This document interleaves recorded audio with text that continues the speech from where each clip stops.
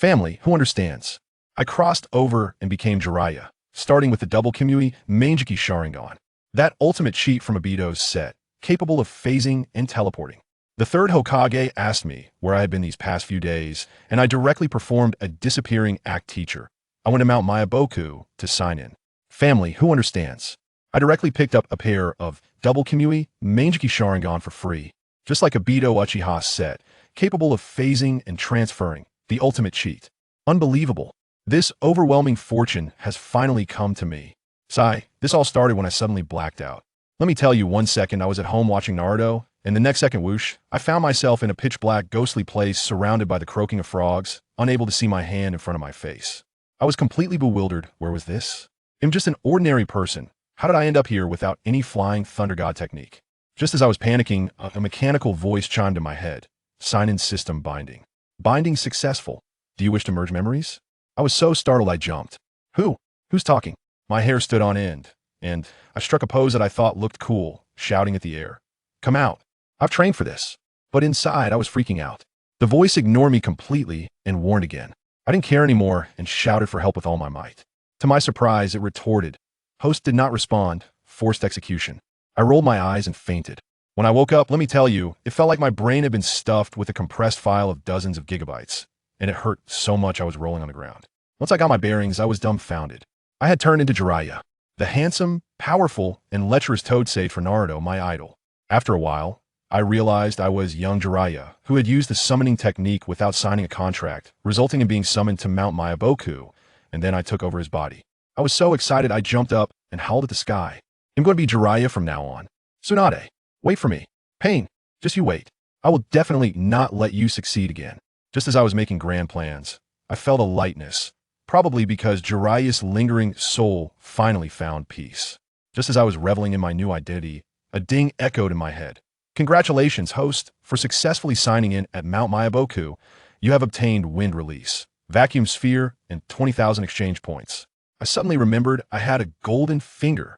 I quickly asked, System, what functions do you have? Is there anything that can deal 999 damage in one hit and make me invincible from the start? I was practically drooling. The system doused my enthusiasm with cold water, saying there were currently only 3 functions: sign-in, tasks, and exchange. Want to get stronger? Just do tasks honestly. All right. Having something is better than nothing. I silently thought exchange, and in an instant, a game-like interface popped up in front of me. Wow. From Drank Ninjutsu to SS Rank Ninjutsu, bloodline limits, ocular techniques, divine tools, even tailed beasts could be exchanged. I couldn't help but click on the ocular technique section, and my eyes widened. Sharingan, Byakugan, Rinnegan, Rebirth Eye. The top one, the 9-Tomo Rinnegan, was priced at 20 million exchange points. I immediately fantasized about sweeping through the ninja world with the Rinnegan. Haha. The bloodline section was also full of goodies: Senju bloodline, Uchiha bloodline, Sage body. The weapon section was even more impressive: Kusanagi, Tatsuka, Six-Path Scepter, everything you can imagine. I had only one thought. I want them all. At this point, I suddenly remembered, wait, don't others get a beginner's gift package when they cross over? What about mine? I quickly asked the system, what about my beginner's gift package? You didn't forget to give it to me, did you? Ding, beginner's gift package detected. Do you wish to receive it? Wow, there really is one. So if I didn't ask, you wouldn't have given it to me, right? Receive it. Hurry up. Ding, beginner's gift package. 5,000 exchange points, 200,000 Rio, 1 Senju bloodline.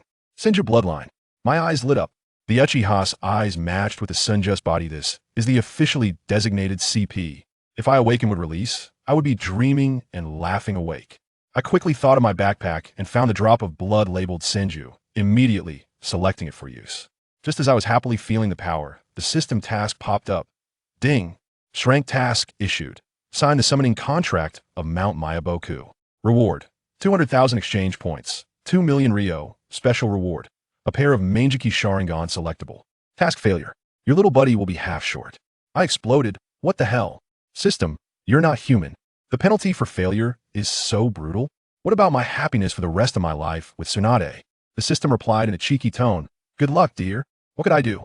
I could only bite the bullet and go for it. But then I thought, Jiraiya in the original work succeeded anyway as a time traveler with a cheat. How could I fail? That's ridiculous. I steadied my mind and walked in the direction where there were many frogs. Not long after, an old voice came from my feet. Little Jiraiya, you're here?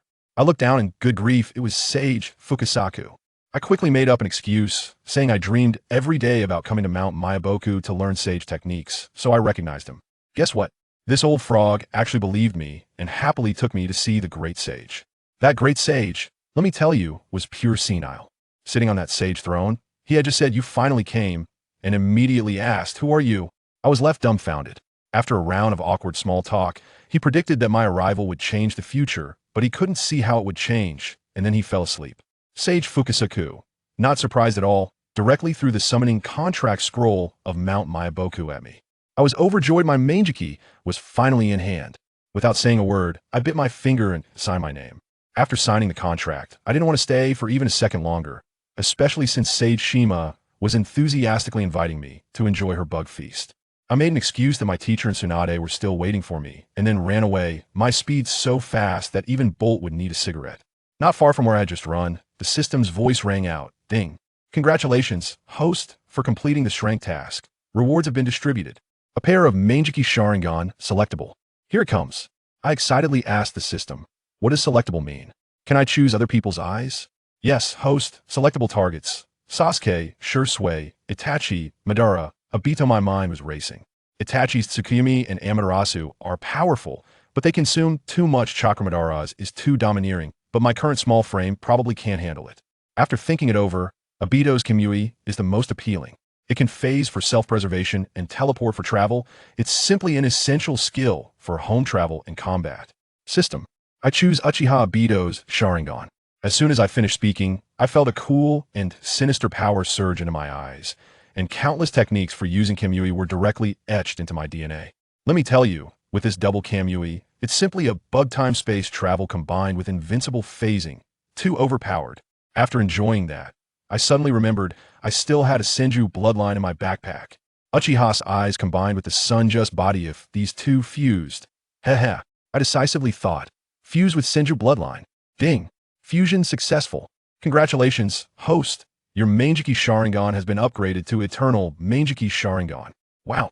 Although I didn't directly jump to the Rinnegan, this Eternal Mangeki is already top-notch, meaning I can use Kamui indefinitely without worrying about blindness. It's all about sustainable exploitation. I can't wait to try out my new abilities. I activated my Kamui and sensed the coordinates of Konoha. The space twisted, and in a flash. 1 second I was still at Mayaboka Mountain, and the next I appeared in the forest outside Konoha. Isn't this much more convenient than Minato's Flying Thunder God? Moreover, after merging with the Senju bloodline, the amount of chakra in my body skyrocketed. I feel like I have even more than my teacher, the third Hokage. With this Eternal Mangeki Sharingan, I believe I can walk confidently under the shadow of a Kage. Before returning to the village, I casually spent 7,000 points in the system shop to exchange for one-handed seals, 6 seals in 1 second, and Rasengan.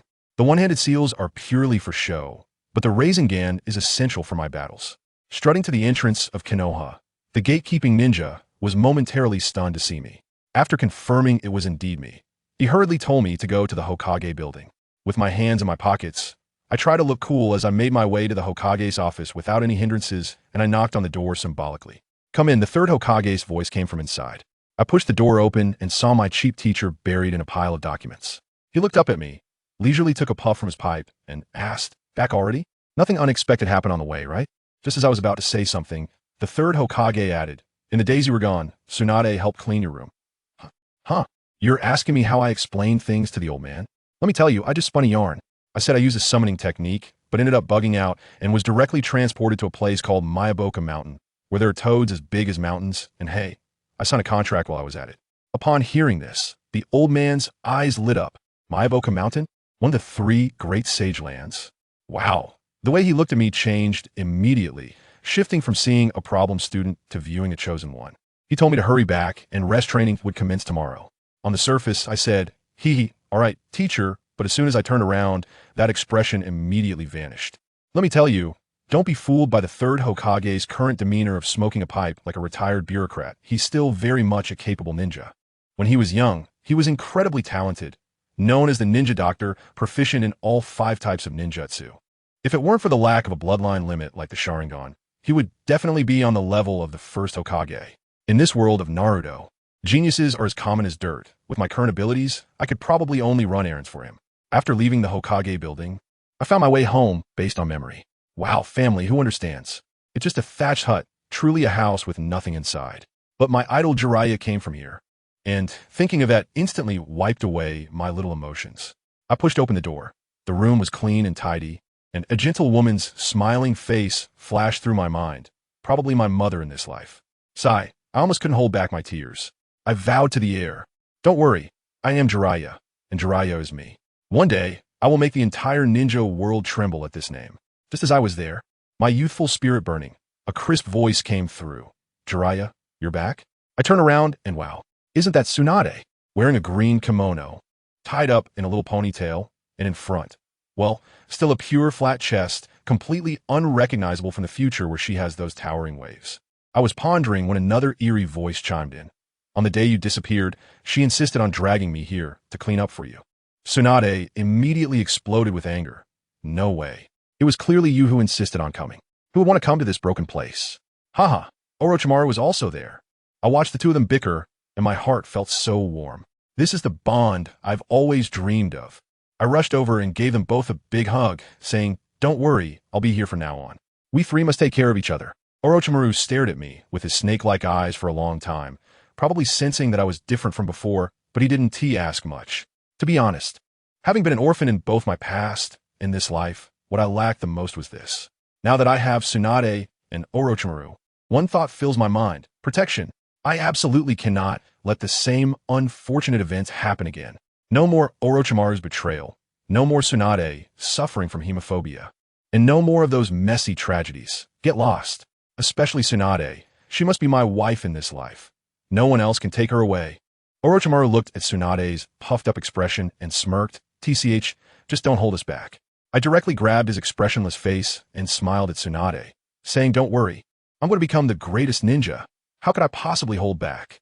Tsunade huffed and turned her head, and her face actually turned a bit red.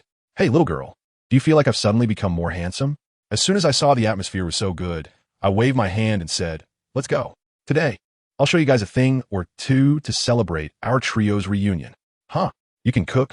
Tsunade looked skeptical. Orochimaru chillingly added, just don't let it be like last time with the grilled fish. That thing was practically a biochemical weapon. I felt my face turn red. That was an accident. I directly pushed the two of them into the living room and rushed into the kitchen. Let me tell you, I practiced my cooking skills in my past life to save money. Today, I have to give them a little shock of a time traveler. Tsunade was still outside whispering to Orochimaru, do you think you can do it? Should I go help? Orochimaru probably remembered Tsunade's dark cooking that could kill. Feeling a chill down his back, quickly said no, you should just sit down and let him handle it himself. I closed the kitchen door and started showcasing my real skills. Tomato, scrambled eggs, potato beef, spicy chicken. I whipped them up in no time. Then I took out the pork belly, sliced it quickly, skewered it with bamboo sticks, and executed a fire-style fireball jutsu, precisely controlling the temperature. And the aroma burst forth. Sprinkled with my secret seasoning. It was perfect.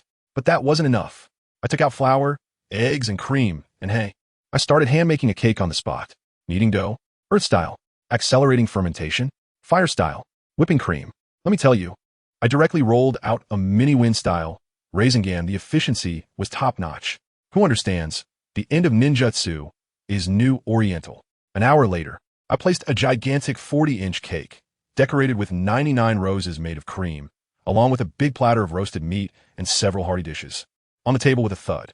In that moment, Tsunade and Orochimaru's eyes went wide. Wow, it smells amazing. Jiraiya, did you make all this? Tsunade was almost drooling. Orochimaru didn't say a word, but the rumbling of his stomach gave him away. Let us dig in.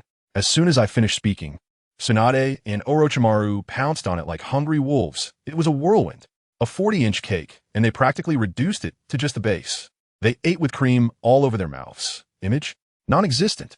After eating their fill, the two slumped in their chairs, Tsunade burping and saying, wow, this is so delicious. I've never had anything this good in my life. I watched the cream at the corner of her mouth, smiling as I reached out to wipe it away for her. In that moment, her face flushed red, and she mumbled softly, why don't you eat it yourself? Hee hee, the little girl is moved. I knew that to win a woman's heart, you first had to win her stomach. Wasn't this a straightforward question?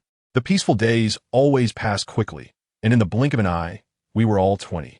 Tsunade and Orochimaru had both successfully secured contracts with the Wetbone Forest and the Dragon Cave, their powers soaring to the late Kage level.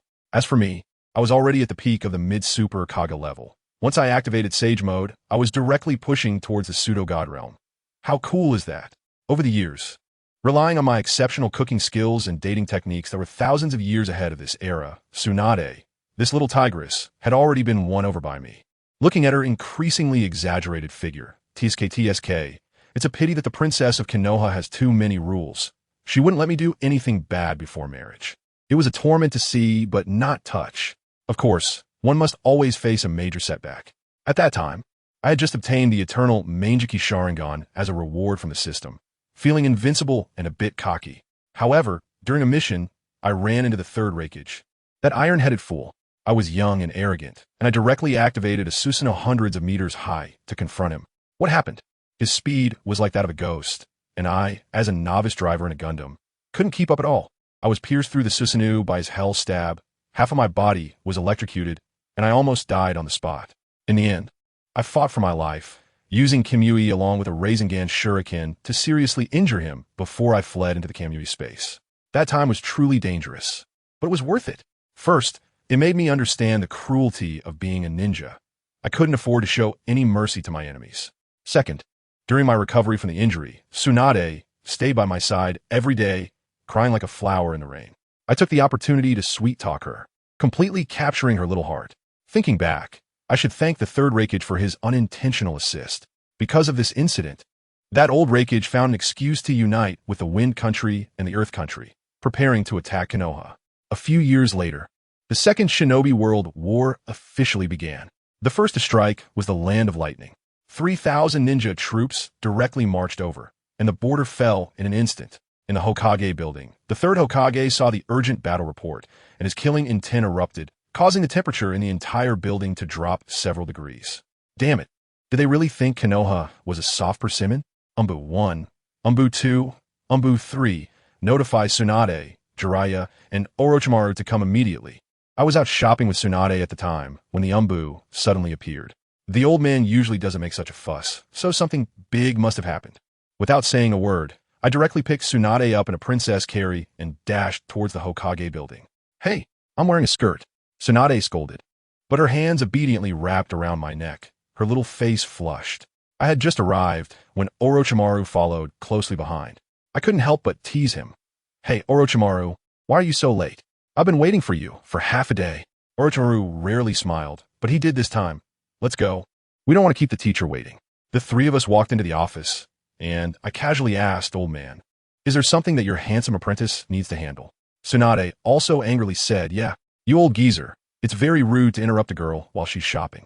This time, the third Hokage wasn't joking with us. His expression was frighteningly serious. The Land of Lightning has declared war on Konoha. 3,000 ninjas. The border is about to fall. And now you need to go to the border to command the battle. The Land of Lightning has gone to war? I rested my chin on my left hand, my mind racing. I told you, my first thought was, it's over. Did World War II get brought about early by my butterfly? No way. The rope tree and the severance must not have any problems. Otherwise, my Tsunade at home will have her hemophobia act up, and I'll be heartbroken.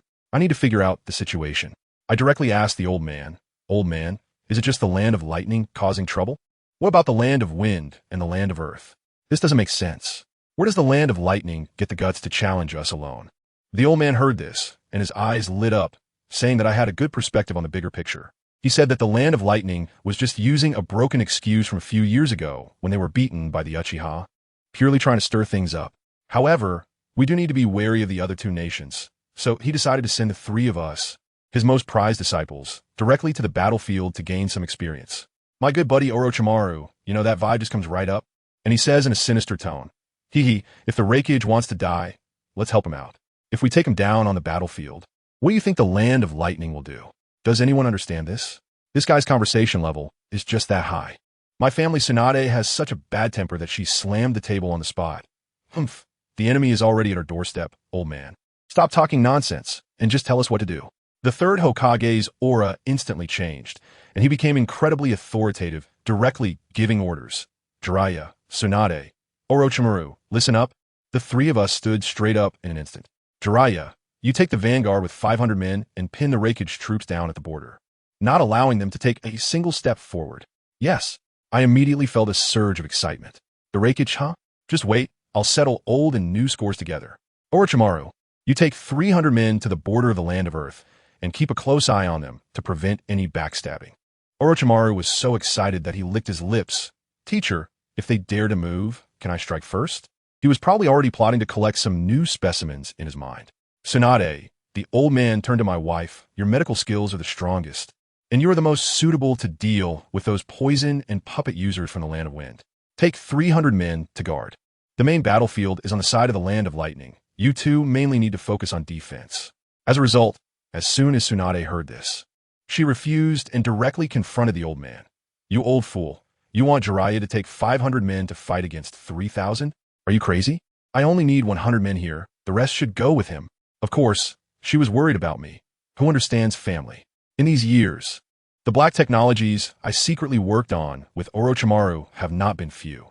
Let's just say, having a capable support is incredibly important.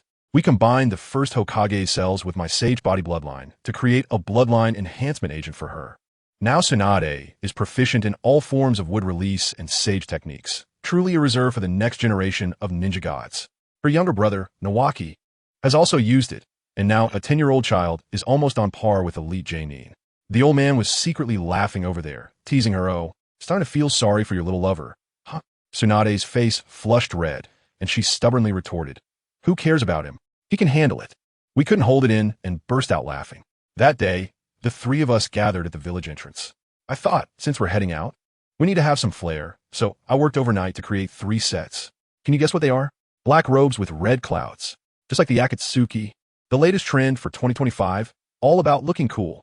When Orochimaru put it on, he looked incredibly charming and wild. When Tsunade wore it, she was like a gender-swapped Conan, both beautiful and fierce.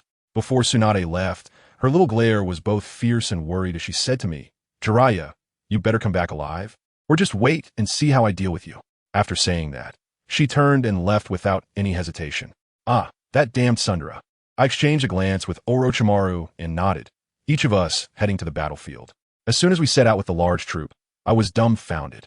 There were a lot of CH Nin and Jinin in this team, and their stamina couldn't keep up, making our marching speed as slow as a snail. At this rate, are we going to battle or on a spring outing? The front lines are about to be breached. I directly shouted stop and called over the elite Jonin, Senju Matsuda, who was sent by Tsunade to monitor me. You take the main force and move slowly. I must get to the front lines first. That's an order. The guy looked troubled and said that Lady Tsunade instructed him to keep a close eye on me. I don't have time to waste talking to him. My tone turned serious. This is an order. Do you understand? He could only accept the command with a bitter face. As soon as I finished speaking, he vanished in an instant. Come on. With my powers, why would I be running a marathon here? With the coordinates locked, space twisted, and he directly arrived near the front line. Technology changes lives, folks. As soon as I arrived, I saw our Konoha brothers surrounded by thousands of enemies. It was a terrible sight. A guy named Shimizu Shurpan, probably one of Danzo's men, was leading the remaining few dozen people in a desperate fight. The leader on the opposite side, a cloud ninja named Daruki, was chewing on a piece of grass, looking disdainfully as he ordered them to surrender. Our Konoha ninjas are tough as nails, directly spitting out. In Konoha, there are only ninjas who die in battle, no cowards who surrender. Seeking death. That Daruki immediately got angry and raised his hand to shoot a kunai at Shimura Fun. Just as it was about to hit, with a clang, I flashed in front of him and blocked the kunai, instantly holding the scene. Lord Jiraiya, Shimura Fun, and the others saw me as if they had seen a savior. I didn't even turn my head, just shook the kunai in my hand. Leave the rest to me. You all hurry back to recover your chakra. The enemy's Daruki recognized me, but relying on their numbers, he wasn't afraid at all. I looked at him and thought to myself, this guy looks a bit like the later 5th Raikage Jiraiya, probably his father. It would be a pity to kill him. He was making small movements over there, signaling his subordinates to join in. I completely ignored him. With a single command, hundreds of lightning techniques came crashing down like they were free, creating a scene like fireworks on New Year's. Then, it was my turn to perform. Ninjutsu. Super Needle Xidagarba. I haven't even finished my printing, and my hair turned completely white in an instant, wrapping myself up like a hedgehog. All the ninjutsu attacks came at me, but not a single hair was harmed. Let me tell you, when I flick my white hair, a storm of silver needles shoots out like heavy rain, instantly clearing the area. Within 100 meters, everyone except for the leader and his girl is down. The remaining Cloud Ninjas are all stunned, their legs are weak, and they're frantically setting off signal flares to call for the Raikage. I turned to Shimizu and the others and said, "Hurry back, don't get in the way here." They still wanted to stay and fight, but I shot them a glare and they retreated. Are you kidding me? When the third Raikage shows up, having you here would just complicate things for me. Not long after, a wave of explosive chakra pressed down, darkening the sky. Goodness, the third Raikage himself has arrived. Then, in the next second, I heard a ding in my head. The system had arrived. Main mission: eliminate the third Raikage. Mission reward: Rinnegan would release 300,000 exchange points. I was instantly energized. Family, what else is there to say? I originally wanted to play with you, but now, you must die. Third Raikage, don't blame me. It's just that the system has given me too much. Third Raikage, today is your day of death. I shouted at him, and no longer had my strength. Sage mode. Activate. Complete body Susanoo. Rise. With a rumble, a black giant hundreds of meters tall rose from the ground. With wings on its back and wielding a giant sword over 100 meters long, exuding an overwhelming aura, the entire battlefield trembled beneath my feet. The third Raikage looked at my Susanoo, his pupils shaking. What? It's you. That Uchiha from back then. That's right, it's me. Now, I will send you off with my strongest power. The third Raikage was also a man, not one to back down. With a furious roar, he erupted with lightning, gathering all his chakra to form the strongest spear, and charged at me with a hell stab, for Book's piercing hand. I'm even more ruthless. I directly fused Shunwei, Rasengan, and shurikens into the big sword of Susanoo, creating a move called Sage Art. Shunwei, Rasengan, Shuriken. That thing spins like a black hole in the universe, distorting space. When the two sides collide, the entire world falls silent, followed by a world-destroying explosion. In the final shockwave, I heard Raikage shout, "Jiraiya, I only ask you to spare the Cloud Ninja. You can rest easy." I promised him. About 5 minutes later, when the smoke cleared, the third Raikage was reduced to nothing, completely shredded by my Shunwei space. The area within 100 miles was flattened. Then came my favorite part, the system rewards. With a few dinging sounds, I felt like I had transcended. My eyes heated up, and the Rinnegan activated. A warm current flowed through my body. Awakening would release. My strength skyrocketed, directly reaching the early stage of the 6 paths. Shinra Tensei, Chibaku Tensei, truth-seeking balls. I could do them all, with power in hand. I had to make a big move. I directly created 6 with clones, each with a different ability, sending them around the world to recruit my subordinates, specifically targeting orphans with bloodline limits and capturing tailed beasts along the way. My Akatsuki organization opened ahead of schedule. After getting all this done, I released all states and leisurely walked back to our camp. The Cloud Ninjas who had retreated were scared out of their wits by that power from afar. Darui had just woken up and was bringing a few people to check the situation. When our Konoha guys saw me strolling back from the battlefield, they went crazy, shouting, "Lord Jiraiya is back. Lord Jiraiya is back. Did we win? Haha, we won. We have won. Haha, we have won." I tell you, the whole camp was in chaos at that time. The brothers were shouting, and they almost flipped the tents over. That guy from the Shimura ship had his eyes nearly popping out, rushing over with an excited look on his face. When he saw I had come back intact, the admiration in his eyes could almost melt me. Goodness, his expression was like saying, "Big brother, you are my god." One person taking down thousands. This achievement sounds almost mythical, something only a big shot like the first Hokage could do. I was so exhausted at that moment, but I had to maintain my composure. So I waved my hand nonchalantly and said, "It's fine. Send a few people to clean up the battlefield and bring back the brothers' bodies. Oh, and by the way, drag back the corpse of that old guy, the third Raikage. We can sell it for a good price." As soon as I said that, the entire place fell silent. One of the CH Nin behind me had his mouth open wide enough to fit an egg, clutching Shimizu's sleeve, trembling as he asked, "Master, did I hear that right? The corpse of the third Raikage. To sell?" Shimizu himself was stunned, but he reacted quickly, gasping in surprise, and then became all excited. "You heard right. Lord Jiraiya not only repelled thousands of Cloud Ninjas, but also took down the third Raikage. To take the head of a general amidst a million troops. My goodness." I ignored their noise outside and crawled into the tent by myself, directly opening a jar of good wine. This was a gift from my sign-in system, and one sip was just amazing. But as I kept drinking, I started to feel emo. Does anyone understand? Ever since the system gave me a big treasure the first time, everything afterward has been useless junk. It's either food and drink or a bunch of C-grade and D-grade ninjutsu that I can't even use. It's like electronic pickled vegetables, and the spoiled kind at that. It's all my fault for not binding the sign-in location to the wooden house, thinking I'd be out having fun every day. What happened?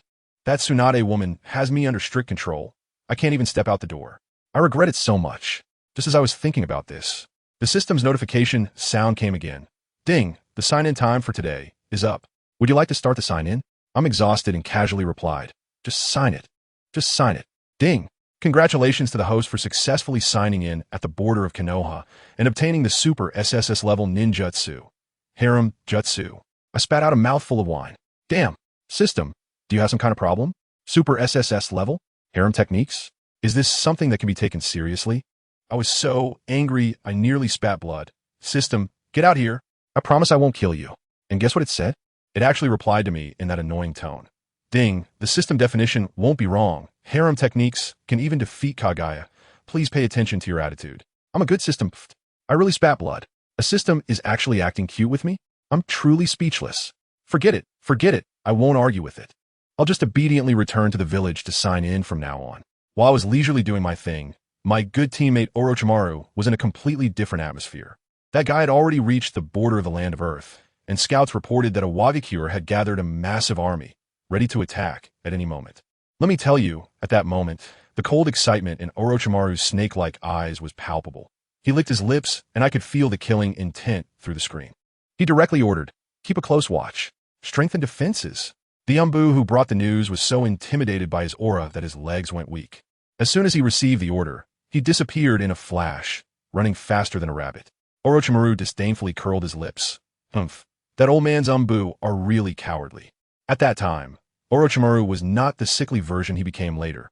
He was fierce and powerful, already touching the threshold of being a Kage, and he didn't even regard Inoki, the Tsuchikage, as a threat. 2 days later, on my side, because the third Raikage had died, Kumogakure directly backed down and sent someone to negotiate compensation. Everything was quite peaceful. But on Orochimaru's side, a great battle was about to break out.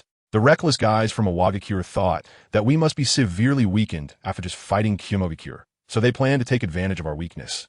And a vanguard of 5,000 troops charged directly into the Land of Rain, heading straight for our Konoha. Upon receiving the news, Orochimaru's eyes instantly lit up with excitement. 5,000? They really think highly of me. He immediately ordered, all personnel on alert.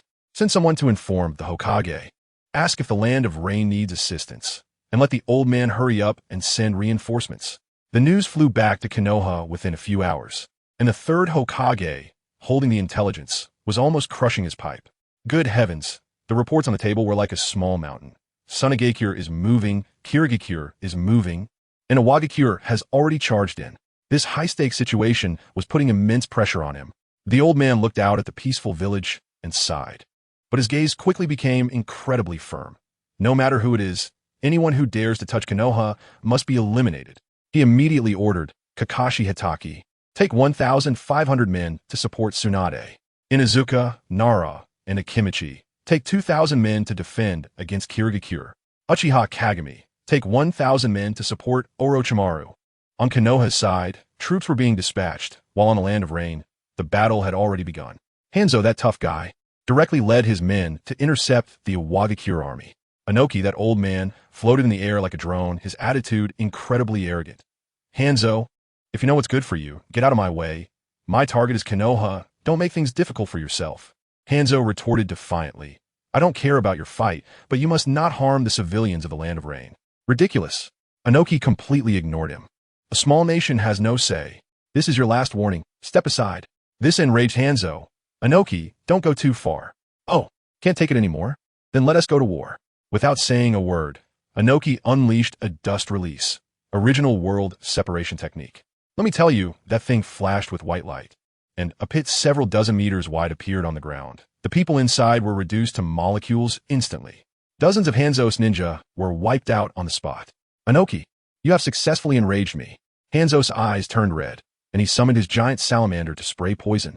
That purple-black toxic mist spread everywhere towards the Awakens army. Inoki was jumping up and down in the air, urgently ordering his subordinates to use wind release to blow it away. But even so, hundreds of ninjas inhaled the toxic mist and collapsed on the spot. Now, it was Inoki's turn to explode with anger, roaring with killing intent. Hanzo, you're good. He directly formed a plus version of Dust Release. The range and power were simply apocalyptic. Seeing this, Hanzo knew he couldn't fight head-on, so he quickly ordered his subordinates to disperse and retreat, while he himself used body flicker technique to dodge. He couldn't reach the airborne Inoki, feeling extremely frustrated, but he was quick-witted and shouted to the Awakens army below, "Inoki, you old bastard, you think you can bully me because I can't fly? Fine, I'll make sure all your thousands of men come down with me." Inoki was also stunned. He knew Hanzo was a tough nut, and if he charged into his main force, the losses would be immense. In the end, with no other choice, he could only hold back his anger and compromise. "Hanzo, as long as you let me pass, I will not harm the civilians of the Land of Rain." Could Hanzo easily agree? He sneered. "Now you want to talk? Too late. You retreat first, and give me 3 days to think it over." Good heavens, he directly started playing for time. Inoki was so angry his beard stood on end, but for the greater good, he could only grit his teeth and agree. "Fine, 3 days. I want an answer in 3 days." What he was thinking was that in 3 days, Konoha's reinforcements wouldn't arrive. But he didn't know that Hanzo had no intention of surrendering at all. He just wanted to buy time until Konoha's reinforcements arrived, and then launch a pincer attack to deal a heavy blow to Iwagakure. This news quickly reached Orochimaru's ears. Orochimaru only sneered. He had already anticipated this, calmly ordering, "Understood. Continue to scout, strengthen defenses. The old man's people are almost here. Prepare for a tough battle."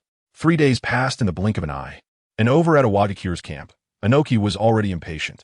He discussed with his son, Kuratsuchi, and decided to have the Four Tails Jinchuriki, Isabu, lead the rear guard to guard against Hanzo's tricks while he personally led the army, ready to meet that legendary third Hokage's disciple. He didn't take Orochimaru seriously at all, thinking, how much capability could a 20-something kid have? Finally, news came from Hanzo that the way was clear. Inoki's lips curled up, and with a wave of his hand, "All troops advance." 3,000 Awagakure soldiers marched mightily into the Land of Rain, heading straight for the Konoha border. Orochimaru was already on high alert. He took 20 Nin and directly met them, ready to give the other side a show of strength. On the battlefield at Konoha's border, the two armies faced off. The atmosphere was tense to the extreme. Orochimaru stood at the forefront, staring coldly at Inoki in the distance. Inoki floated in midair, looking down at him, and spoke. "You are Orochimaru, the disciple of the third Hokage? Let me tell you, Orochimaru knows how to step on landmines accurately. Right from the start, he suddenly sticks out his tongue and with a sly smile says, 'Oh, Inoki, has no one in your Awagakure left? Why send out such an old guy like you? With your short stature, can you even handle this?' Goodness." Those 3 words were like dancing wildly in Inoki's minefield. The phrase short stature kept looping in Inoki's mind like it was in Dolby surround sound, and his face instantly turned the color of liver, his beard bristling with anger. This little brat, so arrogant. Is this how the third Hokage taught you to respect your elders and care for the young? Guess how Orochimaru responded? With a look that said, "Are you out of your mind?" He said, "Brother, we're enemies. Why should I respect you? Should I roll out a red carpet and invite you to visit our village? At your age, you've lived long enough." This line immediately killed the conversation. Inoki calmed down. After all, he was the Tsuchikage and couldn't let young punk get to him. He snorted coldly and glanced at the mere 20 Nin behind Orochimaru, saying, "You think you can stop my Awagakure army with just a few of you? Who do you look down on?" Orochimaru was completely calm, grinning wickedly. "Do I need that many people to deal with you? No matter how many there are. In my eyes, they're all just dirt and tiles. I'm worried that if I bring too many, it might seem like we're bullying you." Those who understand know that this round of verbal sparring was actually just buying time. While they were exchanging words, Orochimaru had quietly surrounded the entire Iwagakure army without anyone noticing. Finally, Inoki grew impatient and ordered, "Let us see what you're made of." Suddenly, thousands of people on the opposite side began to form hand seals in unison. The scene was like a carpet bombing of ninjutsu, techniques like Hell Swamp, Earth Dragon Bullet, and Earth Spear came crashing down towards us. At that moment, I felt a tingling sensation on my scalp. Who can withstand this?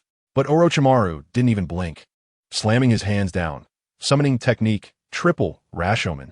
Boom! 3 massive doors, resembling those of the underworld, erupted from the ground, forcefully blocking thousands of ninjutsu attacks. The first door shattered instantly. The second door held for half a minute before cracking, and by the time it reached the third door, The power of those ninjutsu had nearly been depleted, ultimately resulting in a simultaneous explosion. Onlookers from Awakens in the sky were stunned, thinking this kid's strength was no joke. Orochimaru, I underestimated you. After saying this, Noki clearly intended to personally step in and challenge Orochimaru, hoping to hold him back while his main force charged ahead. Orochimaru sneered. This was precisely what he was waiting for. He quickly formed hand seals, his movements so swift they left afterimages, and slammed his hands down. Summoning technique. Come forth 10,000 snakes. With a loud bang, as the smoke cleared, a massive purple python, hundreds of meters long, coiled onto the battlefield, emanating an overwhelming pressure. The leader of the 10,000 snakes reluctantly raised its head and looked at Orochimaru above.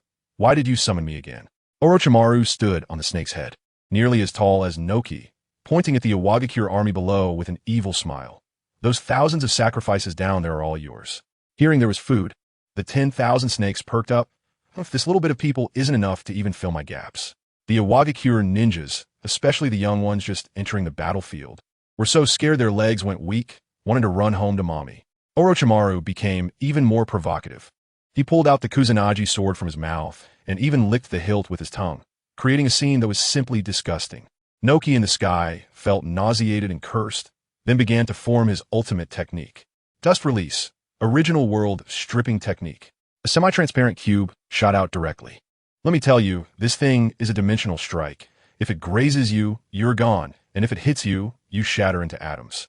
Orochimaru remained unfazed. Opening his mouth, wind release, great breakthrough, fire release, great fire destruction. A C-rank wind release and a B-rank fire release fused in his hands into a fiery tornado hundreds of meters high, colliding with the dust release. Although it was still pierced by the dust release, the fiery tornado's residual force didn't diminish and rushed straight toward the Awagakure's position. The thousands of ninjas on the opposite side were terrified and quickly collaborated to create Earth Flow City walls, stacking hundreds of earthen walls just to barely hold it off. On this side, Orochimaru used the Earth Substitution Jutsu to evade the attack, instantly flashing behind Noki and slashing down with his sword. Noki, being an old hand at this, countered with Rock Fist technique, his arm hardening like stone as it clashed with the Kusanagi sword, ringing loudly. The two exchanged dozens of blows in the air, but Orochimaru, unable to fly, began to fall. The 10,000 snakes, with their unique sight, immediately caught him with their heads, their tails sweeping down a large number of Awagakure ninjas. Seeing this snake was too much of a nuisance, Noki frowned and formed two more dust releases. One aimed at Orochimaru, and the other heading straight for the 10,000 snakes' vital spot. The 10,000 snakes, upon seeing this, panicked and cursed. Damn it, Orochimaru, you're screwing me over. I'm out of here. Saying this, it exploded and dispelled the summoning, fleeing. Folks, this teammate is all about selling out fast. It's unbelievable. Those two dust releases created two massive craters in the ground. Orochimaru flashed to a distant tree, watching Noki in the sky, his gaze growing colder. He knew that in his normal state, he was still a bit lacking. It seemed he couldn't do without sage techniques. Noki, seeing him dodging around, felt quite pleased. What's wrong? Afraid to fight? Then I'll just charge right into your territory. Saying this, he ordered his entire army to attack. Orochimaru calculated the time. Reinforcements would arrive soon, and he had nothing to fear. First, he summoned several large snakes to stall, then positioned himself and closed his eyes. The next second, let me tell you, the scene changed dramatically. Orochimaru's entire body started to be covered in white snake scales, a pair of horns sprouted from his head, and behind him, a pair of green energy wings began to form. His aura instantly broke through the shadow level, soaring straight to the super shadow level. Noki in the sky was left dumbfounded, his mouth agape enough to fit an egg. No way, buddy. Are you serious? Is this the legendary sage mode? Orochimaru slowly flapped his wings, flying to the same height as him, sneering. Noki, you're the first outsider to witness my full power. You should feel honored. Now it was Noki who felt uneasy, but he still put on a brave front. Humph, I wonder how long you can maintain this forced-up state. Orochimaru laughed heartily. Then let us find out. He suddenly raised his hand and used a technique I had never even heard of. Sage Art. White Activation Technique. ZZZZ. In an instant, centered around him, a strong blinding light erupted within a radius of several hundred meters. A deafening noise reverberated, and the air vibrated wildly. Noki was struck immediately, feeling all his bones misalign, his vision darkening, ears ringing, unable to hear anything, and his chakra going haywire, causing him to plummet from the sky like a kite with a broken string. Goodness, one move took him out. Is this the power of Sage Mode? It's simply a bug. Just as Noki was about to crash down like a meat pie, his son Keidu arrived just in time and caught him. Noki managed to recover a bit and immediately sensed the strangeness of the technique, grabbing his son and shouting, "Run! Get away from him!" As he ran, Noki fired off retreat signal flares, and the thousands of Awakens ninjas, seeing the signals, dared not linger in battle and ran back for their lives. In an instant, a thunderous cheer erupted from our side. We won. The shouts of "Long live Lord Orochimaru" resonated through the skies. This time, we achieved victory against the odds, and Orochimaru's prestige in our hearts soared to new heights. At that moment, a troop of over 1,000 soldiers arrived at the camp. The leader exuded a calm and powerful aura. Just as Orochimaru had just reverted from Sage Mode back to the camp, he sensed this presence. He entered the main tent and was momentarily taken aback upon seeing the person sitting inside. "Oh, Teacher Kagami? I didn't expect you to be sent for support this time." It is known that Uchiha Kagami was the right-hand man of the third Hokage, basically inseparable. I was puzzled and thought to myself, my teacher actually sent Kagami out? It seems this battle is of significant importance in his eyes. And guess what? As soon as Kagami arrived, he was incredibly friendly, coming right up to pat me on the shoulder, and his booming voice nearly knocked me over. "Ah, Orochimaru, look at you, kid. It's been years, and you're even more formidable now. I remember when you were just a little sidekick, and now you're the ace of the village. Good, good. It wasn't for nothing that the third Hokage raised you with such care. He was worried you couldn't handle it, so he specifically sent me to give you a hand. It seems to me this trip is just a public-funded vacation. Ha ha. Let me tell you about Uchiha Kagami. Although he is an old senior, his relationship with the third Hokage is as close as being in the same pants, so naturally, he has a fondness for me as his disciple. The way he looks at me is full of appreciation, and I bet he is already calculating whether I can secure the position of the fourth Hokage. After all, in this day and age, if you want to be Hokage without some solid strength and military achievements, who would respect you? With my recent solo defeat of the Tsuchikage and the large army, my accomplishments are off the charts. I'm just one step away from the formal process. At that time, I could only be modest. After all, he was an elder. So I replied in my unique, smoky voice, "Teacher Jing, you flatter me. It's all thanks to the good teaching from the teachers." Jing laughed and said, "All right, enough with the modesty. But speaking of which, that old guy Daiamu may have taken a hit, but he has a strong background. He wasn't seriously hurt, so he might bounce back and cause trouble again. We still need to be on guard." I nodded. This was indeed the truth. The reason I was able to win this time was purely due to the information gap. Anoki didn't know I could use Sage Mode, and it caught him off guard. Now that he's run away, if he comes back next time, he'll definitely be on guard. And it won't be so easy to deal with him again. Moreover, what I'm more worried about is that Hanzo of the Salamander from the Rain Village. That guy, let me tell you, is a real schemer, using poison. His poison techniques are incredibly dirty. Now that Tsunade isn't here, we're lacking a top-notch healer. And if we get hit by his poison, it would be a real mess. Kakashi also knows this situation is tricky. He said, "I have a good understanding of Hanzo. He's very treacherous. But don't worry if he dares to show himself. I'll personally keep an eye on him and ensure he won't come back." I thought it was fine. So I told him that I was tired after working all day and was going to rest for a while. I just lay down here. Can you guess what happened over at Awakens? It's like a roof leak coinciding with a heavy rain. Yuki is running home with his defeated troops. But halfway there, he was blocked by Hanzo.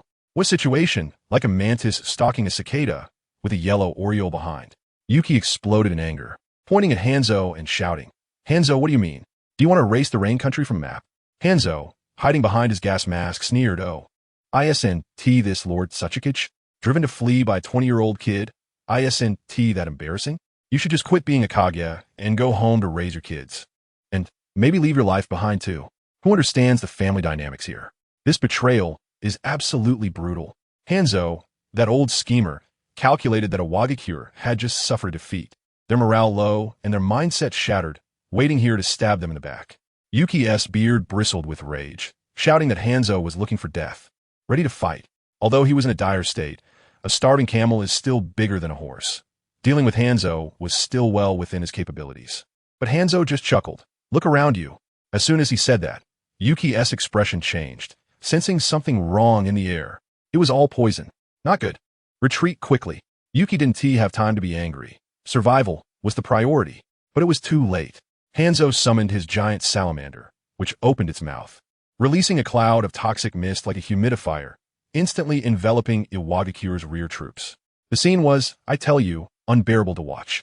The poisoned Iwagakure ninjas fell like puppets with their strings cut, paralyzed, and unable to move. Immediately after, the rain ninjas hiding nearby emerged, throwing shuriken into the pile of fallen comrades like it was raining, crazily harvesting heads.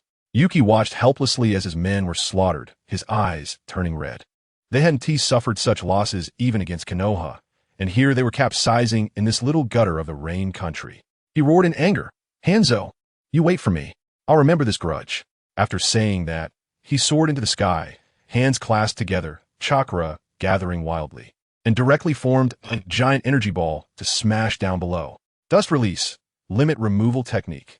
That move, fueled by his rage, was several times more powerful than when he fought me before. Hanzo, seeing this, nearly lost his soul, shouting for his men to scatter and running for his life. But could they escape? Yuki detonated that white energy sphere. With a huge bang, the area within several kilometers was flattened instantly. Hanzo, as hundreds of loyal followers were annihilated on the spot, and he himself lost a finger in the explosion. Yuki spat out blood, not even bothering to check the aftermath, fleeing with the remaining troops without looking back.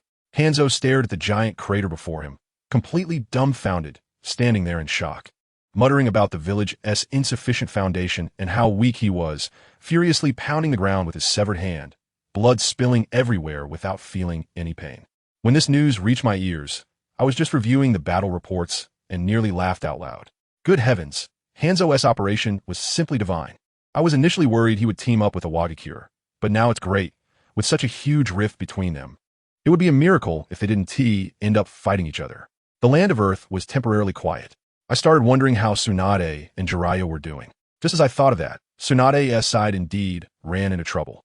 Those guys from a land of wind couldn't sit still anymore, gathering an army of 3,000 and directly marching to the border, led by that old hag Chiyo and her brother, Suki.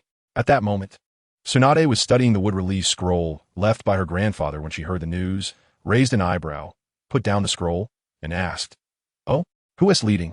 Her subordinates quickly reported, "It's Chiyo and Suki." "Chiyo, that old hag?" Tsunade chuckled upon hearing that, saying, "All right, prepared down below. We'll just defend.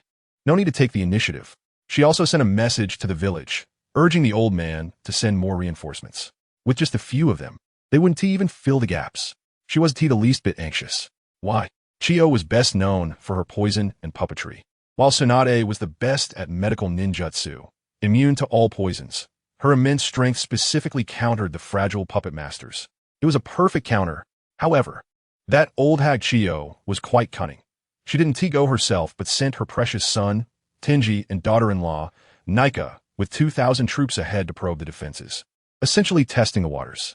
When the news reached Tsunade, she couldn't even be bothered to lift her eyelids. Chiyo's son?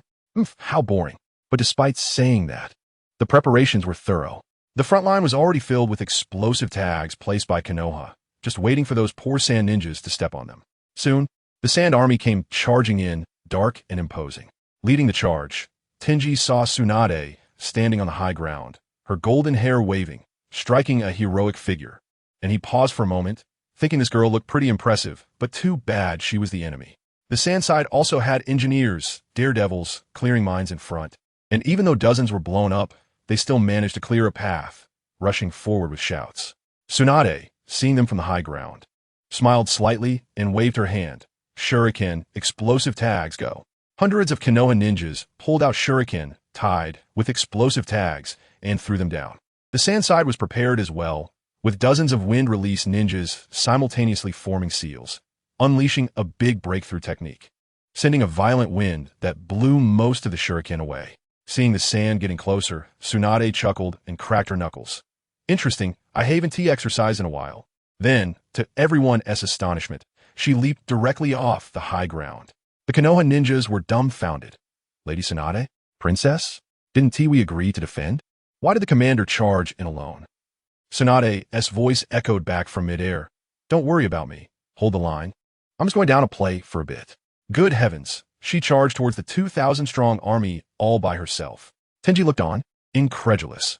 This one woman dares to challenge our 2,000? Is she really brave or just plain foolish? But the next second, he couldn't laugh anymore. Tsunade landed firmly, and with a thud, the ground cracked beneath her. She didn't even glance at the approaching sand ninjas, slamming her hands together. Wood release secret technique. Birth of the tree world. No need for hand seals. With a thunderous roar, the entire battlefield began to shake. Countless towering trees erupted from the ground as if they were on steroids, instantly creating a primeval forest. The hundreds of sand ninjas charging at the front didn't even have time to react before they were impaled by the giant trees bursting from the earth or crushed to death by the rapidly growing branches. The entire formation of the sand was instantly thrown into disarray by this forest. Tenji was left stunned, his mind buzzing with a single thought. They couldn't fight back at all. He grabbed his wife and screamed at the top of his lungs, "Retreat! Retreat quickly! This woman's strength is above Kage level. We have to get out of here." The surviving sand ninjas felt as if they had been granted amnesty, desperately fleeing back. Tsunade stood atop the highest tree, watching the fleeing sand ninjas, and sneered. "Want to leave? It's not that easy." She clasped her hands together again, an even greater chakra flooding into the forest. Wood release, flower tree world descends. Suddenly, countless giant red flowers bloomed on the giant trees in the forest. The flowers burst open, releasing a cloud of pollen. Tianjijin took a breath and immediately felt something was wrong, shouting, "Not good, it's toxic. Cover your mouth and nose." But it was too late.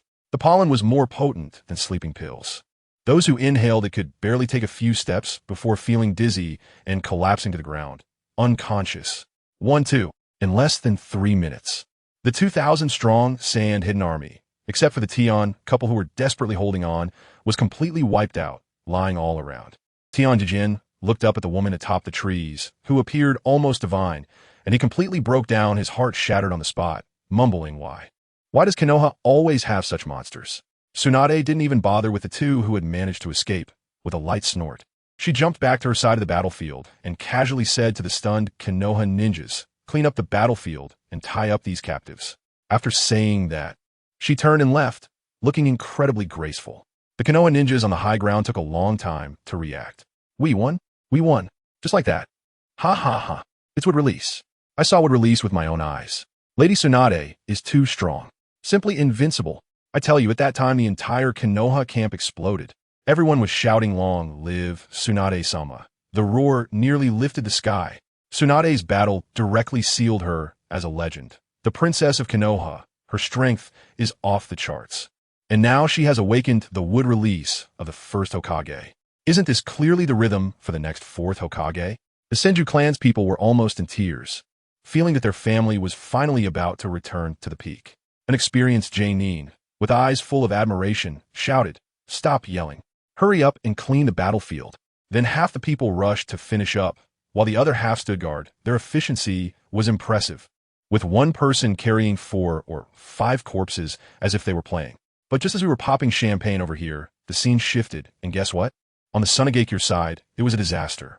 The tent flap of their main camp was lifted, and a red-haired kid with a girl, covered in dirt, rolled in and collapsed on the ground. Inside the tent, Chiyo and her brother, Hachiya, were leisurely playing chess, but when they saw this scene, they were dumbfounded. Isn't this their precious son, Tenzu-ken? How did he end up like this, and even got poisoned? Chiyo's heart sank, but she still trembled and asked, "Ken, what happened? Did you win?" Goodness, that question was a big deal. The kid directly collapsed on the ground, hugged his mother's leg, and started wailing, his tears flowing like a burst dam, crying, "Mom, we lost. The entire army was wiped out. Woo woo woo." A shadow-level powerhouse, crying like a 300-pound child, and the girl beside him also sobbed, making listeners feel heartbroken and bringing tears to their eyes. Chiyo was stunned at the time, dropping the pieces in her hand. What's going on? The entire army was wiped out? Impossible. I sent you 2,000 elite troops. The enemy only had 600. How did you end up with the entire army wiped out? This news was like a bolt from the blue, directly leaving the old lady dumbfounded. Her brother Hachiya also wore a look of disbelief. It was supposed to be just a chance for your son to rack up some achievements, but you ended up sending the entire family fortune? Tenzu-ken cried, gasping for breath, shouting, "It was Tsunade. That's Tsunade. She is at least at the super shadow level, and she knows Wood release. Just 2 moves. Mom, just 2 moves, and we were wiped out. All of us. I hate it. Wood release. When the words would release popped out of Tianji Jian's mouth, Chio's expression was 100 times more horrifying than when she heard about the complete annihilation of the army. Family. You don't understand what would release means to the older generation of ninjas. It's not just a jutsu. It's a myth, a bug that the first Hokage, Senju Hashirama, used to suppress an entire era. It's the common nightmare of all ninja villages. And now this bug has reappeared. How can these old geezers not wet their pants? Chio instantly became murderous, her eyes reddening as she muttered, "Impossible. How can this be? Tsunade must die. Absolutely cannot be left alive. This is no longer war. It's a matter of survival. If another Senju Hashirama appears, what can the other villages do? They might as well go home and farm." While detoxifying her son, she urged him to recount every detail of the battlefield. The more she listened, the colder her heart became, and by the end, her hands started trembling. The psychological shadow left by the first Hokage was simply too great. Retreat the entire army. Chio gritted her teeth and issued an unexpected order.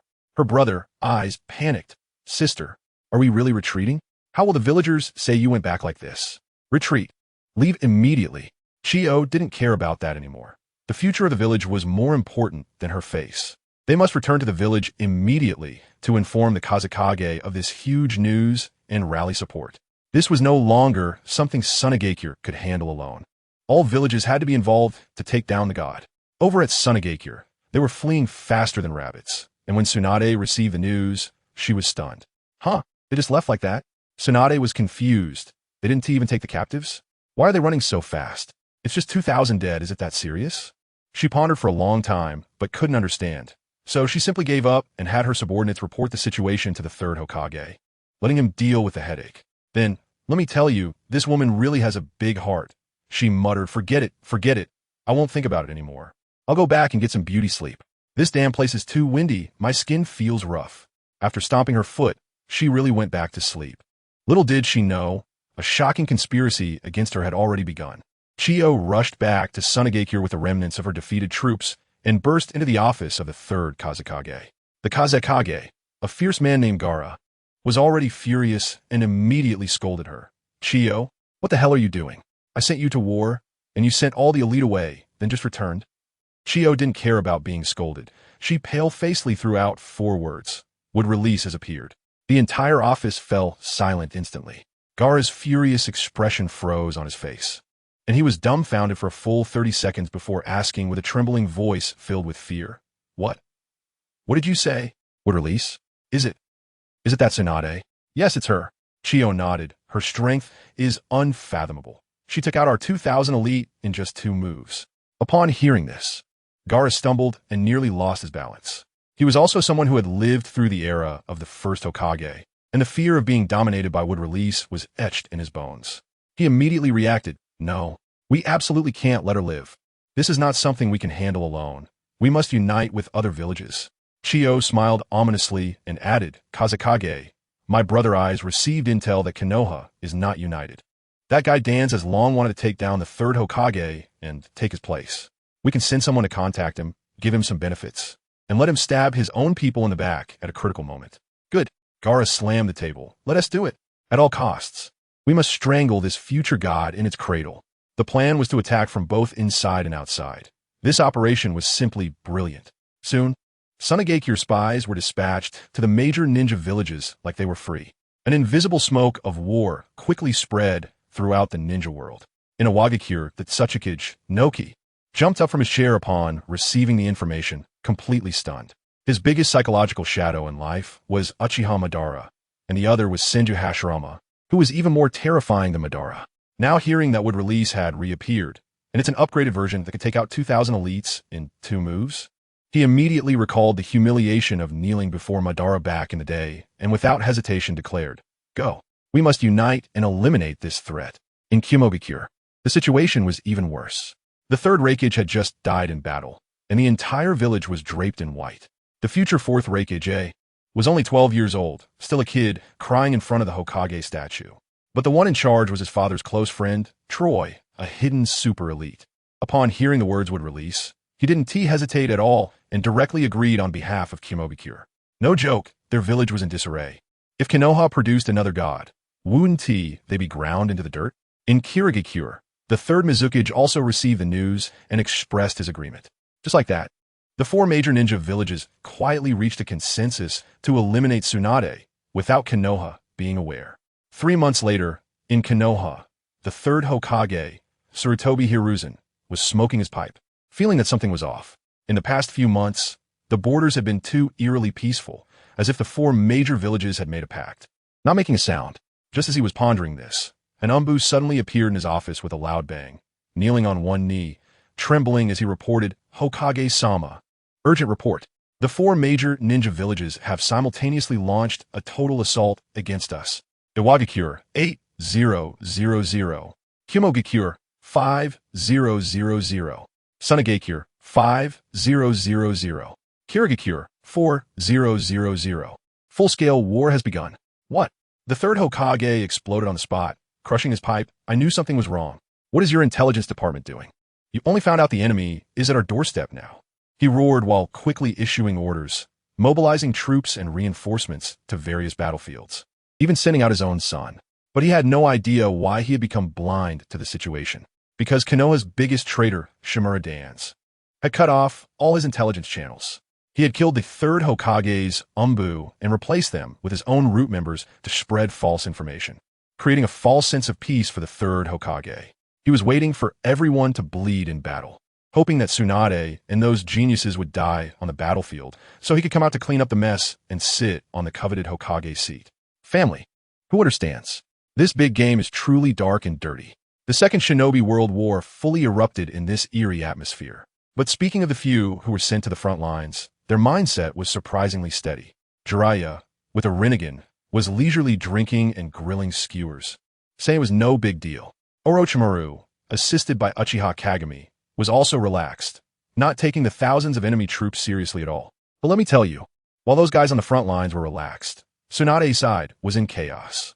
The third Hokage sent a hawk message directly to Tsunade's face, and when she opened it, her expression instantly darkened. War was about to break out again. She hurriedly had her subordinates notify Kakashi's father, Hatake Sakamo, to rush to the water country border immediately. After arranging all this, Tsunade sat alone in the tent, her head buzzing with worry. I tell you, her mind was filled with Jiraiya, fearing that the white-haired fool might get into trouble on the front lines. Family, who understands? She clearly knew he was strong, but she just couldn't help but worry. But little did she know, this wasn't a full-scale war at all. On the other side, those grandsons had already started the feast. The top experts from the four major ninja villages, a whole bunch of shadow-level ninjas, are all having a meeting in Sunagakure. The old man from Iwagakure, the Four-Tails Jinchuriki, who has a temper like a firecracker, immediately exploded. Chiyo, are you sure that 20-year-old girl has a super shadow-level strength and would release? You're just talking nonsense. Let me tell you, that scene was simply like a villain mobilization meeting in the ninja world, with a rock hidden, cloud hidden, mist hidden, sand hidden, the Jinchuriki team, the 7 ninja swordsmen, and the 3rd Kazekage, Chiyo the old hag, all gathered together. With this lineup, it could definitely be an S-level project team in 2025. Their only goal is to take down Tsunade. Why? Just because of Tsunade's would release. This thing is a natural counter to tailed beasts. As soon as those Jinchuriki hear the words would release, they feel like they've seen a ghost, all uneasy. The 3rd Kazekage, that old guy, directly declared, I guarantee with my title as the strongest Kazekage, this is absolutely true. Enough chit-chat. When you encounter would release, you'll know what despair really is. With the plan set, these guys were pumped up like they were on steroids. Meanwhile, Tsunade was still foolishly deploying defenses on the high platform. Looking at the sky, full of yellow sand, even getting a bit artsy, starting to ponder abstract questions like world peace. Suddenly, one of her subordinates rushed over to report. Princess, the sand-hidden army is coming, led by the 3rd Kazekage. They LLB here in an hour. Good heavens. What speed? Like they're rushing to be reborn. Tsunade's brows furrowed at the mention of the 3rd Kazekage. He asked the man known as the strongest Kazekage. Adept at magnet release, a tough opponent. But at this point, she had no choice but to tough it out. Brothers, hold the high ground. I'll go meet that old man. An hour later, the sand-hidden guys charged in like rabid dogs, not even stopping to catch their breath. On the Konoha side, just as they were getting ready, countless kunai with explosive tags were thrown down like rain. And guess what? That old man, the 3rd Kazekage, completely disregarded martial ethics. He flew up into the air, spreading a pair of iron sand wings from his back, using magnet release, sand iron rain. And all the kunai we threw were sucked in without exception. Then he turned around and sent them all back to us. I was stunned at that moment. Isn't this just express delivery with cash on delivery? Watching my own people about to be blown to the sky by their own explosive tags. Tsunade wasn't a pushover either. With a clap of her hands, she used wood release, with shield technique. A huge wooden shield carved with a ghost face rose from the ground, blocking all attacks. This time, the group of experts hiding in the crowd on the opposite side exploded with excitement.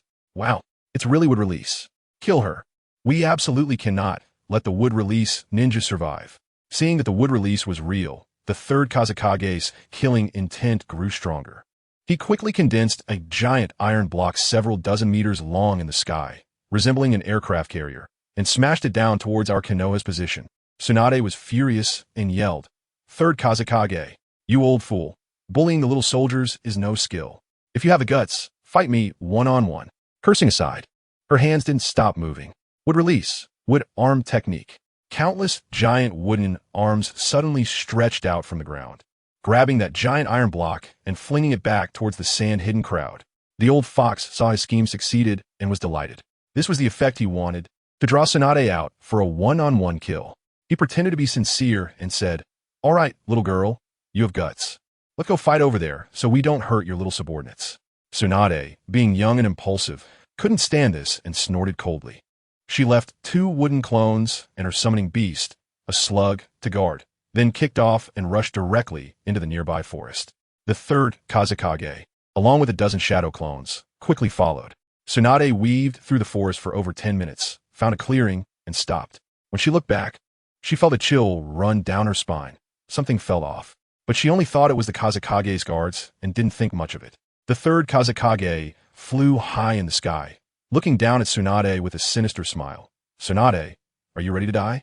As soon as he finished speaking, a dense rain of iron sand spears appeared behind him and shot toward Tsunade. Wood release, wooden man technique.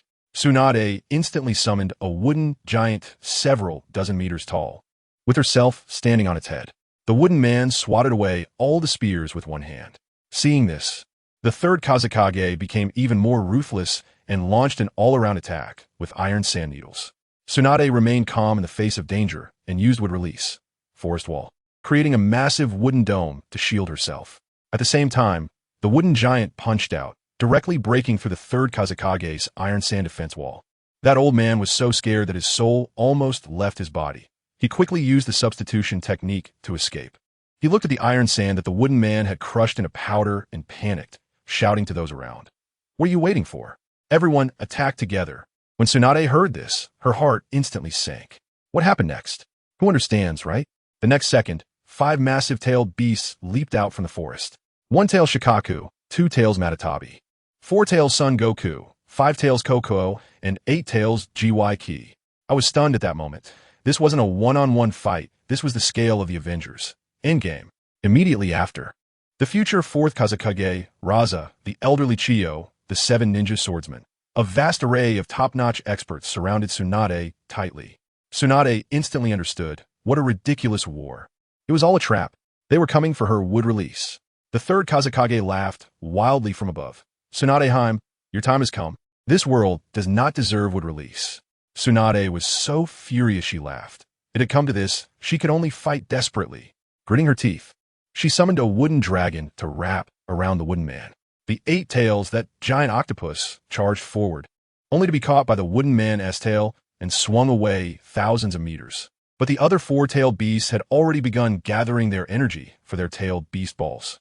4-tailed beast balls, like 4 moving nuclear bombs. They came roaring from 4 directions. Tsunade was risking her life. Would release secret technique, flowering tree world birth. The entire battlefield was instantly transformed into a toxic primeval forest. The wooden man swatted away 2-tailed beast balls, and the wooden dragon swallowed one, leaving just one left, which was about to hit. Forbidden technique, Andred Eling technique. Tsunade directly released the seal on her forehead, instantly filling her chakra, and summoned the 5 layers of the dead demon gate in front of her. That was the absolute defense of the first Hokage. With a loud bang, the 5 gates were shattered layer by layer, finally resulting in a mutual destruction with the tailed beast ball. But Tsunade was also knocked back, spitting out a mouthful of blood, her face pale. The group in front of her acted like rabid dogs, taking advantage of her condition to attack her relentlessly. Dozens of strikes came rushing in. Tsunade was pushed to the brink, her eyes widened, and she activated Sage Mode. I tell you, that scene is something I will never forget in my life. Senjutsu. Would release. True Thousand Hands. A true Thousand Hands Buddha, bigger than a mountain, rose straight up from the ground, blocking all attacks. The Buddha on top. Tsunade stood on the Buddha's head, and with a roar, thousands of fists the size of cooking pots rained down. Those so-called Kaga-level experts died upon contact and were injured just by brushing against them. But these people were resolute in their killing intent. They knew that if they didn't kill Tsunade today, they would never get another chance. The five-tailed beasts began to form their Jinchuriki spheres again, while the others poured all their strength into withstanding countless fists, launching another round of concentrated fire. Countless fists collided with five-tailed beast orbs, and the terrifying shockwave caused Tsunade to spit out another mouthful of blood, leaving her unsteady on her feet. She looked at the bloodthirsty enemies before her, a tear rolling down her cheek, thinking of Jiraiya. Jiraiya, I'm sorry. Just when Tsunade was about to collapse, the scene shifted to Jiraiya. I tell you, he was still leisurely mowing grass on the front line, killing enemies like slicing vegetables. Suddenly, he heard a ding in his head. The system had given him a hidden mission. Without a second thought, he accepted it. The mission content left him dumbfounded. Tsunade, having awakened would release, is surrounded by experts from the 4 great ninja villages. In imminent danger. Please hurry to her aid. Jiraiya exploded at that moment. What the hell? My wife is in danger. He instantly realized. All that nonsense about the 4 great ninja villages attacking was just a smokescreen. They were trying to keep him and Orochimaru on the front line to concentrate fire on Tsunade and take her out. He even figured out how S.H. Rin died earlier. It was also because of wood release. These bastards had been plotting from the start. Good lord. I'm really going to get angry. Dare to touch my people? Jiraiya's eyes turned red. This feud was settled. I told you. At that moment, there was just one string in my mind, and it snapped with a buzz. The killing intent directly manifested, and my hair stood on end. As soon as the kaleidoscope opened, I tore through space and teleported. I don't care about any battlefield. I just want to find Tsunade right now. I directly crossed an unknown number of miles, kicked open a space door, and arrived at the battlefield of Sunagakure. Goodness, the ninjas from Konoha and Sunagakure were fighting fiercely, blood flowing like rivers. But I had no time to pay attention to that. My eyes were scanning like a radar, but I couldn't find Tsunade's shadow. Just then, I heard a noise. There was a violent explosion of chakra coming from the forest nearby. Without a second thought, I tore open a space rift in that direction and dove in. What happened next? As soon as I emerged from the space, I witnessed a scene I would never forget. Tsunade had exhausted all her Senjutsu chakra, and she was so weak that she could barely stand. Yet even so, her last technique, Senjutsu, Shinjuzanshu no Jutsu, had shattered all the opponent's powerful moves and even pinned that old man, called H-Zuki, to a tree. Chiyo's puppets were all destroyed, and she was heavily injured on the ground, helplessly watching her brother hanging from the tree, her eyes filled with tears. The 5-tailed beasts were also pinned to the ground by Tsunade's Maijinmon, unable to move at all. But at that moment, the 3rd Kazekage, who was flying in the sky and had not sustained much injury, looked at the exhausted Tsunade with a grin that was as sinister as it could be. He wiped the blood from the corner of his mouth, quickly formed hand seals, and aimed his strongest move directly at the defenseless Tsunade. Magnet release. Iron sand rain. I tell you, that thing is just like a rain of iron needles, countless sand iron needles, densely packed, overwhelming, shooting towards Tsunade. At that moment, Tsunade didn't even have the strength to raise her hand. She looked at the sky, full of iron needles, her eyes showing not fear, but reluctance. It was as if a movie was playing in front of her, filled with memories of the times we spent together. In the end, she actually smiled and softly said, "Farewell, Jiraiya." The speed of those iron needles was absurdly fast, and I couldn't react in time. PFF, PFF, PFF, PFF, PFF. In an instant, countless iron needles pierced through Tsunade's body. I watched her helplessly, like a rag doll, being turned into a hedgehog. At that moment, I felt the whole world snap and shatter. My heart is pounding like thunder, thud, thud, thud. The whole world has turned into slow motion. My pupils are dilated to the maximum. I can't believe what I'm seeing. Sadness and anger explode in my heart like a nuclear bomb. I let out a roar, and that iconic white hair instantly turned a layer of dead gray. In my eyes, the legendary Rinnegan just popped out on its own. I dashed over in an instant, waving my hand to shatter all the iron needles, and held her tightly in my embrace. Tears streamed down uncontrollably. "Tsunade, don't die, please don't die." I held her, screaming like a fool. "It's all my fault. It's all my fault for not being by your side. Why didn't I discover their conspiracy sooner? Why?" It seemed like even heaven couldn't bear to watch, and suddenly a torrential rain began to pour. Tsunade seemed to have a glimmer of awareness. She reached out her hand, gently touching my face. Thinking she was dreaming, she said to me in broken sentences, "Jiraiya, I'm sorry. In the future, find a gentler girl. I can't stay with you." Before she could finish her words, her hand slipped from my face and fell onto the back of my hand, icy cold. "No, Tsunade, you can't die. What will I do if you die? I don't want any other woman. I only want you." I pressed her hand against my face, crying like a 3-year-old child. At that moment, the broken system in my head chimed. Tsunade's rescue failed, death determined, reward. All chakra from the one tail. Reward has been issued and integrated into the body. I reward you with a dir. What use is this power? Can it bring back my Tsunade? I put Tsunade's body into the system space, then slowly stood up, using my emotionless Rinnegan to stare intensely at every living person present. "You all have to die." The third Kazekage looked completely confused. "Who is this person?" The nearby cloud ninja's legs went weak. Is that Jiraiya the White Sage? How'd he end up here?" Then the old lady Chiyo pointed at my eyes, her fright making her words stumble. "That's the Eye of the Sage of Six Paths. The legendary Rinnegan." Goodness, the entire audience was instantly petrified. At that moment, I had no feelings left. I was just a killing machine. With a glare from my Rinnegan, swish, swish, swish, a bunch of black rods appeared out of nowhere, instantly pinning these bastards, including the 5-tailed beasts, to the ground like candied hawthorns, with their chakra completely sealed, unable to move at all. Then, I directly activated the Six Paths mode, donned the white robe of the Seeking Truth, and felt like a god. Standing in midair, looking at the ants below, I slowly raised my hands. Six Paths, Heavenly Explosion Star. Go to space and repent. The ground cracked open with a rumble, rocks, soil, and those people were all pulled into the sky by an invisible immense force, forcibly compressed into a ball.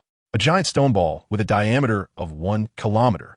I coldly watched them being sucked in, screaming, and transformed into a brand new moon, forever hanging in the sky. By the time I launched this new moon into the heavens and collapsed on the ground, panting like a dog, I suddenly realized, I have the Rinnegan.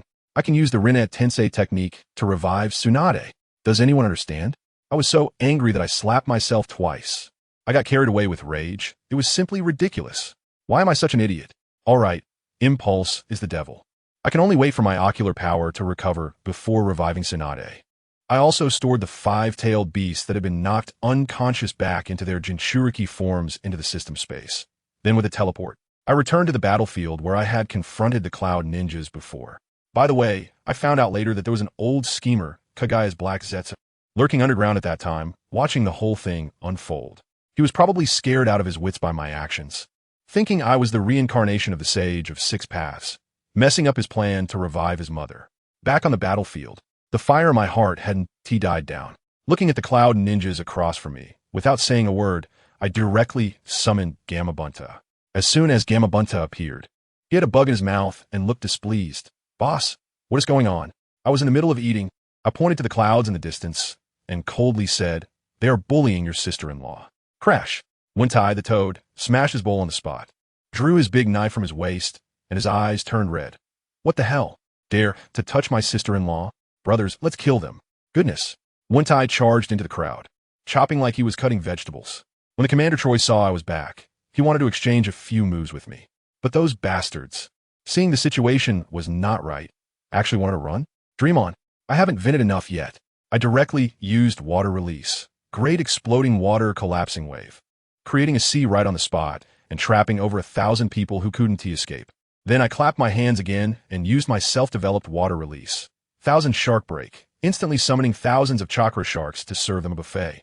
Watching these people thrash around in the water, I suddenly realized something. What the hell is a child of destiny? I am destiny itself. This chaotic world needs to be managed by me. Then, with a ding sound, I leveled up, reaching the mid-stage of the Six Paths. And my eye power also restored a bit. Alright, this moment of enlightenment was worth it. Just as I finished cleaning up the battlefield, The brothers from Konoha were cheering "Long live Jiraiya-sama," and the system in my head chimed again. Today's sign-in time has arrived. Fine. I made a space jump and flash back to my shabby house in Konoha to sign in. And guess what? Ding, congratulations to the host for signing in successfully. You have obtained the super SSS level stealth technique, Peeping Mastery. I almost spat out a mouthful of old blood. Are you messing with me, system? You even cheekily told me that this is tailor-made for me, guaranteeing that I won't get caught. I can go to you. Am I that kind of person? With Tsunade's figure in our family, do I need to look at others? Hurry up and get lost. After cursing at the system, I was exhausted and fell straight onto the bed and fell asleep. I was sleeping soundly, but let me tell you, Orochimaru is going crazy over there. Almost driven mad by that old man, Inoki from Awakens. Good grief, that old man plays a tactical game of what are you looking at? And what's it to you? With a hint of disdain.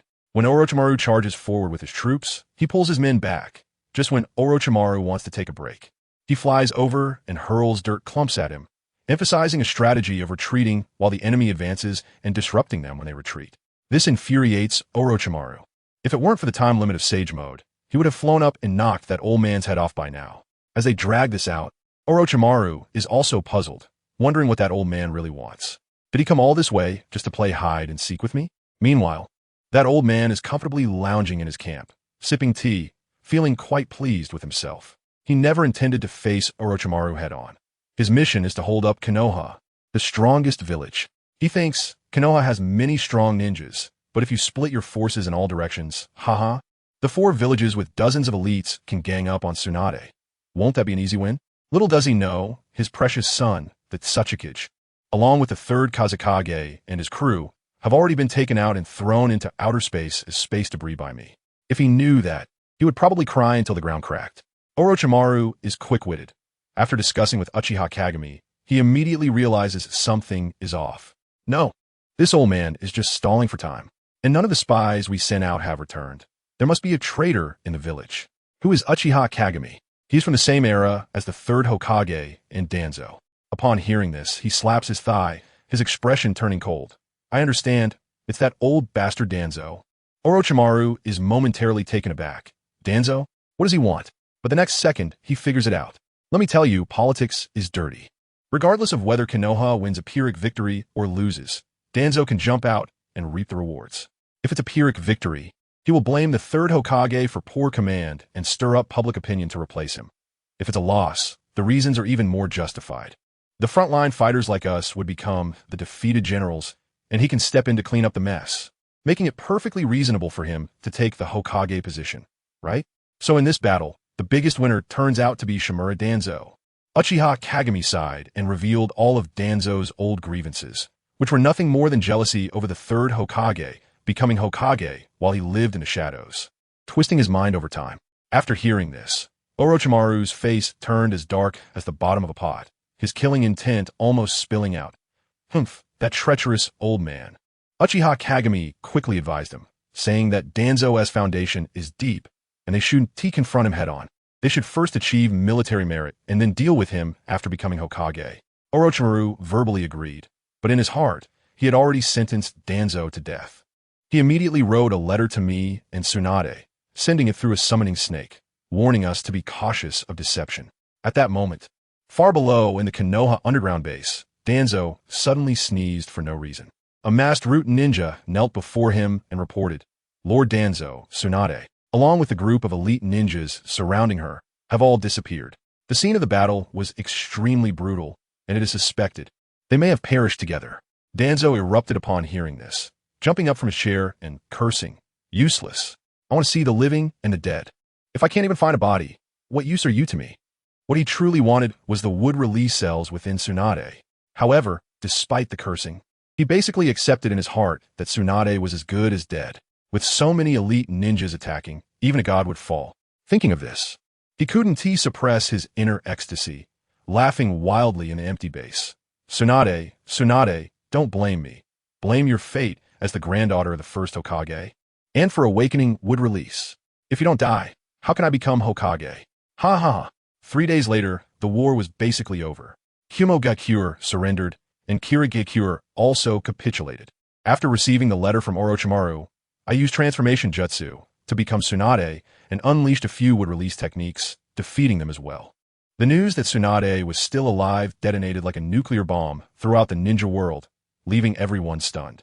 The higher-ups of the 4 major ninja villages were dumbfounded. We sent half our resources to kill her, and instead of dying, she is alive while our own people have all perished. Even the tailed beasts were snatched away. Is Tsunade the second coming of the god of shinobi? They were all terrified, retreating back to their villages, not daring to make a sound. Sunagakure suffered the most. The Kazekage was gone, the elders were gone, the Jinchuriki was gone, and their high-end combat power was wiped out overnight. Chiyo's son, Tenten, cried as he became the 4th Kazekage, vowing to take revenge with his wife in his arms. Konoha was lit up like a festival, celebrating the fame of Princess Tsunade everywhere. Only Danzo, alone in the dark underground base, was driven mad with rage, smashing his cane. Useless. All you are useless. He pointed at the kneeling root members, cursing them fiercely. A dozen elite ninjas couldn't even take down a little girl and got counterkilled. What good is it for me to raise this bunch of useless people? Get out. All of you get out. His entire plan fell apart, and his hopes of becoming Hokage became exceedingly slim. This old man still wouldn't give up. He suddenly recalled how the first Hokage died. He was severely injured after fighting Uchiha Madara and died from those wounds. His eyes turned cold. Tsunade, don't get too pleased with yourself. Since others can't kill you, I will cultivate an even stronger Uchiha to replicate Madara's fight against the first Hokage. I don't believe I can't kill you. Of course, they all had no idea that the Tsunade who shook the ninja world was actually me using would release. The real Tsunade had already died long ago. Once the war ended, I returned to the village under the halo of a hero. But who understands the pain in my heart? As soon as I got back to my little broken house, I took Tsunade's cold body out from the system space. Looking at her colorless face, at that moment, I truly couldn't hold back. Tears streamed down my face. I reached out to touch her face, my voice trembling. Tsunade, I'm sorry for being in this cold space for so long. Wait for me. Soon, you'll be able to come back. I took a deep breath, my gaze shifting from guilt to unwavering determination, and my eyes instantly transformed into circles of spiral-patterned Rinnegan. Outer Path, the technique of reincarnation. A burst of green life energy erupted, illuminating the entire room. With this earth-shattering ocular technique, I forcefully communicated with the underworld, intending to drag Tsunade's soul back. At this moment in the underworld, Tsunade was sitting and chatting with 2 men. One was her grandfather, the first Hokage, Hashirama Senju, dressed in red armor. The other was her great-uncle, the second Hokage, Tobirama Senju, dressed in blue armor and looking serious. Suddenly, the first Hokage raised an eyebrow and, smiling, patted Tsunade on the shoulder. Tsunade, someone is summoning you back. Tsunade looked bewildered. Summoning me? Who is it? She indeed felt a faint pulling force, which was growing stronger. The second Hokage, Tobirama Senju, said, let me tell you, that temper of his is going to flare up. He thinks someone is using the Edo Tensei he invented. Good grief. Who dares to use the forbidden technique I invented on my granddaughter? Are they tired of living? Upon hearing about Edo Tensei, Tsunade panicked and desperately resisted the pulling force. Great uncle, I don't want to be a puppet. Help me. Don't worry, this technique is one I invented. Tobirama Senju grabbed Tsunade's hand, ready to dispel the technique, but was stopped by Hashirama. Calm down, brother, Hashirama explained calmly. This isn't your Edo Tensei. This is the ability of the Rinnegan. Someone wants to revive her. What? Rinnegan? The second Hokage was shocked. This was an eye possessed only by the Sage of 6 Paths. Tsunade was even more confused. Grandpa, what is Rinnegan? Can it really revive the dead? Of course. Hashirama explained. It is known as the eye that controls life and death, and even the moon in the sky was created by the Sage of 6 Paths using it. Tsunade gasped in disbelief, completely stunned. This ability was just too outrageous. Hee, go on, Hashirama smiled, prying Tobirama's hand away and gently pushing Tsunade from behind. It's the prime of your life. Don't stay here with us old men. The pulling force suddenly intensified, and a massive green vortex appeared in the sky of the underworld, directly sucking Tsunade's soul in. Grandpa, wait. If someone revives me, I will definitely find a way to revive you both. Let me tell you, the first Hokage, that old man, really has a great mindset. He cheerfully waved his hand and said, go on, don't worry about us old bones. We're already dead, and if we were to come back to life, just think of how many KPIs we have to bear. No way, no way. Meanwhile, his brother, Tobirama Senju, standing beside him, turned pale, and his expression was basically saying, brother, if you don't want to live, I do. Why don't you help me out here? But the first Hokage just stood there scratching his head and grinning foolishly. Who would dare to believe this is the god of the ninja world? As soon as he finished speaking with a loud bang, a green light directly sucked away Tsunade's soul, and once the portal closed, the underworld returned to its eerie silence. I feel like Tsunade is like a soul delivery service, swooping back to Konoha in an instant.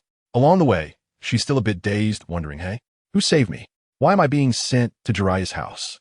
Little does she know, her man is no longer an ordinary person. He's the powerful sage of 6 paths, Jiraiya. Just as she floats to the doorstep of Jiraiya's house, that pulling force suddenly surges, directly shoving Tsunade's soul back into her own body. I tell you, Jiraiya was almost exhausted, sitting on the edge of the bed, panting heavily as if he had just run a marathon. This reincarnation technique was like a chakra grinder. If his mental state faltered even slightly, he would face instant brain death. Fortunately, his chakra reserves were still sufficient. Otherwise, he would have failed to save her and ended up sacrificing himself. Just then, Tsunade on the bed let out a sound and slowly opened her eyes. As soon as she opened them, she locked eyes with Jiraiya. She was momentarily stunned. Then her pupils shook. This eye, it's the Rinnegan? Jiraiya, did you resurrect me? The amount of information was overwhelming, completely crashing Tsunade's worldview. Jiraiya didn't care about the Rinnegan anymore. Tears streamed down his face as he rushed forward to embrace Tsunade tightly, crying like a 200-pound child. You finally woke up? Promise me, don't ever leave me again, okay? Who understands the pain of family? After experiencing separation by life and death, seeing each other again, the emotions couldn't be contained. Tsunade was crying uncontrollably as well. The two embraced, crying out all the longing and fear from these past days. After a long time, perhaps out of exhaustion or a release of tension, they fell asleep right there on the bed. The next morning, as soon as Jiraiya opened his eyes, he saw Tsunade propping her head up, gazing at him with eyes full of love. I tell you, Jiraiya had never seen such a scene in his life. Tsunade had always looked at him with killing intent before. He felt like he was floating and cheekily leaned in, saying, hee, now you know your husband is handsome, right? Come on, give me a kiss. After saying that, he planted a kiss on Tsunade's cheek. This stirred up a hornet's nest. The next second, there was a loud bang. Jiraiya was sent flying like a meteor, crashing through the wall and landing far outside, leaving a human-shaped pit in the ground. Tsunade was dumbfounded, sticking out her tongue. Oh no, reflex action couldn't hold back, and hurriedly ran out to retrieve him. But the ridiculous part? When Jiraiya was pulled out of the ground, not only was he not angry, but he also wore a blissful, silly grin. This feeling, my familiar Tsunade is back.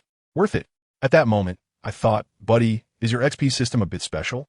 Tsunade was both amused and exasperated, quickly using her medical ninjutsu to reduce the swelling. While complaining, can't you just dodge a bit? Jiraiya was grinning widely, hitting his affection, scolding his love. I'm happy. As he spoke, he looked at Tsunade's gentle demeanor. His mind heated up, and he blurted out, Tsunade, you're so beautiful. Marry me? Tsunade's face turned red, but she haughtily replied, is this how you propose? Not even a flower, and you think you're charming. But her meaning was clear. She had implicitly agreed, just lacking a sense of ceremony. Jiraiya understood instantly, overjoyed, and lifted Tsunade in his arms, spinning around in place. After they were lovey-dovey for a while, Tsunade began to ask about the Rinnegan. Jiraiya's eyes turned, and he began to fabricate a story on the spot. He said that when he saw Tsunade in trouble, he was filled with sorrow and anger, feeling like the sky had fallen. And in that moment, he comprehended life and death. And then Duong, the Rinnegan, awakened. To take revenge for Tsunade, he unleashed a powerful technique, sealing all enemies and casually creating a new moon, sending them to the heavens. So now, in the evenings in Konoha, you can see 2 moons. I was stunned at the time. Dude, the way you're bragging, you're about to blow the atmosphere apart. Do you think you're explaining ninjutsu? No. You're going for something ridiculously romantic. Tsunade actually believed it, moved to tears. The two were flirting when Jiraiya said, are you hungry? I have some launchy beef noodles for you. Just as the noodles were served, there was a loud knock on the door. The atmosphere was just right. But when the door opened, Orochimaru's pale face peeked in, grinning ominously. Hee, I hope I'm not interrupting anything. Jiraiya and Tsunade simultaneously rolled their eyes at him. What do you think? Orochimaru was unfazed and got straight to the point, his expression serious as he stared at Jiraiya. Jiraiya, do you really think it's a coincidence that Tsunade was attacked by all the major ninja villages? This sentence instantly chilled the air in the room. Jiraiya furrowed his brow, finally realizing, "You mean, we have a traitor in Konoha?" Orochimaru chuckled coldly. "I'm just speculating. But think about it, if Tsunade dies this time, who benefits the most?" At this point, the answer was obvious. Jiraiya gritted his teeth and squeezed out 2 words, "Danzo." A terrifying killing intent erupted from him, startling both Tsunade and Orochimaru, who thought Jiraiya's strength has become even more abnormal. When Tsunade heard that old bastard Danzo was behind it, causing her to die once, her fiery temper flared up. With a powerful punch, the table in front of her, along with the 2 bowls of unfortunate beef noodles, was smashed to pieces. "Danzo, I won't let this go," Tsunade shouted, turning to rush out and fight. Jiraiya quickly grabbed her. "Calm down. We don't have evidence. We can't be impulsive." Tsunade wouldn't listen, shaking off Jiraiya's hand, using body flicker technique to vanish. "Damn it!" Jiraiya panicked and yelled at Orochimaru, who was still watching the show. "Still watching? Follow me." Unexpectedly, Orochimaru smirked and licked his lips. "What's the rush? I also think Danzo deserves to die. How about we take him out tonight, without anyone knowing?" Jiraiya was taken aback, then realized, yeah, the 3 of us teaming up to assassinate Danzo would be like child's play. Without further ado, Jiraiya activated space ninjutsu and appeared in front of Tsunade, blocking her path. Back in the small room, Jiraiya quickly laid out the plan. "Listen, we can't do it openly. I'll go alone, transforming into a ninja from the hidden mist village to carry out the assassination. You 2 take my shadow clones and go to the busiest place in the village to shop and eat. We need to make sure everyone sees us, creating a perfect alibi." Tsunade was a bit worried, but Jiraiya patted his chest and said, "Don't worry, your husband here can take out the 3rd Raikage in seconds. What is Danzo compared to that?" After saying that, he left the wood clone behind and vanished using Kamui. Meanwhile, Tsunade, Orochimaru, and Jiraiya's clone rushed to the market, entering full shopping mode, attracting the attention of the entire village, like a top celebrity making a surprise appearance on a walking street. On the other side, the real Jiraiya had transformed into a glasses-wearing, awkward-looking guy and silently infiltrated the root headquarters. As soon as he arrived, he saw Danzo sitting alone in the main hall, talking to himself about how Tsunade could never be Hokage and how the Hokage position must be his. Well, isn't he just asking for it? No need for interrogation. Jiraiya smirked, killing intense surging, and he instantly vanished from his spot, appearing right behind Danzo, quietly extending a kunai. "Who?" Danzo suddenly sensed a deadly threat. Thud! Once that strike landed, let me tell you, it was chilling to the bone. That old guy even tried to use Izanagi to resurrect himself. But come on, trying to cast illusions in front of my Rinnegan? That's just rookie behavior. He looked at me dumbfounded, muttering about how the hidden mist village couldn't possibly. I didn't give him a chance. I slammed my hands on the ground, and 4 shadow clones appeared in an instant, sealing him and me in a giant purple box with a 4 purple flames formation. Now he was trapped, unable to escape.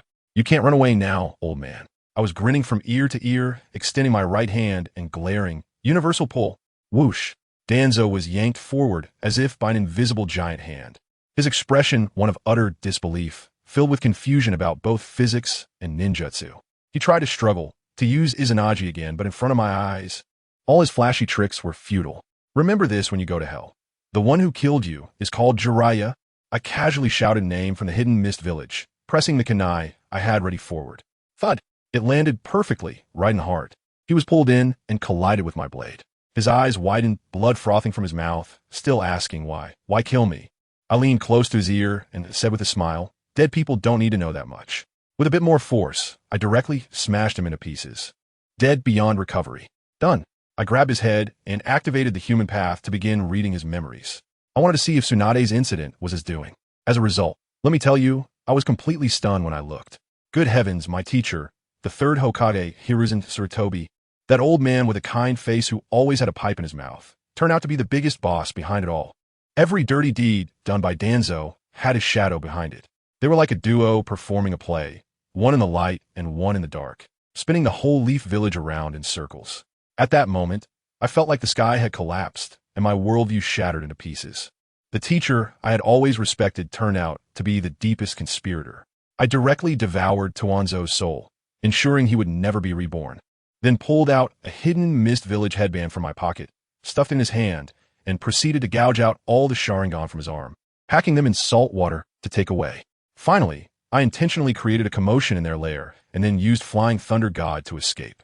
Before long, those guys from the root rushed in, saw the miserable state of their leader and the hidden mist headband in his hand, and one by one, they howled for revenge.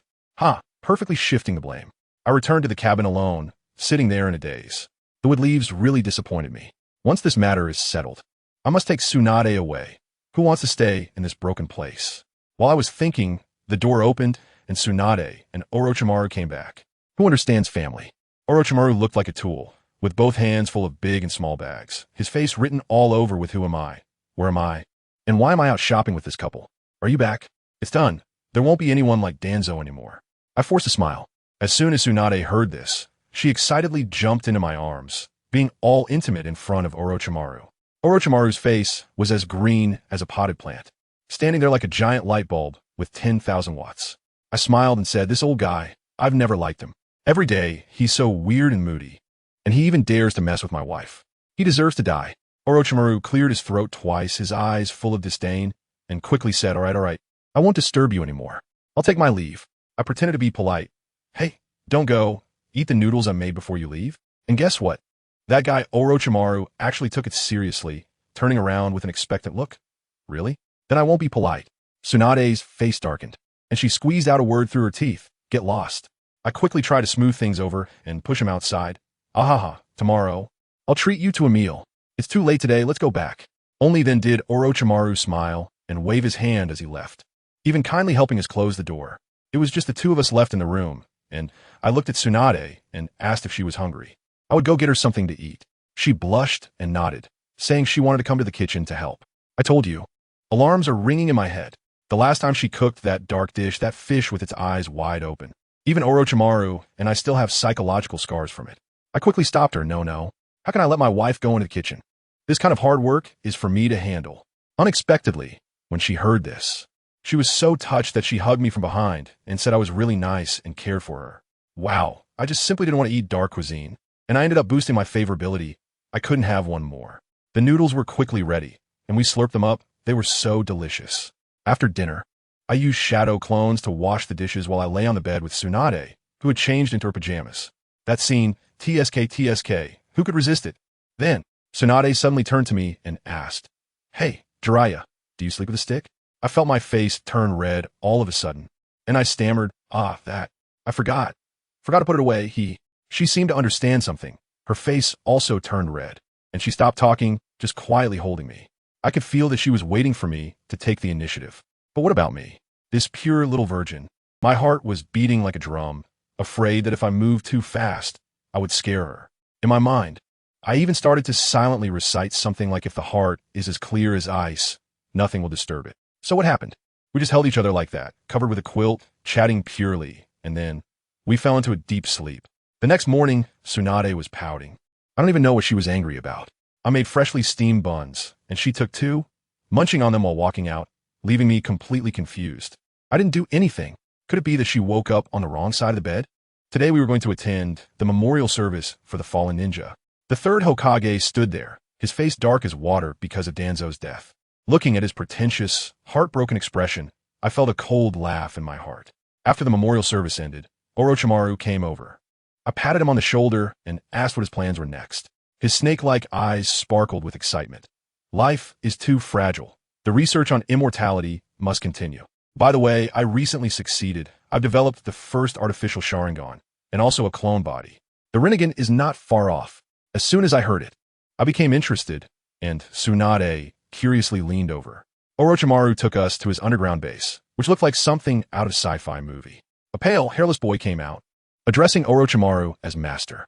Orochimaru pointed at him and said, This is Uchiha Ku, my masterpiece. The boy named Ku's eyes instantly transformed into a black shuriken pattern, and he explained, Master, I've already grasped my abilities. My left eye amplifies Jinjutsu, allowing me to enhance C-rank Jinjutsu to the power of a rank. My right eye enables instant activation of ninjutsu.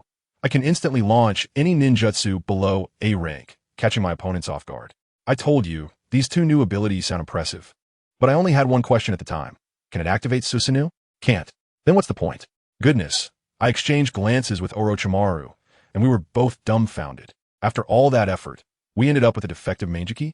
Susanoo can't be activated, and the eye power is pitifully low, recovering as slow as a turtle. Orochimaru's face was dark, and he wanted to just format this empty, experimental subject on the spot, waving his hand to let him get lost. That kid was pretty miserable too. He seemed a bit slow-witted, just like a marionette, and when told to leave, he just left, went back to days off and sleep. I quickly stopped the rampaging Orochimaru and said, "Don't rush, brother. We're on the right track.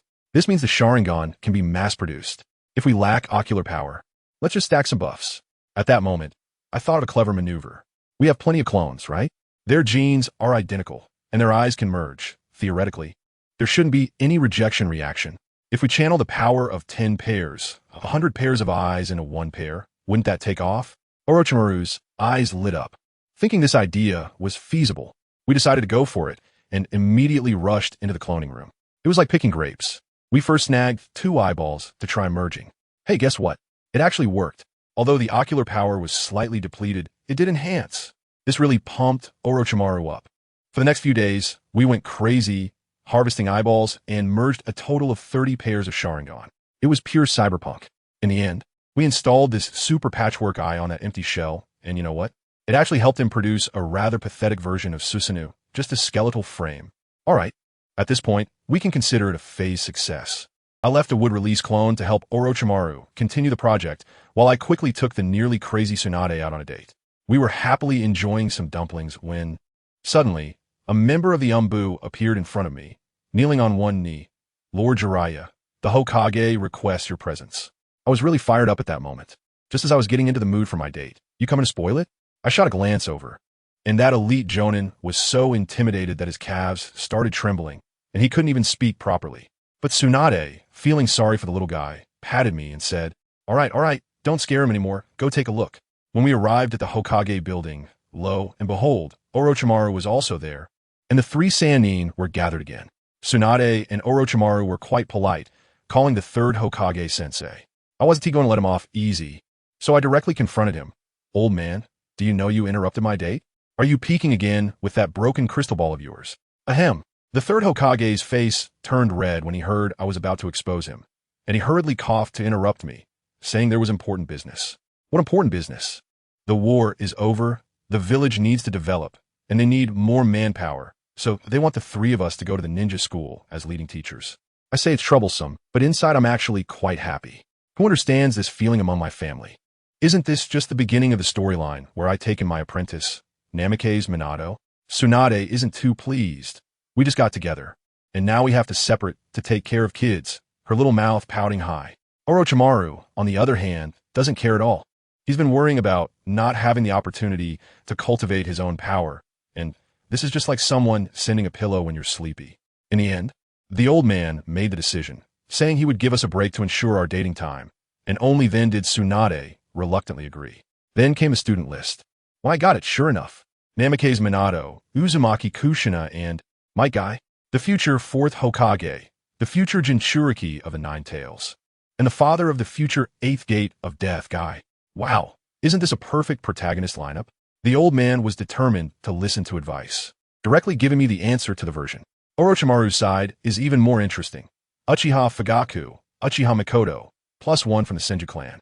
The old man is dead set on making him the 4th Hokage, letting him take in the future clan heads of Konoha's 2 great clans as apprentices in advance. As for Tsunade's side, it consists of the new generation of the Inoshikacho trio.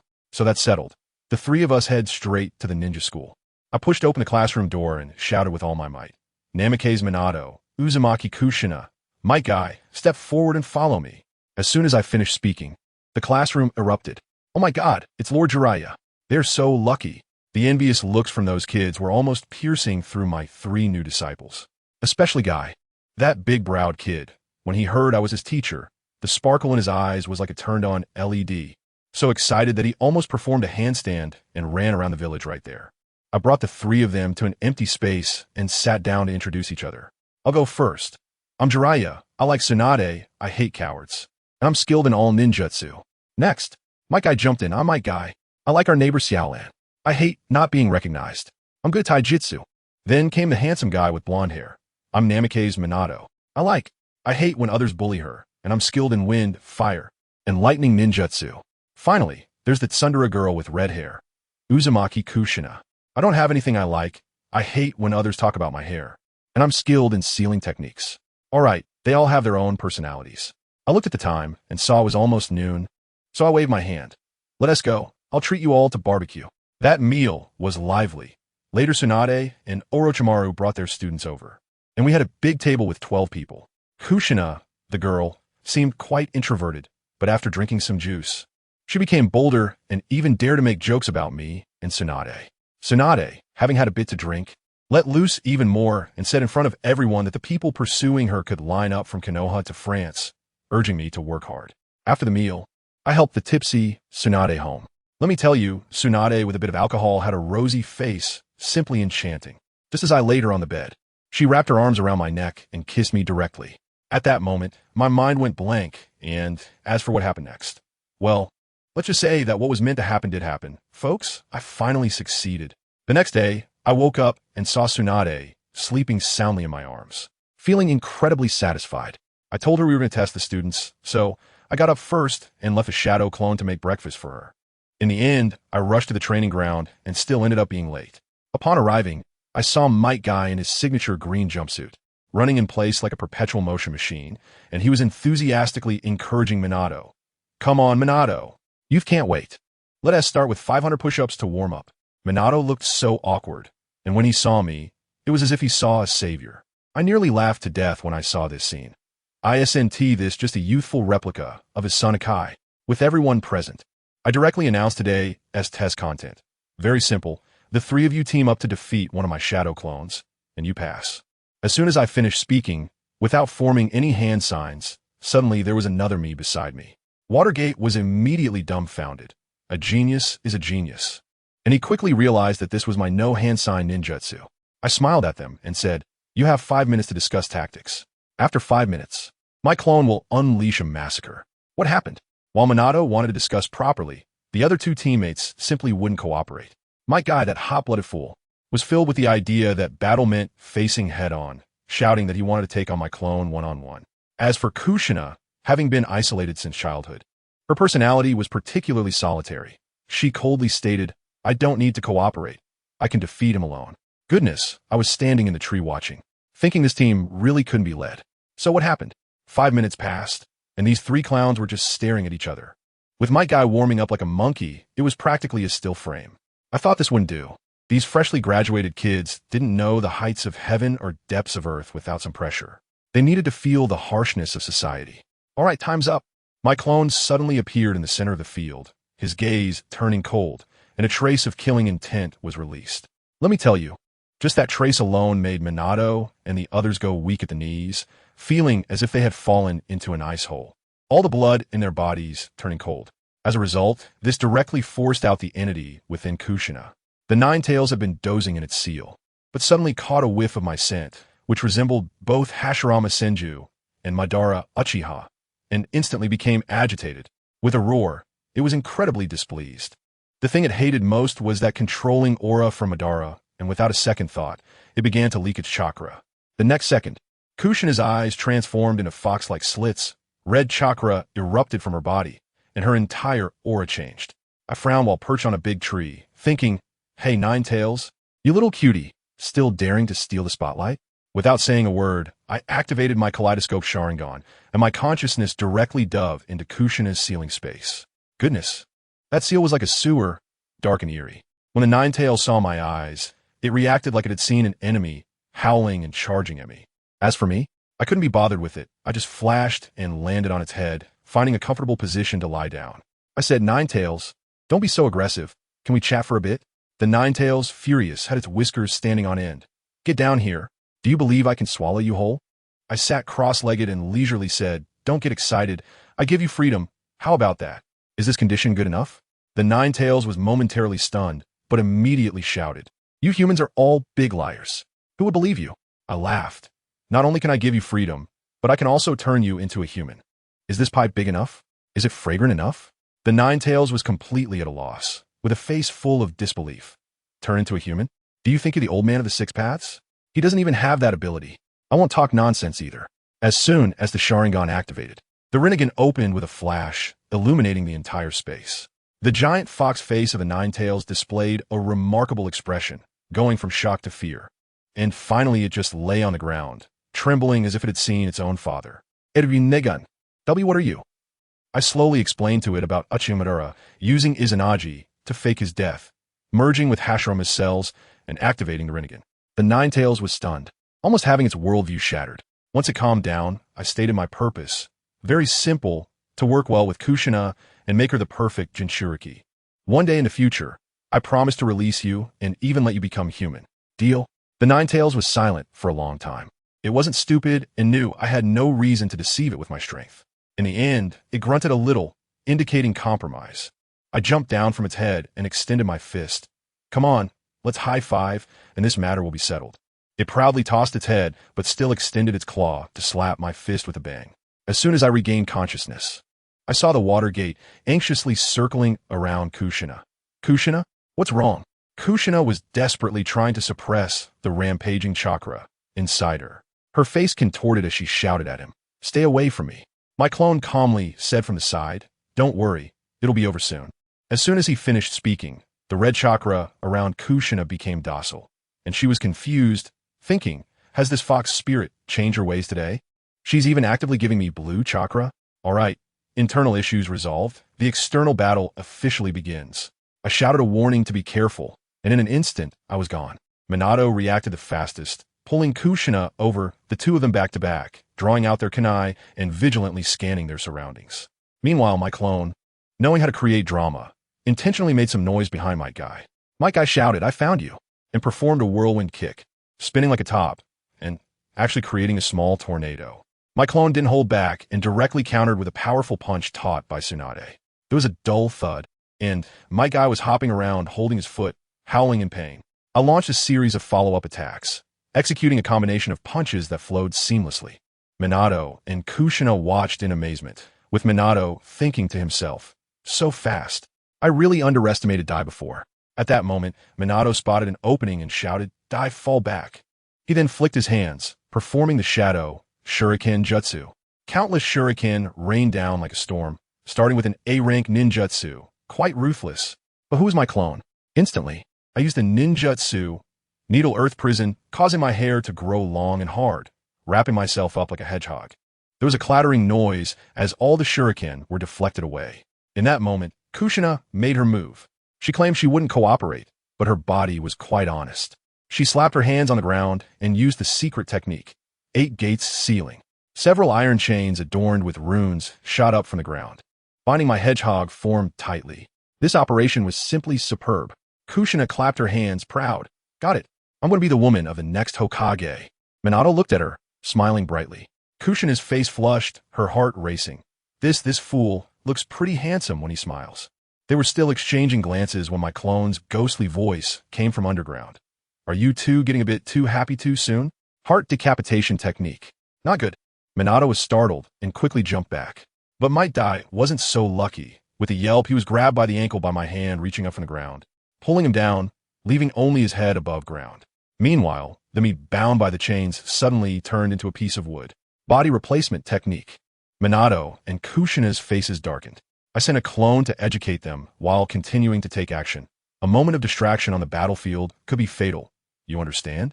Minato immediately countered with wind release. 1,000 faces of wind. Kushina, fuming, also used another sealing technique, secret technique. 4-symbol seal. Chakra iron chains instantly extended from all directions, locking down a 10-meter radius around my clone. Oh, this is interesting, my clone exclaimed, then raised its right hand, forming a large Rasengan over 1 meter in diameter, and hurled it towards the invisible barrier. With a crack, the barrier shattered, and Minato's wind blades were also disrupted. Minato's eyes widened, with one thought in his mind. This move is so cool. I have to learn it. All right, you've all used up your techniques, right? This ends here. My clone posed as if to finish the match. At that moment, buried in the ground, Might Dai, let me tell you, he exploded. Who said that? I might die. We'll never give up. With a furious roar, he activated the 8 gates, 3rd gate, the life gate. Open. Boom. He shattered the surrounding earth and burst out. Glowing green all over, his eyes blood red, moving so fast that he broke the sound barrier, and in an instant he was in front of my clone. Minato was dumbfounded. This speed, even elite Nin couldn't keep up. My shadow clone also got serious, and the two of them instantly became entangled in a fierce battle, with the sound of fists and feet echoing throughout the training ground, moving so fast that only afterimages remained. In the end, White God seized an opportunity, kicked the clone into the sky, and then followed up with a series of fluid movements, so quick that it was nearly impossible to see.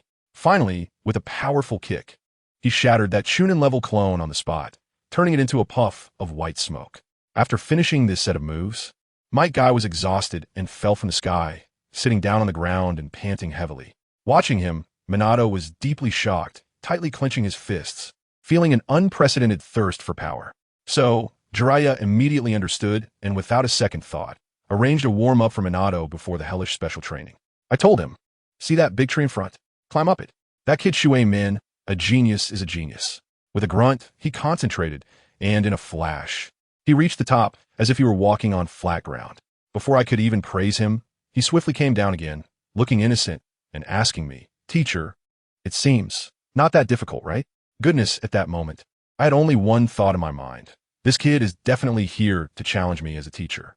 I suppressed the urge to hit him, pointed to the small river nearby, and said, "All right, then go walk on water for a bit." Let me tell you, climbing trees and walking on water are not on the same level of difficulty at all. Water is flowing, and the control required for chakra is ridiculously high. And guess what? This kid Minato, he steps on the water and doesn't sink at all, just like he is walking on air, so steady. He is even analyzing it, saying that this training can improve chakra control precision and speed up refinement, suggesting it be promoted throughout the village. Does anyone understand? Am I training a disciple or a research expert? Fine, since basic training is child's play for you, let us jump straight to the real deal. I told him next, I'll teach you an A-rank ninjutsu, one that can be upgraded infinitely. Minato's eyes lit up, asking if it was the little blue pill I used during the match with Dai. I couldn't help but laugh at that moment, clear my throat, and said to him with a hint of narcissism, "That's right, this move is called the Spiral Sphere, and I specifically created it for you." Although I felt a bit embarrassed saying that, I had to keep up the act. Then it was time for the teaching session. I was worried he wouldn't be able to learn it, so I deliberately slowed down my movements, breaking it down step by step. How to gather, how to spin, how to compress. And what happened next? Just as I finished demonstrating and blasted a hole in the trunk, I asked him if he saw it clearly. He nodded and reached out his hand. And with a little puff, he created a spiral sphere that looked exactly like the one in his hand. I was petrified right there. "No, dude, are you cheating? You learned it after just one look? This is not scientific." Watergate was also stunned and excitedly shouted, "Teacher, I did it." As a result, when he shouted, his chakra got messed up and the dumpling in his hand became unstable in an instant, looking like it was about to explode. I was so scared that my soul almost left my body. In an instant, I rushed over and grabbed his hand, forcefully stabilizing that Rasengan. I yelled at him, "Are you trying to scare me to death? If this thing explodes in your hand, you'll lose it." Only then did Minato react, grinning foolishly and scratching his head to apologize. I was truly amazed with that silly sweet look. How could he be the incredibly handsome fourth Hokage in the future? After making sure Minato could practice on his own, I wandered off to see White God. This guy is the true king of intensity. The smell of sweat was almost overwhelming, and he was there punching away with such speed that his fists were leaving afterimages. I looked at him, and suddenly my mind lit up. The 8 gates, this thing bursts out instantly, but once used, it's useless and can even be fatal. But I thought, in martial arts novels, opening the run and do meridians grants a permanent buff. What if I could modify this 8 gates to be permanently open? That would be like giving physical techniques a permanent super membership. The more I thought about it, the more excited I became. A permanently opened 8 gates with no side effects? Goodness, even Uchiha Madara would be kicked out of the solar system. Thinking of this, I looked at Dai with a different gaze, as if I were looking at a treasure. I walked over, cleared my throat, and seriously began to persuade. No, I meant to enlighten him. "Dai, your 8 gates, I see there's room for improvement. Show me the secret manual, and I'll help you study it," aiming to modify it into a version with no side effects. I was cursing myself inside for being so shameless, purely painting a big pie to save some points. But Dai was too pure. As soon as he heard I could help him improve, he got extremely excited and immediately handed me the secret manual he had researched. I took the little booklet, opened it, and just took a glance. Just one glance. I instantly understood. Chakra surged within me, and I shouted, "Open the gate!" Open. Boom. A massive amount of chakra erupted instantly, and I felt my internal energy double. This was terrifying.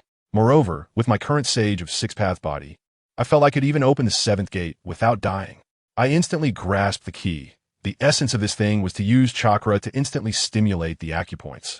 So instead of stimulating them instantly, I could modify it to use chakra to slowly unblock these acupoints, thoroughly opening them up. Wouldn't that do the trick? I'm really a genius. Without hesitation, I sat cross-legged, concentrated my chakra into a fine needle, and began to open my meridians. Damn, it hurts like hell. It feels like someone is repeatedly jumping on your nerves with a needle, excruciatingly painful. But I endured it because I could feel that with each bit I cleared, my total chakra amount increased permanently by a little. Although it was slow, it was effective. I gritted my teeth and subjected myself to 2 hours of torture, sweating profusely as I finally managed to clear 1/5 of the meridians corresponding to opening the door. This thing gets harder the further you go. It probably won't be resolved in a few days, but it's definitely worth it. By the time I recovered from my self-inflicted pain, it was nearly dark, so I ended the day's training. I told Dai that I'd figured out a bit about his technique, and he was as happy as a child. After sending off 3 disciples, I hummed a little tune and headed home, ready to spend time with my wife. However, when I opened the door, to my shock, there was thick black smoke pouring from the kitchen. I thought there was a fire. I rushed in and saw Tsunade standing there, her originally fair face covered in streaks of soot, looking like a little calico cat. I almost laughed my waist off but managed to hold it back. When she saw me, her eyes were brimming with tears, and she said, with a particularly aggrieved tone, "Jiraiya, am I really useless if I can't even cook?" My heart ached for her, and I quickly went over to hug her, saying, "Silly, my wife's hands are meant for love, not for cooking. Be good, wait outside. I'll handle this." At that moment, even though the kitchen was a mess, the atmosphere was sweetly overwhelming. While Tsunade and I were enjoying our little world together, my good friend Orochimaru was in a completely different scene. In his laboratory, bursts of wild laughter echoed. This guy had somehow used thousands of scrap Sharingan from clones to stitch together and create his first pair of EternalMS Sharingan. He wanted to implant these eyes into himself right away, but he was relatively calm and remembered what I had told him, without Uchiha blood. Switching to Sharingan would just be a high-cost accessory that couldn't be turned off. So he held back and decided to first research how to merge the Senju and Uchiha bloodlines, aiming to directly create the Rinnegan. The next day, when I arrived at the training ground, those 3 little devils were already practicing vigorously. Kushina even complained about me arriving late, saying she was going to be the next female Hokage and couldn't afford to slack off. I looked at her, then at Minato, who had a doting smile, and I couldn't help but feel amused. These two were perfect for each other, one aiming to be the female Hokage and the other the male Hokage. Only Kushina couldn't see Minato's little intentions. My guy was even more exaggerated, setting himself a terrifying goal of throwing punches 5,000 times and running 100 laps around the field, shouting that this was youth. I looked at these 3 unique disciples, and my mind was racing with calculations. I assigned them new tasks. Kushina, go build a good relationship with the 9 tails inside you. Treat it like a friend. From now on, you will be a moving-tailed beast cannon. Minato, practice the Rasengan to the point of instant release. Combined with the Flying Thunder God technique, focus on speed, accuracy, and lethality. Dai, continue to build your foundation. Once I develop this advanced version of the 8 gates, you will become our future nuclear weapon.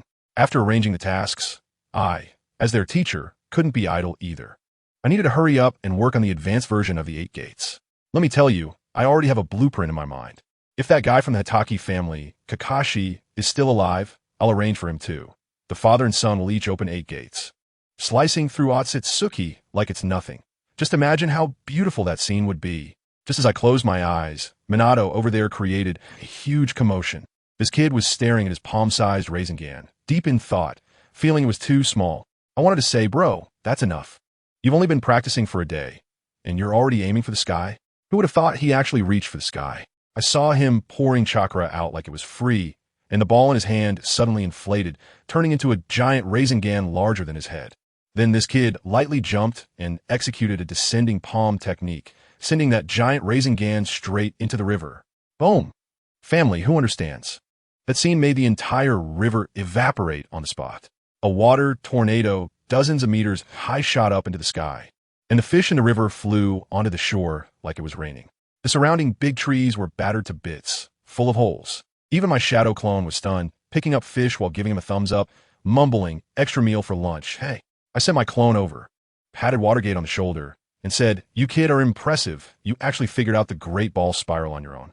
Let me tell you, this spiral is a divine skill that can be upgraded infinitely, adding attributes, adding sage techniques, even adding tail beast chakra. As long as you dare to think. There's no limit to it." You know what this kid said to me? He said, "Teacher, it's a good move, but it requires close-range output, which is a bit clumsy. If only I could use a space ninjutsu to teleport." I was thinking at the time, are you really ordering for me here? And you really did. I cleared my throat and said, "Ahem, well, it's not that I can't teach you if you want to learn." Watergate's eyes instantly lit up, like two 200-watt light bulbs. And he was so excited that he could barely speak. "Teacher, do you know time-space ninjutsu?" I raised the corners of my mouth and said, "Of course." I told him that this was the flying thunder god technique developed by the second Hokage. As long as you leave a mark, you can teleport instantly. If you combine this technique with the Rasengan, the ninja world will become your backyard. You can come and go as you please, and no one will be able to keep you. Seeing Minato so excited that he looked ready to take off, I couldn't help but feel pleased. In fact, I learned this technique mainly to cover for my own Kamui. Surprising, right? But don't rush. Before learning that, let me give you an appetizer, summoning technique. I directly pulled out the contract from Mount Myaboku's scroll and had him sign it. Minato was also quick about it, biting his finger and swiftly writing Konoha Minato. I demonstrated the hand seals to him, then slapped the ground, invoking the summoning technique. Bang! With a loud noise. When Tai the Toad appeared, holding a big pipe, looking quite displeased. He said I interrupted him while he was flirting and told me not to shout nonsense when I had nothing to do. I waved my hand and said I was just giving a demonstration for my disciple, so he could go back to what he was doing.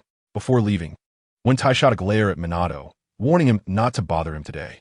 Guess what happened next? Minato slapped the ground and invoked the summoning technique.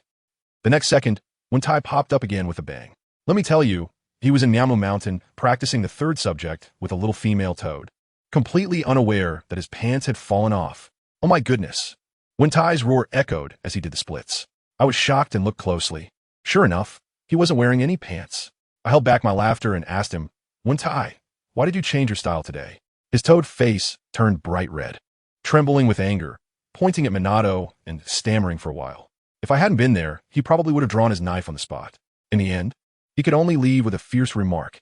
"You wait, kid." Then he disappeared with a bang. Minato scratched his head and innocently asked me, "Teacher, is when Tai always this fierce?" I laughed out loud and said, "It's fine, this toad just needs a beating.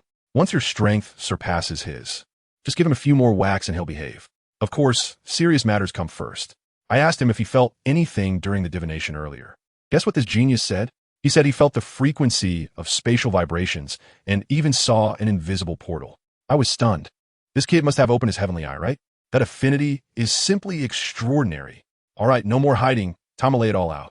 I directly placed the flying thunder god technique formula on the ground and told him, "Here's the formula, figure it out yourself."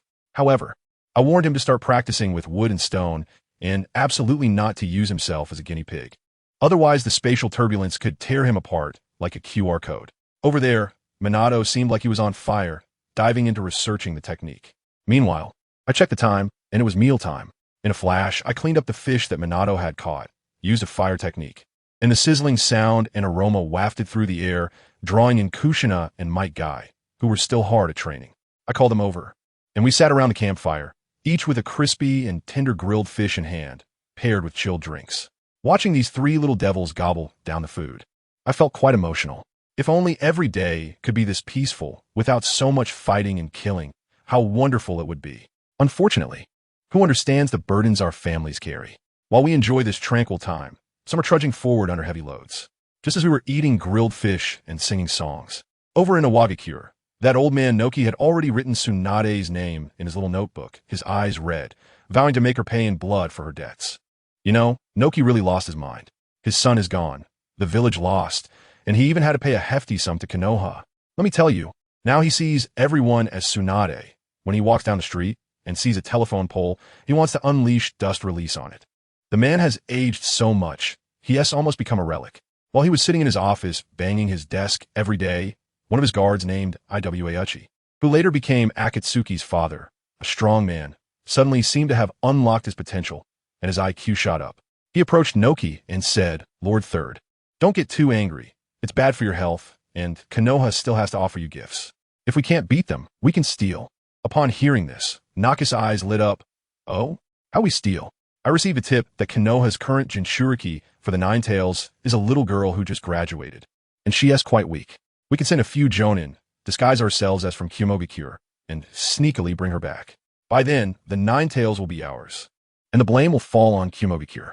Konoha and Kyomogakure can tear each other apart while we sit back and watch the show. Wouldn't that be great? Goodness, I thought this guy is something else. This plan is so dirty, it's bubbling over.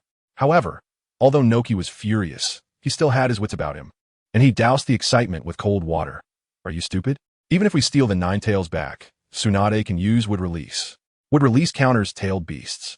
When the time comes, with just a wave of her hand, the Nine Tails will turn into a husky, and we will have worked hard for nothing. You think that's the end of it? Let me tell you, this guy Iwa Uchi is the real mastermind. He grinned and said, Lord, what if Tsunade is no longer in Konoha? He directly proposed an ultimate killing move, using a knife to kill and playing the strategic game. He analyzed it thoroughly to Noki. Think about it. Who in Konoha dislikes Tsunade the most right now? It must be the third Hokage, Hiruzen Sarutobi. Who is Tsunade? The granddaughter of the first Hokage, the princess of the Senju clan, and now she has awakened Wood Release. Her reputation is skyrocketing, and the villagers are calling for her to become the fourth Hokage. Isn't this clearly trying to take Hiruzen's job? That old man, while he talks about doing it for the village, wants to hold power tightly in his hands more than anyone else. He has long decided that the next Hokage should be his obedient disciple, Orochimaru.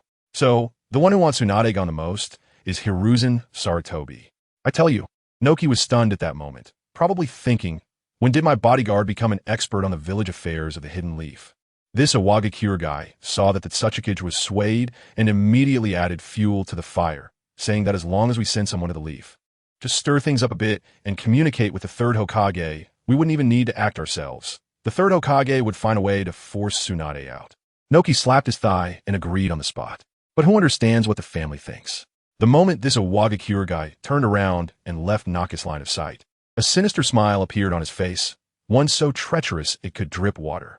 What he was really thinking about wasn't the future of Awagakure at all, but, Jiraiya, as long as you leave the leaf, my plan can continue. Goodness, this isn't even the real Awagakure guy. A huge conspiracy targeting Tsunade and Jiraiya quietly began. Meanwhile, in the Hidden Leaf village, a heavyweight drama was about to start. The third Hokage, Hiruzen Sarutobi, called in the leader of Root, who was also his old comrade from back in the day, Uchiha Kagami, to his office. I'm telling you, the third Hokage has completely collapsed his character. He was smoking a pipe, casually telling Uchiha Kagami that Tsunade's growing power was threatening the stability of the village, and asked him to think of a way to force Tsunade out of the village. Uchiha Kagami exploded on the spot, his eyes wide as saucers, pointing at the third's nose and shouting, Are you crazy? She's the granddaughter of the first Hokage, a hero of the village. What happened to the will of fire that we inherited? Did you smoke it away? The third Hokage immediately began to act. And let me tell you, Oscar owes him a little gold statue. He first expressed his deep sorrow, saying that he had worked diligently for Konoha, and now, while he was still alive, someone wanted to usurp power.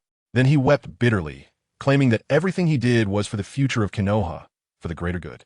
Uchiha Kagami looked at his old comrade, feeling half of his heart turn cold. He realized that all this talk about Hokage and what was just a facade, and the old man had been thoroughly corrupted by power. He shook his head, sighed, and said, I can't do this. You should find someone else. I'll pretend you never said this today. With that, he turned to leave. Just as he turned, the third Hokage's voice came from behind, cold and devoid of warmth. Kagami, are you really this heartless? The truth was revealed, my friends. Uchiha Kagami hadn't reacted yet when the third made a gesture, and 4 Hokage guards instantly appeared, forming a 4 red suns formation that turned the entire office into an airtight red barrier, sealing the door. Then, the third summoned Enma, looking menacingly at Uchiha Kagami. Now Uchiha Kagami was completely stunned, looking at Sarutobi Hiruzen in disbelief. Hiruzen, are you going to kill me? Just because of this? He was so angry that he laughed, looking worse than if he were crying. Sarutobi Hiruzen exhaled a puff of smoke, his eyes filled with indifference. Kagami, don't blame me. Since you can't be of use to me, keeping you alive is a disaster. This matter absolutely cannot get out. Come on. Uchiha Kagami roared. and his eyes instantly changed. Good heavens, the Mangeki Sharingan. He actually activated the Mangeki. A great battle was about to break out. The third Hokage immediately unleashed a series of 5 natures. Great multi-shadow clone technique, throwing jutsu of 5 different attributes like they were free. Kagami didn't hold back either, unleashing a great fire destruction. The fire's power multiplied several times under the boost of his Mangeki, and he managed to block it. Seeing this, the third became even more excited, commanding Enma to transform into the adamantine staff and smash toward Kagami, while simultaneously forming hand seals, summoning 2 giant dragons, one of fire and one of earth, roaring out. Just as the smoke filled the air, the adamantine staff suddenly burst forth from within, and a hand reached out from the staff, grabbing Uchiha Kagami. Immediately after, countless staff clones surrounded him, trapping him like a cage. It's over, Kagami. As soon as the third finished speaking, Enma's hand pierced through Uchiha Kagami's chest, pulling out his heart. I thought it was all over, but guess what? With a ding, he resurrected right on the spot. Uchiha Kagami activated the forbidden technique Izanagi, turning all the damage he took into an illusion at the cost of losing sight in one eye. Unfortunately, the third Hokage, that old fox, had already anticipated his move. Just as Uchiha Kagami reappeared in resurrection, 2 shadow clones of the third Hokage suddenly emerged from the ground beneath him. One grabbed him, while the other transformed its hand into a dirt spear, piercing right through his heart and decapitating him in one swift motion, leaving him no chance to react. The third Hokage was also ruthless, performing a one-stop service of eye extraction and corpse incineration, erasing all traces of Uchiha Kagami's existence. Then, with a straight face, he returned to his office and feigned sympathy to Kagami's son, Uchiha Shursui, saying that his father had died in the line of duty and expressing his condolences. Just when he thought everything was seamless, suddenly, a voice that was neither male nor female, with a strange tone, echoed in his office. Sarutobi Hiruzen, you did a pretty rough job. I saw everything. The third Hokage's hair stood on end as he whirled around, only to find the office empty. The voice continued to laugh. Don't bother looking. You won't find me. I'm here to make a deal with you. What kind of deal? The third Hokage forced himself to remain calm. It's simple. Help me out and get Jiraiya out of Konoha. If you do that, I'll pretend I didn't see what happened today. I'll tell you, this person is Black Zetsu. When the third Hokage heard this, he felt a sudden jolt in his heart. But then he thought, hey, isn't this convenient? I was already planning to get rid of Tsunade, and Jiraiya would definitely follow her. So this plan is all about a shared goal. So he gritted his teeth and agreed. Once that voice disappeared, the third Hokage immediately called for the Umbu. His face darkened. Dig 3 feet into the ground for me. Investigate all suspicious individuals who entered the village today. Find that ghostly thing. Find a ghost? Let me tell you, the third Hokage was almost going crazy in his office, smoking one after another, the smoke swirling around. If you didn't know better, you'd think his office was on fire. He had no idea that while he was anxiously jumping around, I over here with Tsunade was already being targeted as a KPI, and one of the masterminds was his good student. Of course, at that time, I was completely unaware of all this. I was just enjoying myself. It worked. Ha ha ha. It worked. Who understands? Family? After spending a full 3 days, I finally completed the first stage of my Super 8 gates.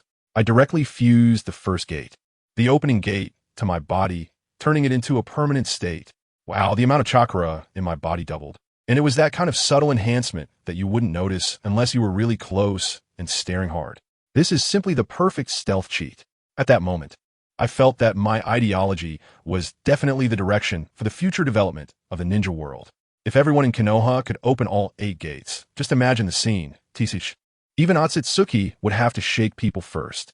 This thing is definitely my secret weapon to overturn the Otsutsuki's poker table in the future. Just thinking about those cosmic population control officials who became immortal after consuming the fruit of the divine tree makes me feel uneasy. Kagaya is already so powerful. Who knows how many more twisted ones are in their hometown? No, I must accelerate. With a flap of my butterfly wings. Who knows how far I've blown the plot away? Just as I was filled with this sense of urgency, my mind went duong. Ding. Detected that the host has successfully developed a new forbidden technique. Super 8 Gates Duinjia. The system has recorded it. Reward. Complete Super 8 Gates Duinjia cultivation method. Applicable to anyone. First time development of forbidden technique gift pack. 500,000 exchange points. 1 upgrade for the Rinnegan. I haven't reacted yet. And then suddenly, ding. The Rinnegan upgrade is successful. Congratulations to the host for merging the Rinnegan with the Sharingan and being promoted to the 6th Tomo Rinne Sharingan. The original Sharingan abilities are retained. Ding! Congratulations to the host for awakening the inherent abilities of the Rinnegan. Left eye shuttle, right eye advance, and retreat stop mode. I was stunned at the moment like, what the hell? I said, why does my Rinnegan look like a bare shell of a house, with nothing but basic functions? Is it that you little brat hid some secret stash from me? Sasuke and Madara have their heavenly hand power and the wheel tomb border prison, and I end up with a blank slate? But this new ability, let me tell you, is simply explosive. My right eyes, advance and retreat, can pause time, rewind, and fast forward within a 1-meter radius around me, for up to a full 10 minutes. 10 minutes. What does that even mean? I could just stand there and let you hit me, and you wouldn't even touch me once. If I expand the range to 100 meters, I can still control it for 3 seconds, which is enough for me to do anything. The left eye's shuttle is even more outrageous. It can directly travel to any point in time within a minute, and then a version of me from 1 minute ago will appear out of nowhere, fighting alongside me. Although it can only last for 1 minute, think about it, 2 of us against 1, even if the opponent is evenly matched with me. They would be completely bewildered by the 2 of us. I feel like I've transcended as a person. Although my strength hasn't skyrocketed, with this ability boost, I could probably handle someone at the peak of the 6 pads level and easily perform a driving test for them. But before I could enjoy that for 3 seconds, the system notification sounded like a death knell. Ding! Malicious intent detected from the heavenly Tao. The plot progression has accelerated. Please resolve it yourself. Host. The following tasks are now released. Then, a whole task list popped up in front of me, and I was stunned. Main Task 1. Leave Konoha and create your own faction. Reward. Spirit Summoning Technique of the Heavenly Dragon Clan. Main Task 2. Find 10 Super Shadow level big shots to be your subordinates. Reward. 10 portions of Otsutsuki bloodline. Main Task 3. Gather all 9-tailed beasts. Reward. New version of the Outer Path Golem, non-original. Main Task 4. Fuse with the 9 tails to create a new 10 tails. Reward. 1 fruit of the Divine Tree. Main Task 5. Rescue Kaguya Otsutsuki and team up with her to fight her family. Reward. 10 million points. Main Task 6. Support Orochimaru to become the 4th Hokage. Reward. Kekai Genkai of the Shikatsumiyaku. I saw that I was already numb here, and there was actually a side quest at the bottom that almost left me speechless. Side Quest 1. Eliminate the 3rd Hokage. Reason. The 3rd Hokage is plotting a conspiracy against you and Tsunade. Reward. 50,000 exchange points. What the hell? No way. This system really understands the show's effect. I was just wondering if the plot would change, and you spoiled it for me? Is that old man, the 3rd Hokage, really trying to mess with me and Tsunade? Wasn't he protecting us in the original story? Did he turn dark because I showed up? No, that's not right. He was never a good guy. He had a part in the 2nd Hokage's mysterious death back in the day. This is really giving me a headache. I just wanted to live a stable life with Tsunade, enjoying a warm family life, but why is it so hard? Kill the 3rd Hokage? Forget it, forget it. If Tsunade finds out, it would be a huge misunderstanding no matter how you look at it. All right, if I can't stay here, I'll find another place to go. It seems like it's time to find a chance to take my wife and run away. I shook my head, no longer wanting to think about those troublesome matters. Turning around, I saw Might Guy still sweating it out. Guy, come here. I shouted at him. I'm going to teach you a new trick that will let you master the 8 gates. From now on, you'll be the brightest star in Konoha. Upon hearing this, Might Guy immediately dashed over, his face covered in sweat. Wiping his forehead with the scarf around his neck, he breathlessly asked, Jiraiya-sensei, what did you just say? A new 8 gates technique? I looked at him. This guy is actually only a few years younger than me. Just because he couldn't master ninjutsu, he had to repeat a year and became my student. Now he even has a child, the future Kaguya, who's just over 3 years old. I specially had Tsunade prescribe some good stuff from the hospital for him to give little Kai a medicinal bath to lay a solid foundation. That's right, I smiled, raising my stature to the max. I've already figured out a way to let you open the 8 gates permanently and with no side effects at all. Want to learn? Might Guy's eyes lit up instantly, and he was so stunned he stuttered, P permanently open the 8 gates? Without any harm? Teacher, I can't be hearing this right. That expression was so genuine. For him, opening the 8 gates was a gamble with his life, and I had turned it into a passive skill for him. How could he not be excited? Of course, I was already able to open 1 gate permanently and felt great. I pulled out a scroll from my pocket and tossed it to him, saying, here, this is my training insights and methods. Study it quickly, and ask me anytime if you don't understand. My guy opened the scroll like he had received a royal decree, and upon seeing it, his whole demeanor changed. He muttered, "You can open the gates like this? It's amazing." Huh. Then he almost kneeled down to me, continuously expressing his gratitude. Watching him run off to study it with rapt attention, I felt quite emotional. This guy is definitely a genius, but unfortunately, he's a commoner with no one to guide him. Otherwise, his achievements will be far beyond this. No worries. I'll help you soar in the future. Meanwhile, Minato was not idle either. After practicing for 2 days, he had already grasped the Flying Thunder God technique, and teleporting things like clothes was no problem at all. Then, he decided to experiment with live subjects. He caught a lively big carp from the river and grinned, "You're the one." After performing a jutsu, whoosh. The fish was teleported, but it ended up as sashimi, dead as a doornail. Minato gasped, his face turned pale, and he was filled with dread. If he had teleported himself, the grass on his grave would be 2 meters high next year. Undeterred, he caught several more fish, but they all ended up as dead fish upon teleportation. The kid sat down cross-legged, beginning to doubt his life. What went wrong? Is it because the fish have no chakra and can't withstand the spatial tearing? His teacher is so strong. Does that mean he has fine? After pondering for a while, he decided to try wrapping the fish in a layer of chakra protection and give it another shot. Flop, flop. Success. Haha, I did it. This time, the fish was alive and kicking after being teleported. Minato was so excited he nearly jumped up, finally finding the trick. But he didn't get carried away. He honestly caught another 10 fish, repeatedly testing to ensure everything was foolproof. Poor fish in that river. They were almost suffering from PTSD. While we were fervently training on our side, in the Hokage office, the third Hokage had a face as dark as the bottom of a pot. A bunch of useless fools. He slammed his pipe heavily on the table, wondering when the village's defenses had become as porous as a sieve. Anyone could come in for a stroll. First, there was the mist ninja who killed Danzo, and now an unidentified guy threatening me. No way. I absolutely cannot let him expose the matter of Uchiha Kagami. His gaze grew increasingly sinister as he finally locked his sights on Tsunade. "Since you all refuse to leave, don't blame me for forcing you out. Tsunade, you will be the one." A glint of malice flashed in his eyes as he called out. Someone, an Umbu, appeared instantly, and the third Hokage whispered a few instructions to him, after which the Umbu vanished. When the office was left with just himself, the third Hokage picked up his pipe again, smiling sinisterly. "Tsunade, don't blame your teacher for being ruthless. For the sake of the village, sacrificing you is unavoidable." Soon, the third Hokage's plan was set in motion.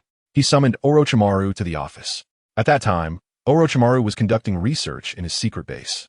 When he heard that the Hokage was looking for him, he didn't think too much, tidied up, and went over. As soon as he entered, he saw the third Hokage's wrinkled face beaming with an almost radiant smile, as kind as a grandfather, changing expressions faster than flipping a page. "Oh, Orochimaru, you're here?" The third Hokage approached warmly, patting Orochimaru's shoulder, and said earnestly, "You've been teaching students for a while, just in time. There's a task for you to take them out for some training, especially Shinsui. He is the future clan head of the Senju, so you must take good care of him." Orochimaru respectfully asked, "Teacher, what is the task that requires my personal involvement?" It's a small B-rank task. Escort a merchant convoy to the land of Earth. It will pass through the land of rain, and I'm not at ease with anyone else leading it." The third Hokage said, handing over the mission scroll. Orochimaru took a look at it. It seemed fine, so he nodded. "They are already waiting at the village entrance. Gather your students and set off secretly without telling anyone," the third Hokage urged. Orochimaru, not suspecting anything, accepted the mission and left. As soon as he was gone, the smile at the corner of the third Hokage's mouth turned extremely sinister. "Tsunade, if you want to blame someone, blame your bloodline. Konoha no longer needs a second Senju." Orochimaru was also efficient. He split into 3 shadow clones and quickly called over Senju Shinsui, Uchiha Fugaku, and Uchiha Mikoto. Upon seeing Orochimaru, Shinsui grinned and called out, "Orochimaru, how are you?" He was incredibly affectionate. When he heard they were going on a mission, he was overly excited and boasted that he didn't need to tell his sister because he was already a man. Soon, Fugaku and Mikoto arrived as well.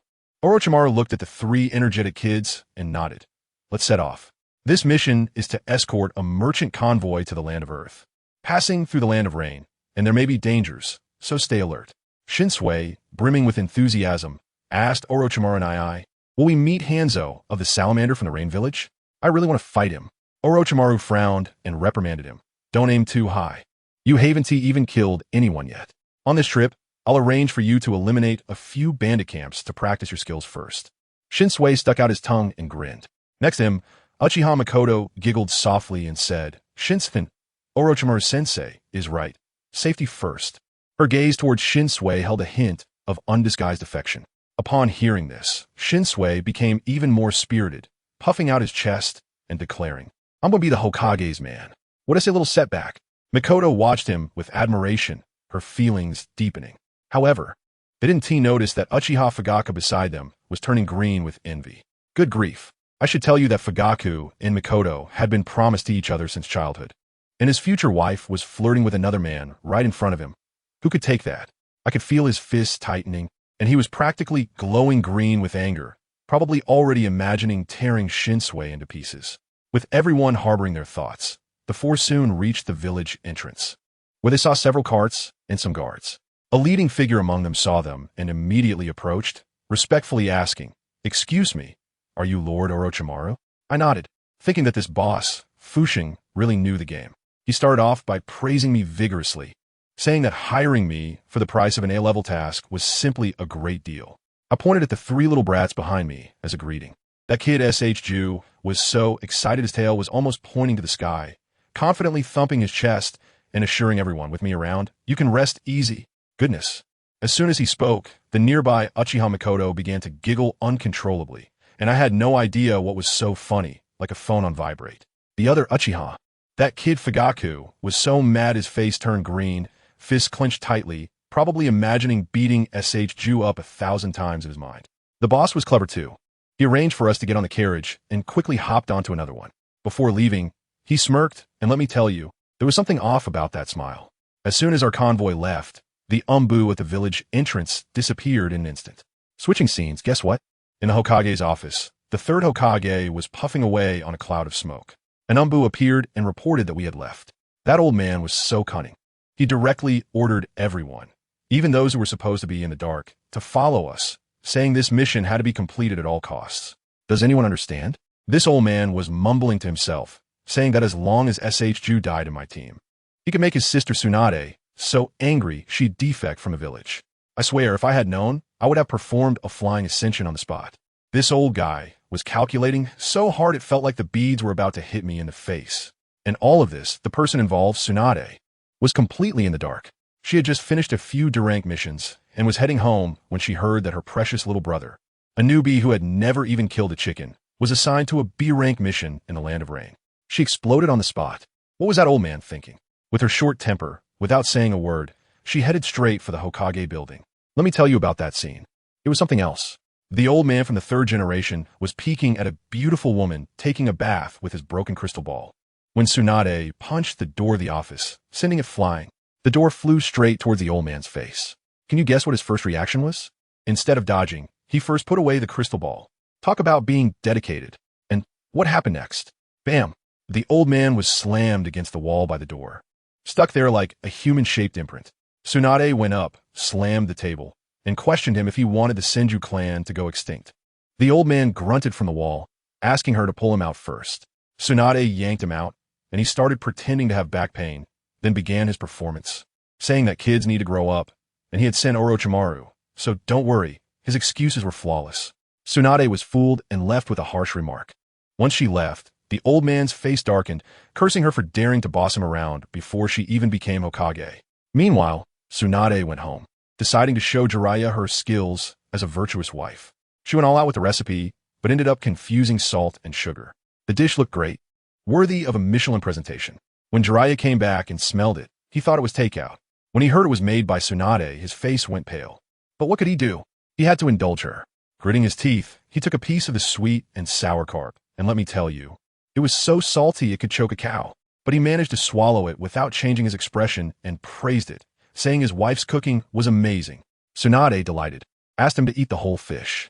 Jiraiya suddenly had an idea, distracted Tsunade to serve rice, and with a swift move, sent the fish into another space, leaving just the fish bones. When Tsunade came back, he was still smacking his lips, acting as if it was delicious. Then Tsunade tried to bite, and her expression was something else. But she wasn't angry. Instead, she was touched by Jiraiya's love, which made her feel warm inside, leading to a sweet moment between them. A day later, I took 3 kids to practice by raiding a bandit hideout. That kid Shiboka charged in first. But when he killed for the first time and saw the blood, he froze up completely paralyzed. The bandit leader rushed over to slice him in half. At that critical moment, it was Mikoto. She lunged forward and pushed Shiboku aside, receiving a deep cut on her shoulder, crying out in pain. Fugaku saw his future wife get hurt for another man and couldn't hold back his anger. His Sharingan went from 1 tomo to 3 in an instant, nearly activating the Manjiki. He shot a Phoenix Fire technique at the bandit leader. Shiboka woke up and saw Mikoto injured for him, feeling both heartbroken and guilty. He was really overwhelmed. He quickly used medical ninjutsu to stop Mikoto's bleeding, and his gaze was so intense it was like he was about to fall in love with her. The bandit leader was tough too. He easily dodged Fugaku's fire technique and countered with a blade slash. The blade's aura was incredibly fast. Fugaku's eyes could keep up, but his body couldn't, forcing him to awkwardly use a substitution technique to evade. Just then, Shiboku settled Mikoto down and stood up. He looked at the bandit who had hurt his woman. His eyes turned red, and with a powerful clap of his hands, his chakra erupted, roaring, would release secret technique. Birth of the trees. Instantly, countless giant trees shot up from the ground, and the bandit leader had no time to react, getting pierced like a sieve and dying on the spot. Fugaku was dumbfounded beside him. What the heck? Another would release? Is the Senju clan cheating? His newly inflated pride was instantly extinguished, leaving him feeling despondent. Meanwhile, Shiboku, completely oblivious to the atmosphere, pinned the guy named Zabuza to the tree and turned to Mikoto, smirking, "Humph, dare to touch my woman? If you don't die, who will?" I tell you. As soon as those words left my mouth, Uchiha Mikoto's face turned bright red, like a ripe tomato, almost burying her head in the ground. That kid, SHU, was quite excited and said, "Mikoto, you wait here. I'll go in and take care of those scoundrels inside." Good grief, Uchiha Fugaku, who was nearby, clenched his fists so tightly that they almost exploded, his eyes turning red. "What the hell? Your woman? That's my fiancé, okay?" He had already cursed SHU 1,000 times in his heart, but on the surface, he had to pretend he hadn't heard anything, saying to himself that it was very windy today. Over there, SHU had already stormed into the bandit den, standing on top of the door, looking down at a group of terrified bandits who were scared to death. Without saying a word, he clasped his hands together. Would release secret technique. Birth of the woodland. Let me tell you about that scene. It was unbelievable. The entire bandit camp instantly transformed as if it had been injected with steroids. Countless trees erupted from the ground, entangled and twisted, turning the whole camp into a death forest. The bandits inside barely let out a few screams before they were all skewered like meat on a stick, leaving no survivors. This would release mass attack is truly a bug. With just a clap of the hands, the area was cleared. Uchiha Fugaku watched from outside, his heart racing and his back chilled. He had only one thought in his mind. It's over. The Senju clan is here to counter our Uchiha. If I don't activate my Manjiki, fighting them is just sending myself to death. This feeling of frustration, anger, and an extreme thirst for power, it was enough to burn out his CPU. Under this extreme stimulation, Uchiha Fugaku's Sharingan, with its 3 tomo, suddenly began to spin wildly, like a high-speed rotating top, and with a buzz, the pattern instantly changed. It transformed into a large windmill. Oh my, Manjiki Sharingan? I've awakened it. Uchiha Fugaku was stunned. A massive surge of ocular power flooded his mind, making everything he knew about the 3 tomo feel like a toy. Immediately after, the manual for using the Manjiki loaded automatically in his brain. His left eye granted him a power called illusion, which could turn what he saw into a surreal illusion that was both real and fake, absurdly strong. His right eye was even more straightforward. It provided all-around enhancement for ninjutsu, taijutsu, and genjutsu, and it even reduced chakra consumption. Wasn't this just the youthful version of Uchiha Madara? He suddenly understood. This was the most direct counter ability born from his fear of Senju Hashirama's would release. But then, even more critical information came. To take his power a step further and transform it into the eternal Manjiki, he would have to transplant his brother's eyes. But he had no brothers. Then, how about his father? The thought startled him. But soon, the fear of Senju Hashirama and the anger of losing Mikoto overwhelmed everything. His mind was in turmoil, and finally, he gritted his teeth and made the decision. Yes. For the future of the Uchiha, to defeat Senju Hashirama, father, Sora. just as he took the first step toward darkness. Orochimaru suddenly appeared beside him like a ghost, smiling ominously. Not bad. The mission is barely complete. Let us go. This startled Fugaku, causing him to shiver, and the newly awakened Manjiki was instantly turned off. Damn, this is Orochimaru's shadow clone. I activated my Manjiki and still didn't he notice? The gap is too enormous. Meanwhile, Hashirama ran over excitedly to take credit. Orochimaru and I'm amazing, right? I'll definitely surpass my sister. I'm going to be the man who becomes Hokage. As soon as he said this, Uchiha Mikoto, next to him, nearly sparkled with admiration. Uchiha Fugaku almost spat out old blood, cursing internally, little brat. Orochimaru just smiled lightly as he patted Hashirama's head. Not bad, but you're far behind your sister. After saying that, he turned around and led them back. Once the main group left, only Hashirama and Mikoto were left. The boy who had just declared he would become Hokage now saw Mikoto's pale face and immediately felt heartbroken. He rushed over to support her and began to sweet talk. Mikoto, it's all my fault for letting you get hurt.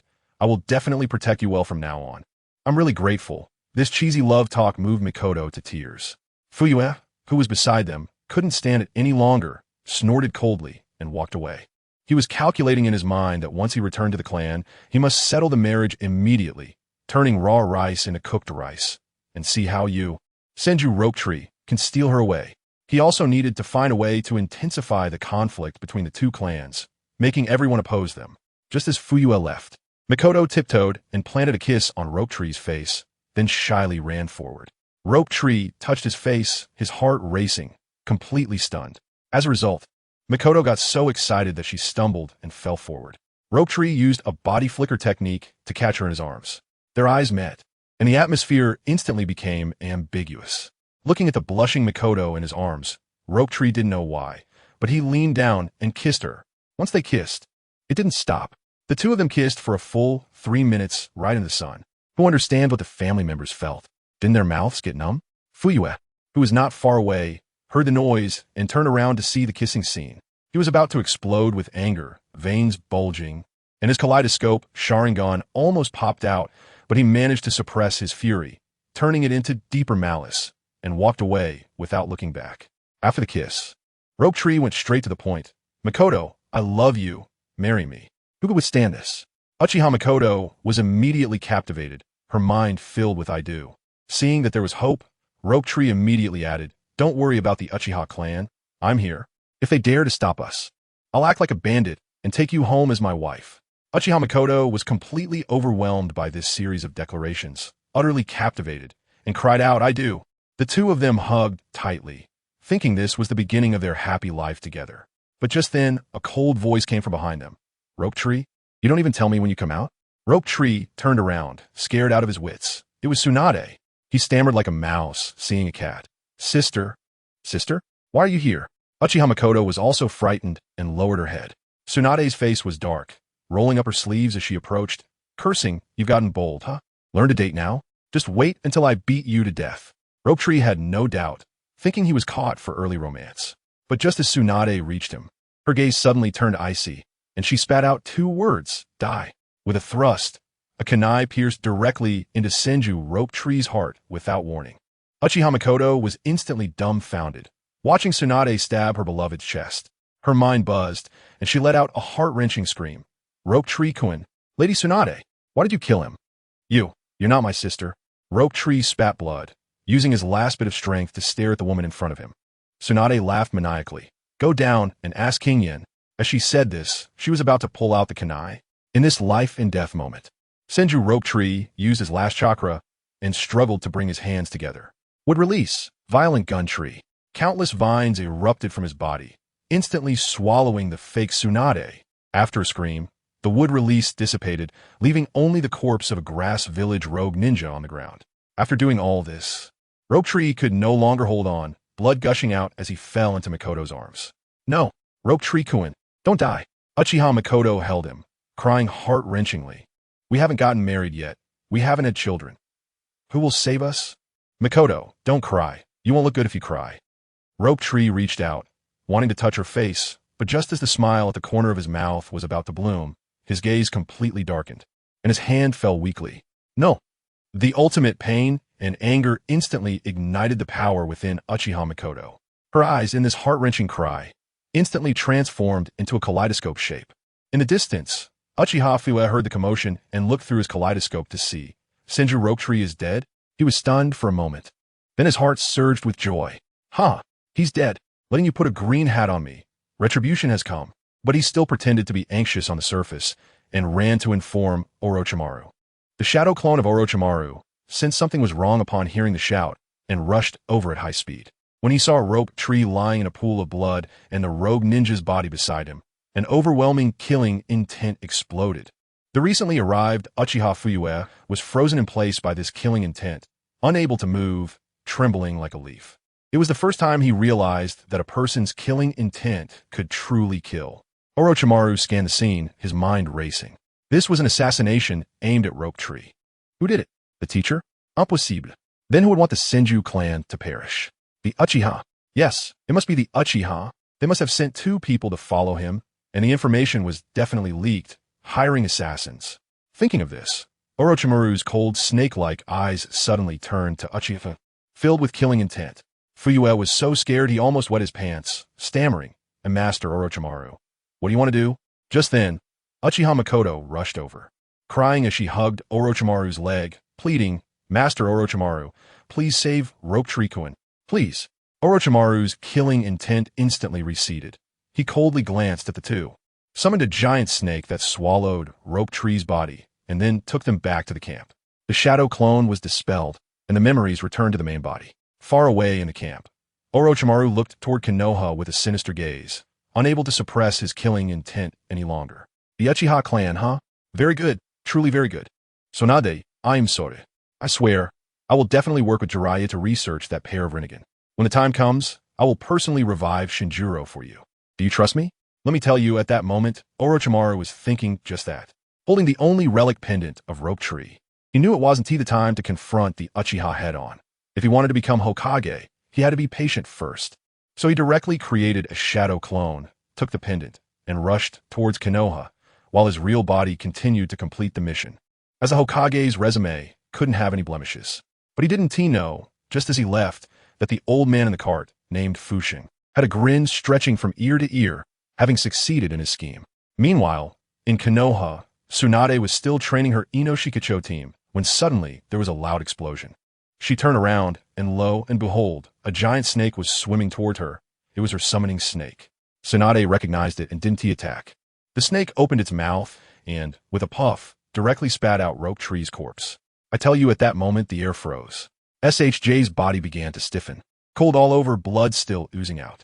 Tsunade was completely dumbfounded, murmuring, no, it's impossible. And then she broke down with a cry, directly lunging forward, her hands glowing green, frantically pouring chakra into SHJ's body. Aren't you going to be Hokage? Didn't you say you would protect me? Get up. The family members, who understood, heard her heart-wrenching scream. Chakra flowed like it was free, but the person was already gone, and the chakra couldn't be infused at all. The feeling was like desperately pouring water into a leaking bucket. Despair, pure despair. The 3 little ones, Ino, Hashikamu, and Choji, were also stunned when they rushed over. Their legs went weak. Narashikaku was quick-witted. Seeing the situation, he understood this wasn't a simple accident. It was a power struggle. He decisively said, You all take care of the teacher. I'll go find Jiraiya. As soon as he finished speaking, several shadow clones burst out and rushed in all directions. Where was Jiraiya? At that moment, he was slacking off in the training ground, sleeping soundly on a tree branch. Shikaku ran so fast he was out of breath. Shouting from a distance, Jiraiya, it's bad. Jiraiya opened his eyes, sat up, and cursed, You're the one who's bad. I'm doing great. But when he heard that Tsunade was in trouble, I tell you, he instantly appeared in front of Shikaku, grabbing his arm, his eyes turning red. What happened to Tsunade? Hurry up and tell me. Shikaku winced in pain. Lord, let go first. My arm's going to break. He complained internally, who was really anxious here. He quickly explained what happened to SHJ. Jiraiya was stunned on the spot, and in the next second, he grabbed Shikaku and disappeared from the place. When they reappeared, they were already by Tsunade's side. Seeing her still futilely trying to send chakra, Jiraiya's heart shattered. He walked over and gently patted her shoulder. Tsunade, stop wasting your effort. SHJ has gone. When Tsunade turned around and saw him, all her strength crumbled in an instant, and she hugged Jiraiya, crying like a child. Jiraiya, SHJ is dead. He said he would protect me. What should I do? I tell you, Jiraiya was very clear in his heart at that time. He could save her, but he couldn't do it here. There were too many people around, and if the Rinnegan was activated, the entire Konoha would be in chaos. He could only hold Tsunade tightly and softly comfort her. Don't cry. Let us take SHT home first. As he spoke, he threw a quick remark to the Inoshikacho trio, telling them to train hard and not to slack off. Then, holding Tsunade in SHT's corpse, he swiftly activated his space ninjutsu. Meanwhile, in the Hokage's office, the third Hokage also received the news, and the corners of his mouth rose crazily. He thought to himself, Tsunade, don't blame your teacher for being ruthless. Blame your Senju bloodline for being too extraordinary. You awakening would release is one thing, but SHT has awakened too? This is bad. Now, everything is resolved. This old man was indeed a bit abstract. When Tsunade stopped crying and opened her eyes again, she found herself in a completely unfamiliar place, no longer in Konoha. She looked bewildered. Jiraiya? Where's this?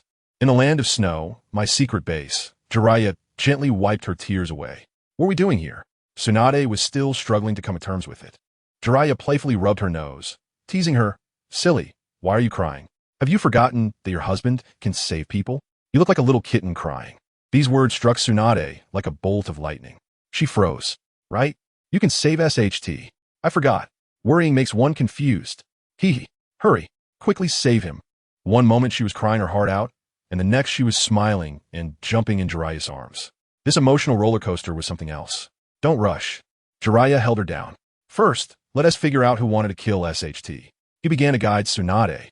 Think about it. Who issued this mission? Why was it specifically led by Orochimaru? With Orochimaru around, who would dare to act? Unless it was someone from our side leaking information, or even setting a trap. Tsunade followed his train of thought. The mission was issued by the old man. Could it be that there's a spy within Konoha? She still didn't dare to think of the third Hokage. Jiraiya sighed and had to make it clear. Tsunade, have you ever considered that it was the old man who did it? What? Tsunade felt as if struck by lightning. Think again. What is the current atmosphere in the village? Everyone is saying that you should become the fourth Hokage. The old man hasn't retired yet, and now someone is trying to take his position. Can you be happy about that? If SHT dies, what will you do? You will definitely leave Konoha disheartened, and I will follow you. If we both leave, won't his position as Hokage be even more secure? I tell you, Jiraiya's words shattered Tsunade's worldview. She kept shaking her head. Impossible. The old man wouldn't do that. Kill SHJ for power? No way. Seeing her like this, Jiraiya felt heartbroken. He didn't press her anymore, just held her tightly in his arms. All right, if you can't understand it, don't think about it. You should rest for now. When you wake up, SHJ will be standing in front of you, full of life. Don't worry, I'm here for everything. Tsunade, exhausted in body and mind, leaned against him and murmured, Thank you, Jiraiya. Fool, we're husband and wife. Why say thank you? Jiraiya pushed her into the adjacent room. As soon as Tsunade left, Jiraiya's expression changed instantly. He walked to SHJ's corpse, his eyes widened, and the sixth Tomo Rinnegan activated. Outer Path, Rinne Rebirth Technique. Good heavens! A green light shot directly from his eyes, connecting to the underworld. A tremendous pulling force forcefully snatched SHJ's soul back from the Grim Reaper. In less than 10 seconds, all of SHJ's wounds healed instantly. His heart restarted, and his complexion returned to a healthy color. SHJ was also bewildered. Just a second ago, he was chatting with the first and second Hokage in the underworld. Hello, Grandpa. Hello, second Grandpa. Senju Tobirama was still puzzled. Why did you come down too? Your sister just left, and you followed right after clocking in here?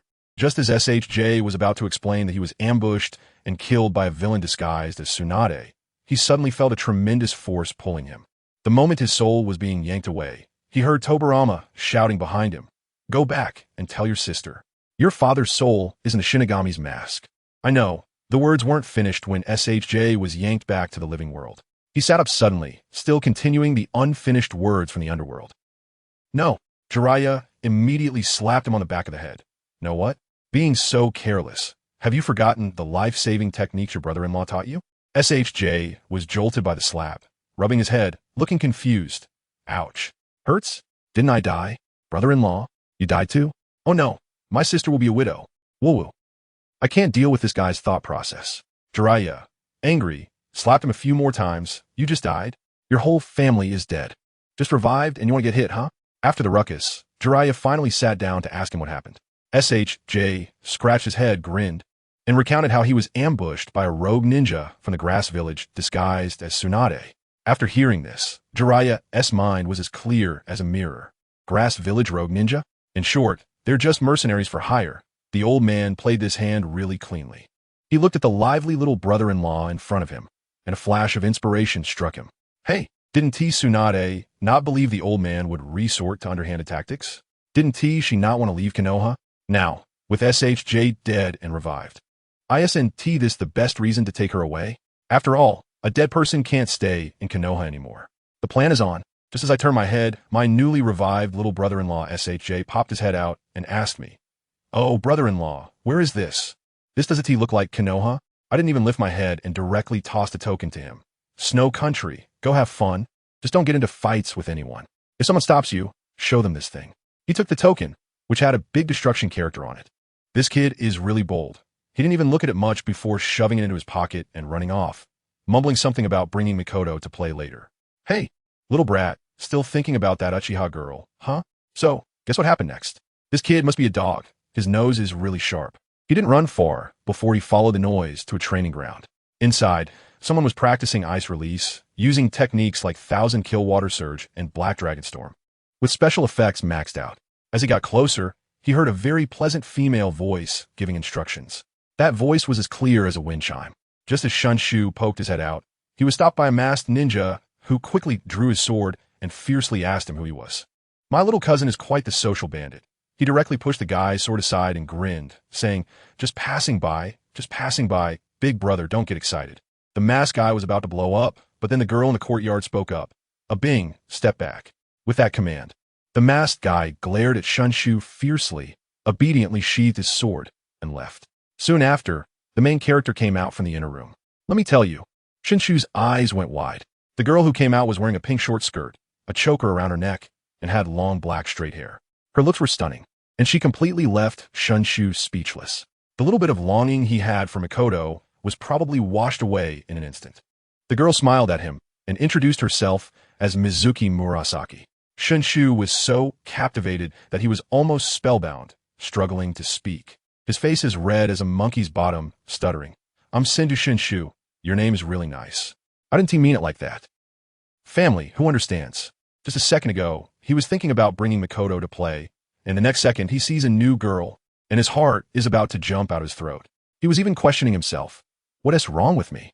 Am I not the pure love warrior? Why do I suddenly want a harem? Could it be that my brother-in-law has led me astray? No, my brother-in-law is devoted to his sister. Could it be I'm just a scumbag at heart? Mizuki Murasaki saw his foolish look and smiled even sweeter, actively offering to show him around the snow country. Upon hearing this, Shunshu nearly drooled, nodding repeatedly. Sure. I was just worried about not having anyone to show me around. His expression was so obvious, it was like he was writing I want to date you on his face. The two of them went out together, completely in sync with each other. Meanwhile, on my side, Tsunade had also woken up, stretched, and came out of her room. As soon as she came over, she gave me a big hug and asked, "Where's Shunshu? Is he revived yet?" I hugged her and said with a smile, "He's alive and kicking. And right now he's out there chasing girls." Tsunade was taken aback and asked, "Chasing girls? How old is he?" I chuckled and said, "I'm not that young anymore. Dating isn't illegal, right?"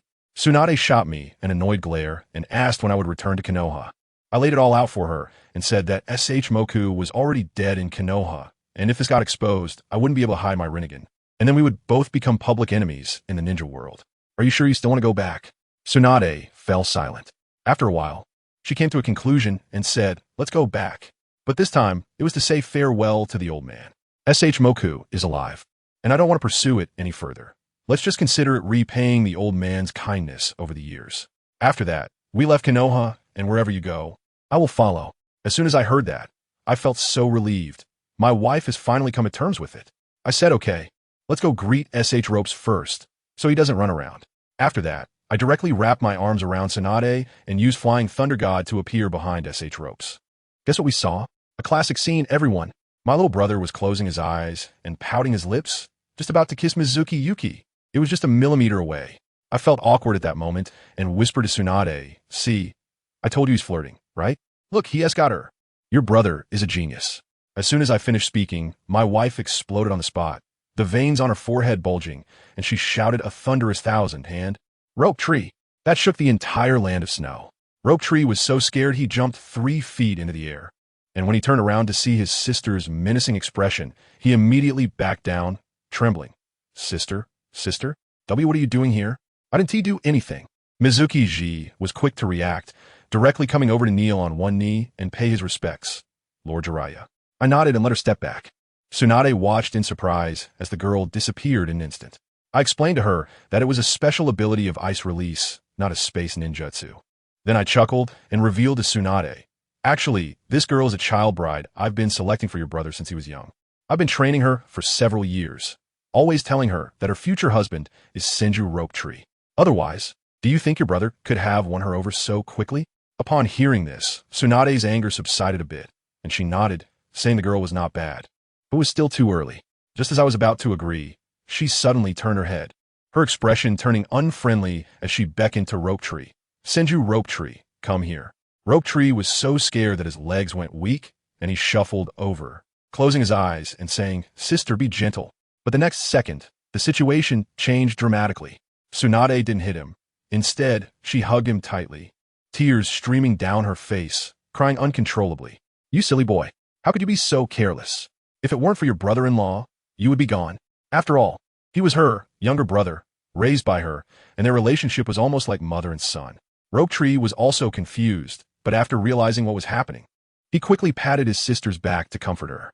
Once Tsunade had cried enough, she explained the situation to him, telling him that he currently had a dead person's identity in Konoha and absolutely couldn't go back, or would cause a huge problem for both of us. Although Rope Tree felt disappointed, he understood and knew that going back would only create chaos, so he agreed. Just then, he suddenly pulled me aside, asking his sister to step away, and then with a mysterious look, he said to me, "Brother-in-law, can you help me?" "Steal someone?" I was stunned at the time. "Robbing someone? Who are you going to rob? You just revived and want to get involved with the underworld?" I touched his forehead. He didn't have a fever. Then he blurted out a name that almost sent me away on the spot. He said, "Brother-in-law, go to the Uchiha clan and help me steal Uchiha Mikoto." Wow, Uchiha Mikoto? Isn't she the future mother of Itachi and Sasuke? Are you trying to change the timeline fundamentally? You're playing a whole new kind of butterfly effect. I stared at him. Are you crazy? Why are you stealing someone else's girl? Ju got anxious and said that he and Mikoto were truly in love and had already made a lifelong commitment. Before this mission, they even kissed. As soon as I heard it, I laughed. How interesting. So interesting. Will the child born from the combination of the Senju and Uchiha bloodlines directly awaken the Rinnegan? I patted his shoulder and agreed. "All right, I'll help you with this, brother-in-law, but I need to ask the girl first if she's willing. If she nods, I'll bring her to you." Once I settled my little brother-in-law, I left with his sister. Before leaving, I teased him to be careful of the fire in the backyard, and he looked completely bewildered. The next moment, we returned to Konoha, heading straight to the Hokage's office. Wow, the annual drama officially began. As soon as the door opened, Tsunade rushed in, crying and screaming, yelling at the third Hokage that he killed the last hope of the Senju clan. The third Hokage played along perfectly, pounding his chest and stomping his feet, looking pained, almost slapping himself, mumbling that it was his fault and he let down his teacher. Let me tell you, this acting deserves an Oscar. After the performance, Tsunade dropped a bombshell. "Old man, I want to leave Konoha." When the third Hokage heard this, he must have been overjoyed inside, but on the outside, he pretended to be reluctant, saying how Konoha needed them, and finally, he feigned helplessness inside. "Fine, I approve.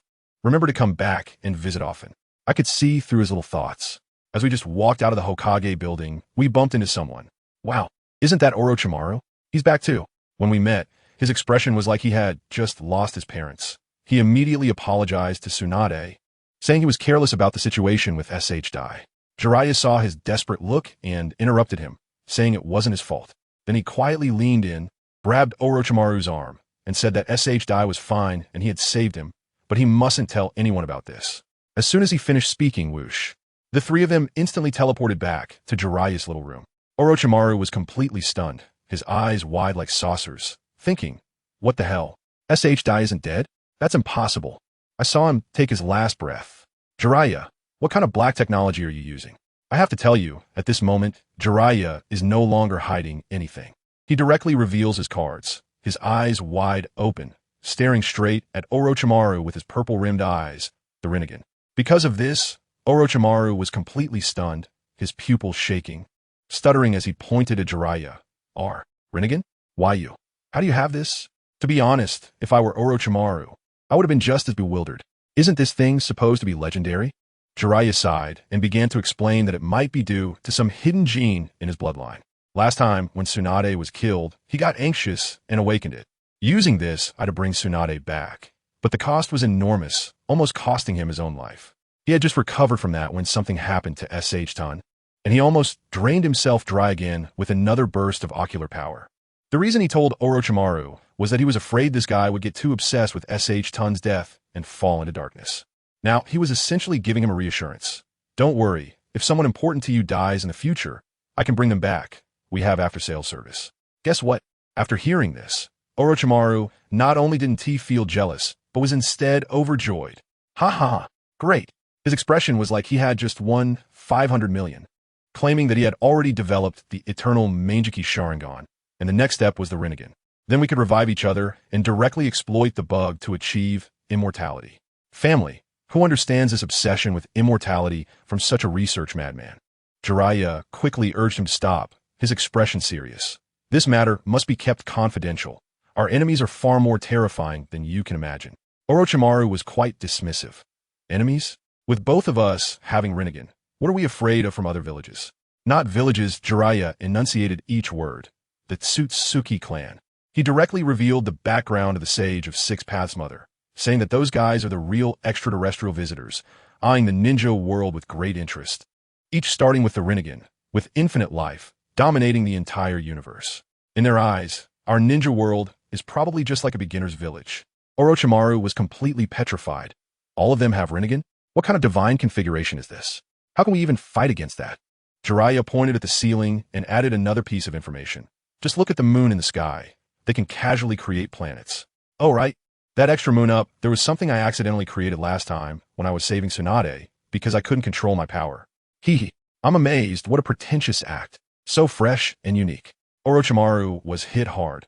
He originally thought he was already at version T0, but then he was told that they weren't even as good as the wild monsters in the newbie village. However, he is Orochimaru after all, and he quickly adjusted, starting to frantically ask about the power of the Otsutsuki when they would come and how they could defeat them. Jiraiya said he didn't know exactly how strong they were, but at the very least, the weakest ones were at the demigod level. He urged Orochimaru to intensify his research on the Rinnegan, wanting to resurrect the first Hokage in the future and promote him to the Sage of Six Paths level, adding another top-tier combat force. Finally, Jiraiya sincerely looked at Orochimaru and said, Orochimaru, I need your help. A hint of warmth flashed in Orochimaru's snake-like eyes, and he grinned. Although his smile was still as charmingly sinister as ever, it was particularly righteous. What do you mean by helping or not? A brother is a brother for life. Ha! As expected of my good brother, Jiraiya extended his fist, and Orochimaru also laughed and bumped fists with him, solidifying their brotherly bond. After that, Orochimaru asked, So where are you two planning to go next? Can't you stay and do research with me? I'm so tired doing it alone. Jiraiya smiled and said, Although my main body has to leave, I will leave a shadow clone to keep you company. This clone is special. It's a heavenly path clone from the Six Paths with the strongest overall strength, and it can share vision, so it's like I set up 24-hour surveillance. Upon hearing this, Orochimaru reluctantly accepted. Jiraiya casually mentioned, After I leave, the Third Great Ninja War is probably going to break out, so you better work hard and earn some military achievements. The position of Fourth Hokage will be yours. Orochimaru grinned wickedly, indicating that he had already seen through it. He was determined to secure the position of Fourth Hokage. The two exchanged a knowing smile. Everything was unspoken. Jiraiya teased him playfully, saying, I'm going to have some fun in the mountains. You should hurry and find a wife. Orochimaru's eyes flickered for a moment as he said, Women are troublesome, and changed the subject. All right, no more talk. Next time we meet, I hope you've already broken through to the Sage of Six Paths level. Jiraiya patted his shoulder, and then Orochimaru poofed into a cloud of white smoke. It turned out that the whole time, he was just a shadow clone, far away in the merchant team. Orochimaru's main body received the information and murmured, "Xiao Jing, wait for me. I will be able to resurrect you soon." As soon as Orochimaru left, Tsunade approached Jiraiya and asked, "Can you really resurrect my grandfather and the others? They don't even have their bodies anymore." Jiraiya gently patted her head and said, "There's a chance, but not now. Let them stay in the afterlife for now. I will definitely bring them back." "Thank you, Jiraiya." "Fool." After that, Jiraiya summoned the Heavenly Path clone. As soon as the Heavenly Path appeared, it acted like an independent personality, asking Jiraiya what was needed. Jiraiya instructed it to stay in Konoha, help Orochimaru with research, and protect his few disciples, but it had to take on a different identity to avoid exposure. The clone then opened its mouth to give itself a ridiculously edgy name. "Understood. From now on, I will be called Heavenly Slayer. I think that name is pretty cool." Jiraiya almost spat out a mouthful of blood. "Heavenly Slayer? Why don't you call yourself Kongo Halua?" The absurdity didn't stop there. This Heavenly Slayer clone, with a grin, transformed into a black, Goku-like figure with a wild, Saiyan-like hairstyle, flexing its muscles and asking Jiraiya, "How about it? Cool, right? Do you have muscles like this?" Jiraiya was completely speechless. This clone understood rebellion, focusing on companionship and craziness. Tsunade couldn't hold back and burst into laughter, shaking with amusement. Jiraiya, feeling embarrassed, grabbed Tsunade and ran. "He probably took the wrong medicine. Let's ignore him. Let us go." In the next moment, he brought Tsunade back to Orochimaru's main body, startling Orochimaru. "Why are you two back again?" Jiraiya chuckled, quickly transforming into the black Goku figure of Heavenly Slayer, saying, "I've arranged for my clone. His name is Heavenly Slayer. And he looks like this. You go back and arrange an identity for him." Without waiting for Orochimaru to react, he dragged Tsunade and vanished with a flying thunder god technique, leaving Orochimaru alone in disarray, enviously watching their disappearing figures, muttering that space ninjutsu was indeed convenient. After that, Jiraiya and Tsunade began their world travels, going wherever they pleased. As long as they were together, anywhere felt like home. Tsunade completely let herself go, laughing joyfully. At that moment, the system also chimed, indicating that the task was completed, rewarding them with a summoning technique from the Dragon Clan, which sounded impressive. Time flew by, and more than a year passed. In that year, my few disciples grew at an unbelievable pace. Minato Namikaze had mastered the Flying Thunder God technique, effortlessly transporting people, and was researching how to imprint the technique directly onto enemies. Might Guy had reached the fourth gate of the 8 gates and could open it at will, ambushing elite J-Nin as if it were childish play. Kushina had become even more formidable, perfectly mastering the Two Tails mode. Even shadow-level powerhouses might not be able to defeat her. However, while they were engrossed in their own development, a conspiracy against Kushina was quietly brewing. The old man from Awakens, Anoki, upon hearing that Jiraiya and Tsunade had left Konoha, immediately became restless. He dispatched the most elite Umbu, disguised as ninjas from Kumogakure, to infiltrate Konoha, with only one goal: capture the Nine-Tails Jinchuriki, Uzumaki Kushina. These individuals acted swiftly. Just a few days later, one night, taking advantage of the fact that Kushina had exhausted herself from training and was fast asleep, they sneaked into her home. At that moment, the Nine-Tails was inside Kushina and immediately sensed the intruders. But guess what? It had no intention of intervening. It thought to itself, "This is a good opportunity for this girl to learn a lesson. She has no vigilance as a ninja and sleeps like a pig. Getting captured this time can be considered a social practice." So, the old fox closed its eyes, blowing bubbles through its nose, pretending to be asleep.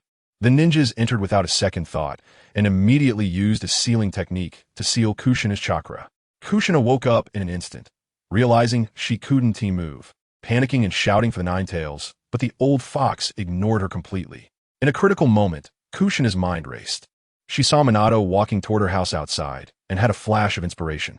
She started pulling out strands of her iconic red hair, quietly tossing them behind her as a marker. She didn't dare to shout, fearing they would silence her directly. At that moment, Minato arrived at the door with a late-night snack. He called out several times with no response, thinking Kushina was asleep. Minato, feeling shy, hesitated at the door for a long time, debating whether to go in, even imagining some inappropriate scenarios. In the end, he quietly pushed the door open. Upon entering, he found the house empty. There was still a trace of unfamiliar chakra left in the room. Minato's heart sank, realizing something was wrong. He was as anxious as an ant on a hot pan. He suddenly calmed down and began searching for clues, quickly spotting a strand of Kushina's red hair on the roof. In that instant, Minato's expression changed. Let me tell you, the killing intent was so palpable that I could feel it from afar. He followed the trail of hair, chasing after them like a madman. The Awagakure ninjas thought they were undetected, but as they rushed out of Konoha's barrier, the entire village erupted in chaos. The third Hokage was furious and ordered all Umbu to mobilize for a citywide manhunt. But they all didn't know that a golden flash, relying on that red lifeline, filled with rage and murderous intent, was about to catch up with them. I tell you, that speed is simply not something a human can achieve. Watergate isn't running on legs at all. He's teleporting. Whoosh, a specially made kunai is thrown out like a bullet, and before he even arrives, another kunai is already flying out. He is darting around the forest in a mad zigzag, and the scene, my goodness, my eyes can barely keep up. He has only one thought in his mind. Kushina, wait for me. You absolutely cannot be in danger. That killing intent, mixed with worry and love, I tell you. It's like he has activated Super Saiyan mode, chakra pouring out as if it costs nothing, making him feel like he is glowing. He chased for 2 hours straight without catching up, and Watergate himself was going crazy, roaring, "Damn it, who are these people?" Little did he know, the few cloud ninjas on the other side were also nearing the border, popping champagne and saying how useless Konoha was, capturing a Jinchuriki like it was a game. One of the leaders even pretended to shout a few words. "Don't celebrate too early, speed up." At that moment, Watergate finally saw them. 5 figures, and the one with red hair on their back. Isn't that Kushina? As for Kushina, she was nearly shutting down, curled up and crying, feeling like her little son had abandoned her, after promising to protect her but not even showing up. Suddenly, whoosh, whoosh, whoosh, several sounds cutting through the air. I tell you, that sound was sharp. Oh no, they've been discovered. The cloud ninjas reacted quickly, clanging and knocking away the 5 kunai Watergate had thrown, which fell right at their feet. When they looked closely, they realized the person coming was just a little kid. They burst out laughing, mocking him. Huh? A kid who isn't even grown hair wants to be a hero and save the beauty? Get him, kill him, don't waste time. Kushina's heart sank at that moment. Hearing it was a child, she didn't even lift her head, thinking it was all over. But they didn't know that this was exactly the effect Watergate wanted. A smirk appeared on his face. He was probably thinking, yes, look down on me like this, just don't cry later. The next second, Flying Thunder God, Rasengan. I'm telling you, that scene was incredible. 30 seconds? I felt that even writing 30 seconds was too slow. It felt like it was just a blink of an eye. All I heard was a bang. A Yunin flew out, followed by several screams, blood splattering everywhere. By the time everyone reacted, those 5 Yunin Umbu were already lying on the ground, their eyes still showing that confused expression of who am I? Where am I? What just happened? Watergate didn't even look at the corpses. He flashed over, securely holding Kushina, who had fallen from the ninja's back, in his arms, being so gentle. Kushina, are you okay? I'm here to save you. When Kushina opened her eyes and saw her little son, her heart that was hanging in the air dropped instantly, and just as she was about to smile, she fainted. Watergate panicked and quickly laid her flat, doing a princess carry and mouth-to-mouth resuscitation. When Kushina slowly woke up, she found herself being held by Watergate flying in the sky. She asked, "Little son, how did you find me?" Watergate looked down at her, and that smile could melt an iceberg. "Because your hair is beautiful. I like this color, and I like you, so I found you right away." Goodness, that level of sweet talk was unbelievable. Kushina couldn't handle it and still tried to act tough. "Humph. When I was bullied before, when did you save me?" Watergate stopped on the treetops while holding her and explained that it was just classmates playing around. And he knew Kushina was strong. But this time was different. It was a serious village conflict. Kushina's heart trembled, and she asked, "So?" Watergate looked into her eyes and said word by word, "I don't want to lose you. I want you to be my bride." Bride, who understands what family means. Kushina's heart was about to explode right there. Her face turned as red as her hair, tears streamed down her face, and she tightly hugged Watergate, choked up saying, "I agree." Watergate teased her on purpose. "Huh? What did you say?" Kushina angrily punched him. Then, Watergate smiled and kissed her. When the two returned to Konoha, it was truly a blaze of passion. Oh no, it was sweet love. Watergate took Kushina home. It was already dark. Just as he was about to leave, Kushina blushed and held him back, saying she was scared and didn't want to be alone. Watergate naturally agreed, and then the two very innocently lay on the same bed, holding each other to sleep.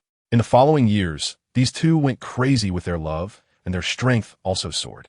Watergate used Flying Thunder God as naturally as breathing, and he opened 4 gates of the 8 gates, while Kushina could perfectly transform into the Nine Tails. Their combat power skyrocketed to the peak of the Hokage level. But if you want to know who in Konoha was the most explosive now, you have to look at the other two research maniacs. The scene shifted to Orochimaru's secret base. Let me tell you, over the years, Orochimaru and Zantian have been conducting god-tier research. They actually managed to study the Rinnegan. However, it initially had defects. As soon as Orochimaru put it on, his life force leaked out like a deflated tire. What to do? Simple and crude. Orochimaru directly concocted a genetic cocktail for himself, injecting the bloodlines of the Senju, Uchiha, and Hyuga clans into himself in specific proportions. After a full 5 years of experiments, today it succeeded. Haha, what a wonderful power. In the laboratory, Orochimaru had completely transformed. His physical characteristics began to resemble those of the Otsutsuki, and the Rinnegan in his eyes was no longer ordinary circles but glowed with purple light, looking incredibly eerie. Zantian patted him on the shoulder. Congratulations, brother. How does it feel to be at the level of the Six Paths? Isn't it great? Orochimaru bumped fists with him. Thank you, Zantian. I feel like I can live for 200 years. My power is endless. He was now overflowing with confidence, believing that even if the Sage of Six Paths were resurrected, he might not lose. But Zantian was more clear-headed and reminded him that this bloodline was still not pure enough, and there was still a gap compared to the true Kagaya Otsutsuki. The potion needed further research. Their goal was to mass-produce Rinnegan, even to create a more powerful Sharingan Rinnegan. Otherwise, how would they fight against extraterrestrial enemies in the future? Speaking of enemies, Orochimaru sneered. Uchiha Madara? That old man is just a mere chicken before us. Even if he resurrects, he could be suppressed in minutes. While they were crazily climbing the tech tree, far away across the world, Jiraiya was taking the concept of cheating to the extreme.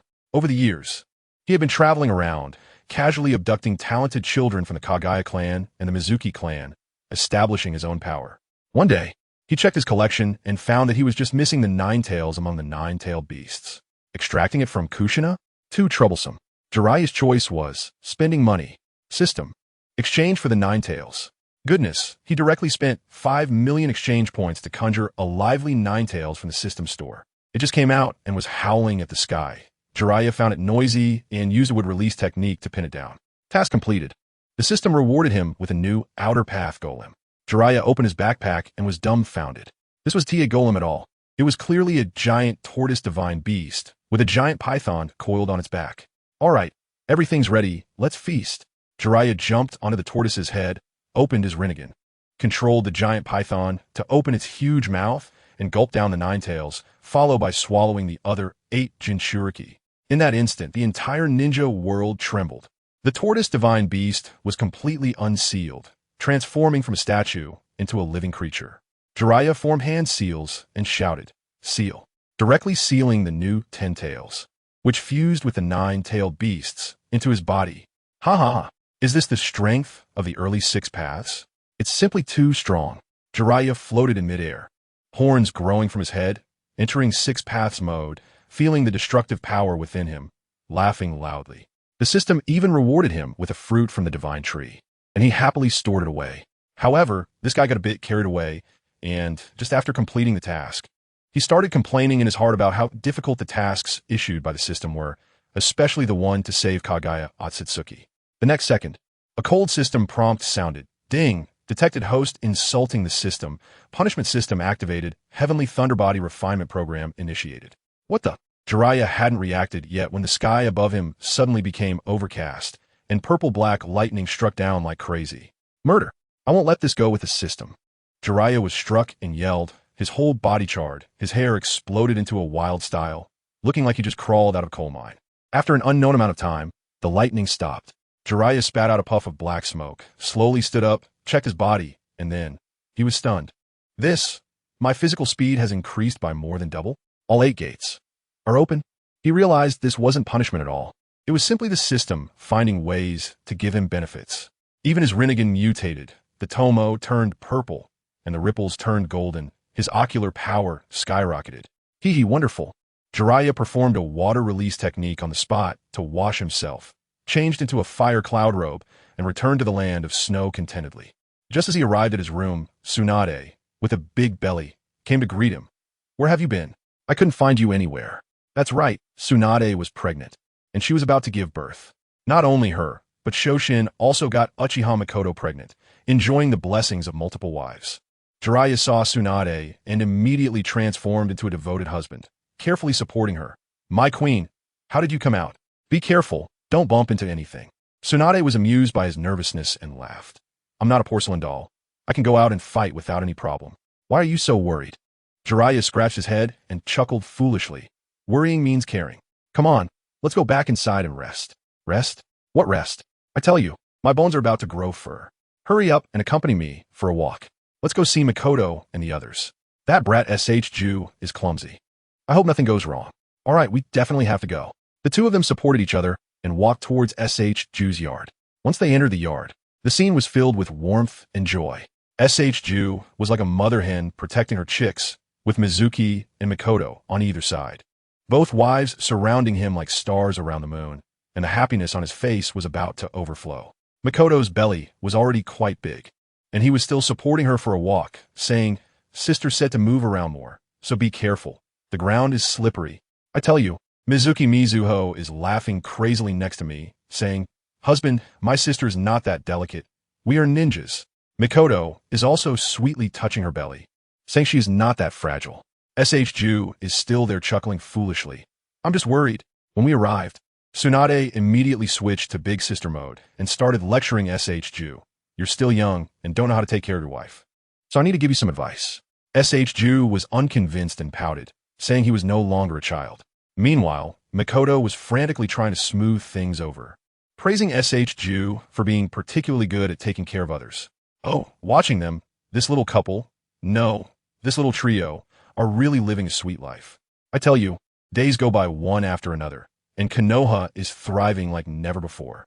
Kakashi, Obito, Guy, and a bunch of little kids are running around everywhere. But who understands the family? Beneath this calm surface, turbulent currents have long been stirring. The scene shifts to the hidden cloud village. The newly appointed 4th Raikage, an 18-year-old young man, has skyrocketed in strength, reaching the late stages of a Kage level, practically standing out like a sore thumb. This guy has only one thing on his mind right now: revenge. For his father, for the hidden cloud village, he stares towards Konoha every day, crackling with lightning, ready to wipe us out at any moment. He hates me the most, but unfortunately, in these years, I've been living it up with Tsunade, and he can't even find a single hair of mine. Just when he was about to explode with anger, an Umbu suddenly knelt in front of him and delivered a shocking piece of news. Besides the 9 tails from Konoha, all the Jinchuriki from other villages have mysteriously disappeared. Even their 8 tails has been taken out. The Raikage's eyes lit up, and a sinister plan formed in his mind. Although their village lost the 8 tails, his father had previously cut off a section of the 8 tails tail and sealed it into his brother, Killer Bee's, body, effectively raising another mini 8 tails and boosting Killer Bee's strength. Now he felt the time was right and ordered the Umbu, "Go, spread the rumor. Find those shady bounty hunters to pass it on," saying that Konoha has stolen all the tailed beasts and plans to take on the whole world alone. Once this conspiracy was set in motion, the entire ninja world was thrown into chaos. On the other side, the Sand Village was also in an uproar. The Kazekage, the father of Sasori, was worried that their 1 tails Jinchuriki had also gone missing. When this news reached him, he believed it immediately. At that moment, his 5-year-old son, Sasori, was still playing in his office. Just a second ago, he was happily holding his son, and the next second, after seeing the urgent report, his face turned dark. What? All the tailed beasts are in Konoha. He recalled the 1 tails that went missing during the siege against Tsunade, and old grudges and new feelings surged in his heart. He immediately decided, we need a meeting. Konoha is aiming for the heavens. Then there's the old stubborn Inoki from the Rock Village. A few years ago, he sent people to capture Kushina and failed, and he was already furious. Hearing this news, his beard almost stood on end with rage. All 9-tailed beasts in Konoha? This is unacceptable. He directly shouted at his son, Kuratsuchi, gather the Elder Council. If Konoha doesn't return our tailed beasts, then we will go to war. I tell you, this is all Black Zetsu's doing, stirring the pot, hiding in Inoki's son's body, and he is delighted. As for the Mist Village, under Madara's manipulation, they also sent a delegation right away to demand the return of the tailed beasts. Goodness, all 4 major ninja villages suddenly turned their attention to Konoha. When this news returned to Konoha, the 3rd Hokage was so furious he started coughing, and the smoke in his office almost choked him. Who spread this rumor? When did we have all 9 tailed beasts? He knew full well that this wasn't tea about demanding tailed beasts. It was clearly looking for a reason to start a war. Looking out at the peaceful village, he sighed deeply. It had only been a few years of peaceful life, and now war was about to break out again. There was no choice but to issue the order. Notify everyone, prepare the village for battle. As soon as this order was given, it reached Orochimaru's laboratory. I tell you, when Orochimaru heard this, the corners of his mouth almost stretched to his ears. He was currently researching the Rinnegan with my clone, and when they exchanged glances, they understood. The opportunity has come. It's time for the teacher to step down. Orochimaru grinned sinisterly. The fourth Hokage is none other than you, Zantian. Patting his shoulder, the two of them had already written the script. After finishing the serious matter, Zantian couldn't stay in the lab for even a second longer, feeling it was too stuffy. He left a shadow clone there to help Orochimaru with his overtime, while his real body used the Flying Thunder God technique to slip away. Where to? To gather materials. The next second, he found himself crouching in the wall crevice of the women's bathhouse in Konoha, drooling all over the place, sketching away in his little notebook. Wow. This figure, TSK, it's comparable to Tsunade's. This one is not bad either, gotta draw it all. But then, joy turned to sorrow as he was discovered. Look, there's a hole. A pervert. With a sharp scream, a 300-pound woman burst out, shouting, "Where are you? How dare you spy on my beautiful figure? If you have guts, look openly." Zantian was so scared that his soul almost flew away, and he immediately fled, almost getting caught. Having successfully escaped, he proudly admired his masterpiece. Then he started wandering around a small grove, mumbling about beauties. Where have all the beauties gone? Little Karina is still a little kid. How boring. Just when he was about to grow mushrooms from boredom, suddenly he heard someone training, while crying and shouting, "Hey ha!" And shuriken were flying everywhere. As he approached, he saw a 10-year-old little Uchiha kneeling on the ground, pounding the ground with his fists, crying heartily. Damn it, why am I always just a little short? Father, am I useless? When can I protect Konoha? Protect my clan? At that moment, Zantian silently appeared behind him, directly entering Mentor mode, or rather, fortune-telling mode. Oh, whose kid is crying here?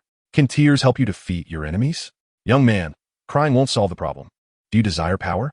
The little boy was startled and quickly jumped away, his Sharingan activated, looking at him warily. Who are you? Seeing this, Zantian smiled broadly. Wow, at such a young age, you already have the 3-Tomo Sharingan. Your strength is at the special Jonin level, pretty impressive. Why are you crying? What troubles you? Maybe I can help you. I told you, this little guy doesn't appreciate it at all. One moment he was teary-eyed, and the next moment, those 3-Tomo Sharingan were glaring, exuding killing intent, and he directly spat at me. Who are you? You're not wearing a forehead protector, so you're not a ninja from Konoha. What do you want to do? Let me tell you, with me here, don't even think about succeeding. Wow. The vibe of a domineering CEO came out all of a sudden. I couldn't help but laugh at that moment and said, hey little guy, you got quite the temper. My name is Jean Tion. Jean as in slaying demons, Tion as in lawless. I'm quite interested in you. Do you want to get stronger? I can help you, seriously. I spoke so kindly, but guess what? This guy didn't play by the rules at all. He was still talking to me. But he had already finished the hand seals. Fire style, great dragon fire technique. Damn, are you serious, dude? You said you wanted to fight. And suddenly 4 or 5 fire dragons came rushing at my face, with such intensity that even a high-level ninja would be turned into skewers at this distance. I couldn't help but laugh. All right, it seems you don't know the harshness of society until I loosen your muscles and bones. Just as those fire dragons were about to bite me, I slowly raised a hand and softly uttered 4 words, Shinra Tensei. With a bang, it was like hitting an invisible wall. Those imposing fire dragons instantly exploded like fireworks, leaving not a single spark. Immediately after, I beckoned with my finger, universal pull. Come to me. Whoosh, that guy was yanked towards me as if by an invisible giant hand, completely out of control. He was stunned, struggling desperately, shouting, damn it. What kind of power is this? I can't move. Family, who understands? Uchiha using Jinjutsu in front of me, just as he was about to fly to my side. His 3-Tomo Sharingan spun wildly, and he cast a Jinjutsu on me. I almost laughed out loud. Using Jinjutsu on me? Isn't that just showing off a big knife in front of Guangong? Useless little brat. As soon as I finished speaking, he let out a scream, his whole body jolting as if electrocuted. I directly bounced his Jinjutsu back to him intact. In an instant, he felt like his limbs were nailed down, screaming in pain, with his face showing that his worldview had collapsed. I grabbed him by the neck and lifted him into the air, started my on-site lesson. How does it feel? Not so great being hit by your own illusion. Huh. Those eyes of yours are pretty good, but if you want to play with me, you'd better wait until you create an eternal kaleidoscope. Remember, kid, rushing in blindly without understanding your enemy's strength is a death sentence, got it? With your current strength, you should keep your tail between your legs. He was in so much pain that he could hardly speak, but he still stared at me fiercely, squeezing out a few words through his teeth. How do you know? Eternal kaleidoscope. I laughed and directly revealed my eternal Mangeki Sharingan. The moment that strange yet powerful pattern appeared, this kid's pupils instantly shrank to the size of a pinhead. He was completely stunned. His mouth agape enough to fit an egg. Eternal. Mangeki, how is that possible? Who are you? Now do you understand? I retracted my ocular technique and smiled at him. I want to kill you. One look is enough. I said, I'll let you down, but don't move around. I mean no harm. This time he obeyed. After I set him down, he collapsed to the ground, gasping for breath. I pulled out a bottle of water from my pocket and handed it to him. He hesitated for a moment, but then took it and gulped down a few mouthfuls. Lowering his head to apologize, I'm sorry, Senior. All right, now can we talk properly? What's your name? I asked him. Senior, my name is Uchiha Shursui, and I'm 12 years old. He replied honestly, then couldn't help but curiously ask, Senior, who exactly are you? Why do you have the eyes of our Uchiha clan? Uchiha Shursui. Oh, I see, it's the Shunshin Shursui. I had a clear understanding now. This is a good seedling, although the Tensigen is of no use to me. His potential is indeed substantial. I cleared my throat and spoke in a highly enticing tone. My name is Zantian. Shursui, do you want to become stronger? Strong enough to protect everything you want to protect? Are you willing to be my disciple? He was immediately stunned. You want to take me as your disciple? But you're not a ninja from Konoha. I interrupted him directly. Is it that if you're not from Konoha, you can't teach you skills? Besides, I'm good friends with Orochimaru from your village. If I wanted to harm Konoha, do you think the current Konoha could stop me? If you learn my skills, and I really become an enemy of Konoha in the future, you can just act with great righteousness and take me down yourself, right? My words directly moved him. He lowered his head and thought for a long time, probably battling within himself. Finally, he suddenly lifted his head. His gaze became incredibly determined, and he knelt down before me. Bowing his head, Teacher, I, Uchiha Shursui, greet you. Very good. I nodded in satisfaction and directly pulled out a huge scroll from my pocket, throwing it to him. Take this and sign your name. Shursui took it and looked at it in shock. Teacher, this is a summoning scroll? Of course, hurry up and sign it, I urged. This is the contract of the Celestial Dragon Clan, a hidden summoning race, far superior in strength compared to what you know about the 3 great holy lands. If you can learn their sage techniques, your power will rise to another level. Shursui was so excited that his hands were trembling. In the Uchiha clan, aside from Madara being able to summon the 9 tails, no one else had such a prestigious summoning beast. Without saying a word, he bit his finger and wrote his name on the scroll. All right, give it a try, I said, crossing my arms, watching him with great interest. Let's see what level of creature you can summon for the first time. Yes, teacher. Shursui took a deep breath, quickly forming hand seals. Boar, dog, rooster, monkey, goat, summoning technique. He slapped his hand on the ground, and the next second a loud bang echoed. A cloud of smoke soaring into the sky. Immediately after, a deafening roar resounded throughout the entire Konoha village. Roar. Let me tell you, the commotion was so loud that the entire village was in an uproar, with alarms ringing everywhere. Everyone thought there was an invasion by an external enemy, and the scene was utterly chaotic.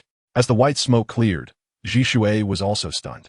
Standing beneath him was a colossal creature nearly 100 meters tall, resembling a Tyrannosaurus Rex, but with an enormous pair of wings on its back, exuding an aura of destruction. Wow, impressive, kid. I couldn't help but admire as I looked at that giant creature. It was the most powerful SSR from the gacha pool, the magnificent winged feather dragon. I flew to the top of the giant dragon's head. Just a moment ago, the arrogant Feather King dragon, upon seeing me, immediately lowered its proud head and respectfully said, Holy Master, have you summoned me? Not me. I pointed to the stunned Shursui below me. This is my new disciple, Uchiha Shursui. He will be your partner from now on, and you must not bully him. Upon hearing this, the Feather King dragon's attitude immediately took a 180-degree turn, and it politely said to Shursui, Lord Shursui, I look forward to working with you. You can call me Feather King. Shursui finally came to his senses and stammered, Why you? Hello, I'm Shursui. The Feather King dragon sensed that a powerful figure from Konoha was approaching rapidly. Being perceptive, It stated that it had no further business and would take its leave to avoid causing me trouble. With another puff of white smoke, it disappeared, leaving behind 2 enormous footprints. I grabbed Shirzue and used a space-time ninjutsu to take him away from the original spot. By the time the 3rd Hokage and his team arrived, not a single hair was left behind. In a different location, I looked at Shirzue, who was still in shock, and said with a smile, "You have quite the potential, kid. That Feather King dragon is one of the 3 great powers of the Heavenly Dragon clan, and you managed to summon it on your first try. One of the 3 great powers." Shirzue gasped in surprise. That was incredibly strong. All right, enough with the awe. Let's start the lesson. I patted his shoulder and asked, "What are your chakra attributes?" Shirzue honestly replied, "Fire, wind, lightning, een." "As long as you have lightning," I said with a grin, instantly condensing a dazzling ball of lightning in my hand, emitting a chirping sound. Watch closely. This technique is called Chidori. It's fast and powerful, and paired with your Sharingan, it's a perfect match. I just finished my demonstration, and guess what? This kid Jishue watched it once and managed to conjure up an identical sun bird in his hands. This talent is like he opened a VIP annual membership. Not bad. Not bad. I'm even more satisfied now. However, just knowing this isn't enough, I'll teach you some derivative uses of Sunbird, like Sunbird Flow, Sunbird Sharp Gun, the whole Sunbird family bucket. I'll teach you all of it today. Then, I demonstrated the spiral sphere to him. This kid learned so quickly.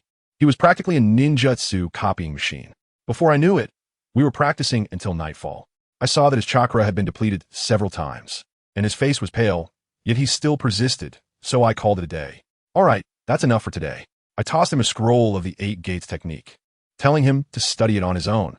It can increase your chakra amount. See you at the usual place tomorrow at 1 in the afternoon. After saying that, I used body flicker technique to disappear and instantly reappear by the seaside, pulling out a lounge chair and lying down. With the sea breeze blowing and the night view in sight, this little life is amazing. Just as I was dozing off, I heard a flurry of urgent fighting sounds and screams coming from the nearby woods. "Lord Yetsong, hurry, I'll hold him off." A man's voice rang out, followed by a cold voice. "Humph, try to save the son of a traitor from our hidden mist village? That's a delusion. Hand over the doll in your hand, and I might let you go. If you don't hand it over, then this time next year will be your funeral." I was sleeping soundly when suddenly it was as noisy as a market right by my ear, making my head hurt. I already had a bad wake-up mood, and this woke me up completely, causing my anger to flare up. "Hey, I think I heard a name. Song? That name sounds a bit familiar. Oh, I remember. The legendary beauty from the sand-hidden village, who was later sold by her own village and died a tragic death. Wow, how did she end up being chased by the mist-hidden village here? The timeline doesn't add up. The 3rd Great Ninja War hasn't even started yet. But, hey, who cares? They say she's a great beauty, so I have to go take a look." As I got closer, the scene was a complete mess. A few bizarre individuals who looked like they were in the late stages of osteoporosis, with bones sticking out all over, were surrounding a stunning beauty and a shark-faced kid. That beauty was Yeet Song, and let me tell you, she looked even better in real life than in the legends. Her figure was amazing, with green hair and orange bangs, full of personality. She was clearly fighting with injuries, protecting the kid behind her, and it looked like she was about to collapse. On the opposite side, a square-faced big man, with 2 dots above his eyebrows like a performer, was rapidly shooting bone bullets from his 10 fingers like a Gatling gun. A few of his companions were spinning around like tops, charging upward, employing a tactic of sheer numbers. Yitsong gritted her teeth and was about to form a seal to unleash a powerful move, but then she coughed, her old injury flared up, and her face instantly turned pale. As soon as I saw this, I knew it wouldn't do. Wasn't the script for a hero saving a beauty handed right to me? Just as those skeletons were about to attack, I instantly teleported in front of her, extending my right hand forward and casually uttering 4 words, Shinra Tensei. Boom! Those skeletons, along with their bones, shot off like meteors into the sky, not even making a sound. I coolly clapped my hands and shrugged. Tisich, a bunch of trash, really boring. Yitsong was dumbfounded, her mouth agape, as if she could fit an egg in it, probably wondering where this handsome guy with an explosive hairstyle came from. I turned back and flashed a smile at her and that shark-faced kid, but before I could say anything, this beauty might have relaxed too much and closed her eyes. Falling backward. Can I make her fall to the ground? That absolutely cannot happen. In an instant, I rushed over and firmly held her in my arms. Wow, the feeling of this touch, this waist, TSK, it's not any less than Tsunade. I held the beautiful person in my arms and turned to the shark-faced kid, saying, "Your name is Kinshiki, right?" From now on, you'll follow me. Are you willing?" The kid's eyes were filled with hatred, staring fiercely in the direction of the hidden mist village, gritting his teeth as he asked me, "You're strong. Can you teach me to become strong? If you can, I'll follow you." I laughed. After all, they're just kids, easy to fool. I widened my eyes and slightly opened a small eternal kaleidoscope, planting a seed in their hearts that I am a god, then said lightly, "Of course. Be my subordinate, be my dog, and I will help you take revenge. Don't think about resisting. No one in this world is stronger than me. Even if Uchiha Obito comes, he won't be able to withstand my slap." The little guy's eyes instantly turned red, and he howled in agreement, saying he was willing to be my dog. Good. I nodded in satisfaction and pulled out a big treasure from the system space, one of the 7 ninja swords, the Samahata, and threw it to him. "Take it." I stole it, and now it's yours. Remember, my name is Jean Tion. Call me Master Jean Tion. The little guy hugged the Samahata, which was taller than him, his hands trembling with excitement, and immediately bowed respectfully. "Yes, Master Jean Tion. Now that I have taken care of the little one, it's time to deal with the big one." I held Yetsong, green light emerging from my hands as I activated healing techniques. In less than 5 minutes, all her injuries were healed. She slowly woke up, and as soon as she opened her eyes and saw my handsome face, she was instantly stunned. "Is it you? Who saved me?" I told you at that moment I was so gentle, my eyes full of deep affection, softly asking her, "Does it still hurt?" With that look, I completely stunned the girl. Her face flushed instantly, and her heart rate probably shot up to 200. She lowered her head and stammered in, "No, it doesn't hurt anymore, thank you. Where are you planning to go?" "Let me take you." I continued my charm offensive. "You're so beautiful. I can't rest easy knowing you're wandering around alone." She wanted to refuse, saying she could manage on her own. But when I saw the opportunity, I immediately switched to my Oscar-winning mode. I held her close, tears in my eyes, and said in a heartfelt tone that I almost believed myself, "Yetsong, actually, I have liked you for a long time. Ever since you were in Sunagakure, I have been silently watching over you. Every time you went on a mission, I secretly followed behind, afraid that something might happen to you. Just now, when I saw you in danger, I couldn't hold back and rushed out. I want to protect you, love you, cherish you, and be with you forever. Will you marry me?" Let me tell you, when I said those words, like how I would go through all kinds of hardships for you, or how you'd have to step over my dead body to kill you, I was just wildly painting a grand picture, emphasizing deep emotional companionship. And guess what? This girl, a battle-hardened elite shinobi, actually believed it. She must have started imagining all sorts of heroic deeds where I secretly saved her, her face turning as red as an apple, looking at me in a daze. In the end, under my continuous bombardment of sweet talk, she bizarrely said a good word. Huh. Even I was taken aback for a moment. Was it really that easy? I got myself a wife, just like that. I was overjoyed and hugged her tightly, repeatedly saying, "Thank you, Tsang. We'll be together forever." Then, taking advantage of the moment, I went in for a kiss. The girl seemed completely blank, totally swept up in my rhythm. While kissing her, I activated my chakra and performed the wood release. 4 rooms and 1 hall deluxe edition, instantly conjuring a cozy little wooden house right where we were, complete with a bed. As for what happened next, I just carried her inside. Outside, that kid with the shark face heard a scream from the house. And then, there was nothing more. Poor Hashigaki, he probably didn't sleep a wink that night, sitting under the tree with his ears plugged, his worldview completely shattered. The next morning, I woke up feeling refreshed, looking at Song, who was sleeping like a little kitten in my arms. Let me tell you, the sense of accomplishment was incredible. My skills in wooing girls are definitely one of a kind in the ninja world. When she woke up and looked at me, she was so shy. However, she also started to feel a bit anxious. After all, she didn't even know my name. Blushing, she asked me, "Tiangu, you don't seem like you're from Sunagakure. Where are you from? Do you want to come back to my village with me?" I thought to myself, isn't this simple? Keep on deceiving. I immediately switched to sage mode and told her that I didn't belong to any ninja village, but was a man yearning for freedom. I'd been guarding near Sunagakure for 8 years just for her, and now I wanted to take her to see the beautiful sights of the world together. This left her speechless. On one side was the village, and on the other was me, this passionate man. She was completely confused, not knowing what living was for. As soon as I saw the timing was right, I directly began to elevate the theme. I stroked her hair and started talking to her about ideals, life, and world peace.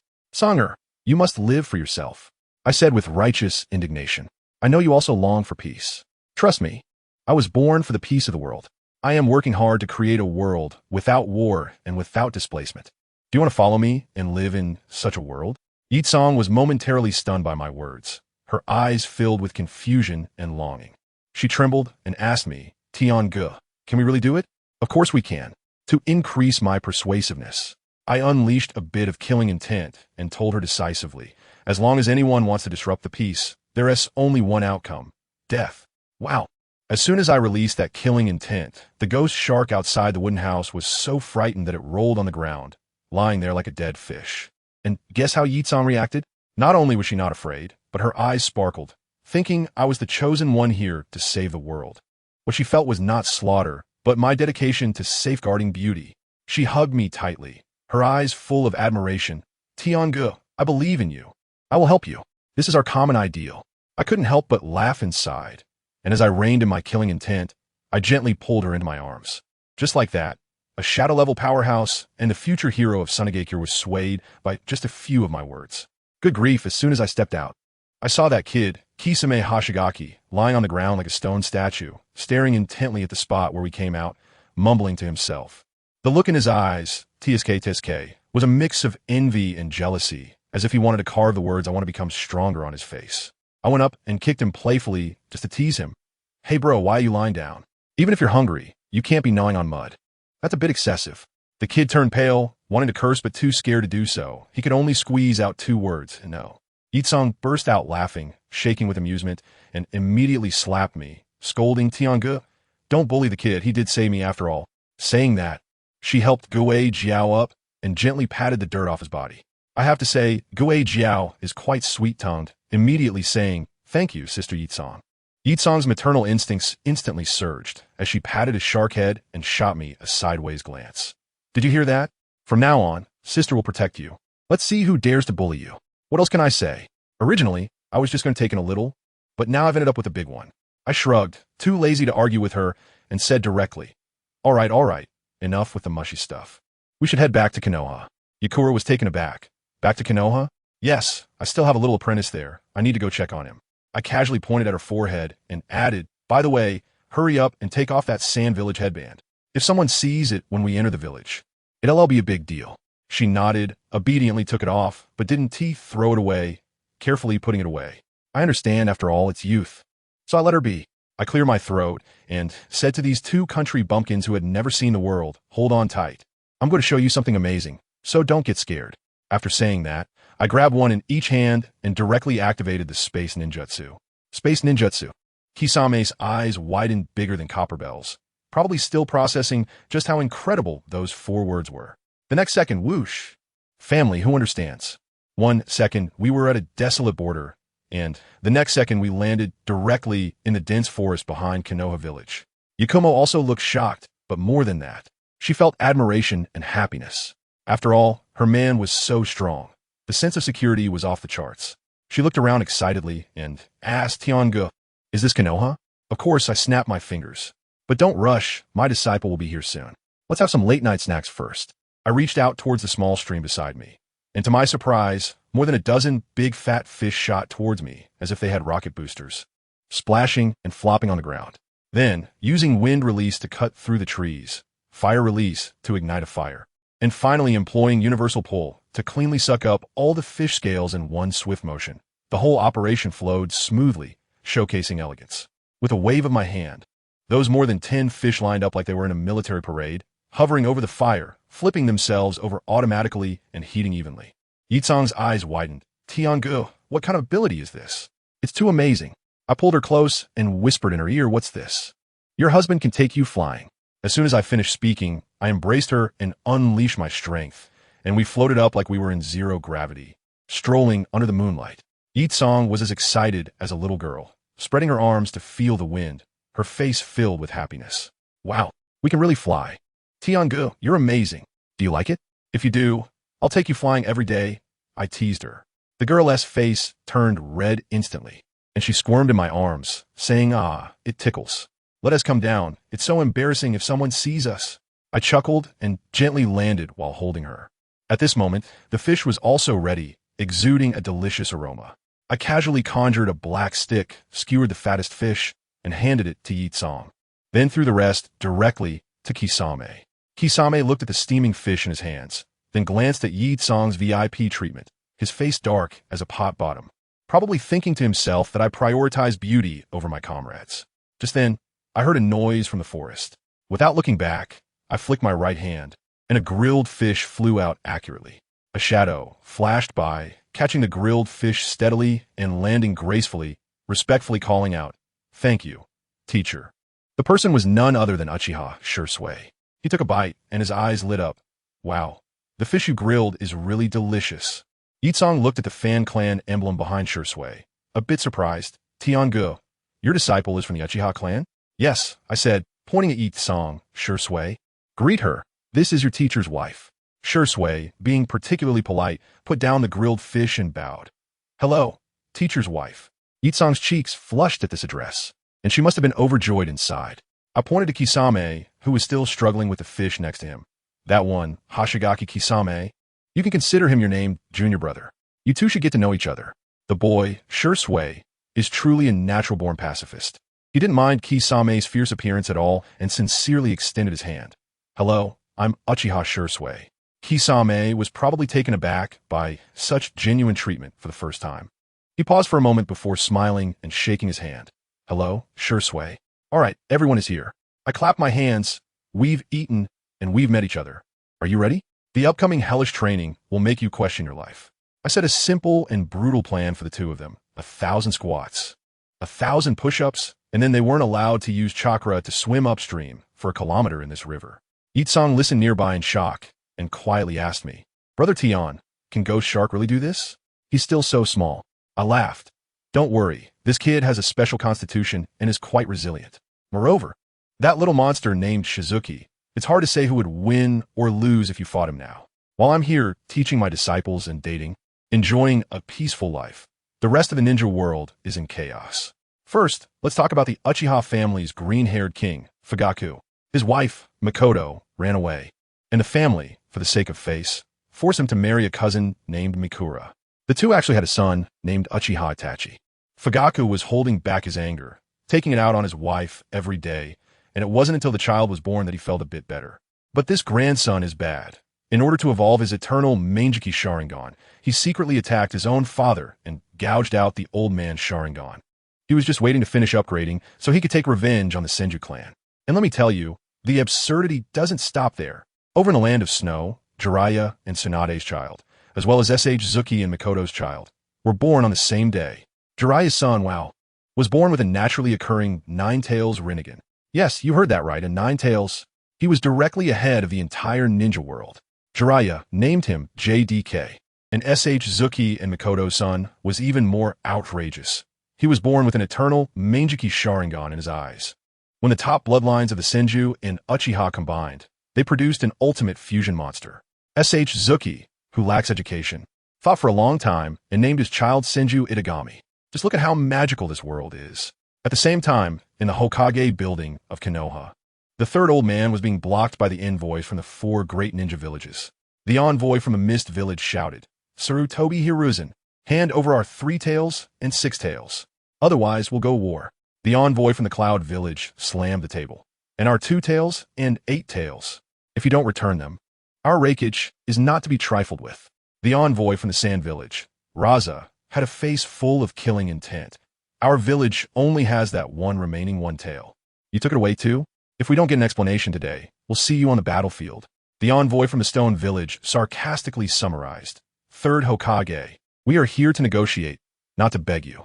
Either return the tailed beasts, or the 4 great villages will have no choice but to pay you a visit." The atmosphere in the entire conference room was so tense it could ignite. And guess what happened? The third old man leisurely took a puff of smoke, blew out a smoke ring, lifted his eyelids, and with a presence of 2 meters 8, calmly spoke, "Are you done? Now it's my turn to speak. First, the tailed beasts are not in Konoha. Second, even if they were, do you think that 4 villages banding together can intimidate us? It seems the lesson from the last war wasn't enough for you. Want to fight? Fine, Konoha will accompany you to the end. Want to cause trouble with this excuse? Haha, you people really aren't worthy." I tell you, when the third Hokage said those words, the faces of the delegation across the table turned green right away. That guy from Cloud Village named Troy slammed his hand on the table, nearly flipping it over. The killing intent made it feel like the temperature in the room dropped by several degrees. He pointed his finger at the third Hokage and shouted, "Good for you, Sarutobi. Are you trying to tear the mask off our 4 great ninja villages? Do you really think Konoha can cover the sky with one hand?" The representatives from Stone Village and Mist Village also joined in the uproar, standing up as if they were about to start a fight right there. "That's right. If you don't hand over the tail beasts, then we'll see the truth on the battlefield. Don't come crying for mercy later when you get beaten up. Do you understand?" Everyone, these people acted as if Konoha had stolen their rice. But what kind of scenes had the third Hokage not seen? He smirked, and his expression practically said, "I've been waiting for you to say that. Fine, if you want a war, let's go to war, no more nonsense. If you want to die, I'll help you." Well, that completely broke down the talks. The people from the 4 great ninja villages left angrily, throwing around a bunch of harsh words. As soon as they left, the 2 old advisors, Mito Gate and Kurenai Koharu, couldn't sit still anymore and quietly said to the third Hokage, "Sarutobi, are we playing a bit too big? With Tsunade and Jiraiya not here, can we handle a war on all fronts with just us? How about calling them back?" Guess how the third Hokage responded? He frowned, clearly unhappy. Let me tell you, this old man had his own plans. He wasn't doing this for Konoha's glory. He wanted to prove that even without Tsunade and Jiraiya, he could still handle things. He wanted to use this war to elevate Orochimaru to the position of 4th Hokage. Why? Because Orochimaru came from a common background, with no family or connections, which meant he was easier to control. This is a classic workplace manipulation, pushing out those with ability and background, then supporting a compliant puppet. My goodness, this operation is all too familiar. So he waved his hand confidently. Why panic? Just because Tsunade and Jiraiya are not around, does that mean Konoha has no one? Let me count our assets. Orochimaru, Kakashi Hitaki, each of them can hold their own on a battlefield. The Inuzuka, Nara, and Akimichi clans combined would give the Kage a headache. And let me tell you about a secret weapon. My guy, he may look unassuming, but when he opens the 8 gates, that guy can take down even a Kage. Not to mention the couple, Minato Namikaze and Kushina Uzumaki, one with Flying Thunder God and the other with the 9 tails. They are the epitome of when things get tough. And I'm still here. Don't worry, Konoha can keep going without anyone. As soon as he finished speaking, he took a puff of smoke and left, leaving the 2 elders looking at each other, feeling like the third Hokage had become a different person, increasingly hard to understand. On the other side, the news reached Cloud Village. The newly appointed 4th Raikage, was a hot-headed guy. When he heard that the negotiations had collapsed, he jumped up, fists cracking with rage, filled with thoughts of killing to avenge his father. He directly ordered that all ninjas, except for those guarding the village, should head to the battlefield to wipe Konoha off the map. His uncle Troy was stunned and quickly advised him, "Hey, calm down. War isn't just about numbers. Your father had to protect the main forces back then. You can't repeat the same mistake." But he didn't listen at all, thinking his uncle was too long-winded, his mind only on taking down Konoha and seizing the resources of a land of fire to make Cloud Village the #1 in the ninja world. Soon, the third great ninja war officially broke out.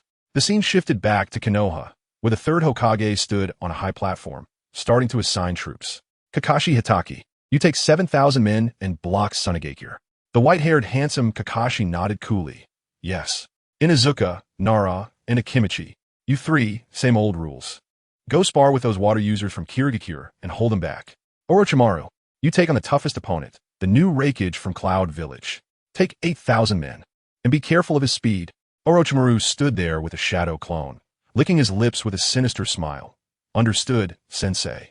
Minato Namikaze, my guy, you 2 take 8,000 men to intercept that old man from Awakens. Minato and Guy were ecstatic, finally able to go to battle. With the third Hokage's command of all troops, move out, the entire Konoha ninja army marched toward the border. I tell you, the most touching moment for me was during the deployment.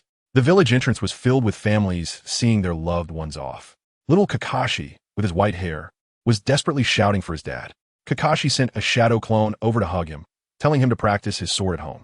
And that watermelon-headed kid, little Mike Guy, was seriously promising his mom that he would become a great hero like his dad.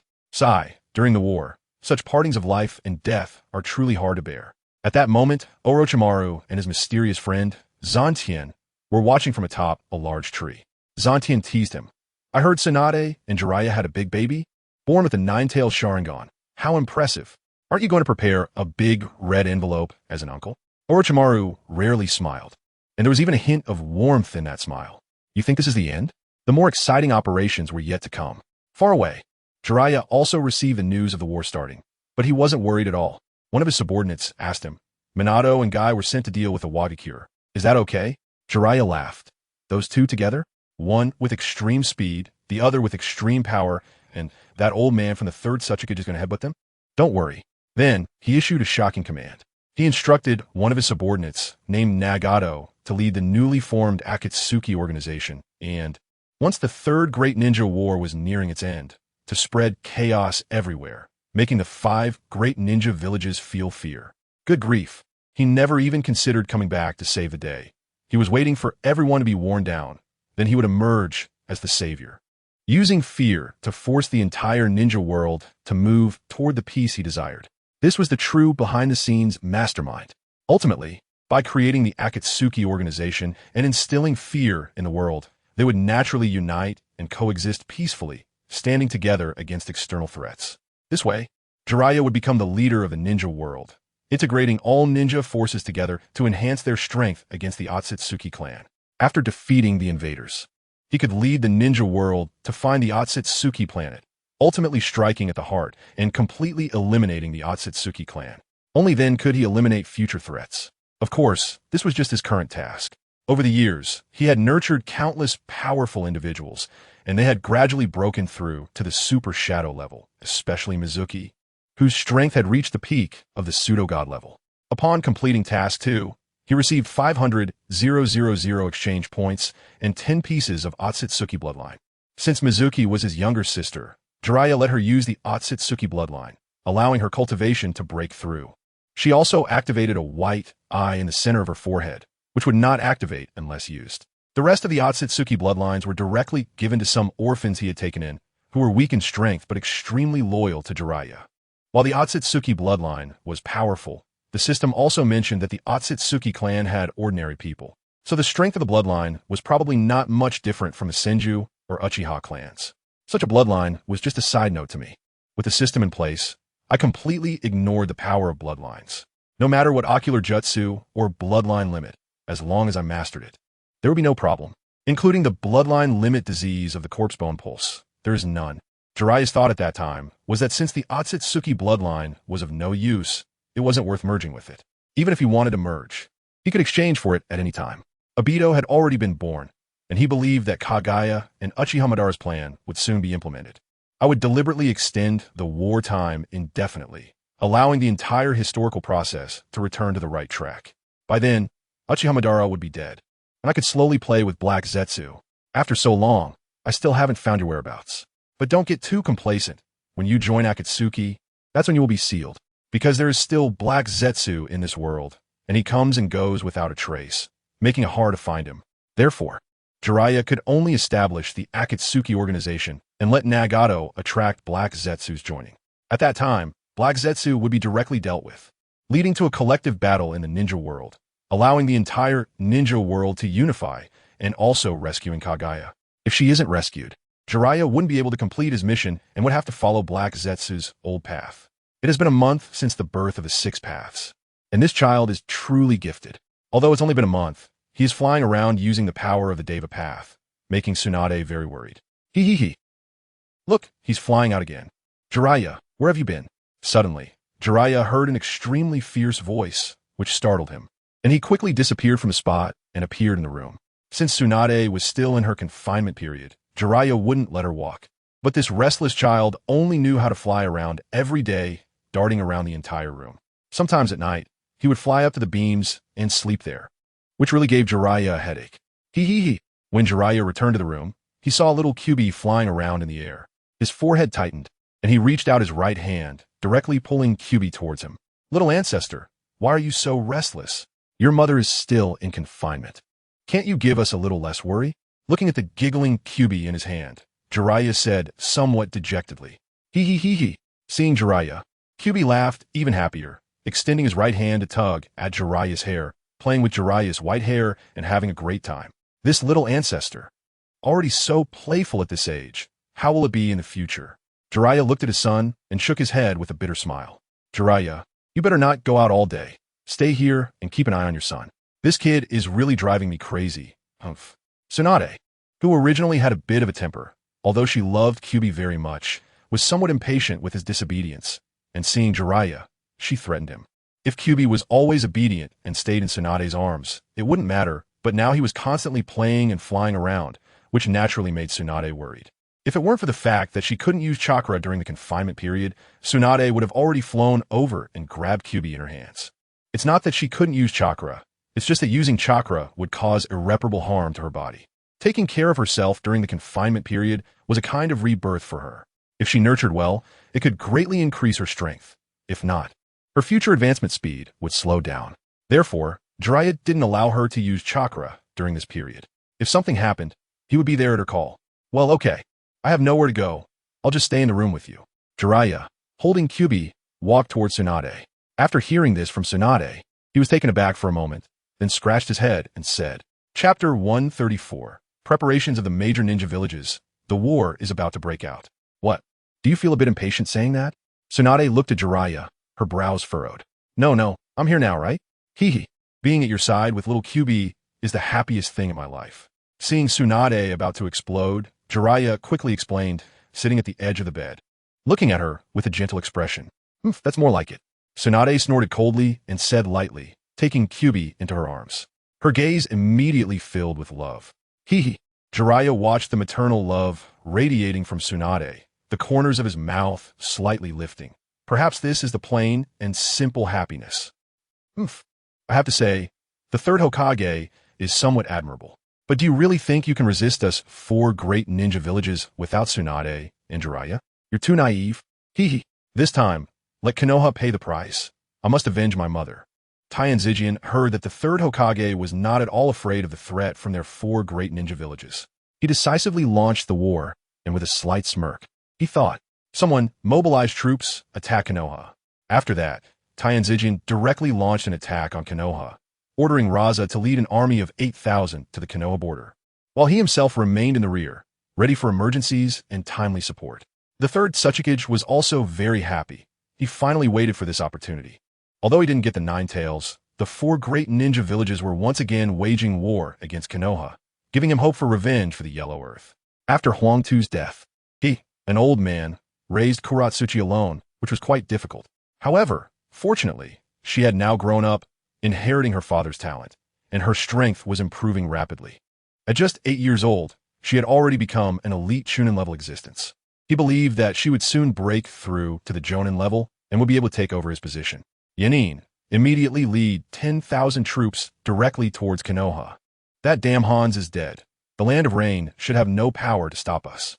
The third Tsuchikage looked at Yanin in front of him, his expression dark. Before, Hans dared to ambush him. Now he was finally dead, which was great, saving him the trouble of doing it himself. Yes, Lord Third Tsuchikage. Yanin slightly raised the corners of his mouth and then went down directly. The third Tsuchikage personally led troops to the border between Konoha and the Land of Rain, preparing to launch a new round of attack.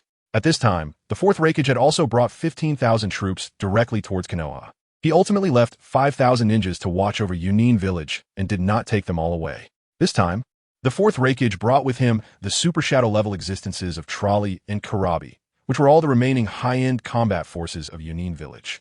This time, I must make Konoha pay the price.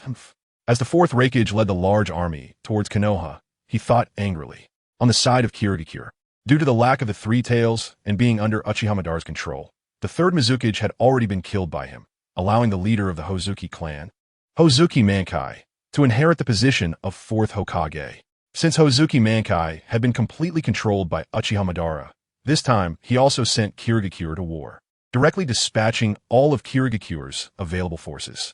His purpose was to deplete the living forces of the 5 great ninja villages, allowing Nagato to successfully complete the mission and then resurrect him. Therefore, Uchiha Madara directly dispatched over 15,000 troops from Kirigakure to the Konoha border. The defense of the Hidden Mist village is weak, so if other villages attack now, it's very likely that the Hidden Mist village will be directly destroyed. The 4 major ninja villages have mobilized, and Konoha has also begun to send large troops to gather at the border. A great battle is imminent. Minato, do you think the third Tsuchikage can keep up with our speed? My guy is also taking command for the first time and knows nothing. So he has handed over all authority to Minato, letting him lead while he only needs to focus on fighting. Along the way, Might Guy couldn't help but ask Minato, if you open the 7th gate directly, he probably won't even be able to touch the corner of your clothes. But still, let's not be too conspicuous. We only need to drive back the Awakens, and it's better not to expose your strength too early. Opening the 7th gate right away is too much of a bully, Minato said lightly to Might Guy. Both of their true strengths had already surpassed the Kaga level, and this time their goal was just to drive back the 3rd Tsuchikage. Haha, since you say so, I feel embarrassed to open the 7th gate directly. However, I really want to see the true strength of the 3rd Tsuchikage. I also wonder what level Jiraiya-sensei has reached now. If I have time, I would like to test my own stage against him. Hearing Minato say this, Might Guy scratched the back of his head and laughed. Recently, Might Guy finally opened the 7th gate and reached the permanent height of the 7th gate.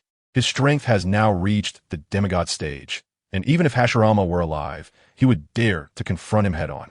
Of course, that doesn't mean he could defeat Hashirama. Hashirama is already infinitely close to the 6 Paths level, and even in his prime, not even the 6 Paths Madara could easily defeat him. Jiraiya-sensei's space ninjutsu is even more refined than mine. He can go wherever he wants, and has already been able to communicate directly with spatial coordinates. Reaching wherever he wants to go, we still have a long way to go to defeat Jiraiya-sensei.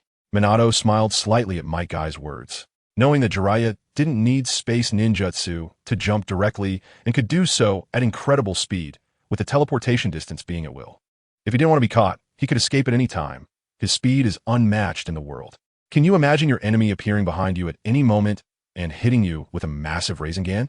Or directly coming at you with a 6 Paths Sage technique? Universal Rasengan? Just thinking about it is terrifying. You probably can't even sleep peacefully, right? Of course, Jiraiya wouldn't be so careless. If he wanted to kill someone, he could do so with just a glance, easily killing anyone in the ninja world, not to mention needing to set up ambushes. Chapter 135, the current Akatsuki organization. I also want to test my current strength against the 3rd Tsuchikage. But I heard he's an old man. Would I be bullying him too much? Might Guy laughed when he heard Minato say this. Well, he is indeed getting old. I heard he often pulls his back, so he probably can't handle it. Seeing him pitiful, just driving him away will be enough. Minato nodded slightly and smiled. Then I'll beat him to the point he can't get out of bed. Making him a vegetable is also not bad. At least it leaves him alive. Might Guy chuckled, giving a thumbs up jokingly. Let us go. Minato laughed, shaking his head at Might Guy's joke, quickly leaping ahead. They still needed to hurry, as they were not far from the border and needed to reach the camp quickly. A day later, the major forces gradually arrived at the borders they needed to guard or attack. Nagato, the people from Konoha and Awakens have already reached our land of rain's border. What should we do?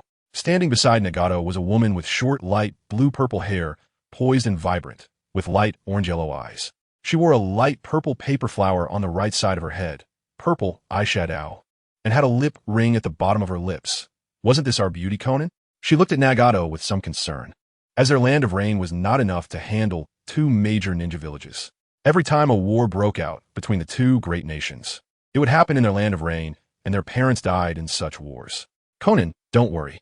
Jiraiya-sensei has already told us that I've moved the civilians away. Jiraiya-sensei said we shouldn't get involved this time. He needs to exhaust the strength of Konoha and Awakens, making them feel the pain of losing loved ones, then let us Akatsuki emerge, standing against all forces to unite them. Only then can we achieve world peace, and there are also outside forces appearing, which are very dangerous. Even Jiraiya-sensei doesn't have complete confidence to deal with them, showing just how powerful they are. Although the ninja world took our parents away, we cannot let outsiders occupy our world. The world needs peace. Only a peaceful world can protect itself from foreign invasions. I've been working hard all these years, but the Rinnegan is not mine. It has many flaws that I can't overcome for now. Jiraiya-sensei said he will make me stronger, but now is not the time. It should be when I find a way to fix these flaws. Nagato smiled slightly at Conan. Jiraiya had already told him all this, so he had moved all the civilians along the way, ensuring that there would be no ordinary civilians on the battlefield to suffer casualties. Moreover, all the Rain Ninjas had gathered and left the battlefield, allowing Konoha and Awakens to confront each other directly. Sigh, when will there be no more wars? How long do we have to wait for days like this? Conan looked at the gloomy weather outside and sighed softly, thinking of her past experiences and the suffering of the impoverished civilians outside now, feeling very uncomfortable. Don't worry, Conan. Haven T, we've been working hard for this goal. We must believe in our abilities and also in Jiraiya Sensei's power. Jiraiya Sensei's strength has surpassed anyone. But he doesn't have complete assurance to bring peace to the ninja world. He said we must use this method to unite everyone to achieve peace. Human hearts are selfish. If there isn't an absolute power to restrain them from letting go of their hatred, peace is impossible to achieve. Yahiko said lightly from the side, feeling that Jiraiya Sensei's words were very reasonable. Even the ninjas in their rain village have their own selfishness, let alone the entire ninja world. It is necessary to create a force with absolute power that makes the whole world feel fear, and then unite them to deal with this terrifying force, so they can understand the importance of peace. If they always believe they are the strongest existence, they will continue to plunder and take, giving rise to countless conspirators and politicians. That's right, recently that Black Zetsu has also started contacting me. His strength doesn't seem strong, but he can blend into everything and is silent. It's very strange, and I don't know what he is. Jiraiya Sensei said Black Zetsu can only be sealed, or can only be defeated with sage techniques. They just want me to collect the 9 tails and bring peace to the world, but there are hidden meanings in his words. He is not an ordinary person. From now on, you two should not face him alone. He is very dangerous. Minato frowned. Although this Kurojitsu doesn't have much power, he possesses some extremely strange abilities that make it necessary for him to be on guard. Well, we know that. You need to be careful as well. If anything happens, just call Teacher Kuu. He will definitely be able to seal him away. Yahiko nodded slightly. They had also heard about this Kurojitsu. He is very strange, seemingly not human, like a ghost that lingers and can merge with anything, unknowingly controlling a person's body, making it difficult to detect. Unless one's perception is extremely strong, it's really hard to deal with. I wonder where Lord Kuu has been recently. When Konan heard Yahiko mention Kuu, her face flushed slightly, and she murmured to herself, "Konan, what did you say?" Yahiko seemed to hear Konan speaking, but didn't catch it clearly, asking with some confusion. Nothing. I was just thinking we need to work harder in the future to strengthen our abilities." After hearing Yahiko's words, Konan felt a wave of nervousness and quickly explained, her heart racing. At present, Konan is only 16 years old, still a young girl, but she is already in the throes of youth, having her own thoughts.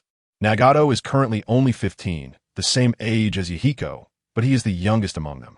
Konan was essentially raised by Kuu, having lived with him from a very young age after he rescued her, so she inevitably has some feelings. Nagato was the last to be adopted by Kuu because he needed to have his eyes transplanted by Madara, so Kuu had been watching over him. But he hadn't taken him in until after he knew that Madara had transplanted his eyes to Nagato, at which point he took the 3 of them under his wing. Chapter 136. Yahiko awakens Byakugan? That's right, I will definitely become a powerful being. Teacher Jiraiya said that there are many levels of strength in this ninja world. Our current strength is only at the level of shadow, and there are higher levels like super shadow, pseudo-god, demigod, and so on.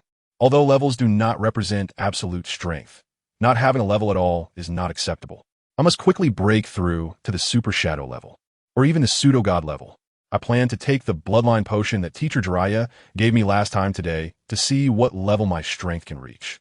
Yahiko did not notice Konan's abnormality and strongly agreed with her words, thinking he needed to work harder since his strength was too low. It just so happened that Jiraiya had given each of them a bloodline potion from the Tsutsuki clan, which was said to enhance strength after consumption. But they did not know exactly how powerful it could make them. That's why he had not used it before. Now it was indeed time to use it, as he urgently needed to improve his strength, so he prepared to start taking it. While I'm also preparing to take it, during this time I have adjusted my state, and I must absorb all of this bloodline potion without wasting it. A glimmer of determination flashed in Konan's eyes. She was the weakest among the 3, and due to the special nature of her bloodline limit, she was very afraid of fire. Facing fire-type ninjas would put her at a disadvantage, and she wondered if this potion would bring her different changes. Well, you all go ahead and take it. I will watch over you, in case anything goes wrong. Nagato nodded slightly. The potion that Teacher Jiraiya gave them contained extremely powerful energy. He had also thought about taking it, but he feared it might change his current state. This could potentially affect their future plans, so he refrained from taking the potion. In terms of strength, he was the strongest among the 3, and under Kuu's guidance, he had greatly improved his use of the Rinnegan. However, the 6 paths he summoned required offerings. He couldn't use clones like Jiraiya did to directly use them as 6 paths. So he had obtained 6 corpses and used black rods to transmit chakra, and control them. Fortunately, the Rinnegan allowed for shared vision. Otherwise, it would have been very difficult for him to control these 6 bodies. Jiraiya, being originally a clone, had his own consciousness. So operating him did not consume his mental energy, which was very practical. Soon, Yahiko and Konan began their closed-door training in the Akatsuki's secret room, while Nagato stood beside them, guarding them. Konan was the first to consume the potion, and her whole being was enveloped in a golden special energy. She could clearly feel her physique becoming stronger, and her level broke through to the peak of super shadow strength, with an eye appearing in her right hand. The eye was blue and emitted a white light. Could this be the Byakugan? This eye? How is this possible? Such terrifying power? Nagato saw the blue eye in Konan's palm, and he became unsettled, his expression serious, not knowing what to think. After Yahiko consumed the Tsutsuki bloodline potion and fully integrated with it, his hair color turned white, and 5 black tomo appeared beneath his collarbone. He underwent a tremendous transformation. Did Yahiko undergo such a change too? What exactly is the potion that Teacher Jiraiya gave us? It contains such immense power. I feel that Konan and Yahiko's current strength is not inferior to mine, and may even be slightly stronger. If I do not use all 6 paths, it will be difficult to defeat them. If I take it, will the flaws of the Rinnegan be healed, or even become stronger? Hiss! Nagato took out a vial of bright red blood, a glimmer of desire flashing in his eyes as he suppressed the urge to consume it and put it away. No, for the sake of world peace, I cannot take it for now. I will consume it after everything is resolved.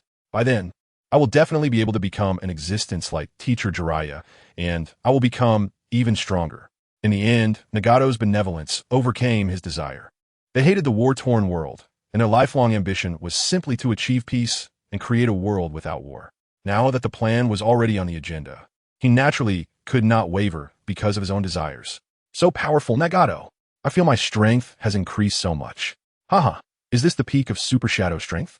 It was unknown how much time had passed, but after Yahiko fully absorbed the bloodline power, he felt his immense strength and quickly opened his eyes, laughing heartily. When Yahiko opened his eyes, they had turned white, commonly known as cataracts. Yahiko, your eyes? Your eyes have turned into Byakugan? How is this possible? Could it be that the bloodline potion Jiraiya gave us is from the Hyuga clan? Or is it a higher level Tsutsuki bloodline? Teacher Jiraiya said that almost half of the ninja world is made up of descendants of the Tsutsuki clan. It's just that over time, the bloodline power has become increasingly diluted. Could this be the Tsutsuki bloodline? Although Jiraiya did not tell them what this bloodline power was, Nagato had already guessed a bit. If it weren't for the Tsutsuki bloodline, how could the increase in strength be so significant?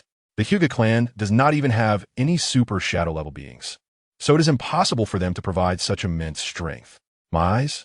What is wrong with my eyes? Yahiko had not yet noticed the change in his eyes because he was just immersed in the joy of his strength enhancement, and he looked puzzled after hearing Nagato's words. He slowly began to feel his eyes, sensing the power emanating from them, and was slightly taken aback. Nagato, I can actually see through things? My eyes? Yahiko instantly saw through the various chakra points within Nagato's body, and after a brief pause, he said, You've awakened the Byakugan. How peculiar. Huh, and your hair.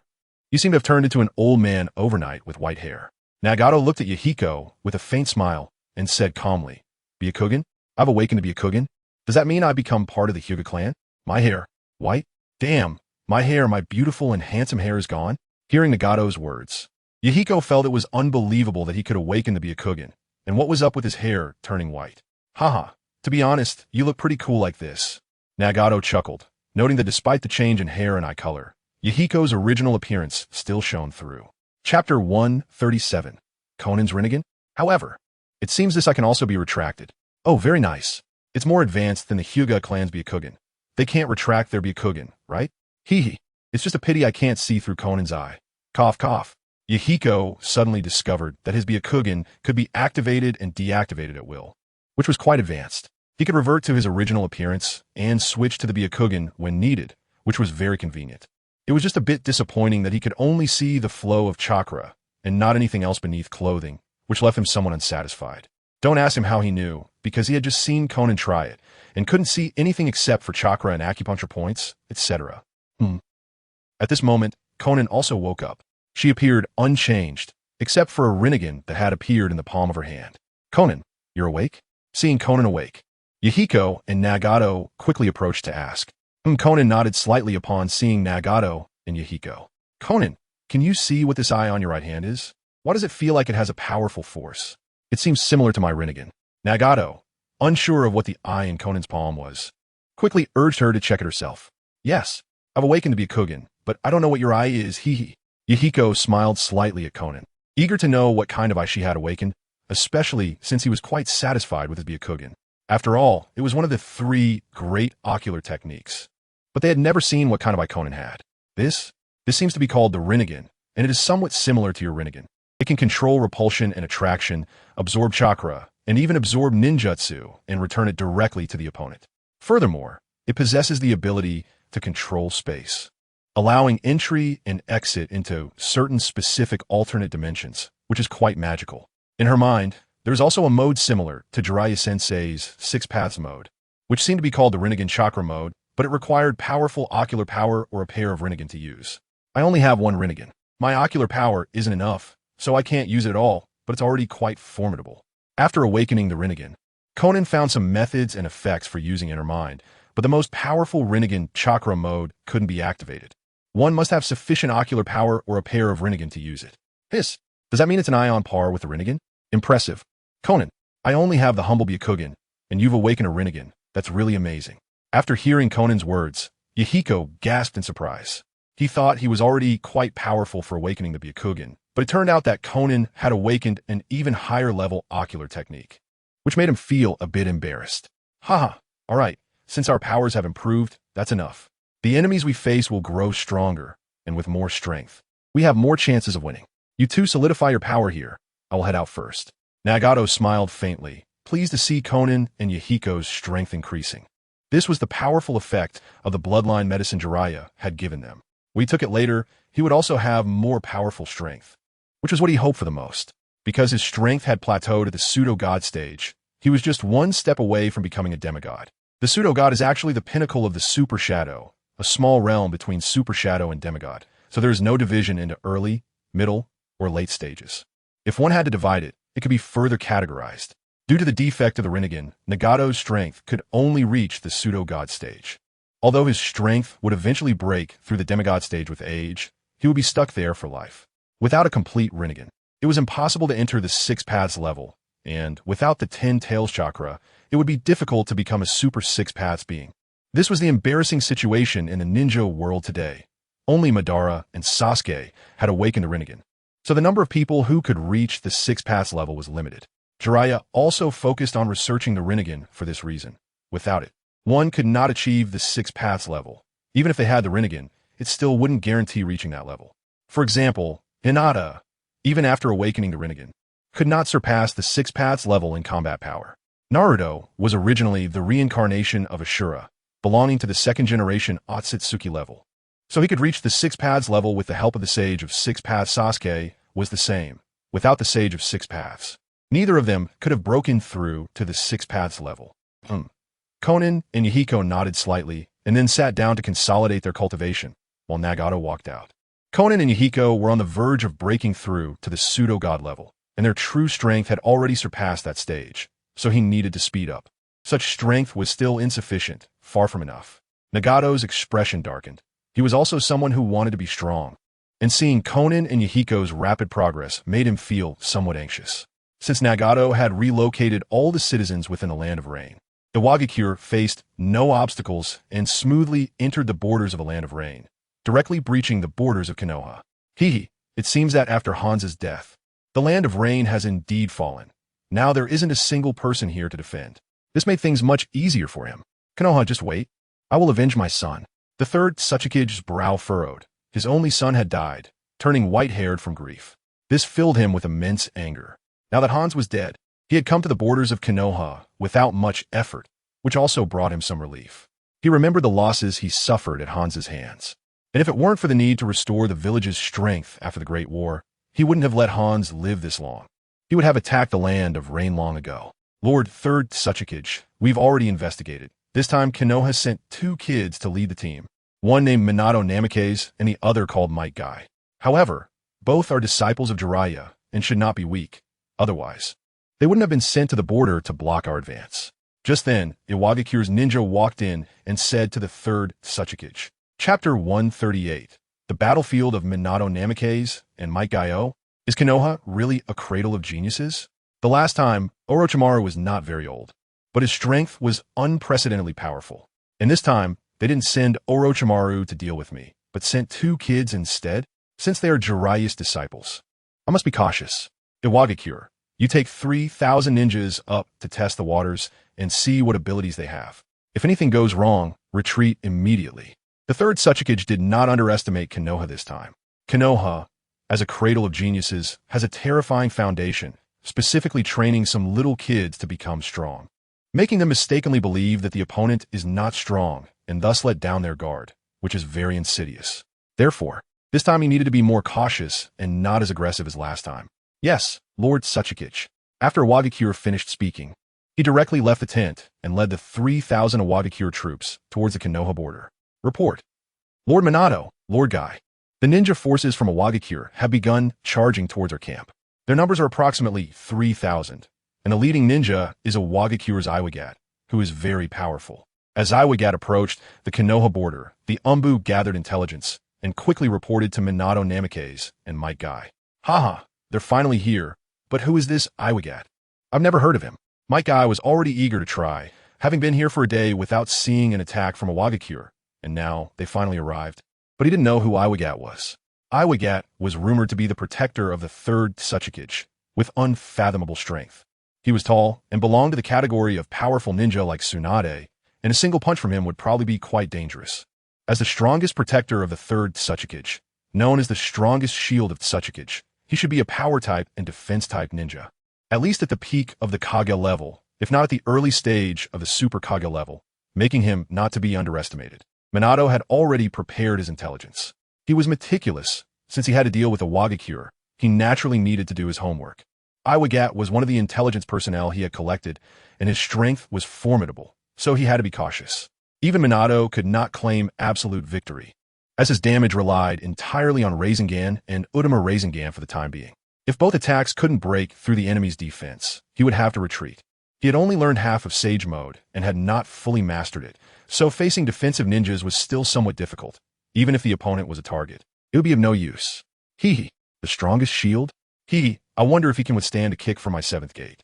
After hearing this, Might Guy became interested. Wasn't this just a live target? He was curious about how strong his attack could be, and he was looking forward to it. Don't expose too much of your strength. Although you can keep the 7th gate open without injury, it still causes some damage to your chakra pathways. Teacher Jiraiya said that unless absolutely necessary, it's best not to use it. Otherwise, if your chakra pathways burst, recovery will be difficult. So don't get too excited. As long as we can repel them, that's a victory in battle, and there's no need to suffer unnecessary casualties. I'll handle those 3,000 ninjas. And you just hold off, Iwagat. Minato smiled slightly and said to Might Guy. After opening the 7th gate, although Might Guy's strength was very powerful, using the 8th gate of death required an astonishing amount of chakra, which still inflicted significant damage to the chakra pathways. Using it once with a gap in between indeed caused no harm, but using it continuously would require a long period of recovery. It was best to refrain from using it unless absolutely necessary, so it was better to keep a low profile. I know. My chakra pathways are much wider than yours. Those damages are negligible for me. Besides, isn't there a medical team? It won't be a problem. I'll just play with Iwagat for a bit. Might Guy smiled slightly and said nonchalantly. He had been practicing physical techniques since he was young, and the width of his chakra pathways was several times that of ordinary people. For him, these damages were very minor. As long as he received a little treatment from the medical ninjas after each use, there would be no issues, and he wouldn't have any after effects. He understood this better than anyone else, especially since the 8 gates of death were created by him. Then, Minato directly took Might Guy and left the camp, heading towards the direction where the Iwagakure ninjas were charging. 2 people are charging directly at us? These 2 kids must not be fools, right? At this moment, Iwagat was still the same Iwagat, not the Iwagat possessed by Kagaya. And when he saw Minato and Might Guy charging towards him, he was slightly stunned, the corners of his mouth curling up in a disdainful smile. Minato chose to send just the 2 of them to avoid wasting Konoha's manpower, because they only had 3,000 ninjas, which was more than enough for Minato and Might Guy. If you die early, don't blame me. Doton, Ganiai no Jutsu. Iwagat ran while releasing his ninjutsu, instantly spitting out rocks that combined to form two towering rock monsters. He lightly leaped onto one of the rock monsters and charged quickly towards Minato and Guy. Flying Thunder God Kunai Go. Minato instantly pulled out a specially made kunai and activated the Shadow Clone technique with shurikens, throwing them towards the 3,000 Awagakure troops. Oof. Mia Trex. Iwagat coldly snorted when he saw Minato shooting kunai at the start, his eyes flashing with disdain. He then controlled the rock monsters to continuously swat away Minato's flying Thunder God kunai, unaware that at this moment, the corners of Minato's mouth were slightly raised. Clang, clang, clang. Countless Awagakure ninjas picked up the kunai in their hands to block Minato's flying Thunder God kunai, and they all flew towards Minato. Meanwhile, countless flying Thunder God kunai scattered on the ground, and they didn't notice that Minato had already disappeared from in front of them. Might Guy stopped directly, standing in front of the 3,000 ninjas, motionless, with a fighting spirit in his eyes and a slight smile on his lips. Ah! Ah! Ah! In an instant, it was unclear from where, ninjas began to die mysteriously, letting out one scream after another, which caught Iwagat's attention. Chapter 139. Might Guy vs. the shield of Awagakure's Tsuchikage. What? How is it possible so fast? How did he get to the back of our main force? Hiss! Such speed this? Iwagat was only controlling the rock monsters to charge forward, while he looked back and saw a flash of yellow light continuously appearing behind his army, and every time it flashed, it took away a life of an Awagakure ninja, leaving him astonished. Don't get distracted. Your opponent is me? Ha ha ha. My guy was finally getting to show off his skills, and naturally did not want Iwagat to be distracted and fail to exert his full strength. He slightly raised the corners of his mouth and reminded him. What? At this moment, only then did Iwagat react and look at my guy. Effort will never betray a person. Let you see the effort I put in to become stronger. Ah. Konoha's mighty guy. My guy has always been criticized as a loser, but he has always worked hard. Despite his efforts, he never gained others' recognition. Finally, he earned Jiraiya's acknowledgement, which gave him confidence and made him a legendary strong warrior. He wants to prove to everyone that he is not a loser and show his teacher, Jiraiya, that his student is not a loser, but a legendary strong warrior. Suddenly, Might Guy jumped up and launched a rapid elbow strike towards Awagakure, so fast that Awagakure barely had time to react. What kind of monster is this? Everyone is so fast. Damn, defend. Awagakure didn't expect that while Minato was fast, this watermelon-headed guy was also incredibly fast, so fast that he couldn't see him with the naked eye. He hurriedly controlled the rock monster to protect himself. Although Might Guy didn't use the power of the 8 gates, his taijutsu was not something just anyone could withstand. Bang! With a loud crash, the rock monster beneath Awagakure was instantly shattered by a punch from Might Guy, turning into fragments scattered on the ground. Cough, cough, cough. Who is he? How can he have such terrifying taijutsu? Awagakure fell to the ground due to the destruction of the rock monster beneath him, quickly rolling to the side, choking on the dust, and began to cough. You are strong, but I'm not weak either. I was careless, and next I will fight with all my strength. Awagakure finally began to take Might Guy seriously. He is a powerful warrior, and so is Might Guy, but his speed is faster than his own. Although his defense is strong, it cannot withstand the speed, which made Awagakure frown. Earth release, earth flow wall. In an instant, Awagakure quickly formed hand seals, creating 4 large walls around Might Guy, trapping him within. Earth release, rock pressure. He then spewed countless rocks, forming a massive square rock lid that completely enclosed Might Guy. Earth release, mountain earth technique. After releasing his ninjutsu, Awagakure's face twisted in rage as he shouted to the sky. As the strongest guard of the 3rd Tsuchikage, he was extremely skilled in earth release ninjutsu, and his speed of releasing ninjutsu was also very fast, unleashing several techniques in an instant. Moreover, he started with big moves, not considering his chakra, and outputting crazily at all costs. Might Guy found himself trapped in a large dark room, where 2 huge walls suddenly appeared, rapidly closing in on him. You want to trap me? Impossible. 8 gates, Night Phoenix. Burn for me. Youth is fire, let it blossom. In an instant, flames erupted all over Might Guy, taking the form of a phoenix, and he charged at the rock lid above him at an incredible speed. Bang, bang, bang. Boom, boom, boom. The flames on Might Guy spread like a phoenix's wings, burning a large hole in the rock lid above him, and as he soared into the air, he dove towards Awagakure at such speed that he didn't give him a chance to react. Damn, How is this possible? Earth release, substitution technique.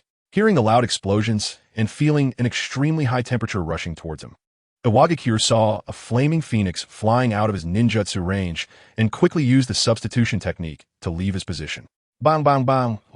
Just as Iwagakure used the substitution technique, the place he had just occupied turned into scorched earth, revealing a massive crater, while Might Guy stood in the crater, his flames already extinguished. You ran fast. I didn't expect that you wouldn't die from this, but next time you won't be so lucky. Might Guy sneered when he saw that the figure he had thought he killed was actually a mud clone. What terrifying speed, what powerful strength. This person is not to be trifled with. I must retreat quickly. Seeing Might Guy's terrifying speed and destructive power, Iwagakure started to back off. And the ninjas behind him were constantly screaming, but he had no ability or mind to care. Earth release, earth flow wall. Earth release, earth flow river. Now, Iwagakure only wanted to leave. He quickly slammed his hands on the ground, creating an earth wall in front of him to block himself, and unleashed the earth flow to form a river rushing towards Might Guy. Earth release, earth clone technique.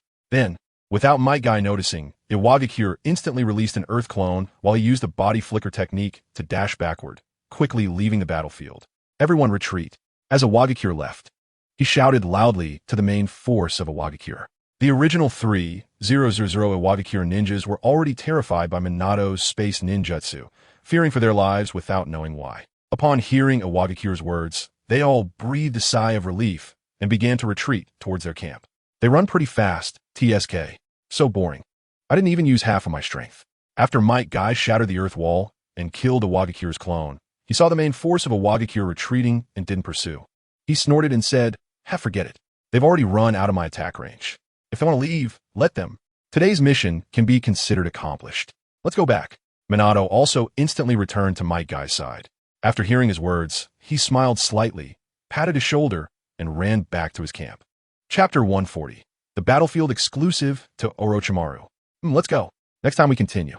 Might Guy looked thoughtfully at the retreating figures of Iwagakure, frowning, then nodded and followed Minato away from the battlefield, rushing towards the Konoha camp. So powerful. Long live Lord Minato. Long live Lord Guy. I didn't even get to see how Lord Minato and Lord Guy acted, and they instantly drove away the 3,000 strong main force. And looking at the corpses on the ground, at least hundreds of people died. Truly impressive. Indeed, as expected of Jiraiya's disciple. If only I could also become a disciple of Jiraiya. I could also become such a strong warrior. You might as well give up. At your age, you're only a nin. Work harder. Don't think about such things.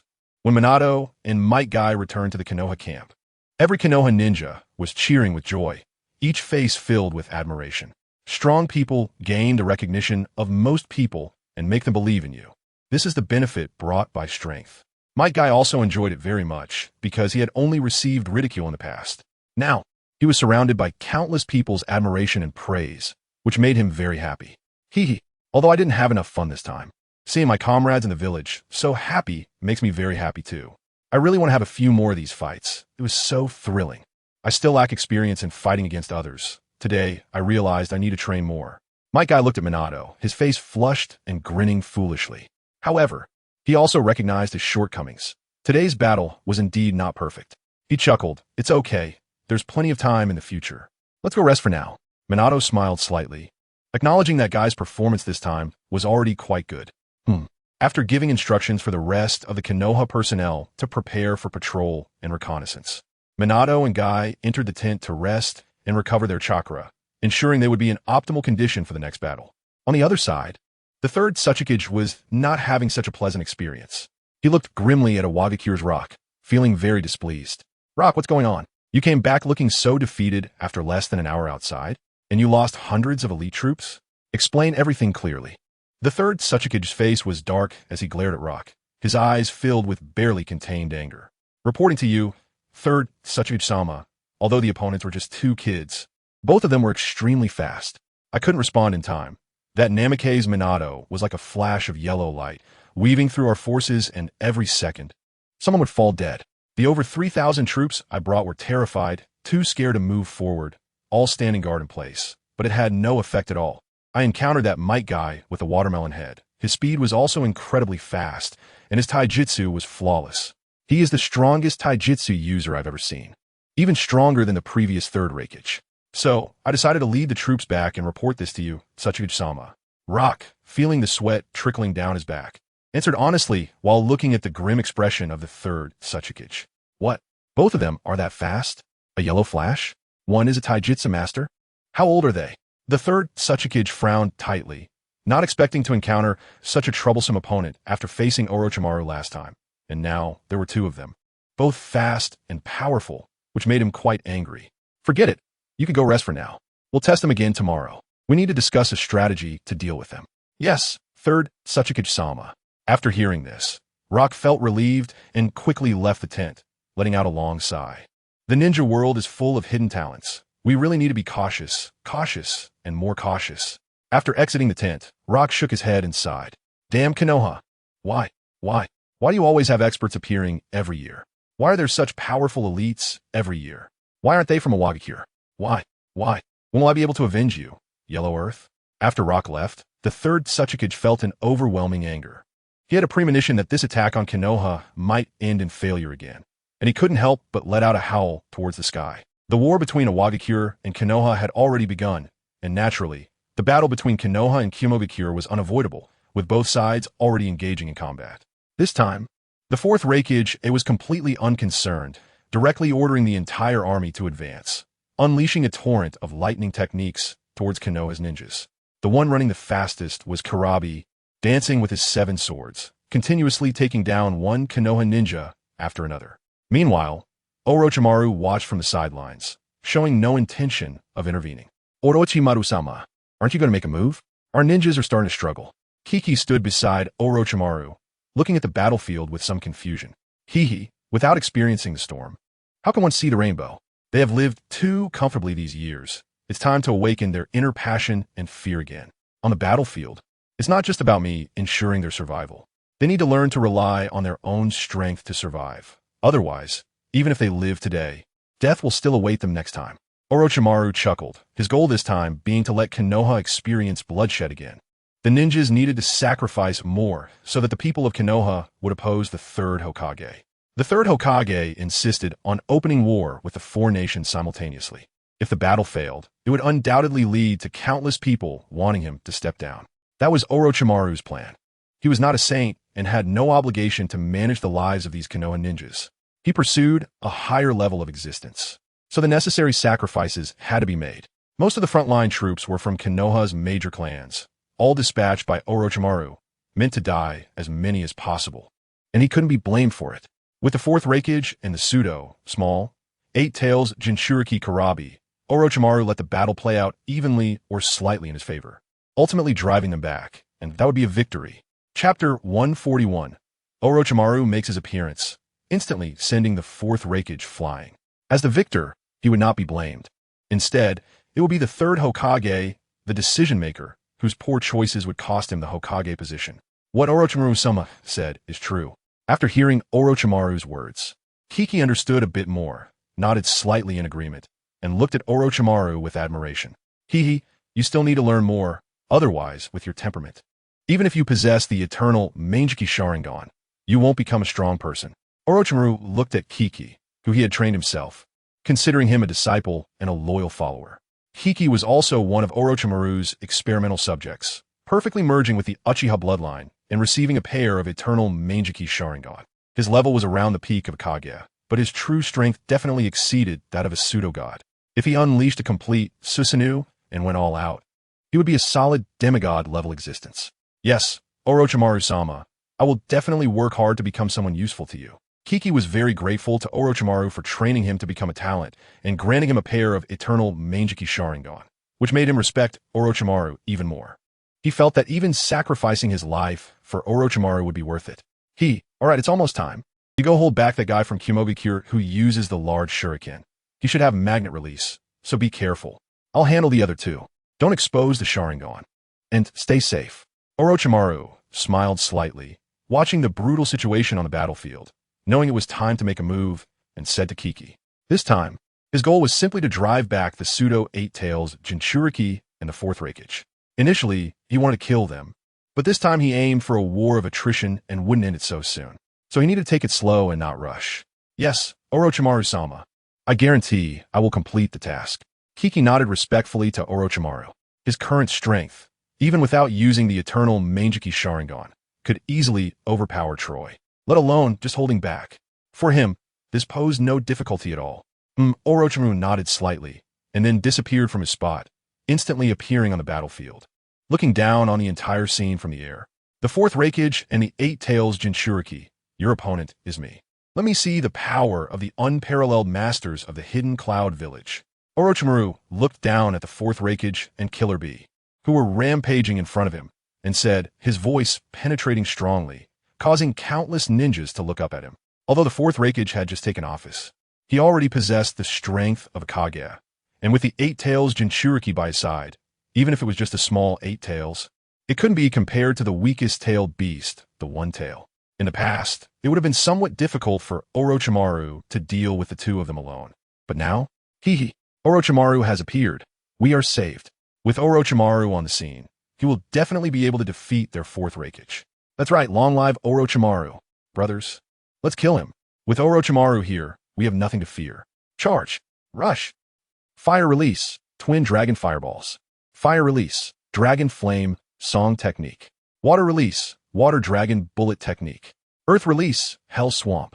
In an instant, with Orochimaru's arrival, the ninjas from Konoha were filled with fighting spirit, each unleashing their signature techniques to attack the ninjas of the Hidden Cloud Village. Orochimaru, is that really you? I didn't expect you could fly, just like that third Sachikage. Seems you have some skills. But do you think just because you can fly, I can't hit you? Killer Bee, let's go together. The fourth Raikage looked at Orochimaru in the sky, frowning tightly, and after a cold snort, his body crackled with lightning as he shouted to Killer Bee. Oh, let's have some fun.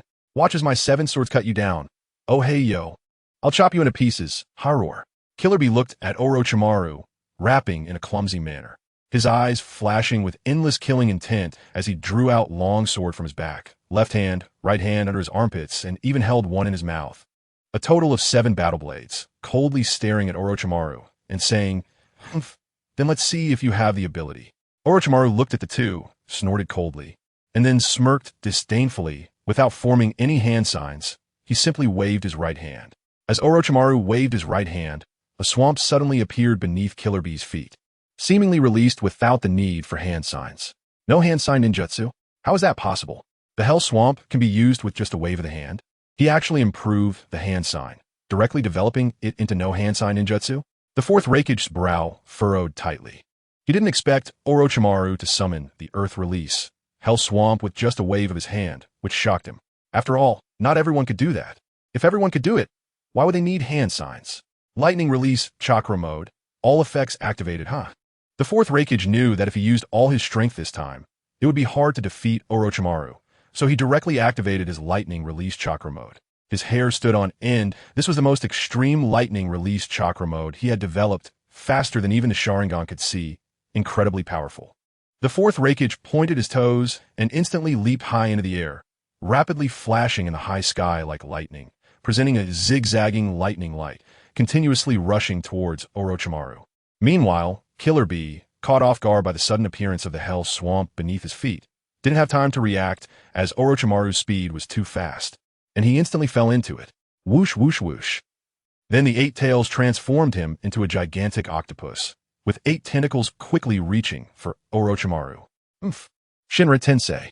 Orochimaru, high in the sky, extended his right hand and unleashed a tremendous repulsive force towards the fourth Raikage and Killer Bee's octopus tentacles. Bang! What is this power? The fourth Raikage was somewhat bewildered. Orochimaru clearly hadn't touched him, but he felt as if he had been struck by a massive force, and he was directly sent flying. Chapter 142. A's Shock, the power of the Sage of Six Paths? The strength was so overwhelming that he flew out several miles, embedding himself into a mountain far away, disappearing from sight. The 8 tails that Killer Bee transformed into was also flipped out, crashing through countless trees. And many unlucky ninjas from the Hidden Cloud Village were directly crushed to death by the massive body of the 8 tails. This Shinra Tensei really is useful, but just a little fun is enough. I shouldn't expose too much. Orochimaru saw the two fly out and smiled slightly. The power of this Deva Path is indeed easy to use. Just waving my hand is as simple as eating or drinking. A must-have technique for bullying the weak. No exceptions. Cough, cough, cough. Orochimaru found it a bit strange. What exactly is this power? The fourth Raikage, having been smashed into the mountain, furrowed his brow and rubbed his chest in pain, thinking, no matter, even if your strength is great, I can find your weakness. This is the only chance to eliminate Konoha. If I fail this time, there will be no more chances in the future. Ultimately, the fourth Raikage chose to take a risk. No matter how strong Orochimaru's strength was, he had to defeat Konoha this time, or he might never have another opportunity to defeat Konoha again. Oh, brother, that really hurts. I don't know what kind of power it is, but it can hit us from a distance. Killer Bee stood on the Eight Tails' nose, frowning, confused as to why he and the fourth Raikage were inexplicably sent flying. I don't know either. I've never seen such a special power. Let's try again. At this moment, the fourth Raikage had already rushed out from the mountain, quickly appearing beside the Eight Tails, shaking his head and saying, with a serious expression, looking at Orochimaru, Killer Bee, this power feels a bit familiar. I think I've seen it somewhere. It's somewhat similar to the Sage of Six Paths Shinra Tensei, but he doesn't have the Rinnegan. I don't know why he can use such a technique. You need to be careful. This Orochimaru is not easy to deal with. At that moment, the Eight Tails Gyuki said to Killer Bee, as he sensed a familiar special aura, pondering for a long time before recalling that this was the Shinra Tensei of the Sage of Six Paths. Oh no, Orochimaru actually possesses the power of the Sage of Six Paths? Ah, that's truly impressive, Roar. Hearing Gyuki say this, Killer Bee was deeply shocked, looking at Orochimaru in the sky. Brother, Eight said that Orochimaru has the power of the Sage of Six Paths. Then Killer Bee said to the fourth Raikage, feeling no fear at all, but rather a bit excited. What? The power of the Sage of Six Paths? Who is this Orochimaru? Why does he possess the power of the Sage of Six Paths? No matter, let's test him first. After hearing Killer Bee's words, the fourth Raikage's face darkened. The Sage of Six Paths is a godlike existence. What does it mean to have the power of the Sage of Six Paths? Doesn't that mean Orochimaru is a god? This left him extremely shocked.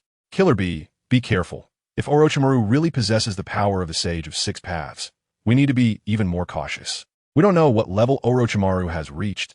Let's test him first. I'll let him aside. You test him with the tailed beast bomb. The fourth Raikage said towards the direction of the Eight Tails, this is the battlefield. If the tailed beast bomb explodes, it could potentially wipe out all the ninjas from Konoha and Kumogakure. So we can only lure Orochimaru away and cannot let the aftershocks harm the ninjas on the battlefield. All right, big brother.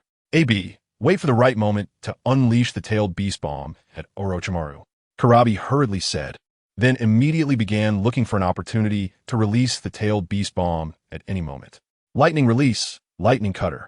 At the same time, the fourth Raikage charged forward again, his body crackling with lightning, transforming into a blue flash, continuously closing in on Orochimaru. Hee, interesting. Since you want to play, I'll indulge you, hee.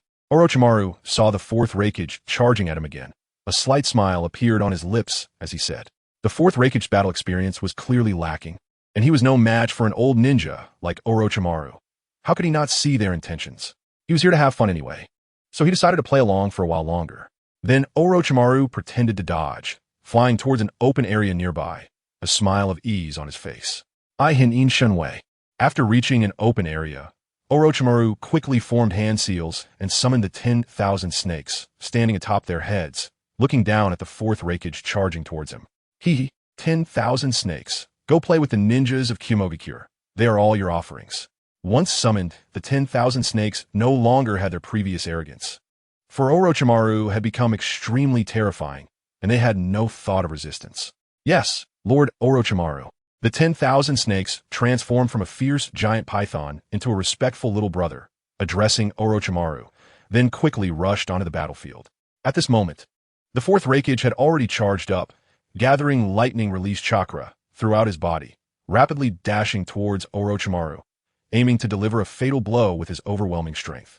Speed and power were both formidable, but unfortunately, it was still too slow. Orochimaru watched the fourth Raikage's speed, a hint of appreciation flashing in his eyes. And he stood still, saying lightly. The fourth Raikage then closed in directly, using his powerful arm strength to instantly pin Orochimaru's neck under his armpit. Bang! In an instant, the Orochimaru being held by the fourth Raikage transformed into a burst of mud. What? The fourth Raikage frowned tightly. He hadn't seen when Orochimaru used the body replacement technique to escape, The speed was so fast that it eluded his eyes. Clap, clap, clap. Fast speed, worthy of praise, but what other tricks do you have? Show them all. Orochimaru had somehow appeared on a nearby tree crown, clapping his hands towards the fourth Raikage, and said lightly, "Damn it." The fourth Raikage didn't expect Orochimaru's speed to be this fast. He prided himself on being the fastest, yet this time he was outdone by someone else, which made him very irritated. Chapter 143. Orochimaru vs. Eight Tails Fourth Raikage. Let us unleash the tailed beast bomb and take him down. The fourth Raikage then pointed at Orochimaru, signaling Karabi to release the tailed beast bomb directly. Alright, AB, take it down. Then the eight tails quickly gathered a black spherical mass at the forefront, and when it reached a certain amount, it was instantly shot towards Orochimaru. In an instant, a sphere carrying immense power charged towards Orochimaru, leaving a long trail behind. It would have been a pity not to dig a river. Oh, the tailed beast bomb? Interesting. 5-style Gate of Resurrection. Originally, Orochimaru didn't pay attention to summoning the 5-style Gate of Resurrection, but he was different now. He clapped his hands and directly summoned 5 gates. Bang, bang, bang, bang. Instantly, the first gate was broken and the second and third followed suit, not holding back for long at all. By the time the fourth gate started, the pseudo-eight tails tailed beast bomb began to weaken, and it took nearly several seconds to barely break through. By the time it reached the fifth gate, there was hardly any residual power left, dissipating between heaven and earth. What is this? It actually has such strong defensive power? Karabi was very surprised to see his tailed beast bomb blocked. This is the famous defensive ninjutsu of Senju Hashirama, known as absolute defense, back in the day. Even the Nine Tails and Uchiha Madara needed to work together to break through it. My current chakra is simply insufficient to break through the 5-style Gate of Resurrection. If I were my prime, I might be able to barely breach it. What Owaguchi said is not without reason. Back in the day, the Battle of the Konoha Sages shocked the ninja world, and Uchiha Madara combined his Susanoo power with the tailed beast bomb to destroy the 5-style Gate of Resurrection. But it was also redirected to protect the Earth from destruction. This 5-style Gate of Resurrection can't be called anything but strong. Saying it's the strongest defense is not an exaggeration. After all, Gaara Sand is also called absolute defense. But it couldn't withstand the Chidori of the second Hokage. These two forms of defense are simply not on the same level. I estimate that back then, the second Hokage would have struggled to break even the first gate. This Orochimaru is really not easy to deal with. Is this the super strong one who was famous back in the day? Karabi frowned, realizing that he and the fourth Raikage couldn't even test Orochimaru's true strength. Just how terrifying was he? After blocking Karabi's tailed beast bomb, the 5-style Gate of Resurrection instantly turned into smoke and disappeared. Hell Spike, one book conquering hand. At this moment, the fourth Raikage seized the opportunity, using the cover of the dissipating smoke to conceal his movements, instantly executing his strongest attack. After years of hard training, he had finally perfected the 4 books conquering hand into one book, transforming into the strongest spear, charging towards Orochimaru at lightning speed, not giving him a chance to react. So fast. Due to the close distance, Orochimaru had not taken the fight seriously, and for a moment, he was actually going to be outdone by the fourth Raikage. His pupils constricting as he thought darkly. Kill. The killing intent surged in the fourth Raikage's eyes, and he was about to kill Orochimaru, feeling a sense of pleasure in his heart. At this moment, however, Orochimaru was not frightened, but instead smiled, narrowing his eyes. Not good. The fourth Raikage felt something was wrong upon seeing Orochimaru's expression. It was too late to turn and flee. Stab! Unbeknownst to him, the real Orochimaru had appeared behind the fourth Raikage, holding the Kusanagi sword, and directly stabbed it into the fourth Raikage's chest, avoiding the vital points. What? When? The fourth Raikage frowned tightly, filled with confusion. He had no idea when Orochimaru had appeared behind him. Blood spurted from his mouth as he turned to look at Orochimaru and asked, This was never my true body. You always believed only your eyes. But you haven't trained enough. Although you are powerful, your combat experience is severely lacking, and you cannot unleash your true strength. This time, I'll consider it a lesson for you. When I clapped my hands in approval, you all thought that was my true body, but that was not the case. Eyes can deceive. Only here will not deceive. Orochimaru did not hide it. The corner of his mouth slightly lifted as he slowly explained, pointing to his own heart. This time, he never intended to kill the fourth Raikage, as they might need to work together against the Tsutsuki clan later. so just playing around was fine. I see. Cough, cough. A glimmer of clarity flashed in the fourth Raikage's eyes, and then he directly grabbed the Kusanagi sword with his right hand. His eyes filled with killing intent, instantly attacking Orochimaru behind him. Quite a bit of courage, but as I said, the eyes can deceive.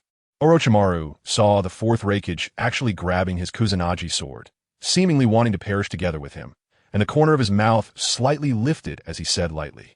The original clone of Orochimaru used the body flicker technique to arrive beside the fourth Raikage and also pulled out a Kusanagi sword, directly stabbing towards the fourth Raikage. Stab. Ah! The fourth Raikage spat out a mouthful of reverse blood and let out a cry of pain, but the attack did not stop. He continued to charge at Orochimaru, truly a battle maniac with courage. Shinra, Tensei. Orochimaru smiled slightly. This fourth Raikage was simply a madman. If he hadn't wanted to spare him, his heart would probably have been crushed by now, yet he still continued to attack. Clearly wanted to take him down with him. But how could Orochimaru let him have his way? With a single Shinra Tensei, he instantly sent the fourth Raikage flying away. Ah! The fourth Raikage felt a massive repulsive force again, directly sending him flying, letting out a cry of pain. Brother. AB, catch my brother. Kurabi instantly had the bull demon catch the fourth Raikage, and the Eight Tails also quickly extended its tentacles to firmly grab hold of the fourth Raikage. But his massive body still moved backward, dragging along the ground for several miles before finally coming to a stop. The current Orochimaru was not like Nagato, a half-baked user of the Rinnegan. Although his eyes still had defects, he had obtained the bloodline of the Tsutsuki clan and had broken through to the Six Paths level. After reaching the Six Paths level, the powerful, repulsive, and attractive forces in the Rinnegan could control the trajectories of planetary motion, which was terrifying. The repulsive force was not at the same level as Nagato's little tricks. However, the magnitude of the repulsive force could be controlled. Otherwise, just relying on it could have directly killed the fourth Raikage. Chapter 144. The final purpose of War Hiss. Brother, he is so strong. We are no match for him. Kurabi furrowed his brows, worried as he saw his brother defeated so easily. We should retreat first. Cough, cough. We were too careless this time. Our combat experience was insufficient, and I was too anxious. Retreat 10 miles and take a moment to rest. Cough, cough, cough. The fourth Raikage lay on the Eight Tails, coughing up a lot of blood as he spoke slowly. This time, due to insufficient combat experience. He was completely toyed with by Orochimaru. After all, he was only 18 years old. Although he had the strength of a super shadow, his combat experience and readiness for battle were simply not enough. He did not have a deep understanding of his own strength, which was why he suffered such a tragic defeat. If he faced an ordinary ninja, this situation would not have occurred. But facing a Six Paths level Orochimaru right from the start, how could he not be toyed with? However, this could be considered a form of growth for him. Once he comprehended and digested this battle, it would definitely enhance his strength. All right, then the Eight Tails was recalled by Kurabi into his body, and he held the fourth Raikage as he rushed towards the camp, not forgetting to send a retreat signal on the way. Orochimaru did not stop them and directly let them leave, turning back toward the battlefield. Oh. They have been repelled. They have been repelled. The Cloud Village has been driven away. Ha ha ha. Long live Lord Orochimaru. Long live. Lord Orochimaru is truly impressive, directly driving away the fourth Raikage and that Eight Tails Jinchuriki. Yes, Lord Orochimaru is truly powerful. After Orochimaru's victory, the Konoha side was naturally overjoyed, with everyone's faces filled with joy. Seeing everyone cheering and celebrating, Orochimaru smiled faintly, laughing without speaking, and slowly walked towards the position. Not bad, huh? Looks like you're having a good time. After returning to the camp, Orochimaru walked into his tent, and as he lifted the curtain, he saw Jiraiya drinking a little wine and eating peanuts, looking at him and saying, You busy man, still come to see me? Orochimaru was not surprised to see Jiraiya, chuckling as he naturally sat opposite him and poured wine to drink with Jiraiya. Isn't this stealing a moment of leisure? I snuck out while Tsunade was chatting with Shizen. I took the opportunity to come see you. I didn't expect to see you bullying a kid, haha. Seeing Orochimaru say this, Jiraiya quickly laughed heartily, and the two clinked glasses, then smiled similarly as they drank from their cups. This time, you'll probably become the fourth Hokage. Your popularity in Konoha has reached its peak. As long as this battle is victorious, although there have been heavy casualties, you will definitely become the fourth Hokage. It's just a pity for these ninjas, dying without knowing why. Jiraiya smiled slightly at Orochimaru and said that they had planned this for a long time. Without Danzo's presence, no one was forcing the third Hokage to step down. So they could only use this method to make the third Hokage step down, and of course, this was all Orochimaru's idea. Jiraiya originally wanted a quicker method, but was vetoed by Orochimaru. He still couldn't bear to part with this teacher. So after much discussion, they finally settled on this plan. They should have died anyway. If it weren't for us, they would have suffered even more casualties. So there's nothing to regret. Everything is for a better future. Their sacrifices are worth it. Their children will be able to enjoy the world to come. This is their honor, and it is the price they pay for this ultimate goal. Orochimaru thought quite openly. The deaths of these people brought peace and happiness to countless others, so they died with purpose. Haha, indeed, their sacrifices are worth it.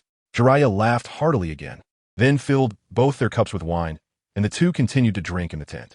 Due to the defeat of the Cloud Village in this battle, the fourth Raikage was also constantly reflecting on himself and thinking about why he lost, ultimately beginning to slowly absorb combat experience, and his strength became increasingly stable.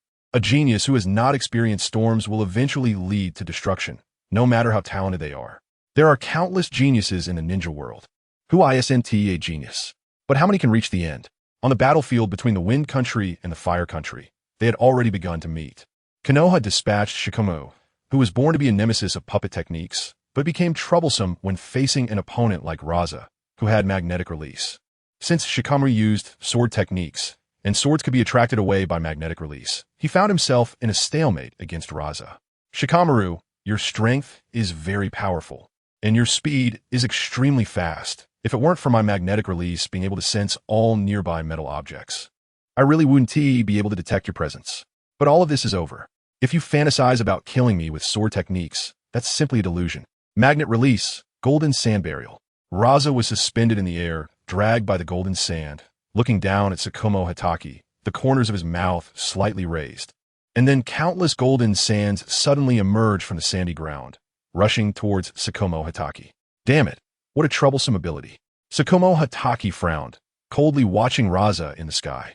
Seeing his attack coming, he instantly dodged out of the attack range, closely observing Raza's every movement. Now's the time. Sword technique, Void Slash. Tsukumo Hatake had been observing Raza's movements, trying to find a flaw, but Raza was in the air and could control the golden sand for long-range attacks, making it quite tricky.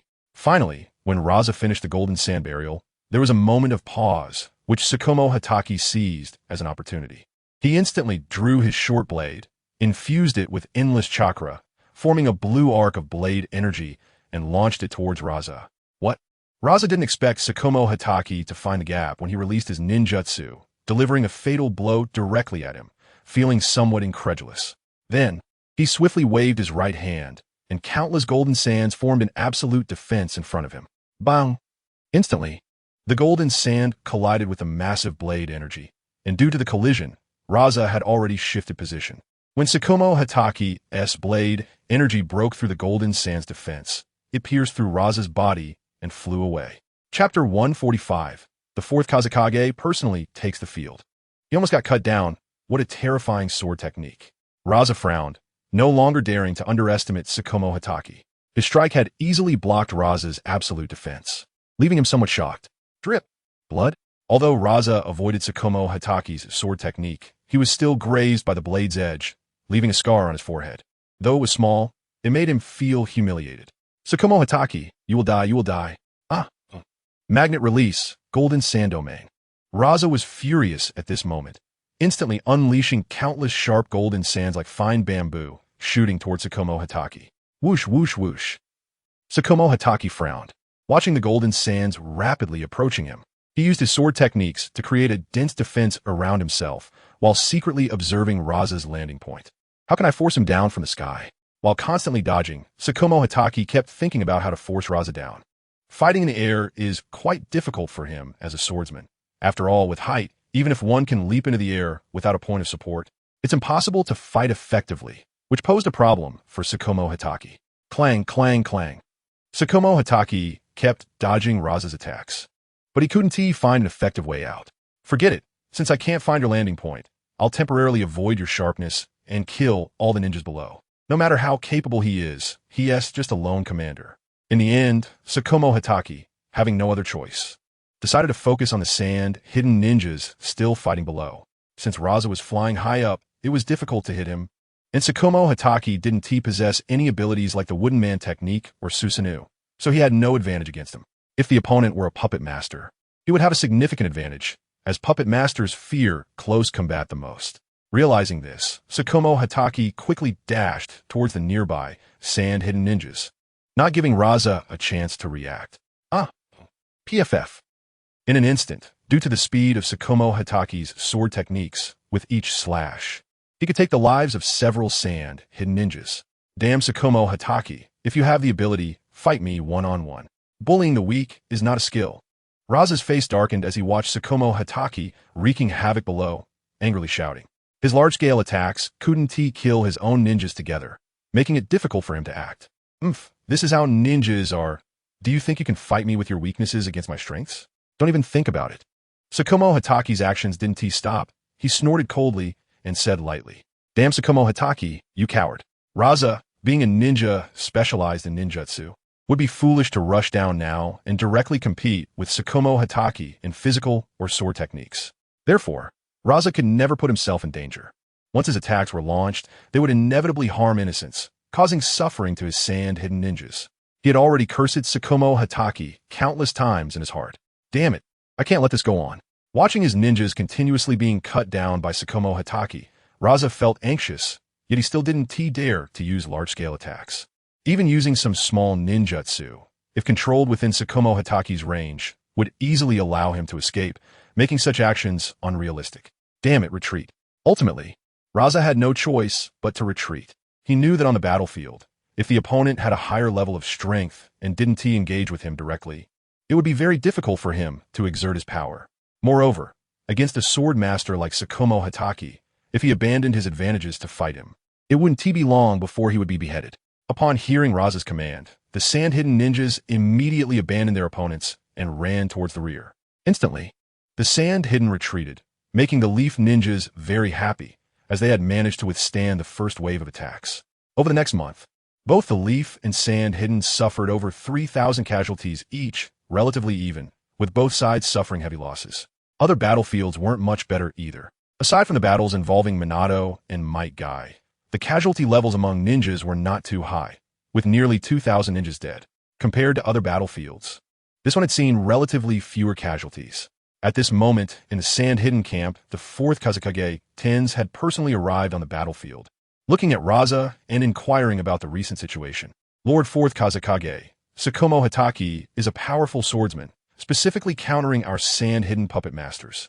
Moreover, he doesn't engage me in direct combat. I can only stalemate with him here, with both sides suffering losses that are not much different. However, since Lord 4th Kazekage has come in person, things will be much simpler. You just need to hold Tsukumo Hatake off, and I will be able to quickly take down the leaf ninjas. At that time, Tsukumo Hatake will definitely retreat without a fight, and victory will surely belong to our sand-hidden village. Raza, facing Ten's inquiry, reported truthfully, as he had nearly been driven mad by Tsukumo Hatake over the past month. Fast and strong with sword techniques, he really found it difficult to deal with him. Right from the start of the battle, Tsukumo Hatake rushed into their main forces, completely disregarding him. However, since Tens had come, he would surely be able to hold Tsukumo Hatake off, and then he could sweep away the leaf ninjas in one go. It'd be hard not to win. Tsukumo Hatake is indeed a tricky guy. He has been famous in the ninja world for a long time. This time, I will deal with Tsukumo Hatake, and you can take care of the rest. This time, we must attack Konoha and obtain a large amount of supplies. Otherwise, given our current economic situation, we will have to lay off workers without new resources. Tianji Jin frowned tightly. He knew that Hatake Saku was very difficult to deal with, but he did not expect him to avoid direct confrontation with Luo Sha and instead target the ordinary Sunigakure ninjas. This was something he had not anticipated. Yes, Luo Sha quickly nodded in agreement. The next day, Tianji Jin led Luo Sha and more than 4,000 men to launch another attack towards the Konoha border. Chapter 146, Hatake Saku versus 4th Kazekage. Here they come again. The Kazekage? Is this the youngest Kazekage of Sunigakure? I've heard he is also called the strongest Kazekage. Plus, with that Luo Sha guy, this is going to be a bit difficult. Hatake Saku frowned. Gazing at the Sunagakure army rushing towards them, he noticed the fourth Kazekage hat worn by Tianji Jian, and a sense of worry filled his heart. Although he was not afraid, the ninjas of Konoha simply could not withstand an attack from a Super Shadow. On his side, he was the only Super Shadow, and dealing with them was somewhat beyond his capabilities. Well, I can only fight to the death now. A hint of determination flashed in Hatake Saku's eyes as he tightened his grip on his short sword and directly led the remaining 4,000 troops of Konoha towards the battlefield. Spread out, everyone, and try to get close to the Sunagakure ninjas. Don't give them any chance. On the way to the battlefield, Hatake Saku reminded the ninjas around him, as Luo Sha's bloodline limit could easily wipe them out if they clustered together. Yes, Lord Saku. Following that, the Konoha ninja army began to disperse rapidly towards the direction of Sunagakure. Do you think spreading out will allow you to escape my grasp? Ridiculous. Magnet release, sand waterfall. Luo Sha saw Hatake Saku below and noticed the Konoha ninjas starting to spread out. A slight smirk appeared on his lips as he sneered and began to form hand seals. Instantly, within a radius of several hundred meters centered on Hatake Saku, everything turned into a golden desert. Using the shadow clone technique, he sent out his main body. Hatake Saku frowned and quickly shouted to those behind him, while he used body flicker technique to escape Luo Sha's attack range and rushed quickly into the ranks of the Sunagakure ninjas. Most of the Konoha ninjas did the same, forming seals instantly and using the shadow clone technique to send their main bodies out, but some who reacted slowly were buried directly beneath the golden sand. Although not many, hundreds of Konoha ninjas were trapped by this technique. Magnet release, sand waterfall burial. Some Konoha ninjas buried underground by Luo Sha were instantly crushed by countless grains of sand, blood splattering everywhere, a scene too gruesome to behold. Sword technique, water break. At this moment, Hatake Saku had already charged into the main force of Sunagakure, and even Tianji Jian did not react in time before he unleashed a massive reddish-brown sword energy, directly attacking Sunagakure. Tianji's secret technique, 100 mechanisms performance. Puppet technique, machine light shield seal. Tianji Jian instantly felt a sense of crisis and hurriedly took out a scroll, summoning hundreds of puppets dressed in red robes to float in the sky, controlled by countless chakra threads. Moreover, each puppet used a different weapon. Tianji Jian's fingers trembled continuously, as if he were playing a magnificent symphony. Hundreds of puppets raised their weapons and charged toward Hatake Saku's sword energy, forming chakra shields on all the puppets. They aimed to block his sword energy attack and give his Sunagakure behind them a chance to evade. Puffed. One puppet after another shattered before Hatake Saku's massive sword energy, even though they were made from the hardest materials and infused with Tianji Jian's chakra to form chakra shields. However, facing such terrifying sword energy, they crumbled like scrap metal. Nevertheless, they had already stalled the offensive momentum of Hatake Saku's sword energy, giving the Sunagakure sufficient time to react. However, the dozens of ninja in the front row still could not escape being killed, directly turned into blood and flesh scattered between heaven and earth by the sword energy. Seeing that his defense had worked, Tianji Jian quickly recalled the remaining puppets to prevent them from being destroyed by Hatake Saku's sword energy. Hatake Saku, your opponent is me. Tianji Jian frowned, his expression serious as he looked at Hatake Saku, his hands continuously moving as the puppet master attacked him. A puppet master who can control hundreds of puppets. Impressive. This puppet technique has surely reached a peak level, right? Chiyo, his mother, could only control 10 puppets at most. This person must not be left alive. Otherwise, Sunagakure will only grow stronger. Hatake Saku looked at Tianji Jian, frowning. This person absolutely must not be allowed to live. He had to kill him here. Otherwise, nurturing such powerful puppet masters would be a disaster for Konoha. Then let me see the strength of the strongest fourth Kazekage. Hatake Saku charged towards Tianji Jian, gripping his short sword tightly. Sword technique whirlwind slash. Instantly, Hatake Saku gathered a sword energy flying dagger in front of him, covering it with a surge of chakra with his right hand, then grasped the sword energy flying dagger, his expression cold, eyes filled with killing intent, and he hurled it towards Tianji Jian. He aimed to kill Tianji Jian in one blow, using his strongest attack. Such a person must not be left alive. So he unleashed all his power right from start. Whoosh! The flying dagger Hatake Saku threw began to spin rapidly, speeding towards Tianji Jian, creating a whirlwind around it, forming countless invisible sword lights. Where the flying dagger passed, destruction followed, with everywhere showing signs of high-speed cuts. Zulfust. Tianji Jian was shocked as he saw the rapidly approaching sword energy flying dagger. Thinking to himself, he quickly commanded the hundreds of puppets to form a defense, wanting to block Hatake Sako's attack with them. As a puppet master, he was originally at a disadvantage against the swordsman. His speed simply could not keep up with Hatake Sako's.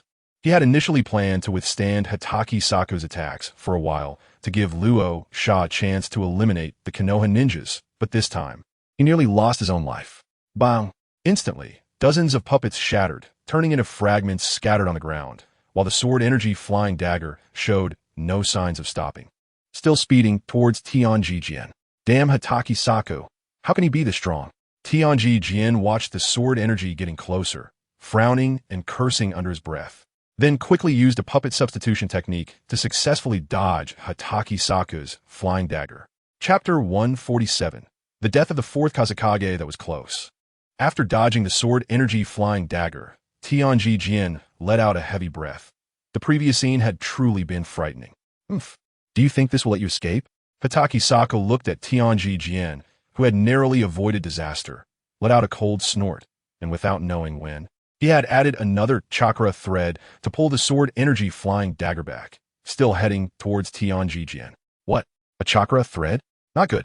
Suddenly seeing the blade energy boomerang still coming at him, Tenji-ken was taken aback, realizing that the faint chakra line was not good.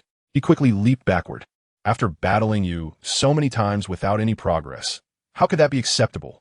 As a longtime rival of the Sand Village, Kakashi Zain had already figured them out and combined their puppet techniques to create this boomerang attack. Because blade energy is extremely difficult to control, even a top swordsman like Kakashi Zain finds it hard to make the blade energy return. However, after seeing the puppet technique, he remembered that he could directly combine puppet techniques and sword techniques to form a new sword technique. After years of research, he finally succeeded.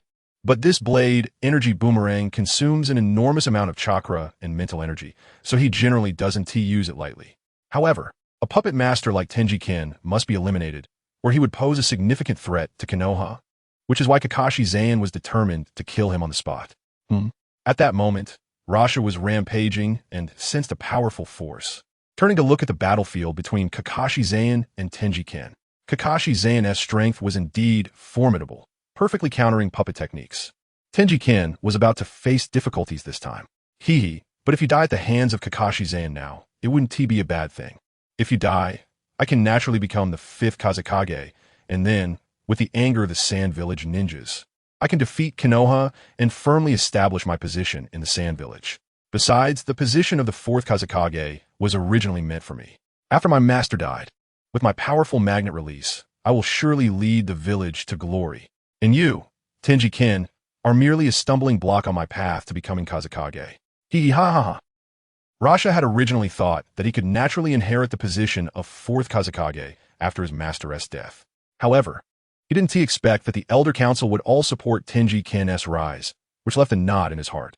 Seeing Tenji-ken struggle now, he felt very pleased. Kazekage-sama, I'm here to save you. In truth, Rasha was overjoyed inside, but he loudly proclaimed with righteous indignation, ensuring that countless Sand Village ninjas could hear him. Magnet release, gold sand shield. Rasha then immediately used his strongest defensive shield, forming a massive gold sand barrier right in front of Tenji-ken. The thickness of the gold sand barrier was at least 50 centimeters, towering in front of Tenji-ken. Tenji-ken didn't think too much about it. Seeing that Rasha had managed to block Kakashi Zain's attack, he narrowed his eyes and laughed heartily. Just as he was preparing to counterattack Kakashi Zain with his puppets, Zizizizi, Kakashi Zain's blade, energy whirlwind slash, continuously sliced through the gold sand barrier in front of him, producing a piercing sound. Although the gold sand barrier was being sliced and pushed forward inch by inch at a very fast speed.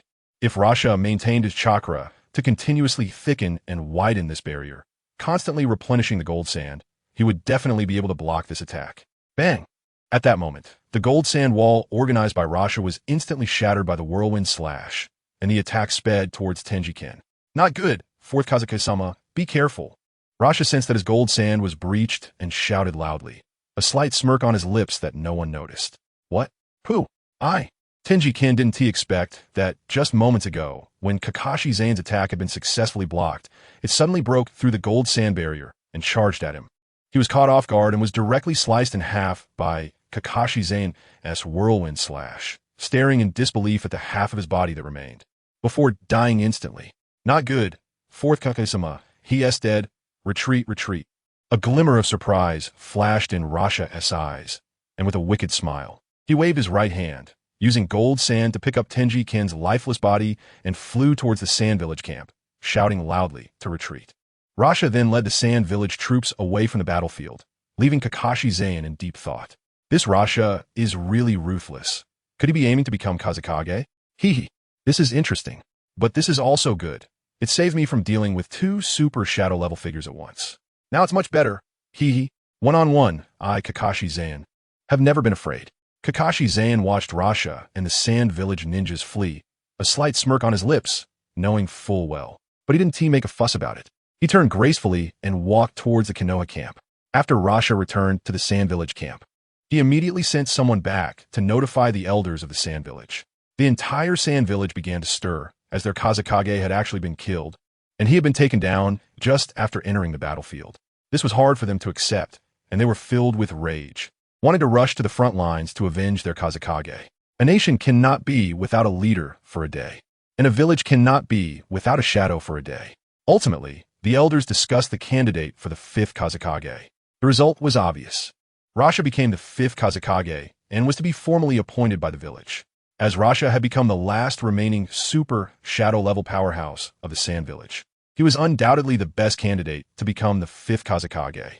Damn it, Kakashi Zane. You killed my father. I will definitely kill you. I will definitely kill you. A red-haired child in the Sand Village looked at his father's corpse in front of him, his eyes instantly blurred with tears streaming down his face. His fists clenched tightly as he howled to the sky. Ken and I, why did you leave me like this? Why? Don't leave us, Ken and I. Woo-woo. Nika reached out to touch Tenji-kin's corpse, tears streaming down her face, heartbroken. Chapter 148, Fifth Kazekage, Rasha. Sister-in-law, my condolences. The fourth Kazekage was killed by Kakashi Zane in a sneak attack. I will make Konoha pay for all of this. This time, I am preparing to mobilize all our forces to avenge the fourth Kazekage. A hint of disdain flashed in Rasha's eyes, but it quickly disappeared as he spoke to Nika in a tone tinged with guilt. Fifth Kazekage-sama, thank you very much. My heart is in turmoil right now. Thank you for bringing back Ken and I's body intact. I hope you can defeat Konoha and avenge my husband and mother-in-law. Thank you very much. Upon hearing Rasha say this, Nika quickly stood up and bowed to him, expressing her gratitude. I will definitely do it. I will make Konoha pay the price and let them know that our sand village is not to be trifled with. Rasha looked at Nika, a hint of determination flashing in his eyes, and said solemnly, thank you very much. Nika bowed to Rasha again, whom Rasha nodded slightly and then walked out, preparing to lead the sand village ninjas back to the battlefield. As Rasha left, he didn't notice a pair of eyes filled with murderous intent watching him, revealing a fierce and grim expression. It's all your fault. It's all your fault for not protecting my dad. I will definitely kill you. You worthless piece of trash. Just wait. The scorpion of the red sand watched as Rasha left, feeling that it was Rasha's failure to protect his father that led to such events. Knowing full well that swordsmanship is the nemesis of puppet techniques, he still allowed his father to face the enemy alone, which was essentially sending him to his death. As a genius puppeteer, he was aware of the weaknesses of puppet masters, yet he still let Tianji Jin confront Hatake Zain, which was practically a death sentence for his father. Meanwhile, Rasha was oblivious to this and gathered an army of 8,000 ninjas to march directly towards the border. Hatake Zain also received the news and was relieved that he had previously requested reinforcement from the village, with 3,000 ninjas already on the battlefield, significantly easing his pressure.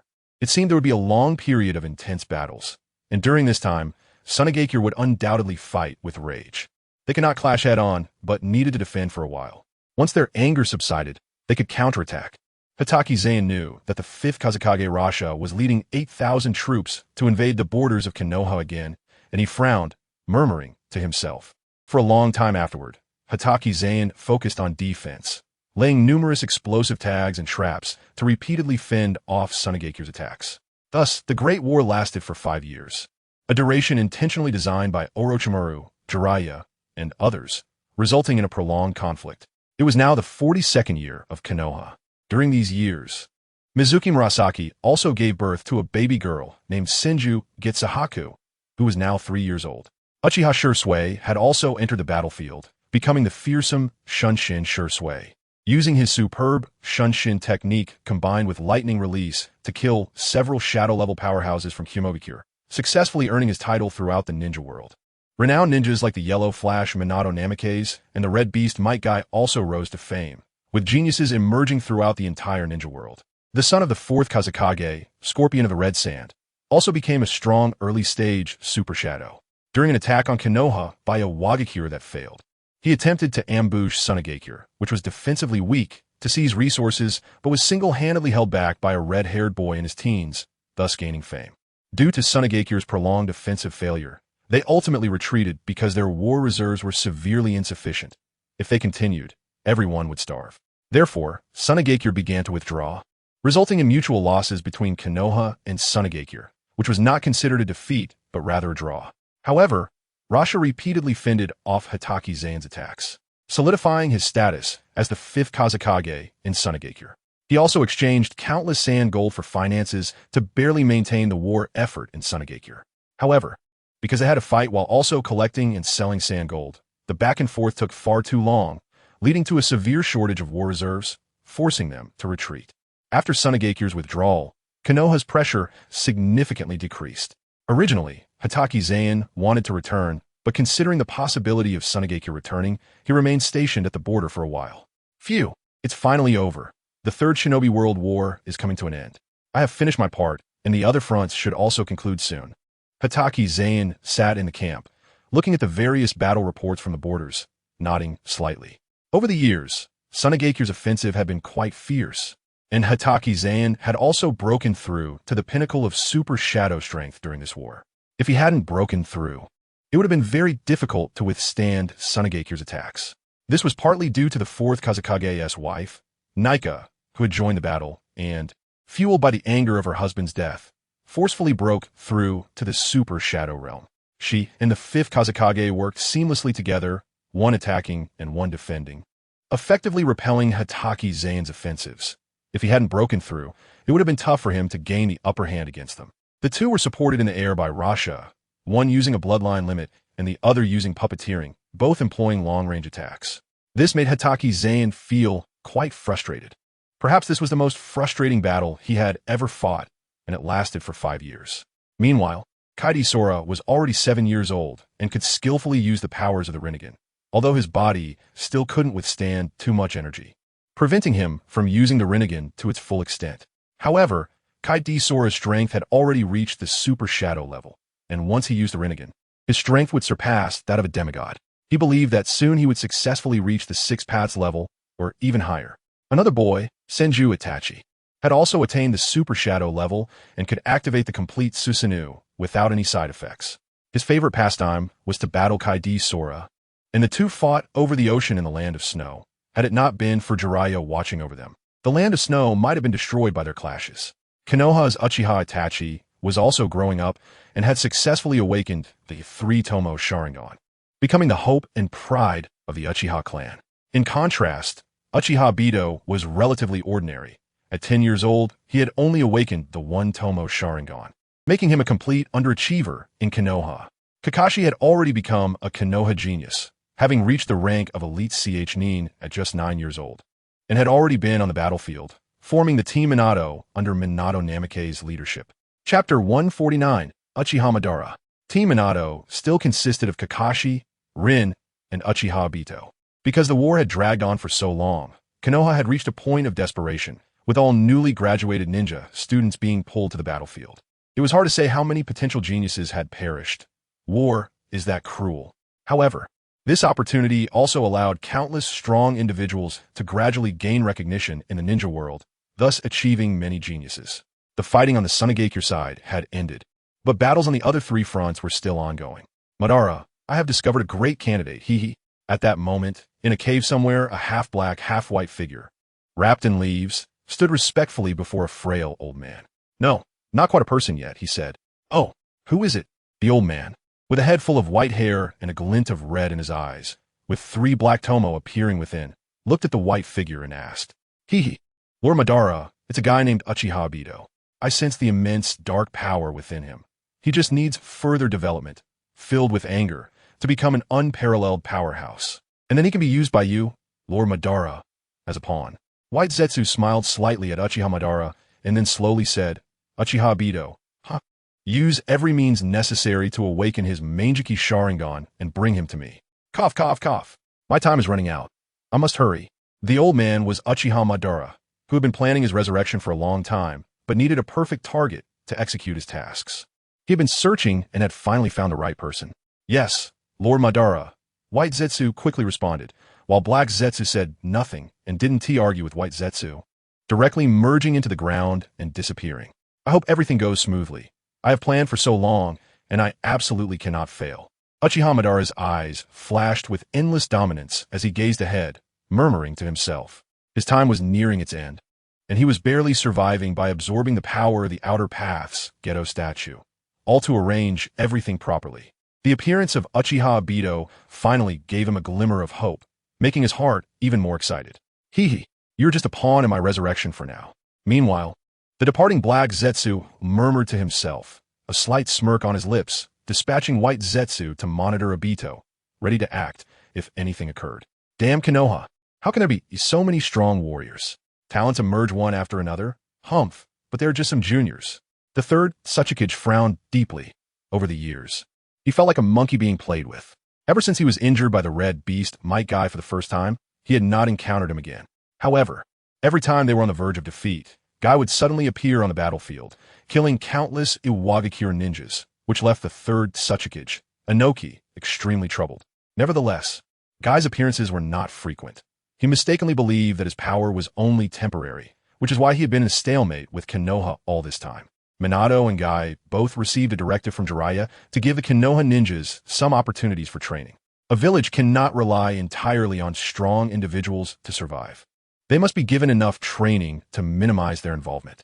At first, the two did follow this directive, but over time they felt it was unnecessary and ultimately acted with all their might. Jiraiya had no choice but to send the terrorist Kaku to hold off Guy and Minato, just barely buying some time. Orochimaru, on the other hand, was very relaxed, aptly naming it as training for the Konoha ninjas, while he was entangled in a fierce battle with the fourth Raikage. The Inoshikacho trio was indeed putting forth their best effort to resist, as it was somewhat challenging for the three of them to counter the entire Mist Village's ninjas. However, their teamwork was seamless, and they managed to hold on just barely. In these 5 years, the number of ninjas sacrificed in each village was immense, with Konoha suffering the most, leading all the citizens to feel anger towards the third Hokage's aggressive policies.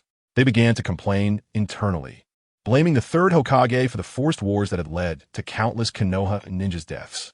Many women lost their husbands, and many children lost their parents, leaving the village filled with sorrow. People began to harbor resentment against the third Hokage sitting in his position. It's all the fault of the third Hokage. If he hadn't instigated the war, our Erling wouldn't have died, and my poor child, who was only 10 years old, wouldn't have gone to the battlefield and died. Sobi. Isn't it the same for my family? Now I'm the only one left. All he knows is fighting, and it's been 5 years, Sai. I strongly oppose him. He is no longer fit to be Hokage, but our opposition is useless. I also oppose it. How can it be useless? 1 or 2 of us surely won't make a difference. But if a group of us, the entire village, opposes it, then it will have an effect. All right, let's contact others. We must resist the third Hokage's actions and not let our family suffer any further harm. In an instant, a large portion of the people in Konoha began to oppose the third Hokage's rule, demanding that the village re-elect a Hokage, and even reported it to the daimyo of the Land of Fire, claiming that the third Hokage was no longer suitable for the position. Well, just look at this. This is the letter submitted by the villagers of Konoha. Within the capital of the Land of Fire, Daimyo Katusora slowly spoke to the gathered ministers. Your Excellency, Konoha has been at war with other ninja villages for over 5 years now. Such a prolonged conflict is nearly exhausting our national treasury. I believe it's time to stop the war. Furthermore, we must remove Sarutobi Hiruzen from the Hokage position, as he has consumed too many resources of our Land of Fire during his tenure. At this moment, A minister understood and quickly stepped forward to bow to the daimyo. We propose reconsideration. We propose reconsideration. The entire court of the Land of Fire was in strong agreement to remove Sarutobi Hiruzen from office, because Katusora also secretly resented Sarutobi Hiruzen, who hardly listened to his commands, launching wars at will without regard for the citizens of the Land of Fire, and disregarding the orders of the daimyo. Chapter 150, Kataduan. He believed that Konoha's brilliance today was due to his own qualifications. How could he not harbor resentment? What about the news from Duan? Why is there still no news? Previously, I instructed him to get close to Tsunade, but why hasn't there been any news back yet? After such a long time, what have you all found out? Katusora slightly nodded in acknowledgement, preparing to remove Sarutobi Hiruzen and bring in new leadership.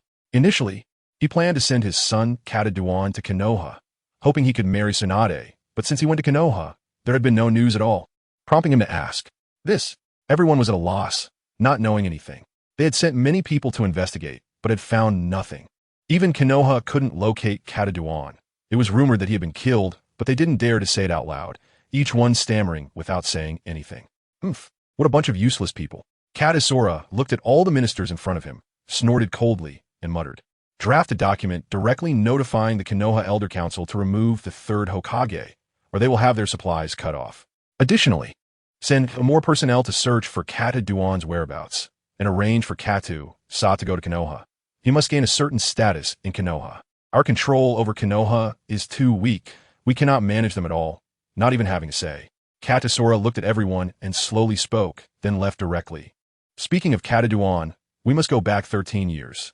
13 years ago, Kataduan had already become a jonin in Konoha. Originally, Jiraiya wouldn't have paid attention to him. However, when Tsunade proposed to include medical ninjas in the mission teams and suggested establishing a training mechanism for medical ninjas, that proposal was not approved on the spot. And a blue-haired young man supported Tsunade. Instantly, Jiraiya took notice of him, feeling a sense of crisis, looking at Kataduan with unfriendly eyes. Damn it, you little brat, actually set your sights on my Tsunade? You're simply asking for trouble. Jiraiya saw Kataduan and was filled with anger, especially when he noticed a hint of lewdness in his eyes, which further fueled his rage. However, he couldn't confront him on the spot. After the meeting ended, he directly donned a mask and secretly killed Kataduan. Jiraiya was not a saint. He wouldn't show mercy to these damn guys, especially someone who wanted to take his Tsunade. A dragon has its reverse scale. Touching it means death. Anyone who dares to covet his Tsunade is his mortal enemy. So he would show no mercy, even extracting and devouring his soul. He never expected you to be the son of the daimyo. Your purpose in coming here is to marry my Tsunade? You a loser? Want to marry my Tsunade? You might as well be a toad wishing to eat swan meat. Don't even think about it. Marrying my Tsunade and becoming Hokage? What are you thinking? Just walk to the pinnacle of your life? Then control the entire Land of Fire with your father? Cut it out. Don't even think about it. If you just wanted the Hokage position, I wouldn't have killed you, but since you set your sights on my Tsunade, you must die. After Jiraiya absorbed Kato Dan's memories, he realized that this person actually wanted to marry his Tsunade and directly devoured his soul. From then on, Kato Dan no longer existed in Konoha. Not even his soul was left. Even with Edo Tensei, it would be impossible to summon him. Back to the main topic, Konoha had already received news from the daimyo, and dissenting voices had emerged within the village, making the third Hokage feel a bit gloomy and angry. Damn, how could the fighting last this long? This is the first time such a situation has occurred. What should I do now? Not only does the daimyo want me to step down, but even the village elders have begun to voice their opposition. Am I really at the end of my tenure as Hokage? No, absolutely not. The position of Hokage can only be mine. It cannot be taken away by others. In that case, I will temporarily push Orochimaru up. Although I'd planned to do so, I didn't want to do it this early.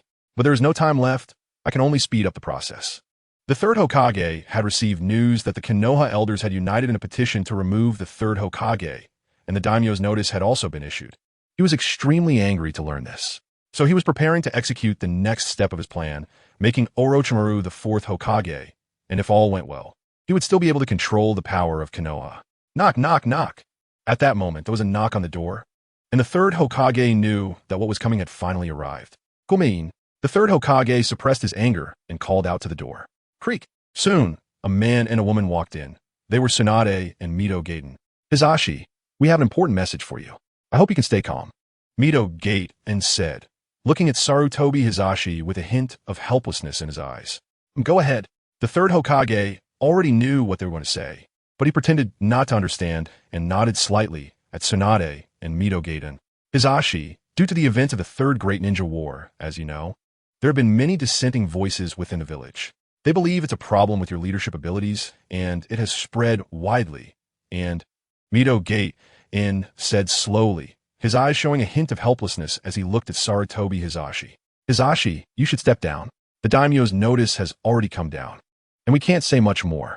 I think Orochimaru is a good choice. He is very suitable to be the fourth Hokage, and we can still be the rulers of Konoha.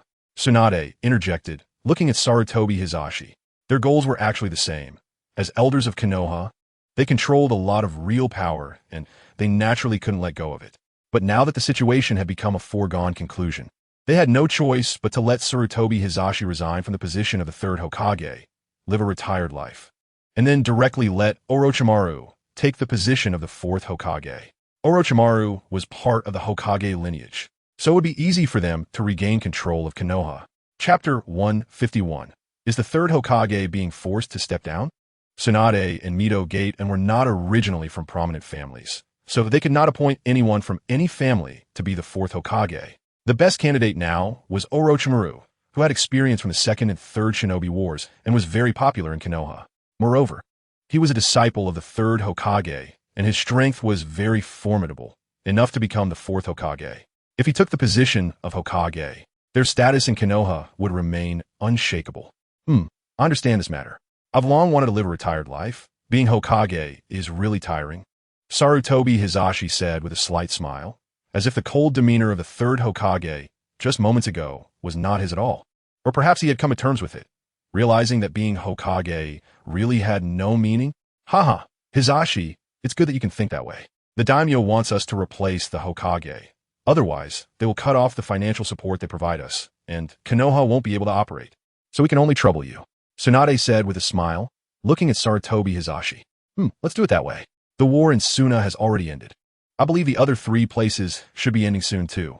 When the time comes, let Orochimaru come back and take my position as the fourth Hokage. Then I can enjoy my retirement. These years have really worn me out, haha. Sarutobi Hizashi said, smiling and nodding at the two, dreaming of the beautiful time in retirement. Haha, Hizashi, if you can think this way, then we can rest assured. The position of Hokage is just an illusion. Only the power in our hands is real. Mito Gaiden laughed heartily, seeing Sarutobi Hizashi able to let go, and he was very happy, thinking that the third Hokage had already given up his position. In the future, the 3 of them would be elders, controlling the real power of Konoha, which would be incredibly easy. Well, we originally came to discuss this with you. So since everyone agrees, it's naturally a happy ending. We won't disturb you any longer. We will reply to the daimyo later. When Orochimaru returns, we will let him take over the position of the fourth Hokage, haha. Tsunade smiled at Sarutobi Hizashi, then left the Hokage office with Mito Gaiden. What are you plotting? I can't possibly not know, but since you agree to appoint Orochimaru as the fourth Hokage, that saves me some trouble. However, Hatake Kakashi is a threat. He faced Suna alone and successfully repelled them. If he doesn't die, he could very well become Orochimaru's competitor. I should first test his intentions. If he also desires this position, then don't blame me. After Tsunade and Mito Gaiden left, only Sarutobi Hizashi remained in the Hokage office. His face dark as he watched them leave. He snorted coldly and murmured to himself. He had already begun to lay the groundwork for Orochimaru to become the fourth Hokage. The daimyo's intervention and the people's accusations were just hastening his plans. Now, Konoha was without Tsunade and Jiraiya, but Orochimaru still had a competitor, and that was Hatake Kakashi. His strength was also very formidable, and he had faced Suna alone for such a long time. He was very popular in Konoha, with a popularity that could almost match Orochimaru's, which made him very worried. If Hatake Kakashi wanted to become Hokage, it would throw his plans into disarray, and such uncertainty needed to be eliminated. Someone sent a message to Hatake Kakashi to withdraw. Only the necessary guarding forces need to remain, and everything else should be brought back. The third Hokage said in a deep voice, preparing to recall Hatake Kakashi to gauge his intentions. If he had no desire to become Hokage, then there would be no problem. Yes, Lord Third Hokage. A shadow immediately disappeared from the Hokage office. Unknowingly, I have reached such an old age, and anima is not on the same page as me. Sigh. Asuma is only 10 years old. I absolutely cannot fall, absolutely not. Sarutobi Hiruzen looked out at the sky and murmured to himself, then sighed deeply, leaving behind a lonely and desolate figure. Now, the third Hokage was already 51 years old, not considered young anymore, and one could even say he was quite old. Although Sarutobi Asuma had not died, he did not share the same mindset as the third Hokage. He believed his father's thirst for power had reached an obsessive level and often advised him against it. However, Sarutobi Hiruzen had long been blinded by power and could no longer hear such words, leading to a standoff between father and son, with neither willing to speak to the other. In contrast to the turmoil in other places, Jiraiya's side was relatively peaceful, except for the occasional tsunami that seemed to come out of nowhere. Just after mentioning it, another tsunami appeared. However, it seemed that there was a special energy at the border of the land of snow that protected it, preventing the tsunami from coming in for some unknown reason. This made everyone in the land of snow feel fortunate and further admired Jiraiya's strength, becoming even more superstitious about his abilities. Ha, little brother, take this. Would release, would dragon jutsu. Would release, would golem jutsu. Would release secret technique, birth of the forest. Out of nowhere, hundreds of miles away from the land of snow, a gigantic wooden figure suddenly appeared, with a wooden dragon coiled around its neck and a 6- or 7-year-old child standing on its head. You heard that right. It was a 6- or 7-year-old child who looked very much like Tsunade, inheriting almost all of her advantages, aside from having white hair that resembled Jiraiya's, making him exceptionally handsome and adorable. I told you, I am the older brother. Opposite him stood a cold boy of about the same age. Differing from the wooden release of the first boy, his eternal Mangeki Sharingan spun wildly in his eyes. In an instant, a massive red giant appeared, holding a giant umbrella, its face grotesque, resembling a member of the 4 heavenly kings, but with 2 enormous red wings added. The boy with the Sharingan was naturally Uchiha Itachi, standing amid the Susa of the giant, coldly looking at the other boy and saying, "Humph, I'm the older brother. If you want to be the older brother, then defeat me first. If you beat me, you'll be the older brother. What do you say?" The other boy, JDK, looked at Uchiha Itachi and snorted, clearly furious, as he believed he was the elder brother since he was born first. That's fine by me. No crying if you lose. I will definitely win. Uchiha Itachi coldly responded, even though he knew he was no match for JDK. He couldn't back down due to pride. All right, let us do this. Would release, flowering tree realm arrival. Instantly, countless small saplings exploded in the sea, expanding rapidly and surrounding Uchiha Itachi. Countless towering trees sprouted from the ocean, blooming with red flowers that released a toxic pollen, enveloping Itachi within. Here we go again? How tiresome. Having learned my lesson once, how could I fall for the same trick again? Uchiha Itachi frowned at the gathering pollen and then spread his wings to soar into the sky, perfectly avoiding the attack of the pollen. Fire release, great fire, annihilation. From high above, Uchiha Itachi unleashed an endless flame towards the giant trees below, igniting them instantly. Boom, boom, boom. The temperature soared, and soon the flowering tree realm was burned to ashes. The flames encountered the pollen, causing numerous explosions that echoed through the heavens and the earth. Hee, I was just playing around. Now I'll get serious. JDK hadn't maintained all the towering trees with chakra, which is why Uchiha Itachi was able to burn them down. Otherwise, with his chakra sustaining them, they would have regrown no matter how many times they were burned. Universal Pool. JDK extended his right hand towards Uchiha Itachi, and a massive pulling force acted on his Susanoo, drawing its enormous body towards him at great speed, while the wooden figure and wooden dragon were ready to strike. Illusion. Feeling himself being pulled away by JDK and a massive force, Uchiha Itachi's right eye's eternal Mangeki Sharingan spun rapidly, and a vague power acted on his Susanoo. This force made both him and his Susanoo become ethereal, and he instantly appeared behind JDK, swinging the umbrella towards him. Oh, finally using your ocular technique? Hee, Shinra Tensei. JDK sensed the wind behind him, didn't turn around, and released a powerful repulsion force backwards. Bang, bang, bang. Damn it, not this ability again, it's really troublesome. Uchiha Itachi cursed inwardly as his Susanoo was blasted away hundreds of meters before it finally stopped, glaring at JDK with bloody eyes. Roar. In an instant, Uchiha Itachi quickly hand-sealed, and in less than a second, a gigantic 9-tailed fox appeared beneath his Susanoo, roaring at the sky. Just the sound of the nine-tailed fox's roar created towering waves on the sea. Lord Itachi. As soon as the nine-tailed fox appeared, it quickly called out to Uchiha Itachi. Little Nine merge. Uchiha Itachi furrowed his brow, his Sharingan never leaving JDK, reflecting how mature this young boy was. It made one wonder how he was raised. Yes, Lord Itachi. Sorry, Lord K. Upon hearing Itachi's words, the nine-tailed fox immediately gave up resistance, allowing the power of the Susanoo to envelop it.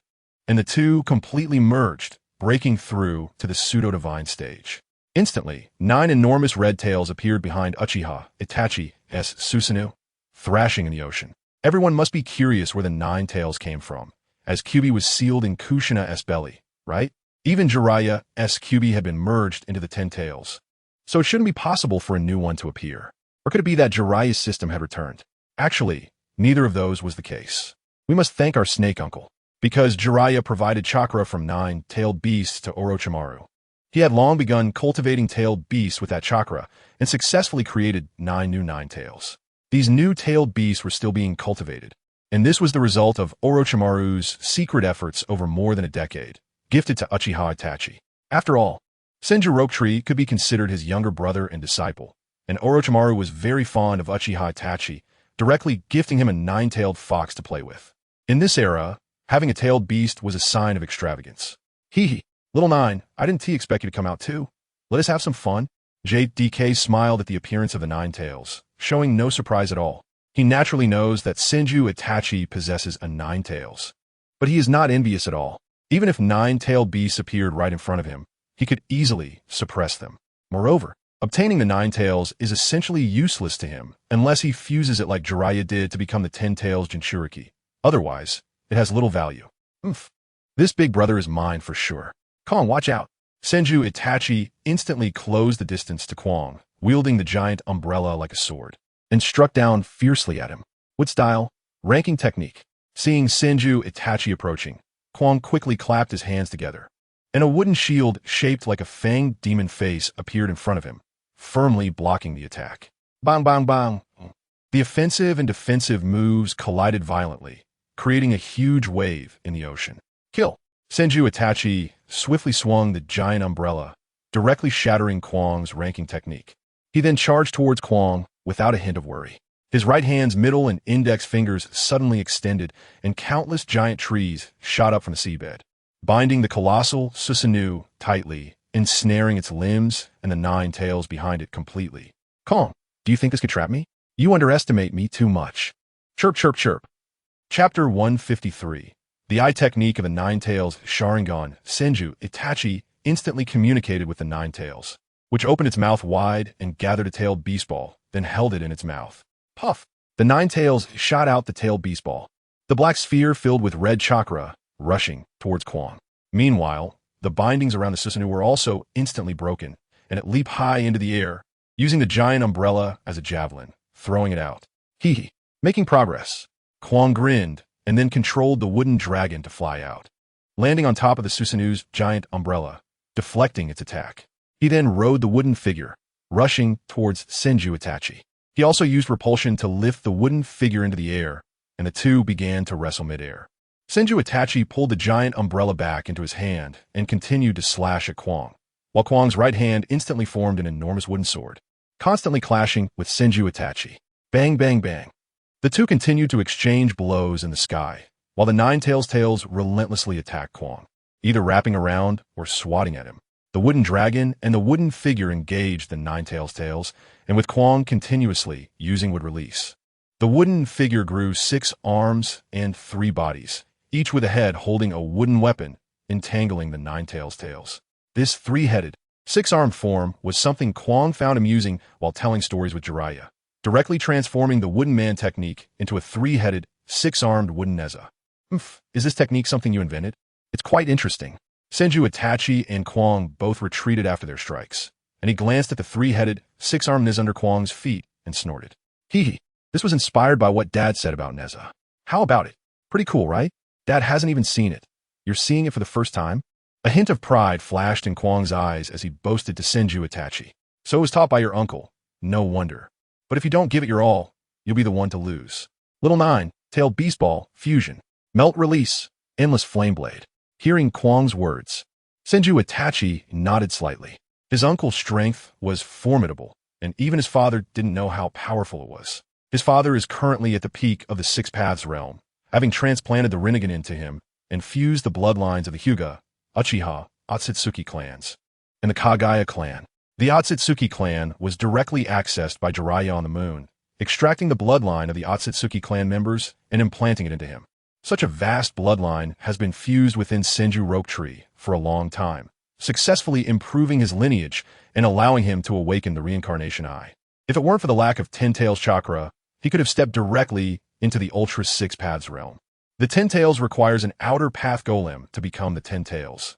Otherwise, it cannot be fused into the Ten Tails. Currently, they know of only one outer path golem, which still needs to be used, so it cannot be used for the Ten Tails fusion. Over the years, Jiraiya and Tsunade have successfully fused these bloodlines, significantly enhancing their physiques. Thanks to obtaining the Otsutsuki bloodline, Jiraiya's realm has reached the mid-peak of the Ultra Six Paths. However, the Otsutsuki bloodlines they received are mixed, far from the purity of Kagaya's direct bloodline. Thus, Jiraiya has not reached the peak of the Ultra Six Paths. While Tsunade has achieved the peak of the Six Paths realm, her physique becoming increasingly perfect, making him even more enamored. Tsunade's awakened bloodline may have some issues, awakening one Rinnegan and one reincarnation eye, with another reincarnation eye appearing on her forehead, astonishing Jiraiya. This is essentially a combination of two major eye techniques in one, allowing her to possess the reincarnation eye chakra mode, extremely powerful. Even early Ultra Six Paths experts may not be her match. Returning to the point, Senju Itachi quickly formed hand seals. This was his unique bloodline limit. He possessed all elemental chakra and could freely fuse into a special bloodline limit. Suddenly, flames erupted from the giant umbrella in his right hand, and the Nine-Tails tailed beast ball also quickly condensed. The two attacks surprisingly fused together, making the world lose its color, plunging into darkness with thunder and lightning flashing. The two forces combined, and his left eye spun rapidly, instantly expanding the flames in his hand to the limit, transforming into a flame blade hundreds of feet long. Kill! Roar! In an instant, the flame blade seemingly fused with the Nine-Tails tailed beast ball, but was also in a separated state, not interfering with each other, yet able to proceed synchronously, speeding towards Kwang. Senju Itachi and the Nine-Tails attack instantly evaporated the seawater in front of them, blocking the water entirely. The power was unimaginably strong. Time freeze. Seeing Senju Itachi's powerful attack, even Kwang had to exert all his strength, letting out a cold snort. Then, the Nine-Tails Sharingan in his right eye began to spin rapidly, freezing time within a radius of several miles. The seawater was instantly stalled, and even Senju Itachi and his attacks were immediately paused. As if the movie being played on a player had been frozen, only Kwang could move freely in this area. Hee. Second brother, how about it? Shouldn't you admit defeat? After all these years of adaptation, my body has finally adjusted to such a powerful eye technique. Although I haven't activated the Six Paths mode, I can still control the time within several miles. Unless you're my uncle, possessing Six Paths realm strength, you can't break my time freeze now. One of the abilities of Kwang's Nine-Tails Sharingan is time freeze. If he were older, he could directly pause the time of the entire ninja world. But due to his insufficient growth, he can only pause the time within several miles for up to 3 minutes. Unless your strength greatly exceeds his, you won't be able to escape his time control. This is the power of the Nine-Tails Sharingan. Subsequently, Kyudo Kong casually walked towards the attack launched by Senju Itachi, extending his right hand to absorb the chakra of the Nine-Tails tailed beast ball and the flame blade into his body. Chapter 154. Sleeping on the couch tonight, two attacks rapidly shrank at a visible speed, ultimately being completely absorbed by Kyudo Kong. Burp. After absorbing the attacks from the Nine-Tails and Senju Itachi, Kyudo Kong let out a satisfied burp, patted his belly, and smiled slightly. Release. When Kyudo Kong felt it was about time, he snapped his fingers, and the frozen time shattered like glass. Whoosh! YUVE completely mastered this eye technique. Senju Itachi quickly regained his composure, panting heavily as he half-squatted inside Susanoo, his eyes flashing with shock as he asked blankly. Hee, that's right, I've only just mastered it. And since my strength isn't strong yet, I can only freeze time for about 3 minutes at most. But in a few years, I should be able to control it freely. Hee. Kyudo Kong walked right up to Senju Itachi, entered Susanoo with him, and laughed. I lost. Big brother. Senju Itachi was gracious in defeat. Both of them were very mature, and losing meant losing.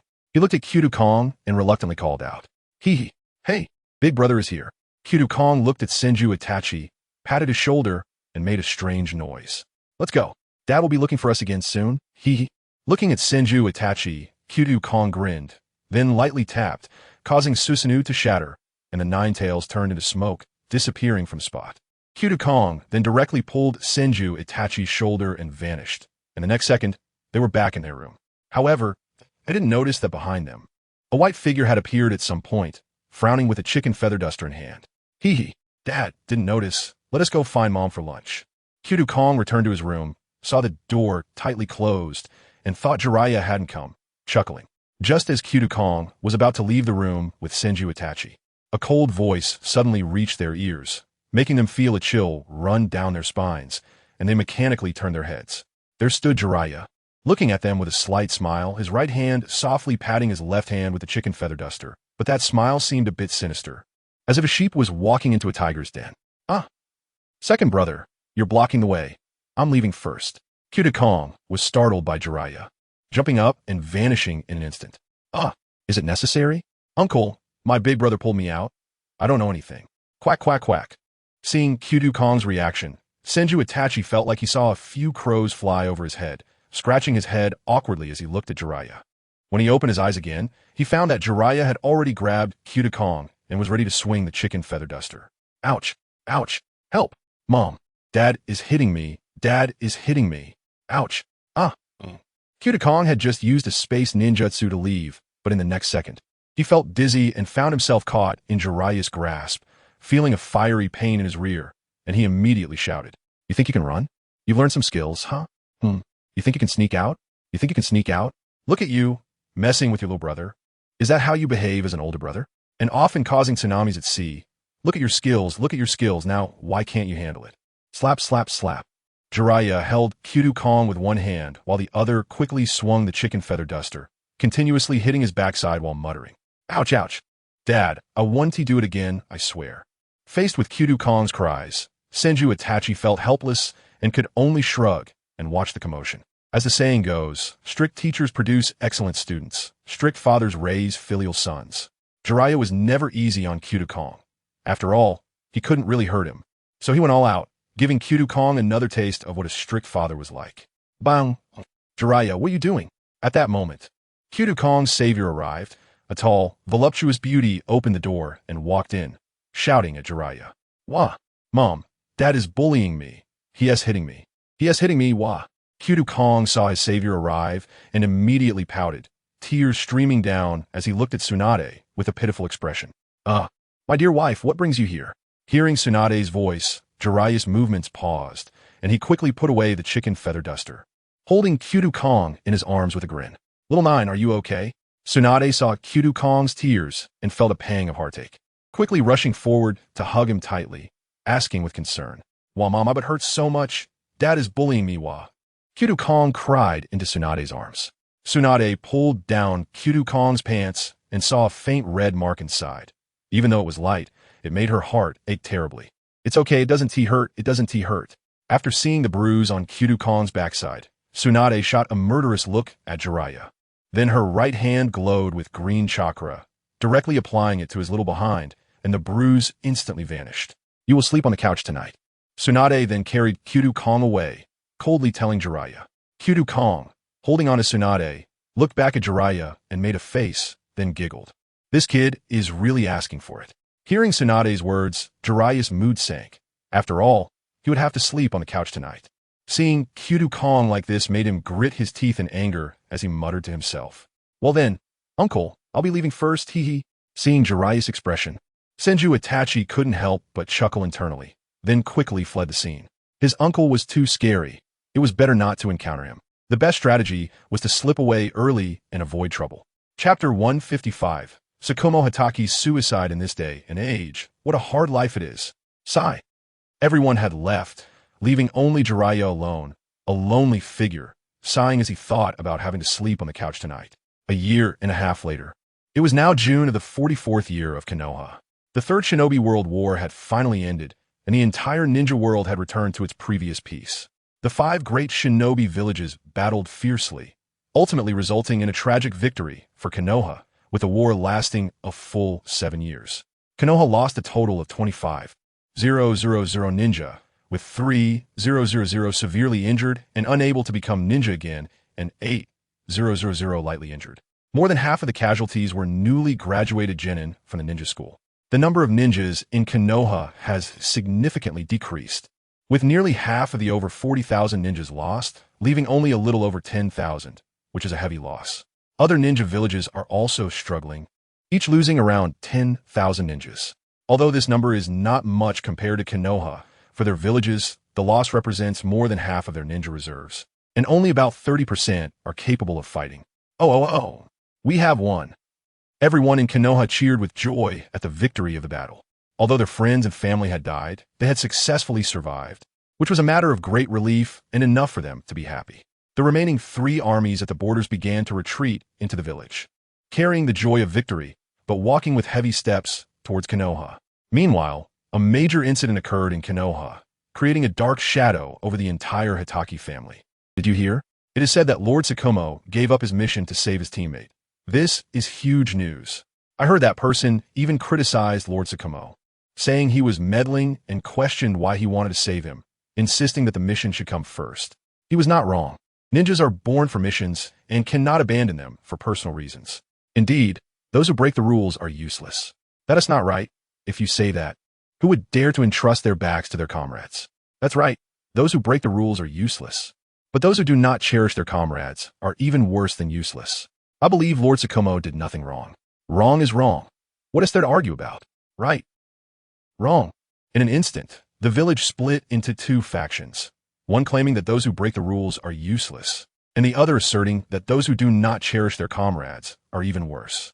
The debate became widely known throughout the village. Families discussed the matter of Hitaki Tsukumo, while Zantian smiled slightly. Hee. It seems it's time to save Tsukumo. What a scary political situation. Zantian casually walked down the streets of Konoha, holding Yakura with his right hand and a 3-year-old girl in his left arm. Hearing the discussions about Hitaki Tsukumo everywhere, he chuckled to himself. This is Zantian and Yakura's child, named Wang Ruashi, a very cute little girl with 2 little braids and long white hair, who has naturally awakened the sage body and possesses terrifying would-release abilities. Although Zantian is just a clone of Jiraiya, strangely, they each have their own personalities and real bodies, completely like real people. Their strength and physique improve with Jiraiya's growth, as if they were a fully synchronized data body of Jiraiya, yet not the same person. They can even reproduce, showing no signs of being a mere clone, living a happy life and giving birth to a baby girl, which is quite astonishing. Dad, who is Tsukumo? Ruashi blinked her little eyes and asked Zantian with some confusion. He is an uncle. You will know later. Zantian smiled slightly while looking at his daughter. Oh, Dad, I want to eat dumplings. Ruashi was attracted by the dumplings on the street, drooling, pointing at the fragrant dumplings, her eyes shining with excitement as she shouted. Okay. Zantian smiled and pulled Yakura into a dumpling shop, buying various flavors of dumplings, and the little one kept eating. So delicious, giggle. Little Ruashi ate the dumplings in her hands, squinting her eyes and laughing, continuously stuffing dumplings into her mouth. While Zantian was shopping, a major incident occurred at the Hitaki family. In the open space of the Hitaki family, Kakashi was constantly swinging the short sword in his hand, practicing his sword play, determined to swing it 10,000 times a day, which was one of his essential courses. Today's task is finally complete. Kakashi, drenched in sweat, collapsed onto the ground after finishing his swings, his hands trembling and gasping for breath. The task for today is done. Let's see how Dad is doing. It's been 3 days since he last ate. I wonder if he's feeling better. Kakashi put away the short sword and walked directly towards his father's room. Why is Dad's room closed today? He never closes it when he is home. Arriving at Tsukumo's room, Kakashi noticed that the door was shut, and he expressed his confusion. He then stepped forward, opened the door, and witnessed something he would never forget, instantly freezing in shock, his pupils contracting. No, Dad. Kakashi rushed towards Hitaki Tsukumo, seeing his father lying in a pool of blood. Had he committed suicide? He shouted urgently. Dad, why? Why did you commit suicide? Why? You're gone. What will Mom and I do? What will we do? Why? I hate you, boo-hoo. Kakashi held his father in his arms, looking at his lifeless body, trembling all over, and cried out to the sky. Kakashi's cries were heard by Chiharu Sakura, who was still working, causing her to drop the plate she was holding and rush towards the room. Tsukumo, Tsukumo. Chiharu Sakura was Hitaki, Tsukumo's wife. It is said that she was born when cherry blossoms were blooming and heavy snow was falling, hence the name Sakura. Seeing her husband lying in a pool of blood, her eyes instantly filled with tears as she called out. Chapter 156, 4th Hokage, Orochimaru. However, no matter how much Chiharu Sakura and Kakashi shouted, Hitaki Tsukumo would never wake up again. Eventually, the news of Tsukumo's suicide spread throughout Konoha, shocking countless people. A powerful figure had quietly taken his own life. Some felt pity, while others were disdainful. After the 3rd Hokage received the news, he slightly raised the corners of his mouth but put on a face of deep reluctance as he visited the Hitaki family to offer condolences, earning the gratitude of Kakashi and his wife. That night, Kakashi's mother, Chiharu Sakura, also committed suicide, forever accompanying her husband in the ground. The sudden death of both parents plunged Kakashi into darkness, making him feel dizzy, and he fell into a deep sleep. He was later taken in and cared for by his teacher, Minato Namikaze. After a long time, he slowly began to recover, but the confidence in his eyes was gone, replaced by a dead gaze like a stagnant pool of water. The bodies of Hitaki Tsukumo and Chiharu Sakura were exhumed by Zantian after their burial and taken away. Kakashi then lived with Minato and Kushina, who was preparing to marry Minato, and had also informed Jiraiya, who was far away in the land of snow. Orochimaru, due to his achievements in this battle, along with his past reputation, smoothly became the 4th Hokage. Since Minato and Might Guy acted together this time, Minato did not stand out particularly, so the reputation is far inferior to Orochimaru, and he simply cannot become a competitor to Orochimaru. Meanwhile, Orochimaru's rival, Kakashi Hitaki, directly committed suicide over some minor issues, allowing Orochimaru to easily ascend to the position of the 4th Hokage. Bang, bang, bang, bang. Fireworks began to sound in Konoha. Today is the day of the 3rd Hokage's retirement and the 4th Hokage's succession. All the people of Konoha are gathered here, and Orochimaru and the 3rd Hokage arrived early. Now, let us begin the inauguration ceremony for the 4th Hokage. In this grand occasion, the host is me, the 3rd Hokage, Sarutobi Hiruzen. I hope everyone will take care of me. The 3rd Hokage, dressed in a white robe, stood on the high platform, his complexion rosy, holding a smoking pipe in his right hand, and shouted to the tens of thousands of people below. Now, let us welcome this person to the stage. The man who will assume the role of the 4th Hokage at this moment. The 3rd Hokage looked down and slowly said, at this moment, Orochimaru, wearing the 4th Hokage's ceremonial robe, slowly walked forward. I believe everyone is familiar with him. Orochimaru, the 3rd Hokage, said as he saw Orochimaru approaching. The moment all the people of Konoha saw Orochimaru, the entire venue erupted in cheers, and Orochimaru donned his signature smile. Thank you all for your support and love. As the 4th Hokage, Orochimaru promises that as long as I am here, Konoha will not suffer persecution from enemies. I hope everyone can help me remember this vow. This is my ninja way. Thank you all for your support. Orochimaru smiled slightly, looking at the tens of thousands of Konoha citizens, and loudly declared, his voice seemingly transforming as he passionately shouted, 4th Hokage, 4th Hokage, 4th Hokage. Long live Lord Orochimaru. Long live the 4th Hokage. Upon hearing Orochimaru's words, everyone cheered with excitement. Countless admirers of Orochimaru showed a hint of fervor in their eyes, all shouting loudly, and Konoha was thriving. I have finally reached this step. Orochimaru has successfully become the new 4th Hokage. Although the wheel of history still develops somewhat according to the plot, it has also been significantly altered by me. Otsutsuki clan, we will meet soon. Zantian stood atop the Hokage building, smiling slightly, watching Orochimaru become the 4th Hokage. He had become the most dazzling figure in all of Konoha. Soon, the inauguration ceremony concluded, and Orochimaru successfully became the 4th Hokage, arriving at the Hokage office, where he saw a mountain of documents and smiled slightly. Such documents are incredibly simple for a mad scientist. They are no burden at all, and he naturally began to handle them. Demon Slayer. After that, Orochimaru seemed to think of something and shouted directly into the void, instantly summoning the figure of Demon Slayer. 4th Hokage, sir. Upon seeing Orochimaru, Demon Slayer immediately knelt on one knee and bowed to him. Gather all our people into the Umbu, and monitor all the direct lineage of the former Umbu teachers. Additionally, the original root members will also take over. Be careful not to let the teacher find out. Also, have Uzumaki Zaren keep an eye on the teacher and closely monitor his every move.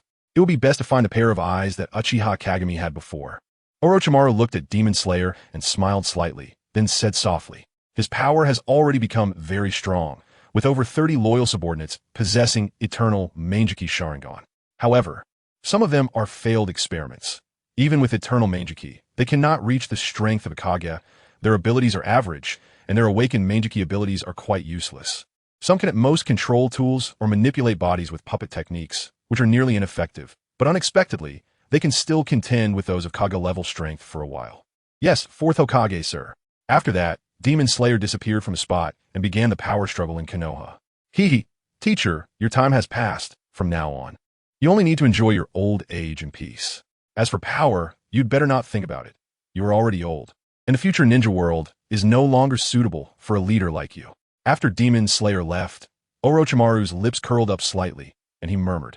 Then Orochimaru continued to bury himself in handling paperwork, cursing his teacher countless times for the mountain of documents that piled up together. Although it was quick to process, it was very troublesome. "Hee, our fourth Hokage is busy, huh?" Just then, Zantian suddenly appeared in front of Orochimaru, grinning. "You busy man? Instead of spending time with your wife and kids, you have time to chat with me?" "Hee." Orochimaru looked at Zantian, chuckled, and then continued to lower his head and work hard. Chapter 157. The strong combination of 8 gates and swordsmanship. "Haha, I came to congratulate you. Kakashi Hatake has already been saved by me. I will secretly nurture him at the base. He is a good seedling, and I have long wanted to combine swordsmanship with the 8 gates. When the time comes, we will surely see a powerful figure capable of cutting through the 6 paths. If I can directly open the 8 gates and instantly slay the powerful members of the Otsutsuki clan, that would be truly interesting." "Ha ha ha." Zantian laughed at Orochimaru, as he had long wanted to combine swordsmanship with the 8 gates, believing that it would lead to the emergence of a terrifying powerhouse. It would be incredibly satisfying to KO those pretentious Otsutsuki members before they fully unleash their strength. That is a good choice.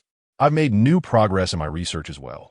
The 6 Tomo Rinnegan has entered a new stage, successfully condensing the 6 Tomo, and the Rinnegan is becoming more perfect. I believe we will soon possess the most perfect 9 Tomo Rinne Sharingan. Hearing Zantian say this, Orochimaru did not lift his head, only chuckled and said lightly, "You are truly a genius. Haha, you figured it out so easily. I believe it will definitely show the Otsutsuki clan our strength. All right, if there's nothing else, I'll take my leave. Fourth Hokage, you continue your work, haha." Hearing this news from Orochimaru, Zantian's eyes narrowed slightly, laughing as he directly disappeared from the spot. That Zantian, after all these years, still has that same personality. Orochimaru watched Zantian leave and raised his head, chuckling. Zantian then took Kakashi Hatake and his wife, Haruno Sakura, back to the land of snow, handing them over to Jiraiya, before leaving to spend time with his own wife and children. Jiraiya? Upon being rescued, Kakashi Hatake saw Jiraiya for the first time and looked at him with some confusion. Kakashi, what is the big deal? You even thought about suicide? Have you considered what would happen to Kakashi if you did that? Your suicide would be a heavy blow to him. Have you thought about it? Jiraiya asked Kakashi, who was in front of him. Haruno Sakura had already been arranged to stay at Tsunade's place. The two knew each other and had some topics to discuss. Kakashi Zain realized after dying once that he was indeed a bit impulsive at that time, even if he bore the name of a sinner. How could he easily abandon his own life? His departure was a tremendous hurt to his wife and Kakashi, and not long after he left, his wife followed him and committed suicide just like him. This made him feel extremely guilty, and he finally recognized his mistake. Well, now you're already dead in Konoha, so stay here at ease. I will also teach you a special forbidden technique. If you possess this technique, you will definitely be able to rely on swordsmanship to sweep through the entire ninja world. Jiraiya looked at the speechless Kakashi Zain, reached out and patted his shoulder, then directly took him away to learn the 8 gates technique, allowing him to focus on training here. He also told him some things about the Otsutsuki clan. He willingly gave up missions for Konoha and his companions, which showed his appreciation for his comrades and his love for life. Naturally, he did not want to see someone as powerful as the Otsutsuki threatening the ninja world. So, he decided to stay with Jiraiya, frantically training the Super 8 Gates technique, wanting to quickly combine it with his swordsmanship so that once he succeeded, he could become a strong force to resist external enemies. When Chiharu Sakayuki saw Kakashi Zain no longer attempting suicide, she smiled slightly and also decided to stay with him. The couple didn't think about Kakashi at all. She truly felt pity for Kakashi. Poor child. Meanwhile, our poor Kakashi was still sitting blankly in the home of Minato Namikaze, staring out at the blue sky. Little son, Kakashi had already been sitting here for an hour, motionless. Would something happen? Kushina looked at Kakashi's state, feeling a bit heartbroken, and turned to Minato with a worried expression. Let Kakashi calm down first. The loss of his parents hit him too hard. It's useless for us. He must take the first step to come out, and then we can guide him further. Don't worry. There's nothing serious. Kakashi is a genius. He won't have any problems. Minato Namikaze held Kushina in his arms and looked at Kakashi. At this time, Minato had already bought a big house in Konoha and was living with Kushina. Although they had not married yet, they felt they were still young. So, they didn't want to be bound by marriage and children, wanting to enjoy a little more time in their two-person world. That is the only way. Kushina looked at Kakashi, nodded slightly, and said helplessly, Father, why did you give up the mission? You saved him, yet he bit the hand that fed him, not recognizing a good person's heart. Is it really worth saving such a person? Besides, we ninjas exist to complete missions. If even missions can be abandoned, why not give up? Is that why you left me and Mom, giving up on us? Why? You are a coward. You are a coward, unable to face what you have done. And in the end, you chose the most cowardly way to end your life. You are a coward, sob. Kakashi was in a daze, lost in thought, not knowing what he was thinking. Unconsciously, tears streamed down his face, and a trace of hatred flashed in his eyes. He hated his father. It was his father's suicide that caused his mother's death, leaving him alone, a child with no love or care. In the following days, Kakashi became increasingly silent, not liking to talk to others. Even when on missions, he wouldn't say a word, which made Obito and Rin feel something was off. However, they couldn't pinpoint what was wrong because Kakashi hadn't been very lively in front of them before. He had just become even less lively. Only Minato Namikaze knew all of this, but he didn't tell anyone, burying everything in his heart. Chapter 158. Obito gets jealous, awakens the two-tomo Sharingan. Obito, why do I feel like Kakashi is acting strange lately? Do you know if something happened at home? It's so weird. A girl with short brown hair, bright dark brown eyes, wearing dark red over-the-knee socks and a red bracelet, with two purple patterns on her face, looked at the Chinibu boy beside her with confusion. Kakashi? Has he changed? I don't think so. Isn't he always like this? Acting cool and aloof. His expression annoys me. The Chinibu boy, with spiky black hair, wearing ridiculous sunglasses and a blue and yellow Uchiha outfit, laughed while looking at the girl beside him, his eyes showing a hint of affection. Really? I feel like something has happened to Kakashi recently. Should we go check on him? Every time I see Kakashi, his eyes seem dimmer. I feel a sudden urge to hug him and cry. Something must have happened. A woman's intuition is never wrong. Let us go find Kakashi. The woman was, of course, Rin. She had always had a crush on Kakashi, and although she didn't know why people in their era were so mature, there was nothing she could do to change that. Recently, when Rin saw Kakashi's eyes, she felt very oppressed inside, with an urge to hold him and cry, sensing that something must have happened, so she planned to take Obito with her to check on him. After all, it wasn't good for a girl to go alone, and there was a sidekick right next to her, which was perfect. Rin, do we really have to go? But we don't know where he is. I went to Kakashi's house recently, and no one was there. I have no idea where to find him. Obito naturally didn't want to look for Kakashi. If Kakashi was no longer the best, he could stay with his goddess. Wouldn't that be good? Why go find that big light bulb? Kakashi. Rin only has eyes for you. It drives me crazy. As a brother, I can give you anything, but I absolutely want to let you have Rin. I will definitely take Rin back. We will compete fairly. Even if Rin doesn't choose me in the end, I will accept it willingly. We are rivals. Don't blame me for using some tricks. Obito seemed simple-minded, laughing and joking every day, but deep down, he was very clear that his parents had died in the Third Great Ninja War, so he could only force himself to be strong. His only motivation now was Rin. As long as Rin was there, he felt sunshine in his heart. If Rin was gone, then living would have no meaning at all. Hearing Rin's words just now, he knew she had feelings for Kakashi, and he felt very jealous. He was extremely unwilling for Rin to go find Kakashi and wanted to spend time alone with Rin. After all, it was a rare opportunity to be alone. How could he go find that big light bulb? Really? Let's go check it out. Kakashi might have already returned. Come on, Obito. Go with me. I'm really a bit worried about Kakashi. After hearing Obito's words, Rin naturally believed him. But she held onto a glimmer of hope, wondering if Kakashi had returned. After all, she was completely focused on Kakashi and didn't notice that Obito's expression was very gloomy. Well, okay, let's go take a look. When Obito heard Rin say this, his face already looked bad, and a hint of jealousy flashed in his eyes. However, he couldn't go against Rin's will and could only reluctantly nod in agreement. Then, Obito directly picked Rin up in a princess carry and quickly jumped towards the Hitaki family. Oh, Obito, what are you doing? Put me down, quick. If Kakashi sees us, he will misunderstand. Rin was suddenly caught in Obito's princess carry, and she froze for a moment, softly exclaiming, her face turning red. However, the last sentence completely angered Obito. Why? Why do you like Kakashi? Why can't you like me? I like you so much. Why can't you even look at me? Why? Obito felt a surge of anger inside, and a hint of dark, evil power surfaced in his eyes, instantly activating his Sharingan with 2 Tomo. What just happened? Why do I feel my strength has increased? And my eyes? 2 Tomo Sharingan? Haha. I finally activated the 2 Tomo, haha. Because of Rin's words, Obito directly unlocked his 2 Tomo. Perhaps it was truly the intervention of fate that made his future powerful abilities even stronger, allowing him to awaken his 2 Tomo Sharingan in an instant. He was very happy inside. He had always been at the bottom of the family, but now he finally had a bit of self-defense strength, no longer just the underdog. Rin, you twisted your ankle on a mission yesterday. I'm afraid that if you engage in strenuous activity, it might cause problems. This is safer. You and T want Kakashi to see you injured, right? If anything happens and you get hurt again, it will only make him worry more and affect his mood. It's okay. I will put you down when we get to his house. Because Rin had indeed injured her foot during the mission yesterday, but she had already treated it herself. Obito didn't take care and used this as an excuse, lowering his head and looking at her with gentle eyes, smiling slightly.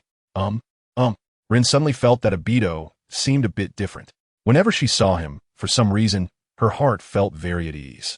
She unconsciously nodded, thinking that what Obito said seemed quite reasonable. After seeing Rin nod, Obito felt very joyful. The corners of his mouth slightly lifting as he leisurely headed towards the Hitaki family. He didn't want to go too fast. He wanted to hold Rin a little longer. Holding her felt so good, stirring feelings within him.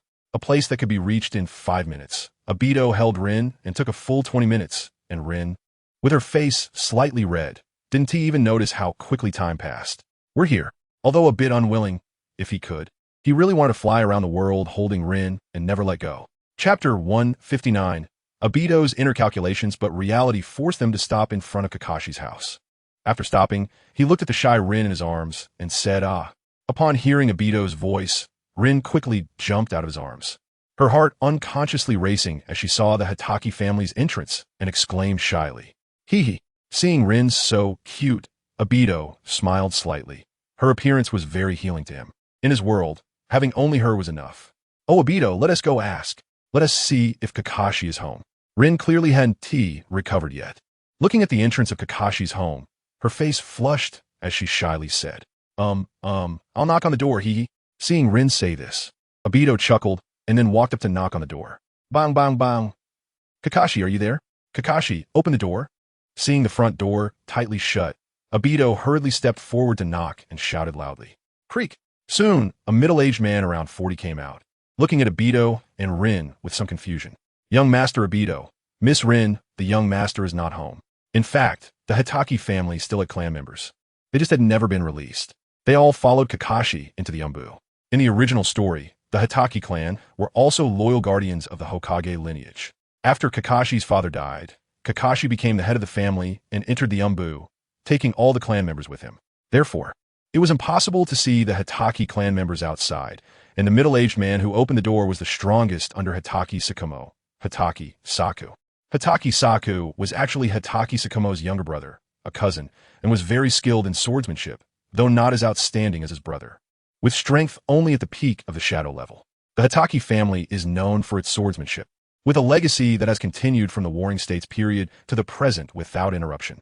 Kakashi became the 6th Hokage also because he had a large number of loyal followers and the strongest in Konoha, Naruto Uzumaki, as his disciple. Therefore, he was able to become the 6th Hokage. The power of the family cannot be ignored. Otherwise, it would be impossible to manage the Umbu under the Hokage easily. Hello. Lord Saku, is Kakashi not home? Where'd he go? He wasn't home last time either. Does he have a mission? After seeing Hatake Saku, Obito bowed respectfully, a sign of respect for a strong person, and then hurriedly asked. Obito hadn't asked much last time, but since Rin was looking for him, he naturally needed to inquire. Young Master Obito, my young master has been taken away by Lord Minato. It has been quite a while. He has been staying at Lord Minato's house during this time. If you want to find our young master, you can go to Lord Minato's place. Although Hatake Saku was a shadow-level powerhouse, after Hatake Sakumo's death, the Hatake family seemed to have lost its roots. They had to act low-key, as there were no strong individuals to support them. Therefore, they were slightly more courteous to Obito, especially since he was Kakashi's friend. And Kakashi was the heir of the family, so they naturally respected him more. Oh, I see. So it was the teacher who took him away. Hee. Thank you. Lord Saku, we'll go find Kakashi now. After hearing Hatake Saku's words, Obito understood that Kakashi had been taken away by his teacher and quickly thanked him. Hee. No need to thank me. You may go.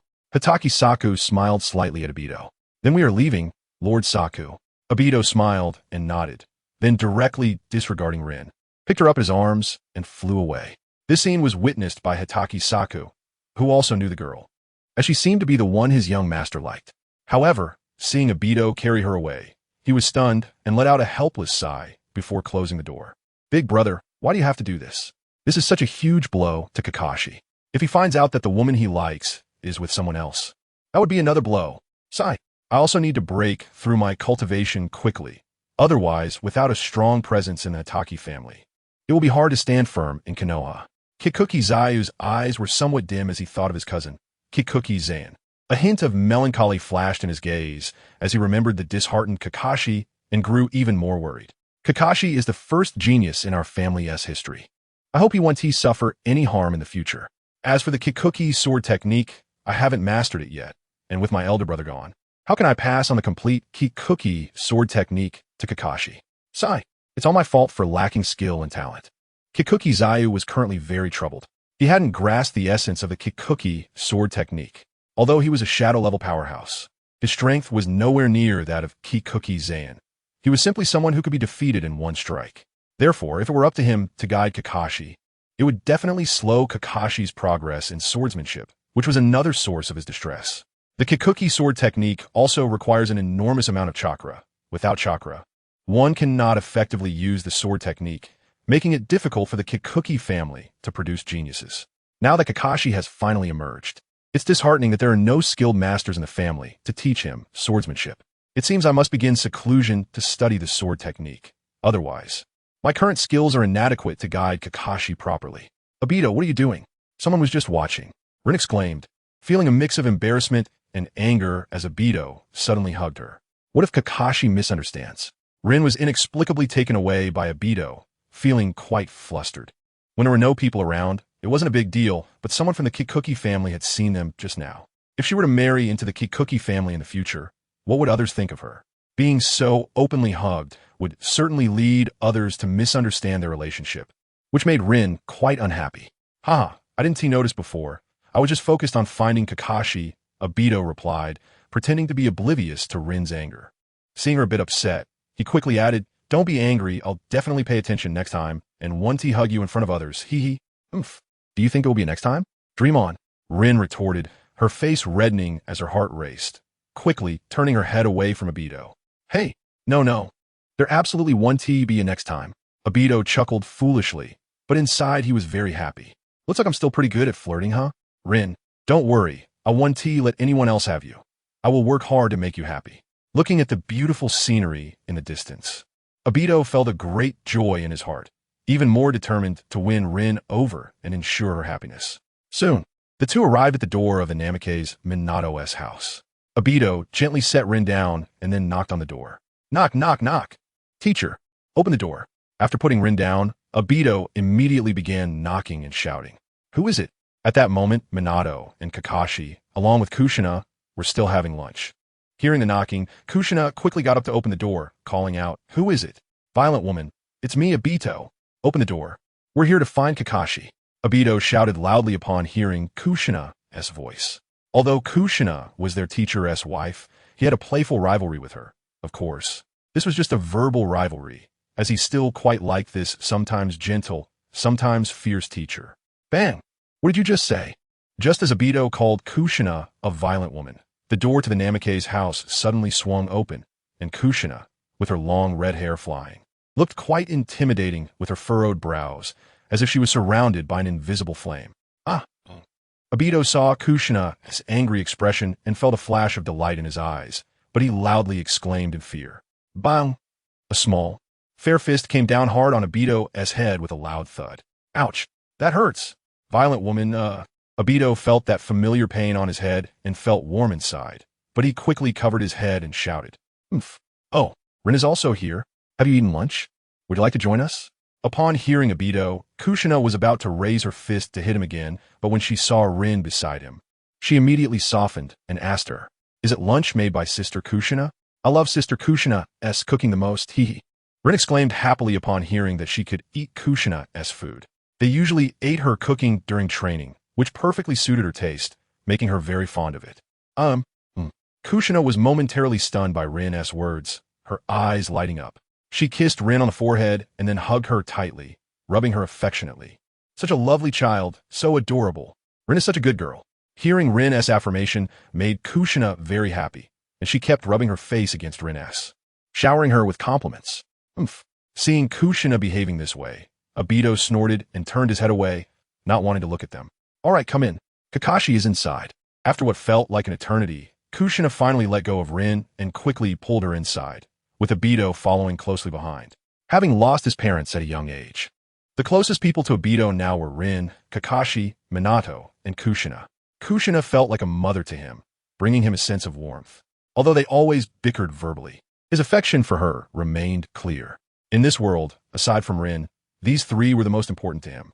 If it weren't for what happened with Rin, he wouldn't have turned dark, and he wouldn't have indirectly caused the deaths of his teacher and teacher's wife. Obito, Rin, what brings you here? Minato smiled gently upon seeing Kushina lead Rin and Obito in. Teacher, we came to find Kakashi. When we went to his house, they said he wasn't home, so we came directly here. Obito responded respectfully to Minato. Hello, teacher, hee. Rin's eyes were only on Kakashi. As soon as she entered and saw him, she smiled at him, but Kakashi merely glanced at her coldly before looking down. Seeing Kakashi like this, Rin's expression dimmed slightly, but she still maintained her smile. Obito noticed all this and felt a pang of jealousy as he watched Kakashi, his heart filled with rage. Oh, is that so? Hee. Cool, me. Let's sit down and eat. We just finished cooking and we're about to eat. Upon hearing Obito, Minato quickly invited them to sit down and eat together. Thank you. Teacher, hee. Rin quickly thanked Minato and immediately sat down next to Kakashi. Obito frowned, feeling quite displeased, but he didn't say anything more and sat down next to Rin. Seeing the expression on Obito's face, Minato smiled and shook his head. As someone who had been through similar experiences, he could easily see what Obito was thinking. He smiled faintly and then sat down as well. The five of them happily enjoyed a meal together, during which Obito and Kushina were constantly bickering, shouting at each other from the side. Here we go again, ha!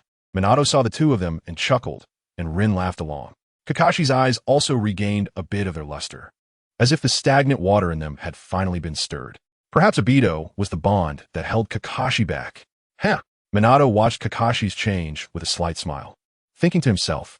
After the meal, Minato did not disturb the gathering of the three. They sat together and talked about their thoughts. Kakashi, what's been going on with you lately? I feel like you're hiding something from us. If something has happened, you can tell us, and if we can help, we definitely will, Rin said, looking at Kakashi, who had a blank expression and dim eyes, feeling a pang of pain in her heart as her concern showed in her gaze. Kakashi, however, remained indifferent and practiced his swordsmanship in the yard, paying no attention to what Rin was saying at all. Chapter 161.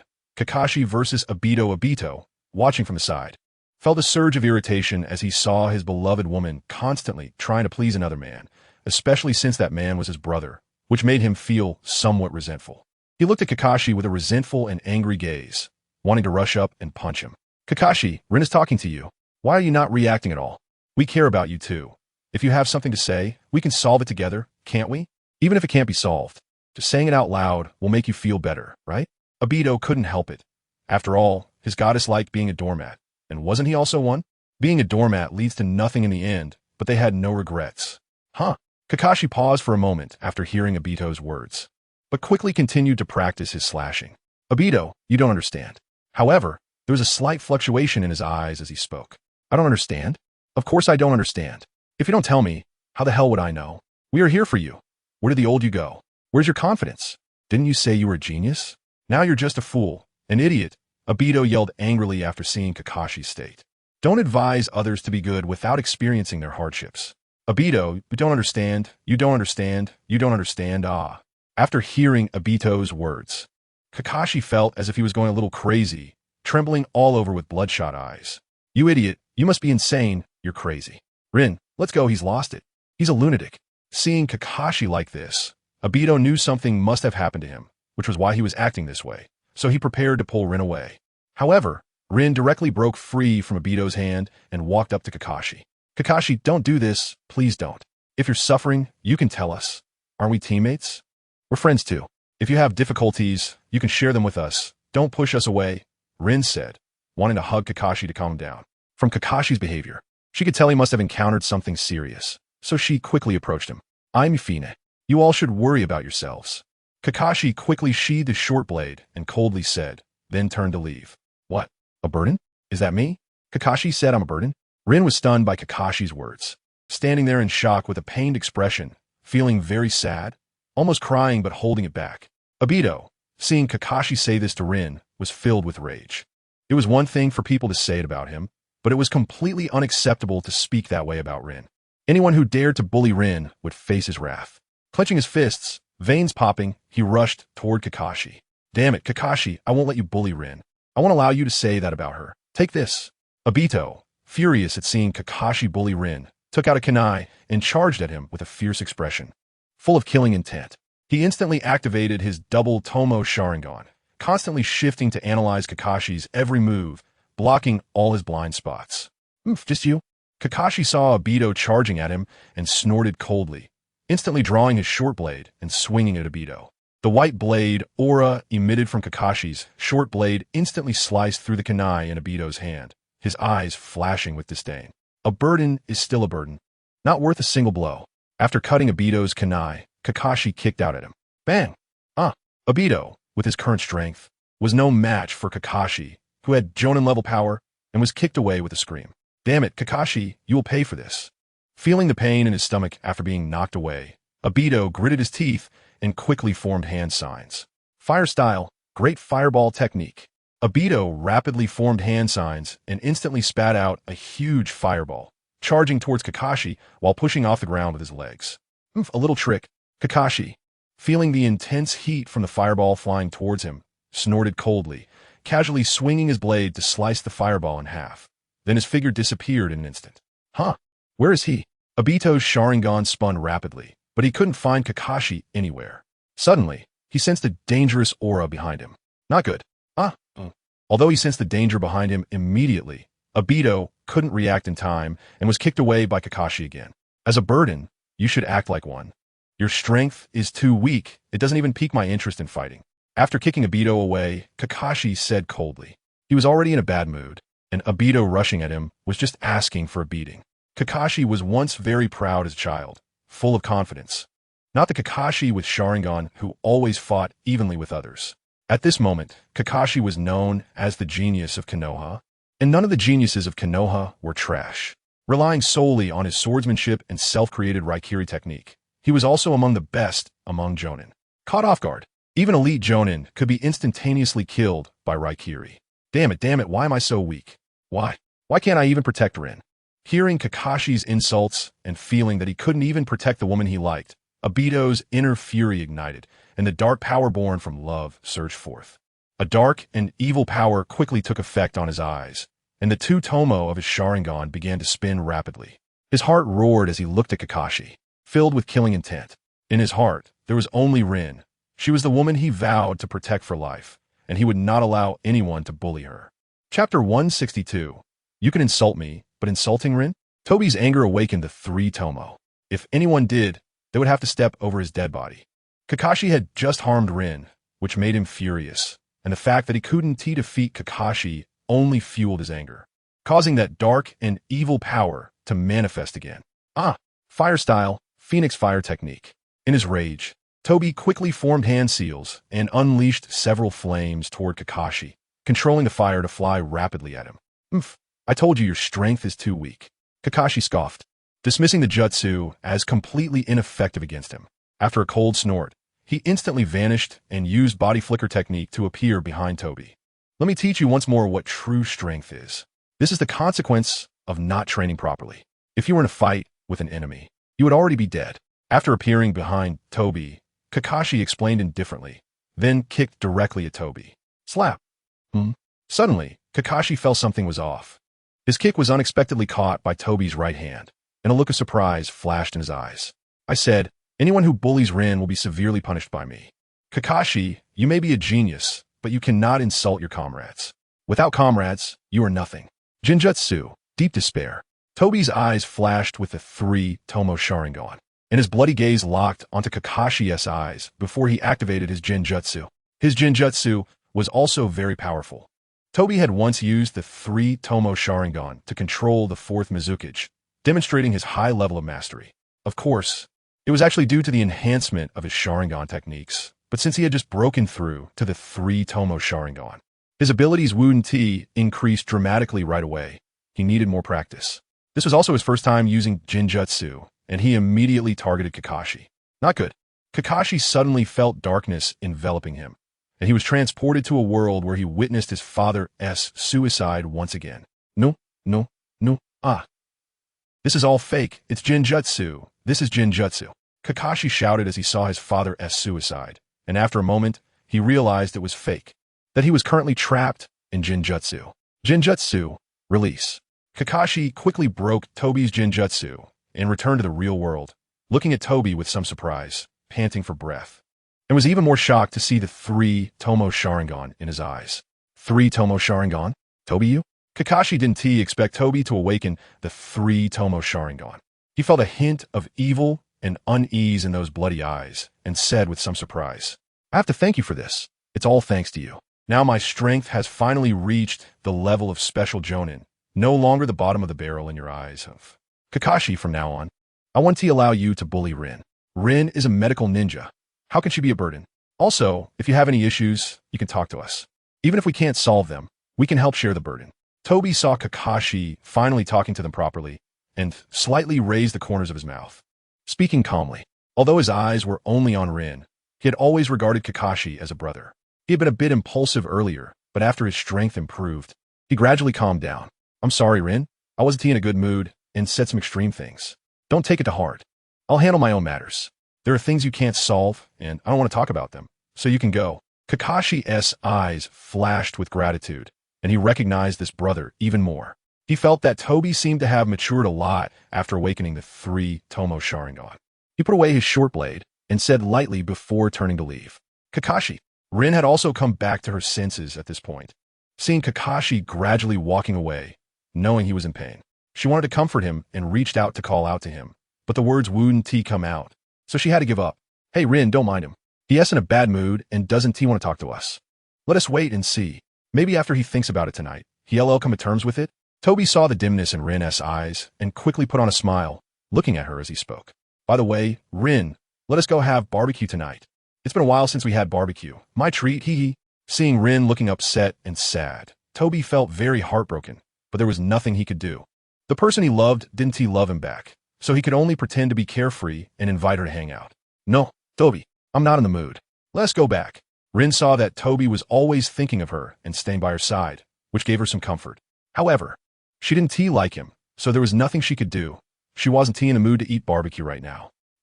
Okay, then let us go. Don't be upset. Kakashi really does have things going on. Let us try to understand him. He didn't mean to say that.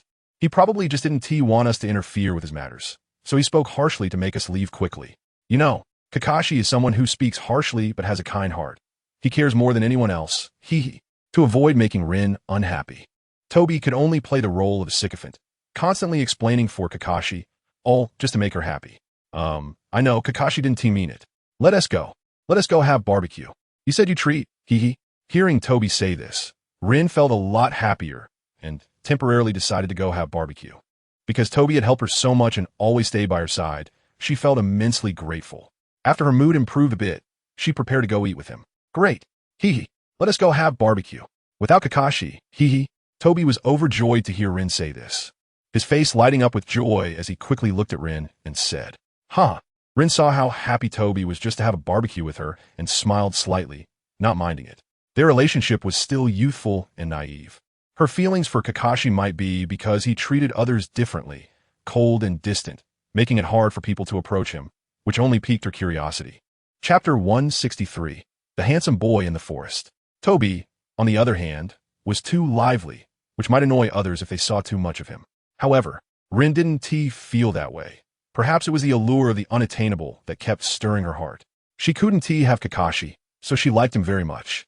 Toby was a sycophant who wanted to be with her all day, and she only saw him as a good friend without any deeper feelings. The most pitiful one was Toby, but he was still happy to stay by Rin's side, guarding and protecting her. Even if he dies, he wants to dig out one of his eyes and put on Kakashi. Obito just wants to keep watching Rin. Even in death, his eyes are still watching her, using his power to protect her. This kind of love has reached a crazy level. Otherwise, Obito wouldn't have unleashed the Manjiki Sharingan in anger. This is the power of love. His love for Rin is immense. It's selfish yet selfless. The resentment and anger caused by Rin's death led to a surge of dark and evil power within him. The love of the Uchiha clan is always twisted, which is why they're called evil by others. If two people in love are together, it's fine, but if one dies, their love becomes distorted, even capable of destroying the world. After that, Obito left the Minato family with Rin and headed towards the barbecue restaurant, feeling very happy. What he didn't know was that after they left, a black figure emerged from the ground, the corner of its mouth slightly raised. Just like that. The evil power is so immense, haha. It seems this woman is very important to him. Hee. It seems it's time to implement the next step of the plan. As long as he dies once, and then sees his friends and brothers kill his most beloved woman, haha, at that time, he will definitely be at my service. Mother, wait for me. I will bring you back to life soon, haha. Kaguya was now always following Obito. Seeing him unleash the three Tomo in anger because of Rin, and felt the powerful dark evil energy within him, already planning the next step, laughing heartily. Then Kaguya sank in the ground, disappearing as if he had never appeared. This skill is indeed amazing. Perfect for spying, cough cough. Dad, why do you often stare at that big brother? Somewhere in Konoha, Ruashi looked at her father and asked with some confusion, as she noticed her dad often came here to watch that big brother, not knowing why. Hee, do you want to meet him? Her father just felt a bit uncertain in his heart, so he often came to take a look. That kid is growing really fast. Jean Tian was holding Wang Ruashi and smiled at his playful and cute daughter. Okay, that brother's quite handsome. I like him a lot, hee. Ruashi didn't understand what like meant. She just thought the boy in front of her was good looking. Plus, she didn't have many friends, so she was quite innocent, looking at the handsome boy still practicing hard under the tree, giggling. Alright, let's go down and take a look. Jean Tian smiled slightly, directly holding Wang Ruashi as they disappeared from the tree branch, instantly appearing not far from the boy. You must be very curious about who the boy in front of you is, right? Let's wait and see. Ding, ding, ding, ding. In an instant, the boy closed his eyes and then threw out several shurikens. The shurikens collided in the air and finally all hit the center of several scattered targets steadily. Wow, Dad, that big brother is so amazing. He can hit all those shurikens on target, even with his eyes closed. So impressive, it looks so fun. Yes, even better than you, Dad. Ruashi clapped her hands in Jean Tian's arms, excitedly cheering as she rarely saw such a wonderful performance. That big brother is quite impressive, right? But how could he be better than your dad? I could take him down with just one finger. This thing is quite simple. Dad can do it too. Jean Tian felt embarrassed seeing his daughter think others were better at throwing shurikens than him, feeling like he was losing face. Is Dad so shameless? At this age, still comparing himself with a 6 or 7-year-old child. If he has worse than that, he might as well die. Wang Ruashi thought her father was being shameless, comparing himself to a little kid. Jean Tian reached out to touch himself, and then looked at Wang Ruashi in his arms, momentarily stunned. Is this daughter really his own? She hasn't even married yet, and is already siding with others? This is unbelievable, he thought, looking at the little boy in front of him with resentment. Who are you? The handsome little boy suddenly heard the girl's voice, quickly opened his eyes, and a shuriken appeared in his hand, looking over at them. Who are you? The little boy asked, puzzled, seeing the father-daughter pair approaching him. He noticed that the little girl was looking at him in admiration, feeling a bit speechless. But he had to admit, This little girl was really cute, very kawaii, making people want to get close to her. What a cute little sister. But what are they doing here? This is our Konoha village. They don't have the Leaf Village headbands, so they shoot TB from here. Seeing unfamiliar faces. Ordinary people wouldn't walk in here. They must be ninjas. But why are they here? Konoha isn't a place just anyone can enter, let alone with a child. The white-haired family. What family is that? I don't think I've heard of it. It's quite strange. The boy was very thoughtful. When he saw Jean Tian and his daughter, he felt something was off. They definitely weren't from Konoha. But where did they come from? This puzzled him. Big brother, can I be your friend? Ruashi had never had friends and quickly ran up to the little boy, looking up at him with big eyes and asking, The little boy looked at Wang Ruashi, feeling a bit speechless. He indeed had many admirers at school, but he never paid them any mind. Chapter 164. Brother Itachi and Wang Ruashi, however, seeing the little girl in front of him, he felt an incredible closeness, as if there was a bond of blood. Friends? The little boy smiled sweetly, bending down to look at Wang Ruashi. What is your name, little sister? Wang Ruashi smiled slightly and said, I'm Wang Ruashi. Big brother, what is your name? Wang Ruashi? Achiha Itachi. Nice to meet you. I'm happy to be your friend. Uchiha Itachi looked at Wang Ruashi and extended his small hand, smiling at her. Uchiha Itachi? Brother Itachi, I'm so happy to be your friend. Wang Ruashi saw Uchiha Itachi being so gentle and quickly laughed, reaching out a little hand to shake his. Dad, I have a friend now, look. Wang Ruashi turned to Jean Tian and said with a smile, Jean Tian saw Wang Ruashi so happy and nodded with a smile. But when he looked at Uchiha Itachi, there was a hint of wariness in his eyes. It felt as if he saw a wolf eyeing his little cotton-padded jacket, making him very displeased. Big brother, were you practicing with shurikens just now? Can you teach me? Xiaoxi also really wants to learn how to use shuriken, but her dad wanted to teach her, saying that shuriken are useless. Just now, she saw Itachi Uchiha playing with shuriken, and she thought it was really cool. So she hurriedly clung to him, wanting him to teach her. She was also eager to learn shuriken throwing from him. Xiaoxi, why do you want to learn shuriken? You're still small. When you grow up, I'll teach you, okay? Next time. Itachi Uchiha looked at the cute Wang Ruashi in front of him. Although he felt a bit reluctant, he knew that his shuriken throwing skills were not something a 3-year-old could learn. So he quickly said, No, I want to learn how to throw shuriken. Brother Itachi, please teach me. I'll give you sweet, sweet dumplings. Wang Ruashi looked at Itachi Uchiha and quickly grabbed his hand, shaking it while acting cute. Dumplings? Itachi Uchiha didn't know what dumplings were and asked with some confusion. Since childhood, he had only focused on training and was strictly checked by his father. If there was even a slight mistake, he would be punished, which was clearly different from the original story. Perhaps it was Uchiha Fugaku's resentment or his urgent desire to make Itachi stronger that led him to cut off all of Itachi's social interactions.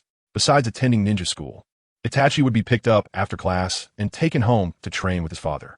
Day after day, year after year. He had been training since he was 3 years old, and it had never stopped. Yes, that's the dumpling. Brother Itachi, if you teach me, I'll treat you to lots and lots of dumplings. Then Wang Ruashi turned around, looked at Jean Tian, who shrugged helplessly, and directly took out a box of steaming dumplings from his space and handed it to her. Wang Ruashi then handed the dumplings to Itachi Uchiha, pointing at the tricolored dumplings with a smile. Jiraiya's clone and the real one could share the system space, and time was frozen inside, allowing for anything to be stored. Since Wang Ruashi loved dumplings, Jean Tian's space was filled with all kinds of dumplings. As long as she needed or wanted to eat, they were always available. Spoiling his daughter to such an extent was quite something. Look at the poor Jiao Dao Kong, who without a day of beating, was made to obey by Jiraiya. But perhaps this is the difference between boys and girls. Boys get strict discipline, while girls are spoiled. Itachi Uchiha then realized that this thing was called dumplings. He had seen them while passing by on his way to school, but didn't know what they were called. He also didn't know if they were tasty, but they looked very appetizing and he liked sweets. The moment Itachi Uchiha saw the dumplings in front of him, he was deeply attracted. I didn't expect Brother Itachi also likes dumplings. Here, have one. Wang Ruashi saw Itachi Uchiha's expression and immediately knew he liked dumplings too, so she handed one to him. Thank you. Itachi Uchiha wasn't worried that Wang Ruashi would poison him. He smiled sweetly, said thank you, and took the dumpling from her hand, directly popping it into his mouth. So sweet, so delicious. The moment he took the first bite, Itachi Uchiha was captivated by the taste of the dumpling, squinting his eyes and happily eating it. feeling a hint of happiness and sweetness. Hee, it's good that brother Itachi likes it too. Seeing Itachi Uchiha enjoying it so much made Wang Ruashi very happy. And she picked up a skewer of dumplings to eat as well. Isn't it funny? Itachi Uchiha noticed Wang Ruashi was laughing so happily, and his face turned a bit red, but he smiled and looked at her. Fifi, no, brother Itachi likes dumplings, and I like dumplings too. You really are my friend. Hee. Looking at Itachi Uchiha's shy appearance, Wang Ruashi tilted her head and teased him. Hee. Itachi Uchiha saw Wang Ruashi so happy and smiled sweetly. By the way, Ruashi, you guys shooting TB from Konoha, right? Why are you here? Then Wang Ruashi and Itachi Uchiha found a place to sit down, started eating dumplings, drinking milk tea, and began their conversation. Meanwhile, the poor Gentian had turned into a tool for making milk tea. If Orochimaru found out, he would probably burst out laughing. He really wanted to see Gentian's embarrassed look. Am I really a formidable sage of 6 paths level expert? Here, making milk tea for 2 little kids? Am I losing my mind? Am I the dad? Or is she the dad? How did it get reversed? Gentian felt a bit frustrated. What was he doing? He was the elder, yet the 2 kids were completely ignoring him while enjoying their dumplings. Moreover, Wang Ruashi even made him make milk tea, although he was very reluctant. Seeing her pitiful look with tears welling in her eyes, he immediately raised both hands in surrender. Chapter 165. The drafty little cotton jacket, his greatest fear was that his precious daughter would cry.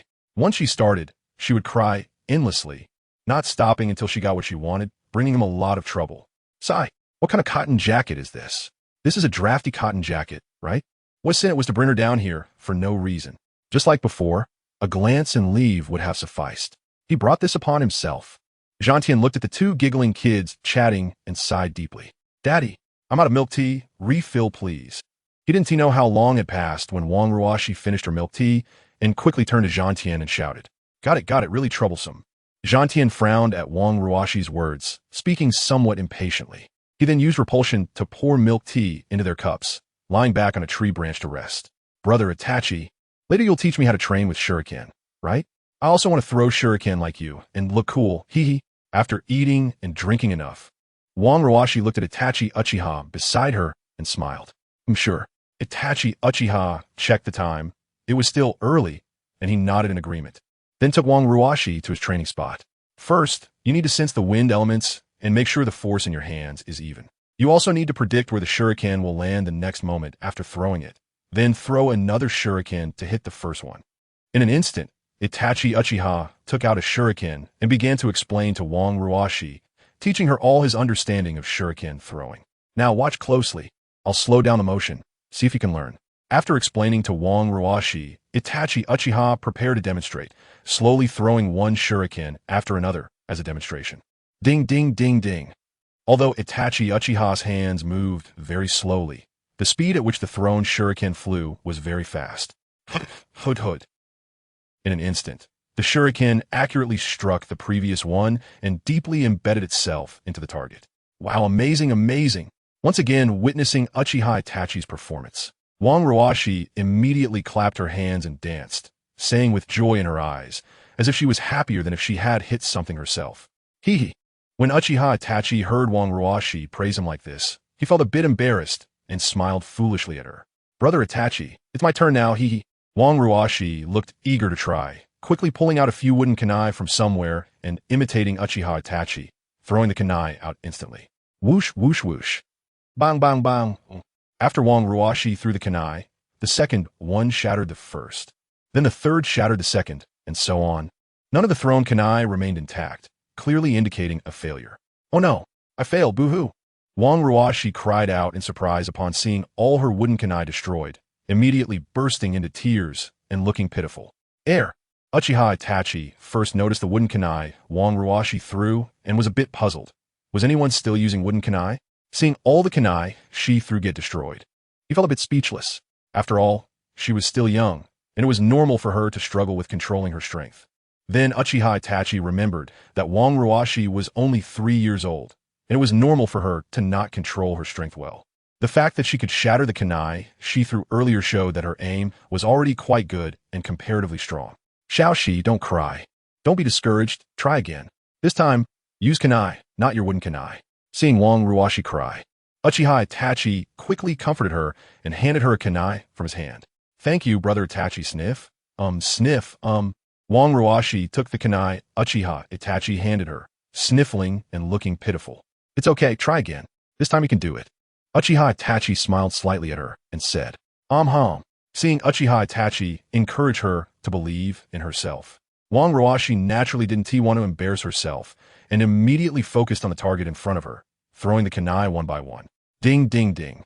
This time, Wang Ruashi controlled her strength and didn't throw like before. Otherwise, her wooden kunai wouldn't be any worse than iron kunai and might even be better. As long as she continued to input chakra, they wouldn't break. Hood. This time, she finally hit all of them, but none hit the bull's eye. It seemed she still needed more practice. None hit the red center. Boo-hoo. Wang Ruashi didn't expect throwing kunai to be so difficult. She was unable to throw them accurately. Feeling a bit disheartened, with tears welling up in her eyes. Xiaoxi, you did great. I wasn't as good as you when I first started.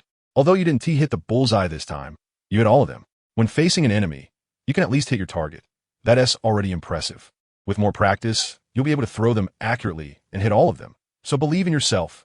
Uchiha Itachi looked at Wang Ruashi and quickly comforted her, as he couldn't bear to see a girl cry in front of him. To prevent her from crying, he could only resort to this method. Really? Brother Itachi, am I really that amazing? Wang Ruashi asked eagerly, her pure eyes fixed on him. You're already very impressive. Uchiha Itachi nodded quickly in response to Wang Ruashi's expectant gaze. After all, she was only 3 years old. If she learned it all in one go, it would be like slapping his face. He had always struggled a bit, and he wasn't 3 years old at that time. Chapter 166. Next time for sure. Hee. Thank you, brother Itachi. Wang Ruashi smiled slightly at Uchiha Itachi. Hee. Uchiha Itachi smiled back at her, then checked the time. It was getting late, and he had to head back. Xiaoxi, that's it for today. I need to go home. Otherwise, my family will worry.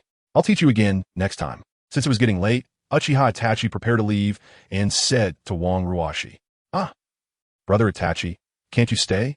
You are my only friend. I don't have any other friends. I haven't spent enough time with you. Wang Ruashi said reluctantly when she saw Uchiha Itachi preparing to leave. She truly didn't have many friends, just 2 older brothers, a little brother with a shark face, and a gentle and kind brother Shursui. However, they were all too old, and she felt out of place with them. Her only true friend was the one she had just made with Uchiha Itachi. Next time for sure. Uchiha Itachi smiled at Wang Ruashi, poking her forehead with his finger. Well, okay then. Although Wang Ruashi felt very reluctant, she had no choice but to agree, showing she was quite understanding. Seeing Wang Ruashi stop making a fuss, Uchiha Itachi smiled slightly and then turned to leave. I come here to practice almost every day, so you can come if you have time. After taking a few steps, Uchiha Itachi suddenly turned around, smiling at Wang Ruashi. I got it, brother Itachi. Bye-bye. Wang Ruashi was very happy to hear Uchiha Itachi's words. She could ask her dad to take her here every day to train and play with him, and she quickly smiled happily. Bye. Uchiha Itachi smiled knowingly, waved at her, and turned to leave again. Goodbye, brother Itachi. Wang Ruashi waved at Uchiha Itachi and smiled, and the two said goodbye by waving. After Uchiha Itachi left, Jean Tian stood up from the tree branch and instantly appeared in front of Wang Ruashi, holding his precious daughter in his arms, looking at her with a face full of resentment. Daddy, I'm really happy today. I finally have a friend. Daddy, what kind of look is that? Are you not happy that I have a friend? Why aren't you happy? Daddy, don't you like it when I'm happy every day? How can you be like this? You don't love me anymore? I'm going to tell mommy that you bully me, Wang Ruashi was initially very happy, having made a good friend and gained a good brother. But upon seeing her dad's unwilling and unhappy expression, she pouted in anger and questioned him. It was a barrage of questions that left Jean Tian speechless, making him feel as if he had sweat pouring down his face. You haven't been nice to Daddy for so long. Now you're the one complaining first? You little girl, is all my effort in raising you for nothing? You don't even know how to care about your dad? You keep criticizing me? Am I really that bad to you? If you tell your mom, I want to take you to eat meatballs. Jean Tian was feeling extremely unbalanced as he watched Wang Ruashi and Uchiha Itachi chatting away, leaving him neglected despite the effort he had put into making the milk tea. Now he was on the receiving end of a scolding, which made him feel an intense urge to strangle Uchiha Itachi. That kid actually abducted his precious daughter, If he had known this would happen, he wouldn't have brought her along. His heart felt like it had been taken away, and there was no longer any place for him as a father in her eyes. No, he absolutely couldn't let them meet again in the future. That was a firm decision. Jean Tian thought to himself, is Uchiha Itachi really that handsome? How can he attract little girls? Even his 3-year-old daughter was drawn to him. At such a young age, she already knew how to make friends with boys, and now that she has friends, she forgets her dad. It's enough to drive him crazy. Woo-woo, daddy is bullying Xiaoxi. Daddy is bullying Xiaoxi, woo-woo. I'm going to tell mommy that daddy is bullying Xiaoxi, woo. Xiaoxi has a hard life, woo. Seeing Jean Tian saying such things about her, Wang Ruoshi immediately burst into tears. Her big eyes filled with tears, and she cried instantly, catching Jean Tian off guard. All right, daddy was wrong. Daddy was wrong. Isn't that enough? Stop crying, stop crying. Fine. Upon seeing his daughter cry, Jean Tian quickly raised a white flag, instantly admitting defeat, and said, that is more like it, hee. Hearing Jean Tian say this, Wang Ruoshi's tears stopped immediately. She looked at him and snorted, turning her head and pouting as she said, really? Sigh. Looking at the little actress in his arms, Jean Tian couldn't help but admire her and surrender. Wang Ruoshi was sent by heaven to punish him. He sighed deeply and then vanished from the spot while holding her.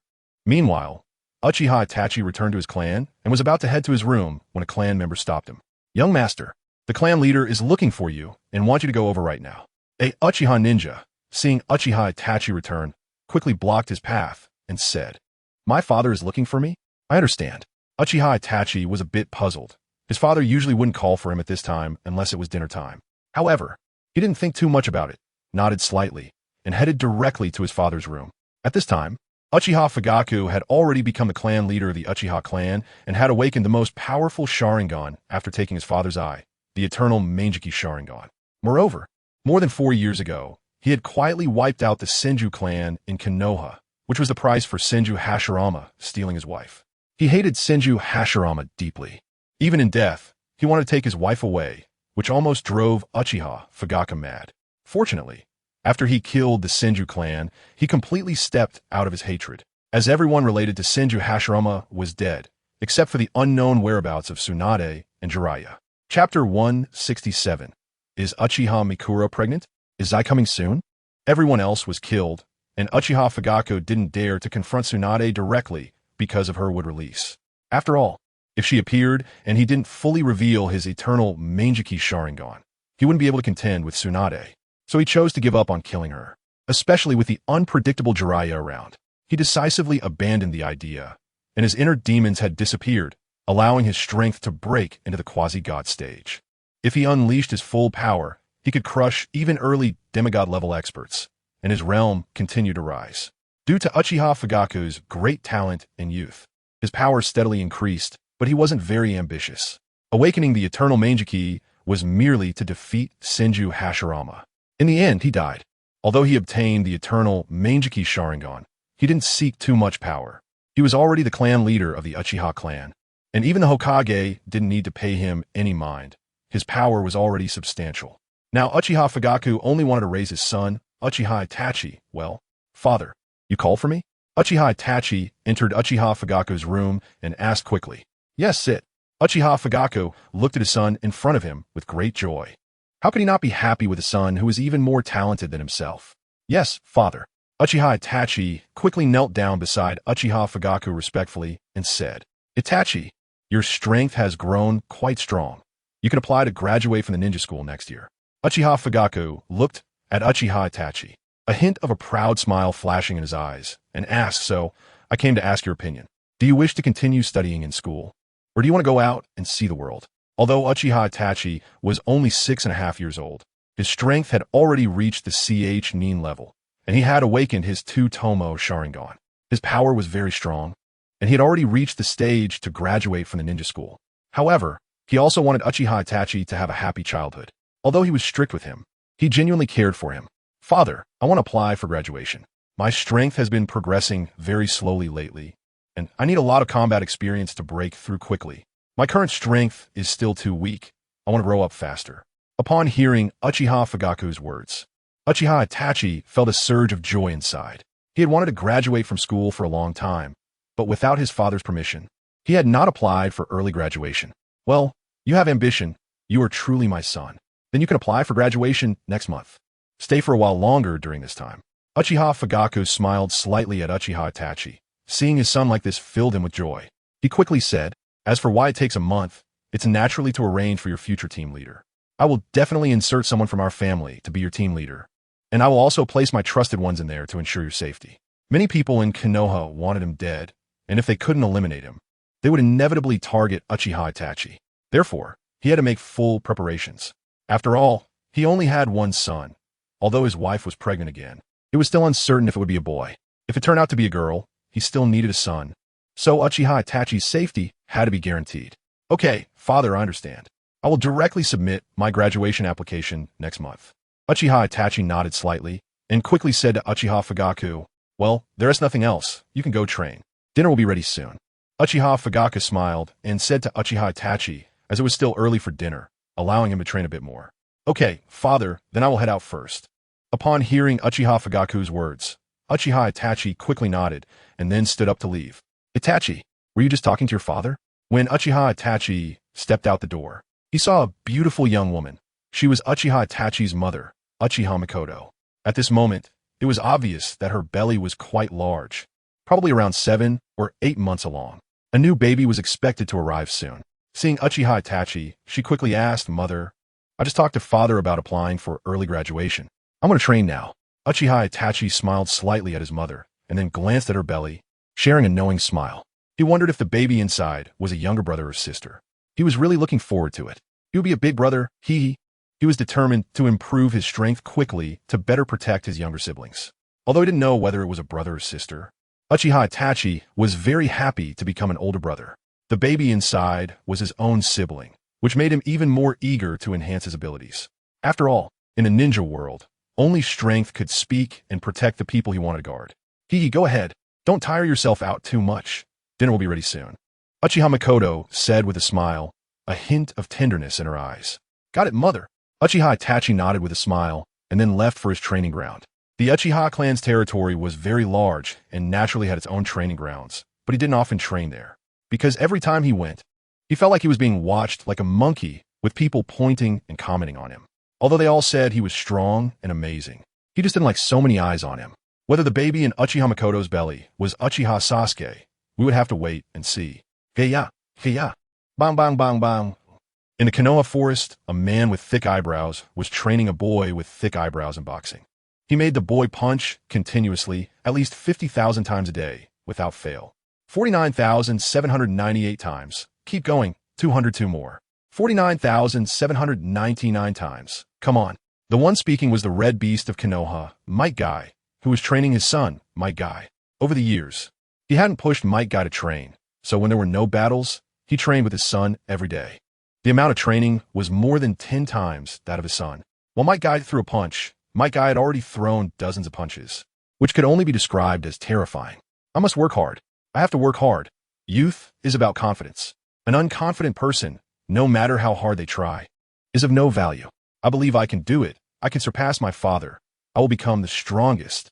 Now, White Guy had just increased the intensity of his training, and at first, he was a bit unaccustomed, but now he had finally adapted.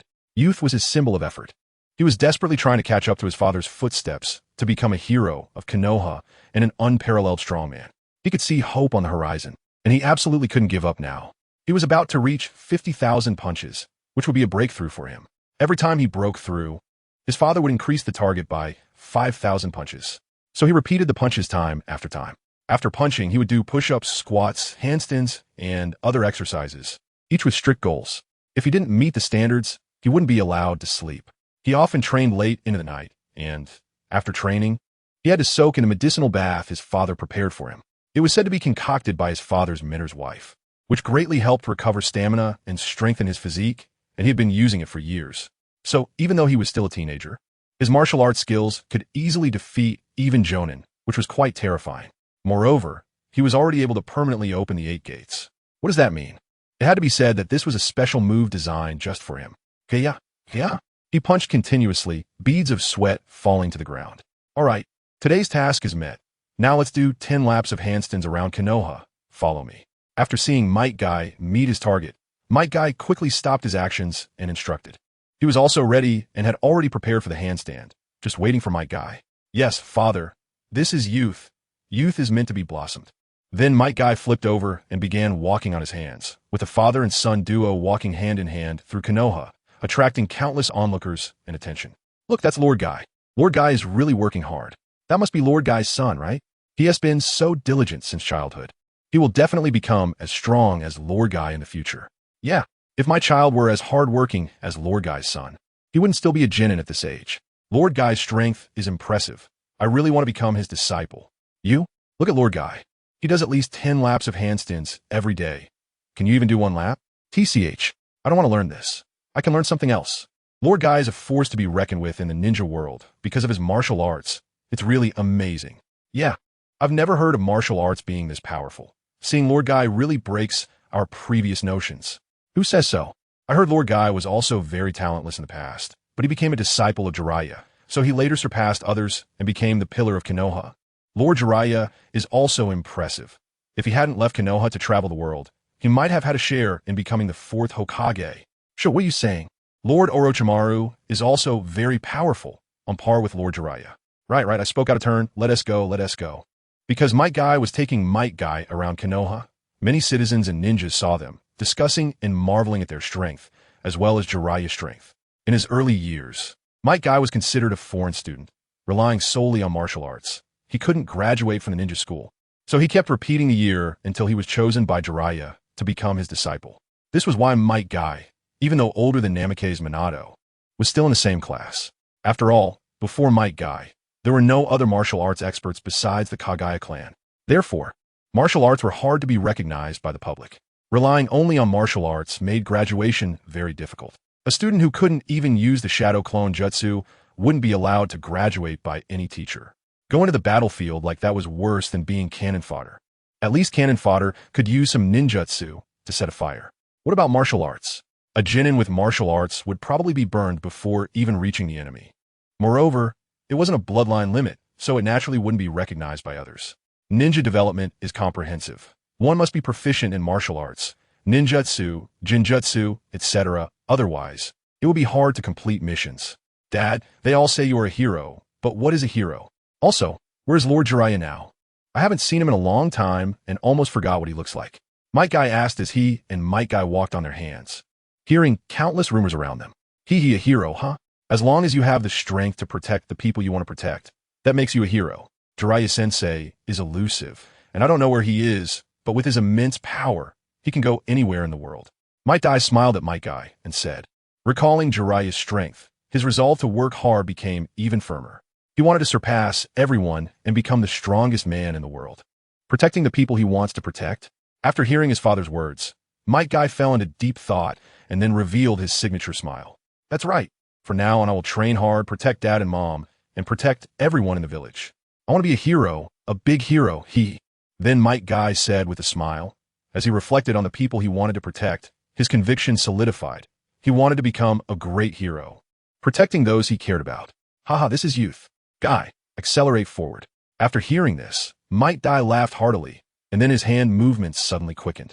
Chapter 169, Black Zetsu and Zero All Right. Youth is power, youth is flawless. Might Guy's hands also accelerated suddenly, rushing forward. Meanwhile, within the small organization, Black Zetsu appeared before Pain. Zero, what do you want from me? Pain hadn't seen him for a long time, so he would occasionally summon him, of course. It was mostly to inform him of what he was about to do. Black Zetsu. All 9-tailed beasts have gone missing, besides the 9 tails. Have you found any other tailed beasts?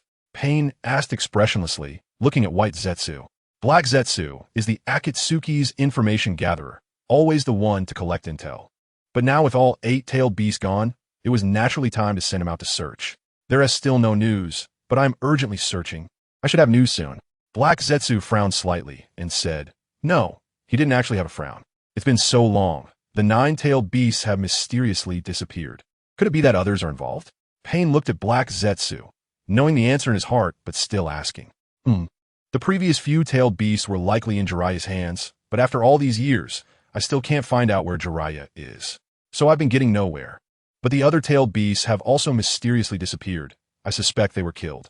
But who did it, I'm not sure. Although tailed beasts, are said to be immortal. Once they are dispersed, they will reassemble in other hidden places and they can be found again. As of now, there is still no news. But you don't need to worry, I will naturally find them when they appear. After Tsunade's battle, those tailed beasts must be with Jiraiya, but Jiraiya's power is terrifying. So terrifying that I don't dare to get close.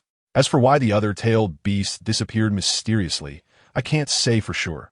If they were killed, they would definitely be hiding somewhere, slowly reviving. But this takes a long time and cannot be done in an instant. Jiraiya? How strong is he? Pain pretended not to know. After all, Jiraiya is a legendary figure who has been missing for a very long time. So it's normal for Pain not to recognize him. Jiraiya's strength is frightening. You should avoid provoking him for now, lest you bring trouble upon yourself. Wait until you can fully utilize the powers of the Rinnegan and develop it to its peak before thinking about causing trouble for Jiraiya. Otherwise, with your current strength, you probably wouldn't even be able to handle one of his hands. Black Zetsu looked at Pain and chuckled, never hiding his personality in front of him, somewhat sarcastically. Pain's current Rinnegan abilities have not been developed to their fullest, and they're not even his own eyes, so the Rinnegan won't significantly enhance his power. As for Jiraiya's strength, he has seen it. It's as terrifying as that of the Sage of Six Paths. If Pain were to fight Jiraiya now, it would be like striking a rock with an egg. Humph. Pain coldly snorted and then stopped talking. Zero, is there anything else? If not, I will go find the whereabouts of the tailed beasts. The strength of Akatsuki still needs to be enhanced. We need to recruit more powerful individuals, otherwise, it will greatly hinder our plans. Then Black Zetsu looked directly at Pain and said he still had things to do. He needed to incite war and make Obito appear dead. This way, he could completely corrupt Obito. Everything still needed to be planned slowly. And now, there was no time to chat with Pain. I know this. No need for you to say much. I already have a few targets in mind, and I will bring them back directly. You must find the tailed beasts as soon as possible. Otherwise, our final plan cannot be implemented, so act quickly. Pain nodded slightly, and then reminded Black Zetsu again to find the tailed beasts quickly. After all, they still needed to resurrect the 10 tails to execute the Moon Eye plan. I understand. I will take my leave now. Black Zetsu chuckled, then directly sank into the ground and disappeared. Humph, a sneaky guy. If it weren't for the plan, I would have killed you long ago, TSK. After watching Black Zetsu completely leave, Pain snorted coldly, feeling very annoyed by Black Zetsu's tone, and then turned to leave. In the Akatsuki's base, a beautiful woman with blue-purple hair looked at a young man in front of her, a hint of affection flashing in her eyes. Conan, did you come here for something? This person is none other than Jiraiya's Azura Path, Kong. His form was transformed based on Ichigo Kurosaki. Looking handsome with orange hair and brown pupils, only turning his eyes into Rinnegan when using its powers. Seeing Conan approach, he asked with some confusion. As the Azura Path, Kong has a somewhat irritable temperament. If anyone annoys him, he will unleash missiles everywhere without restraint, showing none of Jiraiya's traits. People outside only see his terrifying side. But what others don't know is that he is very kind-hearted towards others. Kong-sensei, I'm feeling a bit troubled and wanted to take a walk, without realizing it. I ended up here. Conan, wearing a black tank top and a fire cloud robe, held a small purple flower in her hand. Her face flushed as she looked at Kong. Oh, what's wrong? Is there something troubling you? How has your practice with the Rinnegan been lately? Kong looked at Conan thoughtfully and then asked casually. I've been practicing continuously, but I still can't control the power very well. I would like to ask for your guidance. Kong-sensei. Conan quickly responded when she heard Kong's question, slowly walking towards him. This statement was obviously a lie. Seeing Conan's flushed face, it was clear she had something else on her mind. Having just one Rinnegan is quite simple to operate, and its power isn't very strong. So controlling it is clearly not difficult. Is there anything you don't understand? What is indeed a bit troublesome with only one Rinnegan? Let me see if I can transplant another eye for you, so that you can use the Rinnegan's chakra mode. After hearing Xiaonan's words, Kong frowned. It shouldn't take long to fully master a pair of Rinnegan, yet Xiaonan still hasn't grasped it? This made him think that perhaps it was because of the Rinnegan that she found it difficult to control. After all, he had never used a Rinnegan himself, so he wasn't sure about its specific functions and effects. Maybe that's the reason. Teacher Kong, can you take a look at me? I feel a bit uncomfortable in my palm. Xiaonan pretended to act as if she really had a problem and walked directly in front of Kong. Extending her hand towards him, her little face flushed and her heartbeat suddenly accelerated. Kong didn't notice. He was just a love-struck fool, his mind filled with ammunition, shells, lasers, and similar things, so he didn't think much about it and directly reached out to grasp Xiaonan's delicate hand. when Kong held Xiaonan's small hand. He clearly felt her body tremble slightly. Her face showed more embarrassment, and she lowered her head slightly, not knowing what she was thinking. Your Rinnegan has no issues. The ocular power is sufficient, and it's not too powerful. You just need to practice more, Kong said. Don't come to me for trivial matters to avoid being found out by that silly Heiju. Kong felt that Xiaonan's Rinnegan had sufficient ocular power and that there was no problem. She just needed to practice more. He also told Xiaonan to appear less frequently here to avoid Heiju discovering him. Okay, Teacher Kong, I understand, Xiaonan said, retracting her hand, feeling a bit wronged. Go back, Kong nodded slightly and said lightly. Then, I'll leave first, Teacher Kong. There was no way around it. Since Kong said so, Xiaonan could only turn and leave. As she turned, a hint of dimness flashed in her eyes, and she felt very sad inside. Why does Teacher Kong treat me like this? Is Xiaonan not pretty? If Teacher Kong doesn't like me, I can change. Why is he so cold to me? After turning to leave, Xiaonan couldn't help but let her tears flow. Growing up without parents, after being raised by Kong, she had already lacked paternal love. Gradually, she began to see the things Kong did for them as love and slowly developed feelings for him. But she was still young then. Now that she had grown up, it seemed that Kong had no feelings for her at all, which made her very sad. Xiaonan. At that moment, Yahiko walked over. Seeing Xiaonan crying sadly, he felt a pang of heartache and wanted to reach out to comfort her, but his hand hovered in midair for a moment before slowly lowering. He knew that Xiaonan didn't like him. She liked Kong, not him. Although he felt heartbroken, there was nothing he could do. He could only watch the woman he liked be sad while feeling utterly helpless. Xiaonan, don't cry. Teacher Kong may just not have noticed yet. You know, Teacher Kong is busy every day and has many things to do, so he hasn't thought about this yet. Besides, we're still young, right? We can wait. Can't we? Maybe one day, Teacher Kong will understand. Yahiko didn't know how to comfort Xiaonan, so he could only say whatever came to mind. Perhaps this was the most painful thing for him. He clearly liked Xiaonan, but she didn't like him, and Kong had raised him. So he couldn't harbor any resentment towards him. He could only resent himself for not being good enough to win Xiaonan's love. Woo! Yahiko, why is this happening? Is it because I'm not pretty enough? Seeing Yahiko come to comfort her, Xiaonan immediately burst into tears and dove into his arms, continuously crying out. She had always regarded Yahiko as an older brother, but now feeling very wronged, she cried in front of him, unable to hold back her inner sadness. Xiaonan is so pretty, don't think like that. Our Xiaonan is so beautiful. There aren't many like her in the entire ninja world. Don't cry, don't cry. Teacher Kong just hasn't thought about these issues yet, so don't cry. Yahiko felt very sad inside, but knowing that Xiaonan didn't like him, he could only comfort her desperately. However, feeling her delicate body in his arms also made Yahiko a bit happy. After all these years, it was the first time he held Xiaonan, and he hoped they could hold each other a little longer. Woo! Although Yahiko's explanation made some sense, Xiaonan still felt wronged and couldn't stop crying for a while, and the two just held each other there. Eventually, Xiaonan cried herself out and fell asleep in Yahiko's arms. This girl, huh? Yahiko noticed that Xiaonan had actually fallen asleep in his embrace. A smile appeared on his face, and he said with a grin. He then picked her up and instantly disappeared from the spot. After Xiaonan was carried away by Yahiko, Kong's figure appeared where they had vanished, a hint of bitterness flashing in his eyes. This silly girl, we are not suited for each other. You belong with Yahiko, or with Nagato. That is your destiny. As for me, do I really belong to myself? I'm merely a puppet of my main body. Although he possessed everything a human had, he still wasn't a true person. He needed to accept the control of his main body, so being with him had no meaning. Kong's thoughts were naturally different from Zantian's, as each clone had its own personality and ideas. Zantian's thoughts were quite casual. He usually followed his heart. Whatever he wanted to do, as long as it didn't violate the main body's plans and wishes, he would do as he pleased. Kong was different. Although he had his own independent consciousness and was not much different from normal people, he had a sense of inferiority. He felt that since he was under the control of his main body, he was not a complete person, which made him exceptionally irritable and prone to anger. All of this stemmed from his pride. He felt incomplete. Even if he liked Xiaonan in his heart, he wouldn't express it and would act very coldly, keeping people at a distance. All of this was merely his inner thoughts. Some people are particularly sensitive to certain things, while others are indifferent. After all, it could be said that Jiraiya gave them life, so there was nothing to be contentious about. They were just themselves, as long as they didn't go against Jiraiya's wishes. Maybe one day, I will disappear from this world. You should have your own life, not just be by my side.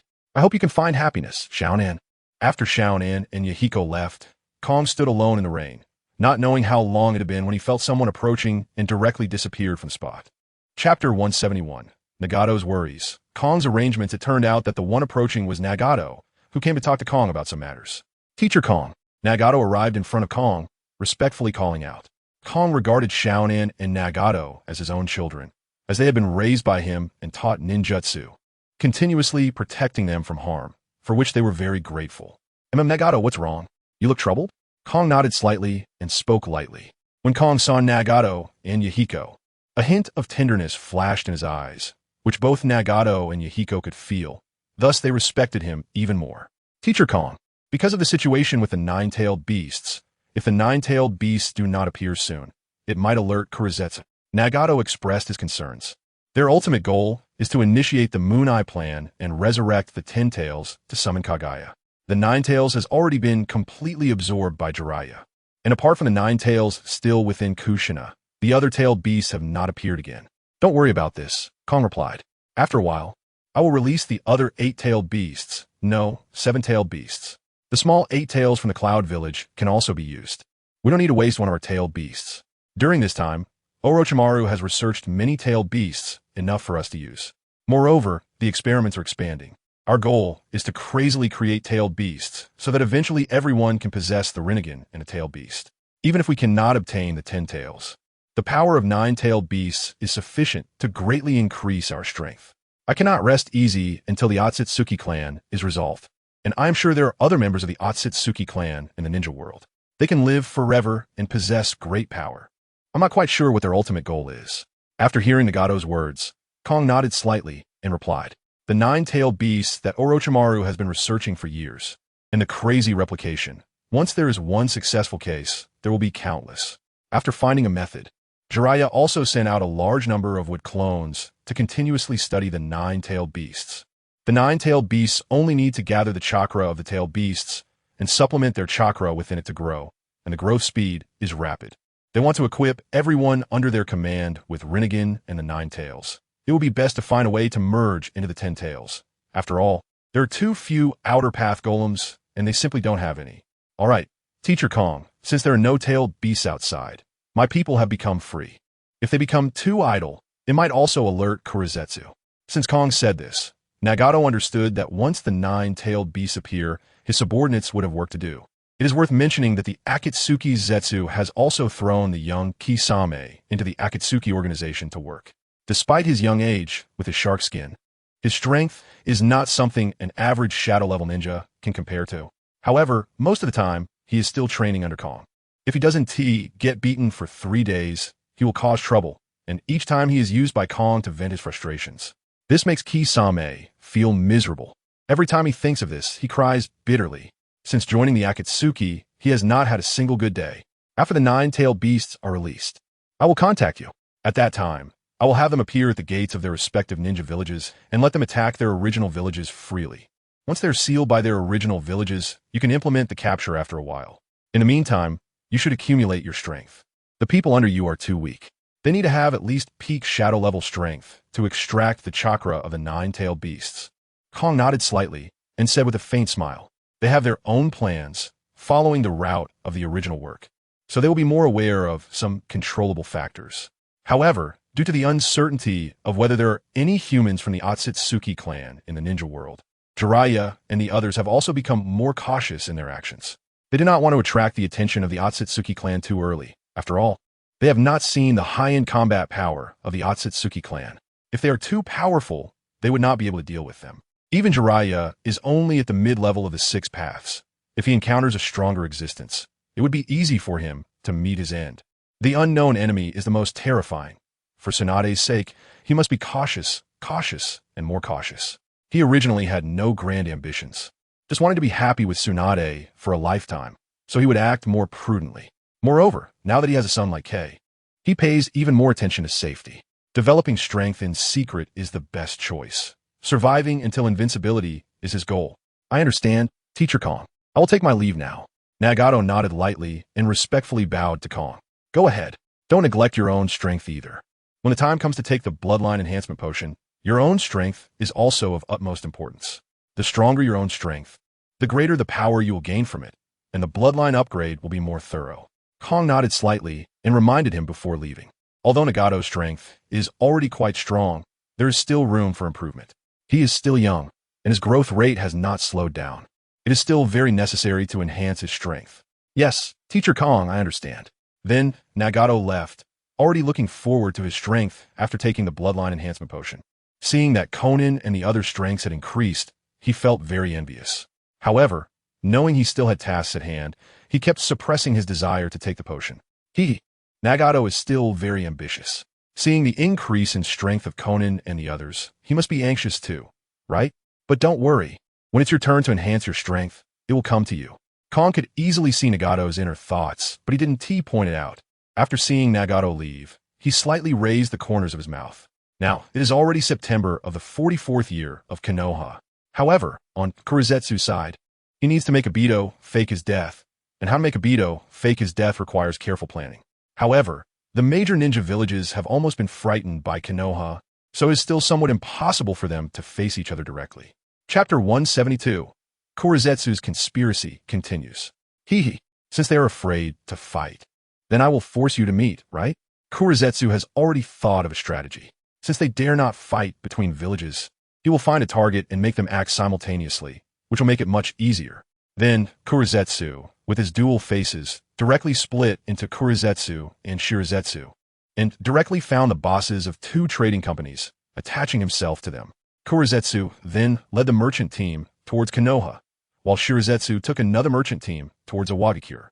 As for Kurizetsu's plan, it is evident, right?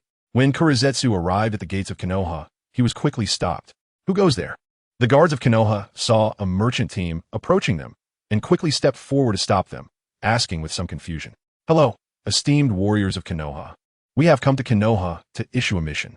We need the strong of Konoha to escort us through the land of rain to conduct business in Awakens. Thank you. Kurizetsu hurriedly stepped forward, expressing his mission request and handing over the mission scroll, which detailed what his task was, the reward, and the personnel he expected to take the mission. The designated personnel for the mission were naturally Minato's team, as his target this time was Minato's team. Oh, wait a moment, I will report. Since the war had just ended, everything was being done cautiously. Soon, the guarding ninja went directly into Konoha to report. About 5 minutes later, the guard returned, registered them, and then let them pass. Kurizetsu easily entered Konoha and arrived at the Hokage's mission office. Knock, knock, knock.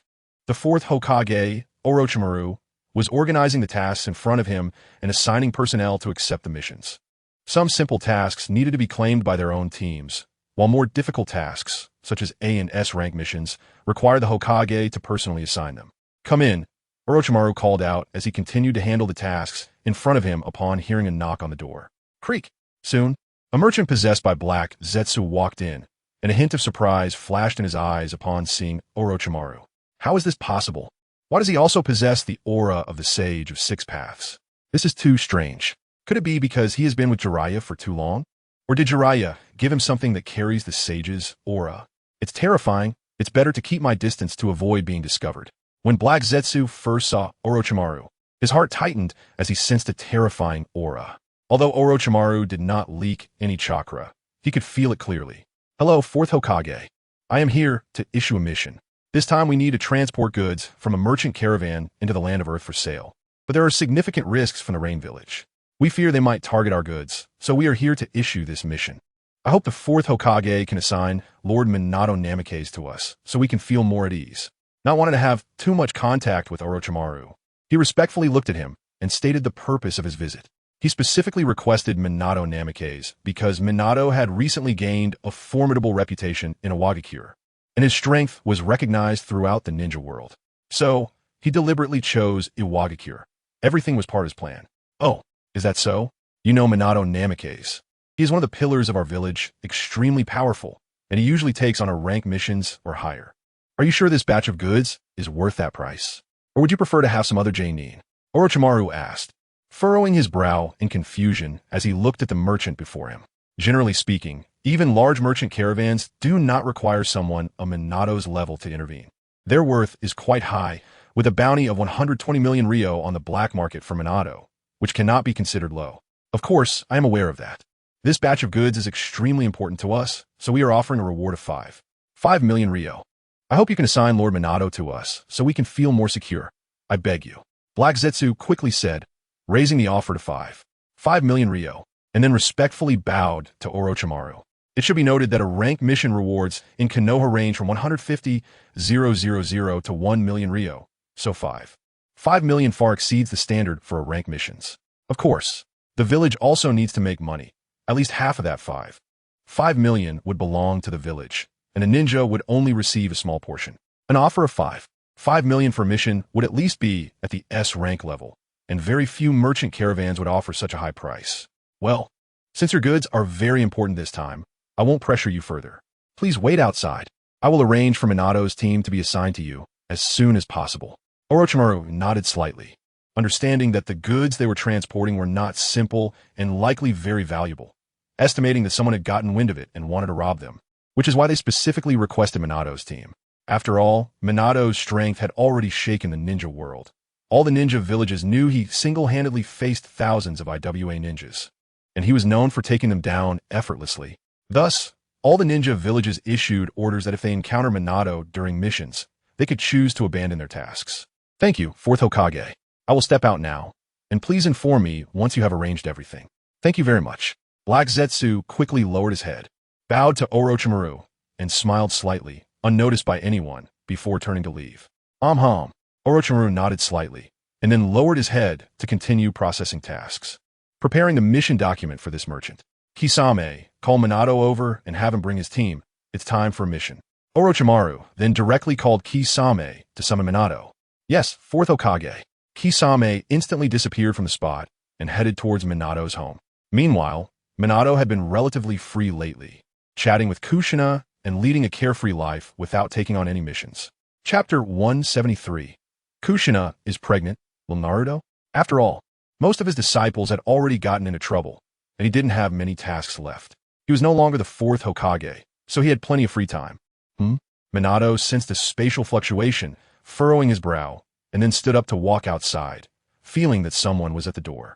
Since the body flicker technique is a type of space ninjutsu, relying on physical speed to achieve it, it was naturally easy for him, an expert in spatial ninjutsu, to perceive. Knock, knock, knock. When Minato reached the door, the knocking continued. Coming. Minato quickly opened the door and saw a masked Dumbu with a cat face, realizing that there was a mission. Lord Minato, the Hokage requests your presence to complete a mission. Additionally, the Hokage asked you to bring your team along. Kisame said respectfully upon seeing Minato. All right, I understand. Thank you for your trouble. Minato nodded slightly and smiled. Then Kisame disappeared from the spot. Little son, who is it? At this moment, Kushina also came out, looking at Minato and asking. It's nothing, just a mission. Minato turned around, looking at Kushina, his eyes flashing with a hint of guilt and reluctance. Is that so? Then be careful when you go out. Remember to eat, and don't eat anything random. After hearing this, Kushina's eyes dimmed slightly, but she still smiled at him and reminded him. I know. Wait for me to come back home. Minato smiled and nodded at Kushina, then kissed her on the forehead. Kushina's face turned slightly red as she hurriedly took out a scroll and handed it over. The clothes you need are all prepared. Take this scroll with you. Then Kushina took out a scroll and handed it to Minato, as they left with their hands empty, with most items sealed in the scrolls. Kushina was a sealing expert, capable of sealing anything in scrolls, including ninjutsu. Thank you, I'm off now. Wait for me to come back. Minato took the scroll, tucked it into his clothes, then grabbed the coat hanging on the wall, draping it over himself, and smiled as he said. Minato then activated the Flying Thunder God technique and disappeared from the spot. Little son, you must come back safely. After watching Minato leave, Kushina felt a bit worried and thought faintly. Suddenly, at that moment, Kushina felt a wave of nausea, not knowing the reason, and hurriedly ran to the bathroom, feeling like she wanted to vomit, but nothing came out. She just felt a bit nauseous and gagged. Strange. I don't think I've eaten anything bad. Why do I feel uncomfortable in my stomach? Kushina was puzzled. It seemed like she hadn't eaten anything. So why was her stomach bothering her? Then Kushina felt something was off inside her body. She sensed a slight disturbance from the nine tails within her. Kushina, there's a little baby inside you, absorbing my power. At that moment, the voice of the nine tails echoed in Kushina's mind. What? Baby? Our baby with little son? Hearing the nine tails voice, Kushina was stunned, her eyes flashing with surprise. Little son, did you know? We have our own baby now. You must come back safely. After that, Kushina gazed at the place where Minato had disappeared, murmuring to herself, her eyes filled with anticipation and joy. Minato, however, was unaware that he had now appeared at the place where Kakashi was practicing his swordsmanship, and Obito and Rin were also there. Because Kakashi had been in a much better mood lately, Minato arranged for them to train there and set up a teleportation barrier, making it very easy for him to come and go. Teacher, teacher, seeing Minato arrive, Kakashi and the others quickly stopped what they were doing and gathered around him. Since Minato had put on his cloak, they knew he was about to go on a mission. He only wore the cloak when he was on a mission. Let's go. The Hokage has assigned us a mission, and I don't know how long we'll be out this time. Minato smiled slightly at Kakashi and the others and said, "Oh yeah, finally going out on a mission again. Staying in the village every day is so boring."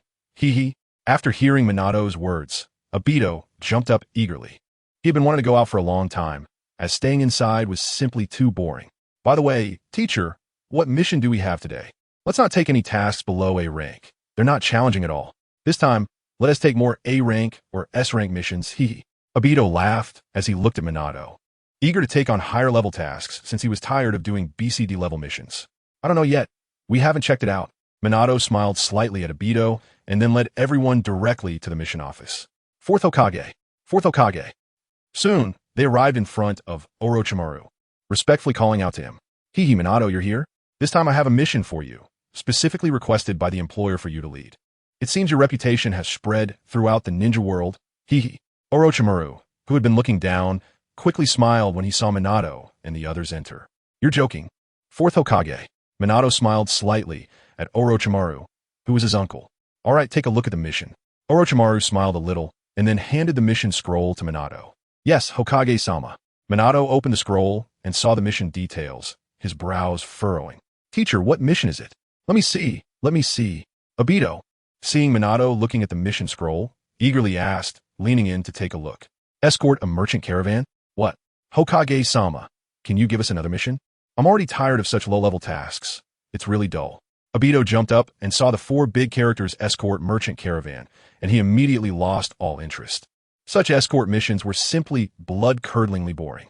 It was either escorting or there were no missions at all, and they could only take CD-level tasks. There's no helping it. There are many ninjas and few tasks, and they all need to eat. Chapter 174. The Mission Worth 1. 5 million Ryo. Obito and Rin were not like others. They had no money at all. Rin was orphaned, and Obito only had a grandmother, so there was no money at home.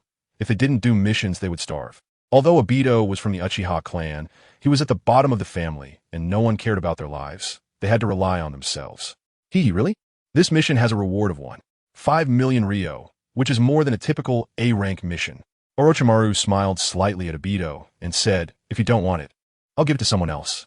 Hearing Orochimaru's words, Obito instantly lit up and quickly said, 5 million Ryo? Hokage-sama, is this true? I'll take it. I definitely will. What he didn't know was that the village received 4 million Ryo, and the 4 of them combined would get 5 million Ryo. The 5 million Ryo was the final reward, classified as an A-rank mission, and Minato would get the lion's share, which was half, or 750,000 Ryo. Kakashi, being a Nin, would receive half of the remaining 750,000 Ryo, which was 375,000 Ryo. The final 375,000 Ryo would be the total for Obito and Rin, but that was already more than most A-rank missions.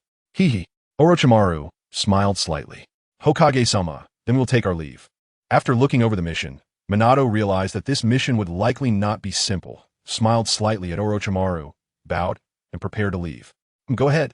They will be waiting for you at the village entrance. You can go directly there. Orochimaru smiled slightly, and then Minato led the 3 of them away, heading to the village entrance to accept the mission. Since the employer can offer 5 million for a mission, you all need to be careful this time. Stick close to me and don't wander off. This time, it certainly wouldn't be as simple as it seemed. Escort missions didn't have such high-level rewards. Here's a kunai for each of you. If you encounter danger, use your chakra to stimulate it, and I'll be able to sense it. Stay alert. After leaving the office, Minato looked seriously at the 3 of them. This time he was specifically designated to undertake this escort mission, and with such a high reward. There was definitely something amiss. To be safe, Minato took out 3 specially made flying thunder god kunai and handed one to each of them. Teacher, it's just an escort mission, right? How simple could it be? It's fine. What is there to be afraid of? I'm already a Jainin. It's no problem at all, ha. After hearing Minato's words, Obito seemed unconcerned and quickly smiled as he reached out to take the specially made kunai. This was a good thing for self-preservation, so he had to keep it safe. He still planned to protect Rin with his life and couldn't afford to die easily. Thank you, teacher, hee. Rin smiled at Minato and casually tucked the flying thunder god kunai into her bosom. Kakashi didn't say anything, just nodded and put his things away. Then, Minato led them out of the village and met with the task issuer, Kurojitsu. Hello, are you Lord Minato? Kurojitsu asked as he saw Minato come out, quickly approaching to greet him. Yes, we have accepted the mission. If the time is right, we can set off. Minato first glanced at Kurojitsu, but found nothing unusual, then nodded and smiled. Thank you very much, Lord Minato, for accepting the mission. We can set off now. The carriage is ready for you, please. Upon hearing Minato's words, Kurojitsu quickly said respectfully, pointing to a carriage not far away. All right. Minato nodded slightly, and then led Kakashi and the others directly to the carriage. They all got on the carriage, with only Obito sitting on the roof, keeping watch. It was their habit to always have someone guarding outside, taking turns. Rin didn't need to do this. The 3 men would consciously switch shifts to keep watch, just in case. We've taken the bait.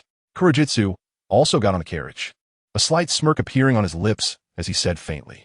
The merchant convoy then headed towards the land of Earth, encountering a few small thieves along the way. But Obito easily dealt with them, and they continued on their way.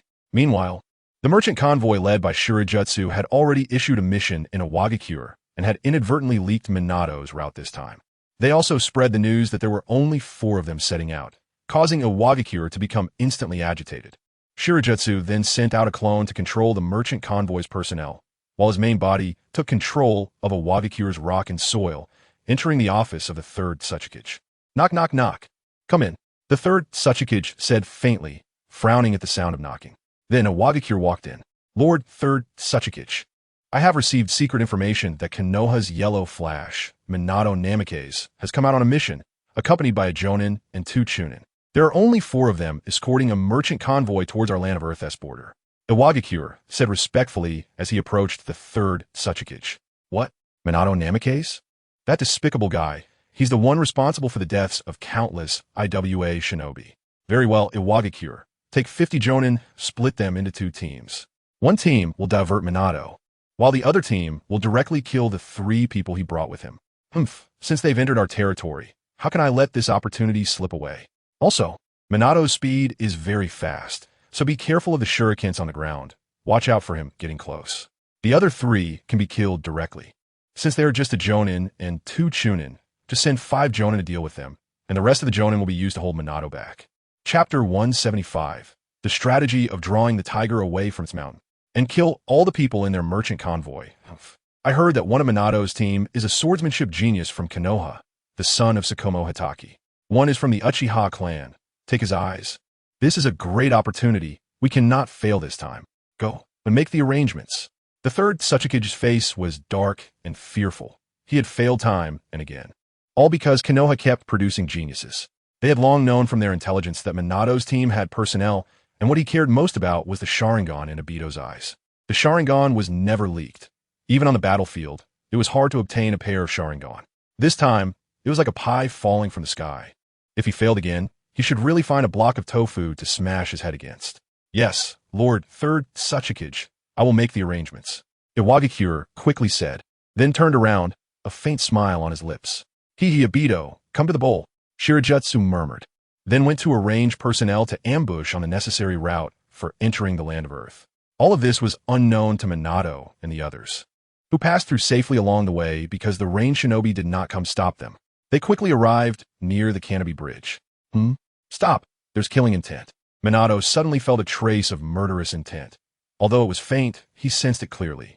His brows furrowed, and he shouted immediately.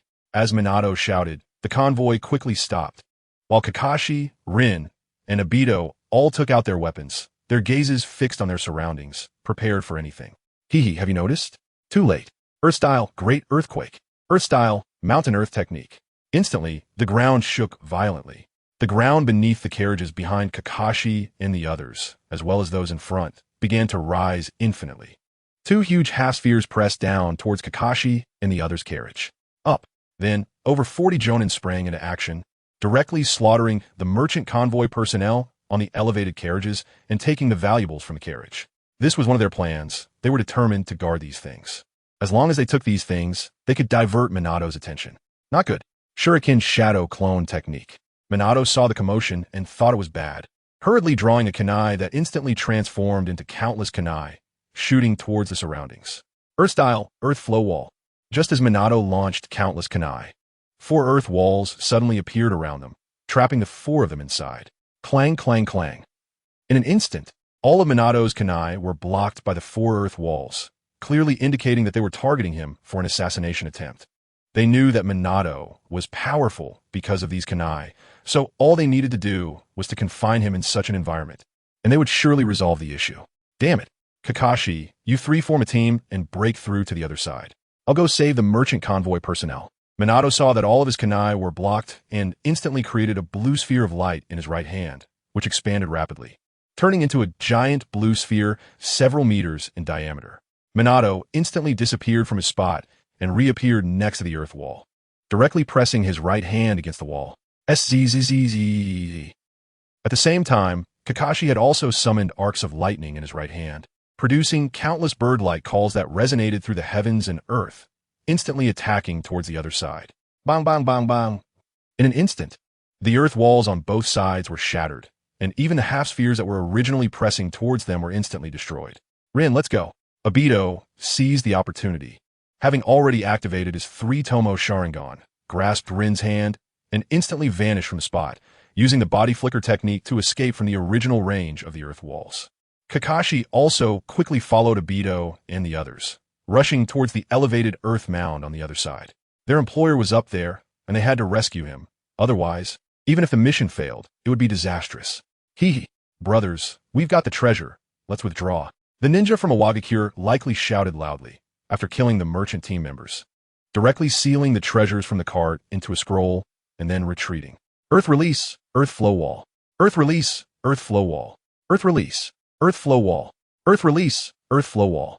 In an instant, countless earthen walls sprang up, encircling Kakashi and the others, while everyone from Awakens quickly evacuated. My treasure, Lord Minato, hurry, my treasure was stolen. Please help me get it back. My treasure. The merchant transformed by Kurizetsu immediately cried out, at which point Minato had already arrived by his side and hurriedly began to lament. Don't worry, I will definitely get your things back. Minato frowned, not expecting so many ninjas to appear this time, all elite J-Nin from Awakens, deploying over 40 J-Nin, which meant the treasures must be extremely important. Thank you, Lord Minato. Just getting my treasure back is enough. As long as it is safely delivered, it won't affect your reward for the mission. Kurizetsu quickly bowed to Minato, a hint of a sinister smile flashing in his eyes. Minato nodded lightly and then instantly pulled Kurizetsu to Kakashi and the other's side. Kakashi, you are the team leader. You 3 take him and continue moving forward. Don't let him get hurt. I'll chase after those IWA ninjas. If you encounter danger, activate your kunai immediately. I'll return as quickly as possible. Minato then directly instructed the 3, as they were still on a mission and had to protect their employer, leaving only the 3 of them behind. Yes, Sensei. Okay, Sensei. You can count on us. Kakashi and the others quickly replied. Be careful. Minato nodded slightly, then threw the flying thunder god kunai hard, instantly disappearing from spot. He kept moving through the air, throwing kunai, instantly appearing next to the kunai he threw, and then reappearing beside the next kunai. His speed was incredibly fast, almost like flying in the sky. Chapter 176. Kakashi and Obito's difficult battle. Obito, Rin, let us go. Be careful in case there are ambushes. After Minato left, only Kakashi and the others remained, and Kakashi quickly said. The 3 then moved on with Kurizetsu, unaware that several people had quietly appeared behind them, following at a distance. Only Kurizetsu noticed, while Kakashi and the others were completely oblivious. Ninjutsu, camouflage. A large stone from Awakens immediately used the invisibility technique, turning his body transparent as he quietly approached Rin. Meanwhile, other IWA ninjas directly revealed themselves, appearing in front of Kakashi and the others, drawing their attention. Not good. There are others. Form up. Kakashi frowned tightly upon seeing 3 elite Nin appear in front of them and immediately shouted. Instantly, Kakashi and the others formed a circle, surrounding Kurizetsu in the middle. Hee, little kids, hand over that person behind you, and we'll let you go. Otherwise, today will be your last day. A figure with flames appeared in front of Kakashi and the others, a straw in his mouth, smiling as he spoke. Not a chance. He is our employer. If you want to take him, you'll have to get through us first. Kakashi drew the short sword from his back, frowning as he coldly snorted. Instandi entraîne à combattance. Rin, stay close to me and don't act recklessly. Obito, seeing the 3 Nin in front of him, frowned tightly, and the 3 Tomo Sharingan appeared in his eyes as he spoke to Rin.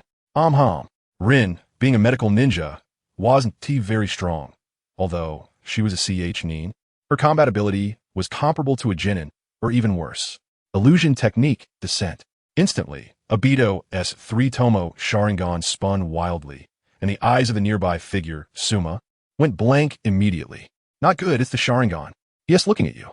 Firelight sensed something was off with Suma and quickly dragged him away, instantly creating distance from Kakashi and the others and helping him break the illusion. Kakashi. Just as Kakashi and the others were about to charge at Firelight and the others, Rin's voice suddenly rang out, making them turn around in an instant. They saw an invisible person directly grab Rin and swiftly run away. Damn it, Rin. Kakashi and Obito shouted angrily upon seeing Rin being taken, just as they were about to chase after her, but were held back by Firelight and the others. Your opponent is me. Firelight rushed up quickly, his body techniques exceptionally skilled, instantly knocking Obito away. Damn it, you're seeking death. Obito immediately became furious. Upon seeing Rin being taken, his heart was filled with rage. But his movements became somewhat chaotic, clearly flustered. Fire release, Phoenix fire technique. Die for me. Instantly, Obito formed seals. His 3 Tomo Sharingan had already located the large stone as position, and he shot out a fire dragon towards him, enveloping him inside. The large stone was instantly engulfed in flames, letting out a loud, agonizing scream, and then fell silent, leaving uncertainty whether he was dead or alive. Obito, be careful, Chidori. Kakashi, seeing Firelight charging toward Obito, endured the pain in his back and directly used Chidori, moving at such speed that he charged forward to strike.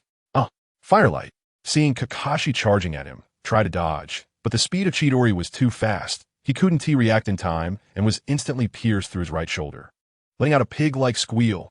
How is this possible? Kakashi was shocked to see that his Chidori didn't hit the target, even though he had aimed directly at it. Why was there a deviation?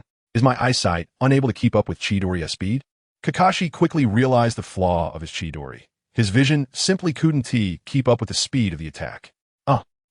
During this time, Obito took the opportunity to rush forward with a kunai, directly stabbing it into the heart of the flames, instantly killing one. Kakashi and Obito gathered together again, breathing heavily back to back. Kakashi, how did you fail just now? Obito asked breathlessly, his Sharingan not leaving the 2 Nin in front of them. Just a miscalculation. Kakashi naturally didn't want to admit there was a problem with his ninjutsu, snorting coldly, but inside he felt a mix of emotions, gripping his knife tightly and feeling the burning pain in his back, his heart filled with irritation. It seems your eyes can't keep up with the speed of your Chidori, right? Obito clearly noticed that when Kakashi unleashed his Chidori, there was a deviation in distance, indicating his vision couldn't keep up, forcing a smile. Enough talk. Let's kill them first. That invisible person should be dead by now. But Lin is still missing. I must find her quickly. Kakashi snorted coldly, his face slightly reddening after being exposed, but his mask hid it from others. Earth release. Earth dragon bullet. Earth release. Earth flow river. Cough, cough, cough. Earth release barrier. Earth prison hall. Chapter 177. Obito's death at that moment. A weak coughing sound suddenly came from behind Kakashi and Obito. Not good, Kakashi, run. Kakashi and Obito were distracted by the 2 ninjas in front of them and didn't notice that Daisher had reappeared behind them, still alive. Boom! In an instant, Obito pushed Kakashi out while he himself was trapped in the earth prison. No, Obito. After Kakashi was pushed out, Obito was locked in, and Daisher revealed his true form, his body scorched by flames, barely hanging on. Yet he remained very strong, his right hand touching the earth prison, continuously absorbing the chakra released by Obito's attacks. Kid, it's just you left. Daisher was a master swordsman, while Kakashi was a master in blade techniques. And they were now facing each other with a special J-Nin as backup. Kakashi was injured in the back and had already used Chidori twice. His chakra depleted by half, gasping for breath. He needed to rescue Obito quickly. Otherwise, he wouldn't have enough chakra to deal with these two. His gaze fixed on the two Daisher, he was already thinking of how to save Obito. Shadow clone technique. Immediately, Kakashi created two clones that appeared in front of him, forming a cloud of white smoke that blocked the opponent's line of sight. Your strength is impressive, but you're in this state and still want to use shadow clone technique. Do you really think your clones can defeat us? It's nothing but wishful thinking. The Daisher sneered upon seeing Kakashi use the shadow clone technique, thinking it was just a waste of chakra. You'll know whether it works soon. Kill. Kakashi and his clones rushed towards the Daisher duo. The Daisher drew his sword and charged at Kakashi, and the two engaged in combat instantly. Clang, clang. A swordsman faced a blade master in fierce battle. Meanwhile, another clone quickly dashed towards the other rock ninja. Earth release, heart-severing technique. At that moment, a sound suddenly came from under Daisher, and he was pulled into the ground. It turned out Kakashi had created 3 clones, using the smoke from the shadow clone to confuse the enemy while he himself directly burrowed underground, pulling Daisher down with him, and instantly freed Obito. Stab! Daisher was completely killed by Kakashi, and at this moment, Kakashi's back was bleeding profusely, flowing everywhere, clearly agitating his wounds. Hoo. Kakashi gasped for breath, seeing that Obito was saved, and felt a sigh of relief in his heart. I noticed you long ago. Earth release, rock collapse. However, another rock ninja had already anticipated that Kakashi would rush towards Daisher and was prepared. He instantly punched the ground, causing countless rocks to protrude and directly head towards Obito. Just as Obito broke free from the earth prison, he smiled at Kakashi, but before he could dodge, he fell into the opening created by the rocks. What? Feeling the ground give way beneath him, Obito hurriedly tried to jump away. These guys are really useless. I have to take matters into my own hands. At that moment, Kuroji's head emerged from the ground, forcefully pulling Obito into the crevice. What is this? Obito felt a powerful pulling force and was instantly dragged into the crevice, buried alive. No, Obito. Kakashi shouted as he saw Obito being trapped under the rocks. I will kill you. Blade technique, absolute flash. Seeing that Obito might already be dead, Kakashi was filled with rage, his beloved captured, his brother killed. A mix of sorrow and fury erupting. He broke through the J-Nin level and reached the elite J-Nin level. Grasping his short blade, his figure flashed, and he appeared behind the rock ninja in an instant. Idiot, you missed. The rock ninja saw that Kakashi had passed him but felt no harm and laughed derisively. What? How? How is this possible? Moments later, his body was sliced in half, blood gushing out, dead beyond recovery. What? Not good, he's broken through, run. The remaining Daisher also sensed something was off with Kakashi, feeling the aura of an elite J-Nin emanating from him, and was horrified, quickly turning to flee, not caring about the dead anymore. Do you think you can escape? Blade technique, draw slash. Kakashi, seeing the Daisher trying to escape, had a fierce expression, filled with anger, and swung his short blade forward. A massive white light blade shot out in an instant, shattering the Daisher before he could react, leveling everything within hundreds of meters, including the rocks, leaving everything smooth. When Kakashi saw the Daisher dead, he could no longer hold on, his chakra completely exhausted. And with injuries on his back, he collapsed to the ground. Damn it, I must get up, move. Obito was still below, move. Kakashi roared in anger, but he couldn't even move a finger. Using blade techniques required immense physical strength and chakra, leaving him with no energy to move. Thinking of Obito trapped under the rocks, he continued to shout, but it had no effect, tears streaming down his face. After an unknown period, Lin woke up. Everyone would surely wonder why she had not died. That's because Lin is still useful to Kurozetsu. After he was captured by the giant stone, Kurozetsu saved her, but only knocked her out. She is the only way for Obito to awaken his Manjiki Sharingan. How could she die now? Obviously, it's impossible. Where is this? What happened to Kakashi and Obito? Not good. I was just captured, and now I don't know how they are. Lin slowly woke up, rubbed her eyes, looked around, and suddenly remembered that Kakashi and Obito were still fighting. She hurriedly stood up and ran. Before long, Lin saw Kakashi lying on the ground, unable to move. Chapter 178. Kakashi's Awakening. Kakashi, are you okay? Don't scare me.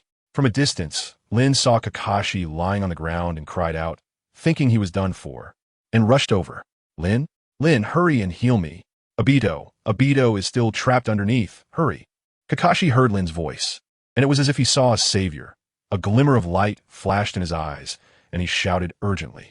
Kakashi, I'm so glad you're okay. You scared me to death just now. Palmeling technique.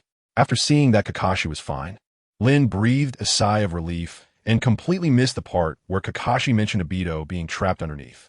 For Obito's sake, she pitted him for 30 seconds. Lin's hands glowed green as she immediately used the palm healing technique to heal the scars on Kakashi's back, which visibly healed at a rapid pace. She also helped Kakashi recover some chakra and strength, allowing him to finally stand up. Thank you, Lin. Kakashi looked at Lin and said thank you, then jumped into the nearby crevice, continuously moving the rocks above. Ah, Kakashi. Lin saw Kakashi jump down and quickly shouted, jumping down after him, and began to help him move stones as well. After a quarter of an hour, they finally revealed half of Obito's body. His right cheek was crushed and bloody, his face obviously sunken in, while his left side was okay, just caught in the gap of the rocks and not crushed. Cough, cough, cough. Lin, are you okay? Hee. When Kakashi moved the rocks away, Obito woke up and upon seeing his beloved Lin unharmed, felt a bit of comfort in his heart. With a bitter smile, he asked Obito, don't talk. I'll heal you, woohoo. How would you end up like this? Woohoo. Lin saw Obito like this. Tears instantly blurred her vision. For the first time, she felt that it wasn't Kakashi she liked, but Obito. Seeing Obito in this state made her tears flow uncontrollably, and her heart ached so much, feeling as if she was about to lose Obito, causing her to panic and cry continuously. Her hands didn't stop the palm healing technique, constantly healing Obito. Meanwhile, Kakashi was still moving the stones, trying to rescue Obito. Search carefully. We can't let them escape. Everyone disperse and search carefully. Just then, distant sounds seemed to be approaching. Clearly, someone was coming, and they weren't far away. Kakashi, you hurry and take Lin and run. Quick, someone is coming. Obito saw Kakashi, still moving the stones, showing no signs of stopping. A hint of urgency flashed in his eyes, and he shouted angrily, I'm going to rescue you. If we leave, we all leave together, and that employer has to be taken too. Kakashi didn't stop his movements, firmly stating, I must rescue you. What are you doing? Hurry and run. Do you want to die here with Lin too? Hurry and take Lin and run. Compare to the mission, what am I? Hurry and take Lin and that employer and run. Did you hear me? I told you not to save me. Don't save me. Stop. Obito panicked instantly, feeling that even if he died, it didn't matter as long as Lin was alive. He had to ensure Lin survived and shouted angrily at Kakashi. Tears starting to flow uncontrollably. He felt powerless, unable to do anything now, and didn't want Lin to die with him. I understand now why my father had to save his comrades, why he gave up the mission to save them, even if he was seen as a failure. But if a person doesn't understand the importance of their comrades, then they're even worse than a failure. Now, I will rescue you. Even if we die together, I will rescue you. As long as I can save you, I can give up any mission. Kakashi finally understood why his father committed suicide. He was the first to break the mold, a hero who never thought it was wrong to save his comrades. He was fighting the world with his dignity, telling the world he was right. Now, Kakashi also wanted to rescue Obito. He didn't want to give up any comrade. What you're saying is nonsense. Do you know that? If you sacrifice yourself to save me and let Lin and yourself die here, do you think that kind of rescue is necessary? Get out. Hurry up. If you save me now, it's equivalent to giving up your and Lin's lives. Do you understand? Your theory is very logical. But you're not alone now. If you were alone, I would be touched that you would come to save me. But you're not alone. You still have Lin by your side. If you dare to let her be harmed in the slightest, I will not let you go even as a ghost. Although Obito was very touched, knowing that this brother was worth having, he didn't care about his own life at all. What he cared about was Lin's life. He also cared about Kakashi's life. Kakashi was his best friend, the only friend he had in his life. And he didn't want him to sacrifice his life to save himself. Perhaps this was the love of the Uchiha clan. Whether it was love for a partner or love for a brother, it was all so genuine. So he shouted angrily at Kakashi, trying to wake him up. Buzz. Right? If I save Obito now, then I will have no hope of living, let alone Lin. Saving one person costs 3 lives, while not saving Obito only costs 1 life. Lin. Kakashi was awakened by Obito's scolding. He couldn't be so selfish. If he were here alone, he could stay and save Obito, but he couldn't. Now there was a woman beside him who needed care. She was also the one Obito liked. He had always known Obito liked Lin, so he buried his own feelings for her deep in his heart. He knew Obito cared most about Lin's life. If he stayed to save him, but it cost Lin her life, not only would Obito not be grateful, but he would also hate himself for life. All right, Obito, wait here. I'll take Lin away immediately. After we leave, I'll come back to rescue you. After figuring it out, Kakashi quickly said to Obito and prepared to pull Lin's hand to leave. Chapter 179. Obito's last gift. No, Kakashi, we must save Obito. I don't want Obito to die. I don't want him to die. Woo! Kakashi held Lin's hand, trying to take her away. But Lin refused, struggling desperately and crying wildly. Wait, Kakashi. Today is your birthday. I don't have any gifts for you, so I will give you my only eye. I want to use my eye to always watch Rin. Please replace my eye and help me see the future. Help me take a good look at Rin, okay? Just as Kakashi was about to leave, Obito suddenly called out to him, asking Kakashi to take his eye. Because today is Kakashi's birthday. He had prepared a gift long ago, but didn't have time to give it to him, and it must have been crushed by now.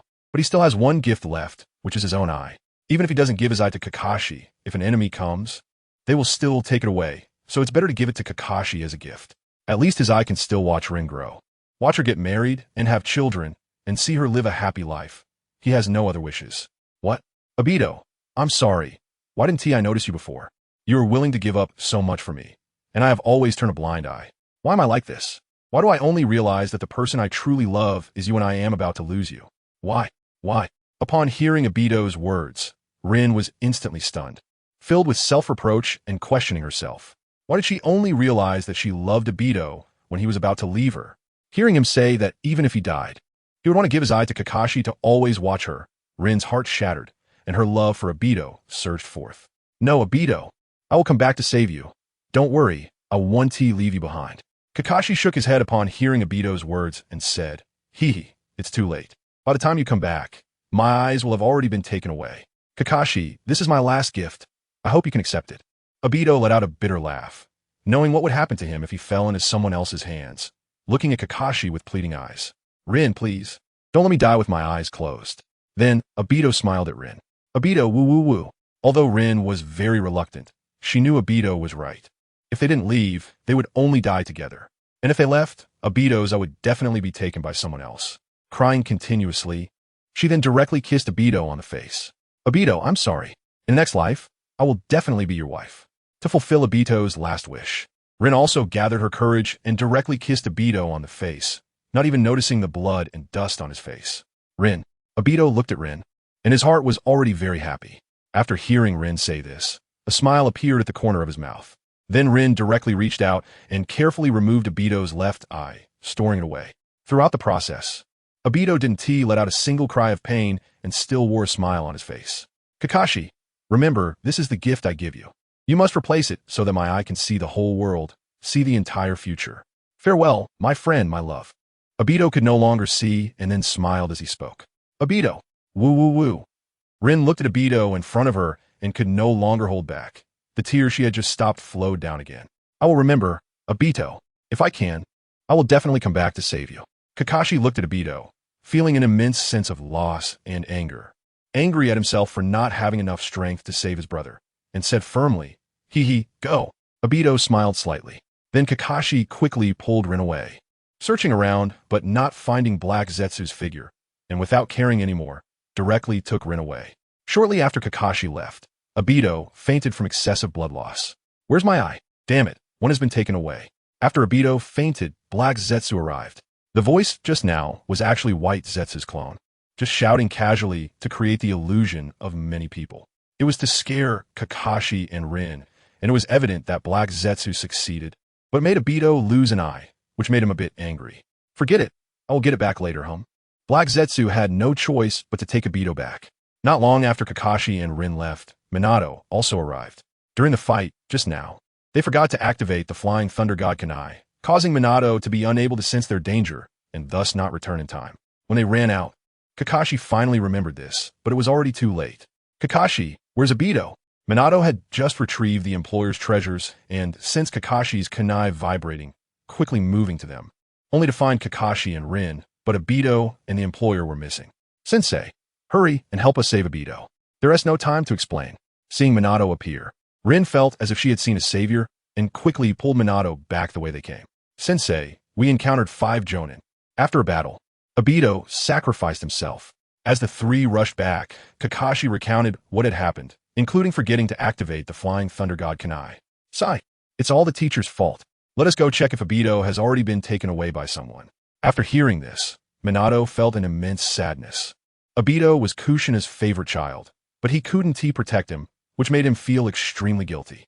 Soon, the 3 arrived at the place where Obito had been crushed, but his figure was no longer there. Damn it, damn it, damn it. Kakashi saw that Obito's figure was gone, and that he had clearly been taken away by someone else. Let us go. This time our mission has failed. We will settle the score with the Rock Ninja for this. Minato shook his head, patted Kakashi on the shoulder, and said, Oh no, how did I end up here? Suddenly, a person stood up behind a big tree, rubbing his swollen head and asking in confusion. Chapter 180.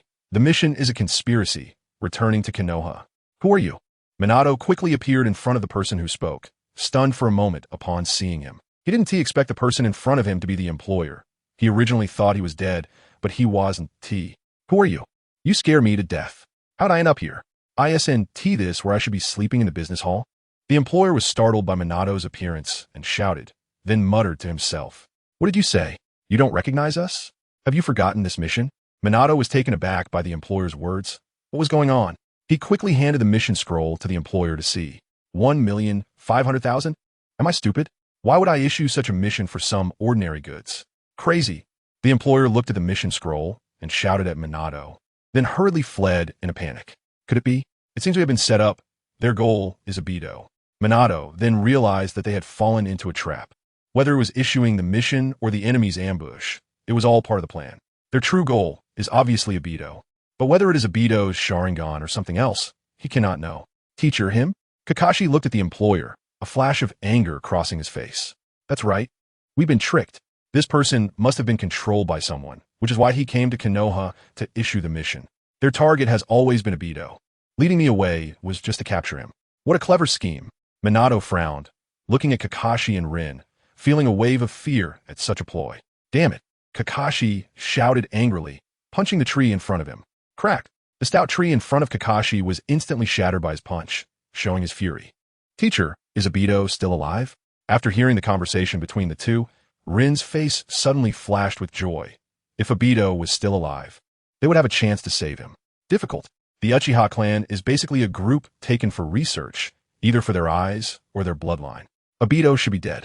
Minato shook his head, saying that a corpse from the Uchiha clan has very high research value, especially if it still has Sharingan. Let's go. We should head back. We don't know if there are more traps ahead. There's no choice. Minato had to lead Kakashi and Rin away. Both of them reluctantly turned back to look at where Obito had been pinned down, one filled with longing, the other with anger. Teacher, this is the eye Obito gave to Kakashi. Let Kakashi replace it. Obito said to use this eye to help him see the world, to see the future. Woo-woo. After walking for an unknown distance, Rin took out Obito's Sharingan and looked at Minato. Is that so?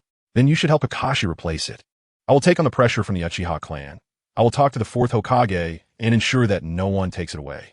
Minato looked at Obito's Sharingan in front of him, frowning, because the Uchiha clan cares deeply about their bloodline. If they knew that Kakashi had transplanted Obito's eye, they would definitely come after him. He was willing to take on all the responsibility to fulfill his disciple's last wish. Thank you, teacher. Rin looked at Obito's Sharingan, a hint of love flashing in her eyes, turning to Minato to express her gratitude. Then the surgery began.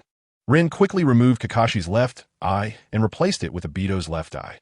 From that moment on, the copy ninja Kakashi seemed to be completed, but after transplanting Obito's eye, he felt that more than half of his chakra was gone.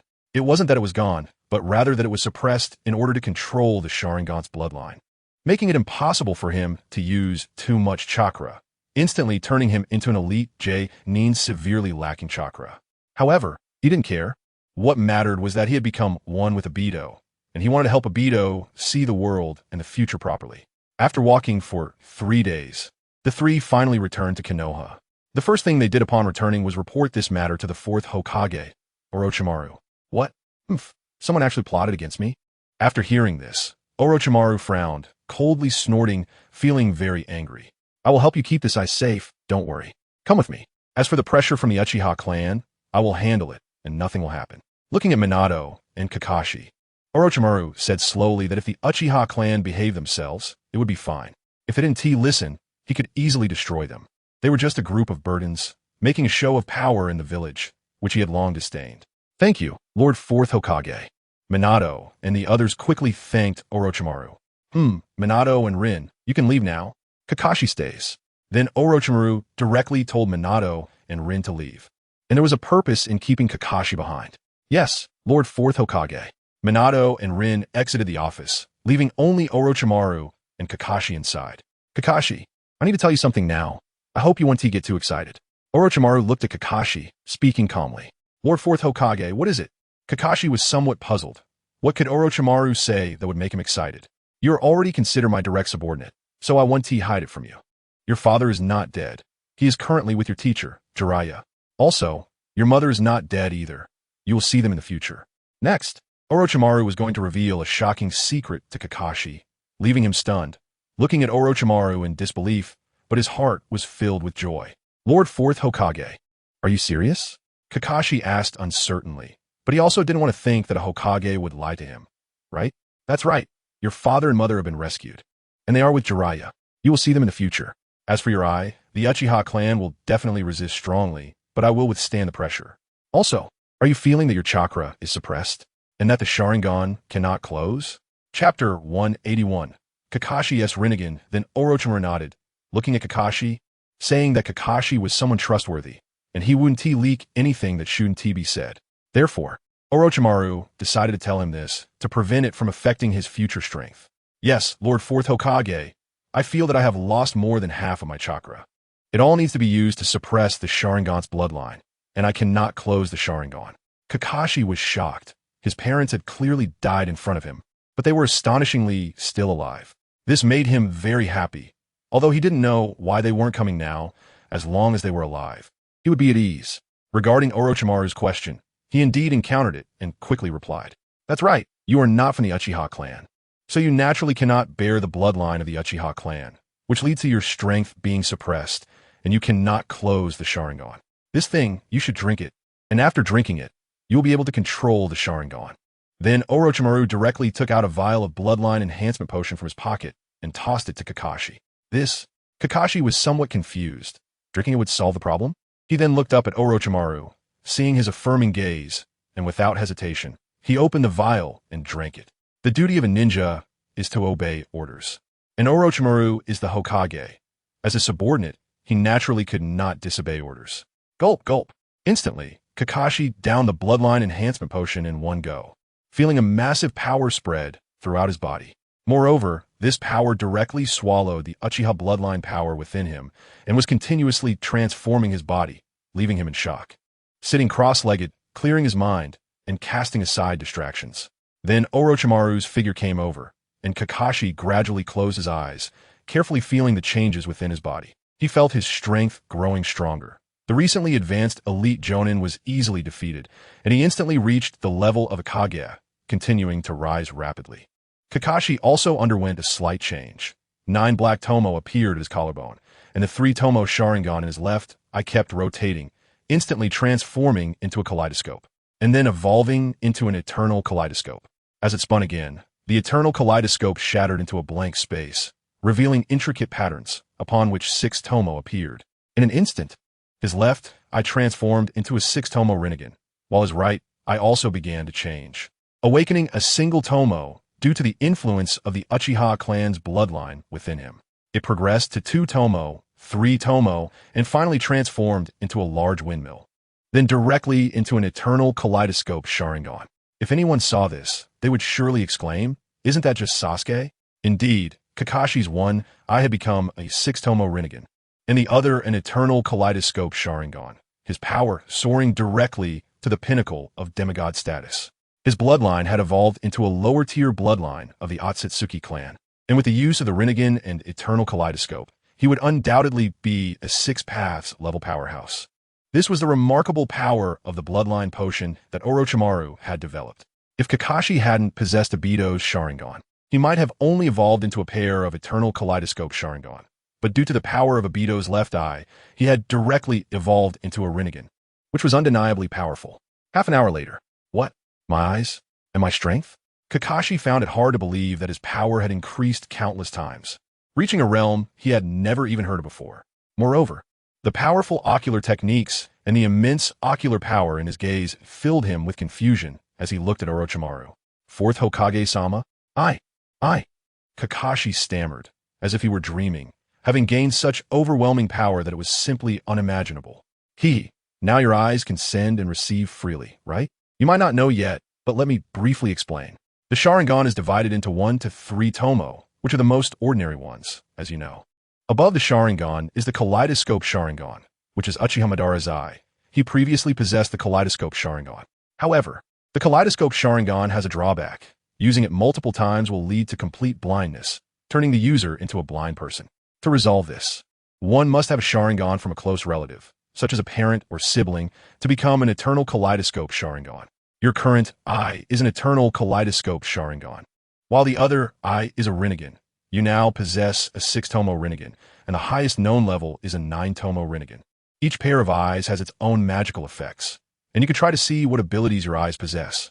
Only by familiarizing yourself with these abilities can you better utilize them to deal greater damage to enemies. Orochimaru observed Kakashi's astonished expression, noting his power increase with a slight smile, and slowly explained. Kaleidoscope, Sharingan, Rinnegan? Such powerful existences. I fear that even if I practiced my whole life, I might not reach such a level. Kakashi expressed his gratitude to the 4th Hokage, feeling unprecedented comfort. 4th Hokage-sama, when will I be able to see my father and mother again? Kakashi, feeling his power surge, was naturally very grateful for Orochimaru's explanations and increasingly respectful. However, what Kakashi was more concerned about now was when he would be able to see his parents again. Don't worry. There are reasons they haven't come to see you. You just need to steadily improve your strength, and you can join the Umbu later. As for the Uchiha clan, since you can now turn off the Sharingan, there's no need to notify them, which would only complicate things.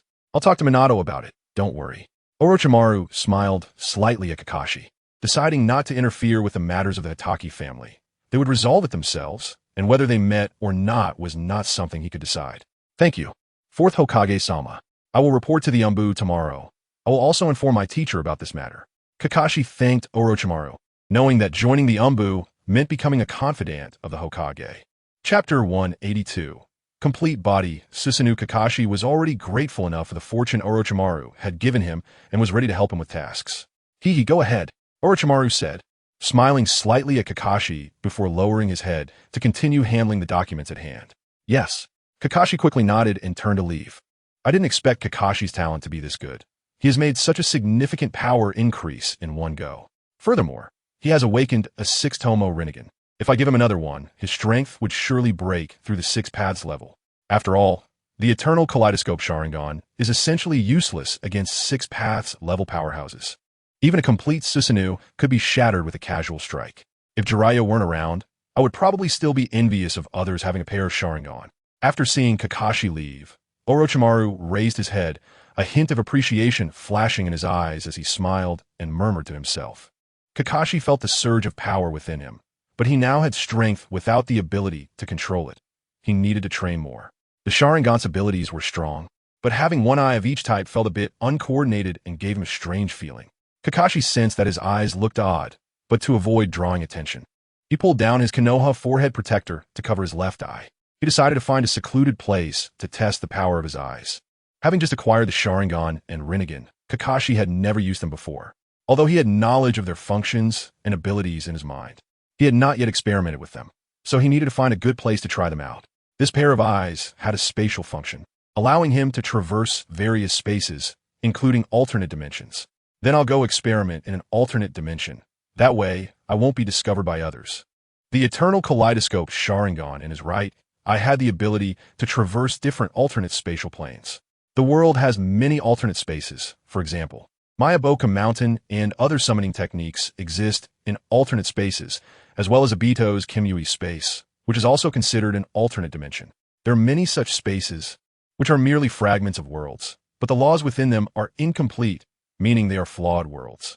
Some worlds are relatively safe, with some flora and fauna, while others are desolate and barren.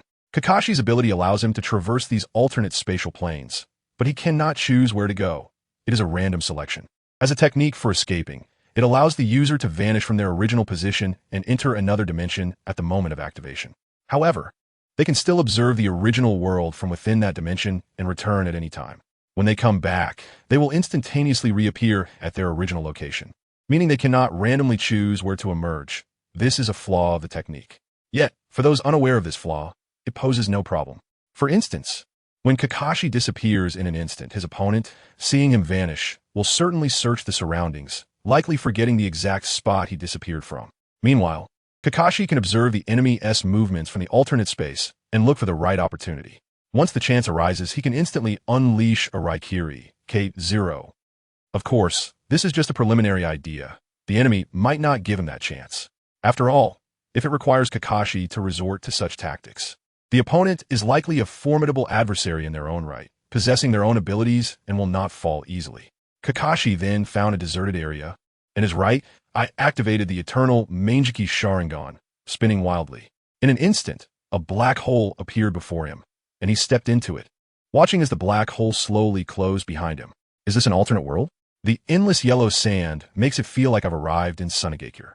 Kakashi found himself in a dimension with a harsh environment, filled with yellow sand, extremely dry, and devoid of sunlight.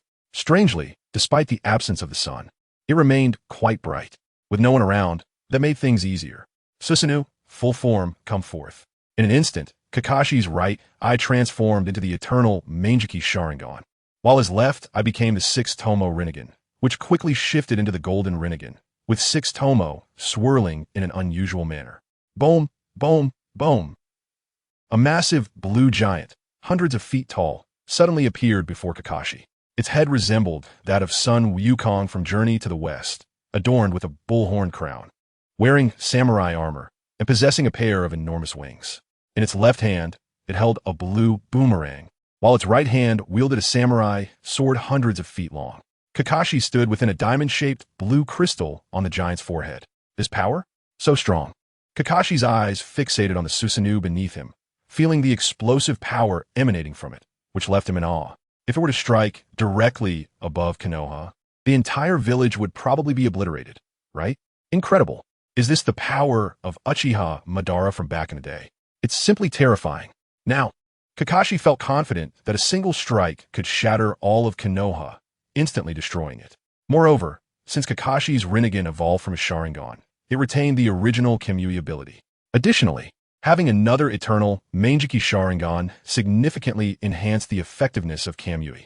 When Kakashi activated Kamui, an invisible barrier would form around the target, and with just a glance, he could freely determine the size and position of the barrier according to his will. The space at the center of the barrier would warp, slowly engulfing everything within the distorted space.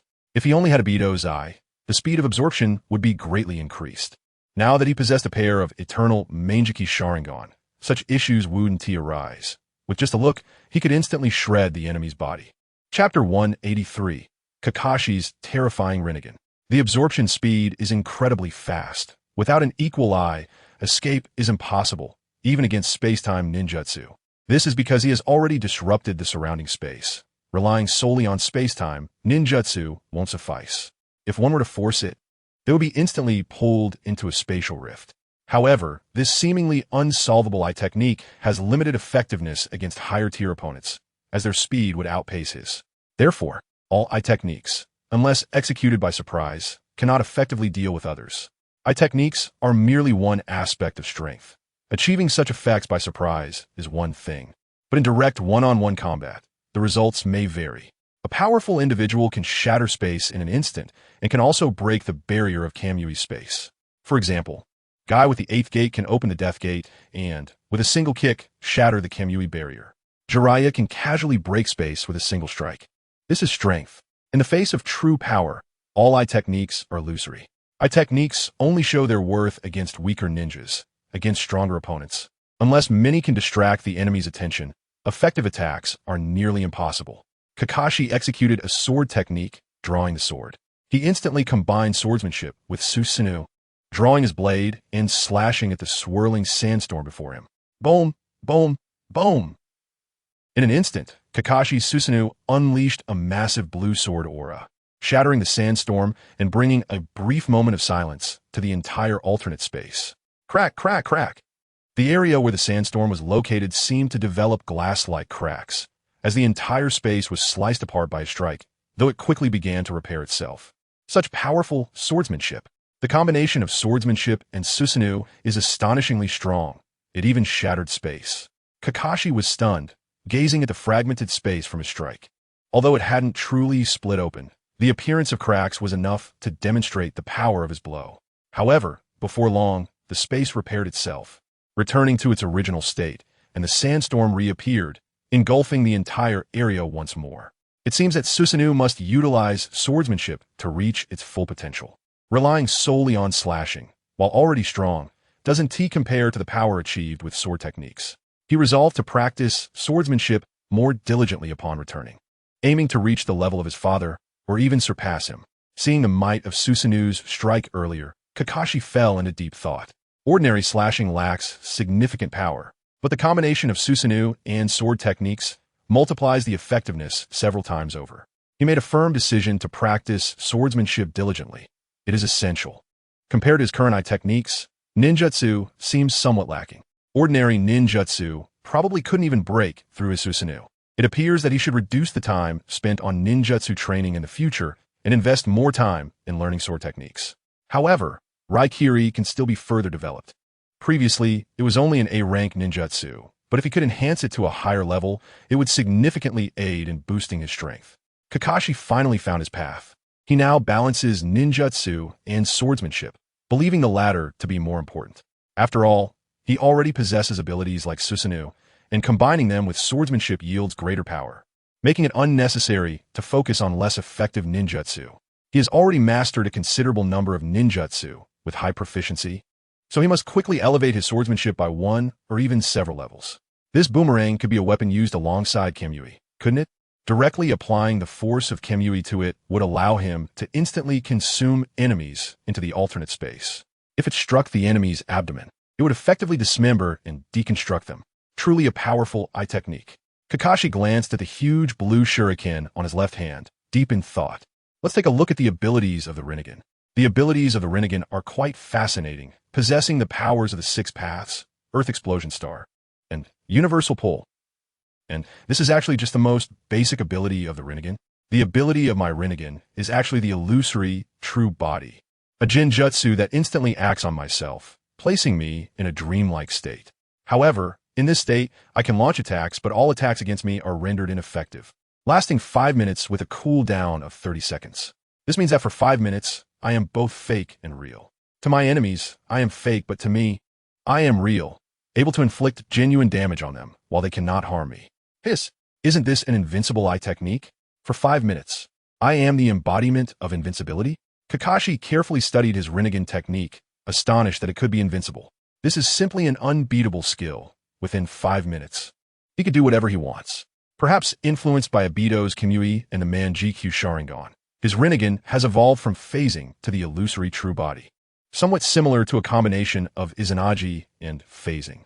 But it does not require sacrificing an eye. It only consumes ocular power and allows attacks while phasing without taking any damage. This is truly an invincible divine skill. So powerful that it's the kind of thing that makes it impossible to die, right? During the cooldown period, I can simply hide in another dimension. And once the cooldown is over, I can come out and go all out. This ability, TSK, TSK, TSK. The two ocular techniques are simply a perfect match. Hee.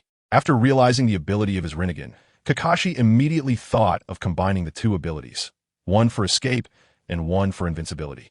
This combination is vastly stronger than Obito's phasing. Obito's phasing can only last 5 minutes and cannot attack. Any attack will reveal his true body, whereas Kakashi can attack without revealing his true body, which is the difference.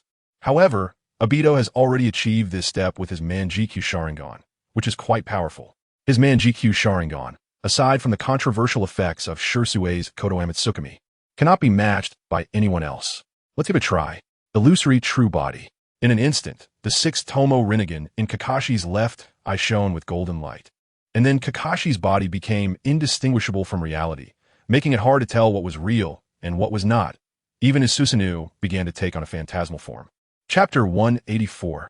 Uchiha Madara and Obito, Chidori. Squeak, squeak, squeak.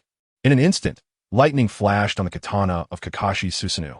This was also the first time he used Chidori in another context, directly enveloping the katana with the power of Chidori, transforming it into a giant blade of lightning, producing the sound of 1,000 chirping birds.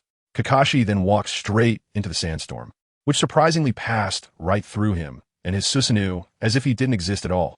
Kill! A hint of excitement flashed in Kakashi's eyes, and then he waved his right hand, bringing the massive Raikage blade down onto the ground beneath him. Boom, boom, boom, boom. Instantly, the ground in front of Kakashi was shattered by the Raikage, revealing a gorge thousands of meters long and dozens of meters wide, with all the stones within the gorge turned to dust by the lightning. Just as expected, the body is phasing and not real, but the attack is real. This is truly impressive. Ha ha ha. After experimenting, Kakashi had a grasp of his ocular techniques ability, and then he continuously trained his ocular techniques proficiency in the other dimension. After all, without rigorous training, he would not be able to fully unleash the perfect effect of the ocular technique. And he was also constantly looking for weaknesses in his ocular technique to prevent others from exploiting them. Knowing his own weaknesses would make it easier to guard against others attacking those weaknesses. By the time Kakashi returned to Konoha, it was already very late, and the sky was dark. He was hungry and decided to grab some ramen to fill his stomach. Kakashi's mouth curled up slightly. Knowing that his parents were still alive and had significantly improved in strength made him feel much more cheerful. If it weren't for his good looks and not wanting to be surrounded by a bunch of women, he might even have the impulse to take off his mask. Sometimes, being handsome is also a curse. Kakashi muttered to himself before arriving at the Ichiraku ramen shop in Konoha, where he saw Uncle Tucci. Uncle Tucci, I'll have a bowl of miso chashu ramen. Walking into the ramen shop, Kakashi quickly called out. Now, Tucci is about 27 years old, still a young and handsome guy, and has been running the ramen shop in Konoha since his teens, with booming business and delicious food. For some reason, Kakashi's father often brought him here for ramen. Oh, it's Kakashi. All right, your ramen will be ready soon. Hee hee. Have some water first. You look like you've had a tough time on your mission. Tucci, seeing Kakashi, squinted his eyes and smiled, then poured him a glass of water. Thank you, Uncle Tucci. Kakashi's mood was much better than before. He used to hardly call Tucci by name when he came here with his father, but now he had broken that habit. Hee hee, no need to thank me. Tucci looked at Kakashi in front of him, a hint of affection flashing in his eyes, but the next moment, a look of shock crossed his face, quickly masked by his smile. It'll be ready soon. Tucci then turned around, a glimmer of disbelief in his eyes, and a slight smile appeared at the corner of his mouth. Kakashi has grown up. Who would have thought he could awaken? This shouldn't be possible. Even his older brother had a hard time awakening. So why did Kakashi suddenly awaken? It's truly strange. But perhaps this is a good thing for him. While making ramen, Tucci thought to himself, his hands moving quickly as he soon prepared a bowl of ramen. In the world of Naruto, Tucci's identity has always been a mystery, spanning the entire Naruto series, with no mention of him. Yet some say he belongs to the Otsutsuki clan. No clear answer has been given, but he seems to have remained steadfast in Konoha, with a small ramen shop that, no matter what disasters occurred, continued to thrive. He had even thrown a rolling pin accurately with his injured right hand, easily knocking down the peeping Choji in Naruto. If he didn't have some strength, he probably couldn't have done that. But who exactly is he? Sorry for the wait. Here, your miso chashu ramen. Hee hee. Tucci handed a delicious bowl of ramen directly to Kakashi. I'm going to dig in. Kakashi smiled slightly at Tucci, then pulled down his mask and started eating. This was the first time Kakashi ever pulled down his mask in front of others to eat. If Rin and Obito saw this, they would surely be shocked. After eating 10 bowls of ramen, Kakashi patted his stomach, paid, and left. Hee hee, things are getting more and more interesting. Tucci smiled slightly as he watched Kakashi leave, then noticed that there weren't many customers left, so he closed up and went home. Tick-tock, tick-tock. Inside a stone chamber, Obito slowly woke up lying on a bed, struggling to sit up. Suddenly, he saw an old man with gray hair appear before him, and strangely, his eyes were the 3-tomo Sharingan. Huh, where's this? Who are you? Did you save me? Obito looked at Uchiha Madara in front of him, glancing around at the darkness, and asked with some confusion. You can call this place the gap between the underworld and the living world. You are a member of the Uchiha clan. Call me whatever you like. I can't quite remember my name, but I believe it was Uchiha Madara a long time ago. Uchiha Madara leaned on his cane and spoke slowly to Uchiha Obito. What? Grandpa, you say you are Uchiha Madara? I must have misheard. How could that be possible? Wasn't Uchiha Madara killed by the first Hokage back then? Upon hearing Madara's words, Obito's pupils instantly constricted, and he asked in shock, could it be that this is the halfway point to the underworld? Am I dead, yet not dead? Then Obito thought about what Uchiha Madara said, that this is the gap between the underworld and the living world. Grandpa, you said this is the gap between the underworld and the living world, but what exactly is this place? It's so dark that I can't see anything. Also, Grandpa, are you really Uchiha Madara? If you're Uchiha Madara, then why didn't you die back then? Or am I already dead? No, I don't want to die yet. I still want to protect Rin. I want to be with Rin. Chapter 185. Is Uchiha Madara the god of death? Obito looked at Uchiha Madara in front of him, feeling both belief and disbelief inside. If he believed it, then wouldn't that mean he was already in hell? Just thinking about it made Obito's eyes well up with tears, and he shouted out loud.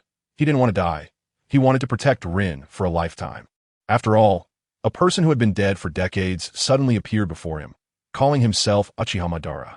But strangely, if he wasn't Uchiha Madara, why would he call himself that? Hiss! It hurts so much. Suddenly, Obito felt a sharp pain throughout his body, breaking into a cold sweat and gasping for air. Hee, you can still feel pain, which proves that you are still alive. However, I must say, your survival is nothing short of a miracle. After being pierced by a rock, you weren't killed by it, but when I found you, you were already on the brink of death, so I helped bandage you up. That said, your other half is completely pierced by the rock and smashed to bits. Uchiha Madara looked at Uchiha Obito and spoke slowly. So it was you who saved me, Grandpa. Thank you. If I'm not dead, then you must not be Uchiha Madara. Obito smiled at Uchiha Madara, thinking that if he was alive, then Madara couldn't possibly be Madara. I saved you, but it comes at a cost, and I will make sure you repay this kindness. It's still too early to say thank you. Uchiha Madara didn't pay attention to Obito's words and said calmly, since you are still alive, I must return to Konoha. Sorry, I can't stay here forever.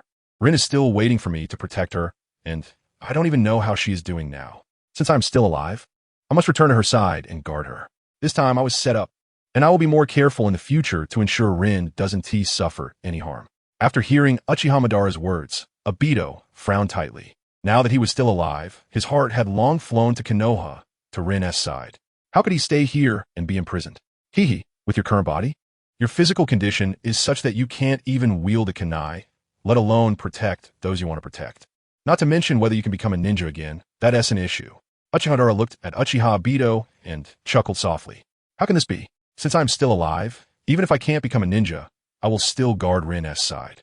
Moreover, I believe in the medical capabilities of the village. They will be able to heal me. With this battle experience, I will definitely be able to cooperate more closely with Kakashi. Once I regain my strength, I will not let Kakashi and Rin encounter such assassination attempts again. Obito shouted angrily at Uchiha Madara.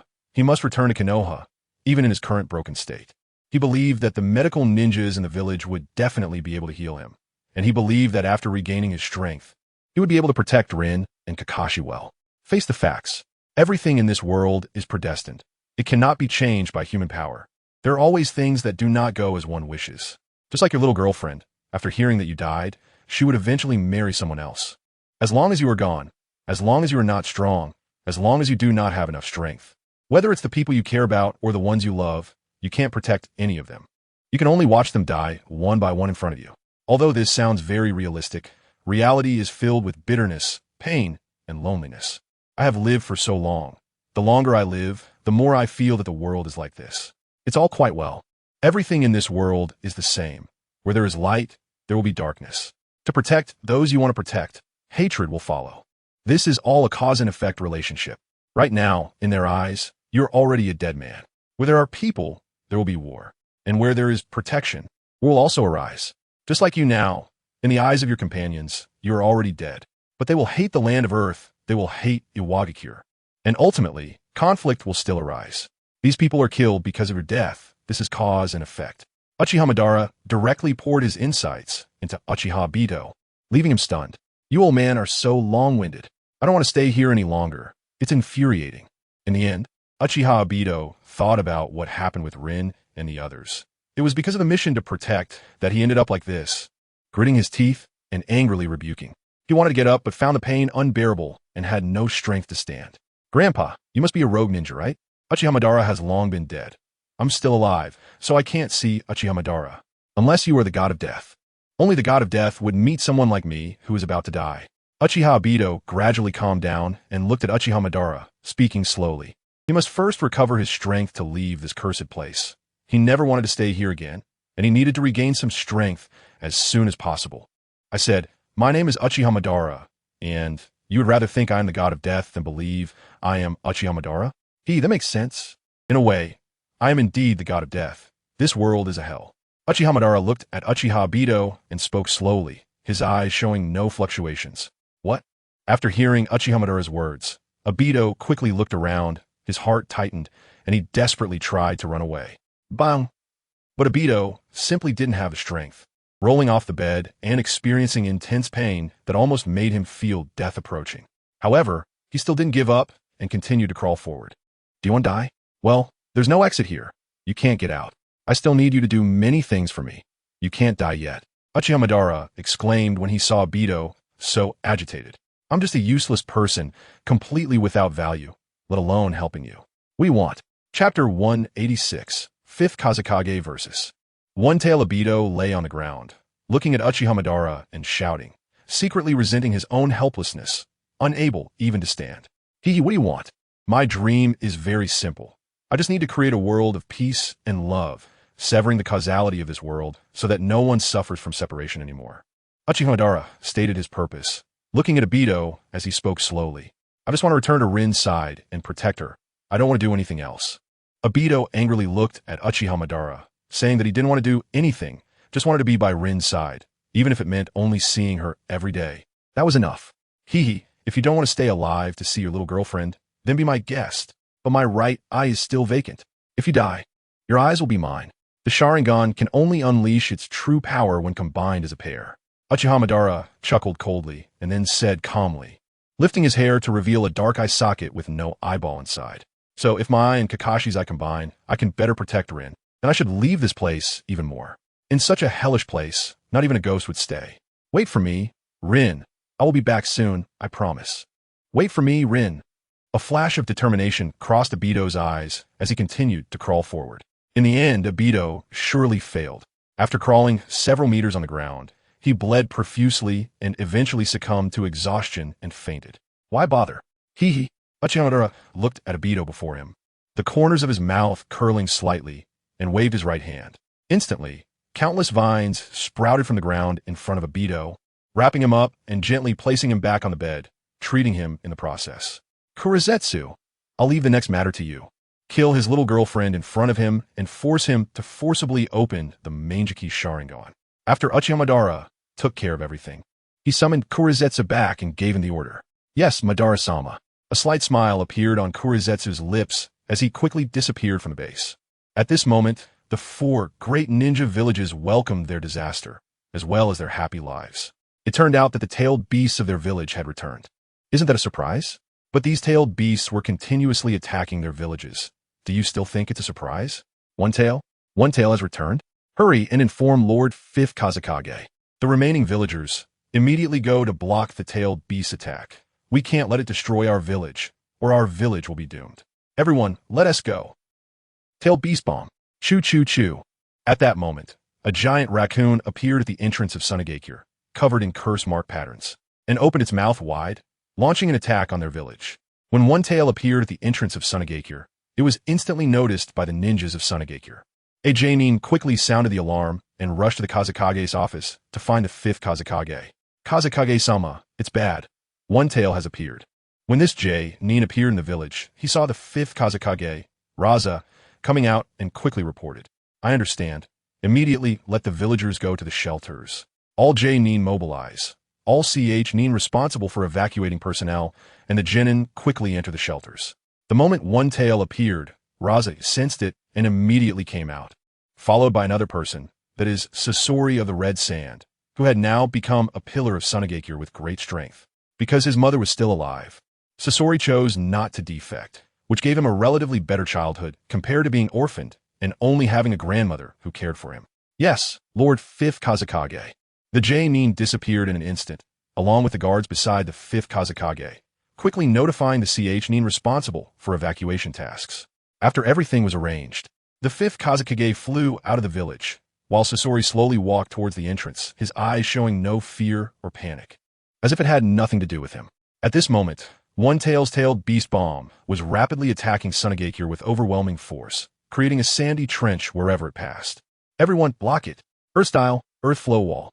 Wind style, vacuum sphere. Wind style, raging wave palm. Wind style, thousand-faced wind. In an instant, the sand ninjas at the entrance of Sunagakure unleashed their specialized jutsu. Bang, bang, bang, bang. However, their attacks were utterly ineffective against One-Tail's tailed beast bomb, which was instantly dismantled, and the tailed beast bomb continued to rapidly strike towards Sunagakure. If it truly hit, then the entire Sunagakure would be left with half of its buildings destroyed. This is bad. We can't hold it off. What do we do? Our home is right behind us. It's over. We're done for. Are we really going to die in such a suffocating way? Damn One-Tail, damn it. I'm not afraid of death, but I hate my own powerlessness, being unable to protect my village. As One-Tail's tailed beast bomb continued its onslaught, all the sand ninjas felt despair. Magnet release, sand wave. At that moment, they heard a familiar voice. Their Kage had come. Their great leader had arrived. And smiles of survival appeared on their faces. Boom! A large amount of golden sand suddenly appeared in front of everyone, crashing towards the tailed beast bomb, producing a loud noise as One-Tail's tailed beast bomb was deflected and flew rapidly to the left. Not knowing how long it flew, a mushroom cloud rose far in the distance. Magnet release, sand gold burial. Then, the fifth Kazekage's voice rang out again, directly burying One-Tail in the pit of golden sand. Bang, bang, bang, bang. Ah! Due to One-Tail's chakra amount being the least, and also being the weakest, its strength could only reach the level of a Kage in the desert. If it were on normal ground, it would only be at the level of a Kage, clearly not a match for Raza, who instantly buried it underground. The violent explosion shattered its body, consuming a large amount of chakra to restore its form. Chapter 187. The new Jinchuriki of Sunagakure, damn it. It hurts like hell. Dumhomans, Yusti. With a roar from the One-Tail, the ground began to tremble, and it reappeared on the surface. Wind release, vacuum sphere. After reappearing, the One-Tail saw Raza in the sky and unleashed a massive wind ball filled with chakra towards him at incredible speed and power, shocking all the sand shinobi. Overestimating yourself. Magnetic release, gold sand shield. Instantly, a gigantic golden shield appeared in front of the One-Tail to block its attack. Boom, boom, boom. Raza's gold sand shield was extremely sturdy and thick, immediately stopping the One-Tail's assault. Magnetic release, gold sand burial. Magnetic release, gold sand explosion. Then, Raza instantly used two combination jutsu, pulling the One-Tail back into the ground and crushing its body with gold sand.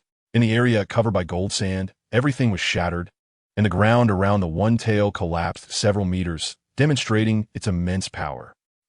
Dumnumans. The One-Tail roared in pain again, but lacking strength, it couldn't do anything. By the time it reappeared on the sand, its form had shrunk significantly. Seal jar, seal it.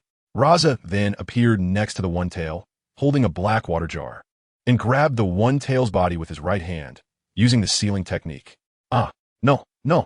The One-Tail felt a powerful suction, pulling it into Raza's black water jar, and it shouted desperately, but to no avail, as Raza sealed it away.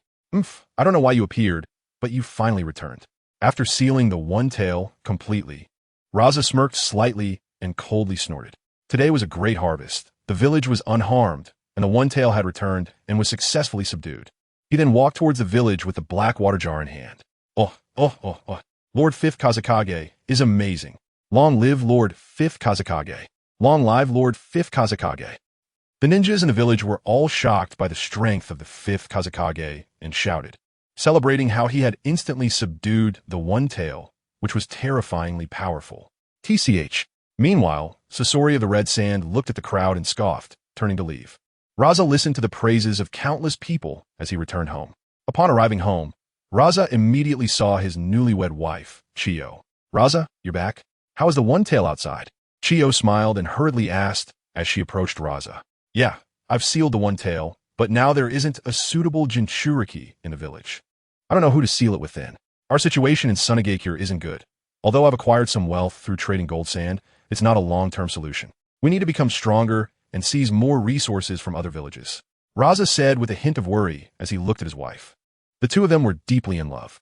Chiyo always wore a smile that warmed his heart. She had shoulder-length brown hair and cute indigo eyes. Whenever he saw his wife, his bloodlust would fade significantly. Being a Jinchuriki is a painful thing.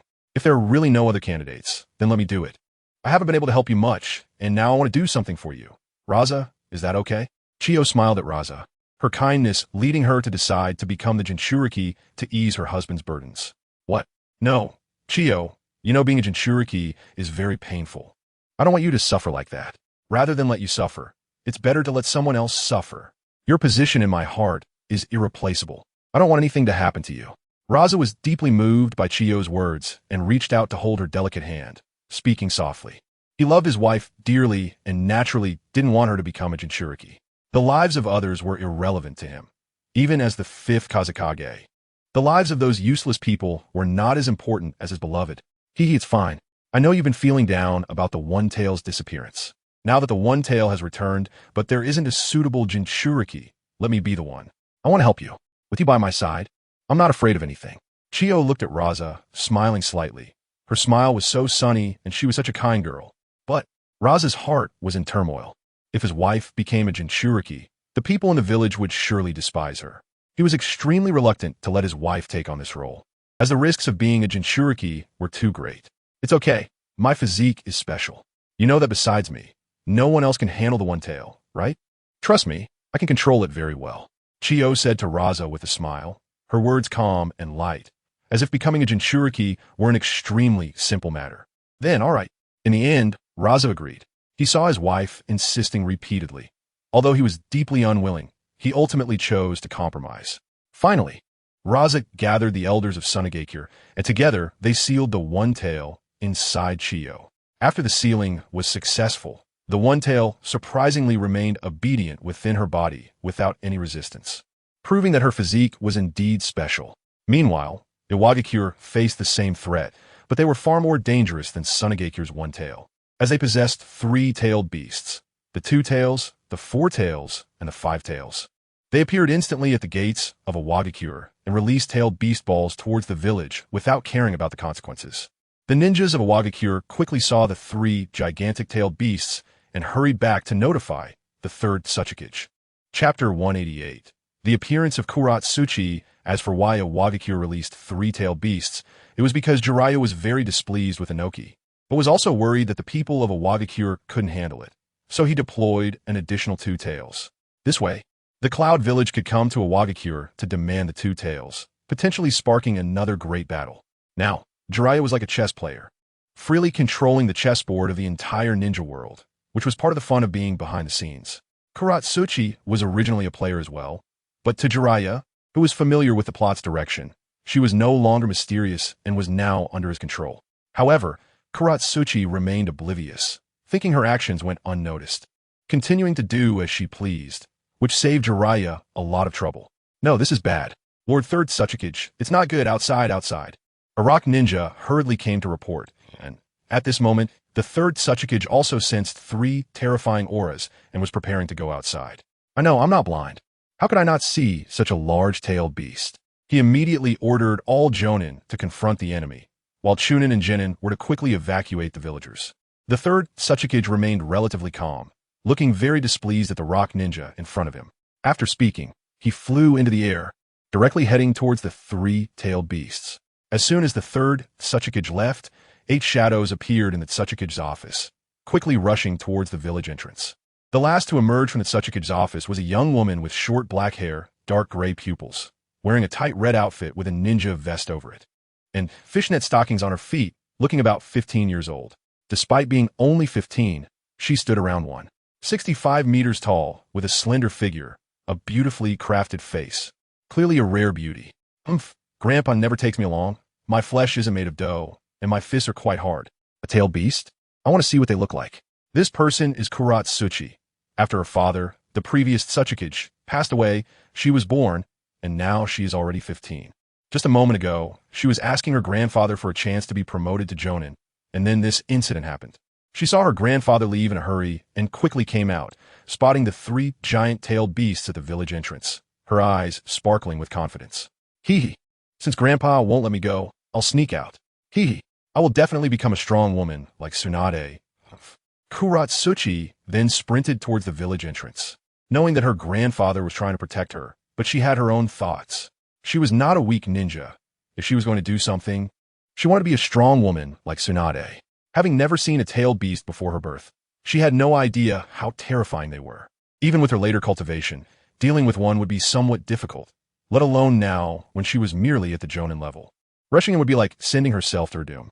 However, being quite confident, she rushed towards the battlefield without hesitation.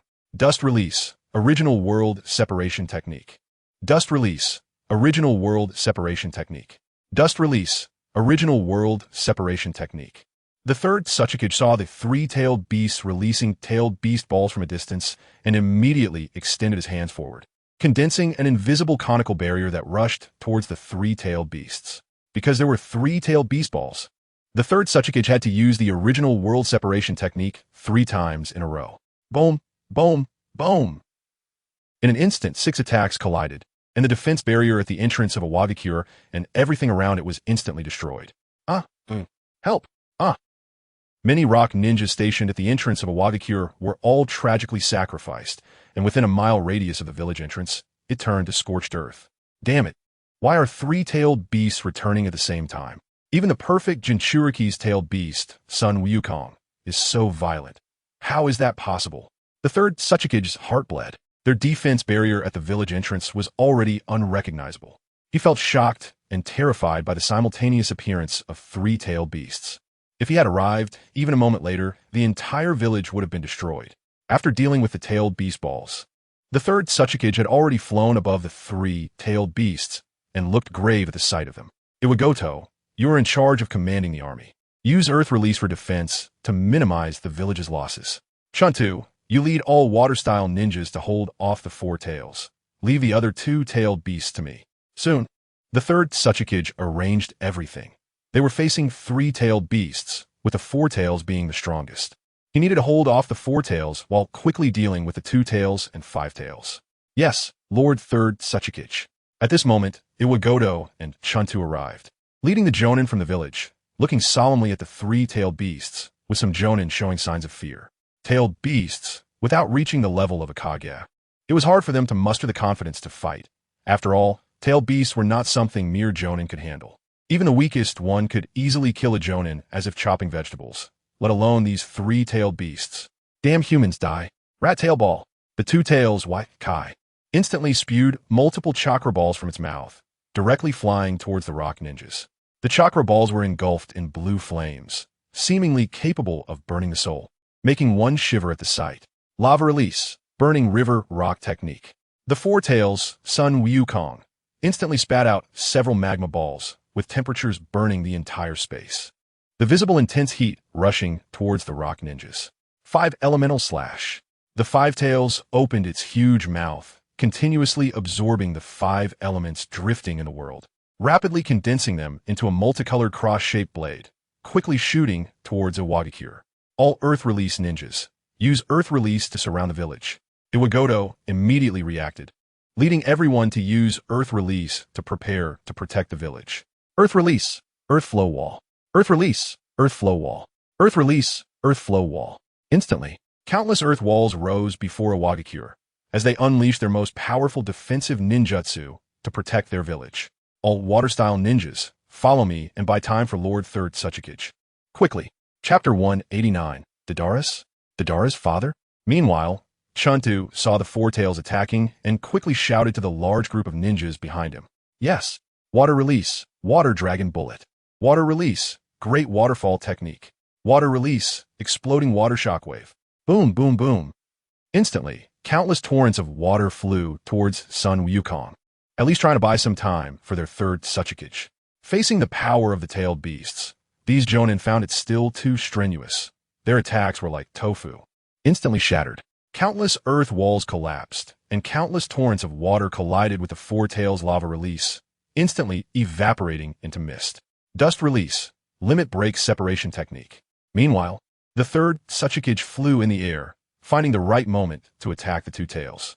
Among the 3-tailed beasts, the 2 tails was the weakest, so of course, he would pick the softest to squeeze. Although tailed beasts were powerful, Their enormous size made them easy targets, and the third Tsuchikage attack speed was extremely fast, instantly hitting the two tails Raikage. Dumb no mans.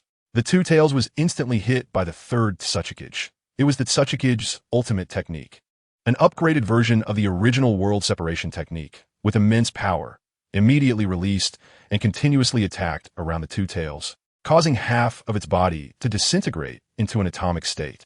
The remaining half of its body was already on the brink of collapse, desperately gathering chakra to restore its shattered form. Lava release, Hua Guo Mountain. The other two-tailed beasts ignored the two tails' fate and launched another attack on the rock ninjas. The four tails slammed its gigantic fists on the ground, pouring chakra in madly, instantly creating a sea of magma within the range of the rock ninjas. And after a few seconds, it erupted with magma. Everyone, retreat quickly, retreat quickly. They don't understand the abilities of the other tailed beasts, but they are very familiar with the abilities of the four tails. If we don't retreat now, we will be done for, Dust shouted angrily. Body flicker technique. Substitution technique. Everyone is a jonin and can basically use the simplest body flicker and substitution techniques to evade quickly, but some people simply don't have time. Boom, boom, boom. In an instant, magma erupted, and the rock ninja who couldn't escape was instantly turned to ashes, not even leaving behind a trace of dust. Earth-style, Great Earthquake Nucleus. Huangtu saw the magma spewing and immediately commanded all the rock ninjas to use the Great Earthquake Nucleus technique, raising the ground of the entire rock ninja village to block the threat of the magma eruption. Hee. Now is the time to showcase my art. Art is an explosion. Ha. Let you all experience my art. Ha. At this moment, a huge white bird flew out from the rock ninja village, on which stood a young man, about 20 years old, with yellow hair, wearing a rock ninja headband, and dressed similarly to Haitu, but in black clothing. He had a disgusting mouth on both hands, looking like a monster, and laughed at the three-tailed beast below. The man took out some white clay from his ninja tool pouch, chewed it in his mouth, and quickly shaped it into a peculiar dove-like clay object, throwing it directly at the four tails and five tails, accompanied by his own madness. Deidara? I didn't expect that little Deidara would come out too. I can't fall behind. Haidu had also arrived at the entrance of the rock ninja village, and coldly set upon seeing Deidara flying in the sky. Deidara is the future father of Deidara and one of the special ninjas of the rock ninja village, known for explosive clay, possessing the strength of an elite jonin. However, since he was flying in the air, it was difficult to harm him unless one was a lightning release ninja. Dealing with most shadow-level powerhouses would be enough. But he could only repel them, not defeat them. Bang, bang, bang. The white dove thrown by Deidara exploded upon hitting the four tails, creating an astonishing explosion that shocked countless people, as they had never seen Deidara unleash such a massive attack before. The range of such an attack was comparable to super A-level ninjutsu, and if there were more of them, it could definitely reach S-level ninjutsu, extremely powerful. Damn kid, die for me. The four tails, hit by Deidara's C3 explosive clay, felt provoked despite the lack of real damage, revealing a fierce expression and cursing angrily. Then he opened his mouth and shot out magma balls directly at Deidara. Ha, you can't hit me, ha. One won't do, then come more, ha. Art is an explosion. Die for me. Let you all witness my perfect art. Go crazy. My C3 army. Deidara controlled the white bird to dodge one magma ball after another shot by the four tails, laughing heartily like a spirited youth. Then quickly pulled out a large amount of clay from his pouch and began chewing rapidly. Soon, one C3 after another was created and flew directly towards the top of the four tails, instantly scattering towards him. Bang, bang, bang, bang. Lava release, lime solidification technique. At this moment, the four tails' attention was completely drawn to Deidara, and Haidu hurriedly stepped forward, spitting out fast-setting cement from her mouth, which combined with water to form a special cement that instantly solidified the four tails. Damn it, all of you die. The four tails was instantly solidified, and although he quickly burned dry and shed the flames that erupted from his body, he was also hit by Deidara's bombs. Although one bomb's power was not significant to him, countless bombs combined were extraordinary. Water release, great waterfall technique. Water release, water tornado technique. Water release, water twin dragons technique. Meanwhile, the other rock ninjas were not idle, quickly unleashing their own water release techniques to suppress the four tails. Lava release, ash stone sealing technique. Haidu immediately took advantage of everyone's water release to use her unique sealing technique against the four tails, instantly sealing him. Dust release, limit boundary stripping technique. The third Suchikage was also not idle. Seeing the five tails in front of him, he quickly unleashed his strongest attack against the five tails. Chapter 190, Indulgence of Haitu. However, the five tails was very clever, quickly dodging and charging towards the rock ninja village, rampaging along the way, with its tail wildly growing and continuously attacking the nearby rock ninjas. Earth style, rock pillar. Earth style, mountain earth technique. Earth style, earth flow great river. Huangto hurriedly led the rock ninjas to restrict the five tails movements, and countless giant rock pillars instantly rose up, directly impaling the five tails on top. However, he quickly broke free. While running, he was gathering tailed beast balls, and the mud beneath his feet instantly turned into a mudslide, trying to wash him away, but he easily leaped over the earth flow great river. Tailed beast ball. Easy. Soon, the five tails formed a tailed beast ball and shot it directly at the rock ninjas. Damn it. Earth style, rock style technique. Earth style, rock arm. Earth style, earth flow castle wall. The rock hidden village faced the three major tailed beasts at the entrance and found it too difficult. Instantly, countless earth walls appeared in front of the five tails, along with the earth style ninjutsu known as absolute defense. But in front of the tailed beast ball, it was utterly ineffective, crumbling in an instant. We must block it. Behind us is our village. Brothers, give it your all. Don't hold back on chakra. Output madly. Kill. Huangta felt a chill in his heart upon seeing the tailed beast ball before him. Dealing with tailed beasts was indeed quite challenging, and he shouted madly. Behind us are our parents and brothers. We absolutely cannot let them destroy our village. Even if we die, we must protect our village. Kill. Everything for the village, everything for our families. Although faced with the terrifying launch of the tailed beast ball, everyone, in order to protect the village, charged forward without hesitation, continuously unleashing one earth-style ninjutsu after another. When their ninjutsu was broken, they quickly released the next one after another. However, their ninjutsu was simply insufficient. Earth-style against the tailed beast ball was not much different from tofu. Bang, bang, bang, bang. Not good.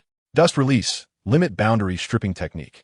Anoki saw that everyone was in danger and quickly gathered chakra with both hands, shooting out an invisible dust release that deflected the entire tailed beast ball, passing by the side of the rock hidden village.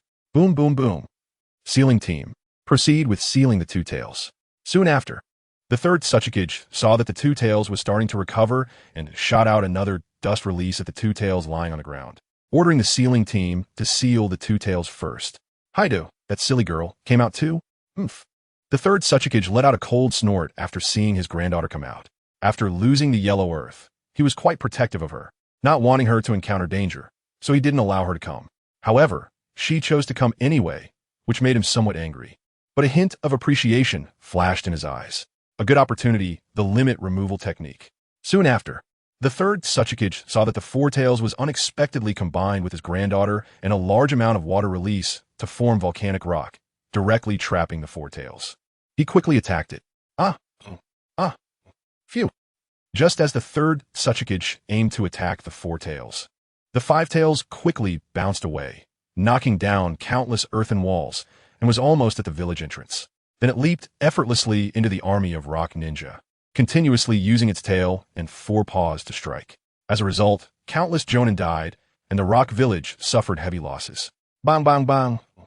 However, at this moment, the four tails had also been attacked by the third Suchikage, and the powerful force directly impacted the four tails, causing the flames on its body to deplete continuously, ultimately striking its body. Roar!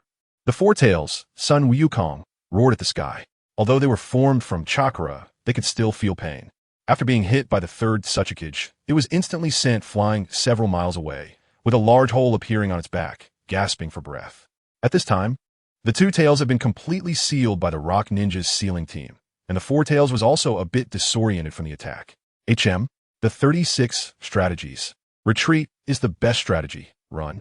Seeing the situation was not good, the five tails realized it was the last one left. So the clever one directly fled towards the deep mountains. Don't chase. Noki frowned. This battle had cost him at least 300 jonin, and it was a significant loss. However, there were still benefits. At least they had the four tails back, but the two tails was a hot potato. It wouldn't be appropriate to hand it over to the Cloud Village, and if they didn't hand it over, it could also lead to trouble. They would work together to severely injure and seal the four tails, and the five tails could be dealt with later. Subsequently, Noki and the others rushed towards the four tails. Since the four tails was already injured, it was quickly defeated and sealed by the third Tsuchikage and others. Dust, instruct someone to rebuild the village entrance. Iwagakure, you take people to settle the civilians and let them all come out. For the fallen brothers, calculate the compensation and submit it to me. The third Tsuchikage looked at the village in ruins. Fortunately, they had evacuated the civilians at the beginning, otherwise with that last attack. At least 1,000 people would have died in the village, which would have been a huge loss. Yes, Lord Third Tsuchikage. Iwagakure and Dust quickly went to arrange things. The battle this time was still quite tragic, and no one had a good expression, their faces extremely gloomy. Many felt disappointed in their abilities, as they couldn't stop the tailed beasts, which led to the village's destruction. Not to mention the hundreds of brothers who died. Those were all jonin. Hee, Grandpa, I did pretty well, right? If it weren't for my sealing technique today, you might not have been able to hit the four tails. Hee. After the battle ended, Kuratsuchi ran back. Seeing the descending third Tsuchikage, she hurriedly approached and smiled, trying to show off. Weren't you told not to come out? Don't you know how dangerous it is outside? Grandpa only has you left. Can't you behave a little? What if something happens? Still smiling, humph. The third Tsuchikage saw Kuratsuchi's happy expression and immediately scolded her. After losing the yellow earth, Kuratsuchi was his only bloodline, so his protective instincts for her were evident. Facing the tailed beasts, even he didn't have much of a chance. If the five tails hadn't suddenly run away, the battle would still be ongoing, and it wouldn't have ended so easily. Chapter 191. First meeting with Kuratsuchi. Grandpa, I just wanted to help. Why are you so fierce? I won't talk to you anymore. Grandpa is a big bad guy. Kuratsuchi initially felt happy to have helped and wanted to show off in front of Noki to earn his praise. However, she didn't expect to receive a wave of scolding, instantly feeling a sense of grievance, tears welling up in her eyes. With a pitiful expression, she said, then ran away sadly. Sigh. Kuratsuchi, Grandpa just wants to protect you. Don't blame him. The third Tsuchikage watched Kuratsuchi leave sadly, feeling very upset. He didn't want to live a life where he lost the young for the old. He didn't want Kuratsuchi to leave him either. He was just an old man hoping to have family around him. Having lost all his relatives, what meaning did his life have? This little Kuratsuchi is quite pretty. Somewhere, Jiraiya appeared, having been watching the battle earlier. After all, the combat power of the upper echelons of Iwagakure was relatively low. The three major tailed beasts could very well destroy Iwagakure, so he stayed nearby to assist if there was danger. Later, when Jiraiya saw little Kuratsuchi appear, he directly controlled the five tails to make it run away. He couldn't let it harm his little leg girl. He wanted to meet this little Kuratsuchi. He had liked her legs, her talent, before, so viewing her up close would be quite interesting. In recent years, Jiraiya had been rather bored, mostly accompanying his wife, spending time with kids, drinking old wine, and playing chess. Although life seemed pretty good, he always felt a lack of excitement. Taking advantage of this time, while Tsunade and Mikoto were taking the kids on a trip, he also came out for a vacation. Transformation technique. Naturally, Jiraiya couldn't appear directly in a Iwagakure like this, or he would be regarded as a terrorist. After all, the death of the Yellow Earth made the third Tsuchikage hate him very much, so he transformed into an empty appearance, disappearing and reappearing not far from Kuratsuchi. At this time, Kuratsuchi was sitting on a rock, as a Iwagakure was built within a large circle of earthen walls. So she usually loved sitting on the rock of the earthen wall, looking at the scenery outside. Everyone else has a dad. Why don't I? I don't just not have a dad. I don't even have a mom. Why? Grandpa doesn't like me. He always controls me. Doesn't let me do this. Doesn't let me do that. And I have no freedom at all. What's the outside world like? I've never been out. And I really want to see the outside world. When can I go out? Grandpa manages me so strictly every day. How can I get out? So annoying. Woo-woo. Grandpa was just fierce to me. He is always fierce to me. Every time I want to do something I like, he gets fierce with me. Woo-woo. Daddy, Mommy, where are you? Why did you leave me? Is little Kuratsuchi not obedient? Why? Kuratsuchi sat on the rock alone, hugging her legs with her delicate little head resting on her knees, crying sadly. This little girl, turns out she misses her mom and dad. Her dad seems to be named Yellow Earth, right? Why does it feel so familiar? Did I kill him? I was very angry about Tsunade last time. I didn't even know who I sealed. Maybe it was his father. They were sealed up there. I wonder if they're still alive. After so many years, they should have passed away, right? They certainly don't have Kagaya's immortal body, but this little Kuratsuchi is quite pitiful.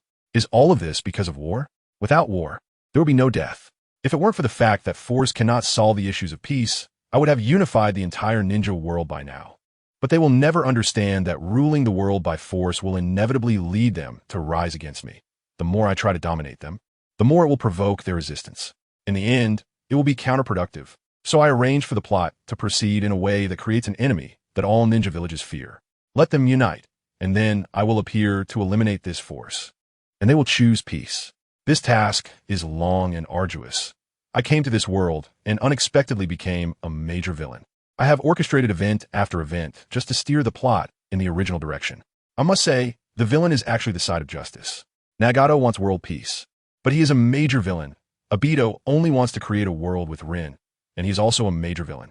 Kaguya just wants to protect her children from the harm of other Tsutsuki, and she has become a major villain, even sealed by her own son. The truth of this world is indeed strange. Jiraiya looked at the sad Kuratsuchi in front of him, shook his head, and murmured, "When I have enough strength, I must find the Tsutsuki planet and destroy it directly. Then there will be no more threats. The entire universe can coexist peacefully, but this road is still very long."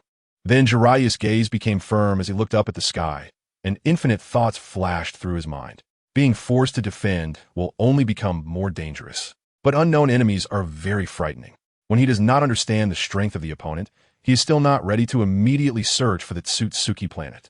After all, even Kaguya, who consumed the fruit of the divine tree, did not think she could defeat other strong members of the Tsutsuki clan, let alone that he has not yet reached the peak of the sage of Six Paths, little girl.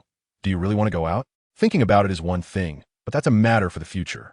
Jiraiya returned to his senses and said lightly to the little Kuratsuchi in front of him, "Huh? Who?"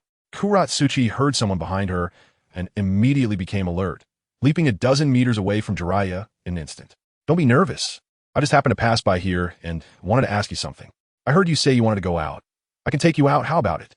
Jiraiya looked at Kuratsuchi with a slight smile and explained, "You could take me out? You're not from Awakens. Who are you?" Kuratsuchi looked at Jiraiya. He wasn't wearing a headband, and he was definitely a ninja, but he wasn't from Awakens. She furrowed her brows and quickly questioned him. "Me? I'm just a homeless person. The war took my parents and brothers, leaving me all alone, wandering aimlessly around the world. Aren't you the same?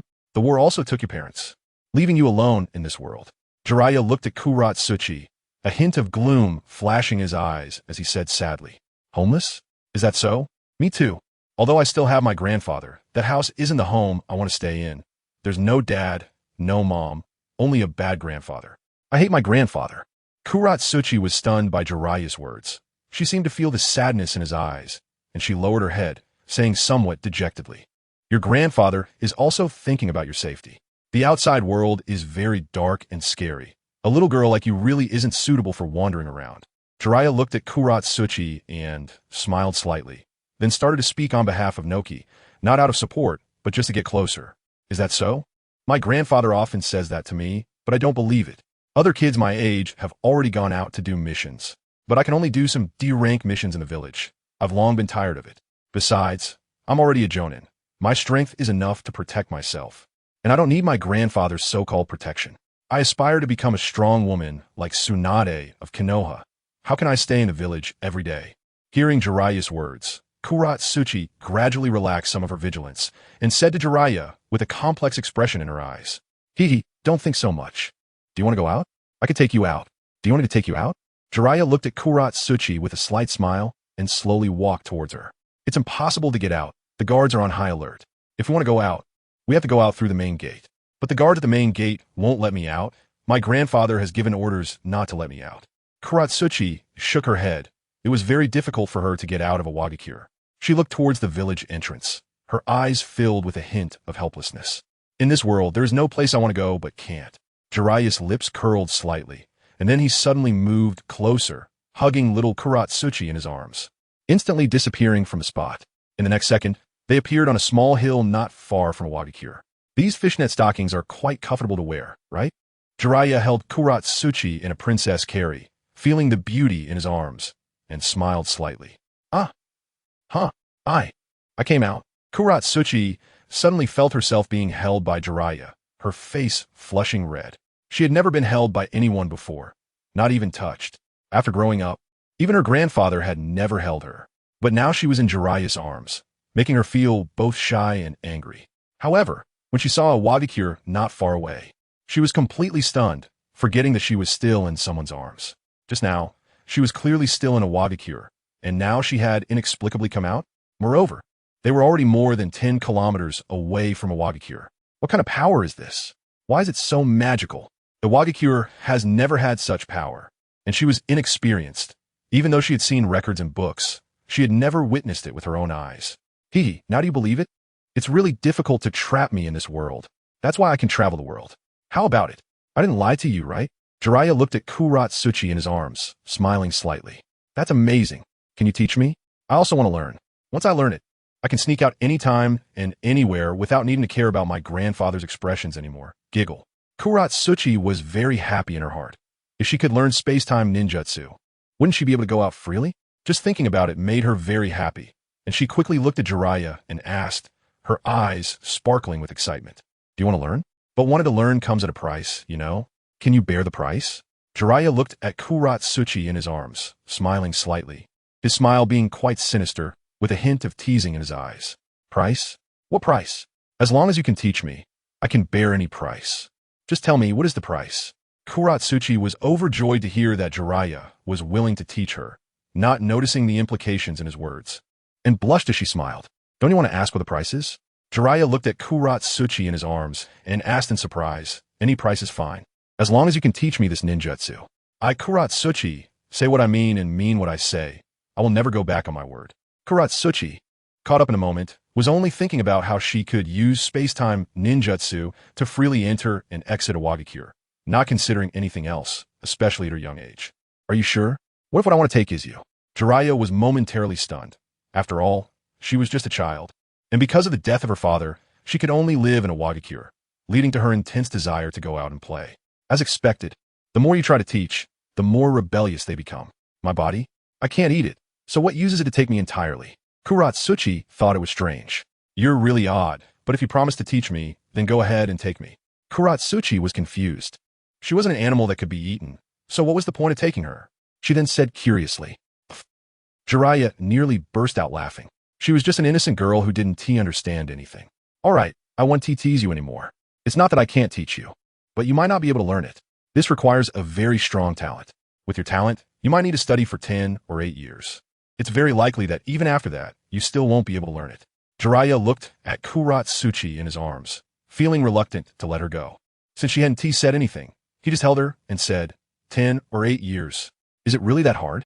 Isn't my talent strong? My grandfather said my talent is very strong. Moreover, I can use lava release, so I definitely want to be worse than Tsunadeheim. I will surpass her and become a new strong woman in the ninja world. Are you just trying not to teach me? Are you lying to me on purpose? If you don't want to teach me, then forget it. I don't want you to teach me. Chapter 193, Be My Girlfriend, and I'll teach you. Kuratsuchi was somewhat puzzled. Her talent was indeed very strong, and she couldn't believe that she would need to study for 10 or 8 years to learn any ninjutsu. She thought that Jiraiya was just reluctant to teach her and huffed, turning her face away. Fine, I can teach you, but you have to be my girlfriend. How about that? Jiraiya looked at Kuratsuchi and quickly smiled, jokingly saying, Girlfriend? Kuratsuchi's cheeks suddenly flushed red, and she froze. Although she had never been taught by her parents about dating, many of her peers were already in relationships. However, as the granddaughter of the third Suchikage, and with Inoki being protective, she had never had the opportunity to date. Girlfriend? I remember that when they date, they seem to be all lovey-dovey. If I just kiss him, does that mean he is my boyfriend now? If I kiss him, can I learn this magical ninjutsu? I'd be gaining something without losing anything. Who wouldn't he want to kiss? Besides, he looks quite handsome, with a bit of a wild charm. But he looks really nice. Then Kuratsuchi thought about how her peers in the village were dating and kissing, and she continuously pondered what to do next. I have to learn this ninjutsu. Then I won't have to care about my grandfather anymore. I can wander around the world. It's just a kiss, right? That's easy. In the end, Kuratsuchi decided to agree. She was willing to do anything to learn ninjutsu, and a kiss was nothing to her. She directly wrapped her arms around Jiraiya and kissed him. Suddenly, Jiraiya felt something wet on his lips and was surprised that this little Kuratsuchi just kissed him. What's going on with this girl? I was just joking about being her boyfriend, and she kissed me. But why does this feeling feel so exciting? Jiraiya thought to himself, feeling a mix of surprise and thrill. Anoki, Jiraiya, you bastard. Alright, now I'm your girlfriend. I see everyone doing this. That is how boyfriends and girlfriends act. Now that I'm your girlfriend, hurry up and teach me this magical ninjutsu. After just a brief touch, Kuratsuchi quickly pulled back, giving a light peck, and then looked at Jiraiya with a slightly flushed face. You don't even know my name, and you want to be my boyfriend? Isn't that too hasty?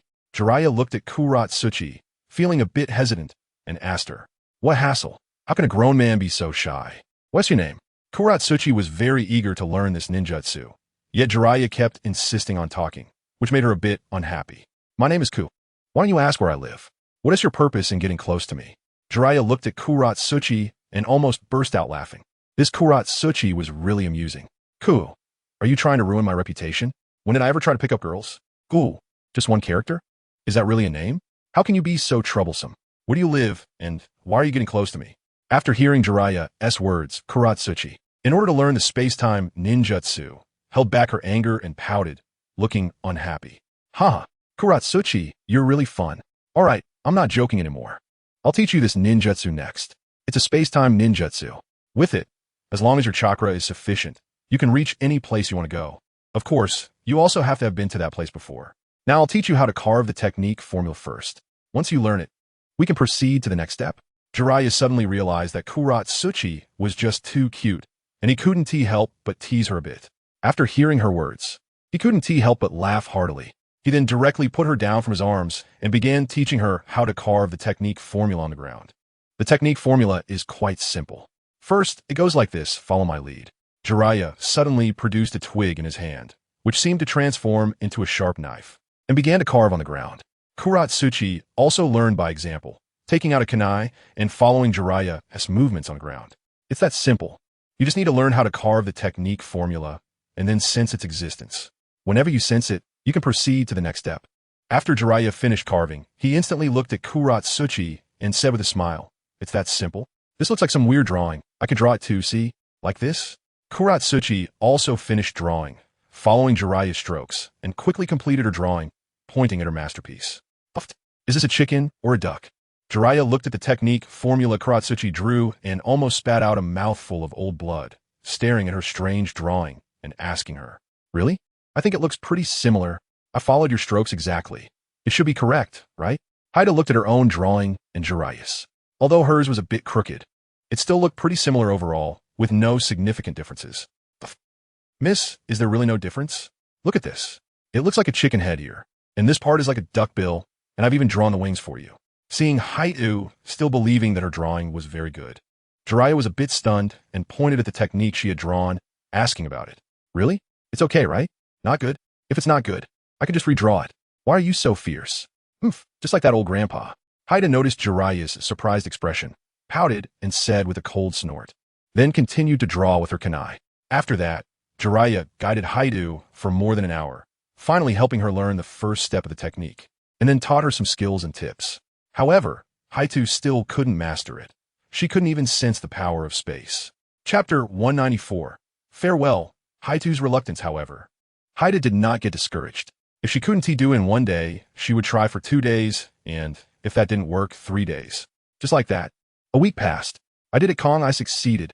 I sensed the power of space. Hee. On that day, Haida suddenly sensed the power of space above her drawn technique. But she couldn't shift over, and she didn't know why.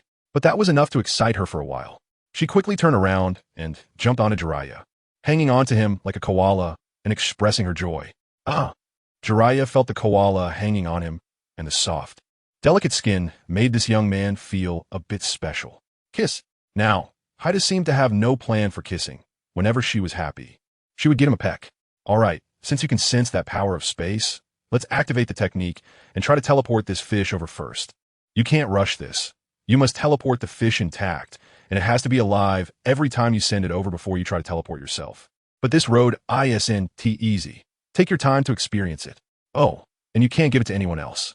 Jiraiya looked at Haitu and, not knowing where he pulled a live fish from, handed it to her. Okay, I won't give it to anyone else. This is our secret. Haida looked at Jiraiya, her face slightly flushed, suddenly feeling a bit shy, and nodded. Then I'll give it a try. Haida took the fish from Jiraiya's hands, frowned, and her expression became serious. Go! Quickly, Haitu activated the technique. but there was no effect at all. The fish remained the same and kept flopping in her hands. Ah, still not working. After trying, Haito felt a bit disappointed. Try a few more times. If it doesn't work once, try twice, countless times, you'll succeed eventually. Didn't our Haito say she has exceptional talent? How can you give up just like that? Keep it up. Jiraiya patted Haito's shoulder and chuckled. Yeah, I will definitely succeed. Haito saw Jiraiya cheering her on, quickly nodded, a hint of confidence flashing in her eyes, and then continuously activated the technique to communicate. She kept trying, but still had no effect. Time passed quickly, and another day went by. Con, today I can't do it. I still haven't learned it. I have to go back, or Grandpa will come looking for me. A beautiful day came to an end, and Haida looked at the sky, realizing it was getting late, and quickly said to Jiraiya, a hint of reluctance flashing in her eyes. Every night when she went back, she didn't know why, but Jiraiya's figure always lingered in her mind. During this time together, this man who wanted her to be his girlfriend had deeply imprinted in her heart. It's about time, so let us go back. Jiraiya looked at Haito and smiled slightly, then said. Haida naturally walked over, hugging Jiraiya, waiting for him to activate the space ninjutsu to take her back. Haito, today might be the last time I see you for a while. I have important things to do, so from now on, you'll have to practice on your own. At that moment, Jiraiya looked at Haito and said lightly, What? Haito's body suddenly shook upon hearing Jiraiya's words, a hint of shock flashing in her eyes. Then, where are you going? Will you come back? How long will you be gone? She tightened her arms around Jiraiya's waist, softly asking, I will come back, but when I do, perhaps our little Haito will have grown up. Jiraiya patted Haito's back and said with a smile, Am I small? Where am I small? I'm just wearing a tank top. You can't tell. Humph. Haito, hearing Jiraiya's words, said defiantly, her face slightly flushed as she turned her head away. Then let us go. Jiraiya smiled slightly, directly holding Haito in his arms, and in an instant, they stepped into space, disappearing from a spot, then instantly appearing in Haito's room. All right, I'm leaving now. See you later. After bringing Haito back and setting her down, Jiraiya prepared to leave. He had been out long enough, and it was time to go to the land of water. He wanted to see if Uchiha Madara was in the land of water now. Come on, wait, don't go, okay? Just as Jiraiya turned to leave, Haito suddenly pounced on him, wrapping her arms around his waist, pressing her whole face against him, her body trembling slightly, her eyes showing a hint of reluctance as she sobbed. Haito lost her parents at a young age, and because she was the granddaughter of the third Tsuchikage, she had hardly any friends. Although she had not spent much time with Jiraiya in these few days, after their first kiss, she began to feel differently about him, sensing that he was very important to her. Perhaps it was Jiraiya's masculinity that gave her an unprecedented sense of care and security, making her reluctant to see him leave. This might be a common issue for girls lacking paternal love. She felt very safe and at ease beside Jiraiya, which made her really like that feeling. Now that Jiraiya suddenly said he was leaving, she felt as if she couldn't part with him, softly sobbing as she held him. At the moment Haida hugged Jiraiya, he was taken aback, not expecting that his playful spirit would leave such a deep impression on her. Silly girl, I will come back to see you, don't cry. It won't look good if you do. Looking down at her hands wrapped around him, Jiraiya reached out his large hand to pat Haito's small hand, comforting her. If it doesn't look good, will you not want me anymore? I'm your girlfriend, and I'm telling you, you can't not want me, understand? Haida replied to Jiraiya's words, then said a bit domineeringly, Jiraiya didn't expect that Haida would take it seriously, and he was slightly taken aback. Turning to look at Haito, he saw her delicate face, now covered in tears. Seeing her reluctance made his heart, which had remained unwavering for many years, tremble slightly. Chapter 195. First meeting with Uchiha Madara. No way. Kuratsuchi, I already have Tsunade. You want to be happy with me. You should find your own happiness. Seeing Kuratsuchi's expression, Jiraiya couldn't help but feel conflicted. He seemed to be wavering. He had originally said he only loved Tsunade, but why was he now changing his mind? Then he thought about how he already had Tsunade. If he were to be with Kuratsuchi, perhaps none of them would be happy. Moreover, he had killed her father, which was a deep-seated grudge. If Kuratsuchi found out, she might not have such thoughts anymore. But to directly refuse her, wouldn't that be too hurtful? Time would heal everything. Let time forget everything about us. In the end, Jiraiya decided that although he still liked Kuratsuchi, the current situation seemed to not allow it. So they could only not meet in the future. After all, he had now transformed into Black Goku, and if he returned to his original appearance, no one would notice. Parting ways in the world might be the best choice. Did you hear that? Still in a daze? I don't care. From now on, you're mine. And no other women can touch you, got it? Kuratsuchi saw Jiraiya in a daze and quickly reminded him, standing on her tiptoes to kiss him. This girl, is she really this domineering? Jiraiya was still lost in thought, not knowing what to think, when he suddenly felt something unusual. A quarter of an hour later. Remember, you're my boyfriend, Humph. Kuratsuchi looked at Jiraiya and said, domineeringly, then scoffed. Oh, got it. Jiraiya nodded. He knew it wasn't the time to talk about this. Saying anything was useless. Let time forget everything. Knock, knock, knock. Kuratsuchi, are you there? It's time for dinner. Just then, a knocking sound came from outside, along with Owanoki's voice. My grandpa is here. Hurry up. Kuratsuchi, hearing Owanoki's voice, felt her hair stand on end as if she were caught in the act. She quickly urged Jiraiya to leave, but not before reminding him. Okay. Jiraiya disappeared from his spot. Kuratsuchi stared at the place where he had vanished, her eyes flashing with strong reluctance and disappointment. Knock, knock, knock. Kuratsuchi, what are you doing? Why aren't you speaking? If you don't say anything, Grandpa is coming in. Owanoki frowned when he noticed the silence inside the room, suddenly feeling a bad premonition as he reached for the door. Creak. At that moment, the door opened, and Kuratsuchi walked out with a yawn. Grandpa, you're so noisy. I finally got to rest and take a nap, and you woke me up. Kuratsuchi pretended to just wake up, probably making her hair a mess, looking down at her short grandfather, Owanoki, and said somewhat unhappily, I thought you were up to something. Turns out you were sleeping. Hee, it's Grandpa's fault. But it's time to eat now. After eating, you can go back to sleep. Owanoki, seeing Kuratsuchi come out, looked at her slightly unhappy expression and chuckled, then turned to leave. Calm, you must go back to find me. I'll wait for you. After Owanoki turned to leave, Kuratsuchi turned her head and looked at the spot where Jiraiya had just disappeared, mumbling to herself. Meanwhile, Jiraiya had arrived at the place where he had trained with Kuratsuchi, looking at the training march from the past few days, suddenly feeling a bit reluctant. When did I become so sentimental, thinking so much? Let us take it one step at a time. Who can really predict the future? Jiraiya seemed to recall the happy time spent with Kuratsuchi, shook his head and smiled. Then his figure disappeared again. Soon, Jiraiya appeared in the land of Water's Hidden Mist Village. The Hidden Mist Village was very mysterious, and it wasn't his first time here. He had been here before with his Six Paths clones and had gathered quite a few bloodline limit kids, who had all grown up now and were relatively strong.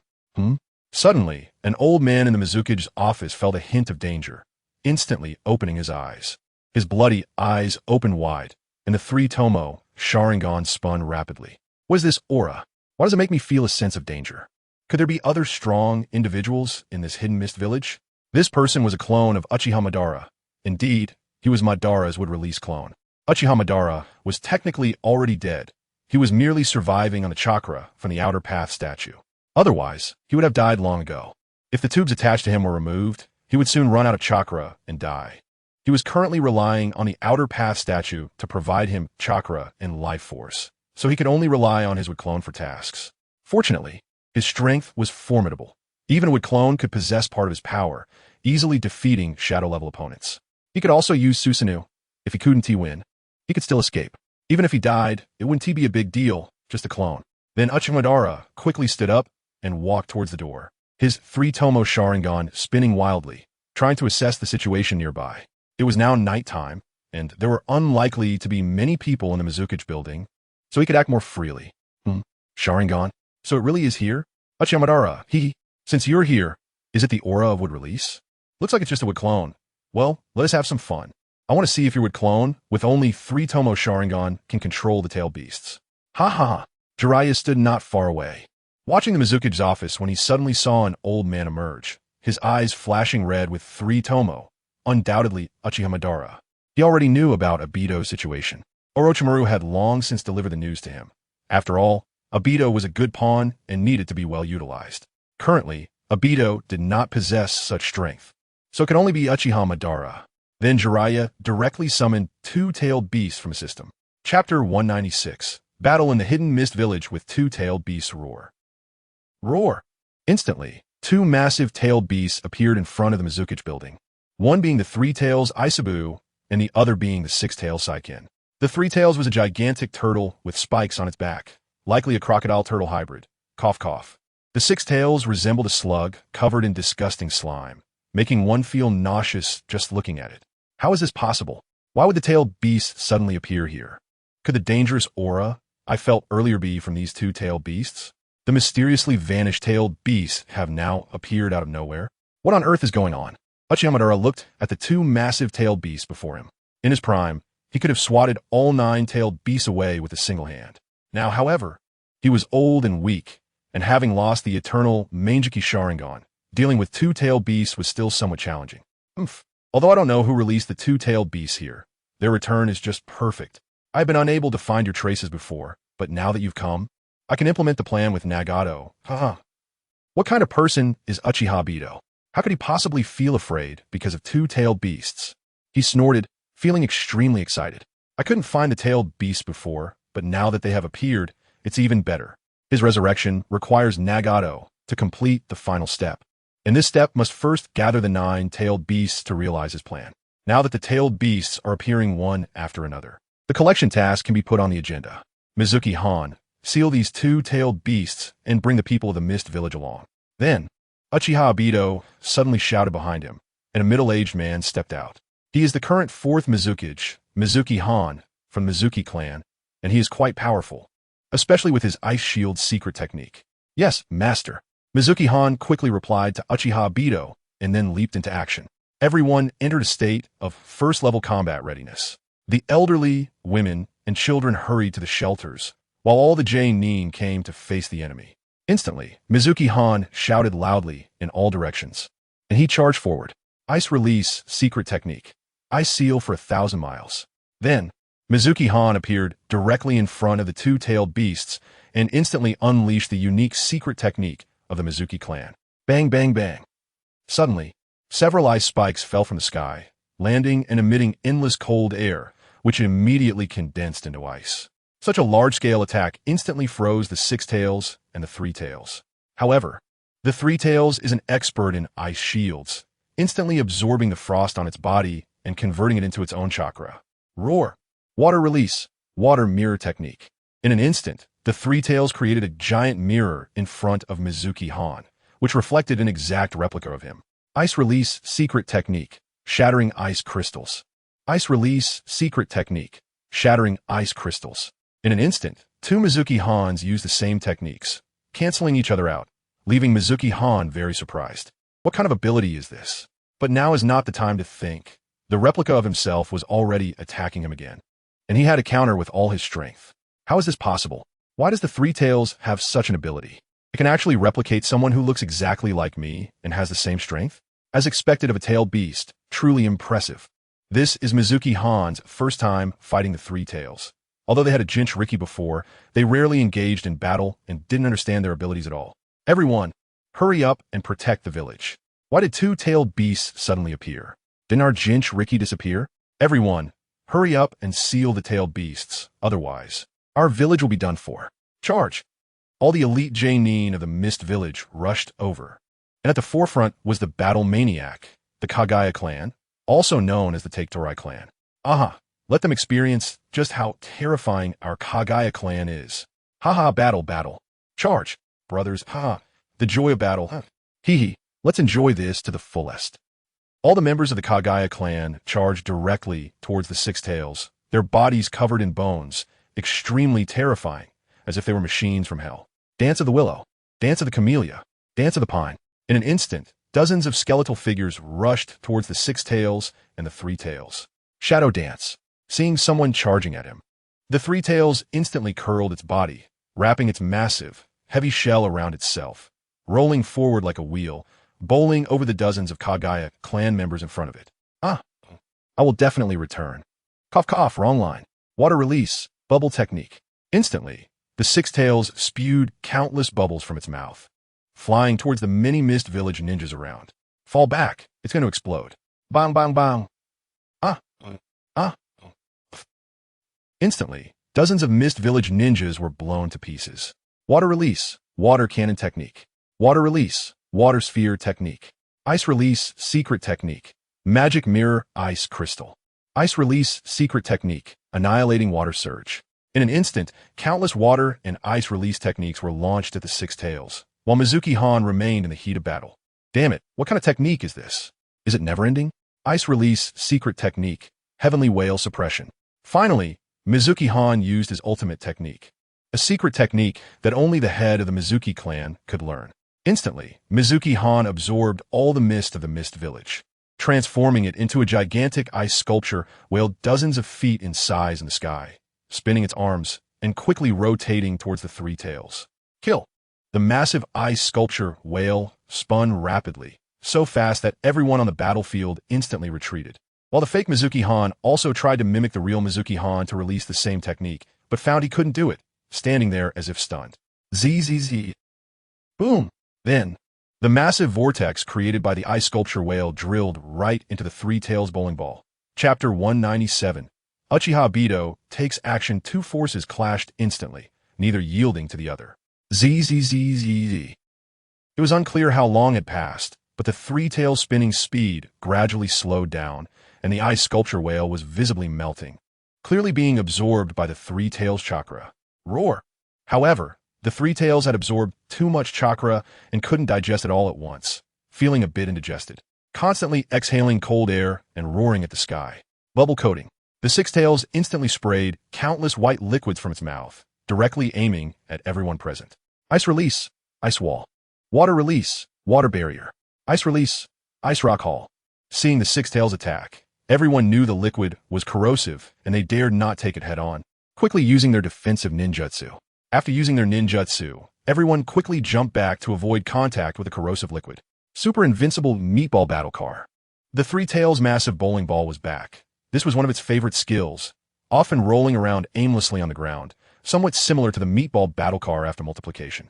But it was much harder. If it were a Kimichi Choji's meatball battle car, it would probably be knocked away with just one hit. This is troublesome. Dealing with two-tailed beasts is so exhausting. Seeing that everyone had been fighting for so long without an end, Uchiha Bido frowned. Shinra Tensei. Then Uchiha Bido reached out his right hand and directly used Shinra Tensei against the Three Tails. Isn't it strange? Why can Uchiha Bido still use Shinra Tensei, even though he clearly no longer has a Rinnegan? After awakening the Rinnegan, the power system within the body has already changed. Just like how Uchiha Madara can still activate Susanoo without the Mangekyou Sharingan. Although he has now lost the Rinnegan, he still retains the power of the six paths within him and can still use the basic functions of the Rinnegan. Indeed, abilities like Shinra Tensei are merely basic functions of the Rinnegan, meaning that once one awakens the Rinnegan, they can use it at will. It is not a dojutsu, but a power hidden within the bloodline. The basic abilities of the Rinnegan exist within the bloodline.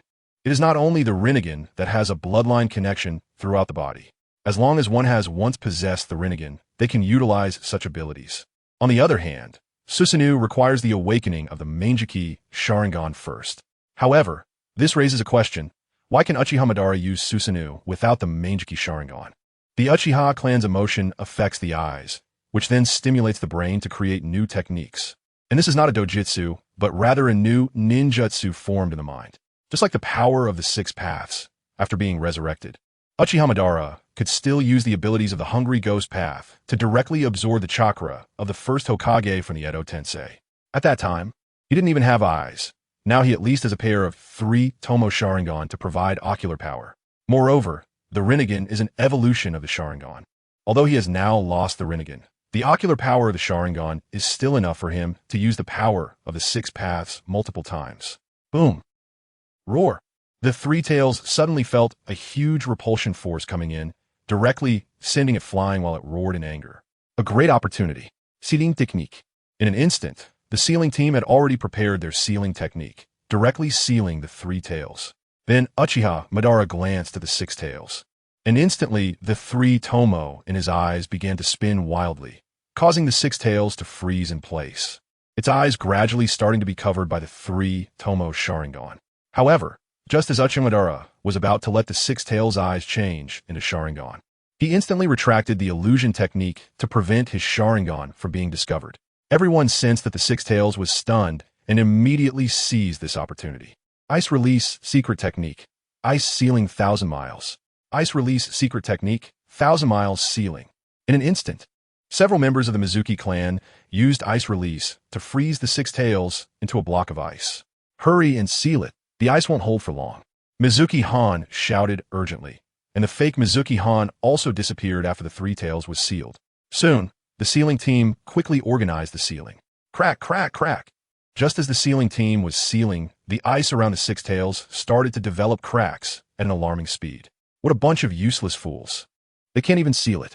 Uchiha Madara snorted coldly and used the Sharingan again.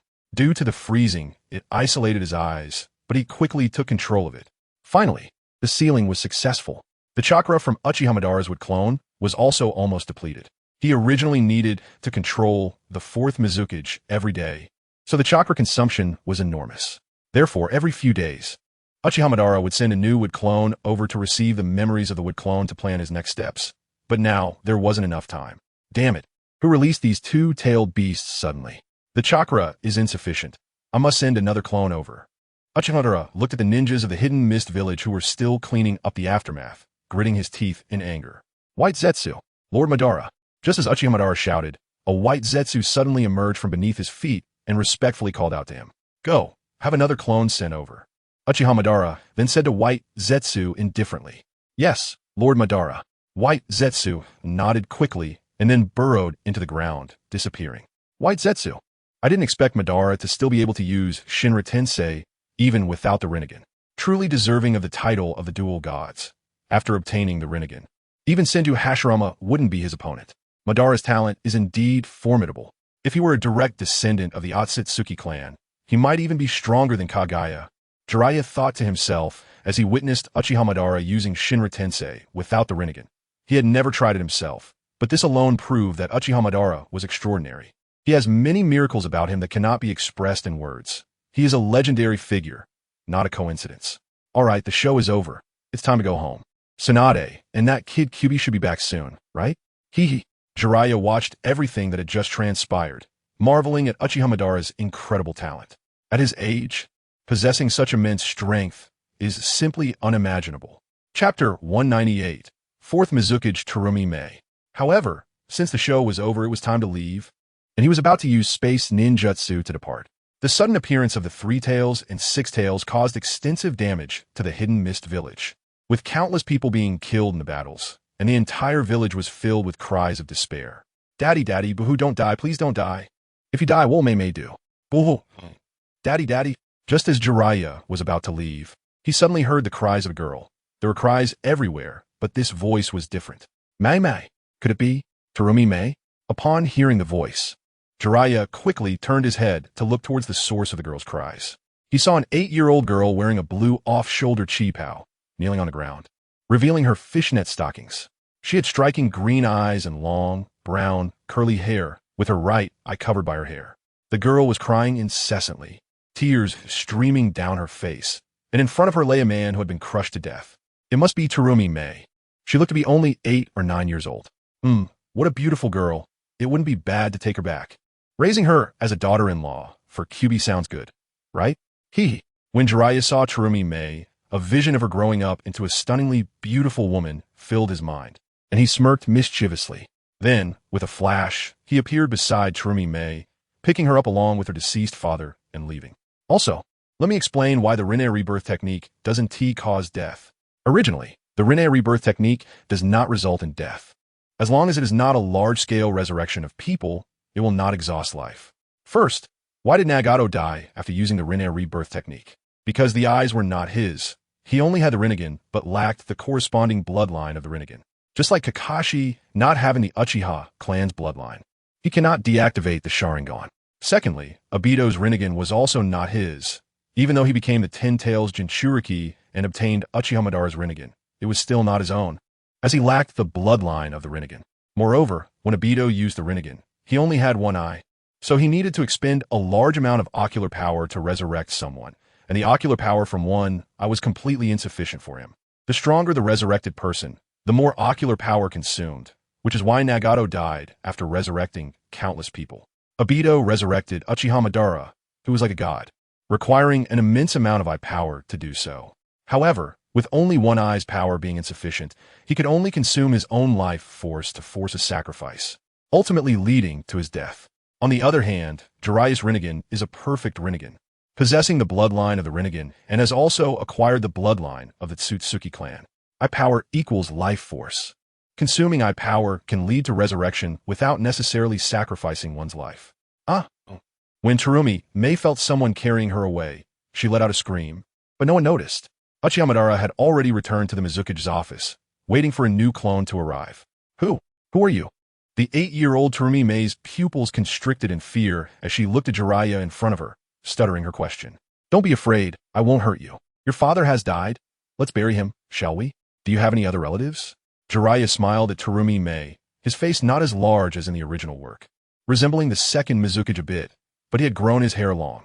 His long white hair fell over his shoulders, and the 2 blood streaks on his face were gone, looking very fresh and handsome. Moreover, after becoming part of the Tsutsuki clan, although he did not gain immortality, he had slowed down aging. Now, Jiraiya looked almost the same as he did at 20, definitely a handsome guy. Be big brother, I have no family left. Terumi Mei looked at Jiraiya, seeing the kindness in his eyes, and secretly breathed a sigh of relief, shaking her head. Then will you come with me from now on? I can teach you ninjutsu and make you stronger. You should be close to the strength of a CH Nin now, right? Jiraiya extended his right hand with a slight smile. Terumi Mei didn't know why, but she felt particularly close to Jiraiya and nodded repeatedly. Wait a moment.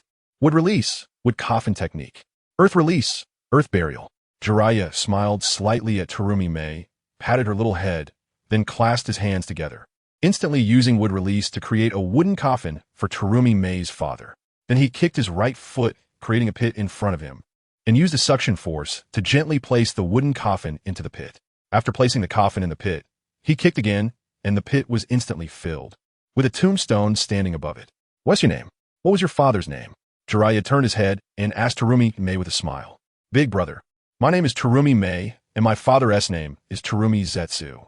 As Terumi Mei looked at the small mound of dirt, tears began to flow unconsciously, and she continued, Jiraiya then reached out and wrote on the tombstone in front of him. Let us go. I'll take you away. After doing all this, Jiraiya grabbed Terumi Mei's hand and smiled, resembling an evil uncle. Terumi Mei nodded slightly and held Jiraiya's hand as he led her away, glancing back at her father's tombstone and shedding a tear. Goodbye, Dad. I will live well and become stronger to protect myself. You can rest assured. I hope you have a better life in the afterlife, and maybe you're happily with Mom now? Rest in peace. Terumi Mei thought in her heart, then turned to look at Jiraiya, letting him take her away. Lord Jiraiya. Just as Jiraiya was taking Terumi Mei back to the land of snow, a small frog rushed over. The little frog was none other than Gamabunta's eldest son, Gamakichi. Gamakichi, dressed in a gray-black tank top, jumped in front of Jiraiya and said, a little frog? Can talk. So cute. When Terumi Mei saw Gamakichi, her eyes filled with curiosity, and she rushed over, wanting to catch Gamakichi, seemingly forgetting about her father's death and becoming a bit more cheerful. Ugly woman, don't come near me. Gamakichi jumped away as he saw Terumi Mei approaching, glaring at her angrily. This little frog is quite fierce. Do you believe I can turn you in a roasted frog right now? Terumi Mei, known as a little demon girl, turned cold when she saw Gamakichi's arrogance, threatening him as if she had transformed into a different person. After all, Terumi Mei possessed 2 Kekkei Genkai, making her significantly stronger than ordinary people. Perhaps it was because she had 2 Kekkei Genkai that she hadn't found a husband yet. After all, her husband might always have to worry that while kissing her, he might inexplicably be burned to ashes by her lava release. However, Jiraiya took her away to prepare her as a daughter-in-law for his beloved son. With Kai by possessing the Rinnegan, he could instantly absorb any of Terumi Mei's lava release or boil release, making it impossible for her to harm him. Otherwise, it would indeed be dangerous to worry about being melted during a quarrel. That's why Terumi Mei had been unable to find a husband. There were very few strong enough to suppress her abilities, and even if there were, they were all taken. All right. Jiraiya saw the standoff between the girl and the frog and shook his head with a wry smile. Gamakichi, what's up? Why are you out today? Jiraiya asked as he rarely saw Gamakichi outside, and was surprised he came to deliver a message. Lord Jiraiya, Lord Minato sent me to find you. Lord Minato is about to marry Kushina, and she is also pregnant. That's why I was sent to seek you, hoping you could attend the wedding. After hearing Jiraiya's words, Gamakichi ignored Terumi Mei and jumped onto Jiraiya's shoulder, speaking to him. Then Gamakichi spat out a letter and handed it to Jiraiya. It was a letter personally written by Minato. Oh, this kid Minato is finally getting married? It seems Naruto is about to be born? After hearing Gamakichi's words, Jiraiya's mouth curled up in a faint smile. I got it. Tell Minato that I will definitely be there that day. Jiraiya took the letter, glanced at it casually, and then patted Gamakichi's little head. All right, Lord Jiraiya, I won't disturb you any longer, goodbye. After hearing Jiraiya's words, Gamakichi immediately turned into a puff of smoke and disappeared. Interesting, it seems Naruto is about to be born ahead of time. A week later, there's still time. Jiraiya thought to himself, I should go back and see Tsunade. She should be back soon. It's time to take them back to Konoha. After Gamakichi left, fire suddenly burst from Jiraiya's right hand, burning the letter he held, and he stepped into a space crack with Terumi Mei disappearing from the spot. Why did I suddenly end up here? Where is this? This man is too terrifying. He brought me here without me noticing. I was just in the land of water, and now I'm definitely not in the land of water anymore. Zhao Meiming suddenly felt darkness before her eyes, and then inexplicably found herself in a world filled with snow and ice. She looked at Jiraiya beside her, feeling a mix of confusion and shock. This is the land of snow, where snow accumulates year-round. It's quite common, so there's no need to be surprised. You'll live here from now on. I'll introduce you to 2 people later. You can become playmates. Seeing the astonishment and confusion in Zhao Meiming's eyes, Jiraiya smiled slightly and then pulled her toward the room of the Senju divine tree. At this time, Tsunade and the others had returned from their outing, and he sensed it, so he led Zhao Meiming over.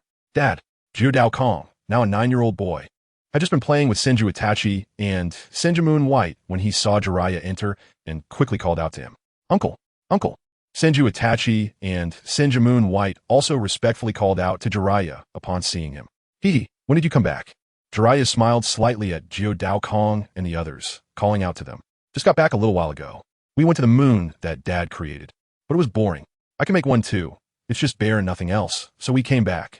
Jiudao Kong quickly replied, mentioning that their trip included a visit to Jiraiya's created moon, which was empty and uninteresting, prompting them to return.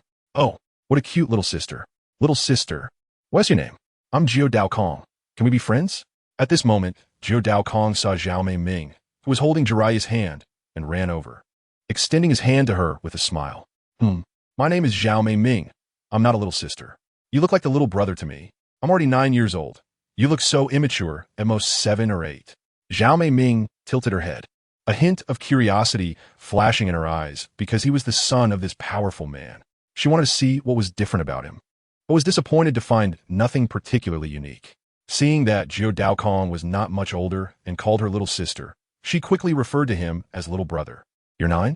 I'm also 9, born in March. How about you? Jiudao Kong, feeling indignant, always considered himself the older brother type, and was quick to mention his birth month in response to a little girl claiming to be the little brother. You're 9? I was born in May, so you're indeed older. But I don't like being called little sister. You can call me big sister.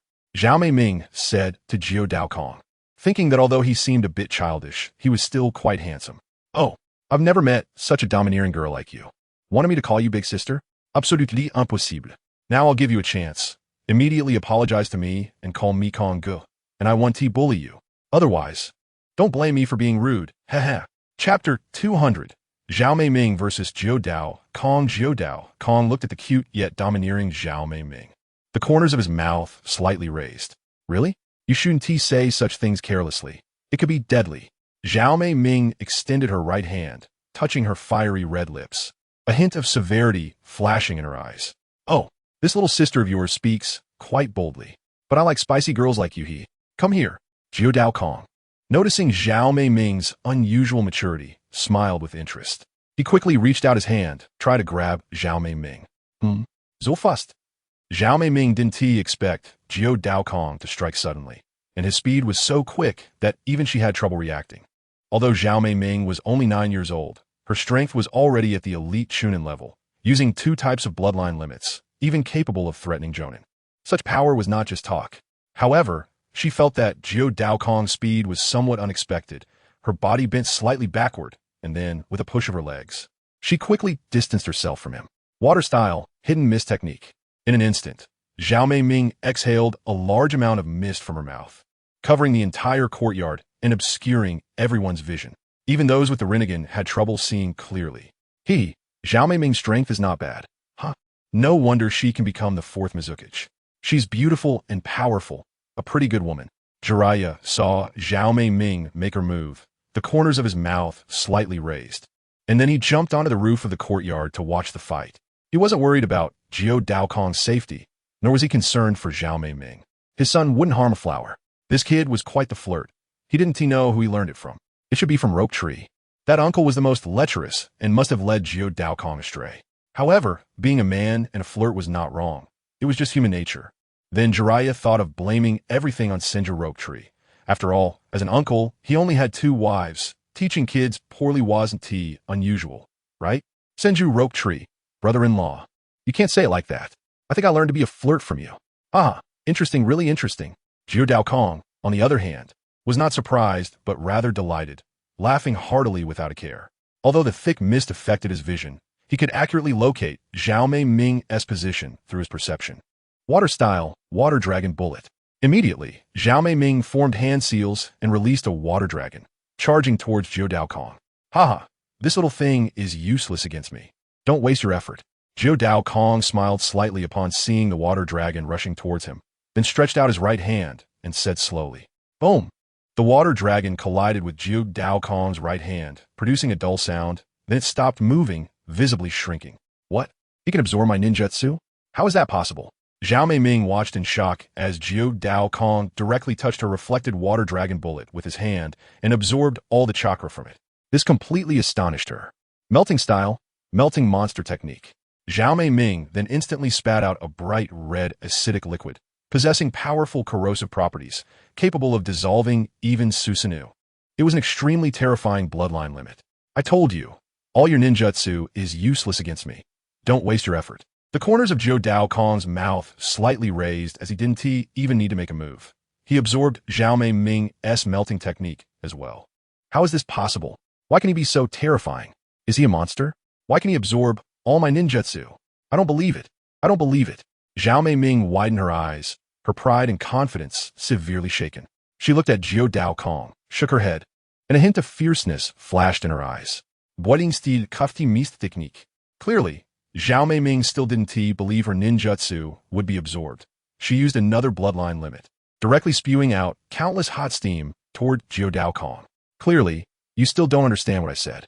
I told you, all of this is useless. Jiao Daokong flashed a hint of disdain in his eyes, once again absorbing the hot chakra in front of him completely. How is that possible? Terumi Mei felt utterly helpless now. All her ninjutsu had no effect on him, and Jiao Daokong instilled a sense of fear in her. How can it be impossible, little sister? At some point, Jiao Daokong had already appeared behind Terumi Mei, resting his head on her shoulder and blowing into her ear. Terumi Mei suddenly felt a tingling sensation in her ear. Her whole body softened, and she was instantly held in Jiao Daokong's arms. Hee, I see my uncle does this, so it must be quite effective, right? This skin is so smooth and soft.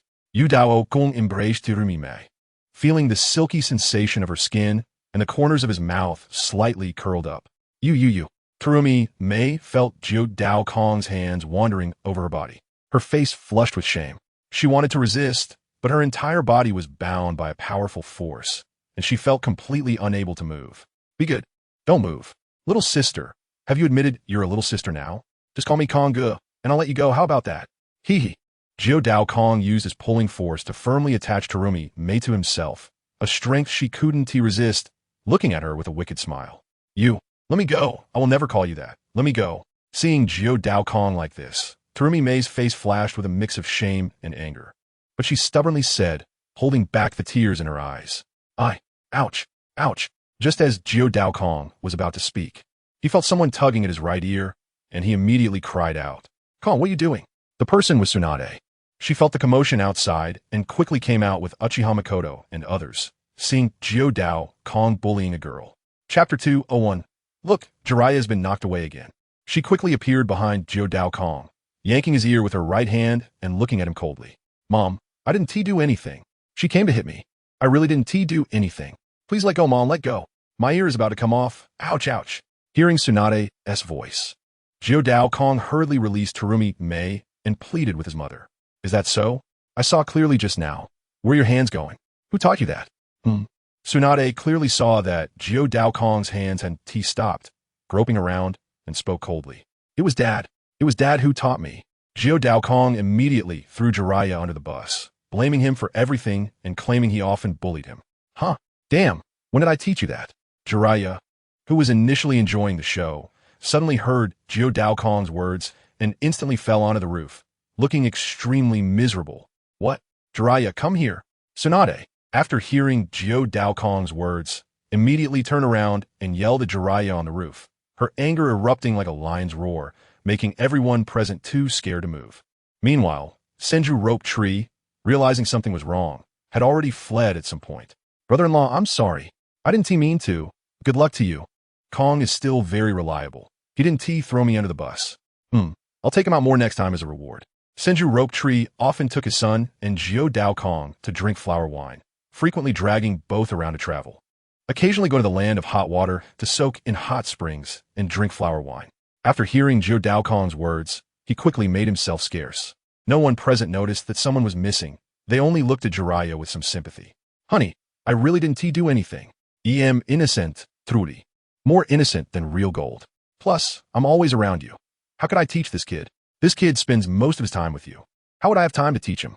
Jiraiya quickly stood up, looking at Tsunade awkwardly, raising his hands to prove his innocence, while glaring fiercely at Jiao Daokong. Is that so? Where have you been these days while we weren't home? Tsunade released Jiao Daokong, her gaze turning hostile as she approached Jiraiya, rolling up her sleeves, filled with murderous intent. Jiraiya suddenly found himself tongue-tied at Tsunade's question, recalling that he had spent the last few days with Kuratsuchi. If Tsunade found out, he would be doomed. I've been busy with work, as I told you before. Besides handling business, I just wanted to see some excitement, and then came back. Jiraiya then looked at Tsunade, trying to use his most sincere gaze to explain. Oh, then who is this little girl? Where did she come from? Don't tell me you picked her up? Or do you have another woman outside? Did you father a little child? Tsunade wouldn't listen to Jiraiya's explanations at all. After returning from a few days of travel, she saw him bringing a little girl back. Hearing Jiao Daokong's words made her even angrier, and she shot him a cold glance and asked, Honey, you're wrongfully accusing me. I brought her back from the Hidden Mist village. Her father was crushed to death, and seeing her pitiful, I took her back. It's really not what you think. Jiraiya quickly explained that Terumi may had nothing to do with him, as she was meant for Jiao Daokong. But Kuratsuchi indeed is a him, but Terumi may has nothing to do with it. Is that so? Super Strength Fist. Tsunade didn't care whether Jiraiya was telling the truth. She lightly leaped to his side and punched him in the face. I'm really being wronged. I will come back. Jiraiya was instantly sent flying by Tsunade, turning into a star in the sky, screaming in agony before disappearing. It's been a while since I hit you. I must have been itching for it. That punch felt so satisfying, as if I had returned to the past. Tsunade knew that her punch wouldn't harm Jiraiya at all, and seeing him fly away, she couldn't help but laugh, reminiscing about the good times they had together. What? Terumi didn't expect that the seemingly powerful Jiraiya would be knocked away by Tsunade with just one punch. Doesn't that make Tsunade even more formidable? Moreover, she is a woman. Such a powerful woman instantly made her determined to seek her as a teacher. Hello, I'm Terumi May. The big brother is right. My father was killed, so the big brother took me back out of pity. He said he would help me become stronger, so I came back with him. Seeing you, I feel like I found a powerful hope, and I hope you can take me as your disciple. Terumi May quickly approached Tsunade, hoping she would accept her and become her teacher, so she could become a strong person faster. Oh, is that so? Then why should I teach you? Tsunade turned around and saw Konan bowing respectfully to her, the corners of her mouth slightly lifting as she said, Why? They're not related to me. So what reason do I have to let others guide me? Konan thought for a moment. It was indeed so. Why should they teach her? For a moment, she was speechless. Mom, such a beautiful daughter, disciple, please accept her, right? Quadoke expressed that he liked Konan very much, and in the future, she would be his wife, which means she would also be your daughter-in-law. What problem would that be? You have no say here. When we get back, you will copy the medical notes 100 times. Tsunade glared at Quadoke with her beautiful eyes and said coldly, Mom, but there are over 30,000 words in one copy. Isn't that too much? How about 50 times? Quadoke, upon hearing Tsunade's words, instantly became weak. Too much? Then 200 times. Hand it to me before you go to bed tonight, or you won't be sleeping. Tsunade saw Quadoke trying to bargain and quickly doubled the amount. Chapter 202. Konan becomes Tsunade's disciple. No, 100 times. 100 times, I'll go write it now. Upon hearing Tsunade's words, Quadoke opened his mouth wide and quickly said, then immediately ran away. Hee hee. Conan laughed at Quadoke's words, and seeing his flustered appearance reminded her of how he had just bullied her. Her previous frustration and embarrassment vanished. Hee hee. This silly boy. Tsunade smiled slightly at Quadoke and shook her head. I can accept you and make you my disciple. However, I will only teach you medical ninjutsu. The rest you will need to research on your own. I see you have 2 special bloodline limits, and I don't want to interfere in that area. At most, I'll remind you if you have any misconceptions. Then, Tsunade turned to look at Conan, thinking that if she really became her daughter-in-law, she would have some qualifications. After all, Quadoke and Conan were of similar age, and her strength was also decent. With 2 bloodline limits, she could be considered a genius. And if they could marry after growing up, it wouldn't be a bad idea. Thank you, teacher. Conan felt overjoyed upon hearing Tsunade's words and quickly bowed to her. Well, let me introduce myself. My name is Senju Tsunade. That just now is my son, Quadoke, and these 2 are Senju Itachi and Senju Yukimaru. In the future, the 4 of you can play together. Come to me for training at 6 o'clock every morning. Since you just arrived today, get familiar with the environment first. We will start training tomorrow. Tsunade nodded slightly at Conan and then introduced herself, pointing to Senju Itachi and the other 2. Senju Tsunade, are you the legendary Lady Tsunade, the super strong one from Konoha who possesses would release? Upon hearing Tsunade's self-introduction, Conan was completely stunned, as Tsunade had become the benchmark for all female ninjas in the ninja world. All female ninjas aspired to become a formidable woman like Lady Tsunade, and for her to become her teacher made her extremely happy. Well, I didn't expect that after so many years of not appearing in the ninja world, someone would still remember my name. Hee hee. Tsunade smiled slightly at Conan's reaction. She had been absent from the ninja world for more than a decade and did not expect that anyone would still know her name. Of course, teacher's reputation is renowned throughout the ninja world. Back in my village, I would hear them comparing themselves to you every day, vowing to become a peerless powerhouse like you. Women are no less than men, and I have always firmly believed that. When Conan was in the Mist Village, she met many older ninjas, and every time she heard them talk about Tsunade, she would yearn for her. She also wanted to become a peerless woman like Tsunade, so that no one would dare to bully her anymore. Hee hee. Tsunade smiled slightly at Conan, reaching out to pat her on the head. Itachi, take Conan out for a stroll, and let your sister have some fun too. Make sure to let her get familiar with the land of snow. But don't go too far. Come back when the time is right, understood? Tsunade then directly called over Senju Itachi, instructing him to take Conan out to explore and get acquainted with the environment. Got it, Aunt. Senju Itachi glanced coldly at Conan, then nodded and said, Hee hee, brother. Then let us go play. Let us have a snowball fight. It's been a long time since we had one. Senju Yukimaru smiled slightly at Senju Itachi and happily said, while holding her brother's hand, okay. Looking at his sister, a hint of affection flashed in Senju Itachi's eyes as he reached out to pat her head. Senju Itachi then took his sister and Conan outside, with Conan quietly following behind them. This little handsome guy looks cold, but his personality is quite aloof. Humph. Compared to Quadoke, he is indeed a bit different. I wonder who is stronger between the 2 of them. Seeing that Senju Itachi completely ignored her, always responding coldly when he saw her, Conan couldn't help but think. Sister May, I'll take you to play in the snow. It's really fun. This is where we usually train, and over there is the school where we train ninjas in the Snow Ninja Village. And here. But Senju Yukimaru was not like her brother. She was very gentle and kind, continuously introducing everything to Conan. Finally, Conan found someone to talk to, and the 2 of them were chatting and laughing, which made Senju Itachi feel a bit jealous.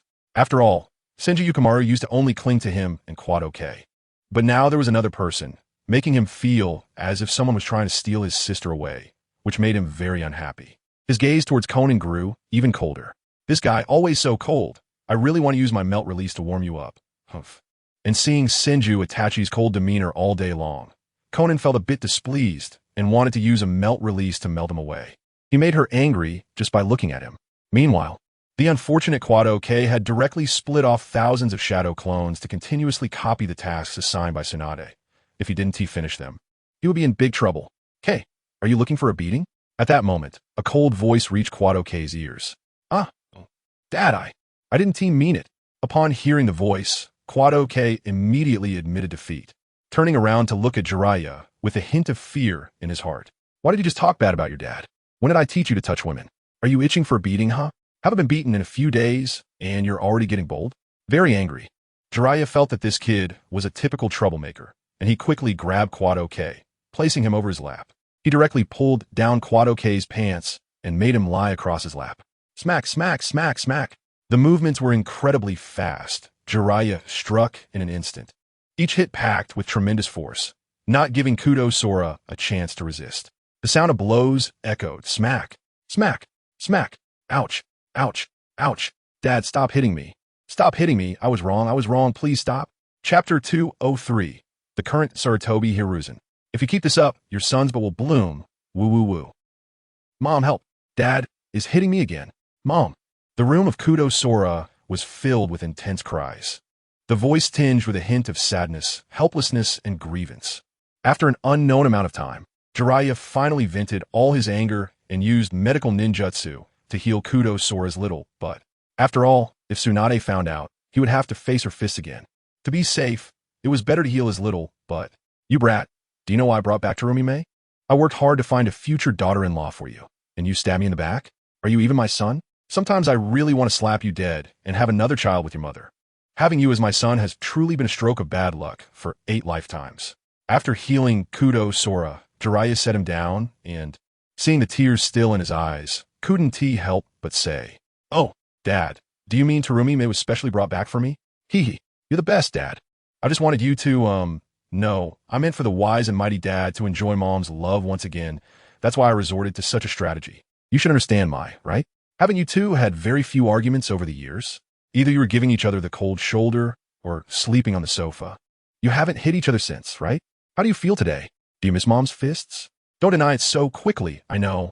Upon hearing Jiraiya's words, Kudo Sora's heart blossomed with joy. This little lecher had long since taken a liking to Terumi-May. Such a delicate little girl. Only he was worthy of her, right? He didn't expect his own father had intentionally brought her back for him, which made it even better.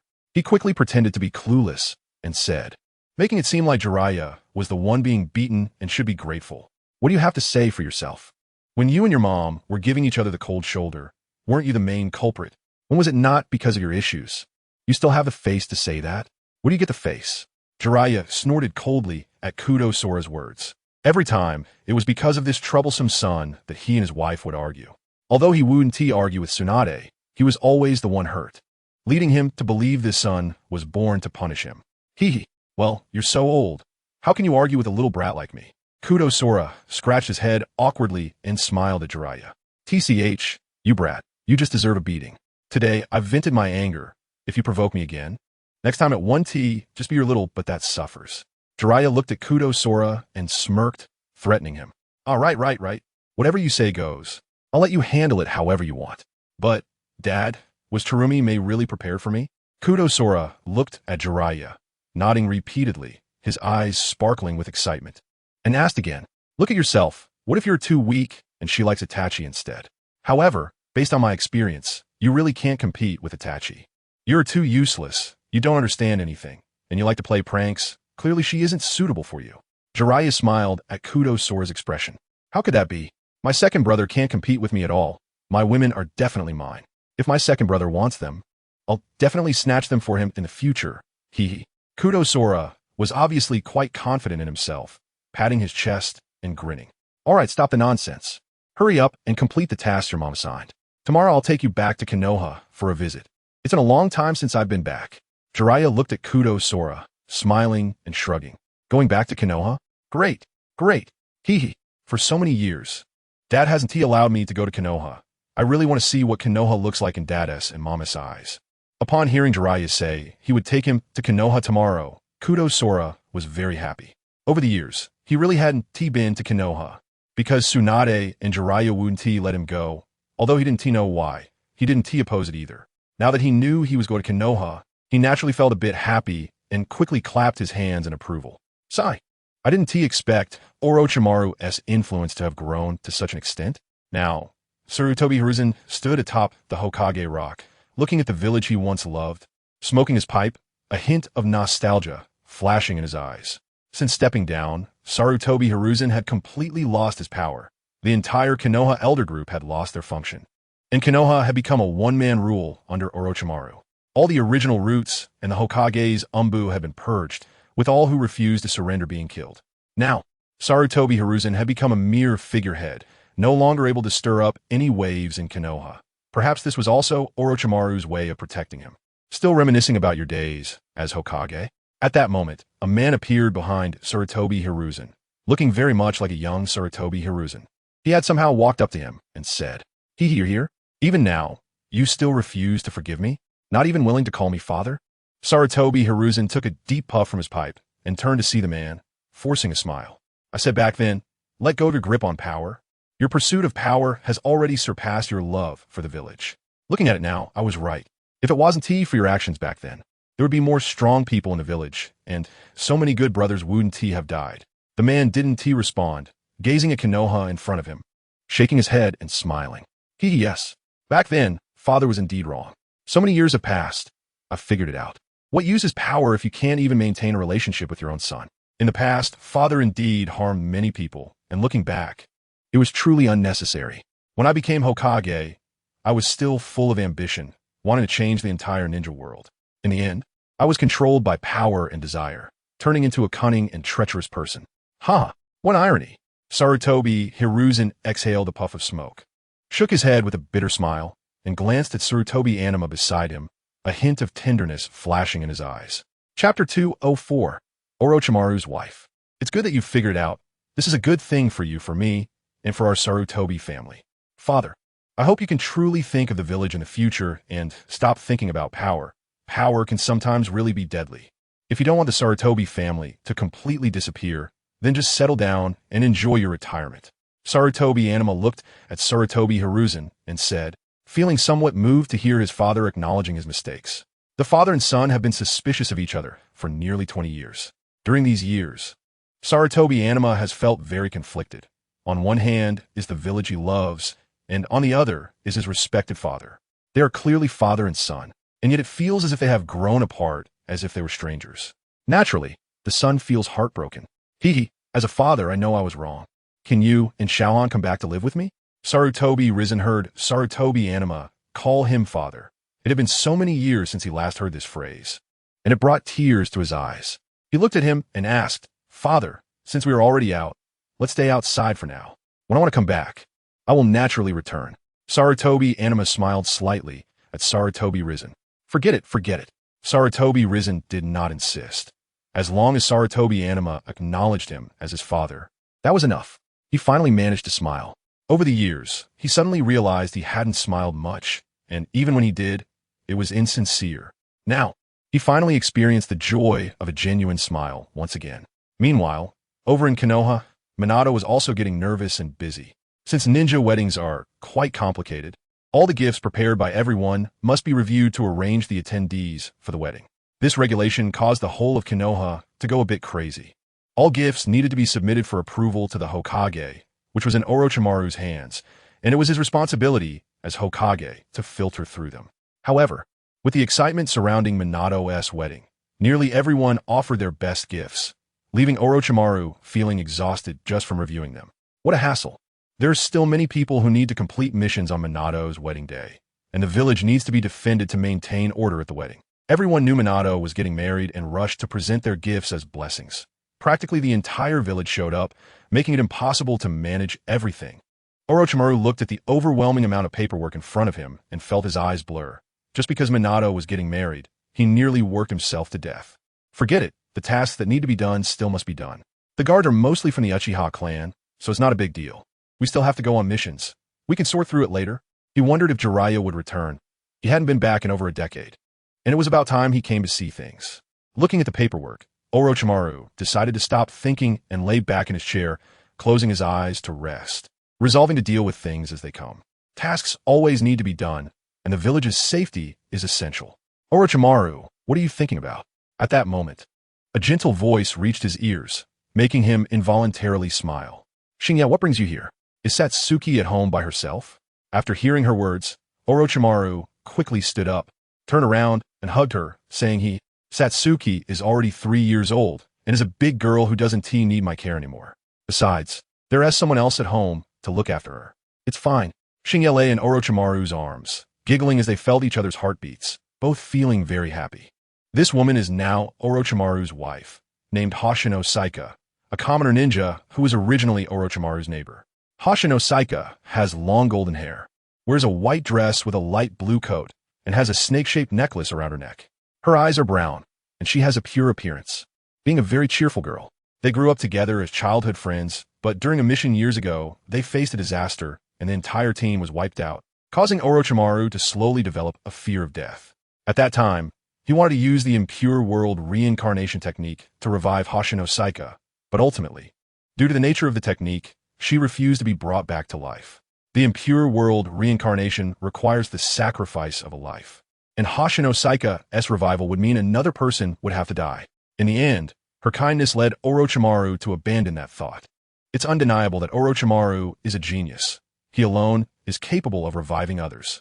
First, by using the impure world reincarnation, he can summon the souls of the deceased from the afterlife, then allow their souls to exit their bodies and directly use the impure world reincarnation technique to occupy another person's body. This way, he can achieve a perfect revival. Although it causes some damage to the soul, the cost is minimal compared to the ability to revive someone. Therefore, Orochimaru is considered the most brilliant genius in the entire ninja world, having extensively studied the human soul, surpassing anyone else. Indeed. Orochimaru reached out and gently touched Hoshino Saika's hair, smiling slightly. Satsuki is the child of Orochimaru and Hoshino Saika, now 3 years old and born in the 41st year of Konoha, resembling Satsuki from the original story, though with slightly different eyes. The newborn Satsuki had not awakened any bloodline abilities, perhaps similar to Indra. Despite having Otsutsuki blood, Hoshino Saika's bloodline made it even more chaotic, leading to the need for stimulation to awaken. However, Orochimaru is not worried because he has potions to enhance bloodlines, which he is constantly improving. The reason he hasn't used them yet is that he has his considerations. Gaining powerful abilities too early may not necessarily be a good thing. Satsuki is also very kind and loves to raise cats at home, carrying her cat everywhere she goes. What were you thinking about just now? You seemed lost in thought. Hoshino Saika looked up at Orochimaru and asked, "Nothing much, just that Minato is getting married, and I'm processing the paperwork. This kid's wedding has made the entire village aware of it, and he is quite popular, with everyone wanting to attend his wedding. However, there are still missions to complete, and the village needs to be defended, so personnel arrangements must be made carefully." Chapter 205. Guy, Kakashi's eternal rival Orochimaru looked at Hoshino Saika and smiled slightly, then pointed at the paperwork in front of him with a wry smile. Is that so? I was wondering why you looked so worried." Hoshino Saika chuckled, seeing Orochimaru's expression. "Actually, it's quite simple. We can utilize the root members to send them out on missions, while the others can stay in Konoha to attend the wedding. The root members are generally quite strong and have good execution abilities, but if they all go out, the village's defenses may be weakened. However, given the current peaceful era, there shouldn't be any significant issues. It's almost impossible for anyone to invade Konoha." Hoshino Saika shared her opinion. The root members are essentially hidden assassins, rarely seen, responsible for tasks like assassination and intelligence gathering. They are a significant asset to the Hokage, but in the current situation, taking them all out wouldn't matter much. I'll listen to you. With me in Konoha, nothing will go wrong." Orochimaru saw Hoshino Saika and thought for a moment, feeling there was no problem. If they all wanted to attend the wedding, then let them go. The remaining tasks could be handled by the root members, who are generally elite Chunin or above, with strong execution capabilities. So completing missions would not be an issue at all. As for the safety of Konoha, Orochimaru is confident that he can protect it well. After all, he currently possesses the strength of the Sage of Six Paths. Hoshino Shizuka smiled slightly at Orochimaru. Previously, Orochimaru had only revived the young Hoshino Shizuka, but now, 8 years have passed, and she has naturally grown up. The two of them have had a child, which everyone in the village knows. Just as Orochimaru and Hoshino Shizuka were flirting, Kakashi had just finished a mission and saw that there seemed to be a new book for sale in Konoha. So he hurriedly ran to buy it. What is this? Kakashi arrived at the bookstore and was stunned to see a book. This was the new book he had been eagerly waiting for a year, and he couldn't help but tremble with excitement. That's right, this is Paradise of Affection. Originally a masterpiece by Jiraiya, which had started to be sold in the ninja world at some unknown time. No one knows who wrote it, because it was unsigned, but everyone loves to read it, especially men. Soon, Kakashi bought the long-awaited treasure and opened Paradise of Affection with great anticipation. The book seemed to emit light, radiating endless brilliance, making his pupils dilate after just one glance. Kakashi, what are you looking at? At that moment, Guy appeared in front of Kakashi without him noticing. Seeing Kakashi's lewd expression, he quickly ran over and asked, "Ah." Upon hearing Guy's words, Kakashi instantly put away Paradise of Affection and looked at Guy as if nothing had happened. "It's nothing. I have something to do, so I'll be leaving." Clearly, Kakashi did not want to stay with Guy. He was already eager to read his Paradise of Affection. "Jo, Kakashi. Long time no see. How have you been lately?" Just as Kakashi was about to leave, Guy caught him, putting an arm around his neck and smiling as he asked. Since the matter of joining the Umbu couldn't be casually mentioned, Guy didn't know what Kakashi had been doing during this time. Hence his question. "Nothing much, just doing missions." Kakashi glanced at Guy, wanting to run away. He had been waiting so long for Paradise of Affection that he couldn't wait to read it. "Great. Since you have nothing to do, let's have a match." Guy exclaimed, "I've been waiting for this long-awaited match." Hearing that Kakashi had nothing to do, Guy quickly looked at him and gave him a thumbs up, showing off his bright white teeth, performing his signature move perfectly. "Why? I don't want to duel, okay?" Kakashi felt a drop of sweat on his forehead after hearing Guy's words and said, "Why? You dare to ask me why?" "Because we are eternal rivals. You will always be my opponent and my goal to strive for. We've only had about 50 matches so far, and there will be another 100, 200, or even 1,000 more. Today is just one of those additional matches." Guy danced around like a fluttering leaf, constantly showing off moves in front of Kakashi. Then, seeing Guy like this, Kakashi also wanted to end the battle quickly, extending his fist in front of Guy. "No using the Sharingan, okay?" Hee. Guy, seeing Kakashi's stance, eagerly extended his hand to compete. Rock, paper, scissors.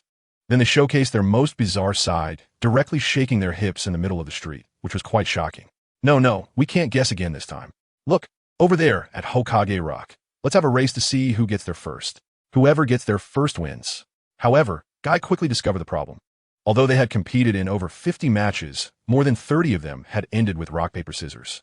This time, he couldn't let it go so easily. He had to create a proper match to compare their strengths. This seems to take a lot of time, right? I still have. A hint of darkness flashed in Kakashi's gaze. He was still waiting to read Paradise of Affection. How could he waste time here? What are we waiting for? Now is the best time. Nothing is more important than our match. Kakashi, let's have a passionate contest.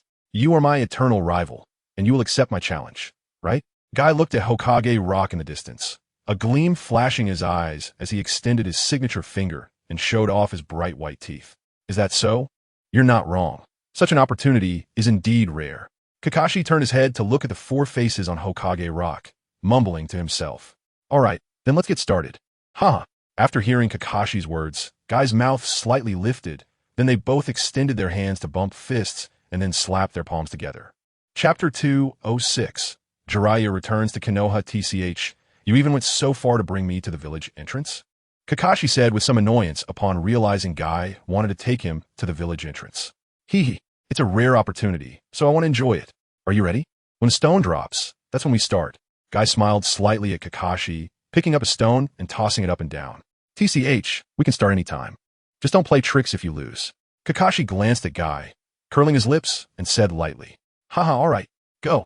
Upon hearing Kakashi's words, Guy, unconcerned, directly threw the stone, and both of them looked up at the sky, closely watching the stone fall. Thud! As the stone dropped, they both immediately took a starting position. Start!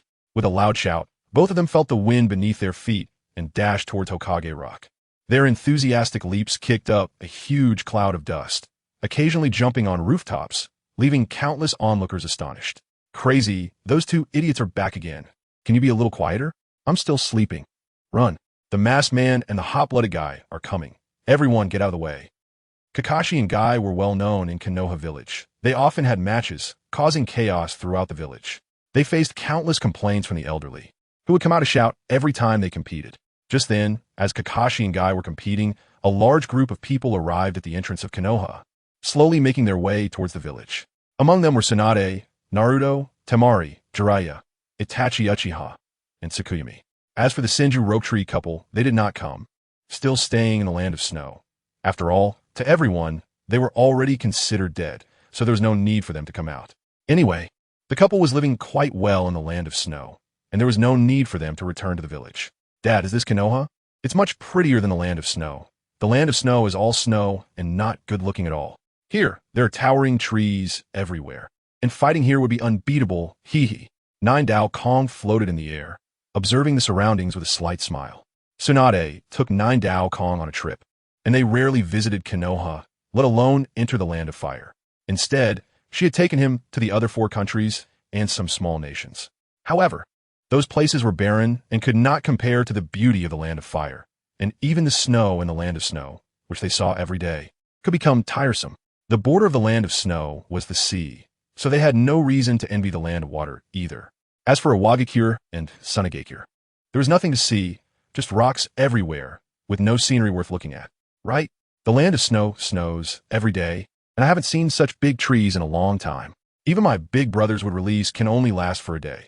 After that, it's all just snow, which isn't pretty at all. I love these lush trees so much, hee hee. Senju GetsKamui said with wide eyes, lying on Senju Itachi's back, looking at the trees around them and giggling. Everything gets boring after a while. You guys are tired of looking at snow? But many people have never seen snow and envy the snowy places of the land of snow. If you lived here, you'd feel the same way and envy the life in other places. Jiraiya smiled as he looked at them. Koyuki agreed with Jiraiya's words. Indeed, she had never seen such a large expanse of snow as in the land of snow. All right, Konoha is just ahead. When we go in later, don't cause any trouble. Got it. Later, Mommy will take you to meet your uncle, so don't mess around, understood? Tsunade turned to the group and said with a smile. The uncle she referred to was Orochimaru. Although Orochimaru was 2 months younger than Tsunade, he was a month older than Jiraiya, so he was addressed as uncle. Uncle? Is that the research man Andy was talking about? Senju Itachi suddenly interjected. He was also quite interested in research, but what he was most interested in was Nine Dao Kong. He wanted to see if he had a chance to defeat him. Although his father said he would enhance his bloodline when he grew up, that was too far away, and he was a bit impatient. He had always been suppressed by Nine Dao Kong and felt very unconvinced, but each battle ended in his defeat. So when he heard Jiraiya mention Orochimaru before, he was eager to meet him, as he was known to be a research fanatic who developed bloodline enhancement potions. Itachi, you can't say that. Orochimaru is your father's teacher. If you think about it, he's your grand teacher. Tsunade suddenly stopped, frowning as she looked at Senju Itachi. I understand, Annie. Seeing Tsunade's expression, Senju Itachi quickly lowered his head to apologize. You need to be polite to your uncle. Tsunade nodded slightly at Senju Itachi's demeanor, and then the group continued walking towards Konoha village. Soon, they arrived at the entrance of Konoha village. Jiraiya and Tsunade felt a wave of nostalgia as they looked at the long-missed village. It's been over a decade. We're back again. Hee. Jiraiya smiled at the gate of Konoha, exchanging glances with Tsunade. Yes, I wonder what changes have taken place in the village, Tsunade replied, recalling the experiences they had in the village years ago, feeling as if they had returned to many years ago. She looked up at Konoha village and smiled slightly. Tsunade? Jiraiya? You two are back. Just as Jiraiya and Tsunade arrived at the village entrance, the guards responsible for watching the Konoha gate were completely stunned, as they saw the 2 legendary powerhouses who had disappeared for over a decade and stammered their questions. Yes, it's been over 10 years, and there are still people who remember us? Can we go in without any issues? Jiraiya smiled slightly at them and asked, knowing that they hadn't returned in a long time and that the guards at the Konoha gate couldn't just let anyone in and didn't want to make things difficult for them. No problem, of course, no problem. Lord Tsunade, Lord Jiraiya, please come in. By the way, Lord Tsunade, Lord Jiraiya, could you please give me an autograph? The guarding ninja quickly nodded, smiling as he blushed, pulling out his little notebook and handing it to Jiraiya and Tsunade. My little child really likes Lord Tsunade and Lord Jiraiya, and I hope you both can fulfill this request. The ninja said as he looked at Jiraiya and Tsunade, explaining that his child was a big fan of theirs, and that getting an autograph would surely bring them great joy. Sure. Tsunade, hearing that it was for the child, did not refuse and directly signed her name before handing the pen to Jiraiya. Jiraiya took the pen from Tsunade and signed his name as well. Soon, they entered Konoha village, and at that moment, Orochimaru had already received the news. Lord 4th Hokage, Lord Jiraiya, and Lord Tsunade have returned and have already entered the village. An Umbu appeared before Orochimaru and reported what he had seen. Oh, is that so? Got it. You can leave now. Orochimaru's eyes flashed with surprise, and he quickly stood up from his seat. Yes. The Umbu instantly vanished from spot. Orochimaru then changed into casual clothes and walked out. Brother, I want to eat that dumpling. It looks so good. At that moment, Senju GetsKamui who was on Senju Itachi's back, saw the array of delicious food on the street. Her eyes filled with delight. When she saw the dumplings, her eyes sparkled, and she quickly pointed at them. All right, I'll buy it for you. Senju Itachi smiled at Senju GetsKamui, quickly carrying her to buy the dumplings. Do you want some? I can buy dumplings for you too? Nine Dao Kong noticed that Koyuki seemed to want to eat as well and turned to ask her. What does he want to do? Does he want to pursue me? Koyuki did indeed have some interest, but she had no money, so she suppressed her craving. However, when she heard Nine Dao Kong's words, her beautiful eyes fixed on him, and for some reason, she felt a hint of sweetness in her heart. From the looks of it, you probably don't want to eat? Then forget it. Seeing Koyuki in a daze, Nine Dao Kong shrugged and turned away. Koyuki had some good feelings for Nine Dao Kong, but his words made her a bit angry. After a cold snort, she turned her head away. Universal pull. Upon hearing Koyuki's cold snort, Nine Dao Kong's mouth curled into a slight smile, and he directly took out money from his pocket, using universal pull to float the money into the shopkeeper's store. Then, he pulled out 4 skewers of dumplings and held them in his hand. I have to say, the Six Paths power is simply a chick magnet. Jiraiya frowned when he saw Nine Dao Kong using the Six Paths power, but seeing the two of them like this, he shook his head and smiled. Here you go. Nine Dao Kong turned around with the dumplings and handed them to Cookie, squinting his eyes and smiling. This big bad guy just knows how to deceive me. However, for the sake of the meatball, I won't hold it against you. When Koyomi saw Kujo handing her the meatball, her little face turned slightly red. She then accepted the meatball he offered and said coldly. Although her tone seemed very cold, it carried a hint of shyness. Koyomi, you look really beautiful when you're angry. Kujo couldn't help but compliment her upon seeing Koyomi's expression. Is this considered a confession? Koyomi was taken aback by Kujo's sudden confession, looking at him with her face growing redder, unsure of what to say. Bang! Ouch! At that moment, Tsunade appeared behind Kujo out of nowhere and directly punched him, causing a small bump to form on his head. Mom, why did you hit me? It hurts so much. Kujo, suddenly being ambushed by Tsunade, instantly hugged his head, bent over, and said with a grimace. Ha. Seeing Kujo like this, Koyomi couldn't help but laugh, feeling a sweet sensation in her heart for some reason. Wow, so beautiful. When Kujo saw Koyomi laughing, he instantly forgot about the bump on his head, as if he felt nothing, and opened his mouth wide. At such a young age, not learning properly, trying to learn from your uncle how to flirt? Tsunade frowned and said coldly to Kujo, and then seeing him looking like a silly boy, she wanted to punch him again. All right, let's not meddle too much in the children's matters, Let them figure it out themselves. Wasn't I also pestering you all day back then? Jiraiya pulled Tsunade over and whispered in her ear, reminiscing about the childhood times. Recalling how Tsunade was also crazy in her pursuits and even set up heroic rescue scenarios. You still have the nerve to say that? Tsunade recalled Jiraiya from back then, the corners of her mouth slightly raised, pretending to be angry. Jiraiya then smiled and continued walking forward, holding Tsunade's hand. Meanwhile, Senju Itachi had bought some meatballs, and Senju White was happily eating them on his back. Seeing Senju White like this, Senju Itachi smiled slightly. This was his simple happiness. You two finally decided to come back, huh? At that moment, Orochimaru, dressed in casual clothes, approached the two, reminiscing after not seeing them for many years, with a glint of joy and nostalgia in his eyes. Our fourth Hokage is a busy person, so we won't disturb you too much, right? When Jiraiya saw Orochimaru coming over, he quickly went up to shake his hand, and the two bumped shoulders while laughing. TCH, I know your personality well. Once you go out, you're like a wild horse, and you wouldn't think of me at all. Orochimaru looked at Jiraiya with a resentful expression, shaking his head with a bitter smile. How could that be? Didn't I come back to see you today? Come on, Kujo, meet your Uncle Snake. Jiraiya looked at Orochimaru's somewhat resentful eyes and laughed, then immediately called Kujo over and introduced him. Kujo, nice to meet you. Orochimaru smiled slightly at Kujo, the corners of his mouth lifting. Chapter 208. Otsutsuki's Attack. Hello, Uncle Snake. Uncle Snake, you sent a 9 tails to my second brother. Can you send me a few more? Controlling them as toys seems quite interesting. Kujo thought of the 9 tails Orochimaru had sent to Senju Itachi and laughed. You little brat, you're quite interesting. I can, but let's see if your dad will allow it. Your dad has one himself. There's no need to ask me, right? After hearing Kujo's words, Orochimaru's mouth slightly lifted. Slap. Jiraiya then directly slapped Kujo on the head. What are you trying to do? Don't set your sights on those things. Your dad still has use for them. Looking at Kujo's pitiful expression, Jiraiya said with a smile. All right, let's not do this in the street. There are so many people watching. Tsunade noticed that many people had already started to gather around them, and quickly said to Orochimaru, Haha, that's right, you two are celebrities and long-lost ones at that. Let's go. First, come with me to the office. Orochimaru glanced around, a slight smile on his lips, and laughed, then turned and led everyone toward the Hokage building. In the sky above Konoha, a man dressed in a white robe, with pale skin similar to Otsutsuki Kagaya, grayish-white long hair, and two horn-like hard objects growing from his forehead. His eyes looked like white eyes, and there was an unknown eye closed on his forehead.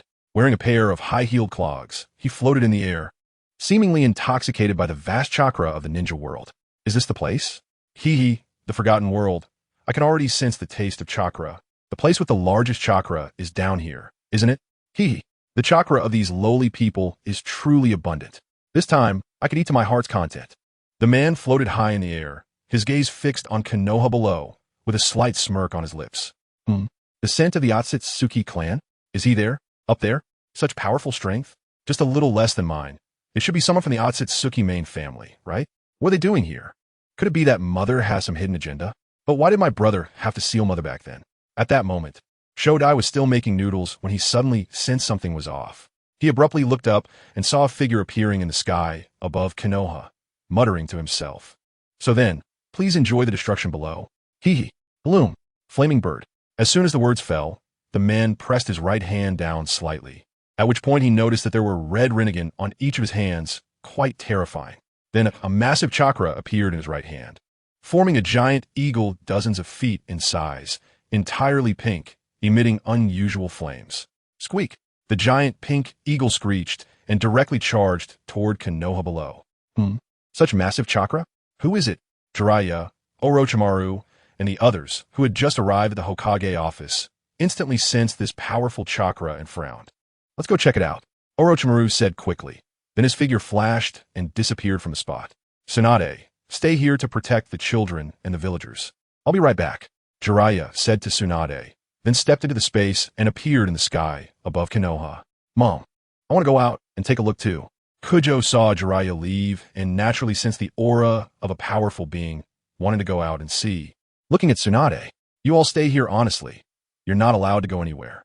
The strong person outside is not something you can handle right now. If you want to participate in such a battle, you must first improve your strength. Tsunade looked at Kujo, her brow furrowed, and quickly scolded them. That person outside is at least a 6 paths level character. Your current strength is not enough to confront such a strong being. Mom! Kidoko looked eager to try out for a fight.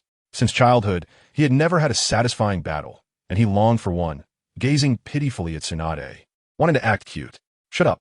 Tsunade's authority as the head of the family was displayed as she said to Kidoko and the others. Kakashi had just finished his match with Guy, barely winning in the end. How did he win? The reason was a banana peel. While eating, Kakashi tossed the peel right at Guy's feet, causing him to slip and fall, leading to Kakashi's narrow victory. What is that presence? An enemy is approaching. Kakashi and Guy frowned, looking up at the sky, suddenly seeing a massive pink eagle charging toward the Konoha barrier. Not good, Guy. There's an external enemy invading. You go notify Lord 4th Hokage. I'll hold them off for a bit. Seeing someone attacking Konoha, Kakashi quickly told Guy. Okay, be careful. I'll notify Lord 4th right away. Guy nodded slightly and then disappeared. Damn, this power is so strong. Who is it? Kakashi felt a chakra that posed a considerable threat to him, his brow furrowing as he floated up into the air above Konoha. At that moment, alarms sounded throughout Konoha. When Orochimaru went out, he hurriedly instructed the Umbu to evacuate the citizens to the shelters. Oh, there's actually a member of the Otsutsuki clan? No, wait. Mixed blood? I see. It's just a bunch of rodents, not worth worrying about. Just then, the man saw Kakashi flying toward him, a slight smirk appearing on his face as he sensed the mixed blood within Kakashi, chuckling disdainfully. The entire village was also in a tense and orderly evacuation, with Minato, Kushina, and others appearing in the village center, looking up at Kakashi and the Otsutsuki man. When did Kakashi learn to fly? And his strength? Minato was puzzled to see Kakashi flying, but upon sensing the powerful chakra from above, his brow furrowed. Kushina, be careful. This person is very strong. I sense a hint of Sage of 6 Paths aura from him. He is likely a member of the Otsutsuki clan, so you all need to be cautious. Moreover, if my guess is correct, his target is likely me. The Ninetales sense the immense chakra attack and a hint of Otsutsuki's aura, identical to that of the Sage of Six Paths, Chapter 209. Otsutsuki Tenshi's arrival. What? The Otsutsuki clan? What is that? Kushina frowned upon hearing the Ninetales' words, clearly unaware of who the Otsutsuki actually were. An aura like the Sage of Six Paths? Minato then heard the most critical phrase, that being the aura similar to the Sage of Six Paths, indicating that this person was indeed very powerful, comparable to a sage. Is that Kakashi? Why is Kakashi in the sky? Huh? Why did Kakashi come out? Who exactly is this person? Such powerful strength, such terrifying chakra. Numerous strong individuals in the village appeared, seeing the powerful Otsutsuki clan member in the sky, all furrowing their brows. What immense chakra! Kakashi looked at the massive pink eagle in front of him, his brow furrowing, then extended his right hand to touch the enormous eagle, his left eye's Rinnegan instantly appearing. Soon, as Kakashi touched the giant eagle, the immense chakra was instantly absorbed by him. Oh, a six-tomo Rinnegan? Or was it golden? Hee, interesting, very interesting. What is your name? The Otsutsuki man was slightly surprised to see Kakashi possess the golden six-tomo Rinnegan and then asked with a smile. What is your name? Why did you come to our Konoha? What is your purpose? Leave quickly, or don't blame me for being rude. Kakashi coldly snorted at the Otsutsuki man, threatening him, his eyes constantly fixed on him. Haha, my name is Otsutsuki Tenshi. You also possess my Otsutsuki bloodline. Although it's a bit lacking, it is still of the same family. Move aside quickly, and I won't kill you. Otsutsuki Tenshi looked at Kakashi, a slight smirk on his lips. But the Otsutsuki clan has not received orders. They are not allowed to kill their own kind arbitrarily. Although Kakashi possesses some mixed blood, it is presumed that his perfect bloodline, while lacking somewhat, also includes the bloodline of the third or second Otsutsuki, making it unsuitable to kill him arbitrarily. Otsutsuki Tenshi? Otsutsuki bloodline? Could it be the bloodline from that potion Lord Fourth made me drink? It changed my original bloodline, turning it into the same as this person in front of me. The same family. It seems they should be from some other Otsutsuki clan. However, there are no Otsutsuki clan members in the entire ninja world. Nor is there such a name. Where exactly is he from? Upon hearing Otsutsuki Tenshi's words, Kakashi furrowed his brows and mumbled to himself. After all, there is no record of the so-called Otsutsuki clan in the entire ninja world, and very few people know about it. I don't care who you are, but you cannot destroy Konoha. Leave here immediately, or I will have to take action. Regardless of who Otsutsuki Tenshi is, as long as he threatens Konoha, he must be driven away or killed. Kakashi threatened again. Then he drew his short sword, looking menacingly at Otsutsuki Tenshi. Haha, you a person with mixed blood? Still want to teach me a lesson? Who gave you the courage? Since you want to stop me from absorbing chakra, although I can't kill you, I can only capture you and throw you aside. I must say, you really are meddling in other people's business. Otsutsuki Tenshi chuckled at Kakashi's words, laughing heartily, finding it the most ridiculous thing he has ever heard that someone with mixed blood wanted to teach him a lesson. Just as he finished speaking, Otsutsuki Tenshi instantly disappeared from his spot, directly appearing above Kakashi. Where is he? So fast. Kakashi's strength was still far from Otsutsuki Tenshi's, and in an instant he was kicked down by Otsutsuki Tenshi with a single taijutsu move, shattering the Konoha barrier and crashing to the ground. Boom! Crack! Bang! Just like that, Kakashi was sent flying by Otsutsuki Tenshi's attack, crashing to the ground, and within a radius of several dozen meters. All buildings shattered, shocking everyone in Konoha. His strength is so strong. I completely couldn't see his movements just now. That's right, putting aside why Kakashi can fly, Kakashi, as an elite Jonin, has probably already reached the level of Kage, yet he was easily defeated. This person is very strong. We need to be careful. We have never seen such a powerful individual before, someone who can casually send a Kage-level person flying. Even if I went up, I wouldn't be much better than Kakashi. Because Kakashi was instantly sent flying, everyone who knew him was stunned. They knew Kakashi had at least Kage-level strength, yet he was easily defeated. They were all shocked by Otsutsuki Tenshi's power, but what they didn't know was that Kakashi currently possessed peak demigod strength, meaning his current power was on par with Senju Hashirama. If using the ability of the Rinnegan, he would be a level stronger than Senju Hashirama, but he was still easily defeated by Otsutsuki Kinshiki. This person's strength has already reached the peak of the Six Paths. It's normal for Kakashi not to be his opponent. The one speaking was naturally Jiraiya, who stood beside Orochimaru, frowning as he looked at Otsutsuki Kinshiki in the sky, saying softly, "Is that so? Having the same strength as me makes things a bit tricky. If we fight here, Konoha will be destroyed. We must lure this person away." Orochimaru frowned, looking at Otsutsuki Kinshiki in the sky. He himself was only at the peak of the six paths. Yet he didn't expect that even a casual member of the Otsutsuki clan would possess the strength of the six paths, which was quite shocking to him. It seems I need to speed on my research. Now, even a random member of the Otsutsuki clan is at the six paths level. 1 or 2 might be manageable. But if a group comes, how do we deal with that? If even a random one is at the six paths level, how many six paths level beings does the Otsutsuki clan actually have after countless years? There might even be those above that level. This is simply too terrifying. Orochimaru felt anxious about the progress of his research. He must quickly bring his research results to fruition. Facing the unknown danger, the strength of the Otsutsuki clan left him in shock. He now had a wife and son. He absolutely could not let them suffer any harm. Chapter 210. Everyone enters the alternate dimensionum. Find a way to take him away. Even if my strength is greater than his here, a casual strike could destroy Konoha. If we use a large-scale Rinnegan technique, one of us will die. Although I could resurrect you, this would expose too much and be detrimental to our future plans. Jiraiya nodded slightly. Although he could use the Rinnegan's technique, reviving people on such a large scale would certainly result in one person's death. Once that person died, the one who resurrected them would have to operate from the shadows, which would hinder their actions. If word got out that Konoha had many Rinnegan users, that would be a problem. Cough, cough, cough. Bang. Kakashi emerged from the ruins, with all the surrounding stones inexplicably floating in the air. This person's strength is so strong, cough, cough, cough. Feeling himself being knocked away, the force nearly made him dizzy. He looked up at Otsutsuki Kinshiki in the sky, his eyes flashing with a hint of caution. It's too dangerous to fight here.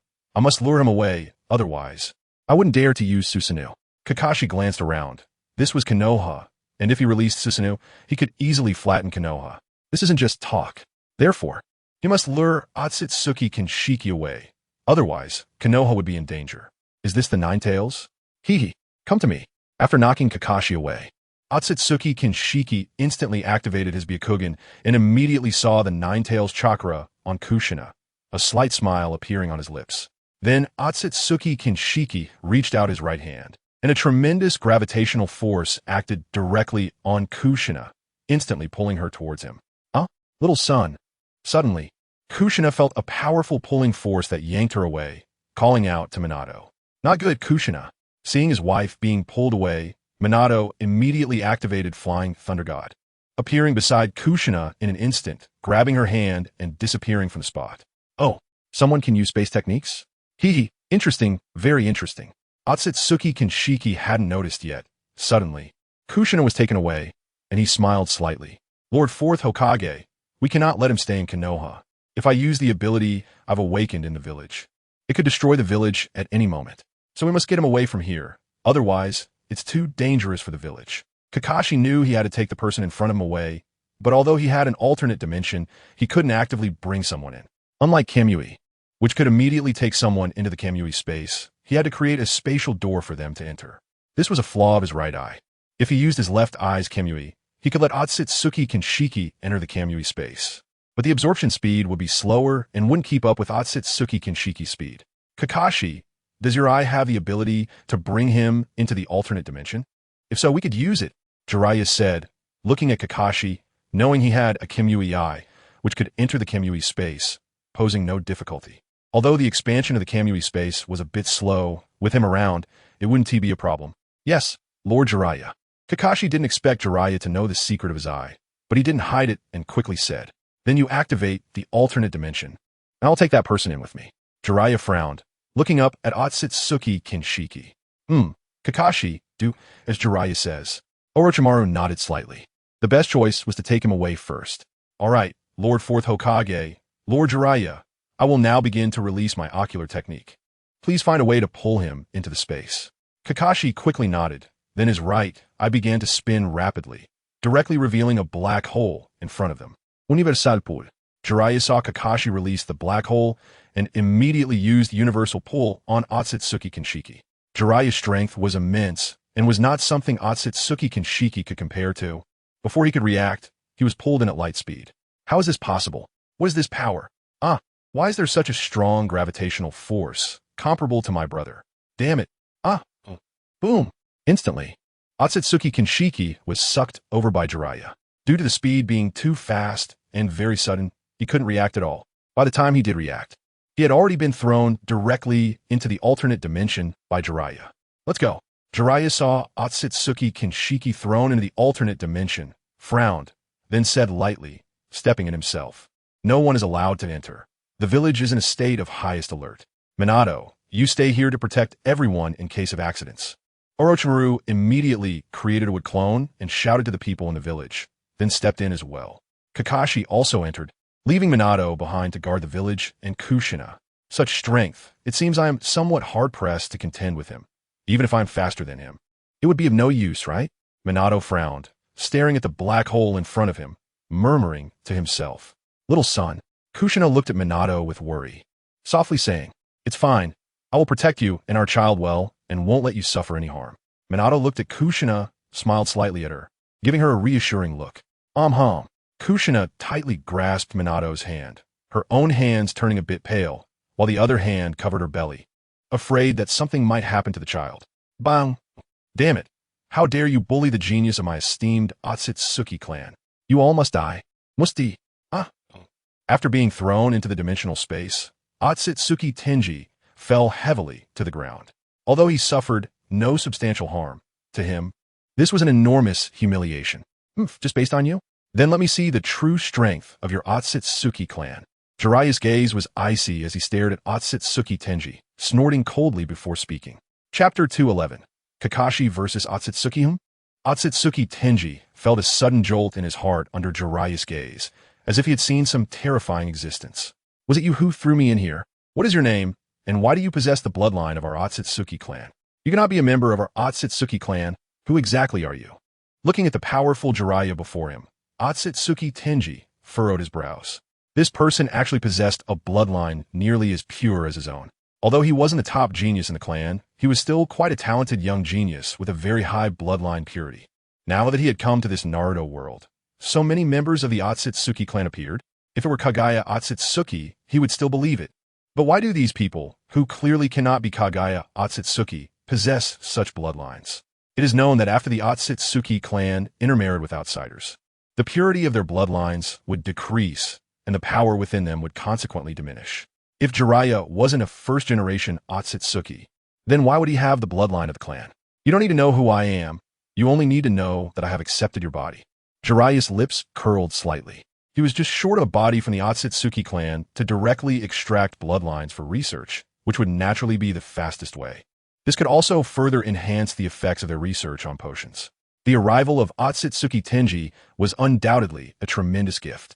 Lord Jiraiya, let me handle him, Kakashi said. I want to see what kind of abilities such a powerful opponent possesses. At that moment, Kakashi and Orochimaru walked in. Although he knew he wasn't a match for Otsutsuki Tenji, facing such an opponent made him eager to witness his strongest powers. Just now, he hadn't used his full strength for fear of destroying Konoha, but now in the dimensional space, it was different. He could unleash all his power. Jiraiya saw Kakashi come in and volunteer to challenge Otsutsuki Tenji one-on-one, and he didn't stop him. In the future, dealing with the Otsutsuki clan couldn't rely solely on him. Kakashi also needed to grow, whether it was through experience in battling the Otsutsuki clan or understanding enemy combat methods. He needed to discover these and battle himself. Orochimaru's eyes were fixed on Otsutsuki Tenji, and there was a hint of battle intent within him. However, he did not disturb Kakashi and merely watched the two with a smirk. Kakashi was definitely not Otsutsuki Tenji's opponent. After all, there was a significant gap in their levels, and failure was inevitable. Once Kakashi failed, Orochimaru would be able to step in and deal with Otsutsuki Tenji. After so many years, he hadn't fought in a long time, and it was his first time seeing a strong member of the Otsutsuki clan, which naturally made him eager for a battle. Orochimaru and Jiraiya stood in the air, carefully observing the two. If either of them was in danger, they would immediately rush to save them. In the dimensional space, Orochimaru stopped using transformation techniques and returned to his original Otsutsuki appearance, no longer maintaining the form from the original work. In an instant, Orochimaru's hair turned gray, his skin pale, even darker than the color of his previous snake form. A pair of purple Rinnegan eyes emerged, and a pair of horn-like objects grew from his head. So, that's it? A transformation technique? But do you think someone with a mixed bloodline would be my opponent? You underestimate me, Otsutsuki Tenji. Since you underestimate me, let me show you how I will slaughter him before you. Haha. Otsutsuki Tenji saw that Jiraiya didn't make a move, and the corners of his mouth slightly curled up, a glint of wickedness and killing intent flashing in his eyes. He didn't take Kakashi in front of him seriously at all. Since Jiraiya and Orochimaru hadn't made a move, he would first deal with Kakashi and decide later whether to retreat or fight. If it really came to a point where he couldn't win, he believed he had the ability to escape. That was his confidence. Even if he wasn't as strong as Jiraiya, he didn't think he would die. On the contrary, with Jiraiya and Orochimaru not making a move, Kakashi was left with only a dead end. You haven't even fought yet, and you already think you're my opponent? Come on, let me see your strength, Otsutsuki clan. I want to see what kind of power you truly possess. After hearing Otsutsuki Tenji's words, Kakashi snorted coldly. His eyes fixed tightly on him as he entered a combat state. Summoning technique. At that moment, Kakashi quickly formed hand seals and instantly released his summoning technique. Bang! At that moment, a gigantic ninja dog appeared. The ninja dog stood several meters tall, looking exceptionally fierce with a bright green body, colorful long fur on its back, and a tail that resembled long hair freely flowing behind it. Its eyes were blood red, looking very sinister. Although it wasn't as huge as the Great Serpent, it was still one of the few large summoning beasts. Kakashi, it's rare. You actually summon me? Do you have enough chakra? The summoning ninja dog looked up at Kakashi above it, puzzled. The chakra required to summon a summoning beast was immense, and in previous situations, Kakashi would only summon a few small ninja dogs for reconnaissance.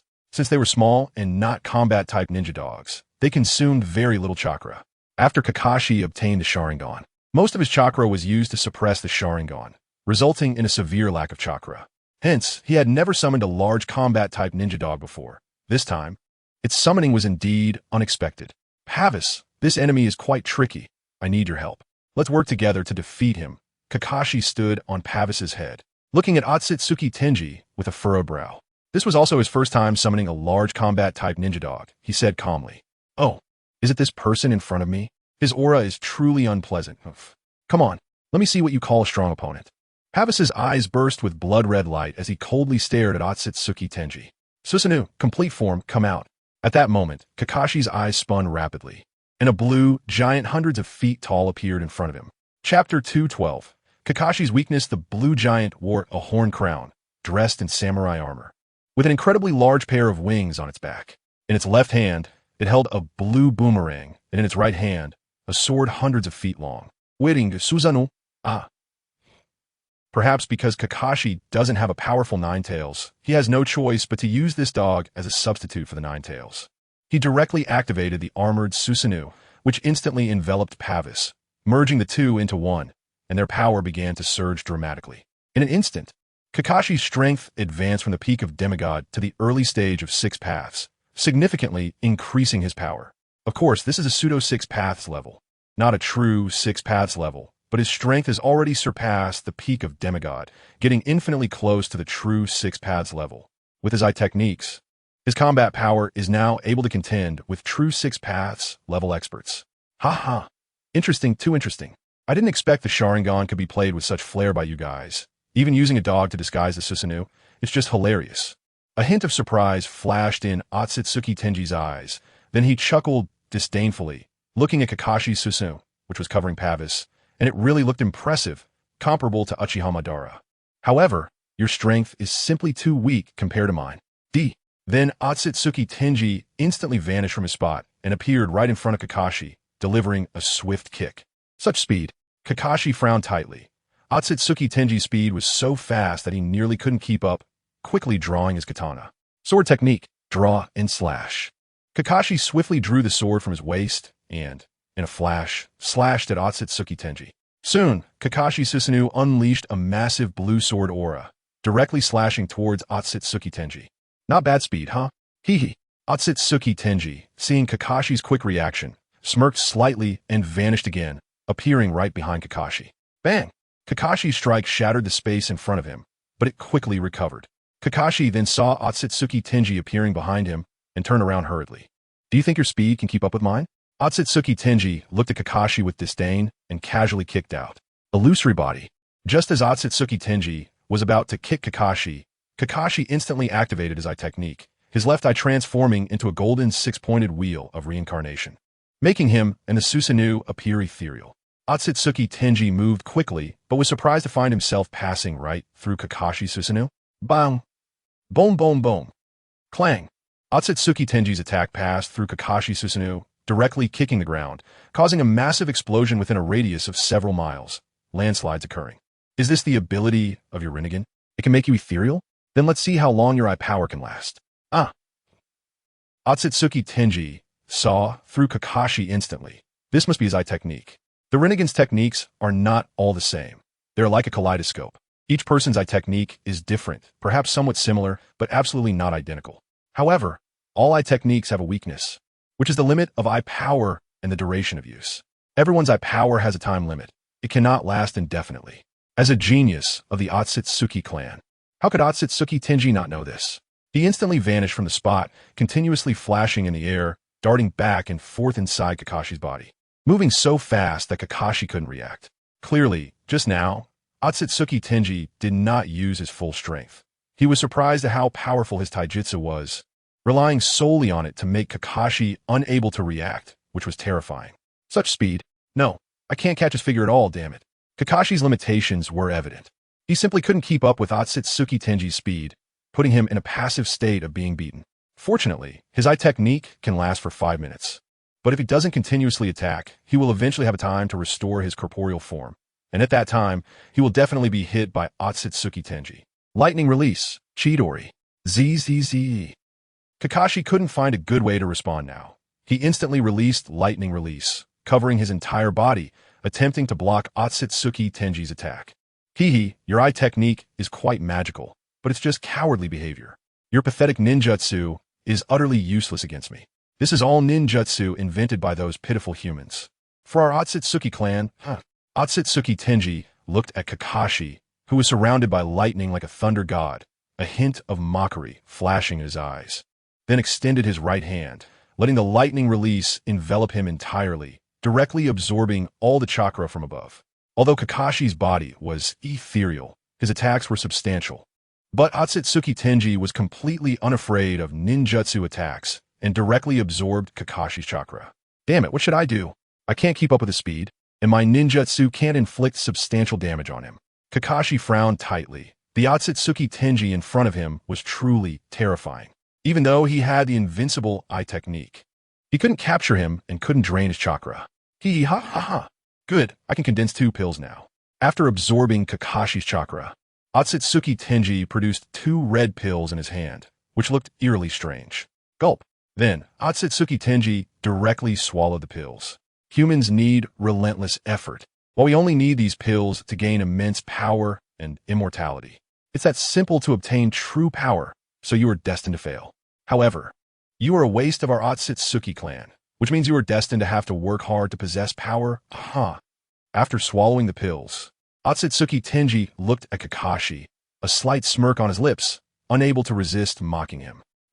Your kind of power is not your own at all. If this is considered power, then the strength of the tailed beasts must be incredibly powerful, right? Chapter 213. Obito gets shot while lying down. You people have no idea how powerful the strength you cultivate is. Sword technique, 10,000 peaks, die for me. Kakashi calmly looked at Otsutsuki Tenji, not affected by him at all. Since he couldn't catch his figure, he would make it so that there was no escape for him. In an instant, Kakashi rapidly swung his katana, unleashing countless blue sword auras, covering his entire body, a 360-degree no-dead-angle coverage. Whoosh, whoosh, whoosh.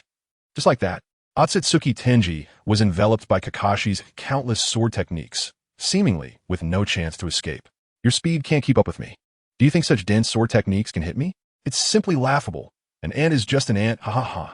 Otsutsuki Tenji looked at the countless sword auras in front of him without fear, laughing heartily. Then his figure quickly flickered, instantly passing through the dense sword auras. What? Kakashi didn't expect that his dense sword techniques would be avoided by Otsutsuki Tenji. A hint of shock flashed in his eyes. What to do? What method should I use to defeat him? Damn it, my power is still not enough. My speed is still not enough. Seeing Otsutsuki Tenji standing unscathed in front of him, Kakashi clenched his fists tightly, a hint of unwillingness flashing in his eyes. Kakashi's swordsmanship is fast, but Otsutsuki Tenji's taijutsu is even faster. Every time he moves, he can brush past those sword energies unscathed. The Otsutsuki clan is indeed terrifying. Orochimaru, with his Rinnegan, is fixated on Otsutsuki Tenji and is also shocked by his taijutsu. Even he finds it a bit difficult to achieve such a level. After all, Orochimaru is an all-round ninja, not focused solely on taijutsu. Although his taijutsu is still powerful, he cannot perform it as effortlessly as Tenji. Indeed, Otsutsuki Tenji's strength is far from being fully revealed. This is not all of his power. He is at least several times stronger. However, Kakashi's eye technique is somewhat interesting, as it can combine both reality and illusion. Unfortunately, he cannot capture Otsutsuki Tenji's figure at all. While overwhelming strength can defeat many opponents, one must still be able to hit them.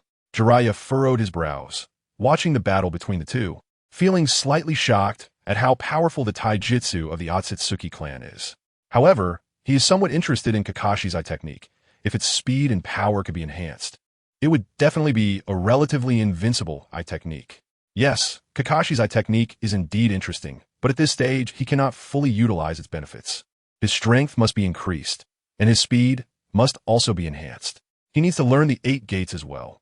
Otherwise, no matter how strong the eye technique is, it will be useless in the face of speed. Orochimaru nodded slightly. Both of them quickly recognized the flaw in Kakashi's eye technique. Kakashi must enhance his speed. Otherwise, such a good eye technique will be of no use at all. Damn, the 5 minutes are almost up. What to do? What to do? Kakashi felt a bit anxious. The time limit for his eye technique was almost up. If he didn't find another way, he might very well be finished. Even if he used the alternate dimension to evade, Otsutsuki Tenji's speed must be slower than his. Otherwise, he would also be pulled into the alternate dimension, making his efforts futile. Thus, while Kakashi's eye technique seems powerful, it has many flaws, just like Obito's. As long as one understands its weaknesses, they can tailor a strategy to counter his special eye technique. In this world, there is no eye technique without a solution. If you find it unsolvable, it only means your power is far inferior to his. Have you finished your attack? It's my turn now, ha ha ha. Let me show you the ninjutsu I researched first. Otsutsuki Tenji looked at Kakashi with a slight smile, then raised his right hand into the air. Instantly, a huge black-purple spherical object appeared, somewhat resembling a tailed beast ball. Since your eye technique has a time limit, then taste my ninjutsu, Ultimate Death Sphere. The black sphere in Otsutsuki Tenji's hand grew larger and larger, instantly swelling to hundreds of meters, continuously expanding as if chakra were free and unlimited. Go! Soon, the chakra ball Otsutsuki Tenji had gathered was gently pushed toward Kakashi, smashing down towards him. ZZZZ. Boom, boom, boom. Not good, the time for the eye technique is up. At that moment, Kakashi's eye technique expired, and a massive chakra ball appeared before him, startling him. Kamui win /. Then, Kakashi's left eye instantly transformed into the eternal Manjiki Sharingan, and the giant shuriken in his hand flew directly towards the enormous chakra ball in front of him. Whoosh, whoosh, whoosh. The giant shuriken in Kakashi's hand, carrying the aura of tearing through space, collided with the chakra ball. A strange phenomenon occurred. The space around Kakashi's giant shuriken instantly began to ripple, and the ripples spread over a vast area, directly engulfing the massive chakra ball, causing it to vanish without a trace. At that moment, within the Kamui dimension, a masked man, with a flash of bloody red in his right eye, clearly possessing the Manjiki Sharingan, was none other than Uchiha Obito. What the hell? Where did this attack come from? Such powerful strength? Is this the power a human should have? Oh no, run. Uchiha Obito had just been sitting in his Kamui dimension, daydreaming about Rin, when suddenly a powerful chakra ball appeared behind him out of nowhere. He didn't know where it came from, and fear flashed in his eyes. Then, Uchiha Obito's Manjiki Sharingan began to spin wildly, and he instantly vanished from the Kamui dimension. Boom, boom, boom. Just as Uchiha Obito left the Kamui dimension, the maze-like stone walls within the dimension were all blown to smithereens, and the damage was continuous. The explosion lasted for about 3 minutes before slowly dissipating. Originally, the Kamui dimension was empty, and now it was even more desolate, turned into a wasteland. Why did Uchiha Obito suddenly awaken his Manjiki Sharingan? This dates back to a month ago. Chapter 214, Rin's Death. I want to create a world with Rin. Rin, Kakashi has a special mission to complete, so he can't carry out missions with you anymore. However, I've arranged for new members for you, and you can carry out missions with them. Since Kakashi joined the Umbu, he can no longer execute missions with Rin. So, she was assigned to other teams to form a new mission group. I understand, Lord Minato. A hint of dimness flashed in Rin's eyes. She didn't expect their team to be disbanded like this. With Obito gone and Kakashi unable to work with her, she felt like she had lost everything and was very sad, wanting to cry. Rin, don't cry. You still have me. I will always protect you and will never let you get hurt again. At that moment, Obito's figure suddenly appeared in front of Rin, looking at her seriously with a hint of affection and heartache in his eyes. Obito. Seeing Obito appear before her, Rin was overwhelmed with joy and ran up to hug him. Whoosh. But there was nothing in front of Rin. It turned out that everything was just her imagination. Woo. Obito, where are you? Are you doing well? I miss you so much. As Rin saw Obito disappear before her eyes, tears streamed down her face, filled with sorrow. Sigh. Minato sighed at Rin's state, but he couldn't do anything. The dead cannot be revived. Rin, if Obito were still alive, he definitely wouldn't want to see you so sad. He likes to see you happy, not crying. For Obito's sake, we must live well and not let his sacrifice be in vain. We must live happily. That would be the greatest tribute to Obito. With no other choice, Minato could only comfort Rin like this, feeling a hint of guilt in his eyes.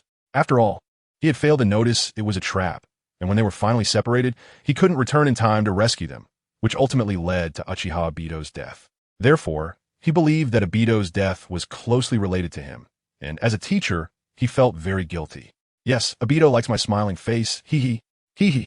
Obito, I will definitely live happily, and I won't make you sad. Thank you, Lord Minato.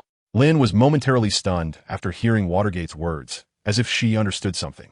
A glimmer of light flashed in her eyes, and she wiped away her tears, forcing a smile as she bowed to Watergate. Watergate noticed a hint of recovery in Lin and felt somewhat pleased, smiling faintly at her. Lin, you've now been assigned to... Then Watergate told Lin about his assignment and took her over. After Watergate left, a shadow emerged from the ground. Searching high and low for something, only to find it without effort. Without Watergate's intervention, it would be easy to kill Obito's beloved right in front of him. Don't blame me. You can only blame yourself for obstructing my path. Hey. Black Zetsu had been following Lin, waiting for an opportunity, as he never missed a chance. This time was naturally the last opportunity. Without Watergate's protection, it would be incredibly simple to design Lin's death. Thus, Black Zetsu executed his old tricks again. But this time he didn't arrange for anyone to specifically lead Lin's team out on a mission. Instead, he designed a trap based on the mission they received.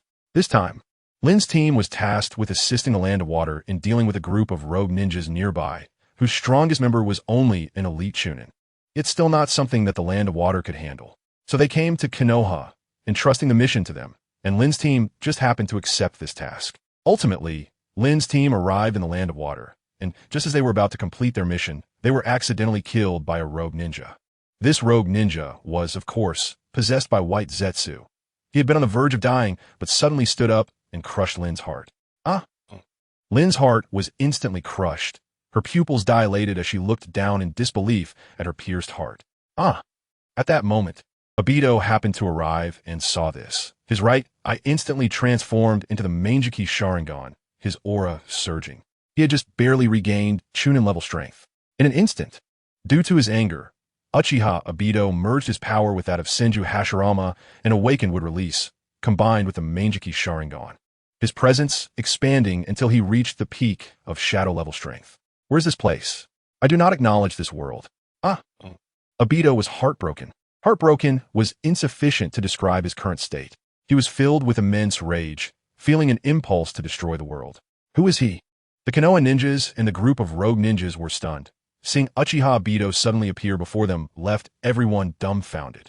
Forget it. He should be Konoha's reinforcements. We need to kill them quickly, or we won't escape at all. They only have 3 people, just one Jainin. Everyone attacked together. Although this group of rogue ninjas lacked strength, they were numerous.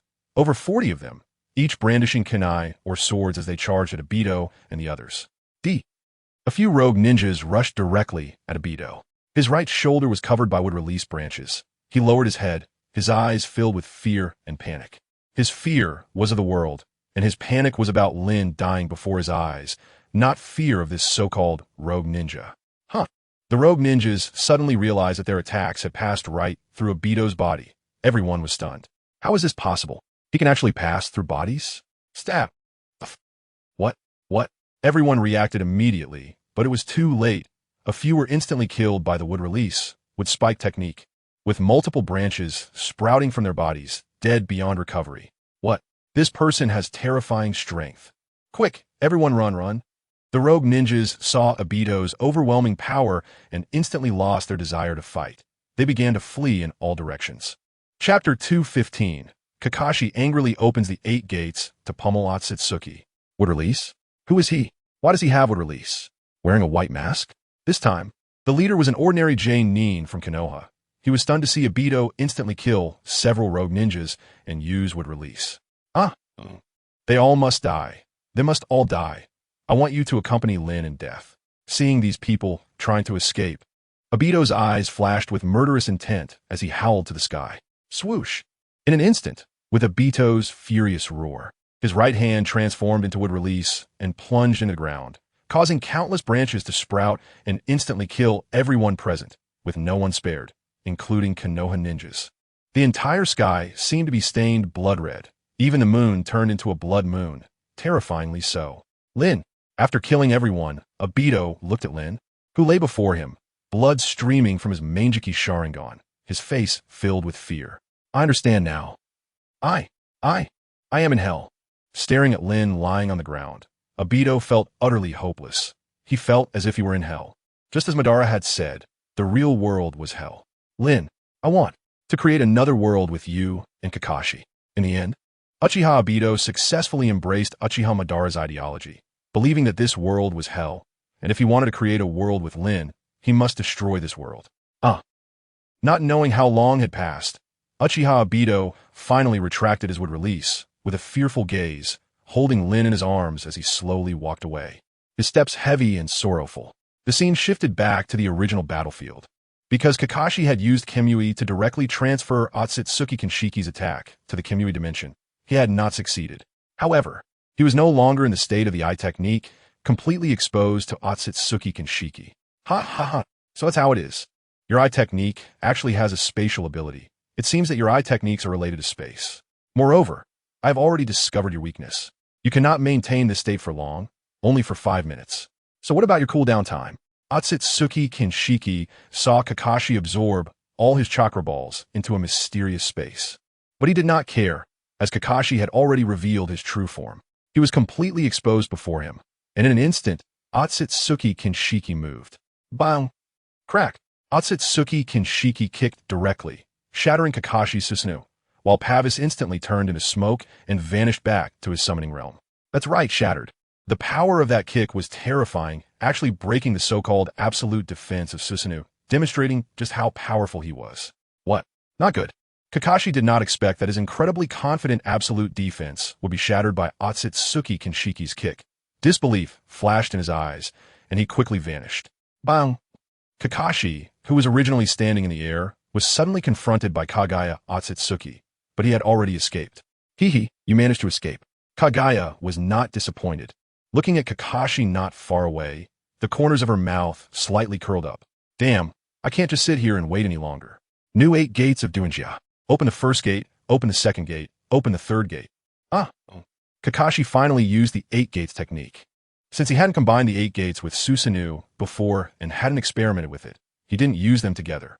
Now that his Susanoo was broken and his opponent's taijutsu was powerful, he could only rely on his own physical techniques.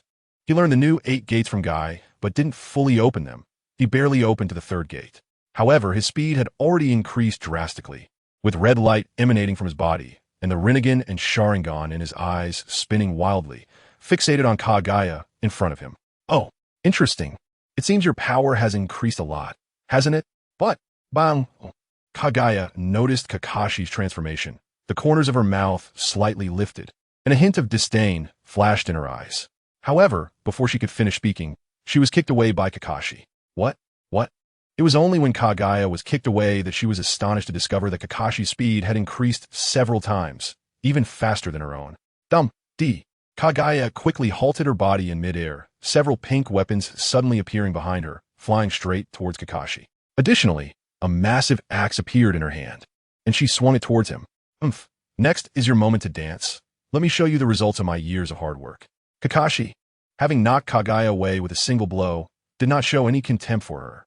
He quickly drew the short sword from his back, deflecting the pink weapons flying towards him and rapidly closing in on her. Clang, clang. Kakashi and Kaguya clashed several times in an instant, and surprisingly, Kakashi's short sword was even cracked, demonstrating how tough the pink weapons were. Bang! Because Kakashi's speed was slightly faster than Kaguya's. This minor difference allowed him to instantly discover Kaguya's weakness, delivering a kick to her stomach that sent her flying. However, Kakashi did not stop. He rushed forward with a series of combination punches. He threw an uppercut that struck Kaguya's chin, launching her upwards, then instantly appeared above her, locking his fingers together and delivering a powerful blow to her head. Bang! Soon, Kaguya was struck down to the ground, and the rocks below shattered instantly, the impact causing a massive area to crack. Damn it. You lowly bloodline bastards. Yuan Yen, Flamebird. Clap. In an instant, Kaguya put her hands together, and 3 flame birds and a gigantic rock ape appeared in front of her, smashing a punch down towards Kakashi. Chapter 216, God, 6 Paths Mode Susanoo. Swalt Technique Void Slash. In an instant, Kakashi's Susanoo appeared, holding a katana and slashing towards the rock ape. Clang! Kakashi's sword technique instantly cut the rock ape in half. Then he reached out and grabbed one of the flame birds, tearing it apart. Bang! Bang! Bang! However, the other 2 flame birds collided with him, burning holes in his Susanoo. Kakashi suffered minor injuries from the recoil, blood trickling from the corner of his mouth. Meanwhile, Kaguya, having lost the rock ape, saw her chakra deplete significantly. Unforgivable, unforgivable. Suddenly, a red pill appeared in Kaguya's hand, and she swallowed it all at once. Gulp. Bang. God 6 Paths Mode. After consuming the pill, Kaguya began to transform, her Byakugan instantly turning into Rinnegan, which flashed momentarily, and the blood-red Sharingan on her forehead also activated. Then Kaguya's entire body changed, her stature doubling in size. Her white hair flowing in the wind, a pair of massive horns emerging from her head, her complexion alternating between gray and white as if wearing a mask, and a circular pink weapon materializing behind her, linked to her back. Boom, boom, boom. In an instant, the rocks within several miles around Kaguya were obliterated, and the killing intent flashing in her eyes, fixated on Kakashi, filled with extreme rage. Die for me. Rinnegan Descent. Kakashi and Kaguya locked eyes, and he saw the blood-red Rinnegan on her forehead flash with a red light, causing Kakashi to feel as if the entire world had come to a standstill, and he inexplicably found himself in another place. Kakashi, what are you doing? Teacher Minato called us to train. Kakashi, let's go together. Teacher Minato is still waiting for us. Suddenly, Kakashi appeared in the training ground of Konoha, and in front of him stood Rin and Obito, who appeared before him, warmly holding his hands, pulling him forward. Rin and Obito are already dead, right? Am I dreaming? They haven't died. I am the one dreaming? I can clearly feel the warmth of their hands and my own heartbeat. This isn't fake, is it? Then what is fake? Kakashi felt that everything in front of him was so real that he briefly thought he might have been sleeping before, and all of this was so genuine. Thus, Kakashi was lost in the illusionary world created by Kaguya's ocular technique. This illusion was different from ordinary illusions. It was a real illusionary world where everything was incredibly realistic, seemingly without any flaws. A super illusionary world countless times stronger than the moonlit world. Without surpassing Kaguya's ocular power, without strength greater than hers, or finding the flaw in her ocular technique, it would be impossible to escape this world forever. This Kaguya's illusion is somewhat special. It should be one of her Rinnegan techniques. Kakashi was actually entranced by a gaze, his eyes blurred, and both the Rinnegan and Sharingan vanished. It seems Kakashi is in danger. Orochimaru saw Kakashi instantly entranced by the illusion, his body floating in mid-air, completely unconscious, his eyes devoid of spirit, like a puppet. This ocular technique is quite powerful. The abilities of the Rinnegan are ever-changing. Until we understand what kind of Rinnegan the Otsutsuki clan possesses, we cannot easily use our own ocular techniques. Well, this farce should come to an end. Kakashi's strength is already formidable. He almost defeated Kaguya just now, but ultimately could not overcome the strongest mode of the Otsutsuki clan. After all, the realm is there. is still not easy to surpass. Jiraiya nodded slightly. This battle was over, concluding with Kakashi's defeat, and he prepared to intervene personally to deal with Kaguya. Are you in such a hurry?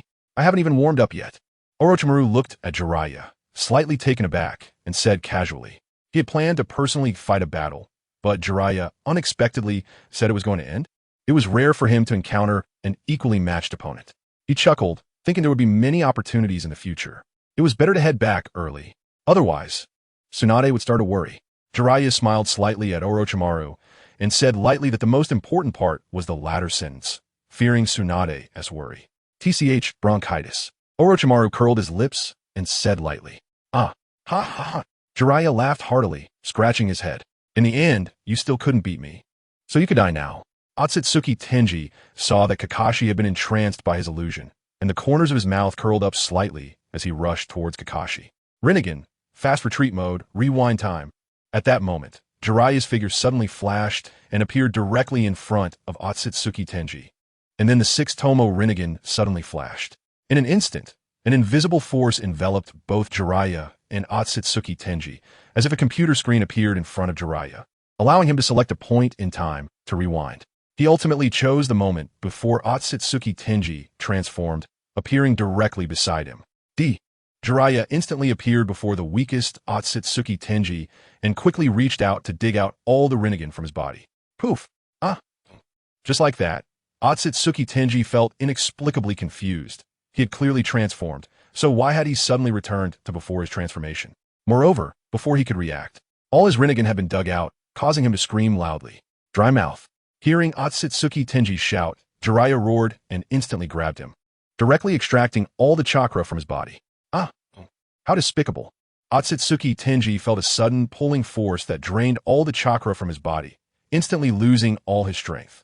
Chapter 217 Otsutsuki Clan Bloodline Classification. This power is indeed immense, and its purity is exceptionally high, even causing my realm to show signs of loosening. What a wonderful chakra. After absorbing all of Otsutsuki Tenji's chakra, Jiraiya appeared somewhat intoxicated, feeling the powerful and pure chakra, the corners of his mouth slightly raising. Human realm, mind layer extraction. Then Jiraiya directly utilized the power of the human realm to extract Otsutsuki Tenji's soul, gaining a surge of information. So this is the secret to the Otsutsuki clan's immortality? However, it turns out that the Otsutsuki clan's bloodlines are classified. The Otsutsuki bloodline is divided into inferior bloodline, lower bloodline, middle bloodline, upper bloodline, super bloodline, and ancestral bloodline. Otsutsuki Kaguya possesses the ancestral bloodline, the strongest bloodline. But since the women of the Otsutsuki clan are merely regarded as consumables, she holds no status within the clan. Otsutsuki Tenji is merely an upper bloodline Otsutsuki, barely considered a genius in the clan, yet he doesn't even know the coordinates of Otsutsuki planet? Otsutsuki planet? Guardian? This Otsutsuki Tenji is merely a guardian? The spatial passage was opened by him, directly leading to several nearby star systems of the Naruto world, and he came here after receiving the coordinates. There's nothing of value, but the methods for creating blood-red elixirs and blood-red fruits are quite practical, allowing for the rapid creation of countless powerful beings. No wonder they want to obtain the tailed beasts. It turns out that only by directly transforming the 10 tails into the most powerful fruit can one immediately reach the highest realm after consumption. But what is the higher realm mentioned in Otsutsuki Tenji's memories? Is there really an existence that surpasses the 6 paths on Otsutsuki planet? Relying on the power of the human realm, Jiraiya directly extracted the memories within Otsutsuki Tenji, obtaining some useful information, but the volume of information was simply too vast. Moreover, Otsutsuki Tenji was not a high-ranking member of the Otsutsuki clan, so he was unaware of the clan's true secrets, which left him quite disappointed. Clap. Whoosh whoosh whoosh. At that moment, as Otsutsuki Tenji's soul was extracted by Jiraiya, he died instantly, and Kakashi broke free from the illusion, crashing to the ground and kicking up a cloud of dust, panting heavily. Jiraiya then directly devoured Otsutsuki Tenji's soul and stored his body and Rinnegan in the system space. Turning to walk towards Orochimaru. How is it? What information did you obtain? Orochimaru hurriedly asked as he saw Jiraiya returning. Jiraiya recounted all the information he had just gathered, leaving Orochimaru extremely shocked. What? Otsutsuki Tenji was already very strong, yet he was only an upper bloodline Otsutsuki? And he was just a guardian? How is that possible? So this means that the Otsutsuki clan's super bloodlines can at least reach the existence of surpassing the six paths and our strength.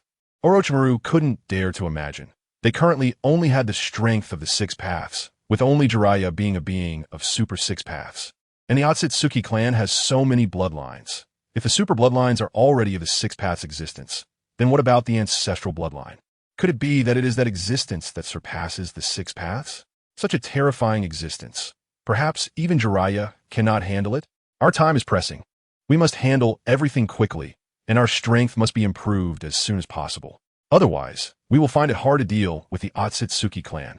Jiraiya furrowed his brow, looking at Orochimaru, lowering his head, and after a moment of contemplation, he slowly spoke. Orochimaru slightly nodded. His research must speed up, or they might directly die in the next battle. Fourth Hokage, Jiraiya-sama. Just then, Kakashi approached, having recovered somewhat. Recalling the terrifying illusion earlier, he felt it was completely unsolvable. And no matter what he did, he couldn't escape the illusion space, which was truly frightening. Let's go. You fought well in this battle. If he hadn't taken the elixir at the end to boost his power, you might have been able to take him down by yourself.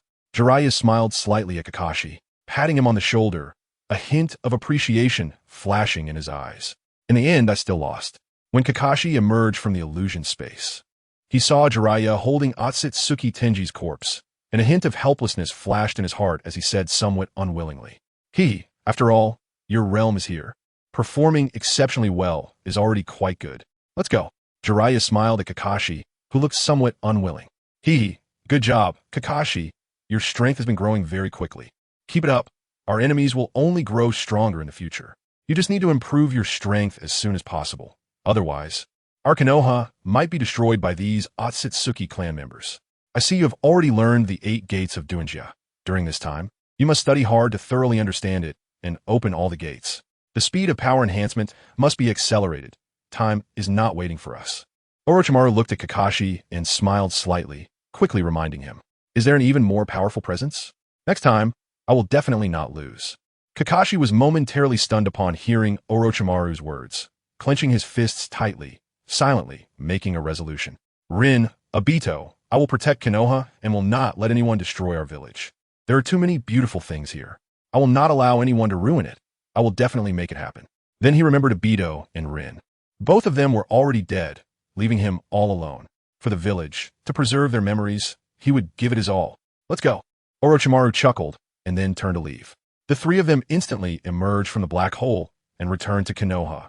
Fourth Hokage-sama, Jiraiya-sensei, Kakashi, are you all okay?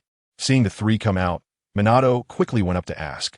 It's fine. The enemy has been dealt with. All is well. Orochimaru looked at Minato and smiled faintly. Jiraiya smiled at Minato and did not speak. Chapter 218, Uchiha Clan Meeting Teacher. Kakashi came before Minato, respectfully bowing. It's good if everything is fine. Minato nodded at Kakashi and said lightly, Dad. Soon, Jiraiya and Orochimaru returned to the Hokage office. And Konoha's Kyudo ran over when he saw Jiraiya back. Jiraiya hugged Kyudo and smiled slightly. Is everything okay? Tsunade looked at Jiraiya and asked lightly. It's fine. The Otsutsuki clan has already begun their invasion. We don't know when the next batch will arrive. We must prepare early. All plans must be expedited. Jiraiya shook his head, gave her a reassuring look, and then said lightly, Is that so? This person's strength is very strong. I feel a hint of threat. If someone even more terrifying appears, I might not be able to help at all. Tsunade suddenly felt her strength was weak. Although she had already reached the peak of the 6 paths, she really couldn't be of use against an enemy as powerful as Jiraiya. She might even be captured as a target of threat, and they were all desperately pursuing power. It's okay. I will handle it. I've already found a way to enhance my strength, but first, I need to stabilize peace in the ninja world. Otherwise, it will still be this world, and it will be difficult to unite against the Otsutsuki clan. If there are divisions, it will be even more troublesome. Jiraiya shook his head, looked at Tsunade, and said, with the kids around, he didn't reveal all the information he knew to Tsunade, waiting until they were not nearby to talk. Tsunade nodded slightly, then glanced at Kyudo and the others. All right, we came to attend a wedding, so let's all be happy, Orochimaru noticed the two had serious expressions and quickly stepped forward to ease the tense atmosphere. Yes. We can talk about these things later. Right now, Minato's wedding is more important. Jiraiya smiled slightly upon hearing Orochimaru's words, then turned to smile at Tsunade. Are you sure you saw it? The Sharingan? At that moment, in the Uchiha clan of Konoha, in front of Uchiha Fugaku, a member of the Uchiha clan knelt down, his eyes flashing with shock as he asked him. Yes, clan leader. I saw it with my own eyes. It cannot be false. Kakashi indeed has one Sharingan in his eyes and another strange white eye, not like the Byakugan, but I don't know what it is. Moreover, Kakashi can fly. I have never seen him fly before, but now he can inexplicably fly. The Uchiha clan member quickly shouted to Uchiha Fugaku, recounting what he had witnessed. Damn it, Hatake Kakashi, you actually dare to steal the Sharingan from our clan? You are simply courting death. Bang! Uchiha Fugaku's anger boiled upon hearing this clan member's confirmation, and he slammed the table in front of him into pieces. You must know that our Uchiha clan's bloodline has never been passed on to outsiders, let alone the most important Sharingan. And Kakashi actually has one eye as a Sharingan. He doesn't care what the other eye is, even if it is the Byakugan, it has nothing to do with him. But as an outsider, Kakashi absolutely cannot have the Sharingan. He must be reclaimed. You can leave for now. Also, summon the 10 elders and bring Itachi back as well. Uchiha Fugaku suppressed the anger in his heart, looking at the clan member and issuing orders. Yes, clan leader. Then I will take my leave. The Uchiha clan member respectfully bowed to Uchiha Fugaku and then turned to leave. Can fly? Sharingan? Could it be that you have awakened the Manjiki Sharingan, and the ability is to fly? Or is it some other ability? Since you have awakened the Manjiki Sharingan, then this I must be reclaimed even more. Humph, Kakashi. Is the eye of our Uchiha clan something you can covet? It couldn't have appeared earlier or later, but now it appears at this time. Is it really heaven that wants our Uchiha clan to rebel? A hint of red suddenly appeared in Uchiha Fugaku's eyes, and a pair of Manjiki Sharingan emerged as his inner anger surged. Meanwhile, Kakashi had no idea about all this. At that time, the situation was urgent, and he did not think too much, directly using the Sharingan. Although he hid it well, some people still noticed. The Uchiha clan members also discovered it, so they directly reported it to Uchiha Fugaku. A battle for the Sharingan is about to begin. Who will prevail, and what will be the outcome, no one knows. The current Uchiha Fugaku is not the same as in the original work. He was first robbed of his wife and later blinded by hatred, although he has now recovered somewhat. However, the resentment in him is hard to eliminate, and the position of the Uchiha clan in Konoha is increasingly low, with hardly any voice, which makes him anxious. Of course, this is more due to the coercion of the clan members, although he is the clan leader. The desire for power among most clan members has grown stronger. Even as the clan leader, he cannot be an exception. He cannot stand on the opposite side of them. He does not like war. The premise must be to stabilize the rebellious heart of the Uchiha clan. And Kakashi suddenly appearing with a Sharingan will only infuriate the Uchiha clan members even more. At that time, it will further alienate them from Konoha, leading to unnecessary troubles. Uchiha Fugaku still loves Konoha, but he wants to calm the minds of his clan members. However, once Kakashi's Sharingan appears, it will become the fuse for the Uchiha clan's rebellion. If not stopped, it is very likely that the Uchiha clan will begin to conspire to rebel, which is one of the reasons for his current anger. Soon, the 10 elders and Uchiha Itachi were called back, sitting in the Uchiha clan's meeting hall, and the elders all showed expressions of anger. Fugaku, you tell us, what should we do about this matter? The Uchiha clan has protected the Sharingan for thousands of years. So why is it appearing in the eyes of others now? The Sharingan and Kakashi's must be reclaimed, otherwise, it would be detrimental to our Uchiha clan. Chapter 219, Uchiha's conspiracy to rebel. Uchiha elder Uchiha Taijima looked at Uchiha Fugaku and spoke first. He was in his 40s, representing the elder generation of the clan, and held significant power within the clan. That's right, Fugaku. The Sharingan of our Uchiha clan cannot be exposed to outsiders. We must make Kakashi hand it over. Indeed, clan leader, Kakashi's eyes must be returned to our Uchiha clan. Even if he has Minato's protection, we must reclaim it. This belongs to our family, and no one else is allowed to take it. That's right, we cannot compromise on this matter. I've said it before, this is no longer the Konoha of the past. They are making things difficult for us Uchiha everywhere. Now even ordinary villagers dare to provoke us. I say we should just rebel directly and have the clan leader become Hokage. Why should a commoner be the 4th Hokage in Konoha, which was founded by our Uchiha and Senju clans? I refuse to accept it. I also refuse to accept it. Our Uchiha clan is so powerful. When did it become our turn to watch others' expressions? In an instant, the 10 elders began to argue loudly in front of Uchiha Fugaku. Some insisted that Kakashi should hand over his eyes, while others wanted to rise up in rebellion, causing Fugaku to feel a headache. Father, I think we should first understand how Kakashi-senpai obtained his eyes. Although the Sharingan belongs to our Uchiha clan, didn't Uchiha Madara have it too?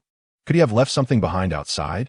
Uchiha Itachi, who loved the village dearly, felt anxious upon hearing the elders discussing rebellion and quickly spoke up.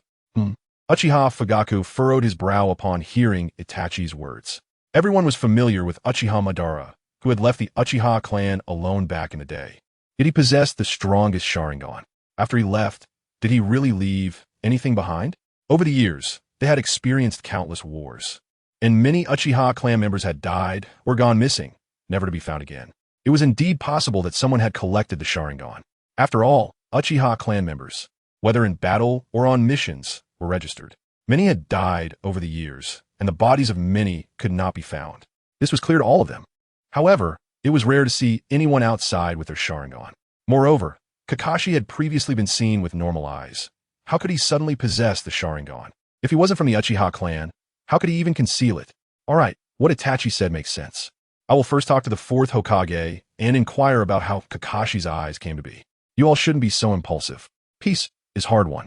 Even if we are to rebel, do you think our current clan members can defeat the entire Konoha? Uchiha Fugaku thought for a moment, nodded slightly, and then looked at the elders. Clan leader, you are mistaken. The strength we currently possess is enough to destroy Konoha. The current power of Konoha cannot compare to ours. Although I do not have the EternalMS Sharingan, my strength is not to be underestimated, the elders said, frowning at Uchiha Fugaku, somewhat displeased. That's right, clan leader. Why should we boost the morale of others while diminishing our own? Our Uchiha clan is the strongest in Konoha, and the clan leader possesses the EternalMS Sharingan. We can certainly capture them all. Wasn't Uchiha Madara able to sweep through the entire shinobi world by himself? Why does the clan leader think he cannot do the same? The second elder agreed, smiling slightly at Uchiha Fugaku. Back in the day, Uchiha Madara, with his EternalMS Sharingan, swept through the entire shinobi world. There is no one who could stand in his way besides Senju Hashirama. Our clan leader also possesses the EternalMS Sharingan. Why can't we take Konoha? Konoha does not have a second Senju Hashirama. That's right, we fear nothing.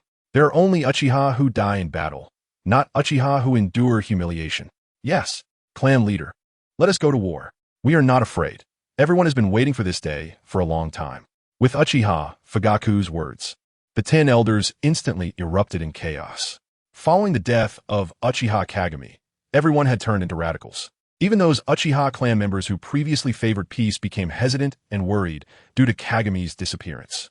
Gradually, they all became radicals, believing that someone had deliberately killed Uchiha Kagami, leading to the current intense animosity of the entire Uchiha clan towards Konoha.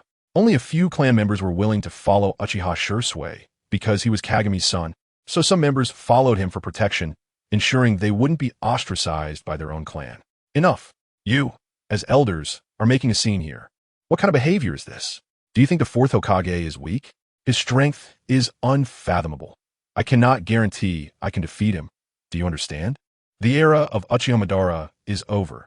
It's no longer a world where possessing the EternalMS Sharingan guarantees invincibility.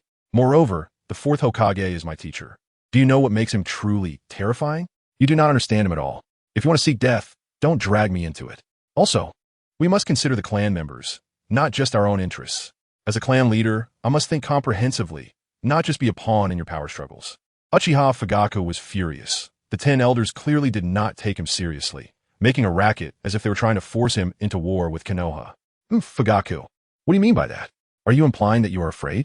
The elder, hearing Uchiha Fugaku's words, did not relent but instead stared at him with disdain. That's right, Fugaku, what do you mean by that? We are all doing this for the clan. Why do we seem selfish in your mouth? Yes, clan leader. Your words make us old folks feel a bit cold, you know? Clan leader, shouldn't you stand up for the members of our Uchiha clan? Can't you see the awkward position we are in within the village? That's right, clan leader. Our clan members are being discriminated against in the village. They feel like street rats. We have had enough of this humiliation. Chapter 220. The terrifying Uchiha Fugaku upon hearing Uchiha Fugaku's words.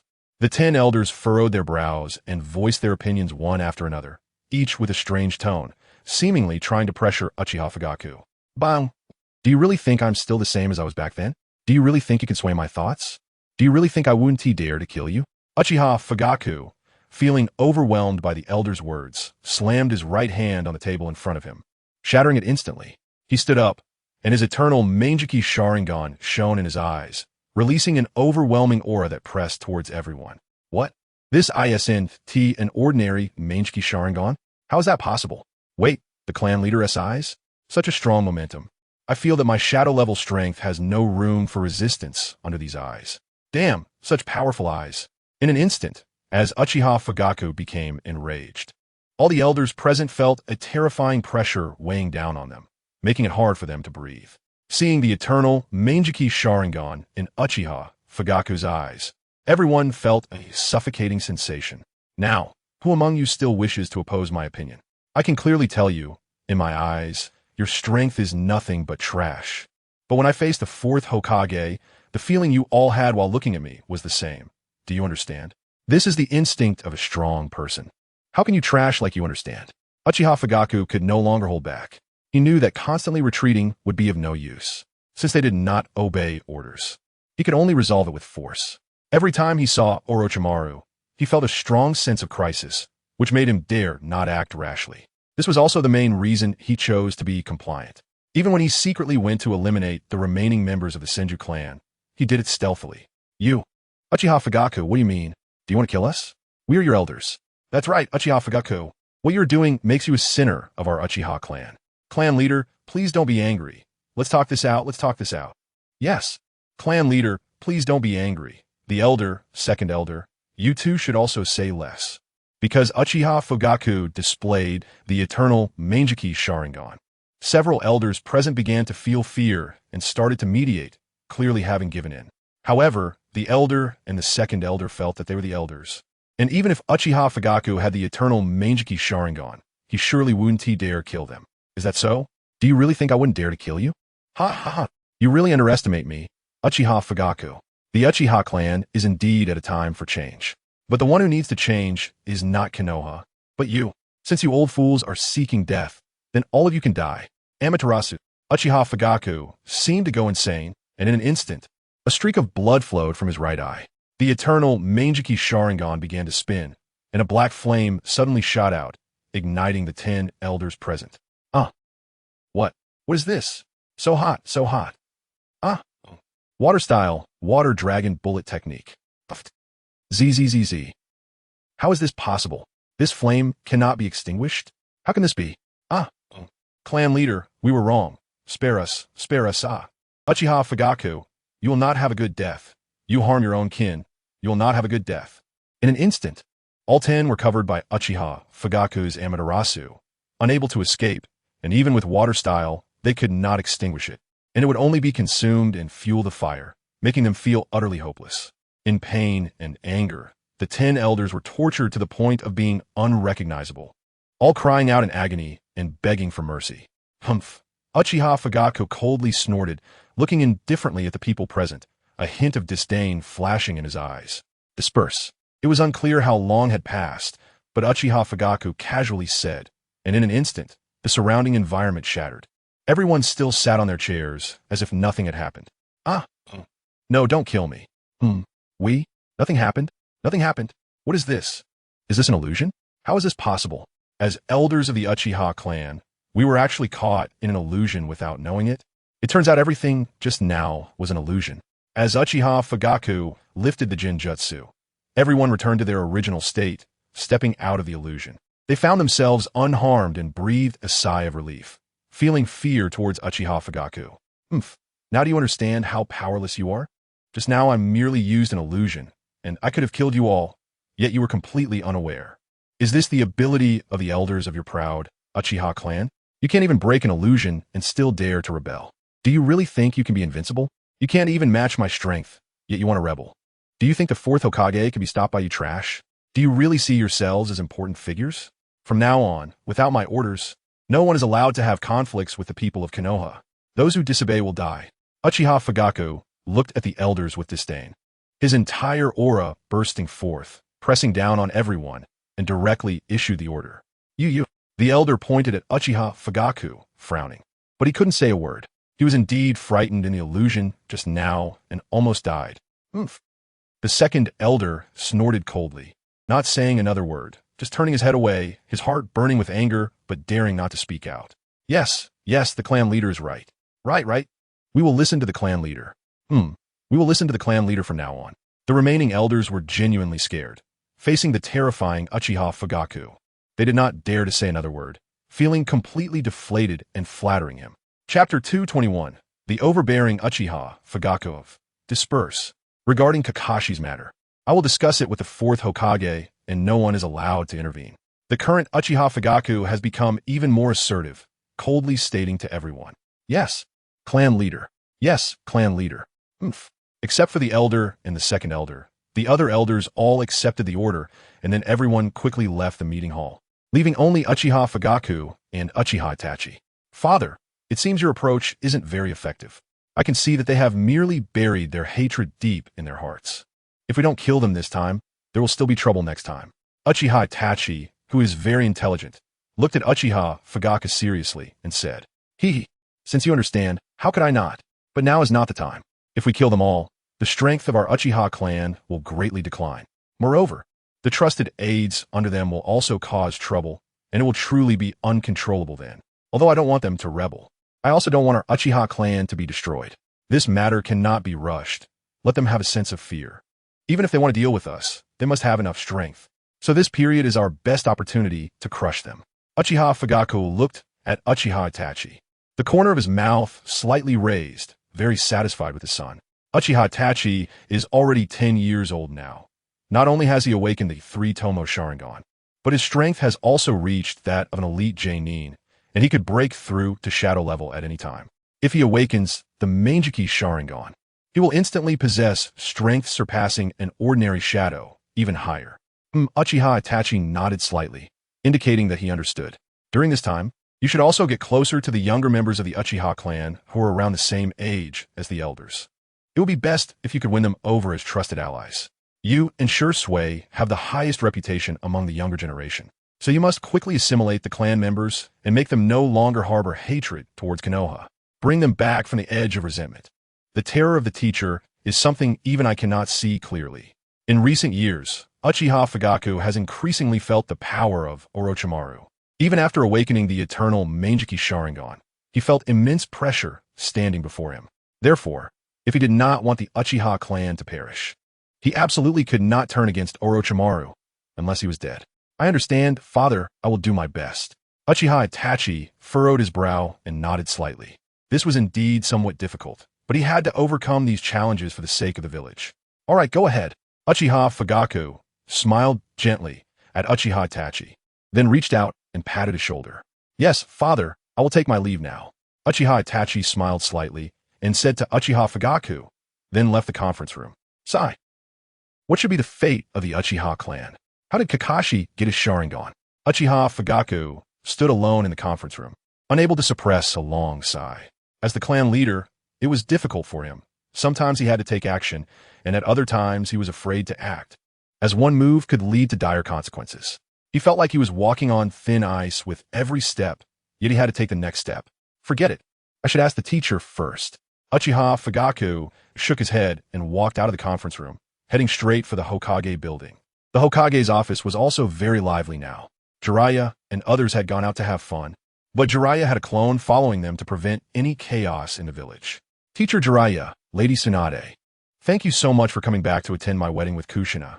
Minato stood beside Jiraiya, feeling a surge of emotion seeing his long-absent teacher, and quickly spoke. Minato, in the blink of an eye, you've grown up. I see Kushina's belly is already starting to show some signs. You're doing well. Jiraiya smiled slightly at Minato, then reached out and patted his shoulder. Minato felt a bit shy from Jiraiya's words, scratching his head and grinning, showing such an expression only in front of Jiraiya. After the wedding, let's go with the teacher. It's time to improve your strength. You're still a bit weak right now. Jiraiya looked at Minato with a slight smile, preparing to take them back to the land of snow to enhance their abilities, as it was inconvenient to train here. Enhance strength? What do you mean, Teacher Jiraiya? Minato was slightly taken aback upon hearing Jiraiya's words, as if he thought of something. You saw it too? the enemy in the sky above Konoha before. His strength is very strong, beyond your imagination, and there are even stronger people than him. Within their clan, he is merely of above-average level. Therefore, we must quickly enhance our strength, as their invasion has already begun gradually, and this matter must be prioritized. After the wedding, you'll leave with me. Jiraiya nodded slightly and looked at Minato, his brows furrowed, feeling somewhat urgent inside. An enemy stronger than him? Minato furrowed his brow, indeed feeling that person's strength was formidable, and they were all after the nine tails inside Kushina, making him even more vigilant. I understand, Teacher Jiraiya. After the wedding, we will leave with you. Then, Minato glanced at Kushina, who was still chatting with Tsunade, a hint of determination flashing in his eyes as he nodded slightly. Good. Just enjoy your sweet days for now, hee. After the wedding, you won't have such free time. Jiraiya smiled slightly at Minato. Hee. Minato scratched his head and smiled slightly. Knock, knock. Just as everyone was still talking, there was a knock on the door. Komein. Orochimaru frowned slightly and spoke towards the door. Creak. Soon, the door opened, and Uchiha Fugaku walked in. Jiraiya? And Tsunade are back. As soon as Uchiha Fugaku entered, he saw Tsunade and Jiraiya, and was slightly taken aback. Teacher, Lord Jiraiya, Lady Tsunade. Chapter 222. Jiraiya's family gathering coming back to his senses, Uchiha Fugaku walked over to Orochimaru and respectfully called out. Then also greeted Jiraiya and Tsunade. Is that Fugaku? What's wrong? Is there something? Orochimaru smiled slightly upon seeing Uchiha Fugaku. He would not give others the cold shoulder when they showed him respect, and he nodded with a slight smile, as he had taken his wife. However, he suddenly noticed the aura around Uchiha Fugaku and was slightly taken aback, but quickly relaxed. Tsunade, on the other hand, did not speak, seeming not to like the Uchiha clan members, and did not say much. Fugaku, what brings you here?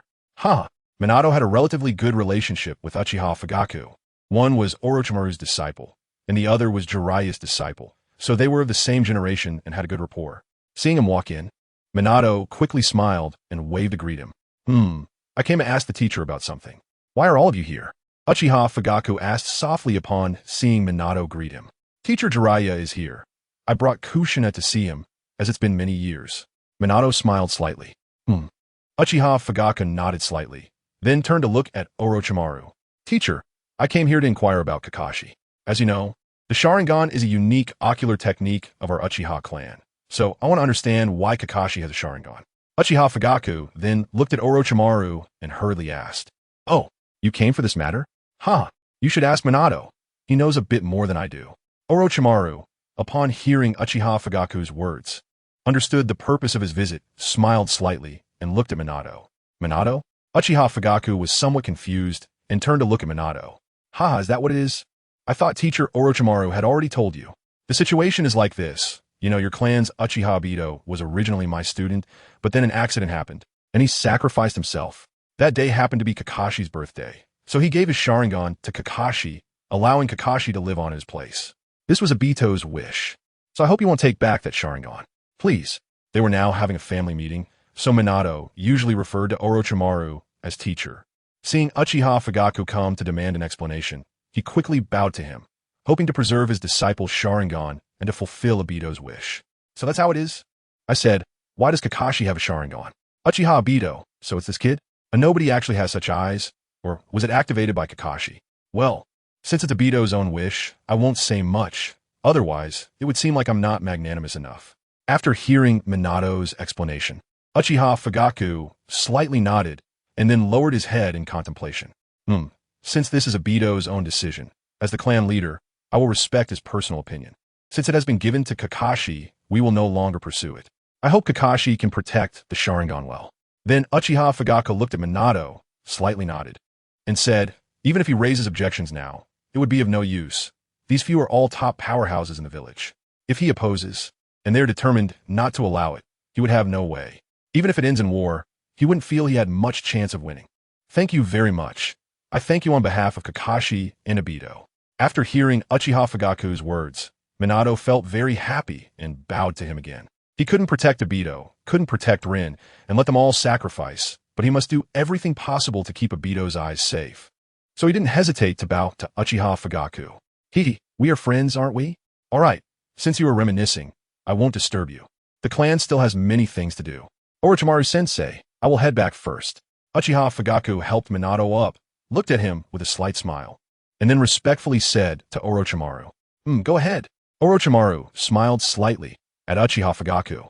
Soon, Uchiha Fugaku left the Hokage's office, leaving a few people to continue their conversation. After many years without seeing each other, their conversation became more animated, rare to gather once. Joe, you're all here? At that moment, Zantian, holding Ruashi in his arms, appeared in the office, with a woman standing beside him. Naturally, it was Yi Tsong. You're back? Jiraiya was a bit surprised. This kid was never around, and didn't he know where he ran off to? What surprised him even more was the birth of Wang Ruashi. Even he was shocked, not expecting his six-paths clone could have children. He didn't know if this counted as his child. The feeling was strange. Seeing Zantian come back with a wife and child. Didn't we just come back from vacation? Where's Kong? Zantian looked at Jiraiya and quickly asked, naturally referring to the kid Jiodao Kong. He went out shopping with Itachi. Jiraiya said lightly. I see, Zantian smiled slightly at Jiraiya. Uncle, I want to play with Brother Kong. Ruashi looked at Jiraiya and tilted her head.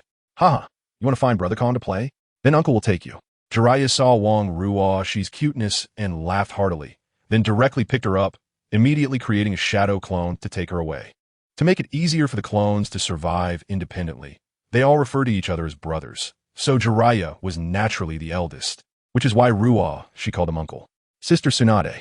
Yi Tsong and Tsunade had a good relationship, and upon seeing Tsunade, she quickly walked up to greet her. Shout Song, you're here too?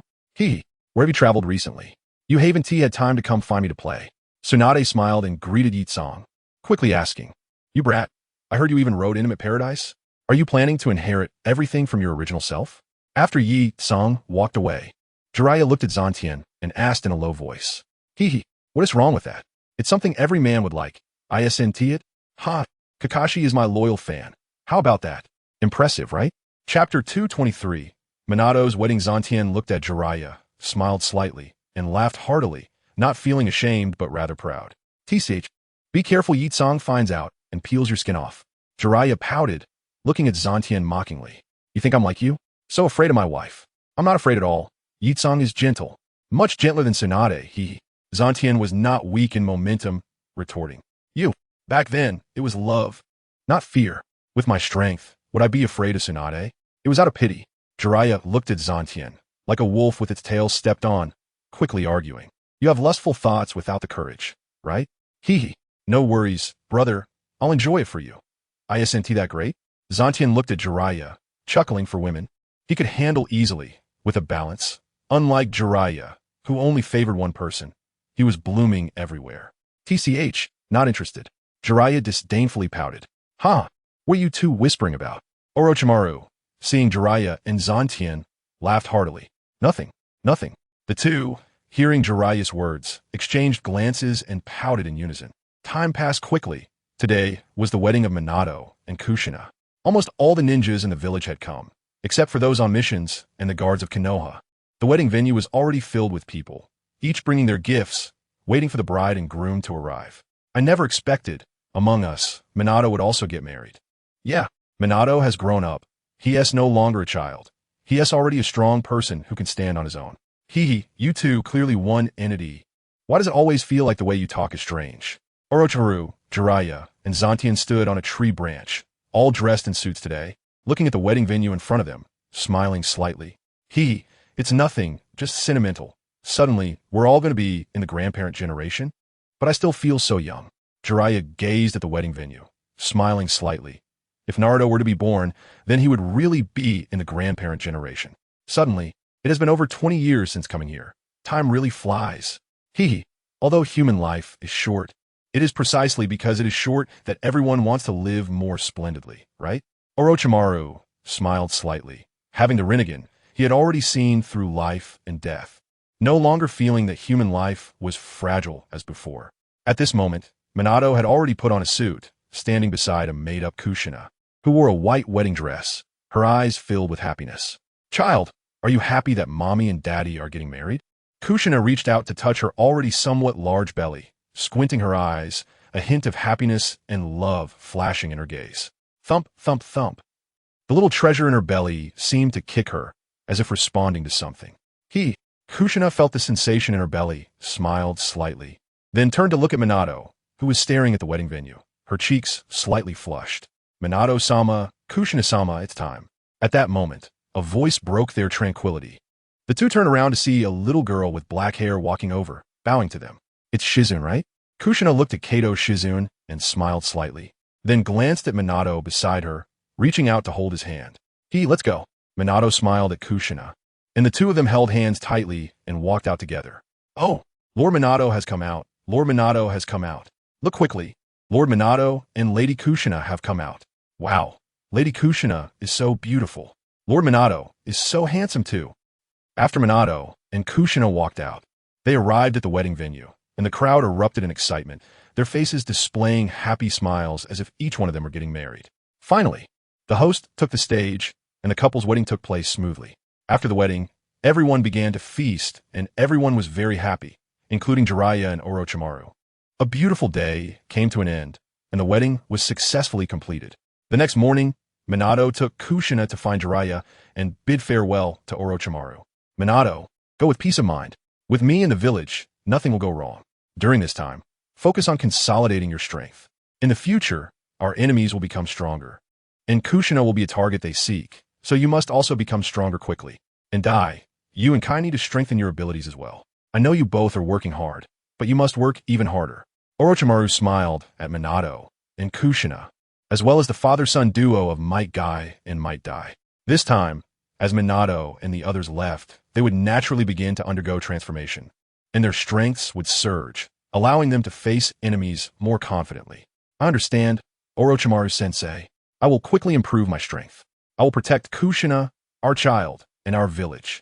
Minato clenched his fists, feeling a sense of urgency, thinking about the powerful forces of the Otsutsuki. To better protect his wife and child, he needed to possess even greater strength. I understand, Fourth Hokage. I will definitely become stronger. Kai's talent is stronger than mine, but as a father, I cannot show weakness. I will create a different sky in front of him. A glint of determination flashed in Might Die's eyes. The unknown enemy is the most terrifying, but he is brave and fearless. What he fears is having too little time to strive. Go ahead. Orochimaru nodded slightly at them. All right, everyone follow me. This time out will bring you an extraordinary transformation.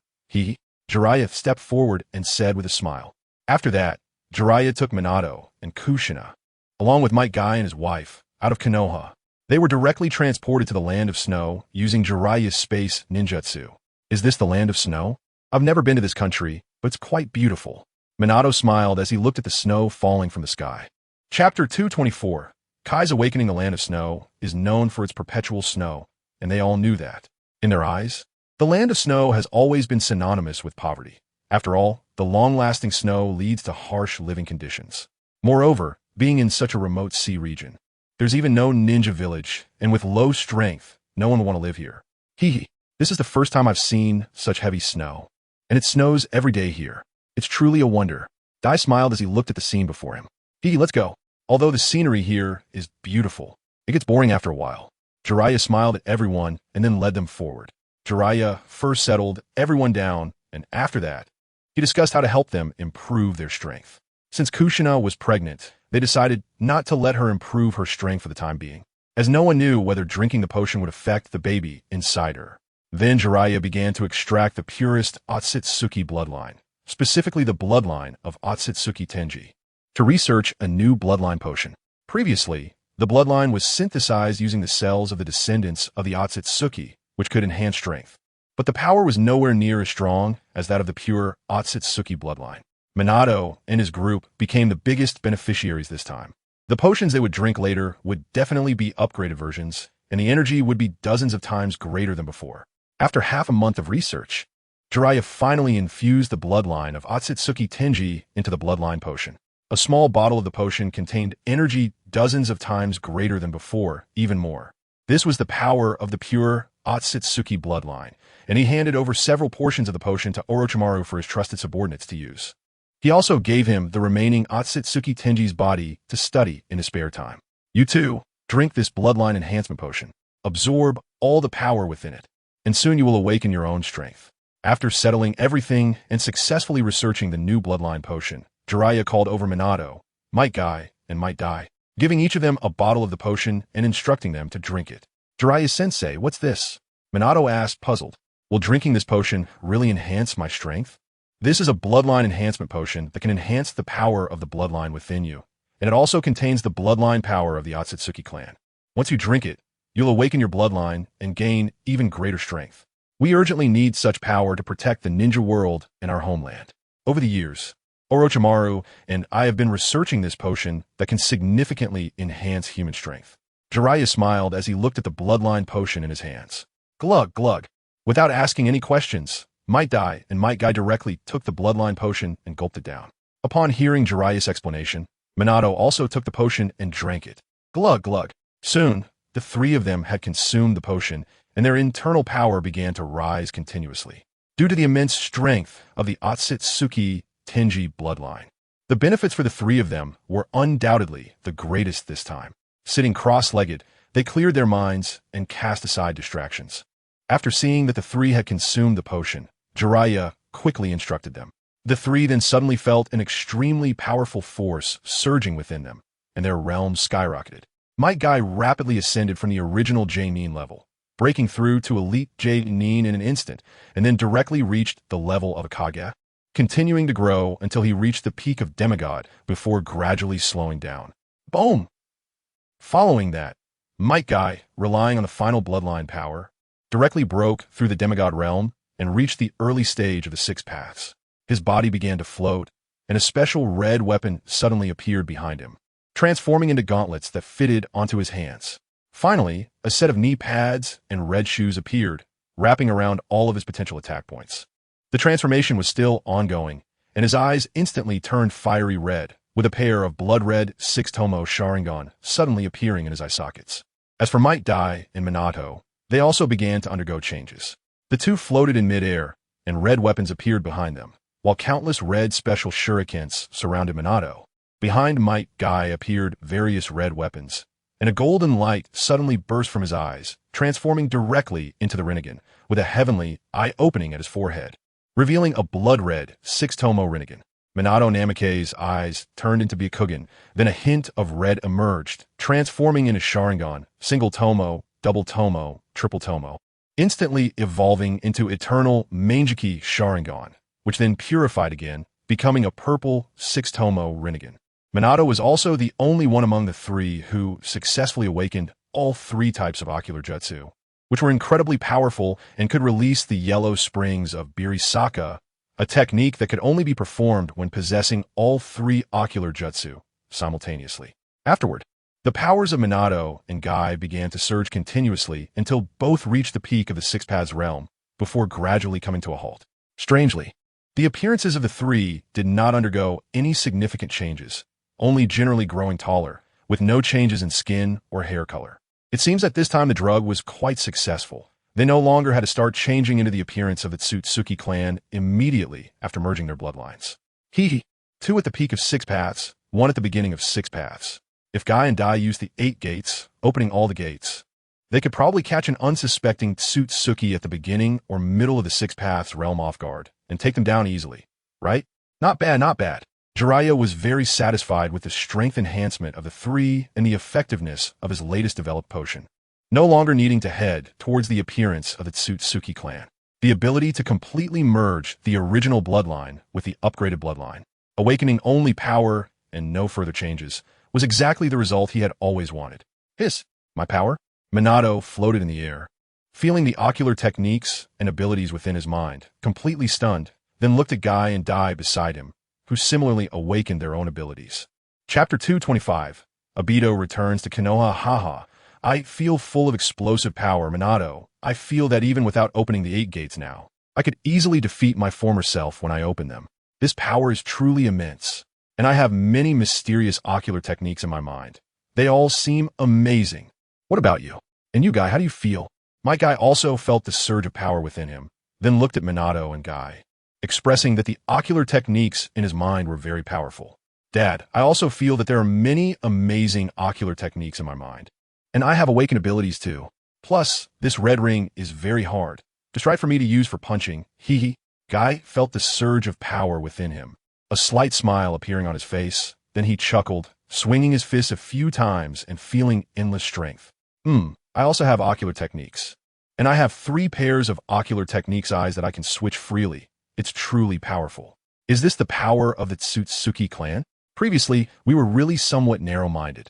Minato controlled his descent to the ground, nodded slightly, then retracted all 3 major ocular techniques, and said to everyone, you all felt it, right? This is the power of the Tsutsuki clan. We currently do not know how many members the Tsutsuki clan has, but we can know they are all very strong. So we must quickly enhance our own strength as well. You all should consolidate your cultivation well, then train on your own, familiarizing yourselves with all your ocular techniques and abilities. The more familiar you are with your abilities, the more powerful you can become. Jiraiya looked at the 3 with a slight smile, then sent them off to familiarize themselves with their abilities and quickly bring out their rightful strength. Only by skillfully using their abilities can they become even more powerful. Yes, Jiraiya-sensei. All right, Jiraiya-sensei. All right, Grandmaster. The 3 of them then left directly, heading to the surface of the sea to begin testing their strength and abilities. By the way, Dai, don't unleash it here. The power is too strong. Let's enter my space to unleash it. Yellow Springs of Birisaka. Minato feared that the 2's powers were too strong and might cause destruction in the ninja world. So he directly opened an ice space, and the 3 of them entered it. Just after Minato and the others' powers increased, Obito returned to Konoha to pay respects to his grandmother, who had also passed away. So, Minato-sensei is married now to that violent woman? Kakashi, how are you? Why weren't you by Rin's side to protect her when she died? You promised me. Why didn't you protect her well? After returning to Konoha, Obito naturally heard the news of Minato and Kushina's marriage, feeling uncertain whether to be happy or sad. He could never go back. This world no longer had Rin's presence. So he had to create a world where Rin existed. However, he also felt some anger towards Kakashi, sensing that Kakashi had not fulfilled his duty to protect Rin, which led to her death before his eyes. Yet, he couldn't blame Kakashi entirely, leaving him with inner conflict. Rin, wait for me. I will definitely recreate a world with you in it, where Kakashi, the teacher, and the violent woman will also be. We will still live well. Trust me, it won't be long. After visiting his grandmother, Obito took a bouquet of flowers to Rin's tombstone. Just about to place the flowers there when he heard footsteps and quickly hid the flowers, instantly diving into the Kamui space, appearing in a corner of the cemetery. Kakashi? Obito was slightly taken aback to see that the person was Kakashi, who held a bouquet of flowers and a wooden bucket, then took out a cloth to wipe Rin's tombstone, removing the wilted flowers and replacing them with fresh ones. Rin, I'm sorry. It's all my fault for not being on the mission with you. If I had been by your side, you wouldn't have had an accident. It's been so long. I wonder how Obito is doing. Since that time he was taken away, he hasn't appeared again. Will you both meet in the underworld? You know, Rin, I know Obito really likes you, like really. I also like you, but I know Obito likes you more than I do, so I often acted coldly towards you. Eventually, you realized that your feelings for Obito were love, and in that moment, I didn't know whether to be glad or sad. If you two are reunited in the underworld, be sure to live happily. Oh, and one more thing. Minato-sensei has already married Kushina, and their baby is about to be born. I have to go see Obito now. I'm leaving, Rin. Kakashi squatted in front of Rin's tombstone, a glimmer of guilt flashing in his eyes, softly speaking to the tombstone, then stood up and left with the wooden bucket. Kakashi, I'm not dead yet. Oomph. After Kakashi left, Obito snorted coldly, then approached Rin's tombstone and placed his flowers there. Rin, I came to see you. Wait for me. I will soon reunite us. And then we will never be apart again. I want to have many children with you. Isn't that wrong? Isn't that just like a sow? Lin, one child is enough for us. Seeing Lin in front of him, Obito couldn't help but smile. But how long will this take? How long will it take for me to complete this arduous task? Originally smiling, Obito lowered his head, a hint of loneliness flashing in his eyes. He looked up at the sky, gazing at the 2 full moons above, with a hint of hope in his eyes. Time flies, and half a year has passed just like that. Now it's June of the 45th year of Konoha. Wah. Chief, the wife has given birth. It's a girl. Today, within the Uchiha clan of Konoha village, the clan leader Uchiha Fugaku's wife has given birth to another child. Although it's a girl, it made him very happy inside. Chapter 226. The birth of a second pillar, it's a girl. Makoto, you've worked hard. Upon hearing the midwife's words, Uchiha Fugaku smiled slightly and directly held the newly born child in his arms, gently placing her beside Uchiha Makoto and said softly, "Child." Uchiha Makoto looked at Uchiha Fugaku, smiled gently at him, and then embraced the child he brought over. "How is it? Did Mom give birth?"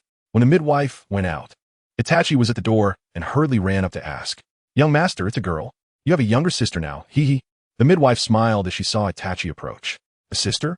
I have a sister now, hee hee." "Sister, I will definitely protect you in the future." Hearing the midwife's words, Itachi smiled slightly and then walked in directly. Seeing his parents and his sister, he hurriedly walked forward. "Itachi, come quickly, look at your sister." Uchiha Makoto, seeing Itachi come in, called out weakly but with a smile. "Sister." Itachi walked up and held his sister in his arms. As soon as he held his sister, he heard her giggling at him. "Sister, this is my sister, I'm now a big brother." Looking at his sister in his arms, Itachi smiled slightly and murmured to himself, "Itachi, you must protect your sister well in the future." Uchiha Fugaku looked at Itachi's smile and stepped forward, patting him on the shoulder.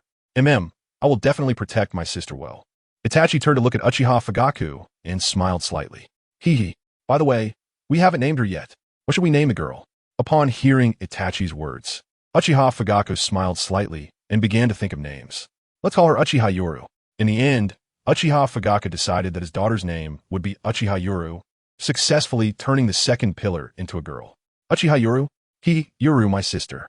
Itachi smiled slightly while holding Uchiha Yoru. Uchiha Yoru clearly liked this name very much and laughed happily. Ha ha ha. Meanwhile, far away in the land of snow, Kushina was also facing childbirth. "Push, Kushina.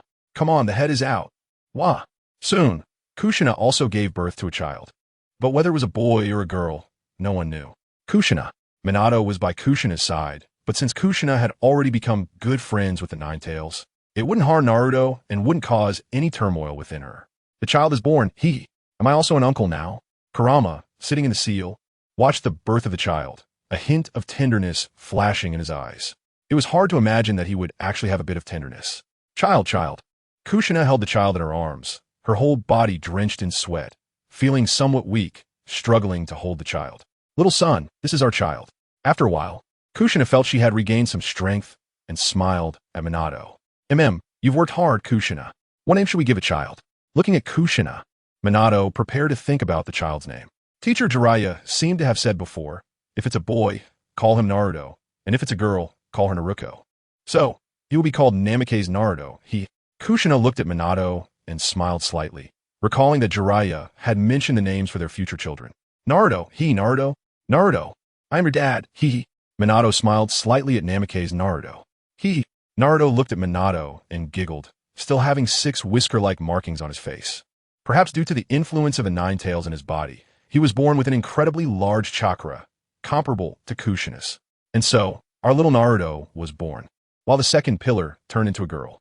Whether or not she is the second pillar, she just turned into a girl. Time passed quickly. 10 years went by, and now it was already March of the 55th year of Konoha. The ninja world was exceptionally peaceful, seemingly free of war, and began to coexist harmoniously. Obito, due to Kagaya's influence, joined the Akatsuki organization under the identity of Uchiha Madara, becoming a member of Akatsuki. Another person who joined was Kakazu. Kakazu, a clone of Black Zetsu, appeared foolish and became a member of Akatsuki in a muddled way. During these years, Jiraiya also began to have the Akatsuki organization continuously recruit talent and officially started the plan to capture the tailed beasts. Kyumo and IWA villages fought over the issue of the two tails, but for some unknown reason, both sides surprisingly reconciled. After Kyumo paid a fee to IWA, they successfully took away the two tails and remade the Jinchuriki. In addition, the Mist Village also began the Blood Mist era, where countless bloodline limits were ruthlessly slaughtered.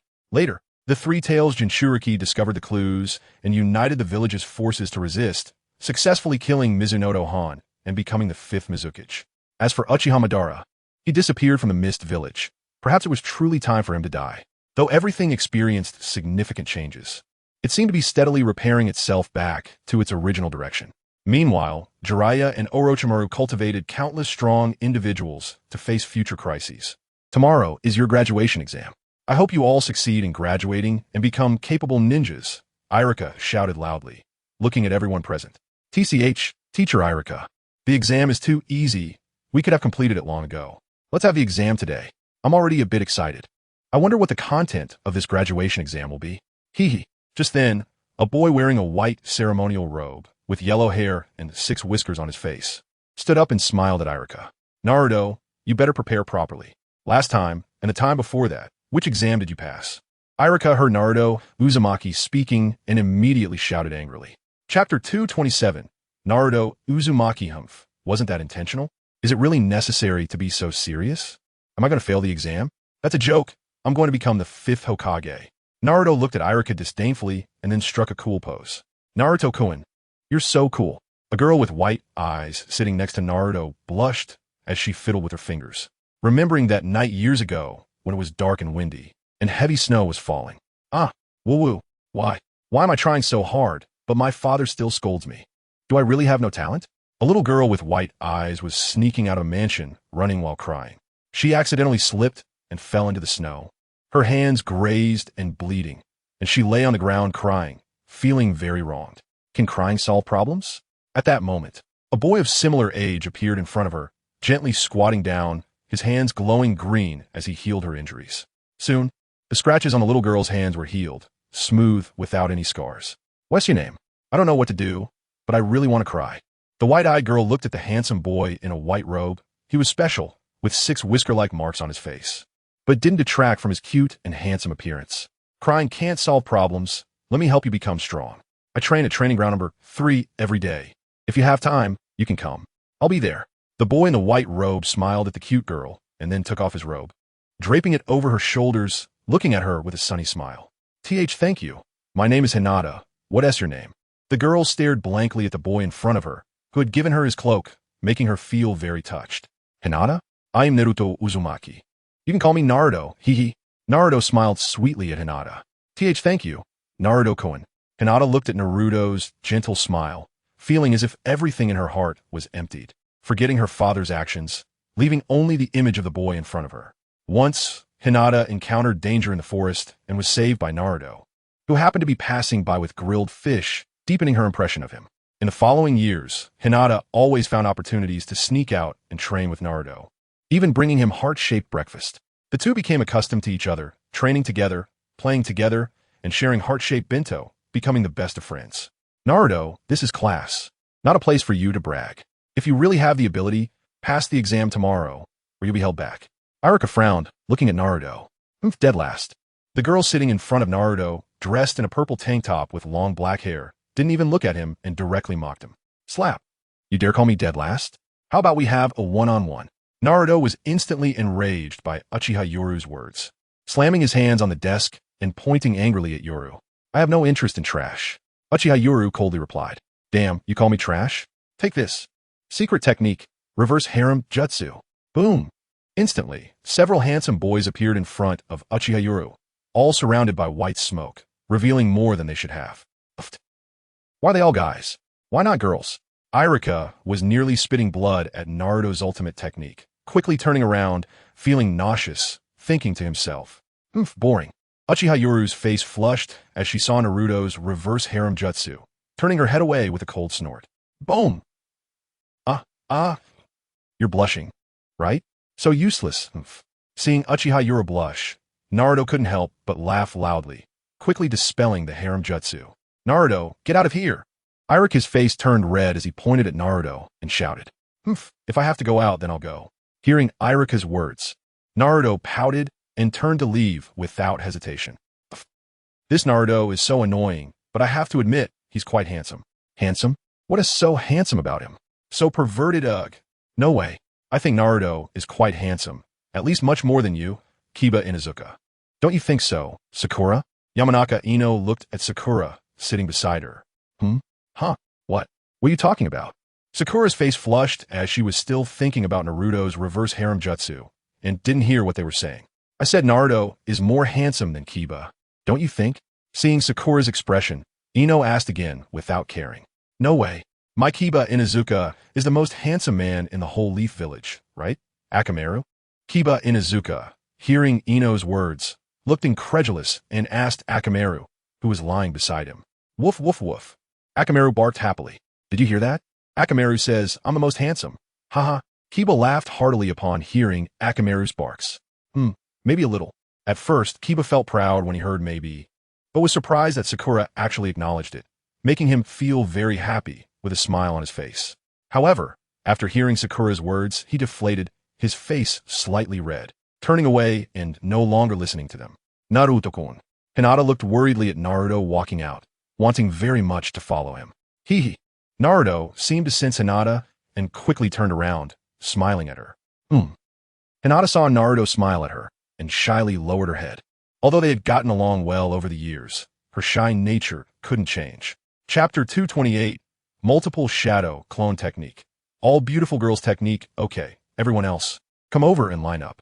We're going to conduct a test to improve your chances of passing tomorrow. After Naruto walked out, Irika looked at everyone and quickly had them line up to prepare for today's test. Today's test is the Shadow Clone Technique, starting with you all. First up, Sakura Haruno. Soon, the classmates stood up and walked to the front, lining up. Hearing Irika's words, Sakura stepped forward. Shadow Clone Technique. Bang! After stepping out, Sakura quickly formed hand seals, and with a bang, an identical Sakura appeared. Not bad.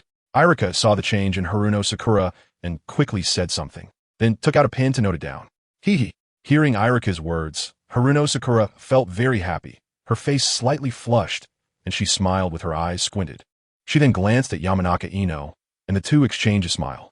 They did so well, but unfortunately, Naruto-kun couldn't see it. That evil Irika-sensei. How could he let Naruto go out? What big bad guy? Haruno Sakura's second personality immediately came out, blaming Irika for calling Naruto out and making him unable to see her performance. Since Uchiha Sasuke didn't appear and turned into Uchiha Yoru, Sakura's crush changed directly to Naruto Uzumaki. Is this fate? Next, Uchiha Yoru. Irika then called out to the first in line, Uchiha Yoru. Yes.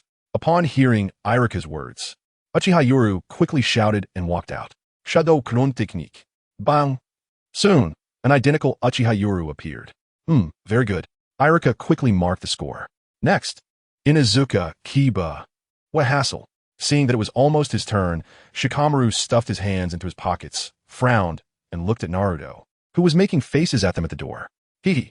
Naruto-kun isn't doing it on purpose. Yamanaka Ino smiled slightly, looking at Naruto outside the door, waving her little hand. TCH, women are such a hassle. Hearing Ino's words, Shikamaru pouted and said, Next, Yamanaka Ino. Soon everyone's assessment ended. Next, Naruto Uzumaki. The entire class had finished their tests, and only Naruto Uzumaki was left. Irika quickly shouted towards the door. Yes, coming. Upon hearing his name called, Naruto ran over. Nah, Naruto, go for it. Hinata couldn't help but mumble, her face flushed, playing with her fingers, looking really cute. Naruto-kun, go for it. Naruto-kun, go for it. Meanwhile, Yamanaka Ino and Sakura cheered him on. Watch closely, Irika-sensei, don't blink. Harem, multiple shadow clone, all beautiful technique. Bang. In an instant, Naruto made hand seals and immediately used an improved version of the multiple shadow clone technique. The entire classroom was filled with beautiful women, all different types. Irika saw so many beautiful women in front of him, and blood gushed from his nose. Naruto Uzumaki. Irika then took out a piece of paper and plugged his bleeding nostrils, blushing as he yelled at Naruto. Ahaha! Seeing Irika's embarrassed state, Naruto couldn't help but laugh out loud, rolling on the ground holding his stomach. The people present were already used to Naruto's pranks. After all, they were still young and didn't have such needs, so they just treated it as a spectacle. Seeing Irika getting angry, Naruto, for once, got serious and unleashed a multiple shadow clone technique that shocked the entire class. My god, how much chakra does Naruto-kun have? That previous beautiful technique already consumed a lot of chakra, right? Now he's doing another multiple shadow clone technique? I heard my dad say that the multiple shadow clone technique isn't something everyone can use. It's a forbidden technique. Is that so? I haven't heard of the multiple shadow clone technique. I only know about the shadow clone technique. So cool. Naruto-kun is indeed amazing. Of course, Naruto-kun is the son of Lord Minato, and Lord Minato is the disciple of the fourth Hokage with incredible strength. He has been on the battlefield and has pacified a battlefield in one battle. So impressive. No wonder he's so powerful. I didn't even know he was Lord Minato's son. Everyone was amazed to see Naruto use the multiple shadow clone technique, filling the entire classroom with people. This is more like it. Irika was also somewhat surprised, He didn't expect the underperforming Naruto to be able to use such a powerful forbidden technique. The classroom was so crowded. How many Narutos were there? At least over 100, right? To create over 100 clones at once, and still not even break a sweat. It was simply not even close to the limit. TCH. A hint of surprise flashed in Uchiha Yoru's eyes, but she scoffed dismissively. Naruto, limit? Does my multiple shadow clone technique have a limit? If it does, then let it fill the entire world. Soon, the day S class ended. Hinata, let's go. I'll walk you home, hee. After class, Naruto approached Hinata, looking at her adorable appearance, and quickly moved closer. Nah, Naruto-kun, thank you. Hinata was very shy. Seeing Naruto come to her side in front of everyone, her face flushed, mumbling. Naruto-kun, I also wanted to walk me home. At this moment, Yamanaka Ino walked up, looking at Naruto with a cute expression. Naruto was taken aback for a moment when he saw Ino approach. What's going on here? Naruto-kun. Look, we're on the way too. Should we go back together? At this time, Sakura also came over, looking at Naruto with a slightly flushed face, gathering her courage to speak. Naruto-kun, I'm the best. Don't go with him. Come with me. You bad guy Ino. Don't try to steal my boyfriend. Sakura's dual personality appeared again, constantly glaring at Yamanaka Ino in her heart. Boring. Uchiha Yoru walked past the four, glanced at Naruto, not knowing what she was thinking, and then made a remark before brushing past the four. Chapter 229, Uchiha Itachi's Wife. Hey, you big ice block, you're the boring one. Seeing Uchiha Yoru like this, Naruto felt a bit uncomfortable and quickly shouted at her. Naruto-kun, please, okay? Naruto-kun, I also want to go back with you. I think Hinata wouldn't mind, right? Right? Hinata? Yamanaka Ino and Sakura didn't care about Uchiha Yoru and quickly stood by Naruto's side, each linking arms with him, speaking softly. And they didn't forget to say to Hinata, come on, can she say she minds? No worries. Hinata wasn't good at expressing herself, nor would she refuse. Seeing the two say this, she quickly lowered her head and said, Naruto-kun, look, even Hinata has no objections, so let us go back together? Yes. Naruto-kun, let's go back together. Then an astonishing scene occurred. Naruto walked out of the ninja academy with 3 girls, first sending Hinata home. Then the other 2, unwilling to leave, had to be sent home one by one. Thank you, Naruto-kun. The last one was Yamanaka Ino, as she had been waiting for this opportunity. Just as she turned to leave, she sneak-attacked Naruto. Naruto-kun, kuridi. Yamanaka Ino waved at Naruto and quickly ran away. Naruto felt a peck on his cheek from Yamanaka Ino, his face slightly flushed, watching the culprit run back home. Am I that popular? If it's as Jiraiya said, the essence of being male, no, what did he say? Being handsome is also a sin? Yes, that's it. It's all my fault for being too handsome, Sai. It turns out that being too handsome really is a sin. It's exhausting me. Let's go home. Seeing beautiful girls surrounding him, Naruto felt a bit excited. But his favorite was still Hinata. After all, they'd spent more time together. I'm back. Soon, Naruto returned home, and no matter if anyone was there or not, he would shout, welcome home. Kushina heard Naruto's voice and quickly came out wearing an apron, holding a spatula, smiling at him. Mom, what's for dinner tonight? Naruto looked at Kushina and smiled slightly. I made your favorite ramen, but I don't know how it compares to Ichiraka ramen, hee. Hurry and wash your hands to get ready for dinner. And also, go call your dad for dinner. Stop reading. Kushina smiled slightly at Naruto, then turned and walked directly to the kitchen. Hee. All right, anything mom makes is delicious. Naruto smiled at Kushina, complimenting her, then turned and headed towards the study. Hee. This kid knows how to talk, hee. Kushina turned to look at Naruto and smiled slightly. Dad, dinner's ready. Naruto then went to the study and saw his dad still sitting inside reading and quickly called out, Naruto's back? So soon? I just started reading. How come you're back from school already? Minato heard Naruto's call and quickly put down the book, looking at Naruto. Dad, you've been reading all day. Is the book that interesting? Still reading? Naruto pouted. His dad gets so engrossed in books that he loses track of time. He's simply a bookworm. Well, your grandpa said, there's a house of gold in books and beauty in books. Of course, they're interesting. Hee. Minato stood up, extended his hand, smiled slightly, and patted Naruto's little head. TCH, Jiraiya grandpa also said the next part is, but where can you find a wife? Hearing Minato say this, Naruto quickly chimed in. Minato laughed heartily at Naruto's words. Brother, I'm back.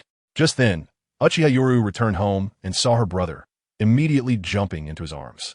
Hee, mischievous, you're already this big and still so clingy.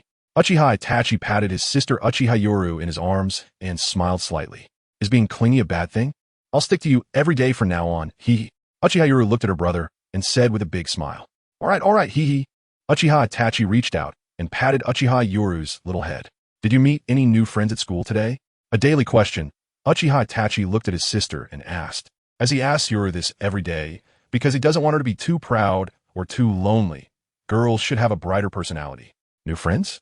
Uchiha Yoru heard Uchiha Itachi's question, and suddenly a scene appeared in her mind. Naruto's goofy face came to her mind.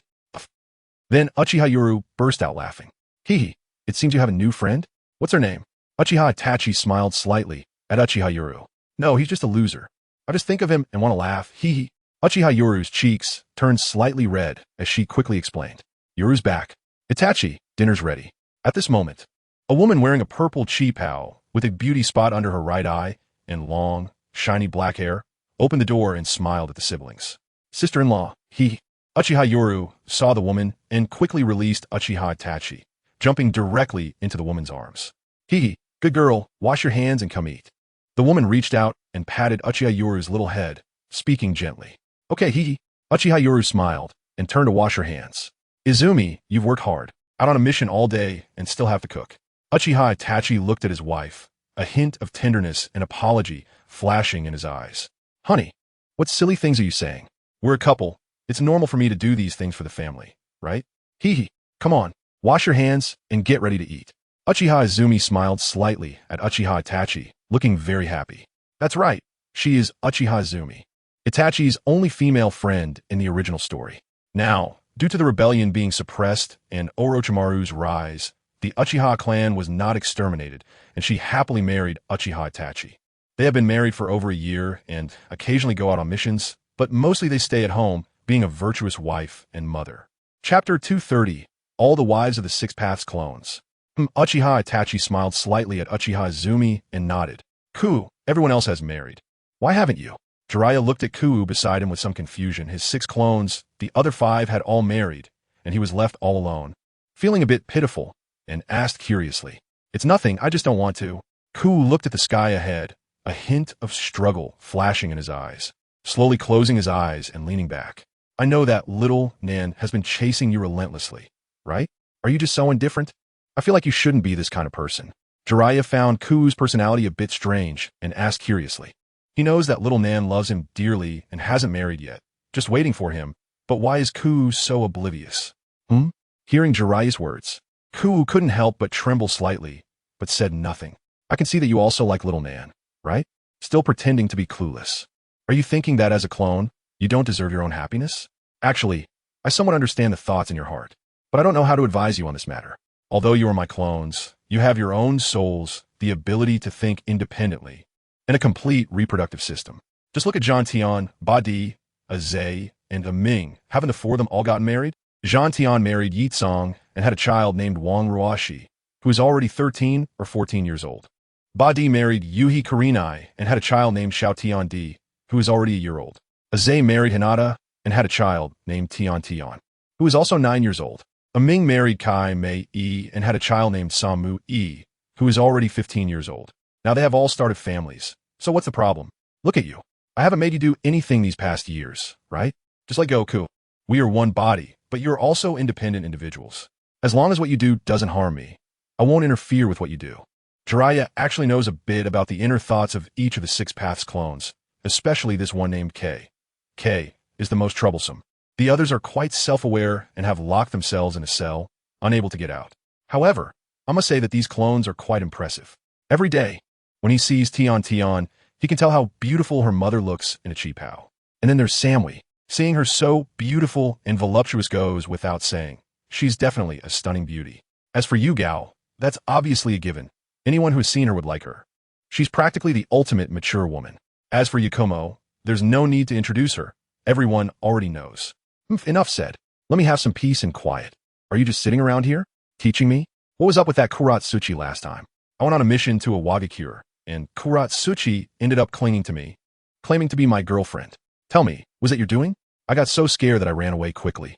You caused the trouble, but I have to take the blame? And you still have the nerve to lecture me? TCH.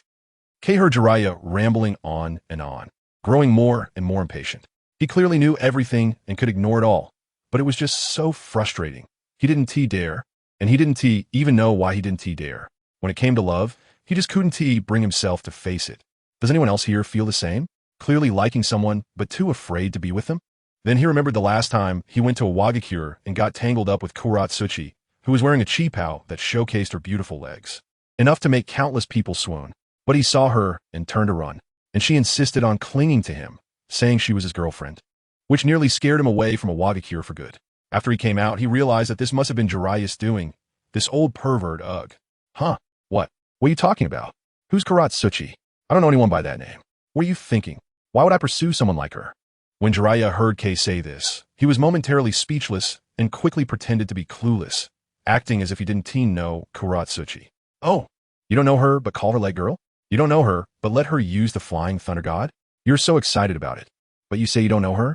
I can guess it's you old pervert, ugh. You say one more word, and I'll tell Tsunade and have her deal with you.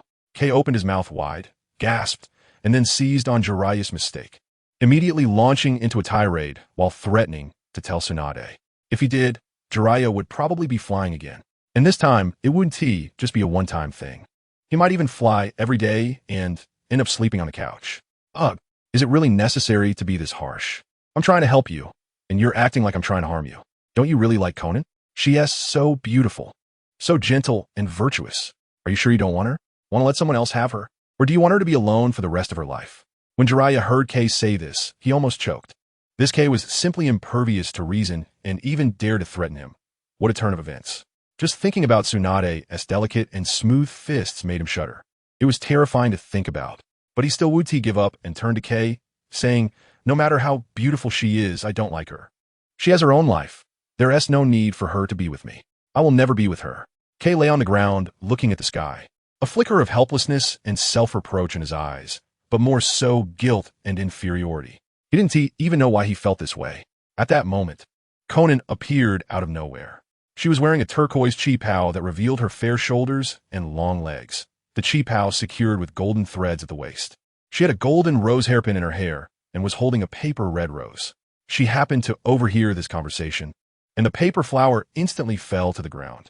Teacher Kei, do I really disgust you that much? Hearing Kei's words, Konan was heartbroken, tears streaming down her face as she shouted at him. Then she turned and spread her wings, flying away. Chapter 231. Konan's happiness. Konan? When Kei heard her words, he quickly stood up and saw her flying away with her wings. A flicker of self-reproach and guilt crossed his eyes, but more than that, he was worried and really wanted to chase after her right now. Hurry. What if she goes to commit suicide? Even if you don't like her, you can't let her die, right? Hurry up. Jiraiya hadn't expected Konan to suddenly appear at this moment. They had been so serious in their conversation that they hadn't even noticed someone had come. That was truly a miscalculation. Hearing this, didn't Konan just get even more heartbroken? Is it all my fault? Isn't it because you're too afraid to express your feelings and blame me? Jiraiya shook his head at Kei's complaints, but seeing Kei chase after her made him smile slightly. Good luck. I'm off to see Kuratsuchi. Then Jiraiya stood up, smiled slightly, and stepped into the space, instantly appearing in a Wagakure. Kei chased after Konan all the way and finally saw her land by the lake, where she collapsed to the ground, covering her face with her hands and crying. Why? Why? Am I really that detestable? Do I have no charm at all? What if I don't even like you? Why you have to torment me like this? Woo-woo. Even if you don't like me, can't you just keep it to yourself and not tell me? Let me have a beautiful dream, can't you? Woo-woo. Konan sat on the ground, her eyes filled with endless sorrow. If Kei hadn't said anything, she could have held on to a glimmer of hope. But now that her fantasy was shattered, it felt like her heart was being torn apart. Sigh. Kei hovered in the air, watching Konan below, slowly descending and standing behind her, unsure of what to do. He wanted to reach out and hold her in his arms, but his outstretched hand hesitated, unable to move forward. He sighed deeply. Konan, why bother? Then, looking at Konan, Kei couldn't help but say, Kei. Hearing his voice, Konan immediately stopped crying, then suddenly turned around and tightly hugged him, burying herself in his chest. Ugh! Suddenly being embraced by Konan made Kei shudder. He slowly lowered his head and saw Konan crying his arms, momentarily unsure of what to do. He didn't push her away and just let her hold him quietly. After a quarter of an hour, Konan still didn't let go. Eventually, Kei's heartbeat quickened, and without realizing it, He wrapped his arms around her slender waist. Feeling herself being embraced, Conan's body trembled slightly, and she felt a sense of happiness. She wished time could freeze at that moment. This feeling was so joyful and warm. Conan tightened her arms around Kay, reluctant to let go, lying in his embrace, feeling incredibly happy. That's it. All my inferiority comes from myself. I've laid everything about myself bare. If she is still willing to be with me, then what reason do I have to refuse? In the end, Kong seems to have come to terms with it. Perhaps it was Xiao Nan's relentless efforts that moved him, or maybe he was momentarily confused by his emotions. Or perhaps the intense heartbeat from being held by Xiao Nan made him lose his direction. In any case, to sum it up, he was ready to reveal his true situation. Xiao Nan, to be honest, I'm just a clone of your teacher Jiraiya. Do you understand? Although this clone has some differences, we are all independent individuals with our own souls. However, we are all under the control of your teacher Jiraiya. Of course, he wouldn't obstruct us from being together, but I still feel a bit sorry for you. If we calculate it this way, I'm not really a complete person. I'm just a puppet with flesh and blood. Then Kong directly told Xiao Nan about his actual situation, letting her understand his essence. If there were really no issues, they could talk about other things later. A clone of teacher Jiraiya? Xiao Nan was a bit puzzled. The person in front of her was clearly alive. How could he be a clone of teacher Jiraiya? And what does Kong mean? If he's a clone, how could he have his own soul? Moreover, how could they all be independent individuals?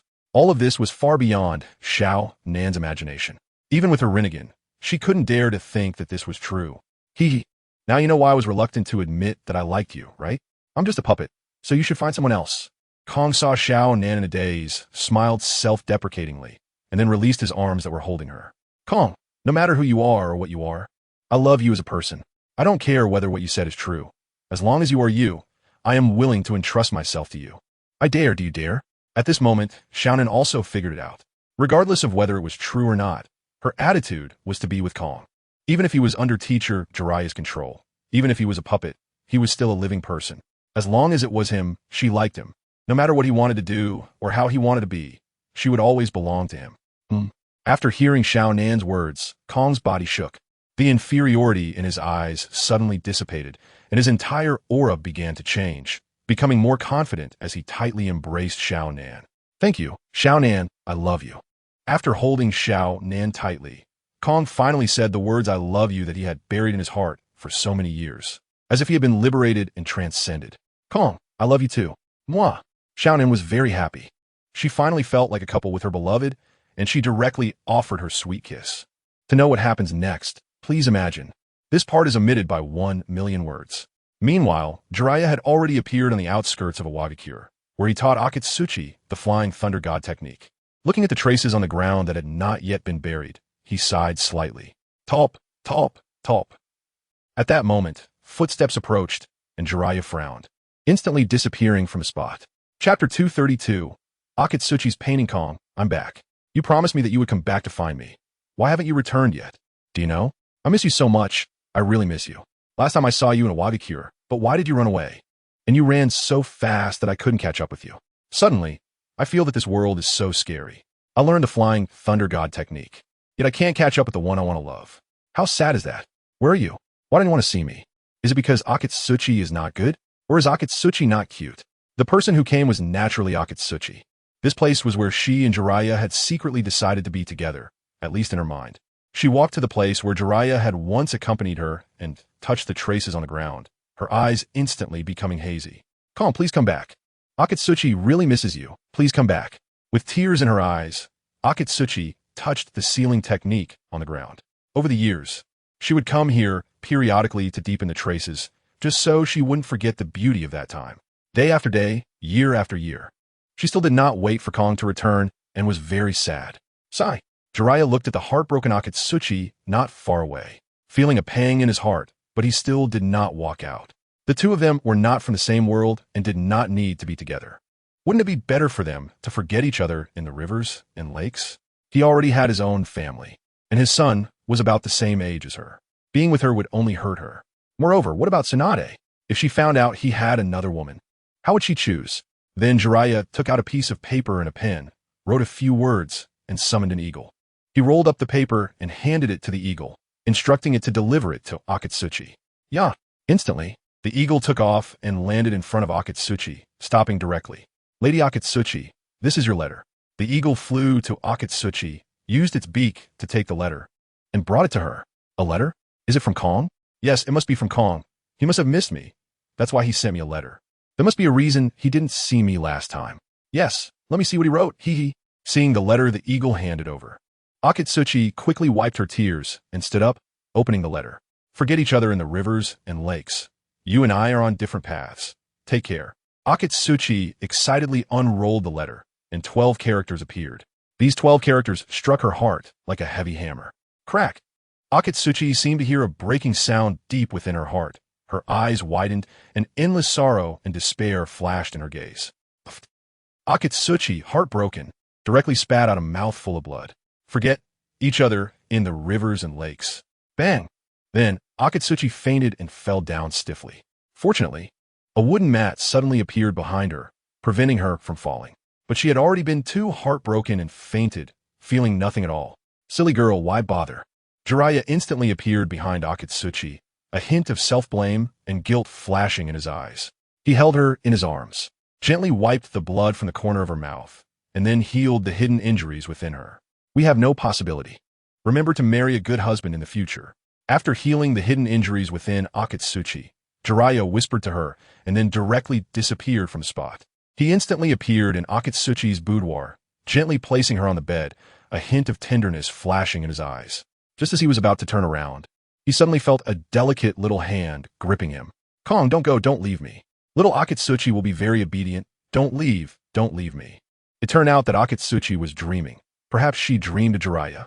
Her facial expression was twisted, making people feel very heartbroken. I'm sorry. Jiraiya's eyes flashed with endless guilt as he gently pried open Kuratsuchi's small hand, repositioned her, and then covered her with a blanket. You will definitely meet better men who will care for you in the future. You're so beautiful, aren't you? After doing all this, Jiraiya muttered to Kuratsuchi, then gently kissed her forehead before turning to leave. Huh, so many of my portraits? Did Kuratsuchi draw all of these herself? How long did it take her to draw them? When Jiraiya turned around, he saw that the wall in front of him was completely covered with his portraits, seemingly all drawn by Kuratsuchi herself, and each drawing had writing on it. The first drawing, empty, this is the first week since you left me. I miss you so much that I learned to draw, but I'm not very good at it, hee. But it's enough that I recognize you, and also, you're very handsome, so don't mind if I made you look ugly. The second drawing, empty, this is the second week since you left me. I still miss you so much. When will you come back to find me? You're not allowed to look for other women outside. If you want to find someone, you must come back to me. Signed, Little Kuratsuchi. The 30th drawing, empty, it's already been 30 weeks since you left me. Why haven't you come back to find me? I really miss you. I've learned the flying thunder god technique. Where are you? I want to find you. I made a lot of progress in my drawing this time. Doesn't it look like you? The 60th drawing, empty, it's already been 60 weeks since you left me. I draw a picture of you every week. The wall is almost full. Why haven't you come back? Little Kuratsuchi misses you, he. Come back soon. This one is the one I think looks the most like you. The 360th drawing, empty, it's already been 360 weeks since you left me. Grandpa is urging me to get married. Why haven't you come back? The only person I want to marry is you, but why haven't you come back to find me? Have you forgotten that you have a girlfriend here? Hurry back, or I might be taken away by someone else. Love you.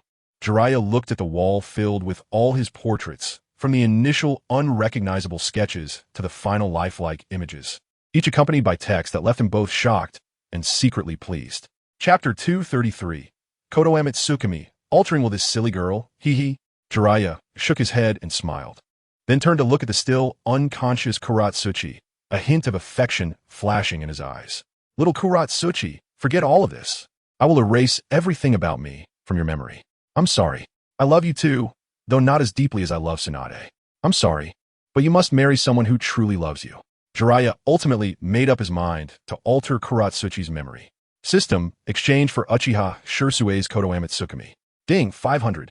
000 exchange points deducted successfully, remaining 18,090,000 exchange points. As Jiraiya silently thought to himself, Shursue's Koto Amitsukami appeared in his eyes, exceptionally eerie. I am Sore, Kurotsuchi, goodbye. Using Koto Amitsukami, Jiraiya instantly propped open Kuratsuchi's eyelids and, without her knowing, altered her inner memories, deleting everything about himself. He also transformed the process of learning the Flying Thunder God technique into finding a cultivation scroll, but she didn't know where it was lost, although she had already learned it. In the end, he didn't think any further and completely erased everything about himself from her memory. I'll accept these gifts. I hope you can be happy in the future. After using Kodoomitsukami on Kuratsuchi, a tear unknowingly fell from the corner of Jiraiya's eye, landing on Kuratsuchi's face. Then, Jiraiya collected all the drawings from the walls of Kuratsuchi's room and turned to take one last look at her before vanishing from the room. Huh? A blurry figure? Who is he? Kuratsuchi seemed to be awakened by Jiraiya's tears, opening her hazy eyes and catching a glimpse of Jiraiya's figure, but she couldn't see him clearly. When she fully awakened, she found herself back home, lying on a clinical bed. Huh? Why am I in my room? Wasn't I supposed to be? Where? Where was I? Why can't I remember? What was I doing earlier? And who was that man? Why do I feel like I've lost some memories? Gifts? Happiness? Who exactly are you? Why can't I remember anything? After waking up, Kuratsuchi realized she was already in her room. She clearly remembered doing something very important, but couldn't recall what it was. Then, she inexplicably found herself back in her room, not knowing what had happened. Forget it. If I can't remember, then I won't think about it. Hee. Time to find Grandpa and train. Kuratsuchi thought for a long time, but couldn't come up with anything. After a chuckle, she prepared to get up. Tick-tock. Kuratsuchi hadn't felt it earlier, but now that she stood up, tears slid down her face, landing on the back of her hand. Huh? Tears. Whose tears are these? That man? Who exactly is he? Why did he cry in front of my bed? What a strange man, and how did he get in my room? He didn't do anything to me, did he? Suddenly feeling the wetness on the back of her hand, Kuratsuchi was a bit puzzled, thinking that Jiraiya might have done something to her. So she quickly lifted the blanket and saw that her beautiful legs had no marks or scratches, nodding in satisfaction. Nothing happened. All right, I'm off to train. I want to become the next Raikage, so I can't neglect my training. Seeing that nothing had happened to her, Kuratsuchi smiled slightly, and then got up to find Inoki for training. At this time, the Akatsuki had begun gathering tailed beasts and dispatched various powerful members to capture them in different villages. They were divided into 4 groups, Kakuzu and Haiden in one group, Kisame and Suigetsu in another, Deidara and Obito in a third, and Yahiko and Haiden in the last. Deidara, as the father of Deidara, was a demolition enthusiast with formidable strength, disliked by the people of Awagakure for his constant bombings, which kept countless people awake at night, ultimately becoming a rogue ninja. He joined the Akatsuki, bringing along 13-year-old Deidara, both destructive forces significantly enhancing the Akatsuki's strength. Suigetsu, the brother of Suigetsu, was also powerful and was assigned by Jiraiya to the Akatsuki to assist in capturing tailed beasts. Kisame's group was responsible for capturing the 8 tails and 2 tails. Deidara's group was in charge of capturing the 1 tail. Yahiko's group was tasked with capturing the 3 tails and 6 tails, and Kakuzu and Haiden were responsible for the 4 tails and 5 tails. Although the 5 tails had been missing for a long time and would take some time to locate. Lastly, the 9 tails was sealed within Naruto Uzumaki, making him the Jinchuriki of the 9 tails again. Due to the strength of Konoha, the capture of the 9 tails was postponed until the last step, while the capture of the other tail beasts was already underway. Who are you? Why are you in our Kumogakure? The new 2 tails Jinchuriki, Tenkan, frowned at the sight of Kisame and Suigetsu, feeling a sense of crisis. Hee. Of course, we're here to capture you. So, bro, do you want to go first? Or should I? The dry persimmon ghost shark carried the shark muscle on his back, and a shark-like face looked at the celestial Han with a sly smile. A hint of disdain flashing in his eyes, as if anyone could catch the 2-tailed Jinchuriki. Let's go together. Don't waste time. We still need to catch the 8 tails later. Mizuki Chong said faintly, looking at the 2-tailed Jinchuriki, seemingly also looking down on him. Oomph. Do you think I made of mud? You want to catch me just like that? I'll show you the power of the Heavenly Han and completely eliminate you here. Full-tailed beast transformation. Roar. In an instant, the Heavenly Han completely transformed into the 2 tails, and his massive form suddenly appeared before the 2. The 2 tails swiped a paw directly at the dry persimmon ghost shark. Haha, interesting, really interesting. Great water burst wave. Seeing the 2 tails swiping at him, the dry persimmon ghost shark quickly leaped back, gripping the shark muscle in his right hand, and swiftly formed seals. Puff! Instantly, the dry persimmon ghost shark spat out endless streams of water, covering dozens of miles in an instant. Glug glug! In a moment, the 2 tails were completely submerged by the vast ocean, filled with countless seawater. Ice release, secret technique, 1,000 miles of ice. Seeing the dry persimmon ghost shark unleashing water release, Mizuki Chong quickly formed seals and slammed both hands onto the water surface. Chapter 234. The tailed beast capture plan begins. Crack, crack, crack, crack. Instantly, the massive water covering dozens of miles began to freeze rapidly, directly trapping the two tails within it, and a series of special sealing symbols appeared on the ice surface, sealing the two tails. Then, the heavenly Han transformed back from his complete tailed beast state into his human form and fainted. The two worked well together, one releasing water and the other freezing it, sealing the two tails in just a few seconds. It couldn't be simpler. Chong is amazing. He took care of this two tails in one go. What a waste, transforming into a tailed beast right away, simply a living target. The dry persimmon ghost shark couldn't help but chuckle upon seeing Mizuki Chong seal the two tails. Since Mizuki Chong is the brother of Mizuki Z, he holds a very high status, being the brother-in-law of Tsunade, so the dry persimmon ghost shark usually calls him Chong. Let's go. Mizuki Chong ignored the dry persimmon ghost shark and turned to leave, breaking through the ice surface instantly, while the dry persimmon ghost shark sealed the two-tailed heavenly Han, sealing all his chakra and carrying him away. Just like that, they successfully captured the two tails. It must be said that their strength was truly unmatched, and no tailed beast could resist them. Meanwhile, on Faden's side, they had already arrived at the entrance of Awakens, using transformation techniques to enter the village and began searching for the four tails. As for the five tails, they had no news yet and had to wait for Black Zetz's message, so they first headed to Awakens to capture the four tails. Here, just then, Faden spotted the four-tailed Jinchuriki, the new four-tailed Jinchuriki Huangze, a chubby young woman, who was eating a large pancake and ice cream. One bite of pancake and one bite of ice cream. It looked very strange. Huangshi, dangerous aura. The four-tailed son Wukong seemed to sense a dangerous aura and quickly reminded Huangze in a deep voice. Dangerous aura? What dangerous aura? No dangerous aura can stop my lava release. Ha. Huangze didn't care at all. In her view, tailed beasts were the strongest, and, as a Jinchuriki, she must also be the strongest. Who could stop her? Son Wukong frowned and didn't respond to Huangze any further. However, upon hearing of the dangerous aura, Huangze became very excited, probably eating while leading Faden and the others to a remote place. Soon, they left the village and arrived at the mountains behind Awakens. This fool, running out to deliver himself to death, then we can't be blamed. Faden was very surprised to see Huangze coming out by herself. This silly fat girl had saved him a lot of effort. You all come out. Huangze suddenly turned around, though there was no one behind her. She still shouted like that. Oh, so you've already discovered us? No wonder, but well, it's too late. Faden looked at Huangze, a slight smirk on his lips, as he and Jiao Du appeared right in front of her. Two people? Not even enough to fill the gaps in my teeth. Do you think I'm a fool? Deliberately leading you out? Are you happy? Actually, this is just me deliberately leading you out. It's not easy to fight in the village, but now it's different. I can fully enjoy the thrill of battle. I wonder how long you can last. Don't underestimate me. I'm very strong. Want to give it a try? Huangze deliberately lured them out to unleash her full power. She had been holding back for too long with no one to fight, and she urgently needed a battle to release the killing intent in her heart. Let's start. Jiao Du completely ignored Huangze, saying indifferently, wait, before defeating her, I must pray to the gods first. Hearing Jiao Du say this, Faden casually took out his triangular necklace, held it in his hand, closed his eyes, and began to pray. You always have to be so troublesome? Ever since Jiao Du teamed up with Faden, he had to pray before every battle, which was incredibly annoying. He looked at him coldly and said, I find it annoying too, but the rules are strict, and I can't help it. After hearing Jiao Du's words, Faden opened his eyes to glance at him, then continued to pray. Do you really think I don't exist? Then you can die. Lava release, scorching river flow rock technique. Seeing that Faden and Jiao Du looked down on her, Huangze was furious and instantly formed seals, directly spitting out several magma balls towards Faden and Jiao Du noisy. Jiao Du frowned tightly, seeing the magma balls coming at them, and the ordinary Faden, he roared.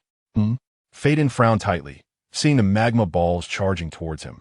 He swiftly dodged, and then swung his sickle at Huangze. Whoosh, whoosh, whoosh.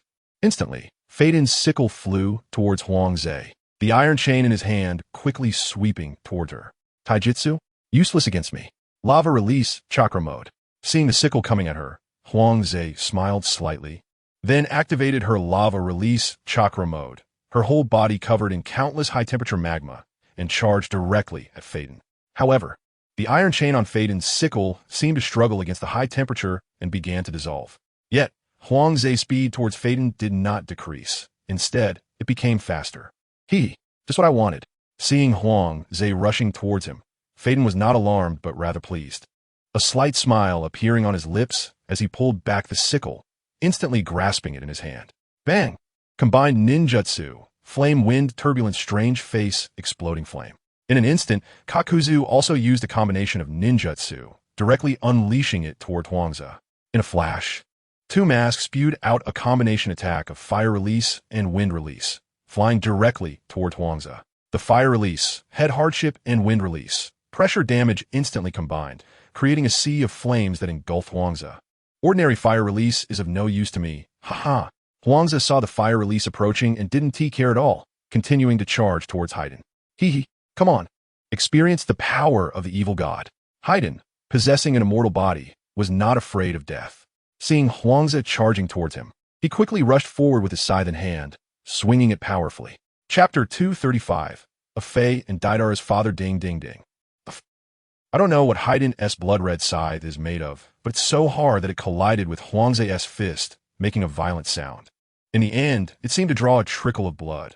Although it was just a drop, it was enough. So hot, but the ritual has begun.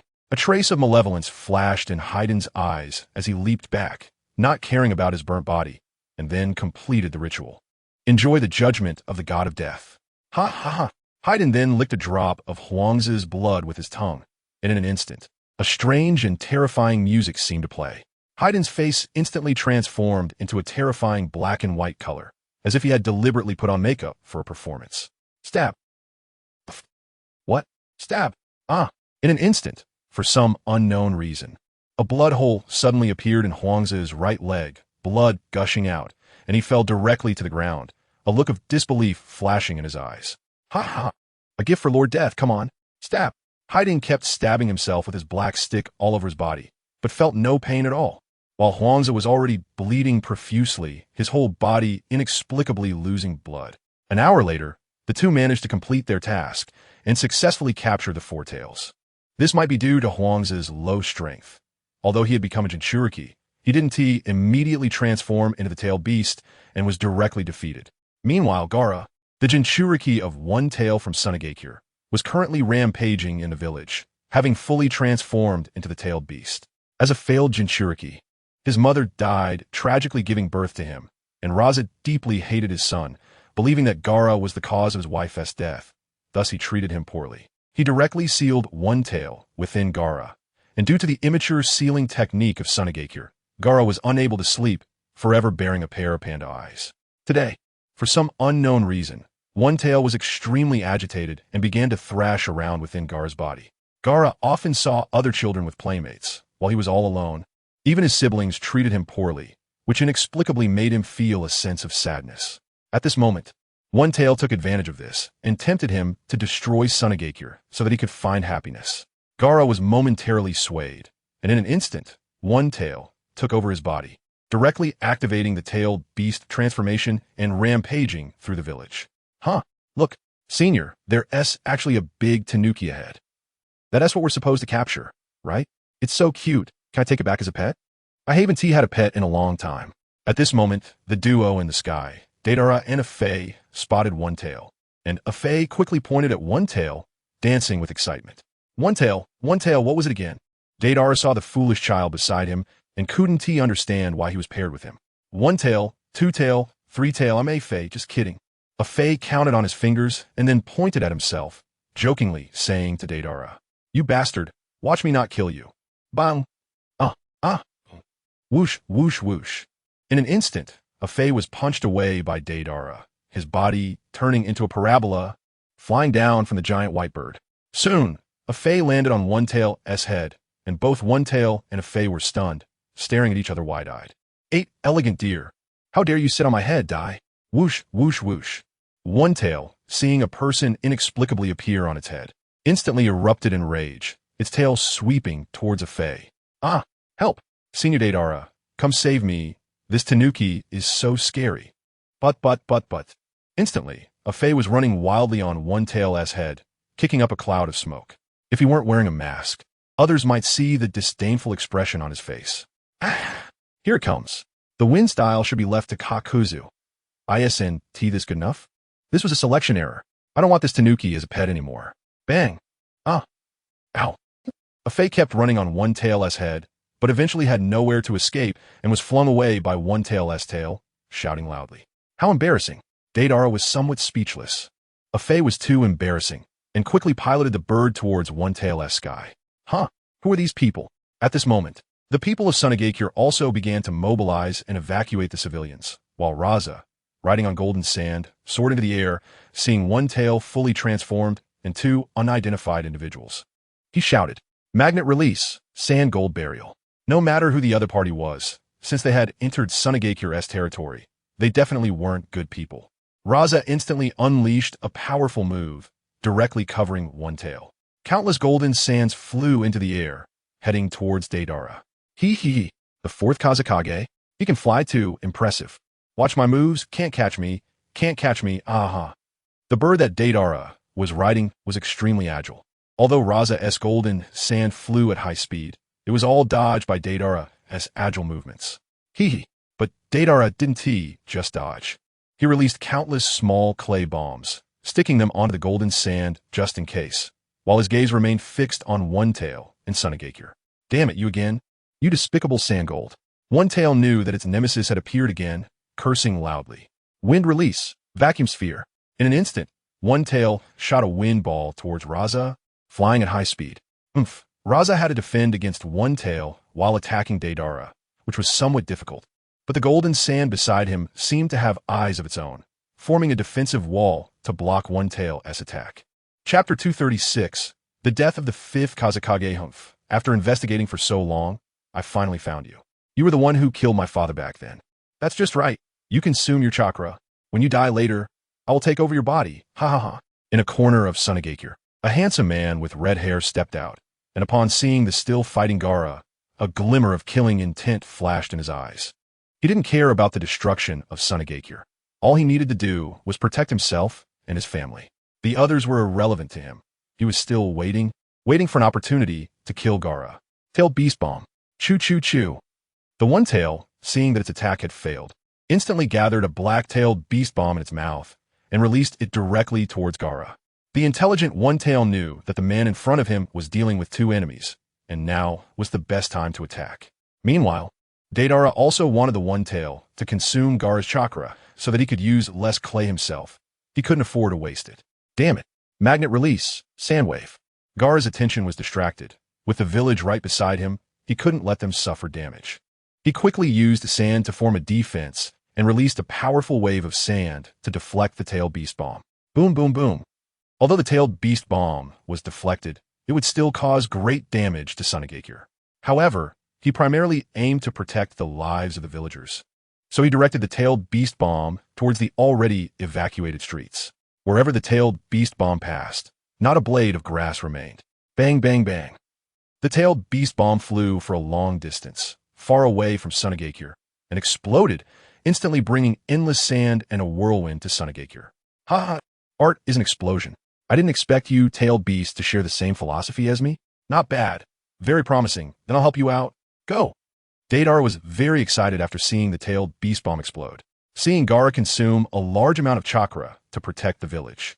The corners of his mouth curled up slightly, and then he directly released many clay bombs around the One Tail.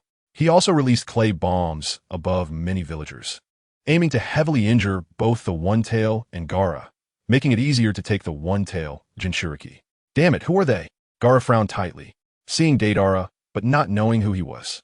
He wore the forehead protector of Awagakure's rogue ninjas, but was dressed in a uniform, clearly someone from an organization.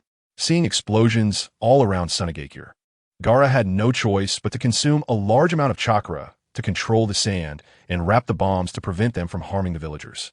Bang, bang, bang. Ah, damn it. The One Tail was directly hit by a bomb, instantly wounded, and then let out a furious roar, shrinking down and beginning to revert to Gaara. Afei, take him away. Deidara then created another bird and headed towards Afei, who had suddenly appeared beside Gaara, directly picking him up and lightly leaping onto the back of the white bird. Senior Deidara is amazing, completing the task so easily. Afe turned to look at Deidara and chuckled. Humph. Deidara snorted coldly, a slight smile appearing at the corner of his mouth. Damn it, let go of Gaara. Gaara frowned tightly. Their goal was actually to capture the tailed beast, which shocked him. He shouted angrily at Afe and flew towards him. As a member of Akatsuki, we are all indifferent. Do you think shouting a few times will make us let go of the one-tail Jinchuriki? What do you think you are? You should worry about yourself. Art is an explosion. Just as Gaara angrily chased after Afe, a clay owl suddenly appeared in front of him. Not good. Defense. Gaara suddenly saw a white clay appear beside him and thought to himself that it was bad. Instantly, he wrapped himself in sand to form absolute defense. Bang, bang, bang. In an instant, the clay owl exploded, but did not harm Gaara, who was wrapped in sand. Oomph. Just as Gaara was about to his defense, countless small white clay pieces suddenly burrowed in from the sand. What? When? Bang, bang, bang. Upon seeing the countless small white clay, Gaara felt a surge of fear and shouted. Instantly, they exploded, and Gaara's sand defense sphere burst from within, causing him to fall from the air. Although his body did not sustain any damage, he was knocked unconscious, layers of gold appearing on his body, which was his sand armor, capable of covering his body with a layer of sand. However, it was still shattered. There was no surprise, as there were simply too many clay pieces, and he couldn't react in time. Not good, Lord Fifth Kazekage. Countless sand shinobi saw their great Fifth Kazekage actually get injured and shouted loudly. TCH, too easy to defeat. Let's go. Deidara saw Gaara get blown up by his own explosion and didn't approach. Instead, he piloted the bird and charged towards Afe. Hee, just right, Gaara. You deserve to die. The red-haired man was Sasori of the Red Sand. Fortunately, he still had his mother. Otherwise, he would have probably already become a rogue ninja. But he had been investigating his father's death and finally pieced together all the past doubts a while ago, confirming that Gaara had deliberately set up his father's death for the position of Kazekage. This made him very angry. Today was just an opportunity. After seeing Gaara die, he instantly vanished from his spot. Not long after, a puppet appeared in front of Gaara, swallowing him and then quickly escaping, while Sasori of the Red Sand slightly raised the corners of his mouth. Soon, all major ninja villages discovered that they had been invaded by a special organization, which took away all the tailed beasts from their villages. This crisis shocked all villages, especially since the fifth Kazekage had been directly killed by this mysterious organization. Killing the fifth Kazekage while taking away the one tail left everyone even more shocked. How is this possible? Our village's four tails was actually captured? Damn it, what organization is Akatsuki? Why did they suddenly appear out of nowhere? Chapter 237. Terumi May contemplates as Mizukichi. Moreover, they were so brazenly capturing tailed beasts in every ninja village. This must be taken seriously. Have they really become that strong? Onoki frowned tightly. He didn't expect Akatsuki's members to be so powerful, not only capturing their four tails, but also taking the one tail and killing the fifth Kazekage. The three tails and six tails were also captured, and their fifth Mizukichi was the three tails Jinchuriki, meaning that Akatsuki had directly taken down the leaders of two ninja villages in one fell swoop, which was simply unbelievable. Even more shocking was that they directly stormed into Kumogakure, taking the 8 tails and 2 tails. The 8 tails was the second strongest tailed beast after the 9 tails. Although it had now become the young 8 tails, it was still incomparable to other tailed beasts. Fortunately, the 8 tails wasn't particularly strong in other aspects, but was first-rate at escaping, leaving behind a small tail before fleeing. This meant that the young 8 tails captured was just a small tail. Damn it, Kurabi was actually captured? What were you all doing? Only realizing it now? How infuriating. The fourth Raikage, was in his office, fuming with anger as he glared at the ninja in front of him. Hey, big brother, I'm here, I'm fine. My ability to escape is top-notch. Who could possibly take me away? Just as the fourth Raikage was venting his anger, a sudden voice broke through, bringing a smile to A's face. You brat, what's going on? Didn't you get caught? A valued this sworn brother of his, and seeing him unharmed brought a sigh of relief. Their strength is indeed formidable. I'm no match for them. However, I use a clone to survive. They only captured a shadow of mine. Kurabi chuckled as he saw the fourth Raikage. Just don't run off recklessly next time. I don't know who they are. This little organization that popped up from nowhere. We need to investigate thoroughly. Their power is terrifying. I've heard other ninja villages haven't fared well either. To capture so many tailed beasts all at once, what kind of existence have they reached? They send out pairs, both of whom are quite ordinary. Could they have 8 or even more than 10 super shadows? If they have that many super shadows, our hidden cloud village won't stand a chance. What should we do? The fourth Raikage snorted, feeling relieved as he thought about how both the wind and water shadows had already died, leaving only the Raikage, Earth Shadow, and Fire Shadow alive. Facing this powerful, unknown organization gave him a chilling sense of dread. They had very little intelligence, knowing only that the organization wore matching outfits and attacked in pairs to capture tailed beasts, and they had yet to be spotted in the Land of Fire. This meant that the Akatsuki organization at least had 8 super shadows, if not more, which made the fourth Raikage vigilant. Oh, has Jiraiya started? The Akatsuki organization, hee. It has finally begun. The good show is about to unfold. Let's wait and see. Meanwhile, Orochimaru in the Land of Fire also received the news. Upon learning of it, he knew Jiraiya had begun his battle plan. First, he wanted the Akatsuki to create panic, then unite the hearts of the entire ninja world, increasing their chances of fighting against the Otsutsuki clan.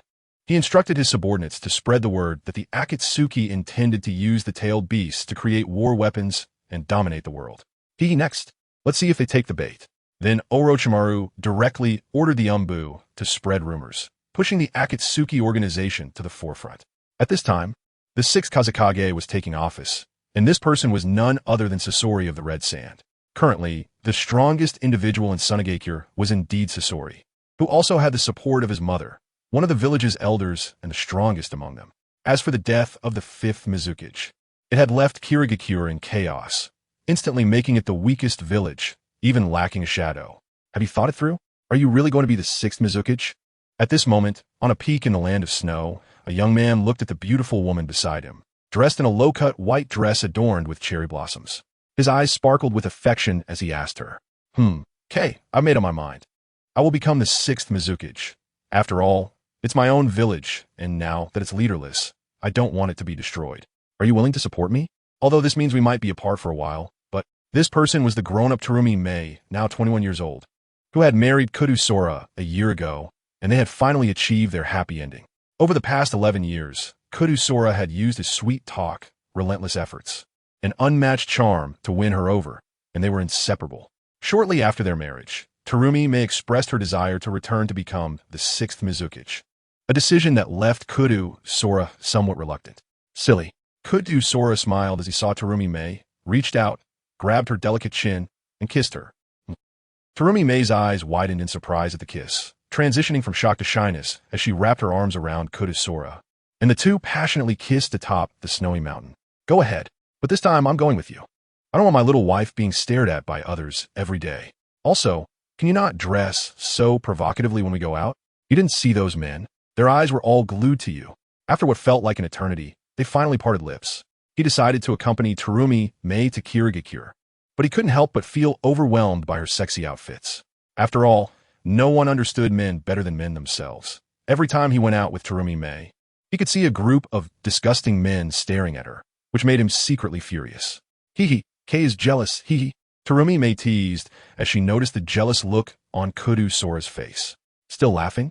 If you keep laughing, I might just spank you, Kudu Sora said as he raised his right hand, lifting her up, pretending to spank her. Chapter 238. Kudu Sora leaves the land of snow. Kei is bullying me. Just because I'm dressed a bit sexy, others say Mei has charm, right? But if you want to spank me, you can go easy on it. I won't call anyone. Terumi Mei flirted with Kudu Sora as he held her. Ziz is easy. When Kudu Sora saw Terumi Mei winking at him, he felt a strange electric current pass through him, making him feel a little tingly. You little vixen, fine, I'll let you off this time, but tonight, I'll show you my strength. Seeing Terumi Mei like this, Kudu Sora surrendered instantly. This little wife was perfect except for her tendency to tease. Mei will wait for you, Kei. Terumi Mei couldn't help but wink at Kudu Sora again, blushing as she spoke. Damn, I can endure it, but I can't let it go on like this. Kudu Sora felt that if he continued to hold back, he would no longer be a man. Seeing Terumi Mei in this way ignited his inner fury, and in an instant, a villa appeared beside them, and he directly carried Terumi Mei inside. When are we planning to leave? After the battle, Kudu Sora looked at Terumi Mei and smiled slightly. Tomorrow. Today. I need to go back and inform my parents to avoid worrying them. Since Terumi Mei married Kudu Sora, she naturally addressed Jiraiya and Tsunade as her parents. They planned to leave the land of snow together tomorrow, so she needed to inform them. All right, then let's go tell them. After that, Kudusora and Terumi may went to find Jiraiya and Tsunade to discuss the matter. Oh, planning to go to Kirigakure to become the Mizukage? That's not a bad idea.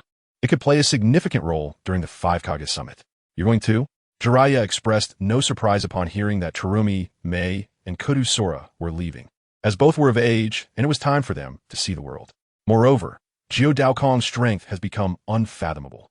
Even if a fight were to break out, Jiraiya would have to be cautious, as the time-freezing eye technique is too powerful. Jiraiya previously tested it, and even if he wants to break through this limitation, he must use all his strength. With Daokong's strength growing stronger, it seems like it's time to go out and see the world. Well, Dad, I'm also planning to go out with Mayor. Staying in the land of snow all day long has bored me to death. I don't want to stay here anymore. A hint of determination flashed in Daokong's eyes as he prepared to see the outside world and accompany Mei Terumi, while also protecting her. After all, the outside world is still very dangerous. Hee hee. Dad, the two of us are going out for a stroll. It's been a long time since we've traveled. Staying in the land of snow is too stifling. Mei Terumi smiled slightly as she looked at Jiraiya. Okay, then go. Go say hello to your mother. I have no objections. Just see what your mom thinks. Jiraiya nodded slightly. After all, the two of them have grown up. They can't be tied to his side forever. All right, then Mayor and I will go find Mom. Bye, Dad. Daokong was very happy to get Jiraiya's permission and quickly pulled Mei Terumi towards the courtyard of the Senju rope tree. Tsunade would often be with Uchiha Makoto and Mizuki Yuzi whenever she had time, chatting, so they would surely find her there. What? You two are going out? Tsunade was slightly taken aback when she heard her son and daughter-in-law say they were going out. Yeah, Mom. After all, it's my village. I don't want it to be persecuted by others. I will become the 6th Mizukage, and I can also help Dad and them complete their tasks. It's also a way to contribute, right? Mei Terumi quickly grabbed Tsunade's hand. Although she has become her mother now, they still have a teacher-student relationship, so she respects Tsunade very much. Well, that's true. The ninja world is no longer safe. Completing peace as soon as possible is a big deal. All right, since you two are so filial, I won't stop you from going out. Just be careful, okay? Tsunade reached out and patted Mei Terumi's tender little hand. Her eyes filled with reluctance and worry. I know, Mom. With Brother Kong with me, I won't be in danger. Brother Kong is very strong. A hint of reluctance also flashed in Mei Terumi's eyes, but it was quickly replaced by her own determination as she said quickly, hee. When Daokong heard Mei Terumi say he was strong, he quickly scratched his head and smiled foolishly, still appearing submissive in front of Tsunade, showing how terrifying the mother tiger was. Kong, take good care of Mayor outside. If anything happens, I won't spare you, got it? Tsunade then looked at Daokong and instructed seriously. Yes, Mom, don't worry. With me here, there won't be any accidents, hee. Daokong quickly accepted the order. Naturally, he must listen to his mother's words. Well, then you two go. Come back to see me often when you have time. It's very convenient anyway. Tsunade then nodded at them and waved her hand, signaling that they could go. Okay, Mom, then we are leaving. Originally planning to leave tomorrow. But since Tsunade and Jiraiya agreed, Daokong directly took Mei Terumi and left. Soon, the two of them used space ninjutsu to directly appear in the Hidden Mist Village. After reaching adulthood, Daokong awakened 3 other types of eyes in addition to the heavenly god 9-Tomo Rinnegan. They are the Byakugan, Eternal Mangeki Sharingan, and Tensigan, gathering the 4 great ocular techniques into one body, making him incredibly formidable. Additionally, he also possesses Rinnegan in both hands, with numerous abilities that are not something an ordinary person can compare to. Come on, let's continue. Today I don't believe it. I can't keep losing at Dodiju. Since time was passing by so boringly, Jiraiya taught the 3 of them how to play Dodiju. Tsunade, Uchiha Makoto, and Mizuki Yuzi often played together, sometimes also playing mahjong and other games to pass the time. Sister, are you really okay with Kong being outside? Uchiha Makoto asked Tsunade while playing cards. Yes, sister. They rarely go out. Could there be any danger? Mizuki Yuzi also said with some concern, then played her cards. It's fine. They are grown-ups. Back in my day, I was already on the battlefield at his age, making a name for myself. His strength is not bad. He won't be in danger. Chapter 239. Yusho Washi Red Bean pursuing Itachi God? Let's just play our game and not worry about them. 3 jacks and a pair of 4s, hee. I caught it. Do you want it? Do you want it? Once Tsunade got into the gambling mood, she wouldn't care about such things. Besides, with Daokong's strength, unless it's the strongest from the Otsutsuki clan, almost no one could do anything to him. Brother, it seems that Brother Kong has gone out. I want to go out too.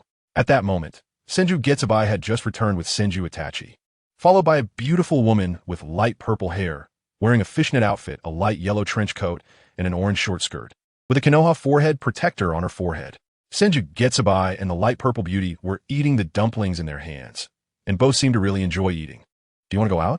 Do you want your sister-in-law to take you out? Hee hee. The purple-haired beauty next to Senju Itachi said enthusiastically to Senju Getsubai when she heard her say she wanted to go play. Can we? A glimmer of excitement flashed in Senju Getsubai's eyes as she looked at her brother. Huh? What did I marry you? Is this woman out of her mind? Senju Itachi was speechless. He often bought dumplings for Senju Getsubai in Konoha, so he ran into this woman who was so persistent that she wanted to follow him back. Now, she directly told his sister that she was her sister-in-law, which made him somewhat displeased. Getsubai, next time, your strength is still too weak. Wait until you reach the 6 paths level, then you can go out. Senju Itachi smiled slightly at Senju Getsubai. Over the years, his sister's strength had been improving very slowly.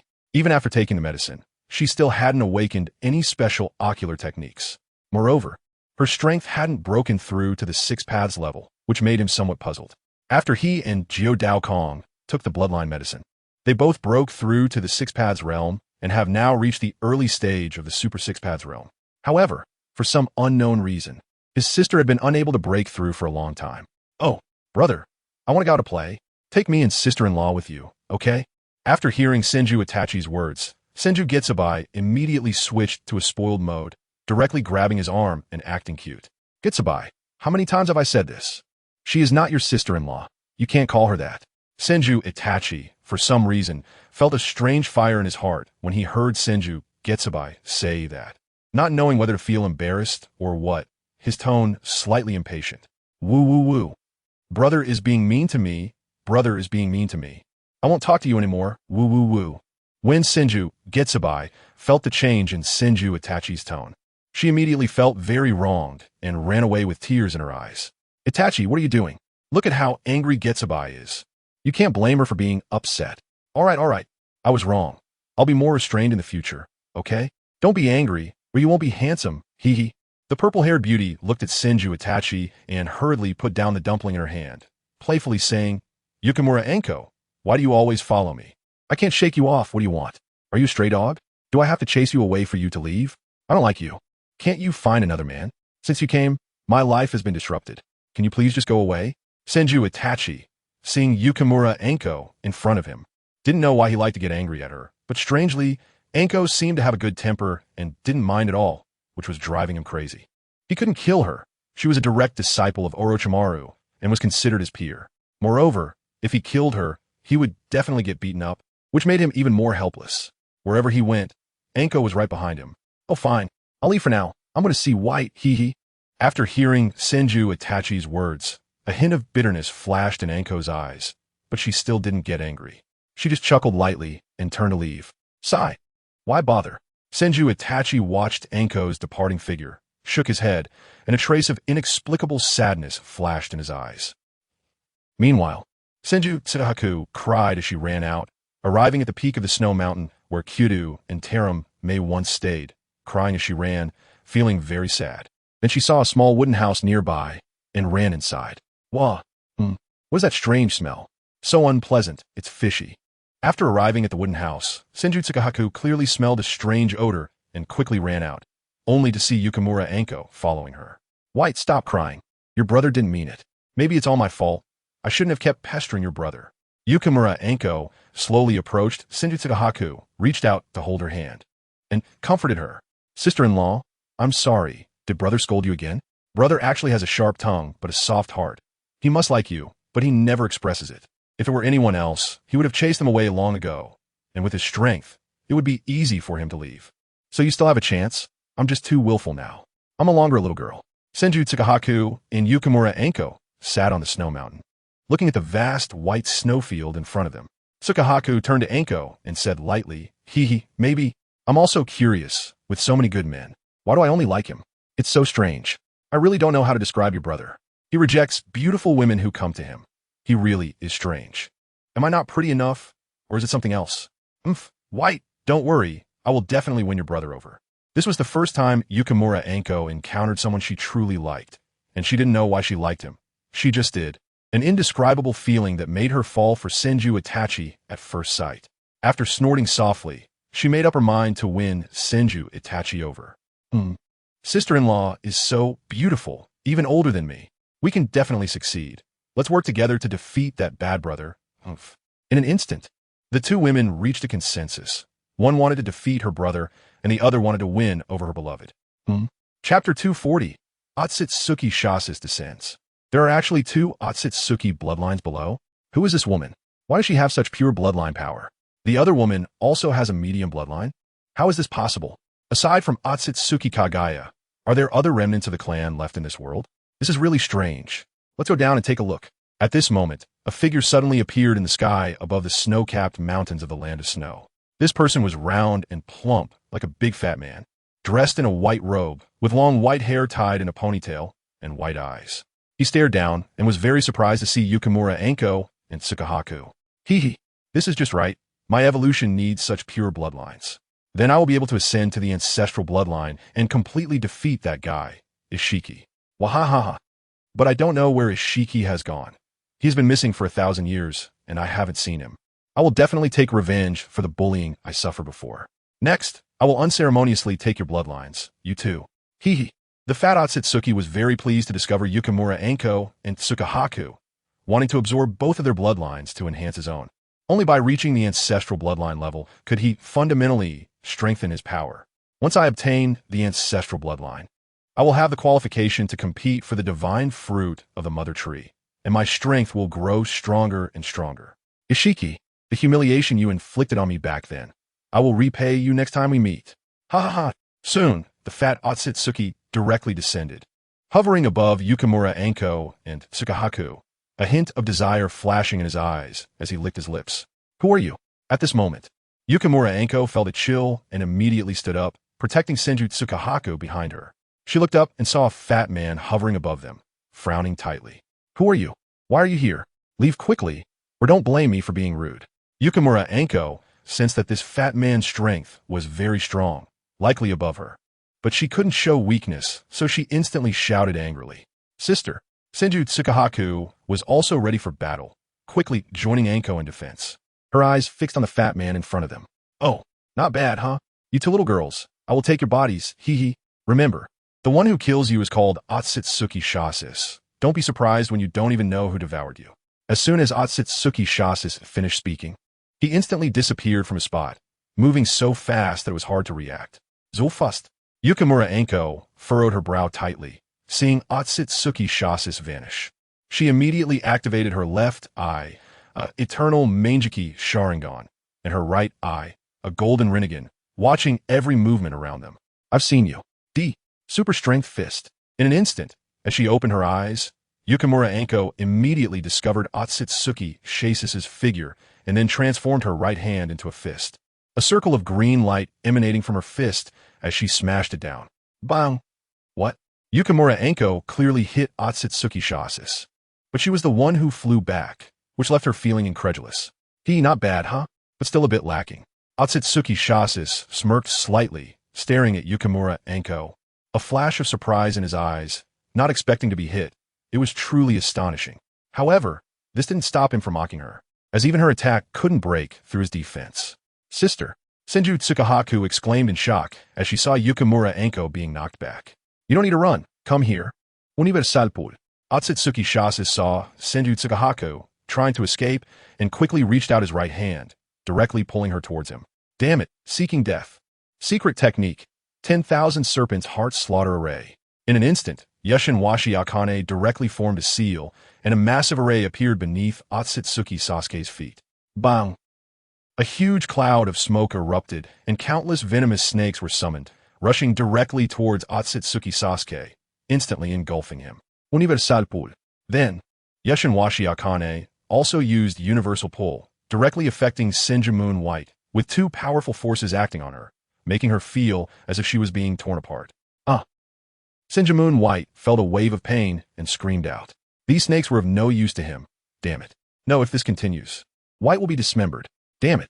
Yushin Washi Akane watched Senju Moon White in great pain and cursed inwardly, then canceled the pull. and a powerful repulsive force acted under her feet, causing her to vanish from the spot like a rocket. How could such a mundane thing affect me? All of you get lost. Boom! Instantly, a powerful force erupted, shaking off all the venomous snakes around him, turning them into a cloud of blood mist. Still in my hands, huh? Otsutsuki Sasuke saw Senju White directly in his left hand, the corner of his mouth slightly lifting. What a strong aura.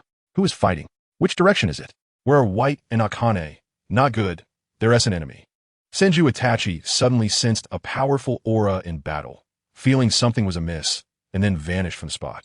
Devouring you will enhance my bloodline power, and then devouring another woman should be enough for me to ascend to the ancestral lineage. It's time to contribute to Otsutsuki Sasuke Dai. A huge pulling force instantly acted on Senju White, preparing to absorb her into his body to complete his bloodline evolution. Senju White felt a pulling force even stronger than before acting on her flesh, screaming in pain. Damn it! Shapeshift. Yushin Washi Akane's golden Rinnegan in her right, I instantly activated, making her disappear from the spot. At this moment, Senju Itachi appeared 100 meters away, witnessing Yushin Washi Akane's Rinnegan beginning to spin. No! Chapter 241 Sasuke versus Senju Itachi. Senju Itachi's eyes turned bloodshot as he saw the state of the two women and immediately shouted angrily. Yushin Washi Akane disappeared from her spot, and in her place, Senju White emerged. Her ocular technique allowed her to swap positions with herself or anything else. Just as Senju White was about to be absorbed by Otsutsuki Sasuke, Yushin Washi Akane used herself as a swap, directly replacing her original position, and was then absorbed by Otsutsuki Sasuke. No, sister-in-law. Senju White saw Yushin Washi Akane sacrifice herself for her chance at survival. Tears streamed down her face, and she collapsed to the ground, feeling her own helplessness and crying continuously. No, you should die. Senju Itachi's mind was flooded with images of Yushin Washi Akane trying to please him, clinging to him, and many scenes of her being driven away by his anger. Boom, boom, boom. Instantly, the snow around Senju Itachi shattered, and cracks appeared in the ground, all due to his immense rage. In an instant, 6 Tomo Rinnegan appeared in Senju Itachi's eyes, activating the 6 Paths Sage mode, enveloped in a mysterious power, and the 9 Tails power was extracted, forming a red-tailed beast cloak around his body. 9 orbs of truth appear behind him, and he held a red rod in each hand. Although I didn't devour that girl, your strength surpasses hers. Even if your bloodline power isn't as strong, you can still provide me with endless energy. Another high-quality bloodline descendant has appeared. This place is simply paradise, heaven. You are not registered in the clan. Killing you will leave no one to know. Once I devour you both, my ancestral lineage will reach the top. And who will be my opponent then? Your strength is formidable. If I hadn't devoured that woman, I might not be able to defeat you. But now...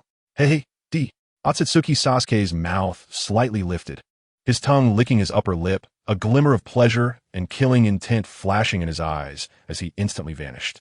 Boom, boom, boom. You should die. Return my Akane die. Senju Itachi's right, I instantly transformed into an eternal Mangeki Sharingan, spinning continuously, making him disappear from a spot and directly appear behind Otsutsuki Sasuke. In an instant, Senju Itachi thrust the red rod in his hand downward. Bang! Kid, your speed is impressive, but don't underestimate me, Senju Itachi's original killing technique was suddenly blocked by Otsutsuki Sasuke's red side that he extended, quickly creating distance between them. Senju Itachi completely ignored Otsutsuki Sasuke, becoming ethereal and disappearing again, reappearing behind Otsutsuki Sasuke. Bang, bang, bang. So fast. But I'm not slow either. God 6 Paths mode, activate. Having devoured Yushin Washi Akane, Otsutsuki Sasuke's power had already risen a level, fully capable of activating a new mode, starting to transform instantly. A bullhorn began to grow from his head. His right eye turned into a golden X-shaped pupil, a miraculous I never seen before, while his left eye instantly became a red Rinnegan. His entire body began to shrink dramatically, transforming from a 300-pound fat man to a 100-pound thin person. Rows of dense tomo appeared on his upper body, and his white hair disappeared in an instant, revealing a groove on his head filled with strange scales.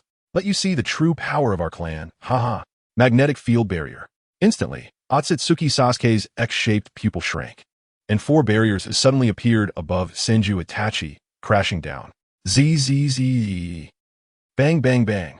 The four barriers possessed immense pulling force, instantly attracting Senju Itachi and quickly rooting him to the ground. What a terrifying pulling force. But it has no effect on my ocular technique, Although Senju Itachi felt a terrifying pulling force, it did not hinder his use of ocular techniques, allowing him to become ethereal and disappear again. Can you lock on to visible targets at any time and place? This ocular technique is quite good, but you underestimate me too much. Otsutsuki Sasuke was slightly taken aback to see that Senju Itachi was unaffected by his strong magnetic force. Every ocular technique has its own weaknesses, and his weakness is a special space technique. The range of his magnetic field seals the space, and unless one surpasses it with a special ocular technique, escape is impossible. Coincidentally, the ocular technique of Senju Itachi, the god of thousand hands, combines illusion with space and is not truly a space technique. Instead, it is a projection-like ocular technique that allows him to replicate an identical shadow of himself wherever his gaze reaches, exchanging it with his original form. The wheel edge rotating slash. In an instant, Otsutsuki Sasuke released an invisible wave of light from his center, which spread rapidly, allowing for continuous silent attacks that lasted a very long time with almost no flaws. What fast blade aura, what is this? Senju Itachi was about to swing the red long staff in his hand, but sensed a dangerous aura, disappearing from his original spot and hovering in the air. Watching Otsutsuki Sasuke. This is troublesome. Perhaps this is the strongest opponent I have encountered. The Otsutsuki clan truly consists of strong individuals. Senju Itachi furrowed his brow, constantly thinking of countermeasures in his mind. Do you still have time to think? Just as Senju Itachi was deep in thought, Otsutsuki Sasuke charged at him, delivering an uppercut. Bang! Senju Itachi instantly reacted, catching the attack with his hand and retaliating with a punch directly to Sasuke's stomach. Bang! Damn it. How can he react so quickly? Your taijutsu is indeed very powerful. Come again, I haven't been this excited in a long time. Let me feel the thrill. Chapter 242, The Road to Hell. Although he was hit with a punch, Otsutsuki Sasuke was not surprised or afraid at all. He continued charging toward Senju Itachi, with a red scythe appearing in his hand. Bang bang bang bang. The two engaged in battle, exchanging blows dozens of times instantly, causing the mountains to crumble and an avalanche to occur at the peak. Boom boom boom. The avalanche rushed in, but could not harm the two. They quickly leaped in the air, colliding at times, and creating huge sounds. Brother, you need to do your best. You must defeat him. That damn guy dared to swallow my sister-in-law. Woo woo woo. It's all my fault for being useless, sister-in-law. It's all because of me being useless. Woo woo woo. Senju Tsukuba could barely see the battle between the two, tears flowing unknowingly as he felt extreme guilt. The commotion naturally attracted the attention of Jiraiya and others, who hovered in the air, quietly observing the battle. The Otsutsuki clan seems to be coming more frequently. What is the reason for this? Jiraiya frowned as he saw Otsutsuki Sasuke battling fiercely with Senju Itachi and spoke softly. Jiraiya-sensei, if we let them continue fighting like this, the land of snow will collapse. We should bring them to another world to fight. At this moment, Minato stepped forward and said to Jiraiya calmly, "All right, you take them into your world."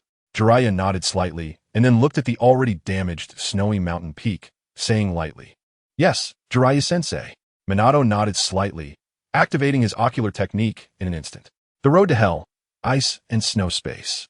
In an instant, Minato opened the special ocular technique, pulling everyone into the world of the road to hell. The road to hell? Who are they? Just then, Otsutsuki Sasuke, trapped in the ice and snow world, frowned, feeling a trace of fear at being pulled into the road to hell by others. The road to hell is one of the essential ocular techniques for those with ancestral bloodlines. Although having the ability of the road to hell does not necessarily mean one possesses ancestral blood, those with ancestral blood will eventually awaken the road to hell. Who are the newcomers? This world is strange. Why are there so many powerful members of the Otsutsuki clan? I must end this quickly, otherwise things will change. A trace of fear began to flash in Otsutsuki Sasuke's heart, as normally, only the strongest members of the Otsutsuki clan with the highest bloodlines could possess the road to hell. And possessing the road to hell must mean being a super strong individual, far beyond his current capabilities to resist. Therefore, he must end this quickly, either devour Senju Itachi immediately or defeat him and escape quickly. Daddy, woo woo woo. Uncle, you finally came. Quickly save my sister-in-law. She was swallowed by that bad guy.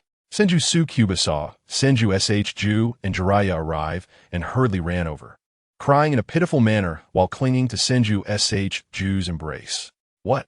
Swallowed? Wait, who is your sister-in-law? Daddy doesn't know? Senju Ju instinctively shouted when he heard someone was swallowed, but then realized something was off. He didn't have a daughter-in-law. So, where did Senju Tsukuba get a sister-in-law? He quickly asked with confusion. It's the woman my brother likes, Uzumaki Anko. Sister-in-law was swallowed by that bad guy, and my brother got angry and fought him. Senju Tsukuba quickly explained, looking pitiful, truly making one feel sorry for him. Oh, Uzumaki Anko. I've never heard of her. I don't know her. Your brother is very strong. It's okay, just watch. You must not slack off in your training. Your current strength is too weak. Your brother is evenly matched with him. And it's hard to tell the winner for now, but your brother will definitely win. We just need to watch. As for that Uzumaki Anko, once we defeat that Otsutsuki, we can extract her from him. It's fine, don't worry. After listening to Senju Tsukuba's explanation, Senju Ju roughly understood that his son had fallen in love, and the corners of his mouth lifted slightly. A hint of killing intent flashed in his eyes. Daring to swallow his daughter-in-law was simply seeking death. However, as long as he defeated Otsutsuki Sasuke, he could extract Uzumaki Anko from him, which was not a problem. As long as he could extract her, she could be revived. It was merely a matter of time, so there was no need to rush. Uzumaki Anko. Isn't she a disciple of Orochimaru? How did this kid get involved with Uzumaki Anko? But it's not bad. Just hope she doesn't grow so fat later on. That's too scary. She was very pretty in the early stages, elegant and curvy. Just keep it that way. Jiraiya frowned. He was aware that Uzumaki Anko was a disciple of Orochimaru, who treated her like a daughter. Moreover, her strength had already reached the mid-level of the Six Paths. Unexpectedly, she was swallowed by that Otsutsuki Sasuke, which surprised him and brought a hint of anger to his brow. It seems that Itachi's combat ability is still too poor and needs proper training. Having someone to spar with at this time is quite good. It can quickly enhance his combat experience. Only in dire situations can strength improve the fastest. Clearly stronger than that Otsutsuki, yet still struggling to a stalemate, is quite embarrassing. Jiraiya then looked at the intense battle between the two. Since Senju Itachi had not undergone much fighting experience, he lacked combat skills. This resulted in him having the strength to crush Otsutsuki Sasuke, but being unable to unleash it, only able to fight to a draw, which greatly dissatisfied Jiraiya. Well, but brother-in-law, you can't blame Itachi for this. He grew up in an era that we protected too well. He has never seen the strong winds and waves outside. This is also my fault. If I had given him more training, perhaps it wouldn't have turned out this way. He only practiced with that Kid Kong. But the results definitely wouldn't be as growth-inducing as a life-and-death battle. And this kid from the Otsutsuki clan, who knows how many years he has lived, is rich in combat experience, which is normal. After hearing Jiraiya's words, Senju Rope Tree nodded slightly, but also expressed understanding. They have protected the next generation a bit too much, resulting in them never experiencing any life-and-death battles, which would affect their combat strength. Chapter 243. The consequence of harming my woman. A person who attacks recklessly and without regard for their life often has greater strength than those who are hesitant in a fight. Being ruthless and having a steady heart is the most important thing. If a person worries too much, or takes too long to think during a battle, or is slow to strike, it will directly affect their ability to exert their strength. Well, this time let them fight to their heart's content, forcibly pushing him to unleash his potential, allowing him to possess the strength he originally should have. Jiraiya deeply agreed. Whether it was Kong, Senju Itachi, Senju Tsukiha, or the other six paths of Jiraiya's clones, they had all been well protected, leading to their low combat capabilities. This is not conducive to their future development, and they could very well perish in the upcoming great battle.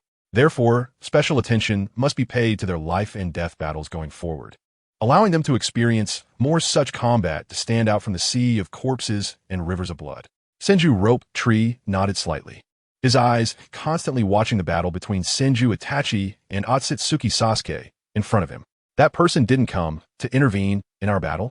Good, then let's fight freely. That person's strength is unknown, so it's better to resolve this sooner.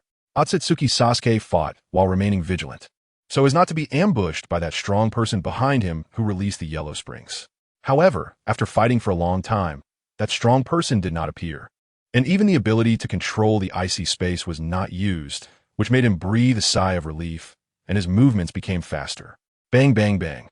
Where they passed, the icebergs cracked, with enormous power and incredible speed. Otsutsuki Sasuke instantly flew into the air, raising his hands above his head, and quickly condensed a huge black object, which was a combination of black rods. Bang, bang, bang. Instantly, the black object transformed into countless black rods, shooting rapidly towards Senju Itachi. Whoosh, whoosh, whoosh. Bang, bang, bang. Are these things useful? Senju Itachi frowned, snorted coldly, then directly disappeared from his original spot and appeared above Otsutsuki Sasuke. Slash. In an instant, the red rod in Senju Itachi's hand transformed into a red katana, directly cleaving towards Otsutsuki Sasuke. Bang! Senju Itachi felt an immense force rebound from the katana he swung, causing his hands to tremble slightly. Rebound ability? Damn it. Senju Itachi finally realized that Otsutsuki Sasuke had another ability, which was to rebound any technique. Sending the giant force of the katana, he struck back onto himself, almost making him lose grip on the katana. The enormous rebound force sent him flying away. Then I'll see how long you can rebound. Lava release, endless fire. Magnet release, spiral whirlwind slash. Dust release, removal of the boundary technique. Ice release, black ice dragon's roar. In an instant, Senju Itachi unleashed 4 types of bloodline limits. Endless flames, massive red spinning shurikens, invisible barriers, and howling ice dragons, all flying towards Otsutsuki Sasuke. Hee hee ha ha. Thank you for your power. I will accept it without hesitation. Otsutsuki Sasuke saw the powers flying towards him and slightly raised the corner of his mouth. Then his X-shaped eyes began to spin rapidly, unleashing a terrifying suction force. The suction was enormous, instantly absorbing the 3 ninjutsu techniques except for the magnet release. And with a swing of his scythe, he directly knocked the spinning shuriken away. He blocked it. The interval was not even 7 seconds. Let's try again. At this moment, as Otsutsuki Sasuke swung his scythe, Senju Itachi calculated the timing. Although uncertain, he could give it a try. Spinning shuriken. In an instant, the 9 truth-seeking balls behind Senju Itachi transformed into shuriken shapes, quickly flying towards Otsutsuki Sasuke under his control. One after another, even if he could rebound. If the time was only 7 seconds, 9 truth-seeking balls were enough for him to test. Bang, bang, bang. The first, second, 6 shurikens were instantly knocked away, and by the time the 7th shuriken came, Otsutsuki Sasuke swung his scythe again, sending them flying one by one. 7 seconds was enough. Let's go again. Knowing Otsutsuki Sasuke's weakness, Senju Itachi continued to control the truth-seeking balls as they spiraled and shot towards him. Bang, bang, bang. Haha, useless. Useless. Stab. What? How is that possible? Otsutsuki Sasuke had been boasting about his rebound ability, believing he could never be hit by the opponent. Furthermore, his rebound ability had a cooldown of only 2 seconds, enough time for him to counterattack, but it was precisely during these 2 seconds that Senju Itachi found a flaw. Then he instantly disappeared from his original spot, leaving a shadow clone to confuse Otsutsuki Sasuke, while he appeared behind him and directly stabbed at his heart. You? How did you discover it? Instantly, Otsutsuki Sasuke's chakra was suppressed and continuously absorbed by Senju Itachi. A glimmer of disbelief flashing in his eyes as he turned to see the cold Senju Itachi. His body was already sealed by the red rod, unable to use chakra, and his eyes reflected a hint of dimness and despair. Otsutsuki Sasuke, the strongest of the future Otsutsuki clan. How could I die here? How? How could this be? Otsutsuki Sasuke originally thought he had arrived in paradise, where he could have countless Otsutsuki clan members who had fallen outside to devour, using their power to strengthen himself, making him the strongest Otsutsuki, but what he never expected was that he actually failed, and failed so quickly, in less than a second. He had gone from being full of confidence to being controlled by the enemy and unable to move. You don't need to know so much. Your eyes. I will take, Senju Itachi said coldly, then quickly moved, directly gouging out Otsutsuki Sasuke's eyes and carefully storing them. Otsutsuki Sasuke felt his eyes being gouged out, his power continuously flowing away, and he fell into fear, his Sage of 6 Paths mode being, but his body never returned to being the fat guy. This is the consequence of harming my woman. After gouging out Otsutsuki Sasuke's eyeballs, Senju Itachi said. Chapter 244, Natural Enemies. Coo. In an instant, as the power of Otsutsuki Sasuke began to wane and grow unstable, his stomach started to bulge as if something was about to burst out. Red bean? Senju Itachi saw a white object resembling a red bean's head appear on Otsutsuki Sasuke's stomach, and he was instantly overjoyed, quickly pulling red bean out. Phew! Hoo! Scare me to death. Itachi, boo-hoo, you scare me to death. Although Yutsushiki Red Bean had been devoured by Otsutsuki Sasuke, her soul was merely sealed away, much like a Jinchuriki. Upon hearing Senju Itachi's words about the fate of those who harm his woman, she felt a surge of joy in her heart, realizing that her years of effort had not been in vain. Her dedication had finally paid off, and she buried herself in Senju Itachi's embrace, crying uncontrollably. It's okay. Red Bean, I'm sorry. It was me before.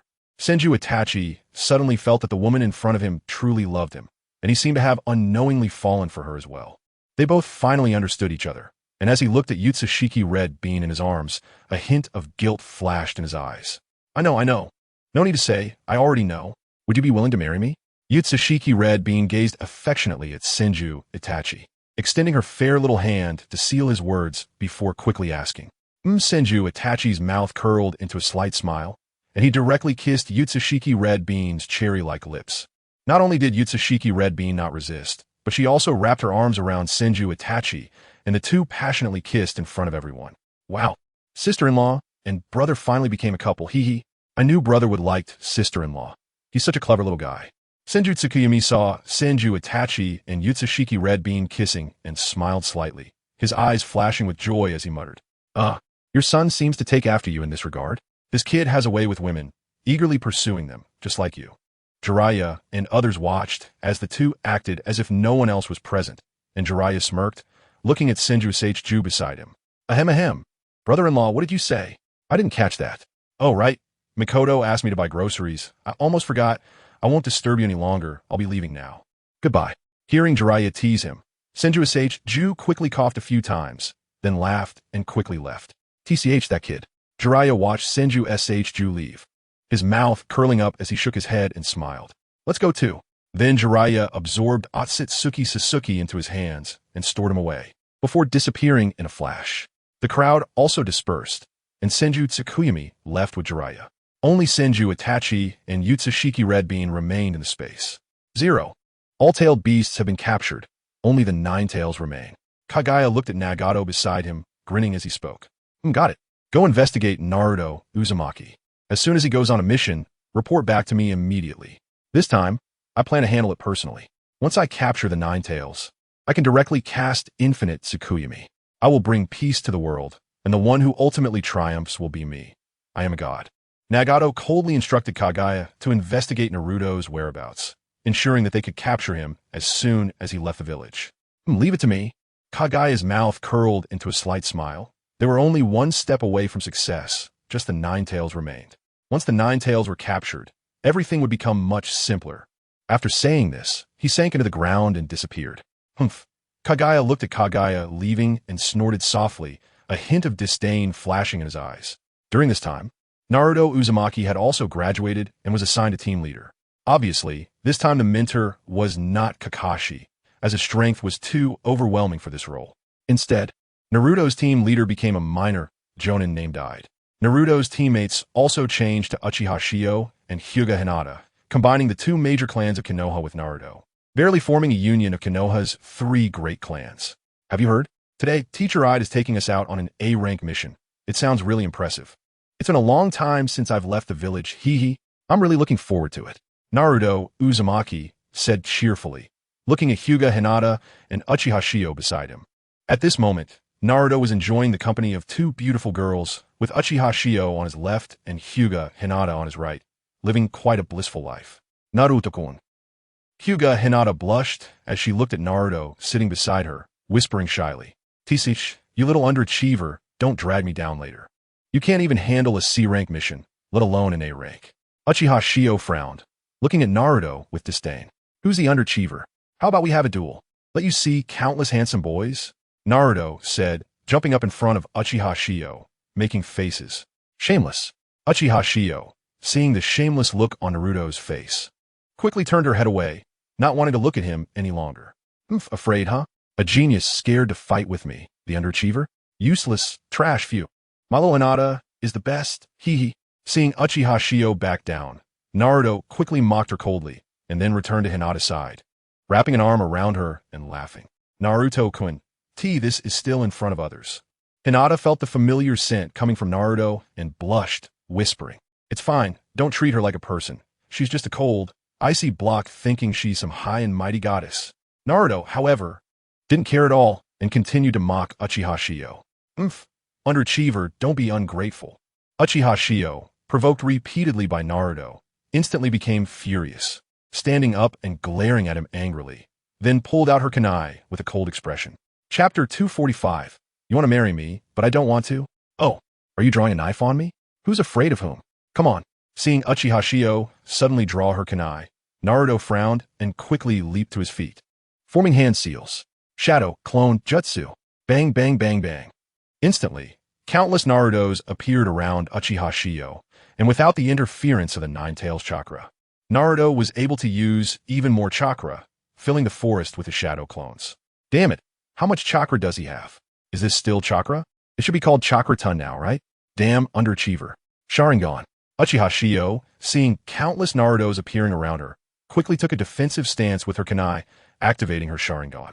In an instant, Uchiha Ya's eyes began to spin, revealing a double Tomo Sharingan, with a sinister, bloodthirsty gaze fixed on Naruto.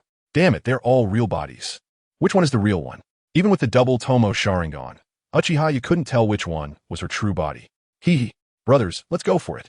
One of the Narutos, seeing Uchiha like this, shouted loudly. Charge! Kill her. Let her know how arrogant she is. Wait, brothers, she is all alone. How do we divide her? I choose the left hand, I choose the right hand, I choose both feet. That is still not enough. Let us just hit her first. Who cares if it's enough to share? Half dead is still a share for everyone. All right, charge. The Naruto army then rushed toward Uchiha. Damn, how dare you look down on me like that? Go die. Ninja art, shuriken shadow clone technique. Uchiha saw that Naruto actually looked down on her, and anger surged within her. She quickly formed hand seals and threw countless shurikens. Manipulating shuriken technique.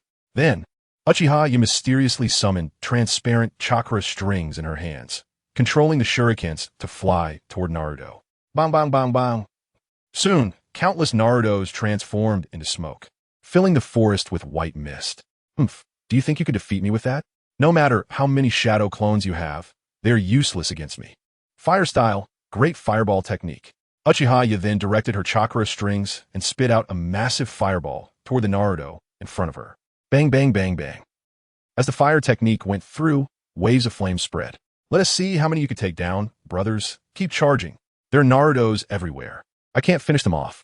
Damn, there are too many. I'm consuming chakra too quickly. I don't have much to begin with. Why does that damn straggler have such massive chakra?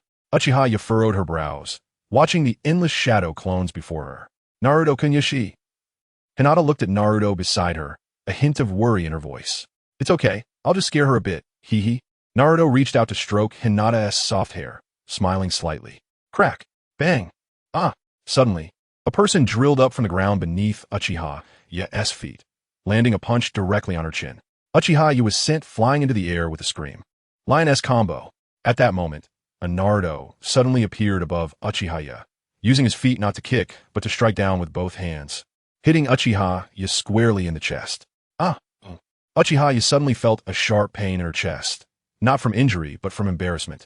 Her face turned red as she crashed to the ground. Bang! Uchiha thought she was going to hit the ground, but she was caught by a warm body, causing her heart to flutter slightly. Are you okay? Sorry, I got a bit carried away just now. Naruto ko Uchiha, and her hands naturally wrapped around his neck, her gaze dazed as she stared at him without moving. Hey, what are you thinking about? Seeing Uchiha staring blankly at him, Naruto called out in confusion. Uchiha was suddenly jolted awake, her face turning red as her eyes turned cold again. Who said you could save me? Let go of me. Uchiha then released her hand from Naruto's neck, coldly saying, Oh! Hearing Uchiha say that, Naruto immediately let go. Bang! Instantly, Uchiha fell to the ground, hitting the back of her head and letting out a cry. You? A glimmer of killing intent flashed in Uchiha's eyes as she glared at Naruto, pointing a finger at him. Are you alright? You told me to let go, so I did. You can't blame me. Naruto, seeing the murderous look in Uchiha's eyes, didn't care at all and replied calmly. Get lost. Humph.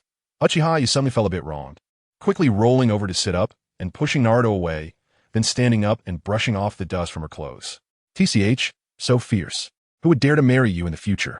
Seeing Uchiha getting angry at him for trying to prevent her fall, Naruto pouted and mumbled. No one will marry me, and I want to marry you. Hearing Naruto say that, Uchiha felt a pang in her heart and turned to shout at him angrily. You want to marry me? I don't want to. TCH, a woman as fierce as you, whoever marries you is doomed. Seeing Uchiha's fierce demeanor, Naruto scoffed. What are you all talking about? At that moment, a short but somewhat chubby man approached, wearing a green hat and armor, looking at the group. Bang, bang, bang. Hearing the newcomer speak, Naruto instantly dispelled all his shadow clones, and everyone stood up. Teacher Ide, you finally arrived. Can we go out to do the mission now? Naruto hurriedly asked as he saw Ide come over. Yes, we can. Let us go meet the employer. Ide approached and smiled slightly at everyone. All right then. Oh yeah, finally, we can leave the village. It's been so long since I've been out, ha ha ha. After hearing Ide's words, Naruto jumped up happily, a smile on his face. Chapter 246, Naruto's Ninetales Chakra Mode TCH. Uchiha glanced at Naruto and pouted. All right, let us go. We need to complete the mission early and get back. Ide smiled slightly at Naruto's excitement, and then walked toward the Leaf Village gate. All right then. Soon, they arrived at the village entrance and saw the employer for this mission. Hello, we are Leaf Ninja, and we are responsible for your escort mission. Ide stepped forward and said to a man wearing a straw hat at the village entrance. Are you the ninja from Leaf Village? My name is Ga. Nice to meet you. Let's south get on the road. Ga's eyes lit up upon seeing Ide and the others. A slight smile appearing on his face as he said casually, Yes, let us go. The group then set off, getting a brief overview of the mission. They were headed to the Land of Demons. The Land of Demons? I've never heard of that before. Just hearing the name gets me excited. Naruto said excitedly upon hearing the name of the Land of Demons, knowing that many interesting things would surely happen. Soon, the group left the borders of the Leaf Village and headed toward the Land of Demons. Zero, Naruto has come out, accompanied by two little kids and a jonin from the Leaf, heading toward the direction of the Land of Demons. Soon, Kurizetsu arrived before Nagato and smiled slightly at him. Well, I understand. This time, I'll take the lead personally. You all stay at the base and watch carefully. Once I capture the Ninetales, we can start extracting chakra. Nagato said faintly after nodding slightly. After finishing, he directly left the base with his 6 paths. Summoning technique. Boom! Soon, the animal path summoned a giant bird. Let's go. Then Nagato took his 6 paths and flew towards the land of the dead. Meanwhile, Naruto and the others were unaware that danger was approaching and were slowly making their way towards the land of the dead. Generally speaking, A-rank missions are likely to encounter ninjas, mostly CH Nin and above, so you need to be cautious and vigilant and not let your guard down. I'd instructed the 3, who were casually looking around as if they were on a trip rather than doing a mission. Got it, teacher Ide. Hinata, look, there's a huge beehive over there. I'm gonna get some honey for you, huh? Suddenly, Naruto spotted a giant beehive hanging from a tree, and without hesitation, he jumped up to the branch to grab the honey. Naruto, no, that's a killer bee. Quickly get down. I saw Naruto jump up and make a lot of noise, causing all the bees inside the hive to swarm out, looking fierce as they stared at Naruto. Naruto was startled by the sudden appearance of so many bees and fell off the branch. Fire style, Phoenix fire technique. Uchiha noticed Naruto was in danger and smirked slightly, quickly forming hand seals and sending fire towards the killer bees. Boom! Instantly, Uchiha's fire eliminated a swarm of killer bees. That was close. I almost got stung into a beehive. Seeing he was saved, Naruto patted his chest. TCH, you let a few bees scare you like that? How useless. Uchiha mocked Naruto disdainfully. Teacher Ide, I see a large bird approaching us from not far ahead, and there are 7 people, including Nagato himself, standing on it. Their chakra is extremely massive, and they are coming this way. At that moment, Hinata opened her Byakugan and suddenly noticed a giant bird flying towards them, with 6 chakra-rich individuals standing on it, saying in surprise, Summoning technique? People? Ide frowned, looking towards the direction Hinata was gazing at, and indeed saw a dark figure. However, the shadow quickly grew closer and larger. Be careful, protect the client. The newcomers may not have good intentions. Ide quickly took out his kunai and got into a defensive stance, while Naruto and the others quickly formed a formation surrounding the client. Shinra Tensei. Just then, a A tremendous sound echoed from the sky. Boom, boom, boom. The entire forest seemed to be struck by an invisible force, with countless flowers, grass, and trees flying around and thick smoke rising. Ah, what powerful strength. How is this possible? Damn, the newcomer is several times stronger than me. I must ensure the children's safety. I'd felt Nagato's immense power and was thrown back, yet his heart was set on protecting Naruto and the others. Ah, Naruto-kun. Hinata was also thrown away and fell to the ground, knocking herself out. Although she wasn't injured, she was unconscious. Hinata, damn it. How dare you hurt my Hinata? Kurama, it's time to pay rent. Give me your power. Naruto, seeing Hinata thrown away, became furious and shouted at his stomach. TCH, you're nowhere near as good as your mother. Kurama scoffed, but still lent Naruto all his power. Rinnegan? Who is this? Who has awakened a Rinnegan? Why are there so many Rinnegan users in this world? It's truly bizarre. As Kurama lent Naruto chakra, he instantly entered the Nine-Tails chakra mode. Oh, a perfect Jinchuriki? This is quite interesting. Let me see what kind of abilities my disciple's son possesses. Nagato stood on the bird, slightly raising the corners of his mouth. Then the Deva path jumped down, while the other 6 paths did not follow. Summoning technique. Boom, boom, boom. The animal path standing on the bird summoned a 3-headed hellhound and a rhinoceros, charging towards Ide and the others, not wanting them to interfere. Wind style, Rasengan Shuriken. Soon, 2 Nine-Tails chakra hands extended from Naruto's back, gathering a wind style Rasengan Shuriken in his palms. Chapter 247, Nagato vs. Naruto, Nine-Tails extracted. Yeah. Then Naruto threw the Rasengan Shuriken towards Nagato. This power is indeed terrifying, but your current strength is too weak. Shinra Tensei. Nagato frowned when he saw the Rasengan Shuriken coming, quickly extending his right hand to release a powerful repulsive force towards Naruto. Boom, boom, boom. The Rasengan Shuriken, which was flying at high speed, immediately collided with the repulsion and exploded on the spot. Boom, boom, boom. What? Such powerful strength? Naruto actually has such strength? How is that possible? Is this still that underachiever? Naruto-kun, so cool. The 3, still battling the summoned beasts, quickly retreated when they saw the explosion not far away, feeling utterly shocked that Naruto was so strong. Whoosh, whoosh, whoosh. The 2 attacks collided, leaving the surrounding area barren and terrifying. Summoning technique. Boom! Instantly, Naruto released the summoning technique, and 2 clouds of smoke appeared. Naruto, what do you need from us? It was Gamma Bunta and Gamma Hero. When Gamma Bunta appeared, he had his hands on his hips and was holding a huge smoking pipe in his mouth. Boss Toad, please go help Hinata and the others. They are in danger. I'll handle things here. Naruto released a massive amount of chakra, summoning 2 summoned beasts and instructing them to assist Hinata against the 2 summoned beasts. Is that so? Who is this person? He can even summon the Hellhound clan? Naruto, be careful. I sense this person is very dangerous. We'll handle things over there and kind of help you right away. Gamma Bunta said, looking at Nagato and then at the Hellhound behind him, frowning. Okay, I'll leave it to you. Naruto frowned, his gaze never leaving Nagato. Such massive chakra. No wonder he is a member of the Uzumaki clan. However, with just you, you're not my opponent at all. Nagato did not stop Naruto, and was also curious to see what strength Naruto possessed, smiling slightly. Naruto, be careful. Ahiro, let's go. Bang, bang, bang. Wentai glanced at Naruto, then jumped directly with Frosh towards Hinata and the others. All right, Naruto, you have to hold on too. Frosh saw Naruto and hurriedly followed Wentai. Is he your opponent? You'll only know if you try. Shadow Clone Technique. Bang, bang, bang. In an instant, countless clones appeared, surrounding Nagato tightly in the middle. Brothers, let's go charge. Then Naruto's clones rushed towards Nagato. Bang!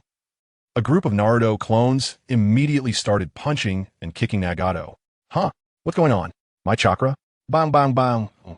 Soon, one by one, Naruto's clones lost their chakra and turned into bursts of white smoke. Chakra was absorbed? How is that possible? Who is he? Naruto frowned, shocked that all the chakra from his shadow clones was absorbed, causing a significant drop in his own chakra reserves. Now is not the time to think too much. Universal pull. Nagato smirked slightly, then reached out his right hand towards Naruto, a powerful suction force acting on him. What? Naruto suddenly lost focus and was pulled toward Nagato. Damn it. Hold on. Clap, clap, clap. Feeling a strong suction coming, Naruto felt a flash of disbelief, Then the Nine Tails chakra instantly surged out, transforming into 9 chakra hands that grabbed the ground or a giant tree nearby. Z. Damn, how can the suction be so strong? D. Tail Beast Bomb. Naruto felt that his 9 chakra hands gripping the ground were about to be pulled away, and he roared, then formed a giant-tailed beast bomb in the mouth of Nine-Tails Fox appearing above his head. Bang! Soon, Naruto condensed the tailed beast bomb and shot it towards Nagato. Shinra Tensei. Bang! In an instant, Nagato released Shinra Tensei, directly repelling the tailed beast bomb. Not bad teamwork, huh? But you have no chance. Nagato saw that Naruto's strength was indeed impressive, and if it weren't for his special abilities, he would have been difficult to deal with. What is that? Suddenly, Naruto felt himself being grabbed, and there was nothing behind him. But upon closer inspection, a transparent chameleon appeared behind him, directly grabbing him. Bang! At that moment, Naruto suddenly felt a pain in his stomach and yelled out loud. Hungry Ghost Path. In an instant, Nagato grabbed Naruto and extracted the 9 tails. What the hell is this? Naruto felt the 9 tails being peeled away from his body bit by bit, a glimmer of anger appearing in his eyes. I'll leave you some. Nagato extracted most of the 9 tails, then knocked Naruto out. Roar! Rinnegan, who the hell are you? Let me go. Roar! After the 9 tails was extracted, it roared angrily at Nagato, a hint of fear flashing in its eyes. Behave yourself, humph. Nagato looked at the cursing 9 tails, snorted coldly, then a bird appeared above him, leaping up and taking the 9 tails away. Bang, bang, bang. Because of Naruto's unconsciousness and the loss of chakra supply, Frosh and Wentai instantly vanished from the spot. The 2 great summoning beasts on the opposite side also disappeared, leaving everyone confused. Naruto-kun.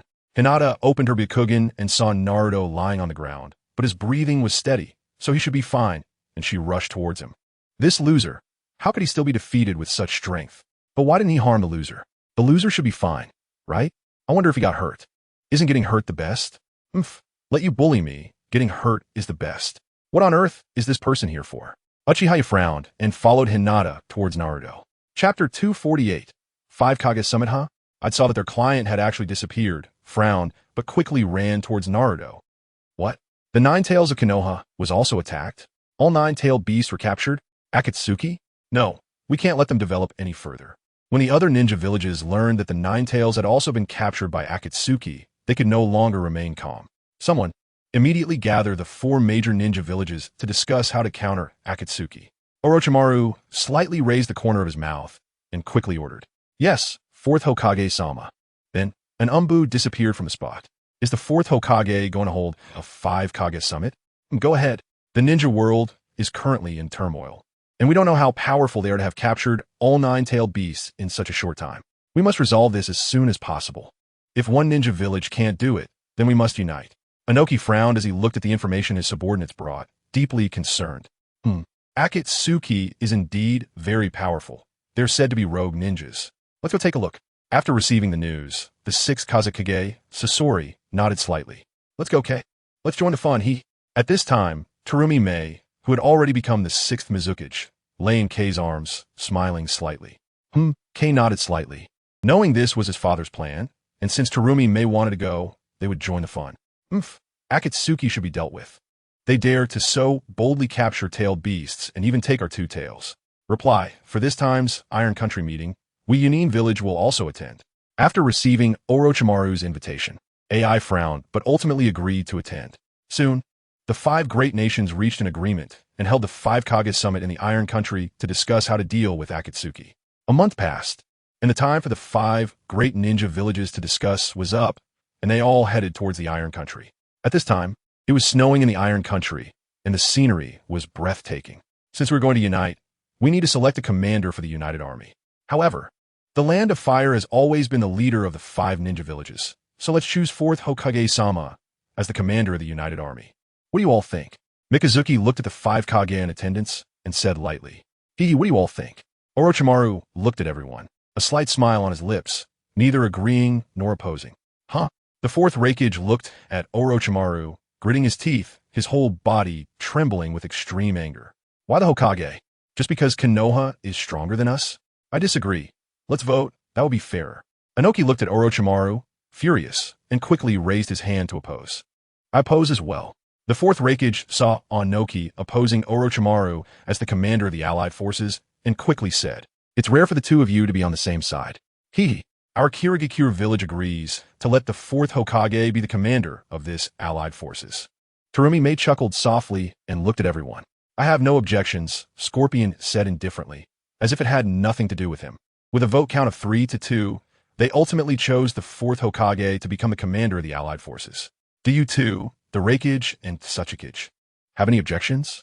Mikage asked lightly, looking at the Raikage and Tsuchikage. Humph. The third Tsuchikage and fourth Raikage were helpless. With 5 votes, they only had 2, and after a cold snort, they stopped speaking. Then everyone get into a state of readiness. The first thing we need to do is find the location of the Akatsuki organization. Only by finding their location can we eliminate them. All the villages send out their respective umbu and intelligence networks to find the members of the Akatsuki organization. Since Orochimaru was elected as the commander of the allied forces, they needed to find the location of the Akatsuki organization first. We still haven't detected the address of the Akatsuki organization. We must speed up. Although they didn't know what the Akatsuki was planning to do with the tailed beasts, they absolutely could not let them succeed. Terumi interjected and quickly looked at the four shadows. Hey, you don't need to look for them. We are here.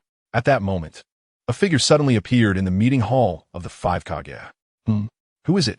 The Raikage, Tsuchikage, and Kazekage furrowed their brows and quickly turned to look at the suddenly appearing Obito. 4 books. In an instant, the fourth Raikage used the 4 books technique and charged directly at Obito. What? He passed through? Who are you? The fourth Raikage moved at lightning speed, but directly phased through Obito's body, crashing into the wall on the opposite side. Boom! In an instant, the wall collapsed, but Obito was completely unharmed. Who am I? You can call me Uchiha. Obito began to act cool, looking at everyone with a hint of disdain in his eyes. What? Uchiha? How could he still be alive? Impossible. How could he still be alive? The people present showed expressions of shock, feeling it was unbelievable. Shinra Tensei. Boom! Just then, a voice rang out, and the entire conference hall turned into ruins. Cough, cough, cough. Grandpa, are you okay? Kuratsuchi looked at the third Tsuchikage and pulled him out of the ruins before him. I'm Yufine. The third Tsuchikage frowned, staring at the members of the Akatsuki organization in front of him. We came here this time to make you obediently do your own thing. You don't need to worry about our affairs. Peace in the future will eventually be realized. Nagato floated in the void, looking at everyone coldly. The Akatsuki organization is so arrogant? Do you really think we are made of clay? The fourth Raikage glared at Nagato, furious. Raikage, don't be impulsive. Look at his eyes. They are Rinnegan.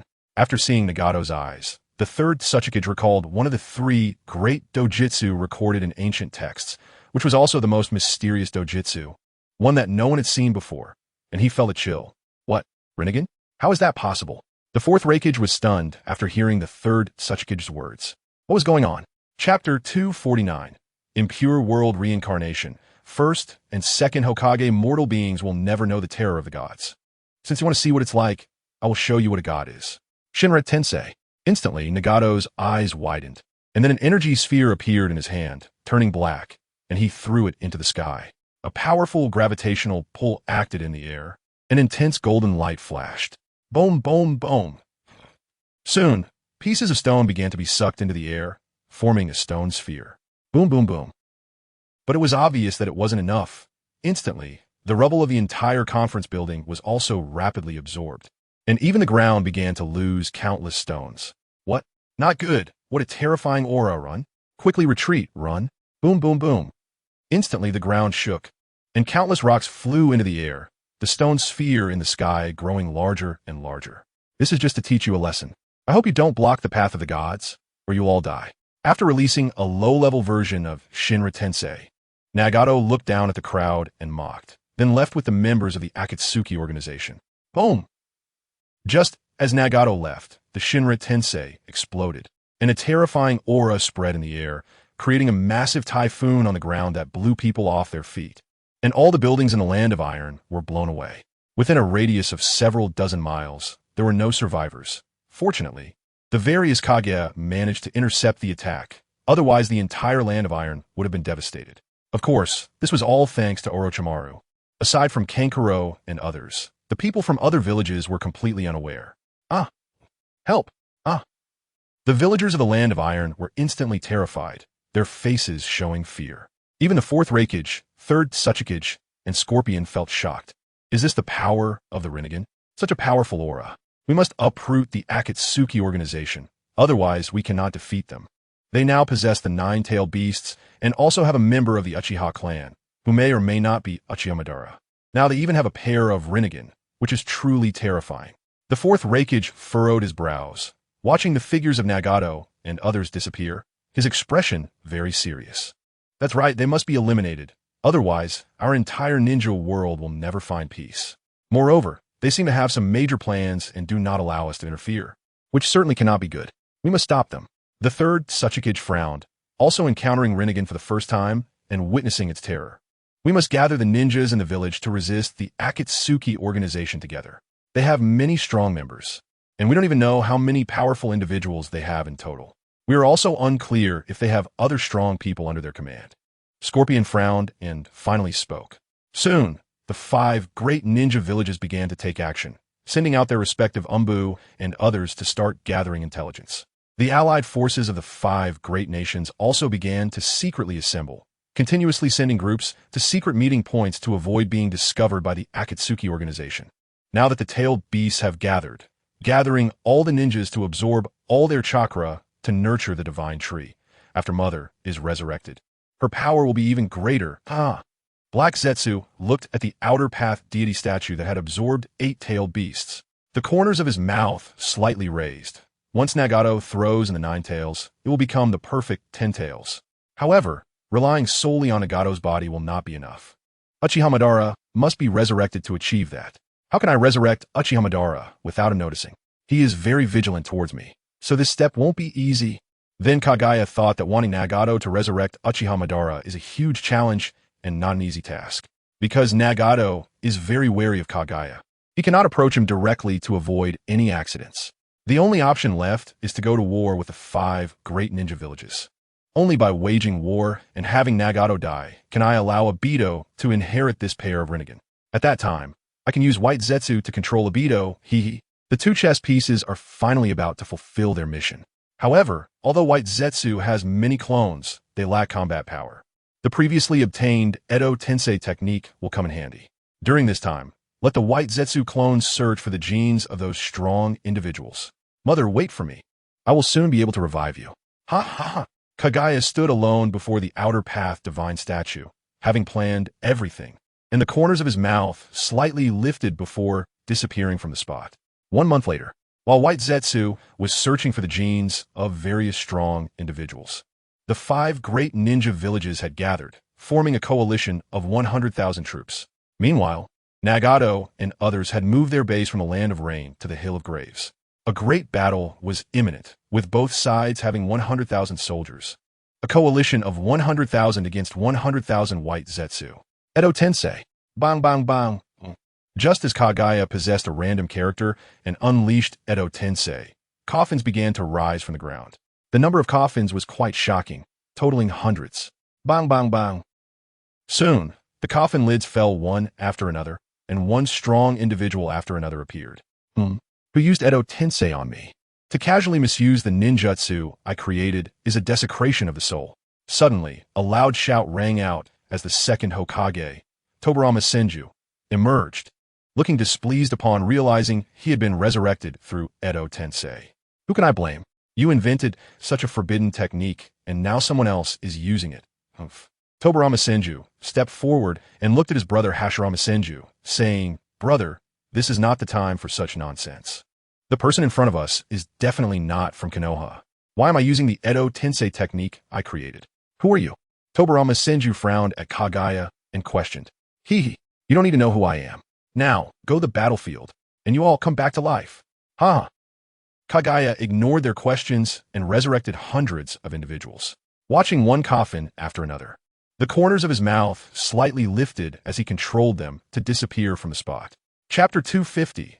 Edo Madara appears among the strong individuals are many, including past Tsuchikage, Raikage, Mizukage, and Kazekage, as well as some with special abilities, all rushing to the battlefield. Order all rear support to carry medical ninja tools. Shikaku, you go coordinate with the intelligence team to confirm the intelligence route. Also, let all units assemble and form their respective formations for confirmation. Only the sensory unit must synchronize. Orochimaru and others looked at the map before them and began assigning tasks. You all go ahead and handle it quickly. At this time, the fourth Raikage also set aside his grievances and began to truly unite. This time, we can only win, we cannot lose. Otherwise, our entire ninja world will be finished. The third Sachikage frowned, looking at everyone and speaking solemnly.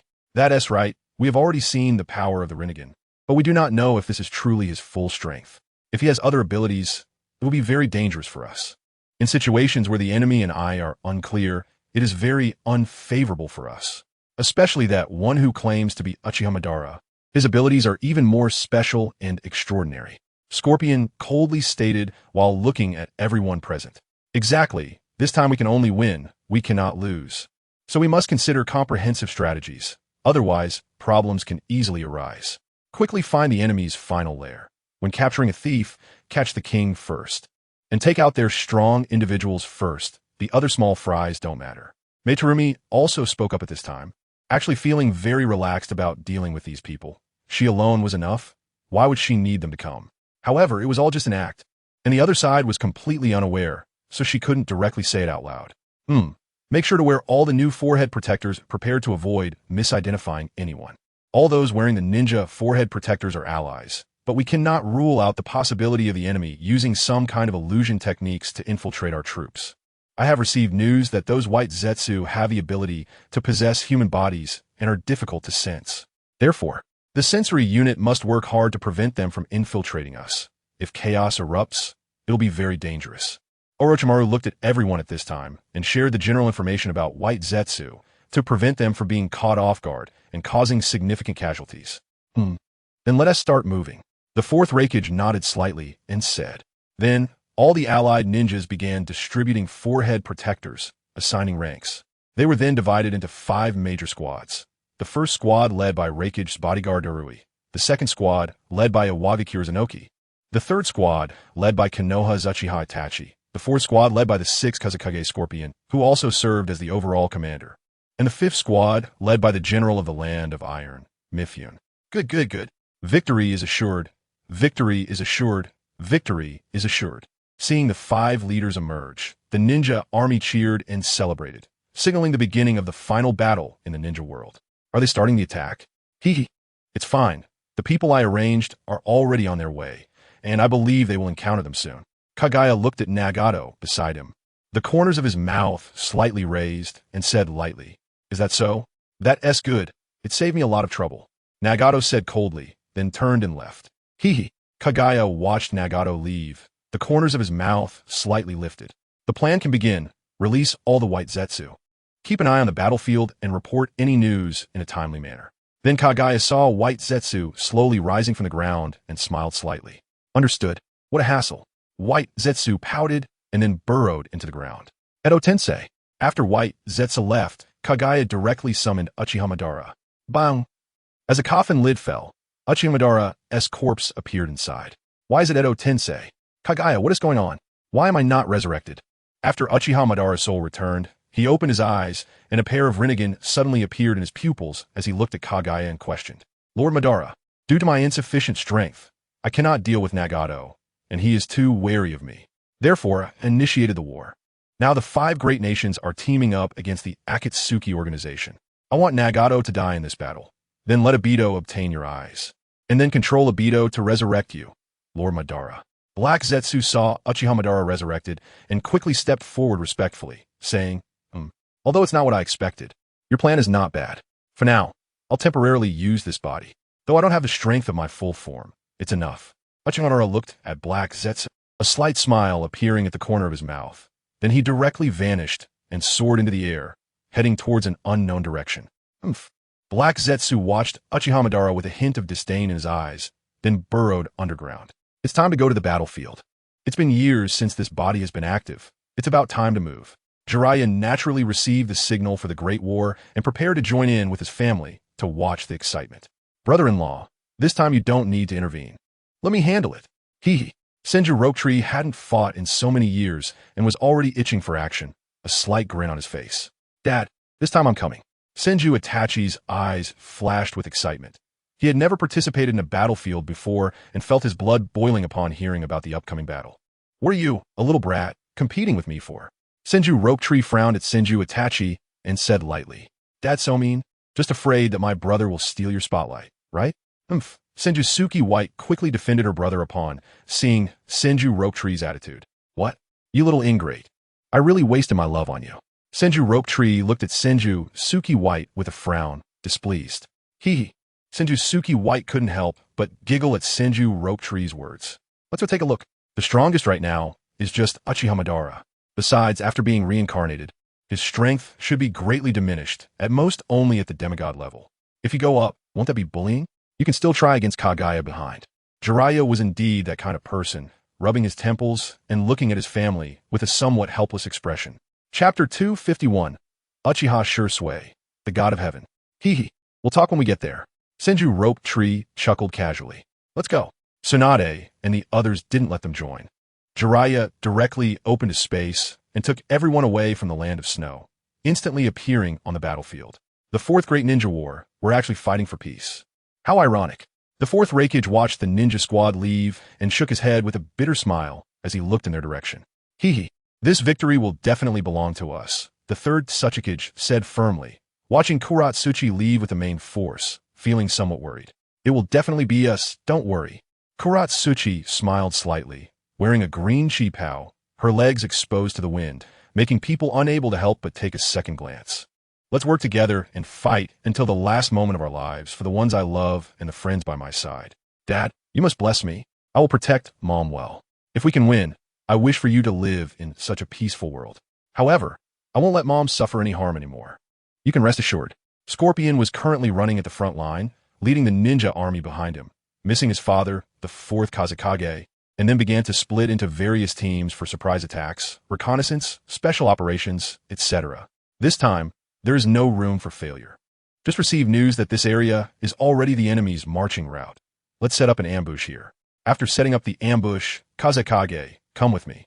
The speaker was none other than Uchiha Shursui, who, as the captain of the surprise attack team, led the elite forces from various ninja villages to infiltrate the enemy camp, aiming to kill the enemy's living forces unexpectedly. Yes, Captain. Shikaz, with a straw in his mouth, quickly set traps with explosive tags along the route they had received information about, digging trenches and setting up chakra antennas, etc. Everyone got to work. With Uchiha Shursui's command, everyone instantly vanished from their original positions. The Hyuga clan was responsible for patrolling, while the others handled their designated tasks. Not good. I sense someone is coming. And there are at least 6 people, each with immense and terrifying power. At that moment, the sensing team member, Ainen, suddenly came to report that many strong opponents were approaching. Pay attention to defense. Tianshun, I'm counting on you, Uchiha Shursui said with a furrowed brow.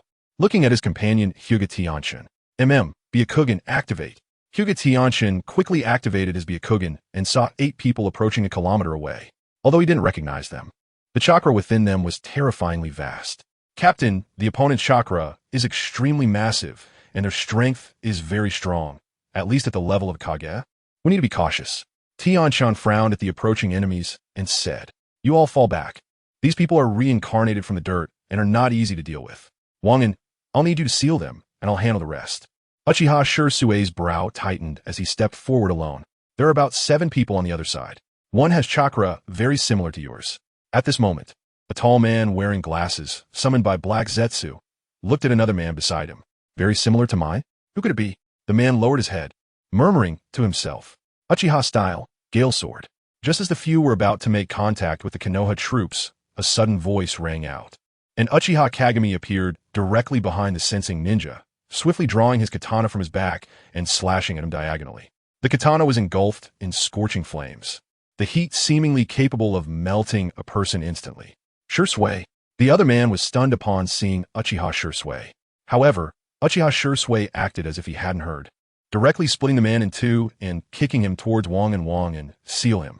Uchiha Shursui coldly commanded, having taken down one person in an instant.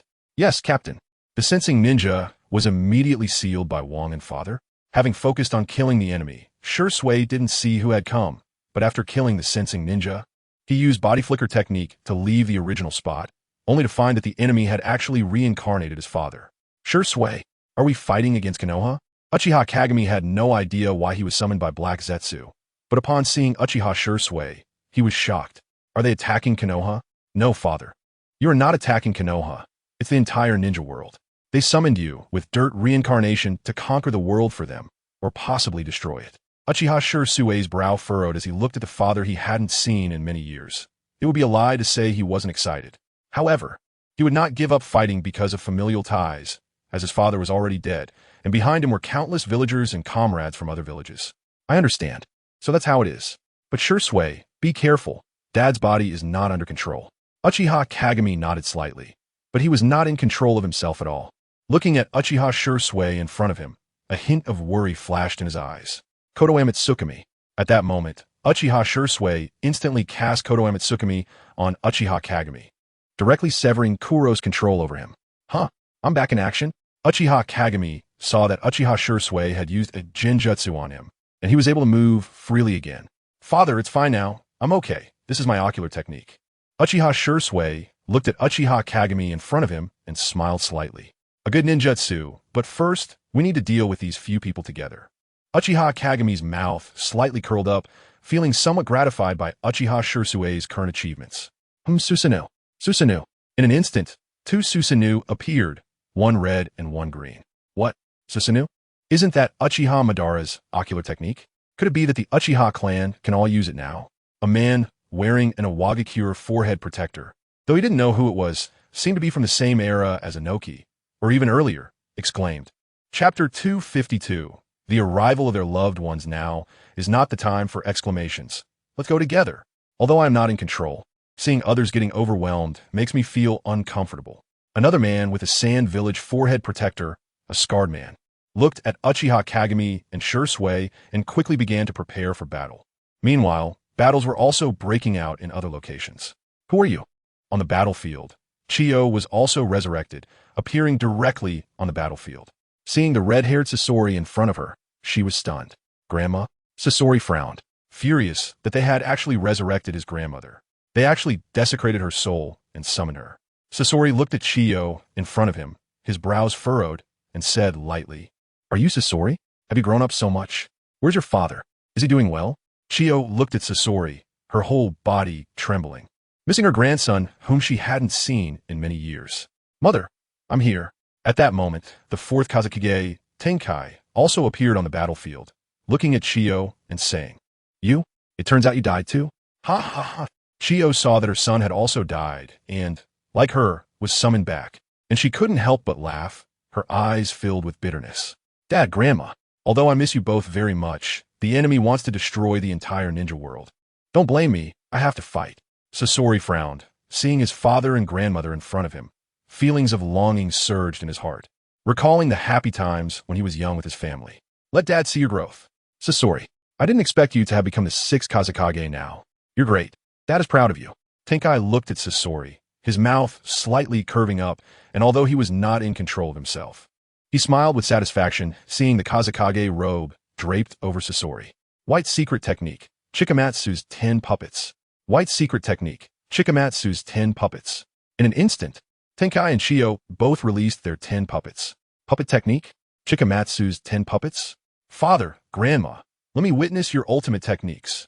Red Secret Technique, Hunter Machine Manipulation, come out. Sasori saw the Chikamatsu's 10 puppets released by Tenkai and Chiyo, and he also summoned his secret technique, the 100 Puppets. This was the strongest 100 puppets he had reformed after many years of research, understanding the characteristics of Chikamatsu's 10 puppets alongside his mother. This was the best creation that they had carefully developed, and today he would use it to counter his father's and grandmother's ultimate techniques. 100 Machine Manipulation? Does it contain some elements your mother likes? Hee hee, Sasori, it seems you've worked hard over the years. Tenkai smiled with satisfaction. Oomph. I once used this to annihilate a nation. Today let Dad and Grandma experience the strength of the top puppet master. Sasori snorted coldly, then moved his right hand, and in an instant, a puppet opened its mouth and shot countless poison needles at Chiyo and Tenkai. Whoosh, whoosh, whoosh. Huh. Chiyo and Tenkai's bodies moved instantly, quickly dodging Sasori's attack, and then a fierce battle began. On the side of Kuratsuchi, she also encountered her most important person in life, Loam. Dad? Kuratsuchi saw her burly father in front of her, a hint of sadness flashing in her eyes as her pupils contracted. Kuratsuchi? Long time no see. I didn't expect our Kuratsuchi to have grown up. Loam looked at Kuratsuchi, his eyes filled with a kind gaze. Dad, I really didn't expect to meet you. But this time, for the ninja world, for the world, I won't let you hurt anyone. Kuratsuchi frowned and shouted loudly at Loam. Good luck. Dad can't control himself, so be careful. Earth release, mountain earth technique. In an instant, Loam formed hand seals and slammed his hands on the ground, causing two massive yellow semicircular structures to suddenly appear beside the ninja army, directly closing in on them. Not good. All Earth-style ninjas immediately use the earthquake core and lift the ground we're on. Kuratsuchi shouted to those behind her when she saw her father using the mountain earth technique. Earth release, earthquake core. Earth release, earthquake core. In an instant, towering buildings shot up from the ground, and thousands of people were raised by the earth, directly surpassing the semicircle of the mountain earth technique. Boom, boom, boom. The mountain earth technique instantly collided with the elevated ground, exploding with a huge sound. Tail beast bomb. At that moment, the two tails Jinchuriki beside Loam shot a tailed beast bomb towards the ninja coalition. Intense battles were occurring on every battlefield, and at this moment, they were all strong figures resurrected by the Edo Tensei and had not yet encountered the so-called White Zetsu army, indicating that the enemy had not yet used their full strength, but had already left various units in a stalemate. After all, almost every team encountered their relatives, superiors, or friends, etc.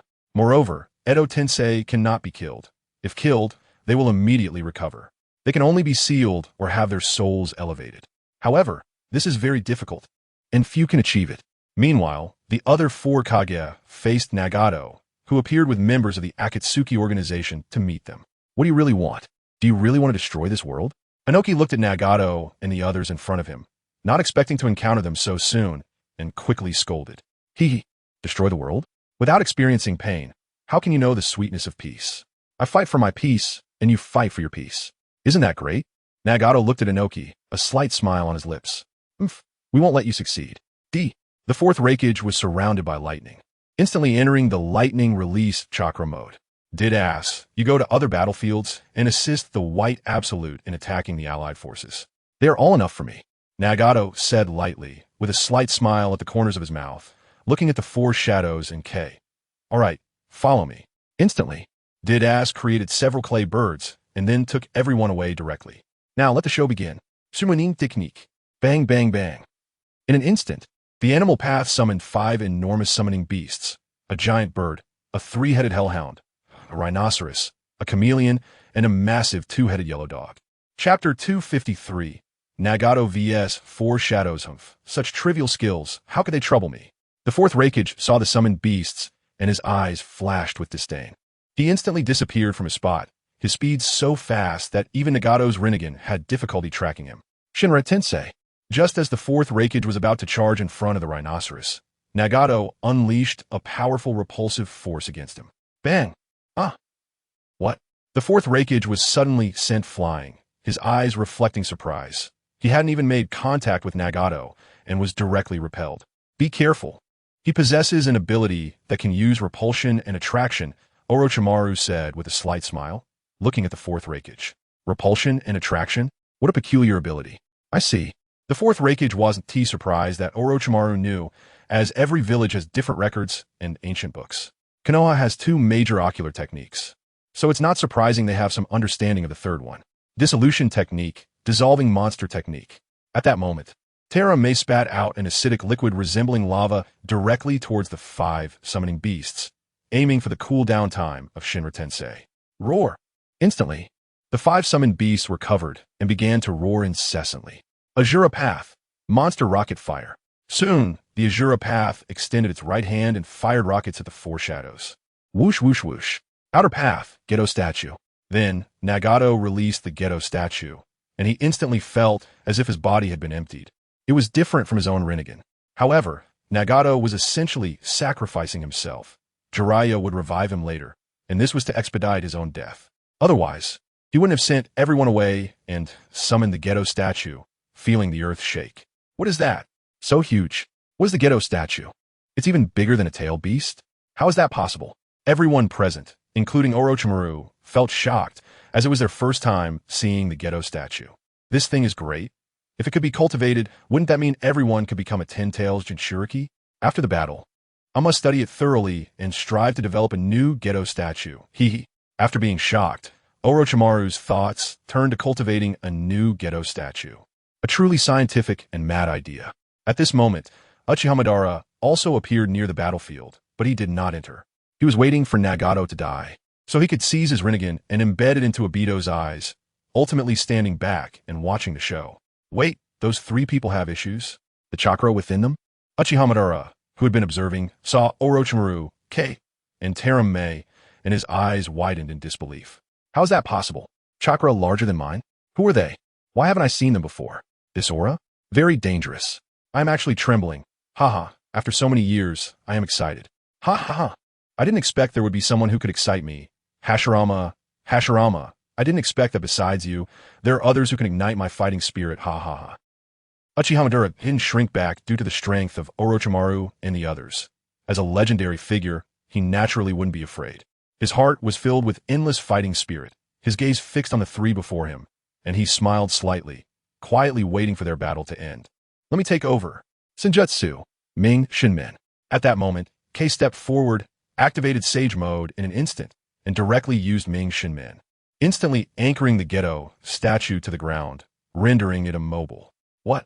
Would release? I didn't expect there would be such a master beside the Mizukage.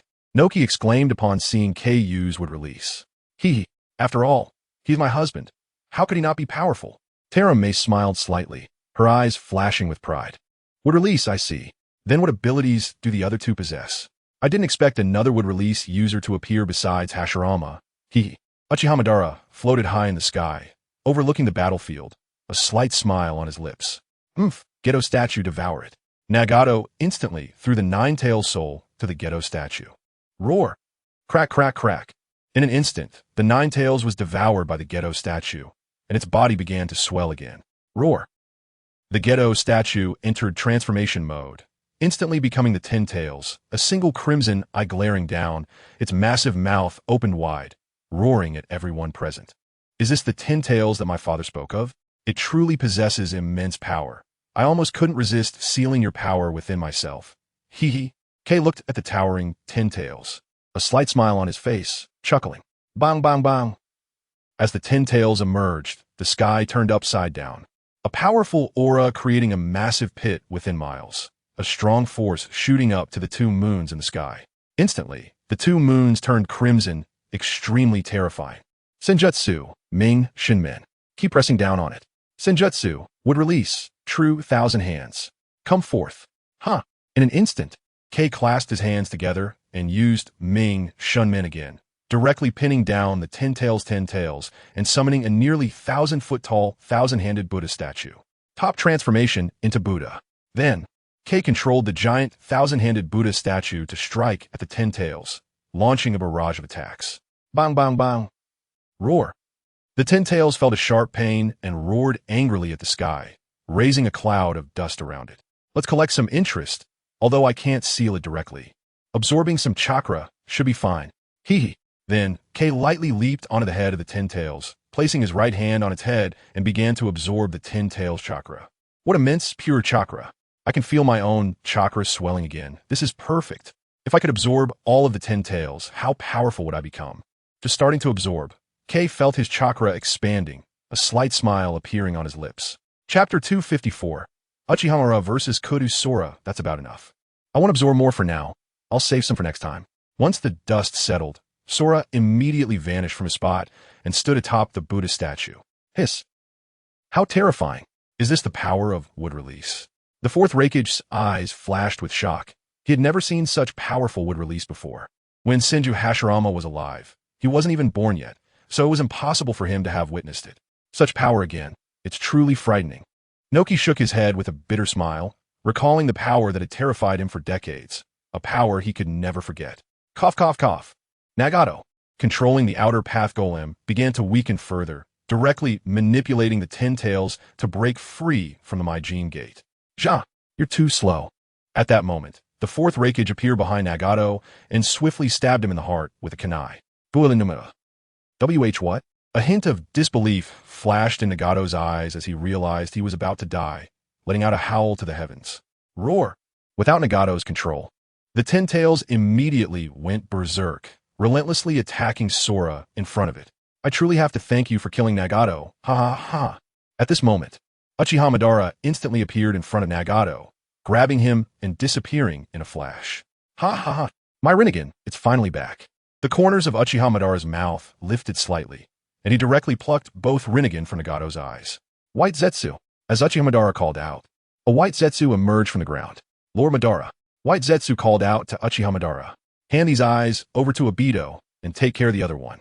Uchiha Madara then directly handed a pair of Rinnegan to White Zetsu. He was about to engage in battle and couldn't guarantee he wouldn't be destroyed. So he had White Zetsu take them away. Yes, Lord Madara.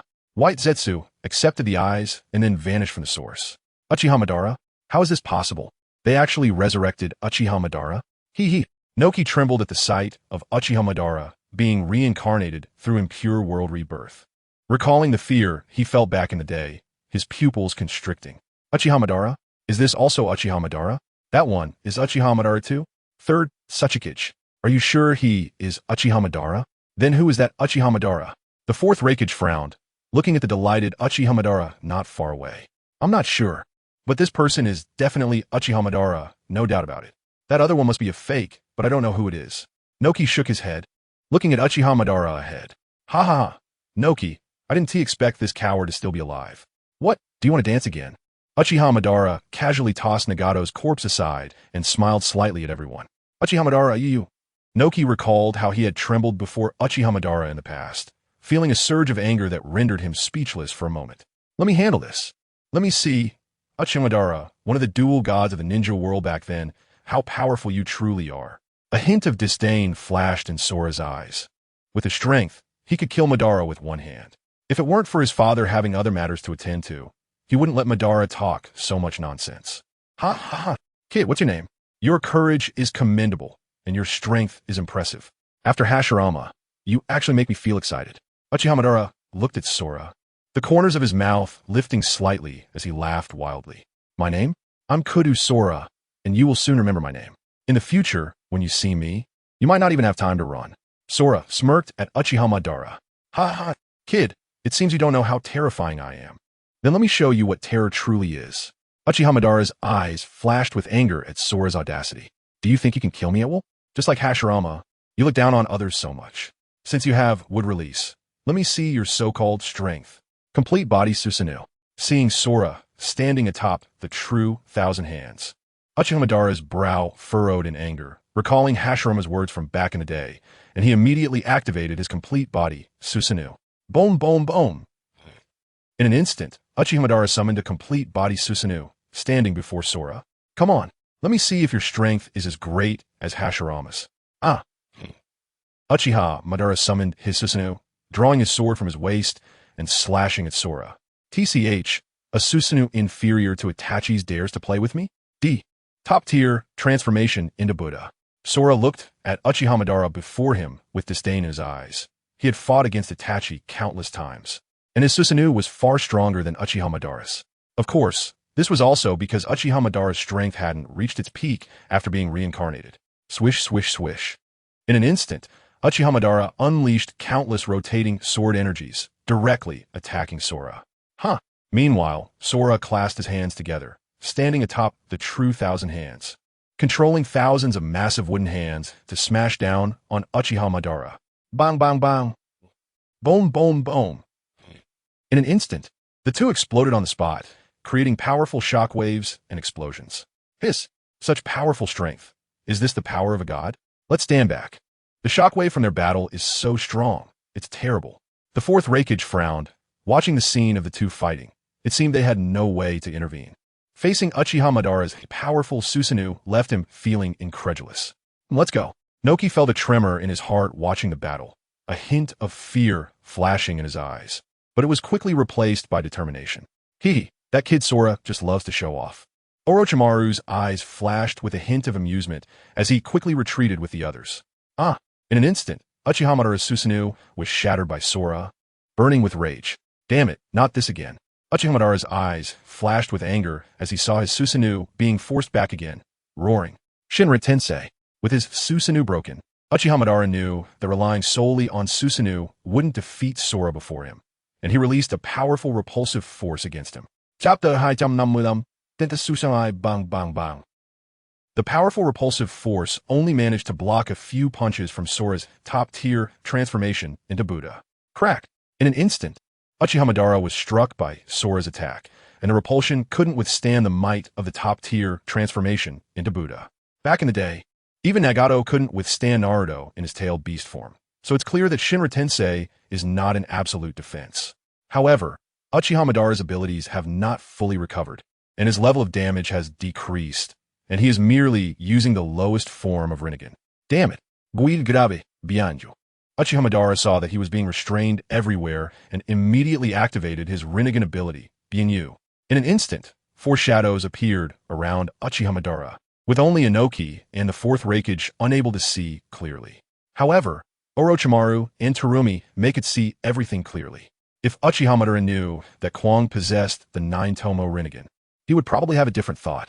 Interesting, he can actually separate 4 shadows? However, I can see all 4 your shadows. What use are they? Would clone technique. Bang bang bang. Kwang saw Uchiha Madara using his ocular technique, a slight smile appearing at the corner of his mouth. And then he quickly put his hands together, splitting off 4 wood clones from his body. What? You can actually see my shadows? Impossible. How could this be? Could it be that you? Uchiha Madara was momentarily stunned. He never expected Kwang could see through his 4 shadows. How could this happen? Unless there was one possibility. Kwang also possessed the Rinnegan. Hee. Guess. Kwang smirked slightly. Huh. Would human technique? Would dragon technique? Bang bang bang. In an instant, Kwang's wood clones released their respective wood humans and wood dragons, creating an extremely shocking scene. 6th Mizukage. How much chakra does your husband have? And why does he also have wood release? Is he a descendant of the Senju clan? The 4th Raikage was deeply shocked by Kwang's powerful strength and asked Terumi Mei. Hee. The 4th Raikage is overestimating. I don't even know how strong my husband's abilities are. Perhaps he is from the Senju clan. After all, the first Hokage dispersed all the Senju clan members back then. He might be one of their descendants. Terumi Mei smiled slightly and looked at the 4th Hokage. Whether you really have a Rinnegan or not, anyone who stand in my way must die. Uchiha Madara saw Kwang in front of him, his brows furrowed, and then he gently leaped onto the head of the Ten Tails. Susanoo, full armor. The originally frenzied Ten Tails calmed down under Uchiha Madara's control. Roar! In an instant, Uchiha Madara perfectly fused with the 10 Tails, producing an armor even stronger than the 9 Tails full armor. Kid, let me show you the power of the full armor. Huh! Uchiha Madara charged at Kwang, and the 4 shadows also began to manifest Susanoo, with 5 Susanoo and a real Senju fighting against 4 wood humans. The 10 Tails, haha, in my eyes, is merely a tool for extracting chakra. Since you want to come again, let's see. Kwang's eyes flashed with disdain as he walked directly toward Uchiha Madara. Bang bang bang. The real Senju moved, and every step of Uchiha Madara's armored Susanoo shook the ground. Kill! Whoosh whoosh whoosh. Soon, Uchiha Madara controlled the 10 Tails to charge at Kwang, while he swung his blade continuously, and the 10 Tails began to condense tailed beast balls. The 10 Tails tailed beast balls are terrifyingly stronger than the 9 Tails, almost invincible below the 6 paths level. Let's see. 3-headed, 6-armed wood human technique. 3-headed wood dragon technique. In an instant, Kwang put his hands together and summoned his improved version of the wood human and wood dragon techniques.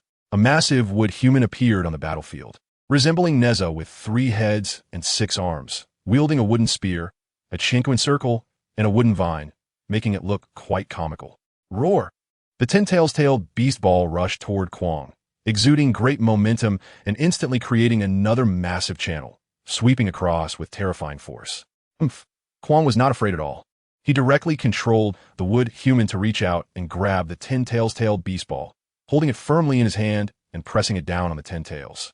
Meanwhile, the Buddha transformation continued to be used, relentlessly striking down towards Uchiha Madara. Bang bang bang. Boom boom boom. The 2 attacks erupted simultaneously, shaking the entire battlefield. Whoosh, whoosh, whoosh. Where did such strong wind come from? Damn, I'm flying. What powerful momentum. What kind of battle is happening over there? On the battlefield of several Kage. We need to hurry. They're just too terrifying. Brothers, move forward at full speed. The battle has already begun.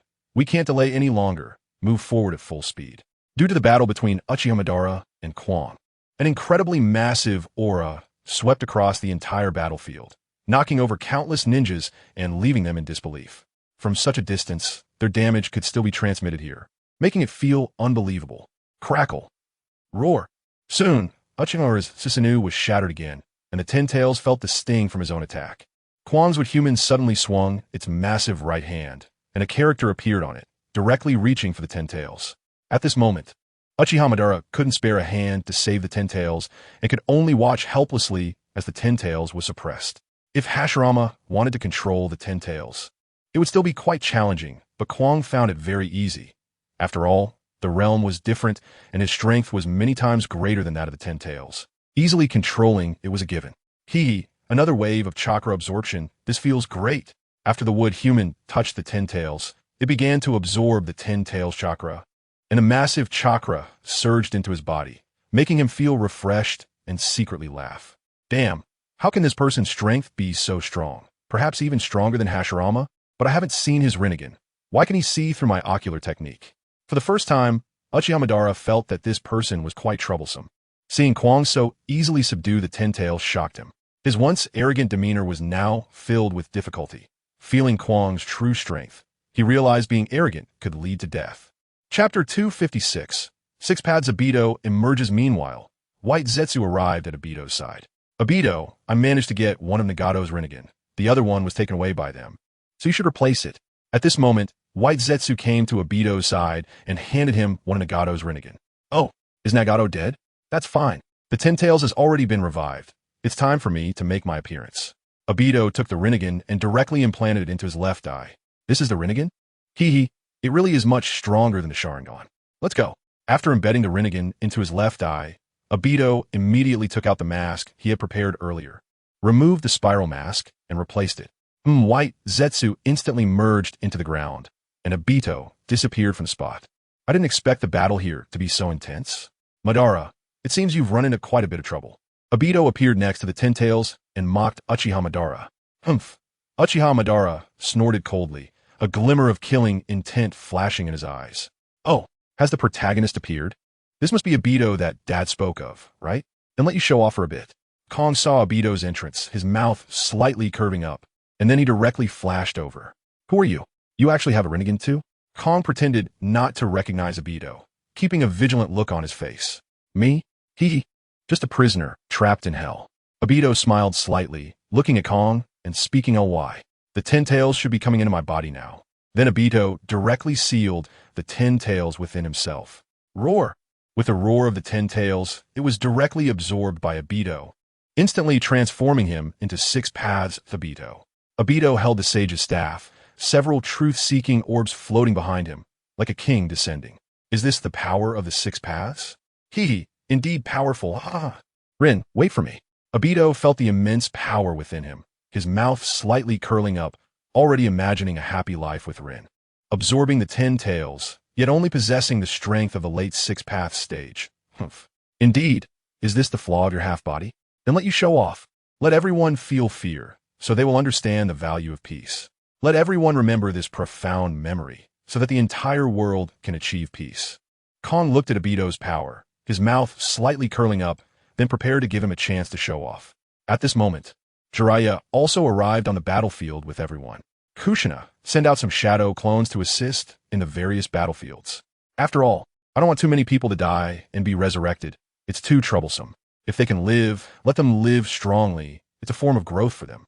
White Zetsu is quite troublesome. With your help, they can quickly find White Zetsu and eliminate the White Zetsu army. This farce is about to end. Jiraiya looked at Minato beside him and said, the farce has begun, but it can't last too long. It's time to end it. I understand, Jiraiya-sensei. Kushina quickly nodded. Multi-shadow clone jutsu. Bang bang bang. In an instant, Kushina created thousands of shadow clones, spreading throughout the battlefield. Nine-Tails Chakra Mode. Then Kushina activated the Nine-Tails Chakra Mode, sending all shadow clones to the battlefield to support various fronts. Let Naruto's mom replace Naruto, becoming the hero who saves the world. Naruto is also on the battlefield, striving to grow. Nagato absorbed most of the nine tails, but still left a part of it within him, making him much stronger than an ordinary tailed beast. Although the nine-tailed soul was severed, it still retained its independence, which is the miraculous aspect of tailed beasts. Minato, you guys move out too. Don't show too much power. This time I want to bring peace to the world, so the effects must be achieved. Only with peace in the ninja world will wars cease, allowing everyone to unite against external threats. They must cultivate unity and cooperation within their villages, so they can let go of their grudges. Let all villages coexist peacefully. This is the peace of the heart, the truest peace. Then Jiraiya ordered everyone not to act rashly. They could strike, but must not show too much power. I understand, Jiraiya-sensei. Brother-in-law, I got it, just watch. Hee. I know. Uncle. Subsequently, everyone at the scene instantly disappeared from their spots, rushing to their respective battlefields to assist the Ninja Alliance. Hee. Kaguya, I truly look forward to meeting you. I wonder what you look like. Let's go see now. Jiraiya looked up at the blood-red moon in the sky, a slight smile on his face, and instantly vanished from a spot. Meanwhile, Guy and Dai also joined the battlefield, showcasing their powerful abilities. Guy and Kakashi rushed to the battlefield together, heading towards Obito's direction.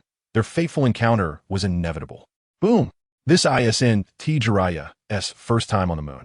Previously, it was to seize the bloodline, but this time he aimed to enter the moon's interior. Is this person coming again? Who is he? A white-clad woman sealed within the moon, possessing a pair of white eyes, sensed Jiraiya's presence and murmured to herself, "Are you looking for me?" At this moment, Jiraiya directly entered the sealed interior, looking at the back of Kaguya Otsutsuki and smiling slightly. This seal had long ceased to hold Kaguya Otsutsuki, sealed for 1,000 years. It had lost its original effectiveness. Yet Kaguya Otsutsuki still hadn't T left, merely sitting in the sealing space in a daze. Who are you? Why are you here? This is not a place you should be. Kaguya Otsutsuki didn't turn around, merely speaking ly. I'm curious. You clearly had the ability to break the seal long ago. So why are you still here? Jiraiya looked at Kaguya Otsutsuki and asked ly, without any politeness, directly sitting beside her. He saw that Kaguya Otsutsuki's power had reached the peak of the Super Six-Path stage. How could such a powerful being be sealed? Why? Perhaps it's because of a cold heart. Kaguya Otsutsuki frowned, a hint of pain flashing in her eyes as she coldly replied. Chapter 257 Jiraiya meets Kaguya Otsutsuki after 1,000 years. She still couldn't understand why she was sealed by her own children. Clearly, she had done everything for them. So why treat her this way? A cold heart? Is it towards the Otsutsuki brothers? As a mother, I know you wanted to protect them, but what they wanted, you didn't understand. Jiraiya turned his head, seeing Kaguya Otsutsuki's profile, and said ly. Even her profile is so beautiful. This woman is truly remarkable. I just wonder how she looks head-on. After seeing Kaguya Otsutsuki's profile, Jiraiya felt a bit surprised, not knowing what her entire face would look like. What they want? What do they want? Hearing Jiraiya's words, Kaguya Otsutsuki quickly turned to look at him and asked, So beautiful this visage, these eyes. I can see they're filled with sorrow and desolation. It seems the Six Paths Sage's brothers really hurt her deeply.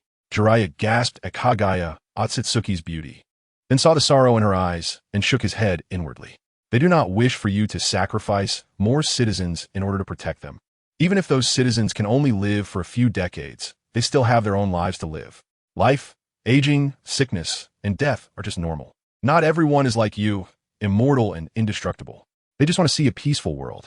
Looking at the sorrowful expression in Kaguya Otsutsuki's eyes, Jiraiya felt a twinge of pain, and ly said, "Peace." But you also saw, after the two of them left, war broke out. What peace can there be in synthesis? It would be better to cultivate them into white Zetsu. At least they could live in another way. Although Kaguya Otsutsuki cannot leave the moon, she can still see the changes in the world. She sees the entire world at war, with countless casualties. Is this what her two sons wanted to see? She cannot understand. Transforming into white Zetsu means losing oneself, but dying still allows entry into the pure land of souls, the underworld. Becoming white Zetsu would imprison the soul, making it impossible to attain liberation. This is the fundamental difference. So, don't be sad. Your thoughts are different from theirs. But as a mother, you should support them. Jiraiya looked at Kaguya Otsutsuki in front of him and smiled slightly. Support them? Kagaya Otsutsuki was taken aback by Jiraiya's words and began to lower her head in contemplation. That's right. As a mother, you should learn to be tolerant of them. It is normal for children to make mistakes. However, what you did to protect them made them think it was evil. In the end, they had no choice but to seal you. Jiraiya noticed that Kagaya Otsutsuki seemed to have undergone some change and quickly continued speaking. Is that so? Maybe. They will be here soon. The two who are coming are already dead. You must have killed them, right? I am curious why, despite being from Earth. You possess the bloodline of the Otsutsuki clan. Even Yui and the others did not inherit as much of my bloodline as you have. Your bloodline is nearing the ancestral level, and your realm is about to surpass mine. If I were to confront you head-on, I should no longer be your opponent, right? Kagaya Otsutsuki looked at Jiraiya and asked curiously. When a woman becomes curious about a man, it is the beginning of sin. I also have people I want to protect, just like you. So I've been studying hard and ultimately upgraded the bloodline within me. Your realm is stronger than mine, but you lack extensive combat experience. Our battle would be roughly even. Moreover, you have immortality, while I do not, so you still have the upper hand. Jiraiya smiled at Kagaya Otsutsuki. Then why did you come to find me? Kagaya Otsutsuki continued to ask. Because you're beautiful. I came to see you to cooperate with you. Upon hearing Kagaya Otsutsuki's question, Jiraiya answered without hesitation. But no one has ever said I'm beautiful. What do you want to cooperate with me on? Kagaya Otsutsuki laughed at Jiraiya's words, not at all like a super big boss. Jiraiya felt warmth in his heart when he saw Kagaya Otsutsuki smile, and for a moment he was dazed. What are you looking at? Kagaya Otsutsuki had been cooped up for a long time, after 1,000 years of solitude. This was the first time she had smiled so happily since giving birth to the sage of 6 Paths' 2 sons. You are beautiful. You look even more beautiful when you smile. It left me a bit dazed, huh? Upon hearing Kagaya Otsutsuki say this, Jiraiya quickly laughed. Am I beautiful? If I were truly beautiful, would anyone want to kill me? Kagaya Otsutsuki seemed to recall some sad memories, momentarily stunned. A hint of pain flashing in her eyes as 2 lines of tears streamed down her face. She lowered her head in contemplation. Who wants to kill you? Then I will protect you from now on. Would you be willing? Jiraiya was slightly taken aback to see Kagaya Otsutsuki crying. In a moment of impulse, he reached out and held her in his arms, comforting her. You want to protect me? Kagaya Otsutsuki looked up at Jiraiya, her eyes full of pity as she asked. Yes, I want to protect you and want to guard this world with you. Don't be sad. Sadness won't solve anything. Would you be willing to guard this world with me? I will protect you, and you will accompany me to guard this world. Would you agree? Jiraiya smiled slightly at Kagaya Otsutsuki. Protect me? Accompany you to guard this world? Can I really do that? Kagaya Otsutsuki looked at Jiraiya and was momentarily stunned, mumbling to herself. Of course you can. Anyone who wants to harm you must step over my dead body. Jiraiya quickly patted his chest and said seriously. Protecting me from being harmed by anyone? Can I really trust your words, you humans? Kagaya Otsutsuki had been deeply hurt by past events and did not think there were many good humans. She once believed but failed. It all depends on you. Jiraiya smiled slightly at Kagaya Otsutsuki and placed her hand on his chest. Thump, thump, thump. In an instant, Kagaya Otsutsuki felt Jiraiya's heart beating rapidly. I believe you. For some reason, after touching Jiraiya's chest, Kagaya Otsutsuki stared at him blankly and smiled slightly. Quiche. Seeing Kagaya Otsutsuki's expression, Jiraiya felt an uncontrollable surge of emotions and kissed her. 1,000 years have passed since she was betrayed. She had not felt this feeling again. Kagaya Otsutsuki felt her previously lifeless heartbeat starting to beat again, and the beating became more intense. Her face flushed, and then the two embraced each other. Finally, a white light flashed around them, enveloping them completely. What happened inside was invisible to the naked eye from the outside. Chapter 258. The Emperor Kai's gate opens meanwhile. The battle on the ground has entered a phase of white evil. Obito was ultimately defeated, although he had pretended for a long time. When Kakashi realized that the ultimate boss was Obito, he was momentarily stunned. After hearing Obito's words, he felt a bit guilty. Obito, Rin can be revived, do you know? Soon, she will be revived, and you will also be revived quickly. Trust me. But now you have to sleep first. Don't blame me. Kakashi's eyes flashed with a hint of reluctance when he realized he was fighting Obito, but in the end, he still killed Obito, muttering to himself. Kakashi, I didn't expect you to be the one who killed me in the end. Hee. Cough, cough, cough. Rin, I'm here to accompany you. I can finally see you again. Will you blame me? I didn't revive you and even harm the ninjas in the village. I'm sorry. In his last moments, Obito looked at Kakashi with a slight smile and said lightly, Obito, wait for me. It won't be long. Kakashi whispered in Obito's ear, tears streaming down his face. Obito. Just as Obito was about to die, he heard the voice he had longed for. Rin, is it you? Will you blame me? Obito looked at Rin appearing before him, a hint of regret flashing in his eyes. Obito, I won't blame you. I love you. I've been waiting for you for a long time. I can finally see you. So you're still alive? Rin smiled slightly at Obito and then extended her right hand. Yes, I love you too. Obito also extended his right hand, tightly gripping it with both hands, and he forever lost his breath. Ha ha! I have finally resurrected, and now, let me show you my true power. At this moment, Uchiha Madara officially resurrected, feeling his real body, with a slight smile on his lips, laughing maniacally. Madara? I didn't expect you could actually come back to life. At that moment, the first Hokage and the second Hokage arrived on the battlefield and saw Uchiha Madara, causing Senju Hashirama to be startled. Hashirama? I didn't expect you to be here too. But you are dead, while I have been resurrected. This is the gap between us. However, I will take your chakra. Uchiha Madara may have seen Senju Hashirama, with a slight smile on his lips, and then instantly vanished from spot. Zulfast. At this moment, the first Hokage was unable to exert his strength, and seeing Uchiha Madara attacking quickly, he frowned. Haha, this is youth. Now that you have become a physical form, you can no longer block my attacks. Be careful of your little brother with the next strike. Open the door of opening. Door of rest, door of life, door of injury, door of closing, door of you.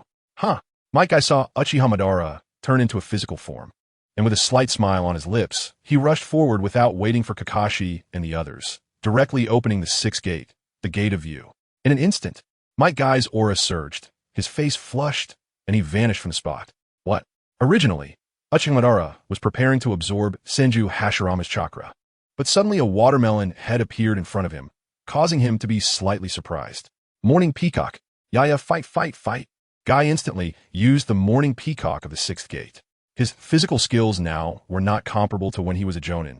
His current strength was extremely powerful, and with full force, even a Six Paths level expert could be shattered. In an instant, Uchiha Madara was hit by Guy, who unleashed a torrent of flames, raining down on Uchiha Madara. But how is it possible to be so fast? Uchiha Madara felt incredulous. He had never seen such fast taijutsu, and his whole body felt intense pain. What a waste. Kurizetsu, who had no idea when he emerged from the ground, saw Uchiha Madara being brutally beaten by Guy and coldly snorted. Oh, finally willing to show yourself? Little eel, you sure know how to hide. At that moment, Kurizetsu suddenly heard a cold voice from behind, startling him instantly. Not good, run. Just as Kurizetsu wanted to escape, he suddenly felt he couldn't move. Time stopped. At this moment, Sora appeared beside Kurizetsu, controlling the area of time stop within a meter around Kurizetsu, directly fixing him in place. What? What is this? Rinnegan? You actually have the Rinne Sharingan with 9 tomos? Who are you? Kurizetsu panicked, unable to move and at the mercy of others. You should not exist, but I will seal you first. Sora smirked slightly, then extended his right hand, directly pointing at Kurizetsu's body. Instantly, black rods appeared, forming a black rod prison. Finally, he inscribed a sealing rune on the black rods, a seal specifically researched by Jiraiya to seal Kurizetsu. This rune could seal Yin-Yang release and imprison Kurizetsu within. No. Kurizetsu couldn't resist being sealed due to his immobility and was ultimately sealed by Sora. The product of will. If I were to extract my own will, would it form a new me? Forget it. It's useless, pitch black, no use at all. Sora waved his right hand, directly retracting the black rod prison that sealed Kurizetsu. Uchiha Madara was struck by Guy, bloodied and looking at him with a twisted expression, unsure of what he was thinking. Uchiha Madara, your era has passed. Now is our era. You're no longer of any use. You are old. We are youth. And youth is a sun you cannot imagine. It is not something someone like you, who lives in darkness, can comprehend. Guy looked at Uchiha Madara, smirking disdainfully at him. Damn it. Uchiha Madara wiped the blood from the corner of his mouth and cursed darkly. Open the 7th gate, the gate of shock. Seeing Uchiha Madara still somewhat unwilling to accept, Guy instantly opened the 7th gate and then vanished from the spot. Day Tiger. Then Guy charged at Uchiha Madara, quickly swinging his fists, compressing the air to form an air white tiger, directly rushing towards Uchiha Madara. Bang, bang, bang. Uchiha Madara had no chance to react, being continuously struck by Guy like a punching bag. It was not a battle of the same level, causing Madara, who had just reached the early stage of 6 paths, to feel a splitting headache. Chapter 259, The 8th Gate Death, the conclusion. Cough, cough, cough. Damn it. How could I, Madara, end up in this state? Why is this happening? My Rinnegan can't keep up with his speed. Cough, cough, cough. Madara barely managed to get up from the ground. At this moment, he no longer had the immortal body of Edo Tensei. His right hand was brutally broken by Guy. Feeling completely numb, Madara, you have still lost. Justice will never be defeated. Senju Hashirama looked at the fallen Uchiha Madara, shaking his head helplessly. Justice? What is justice? You think of peace, but look, has the world had peace all these years? I want to bring peace to everyone in my own way. Isn't that justice? You keep talking about justice, but did you ever think about sparing my life for your village? Hee, ha ha. Justice. The most ridiculous thing in the world is justice. If there were justice in this world, will my brothers still die? Would Azuna still die? If there were justice, will my clansmen betray me? Cough, cough, cough. Uchiha looked at Senju Hashirama before him and roared, coughing up a large pool of blood, with a hint of madness flashing in his eyes. Tenpenki-ai. Instantly, Uchiha Madara unleashed his ultimate move, quickly forming hand seals and using Tenpenki-ai. Boom, boom, boom. In an instant, 2 meteors with a diameter of hundreds of meters appeared in the sky, continuously falling towards the ground. Di, Everiona, Justi. Ah! Uchiha Madara went mad, controlling the meteors to fall quickly. Is this your alliance?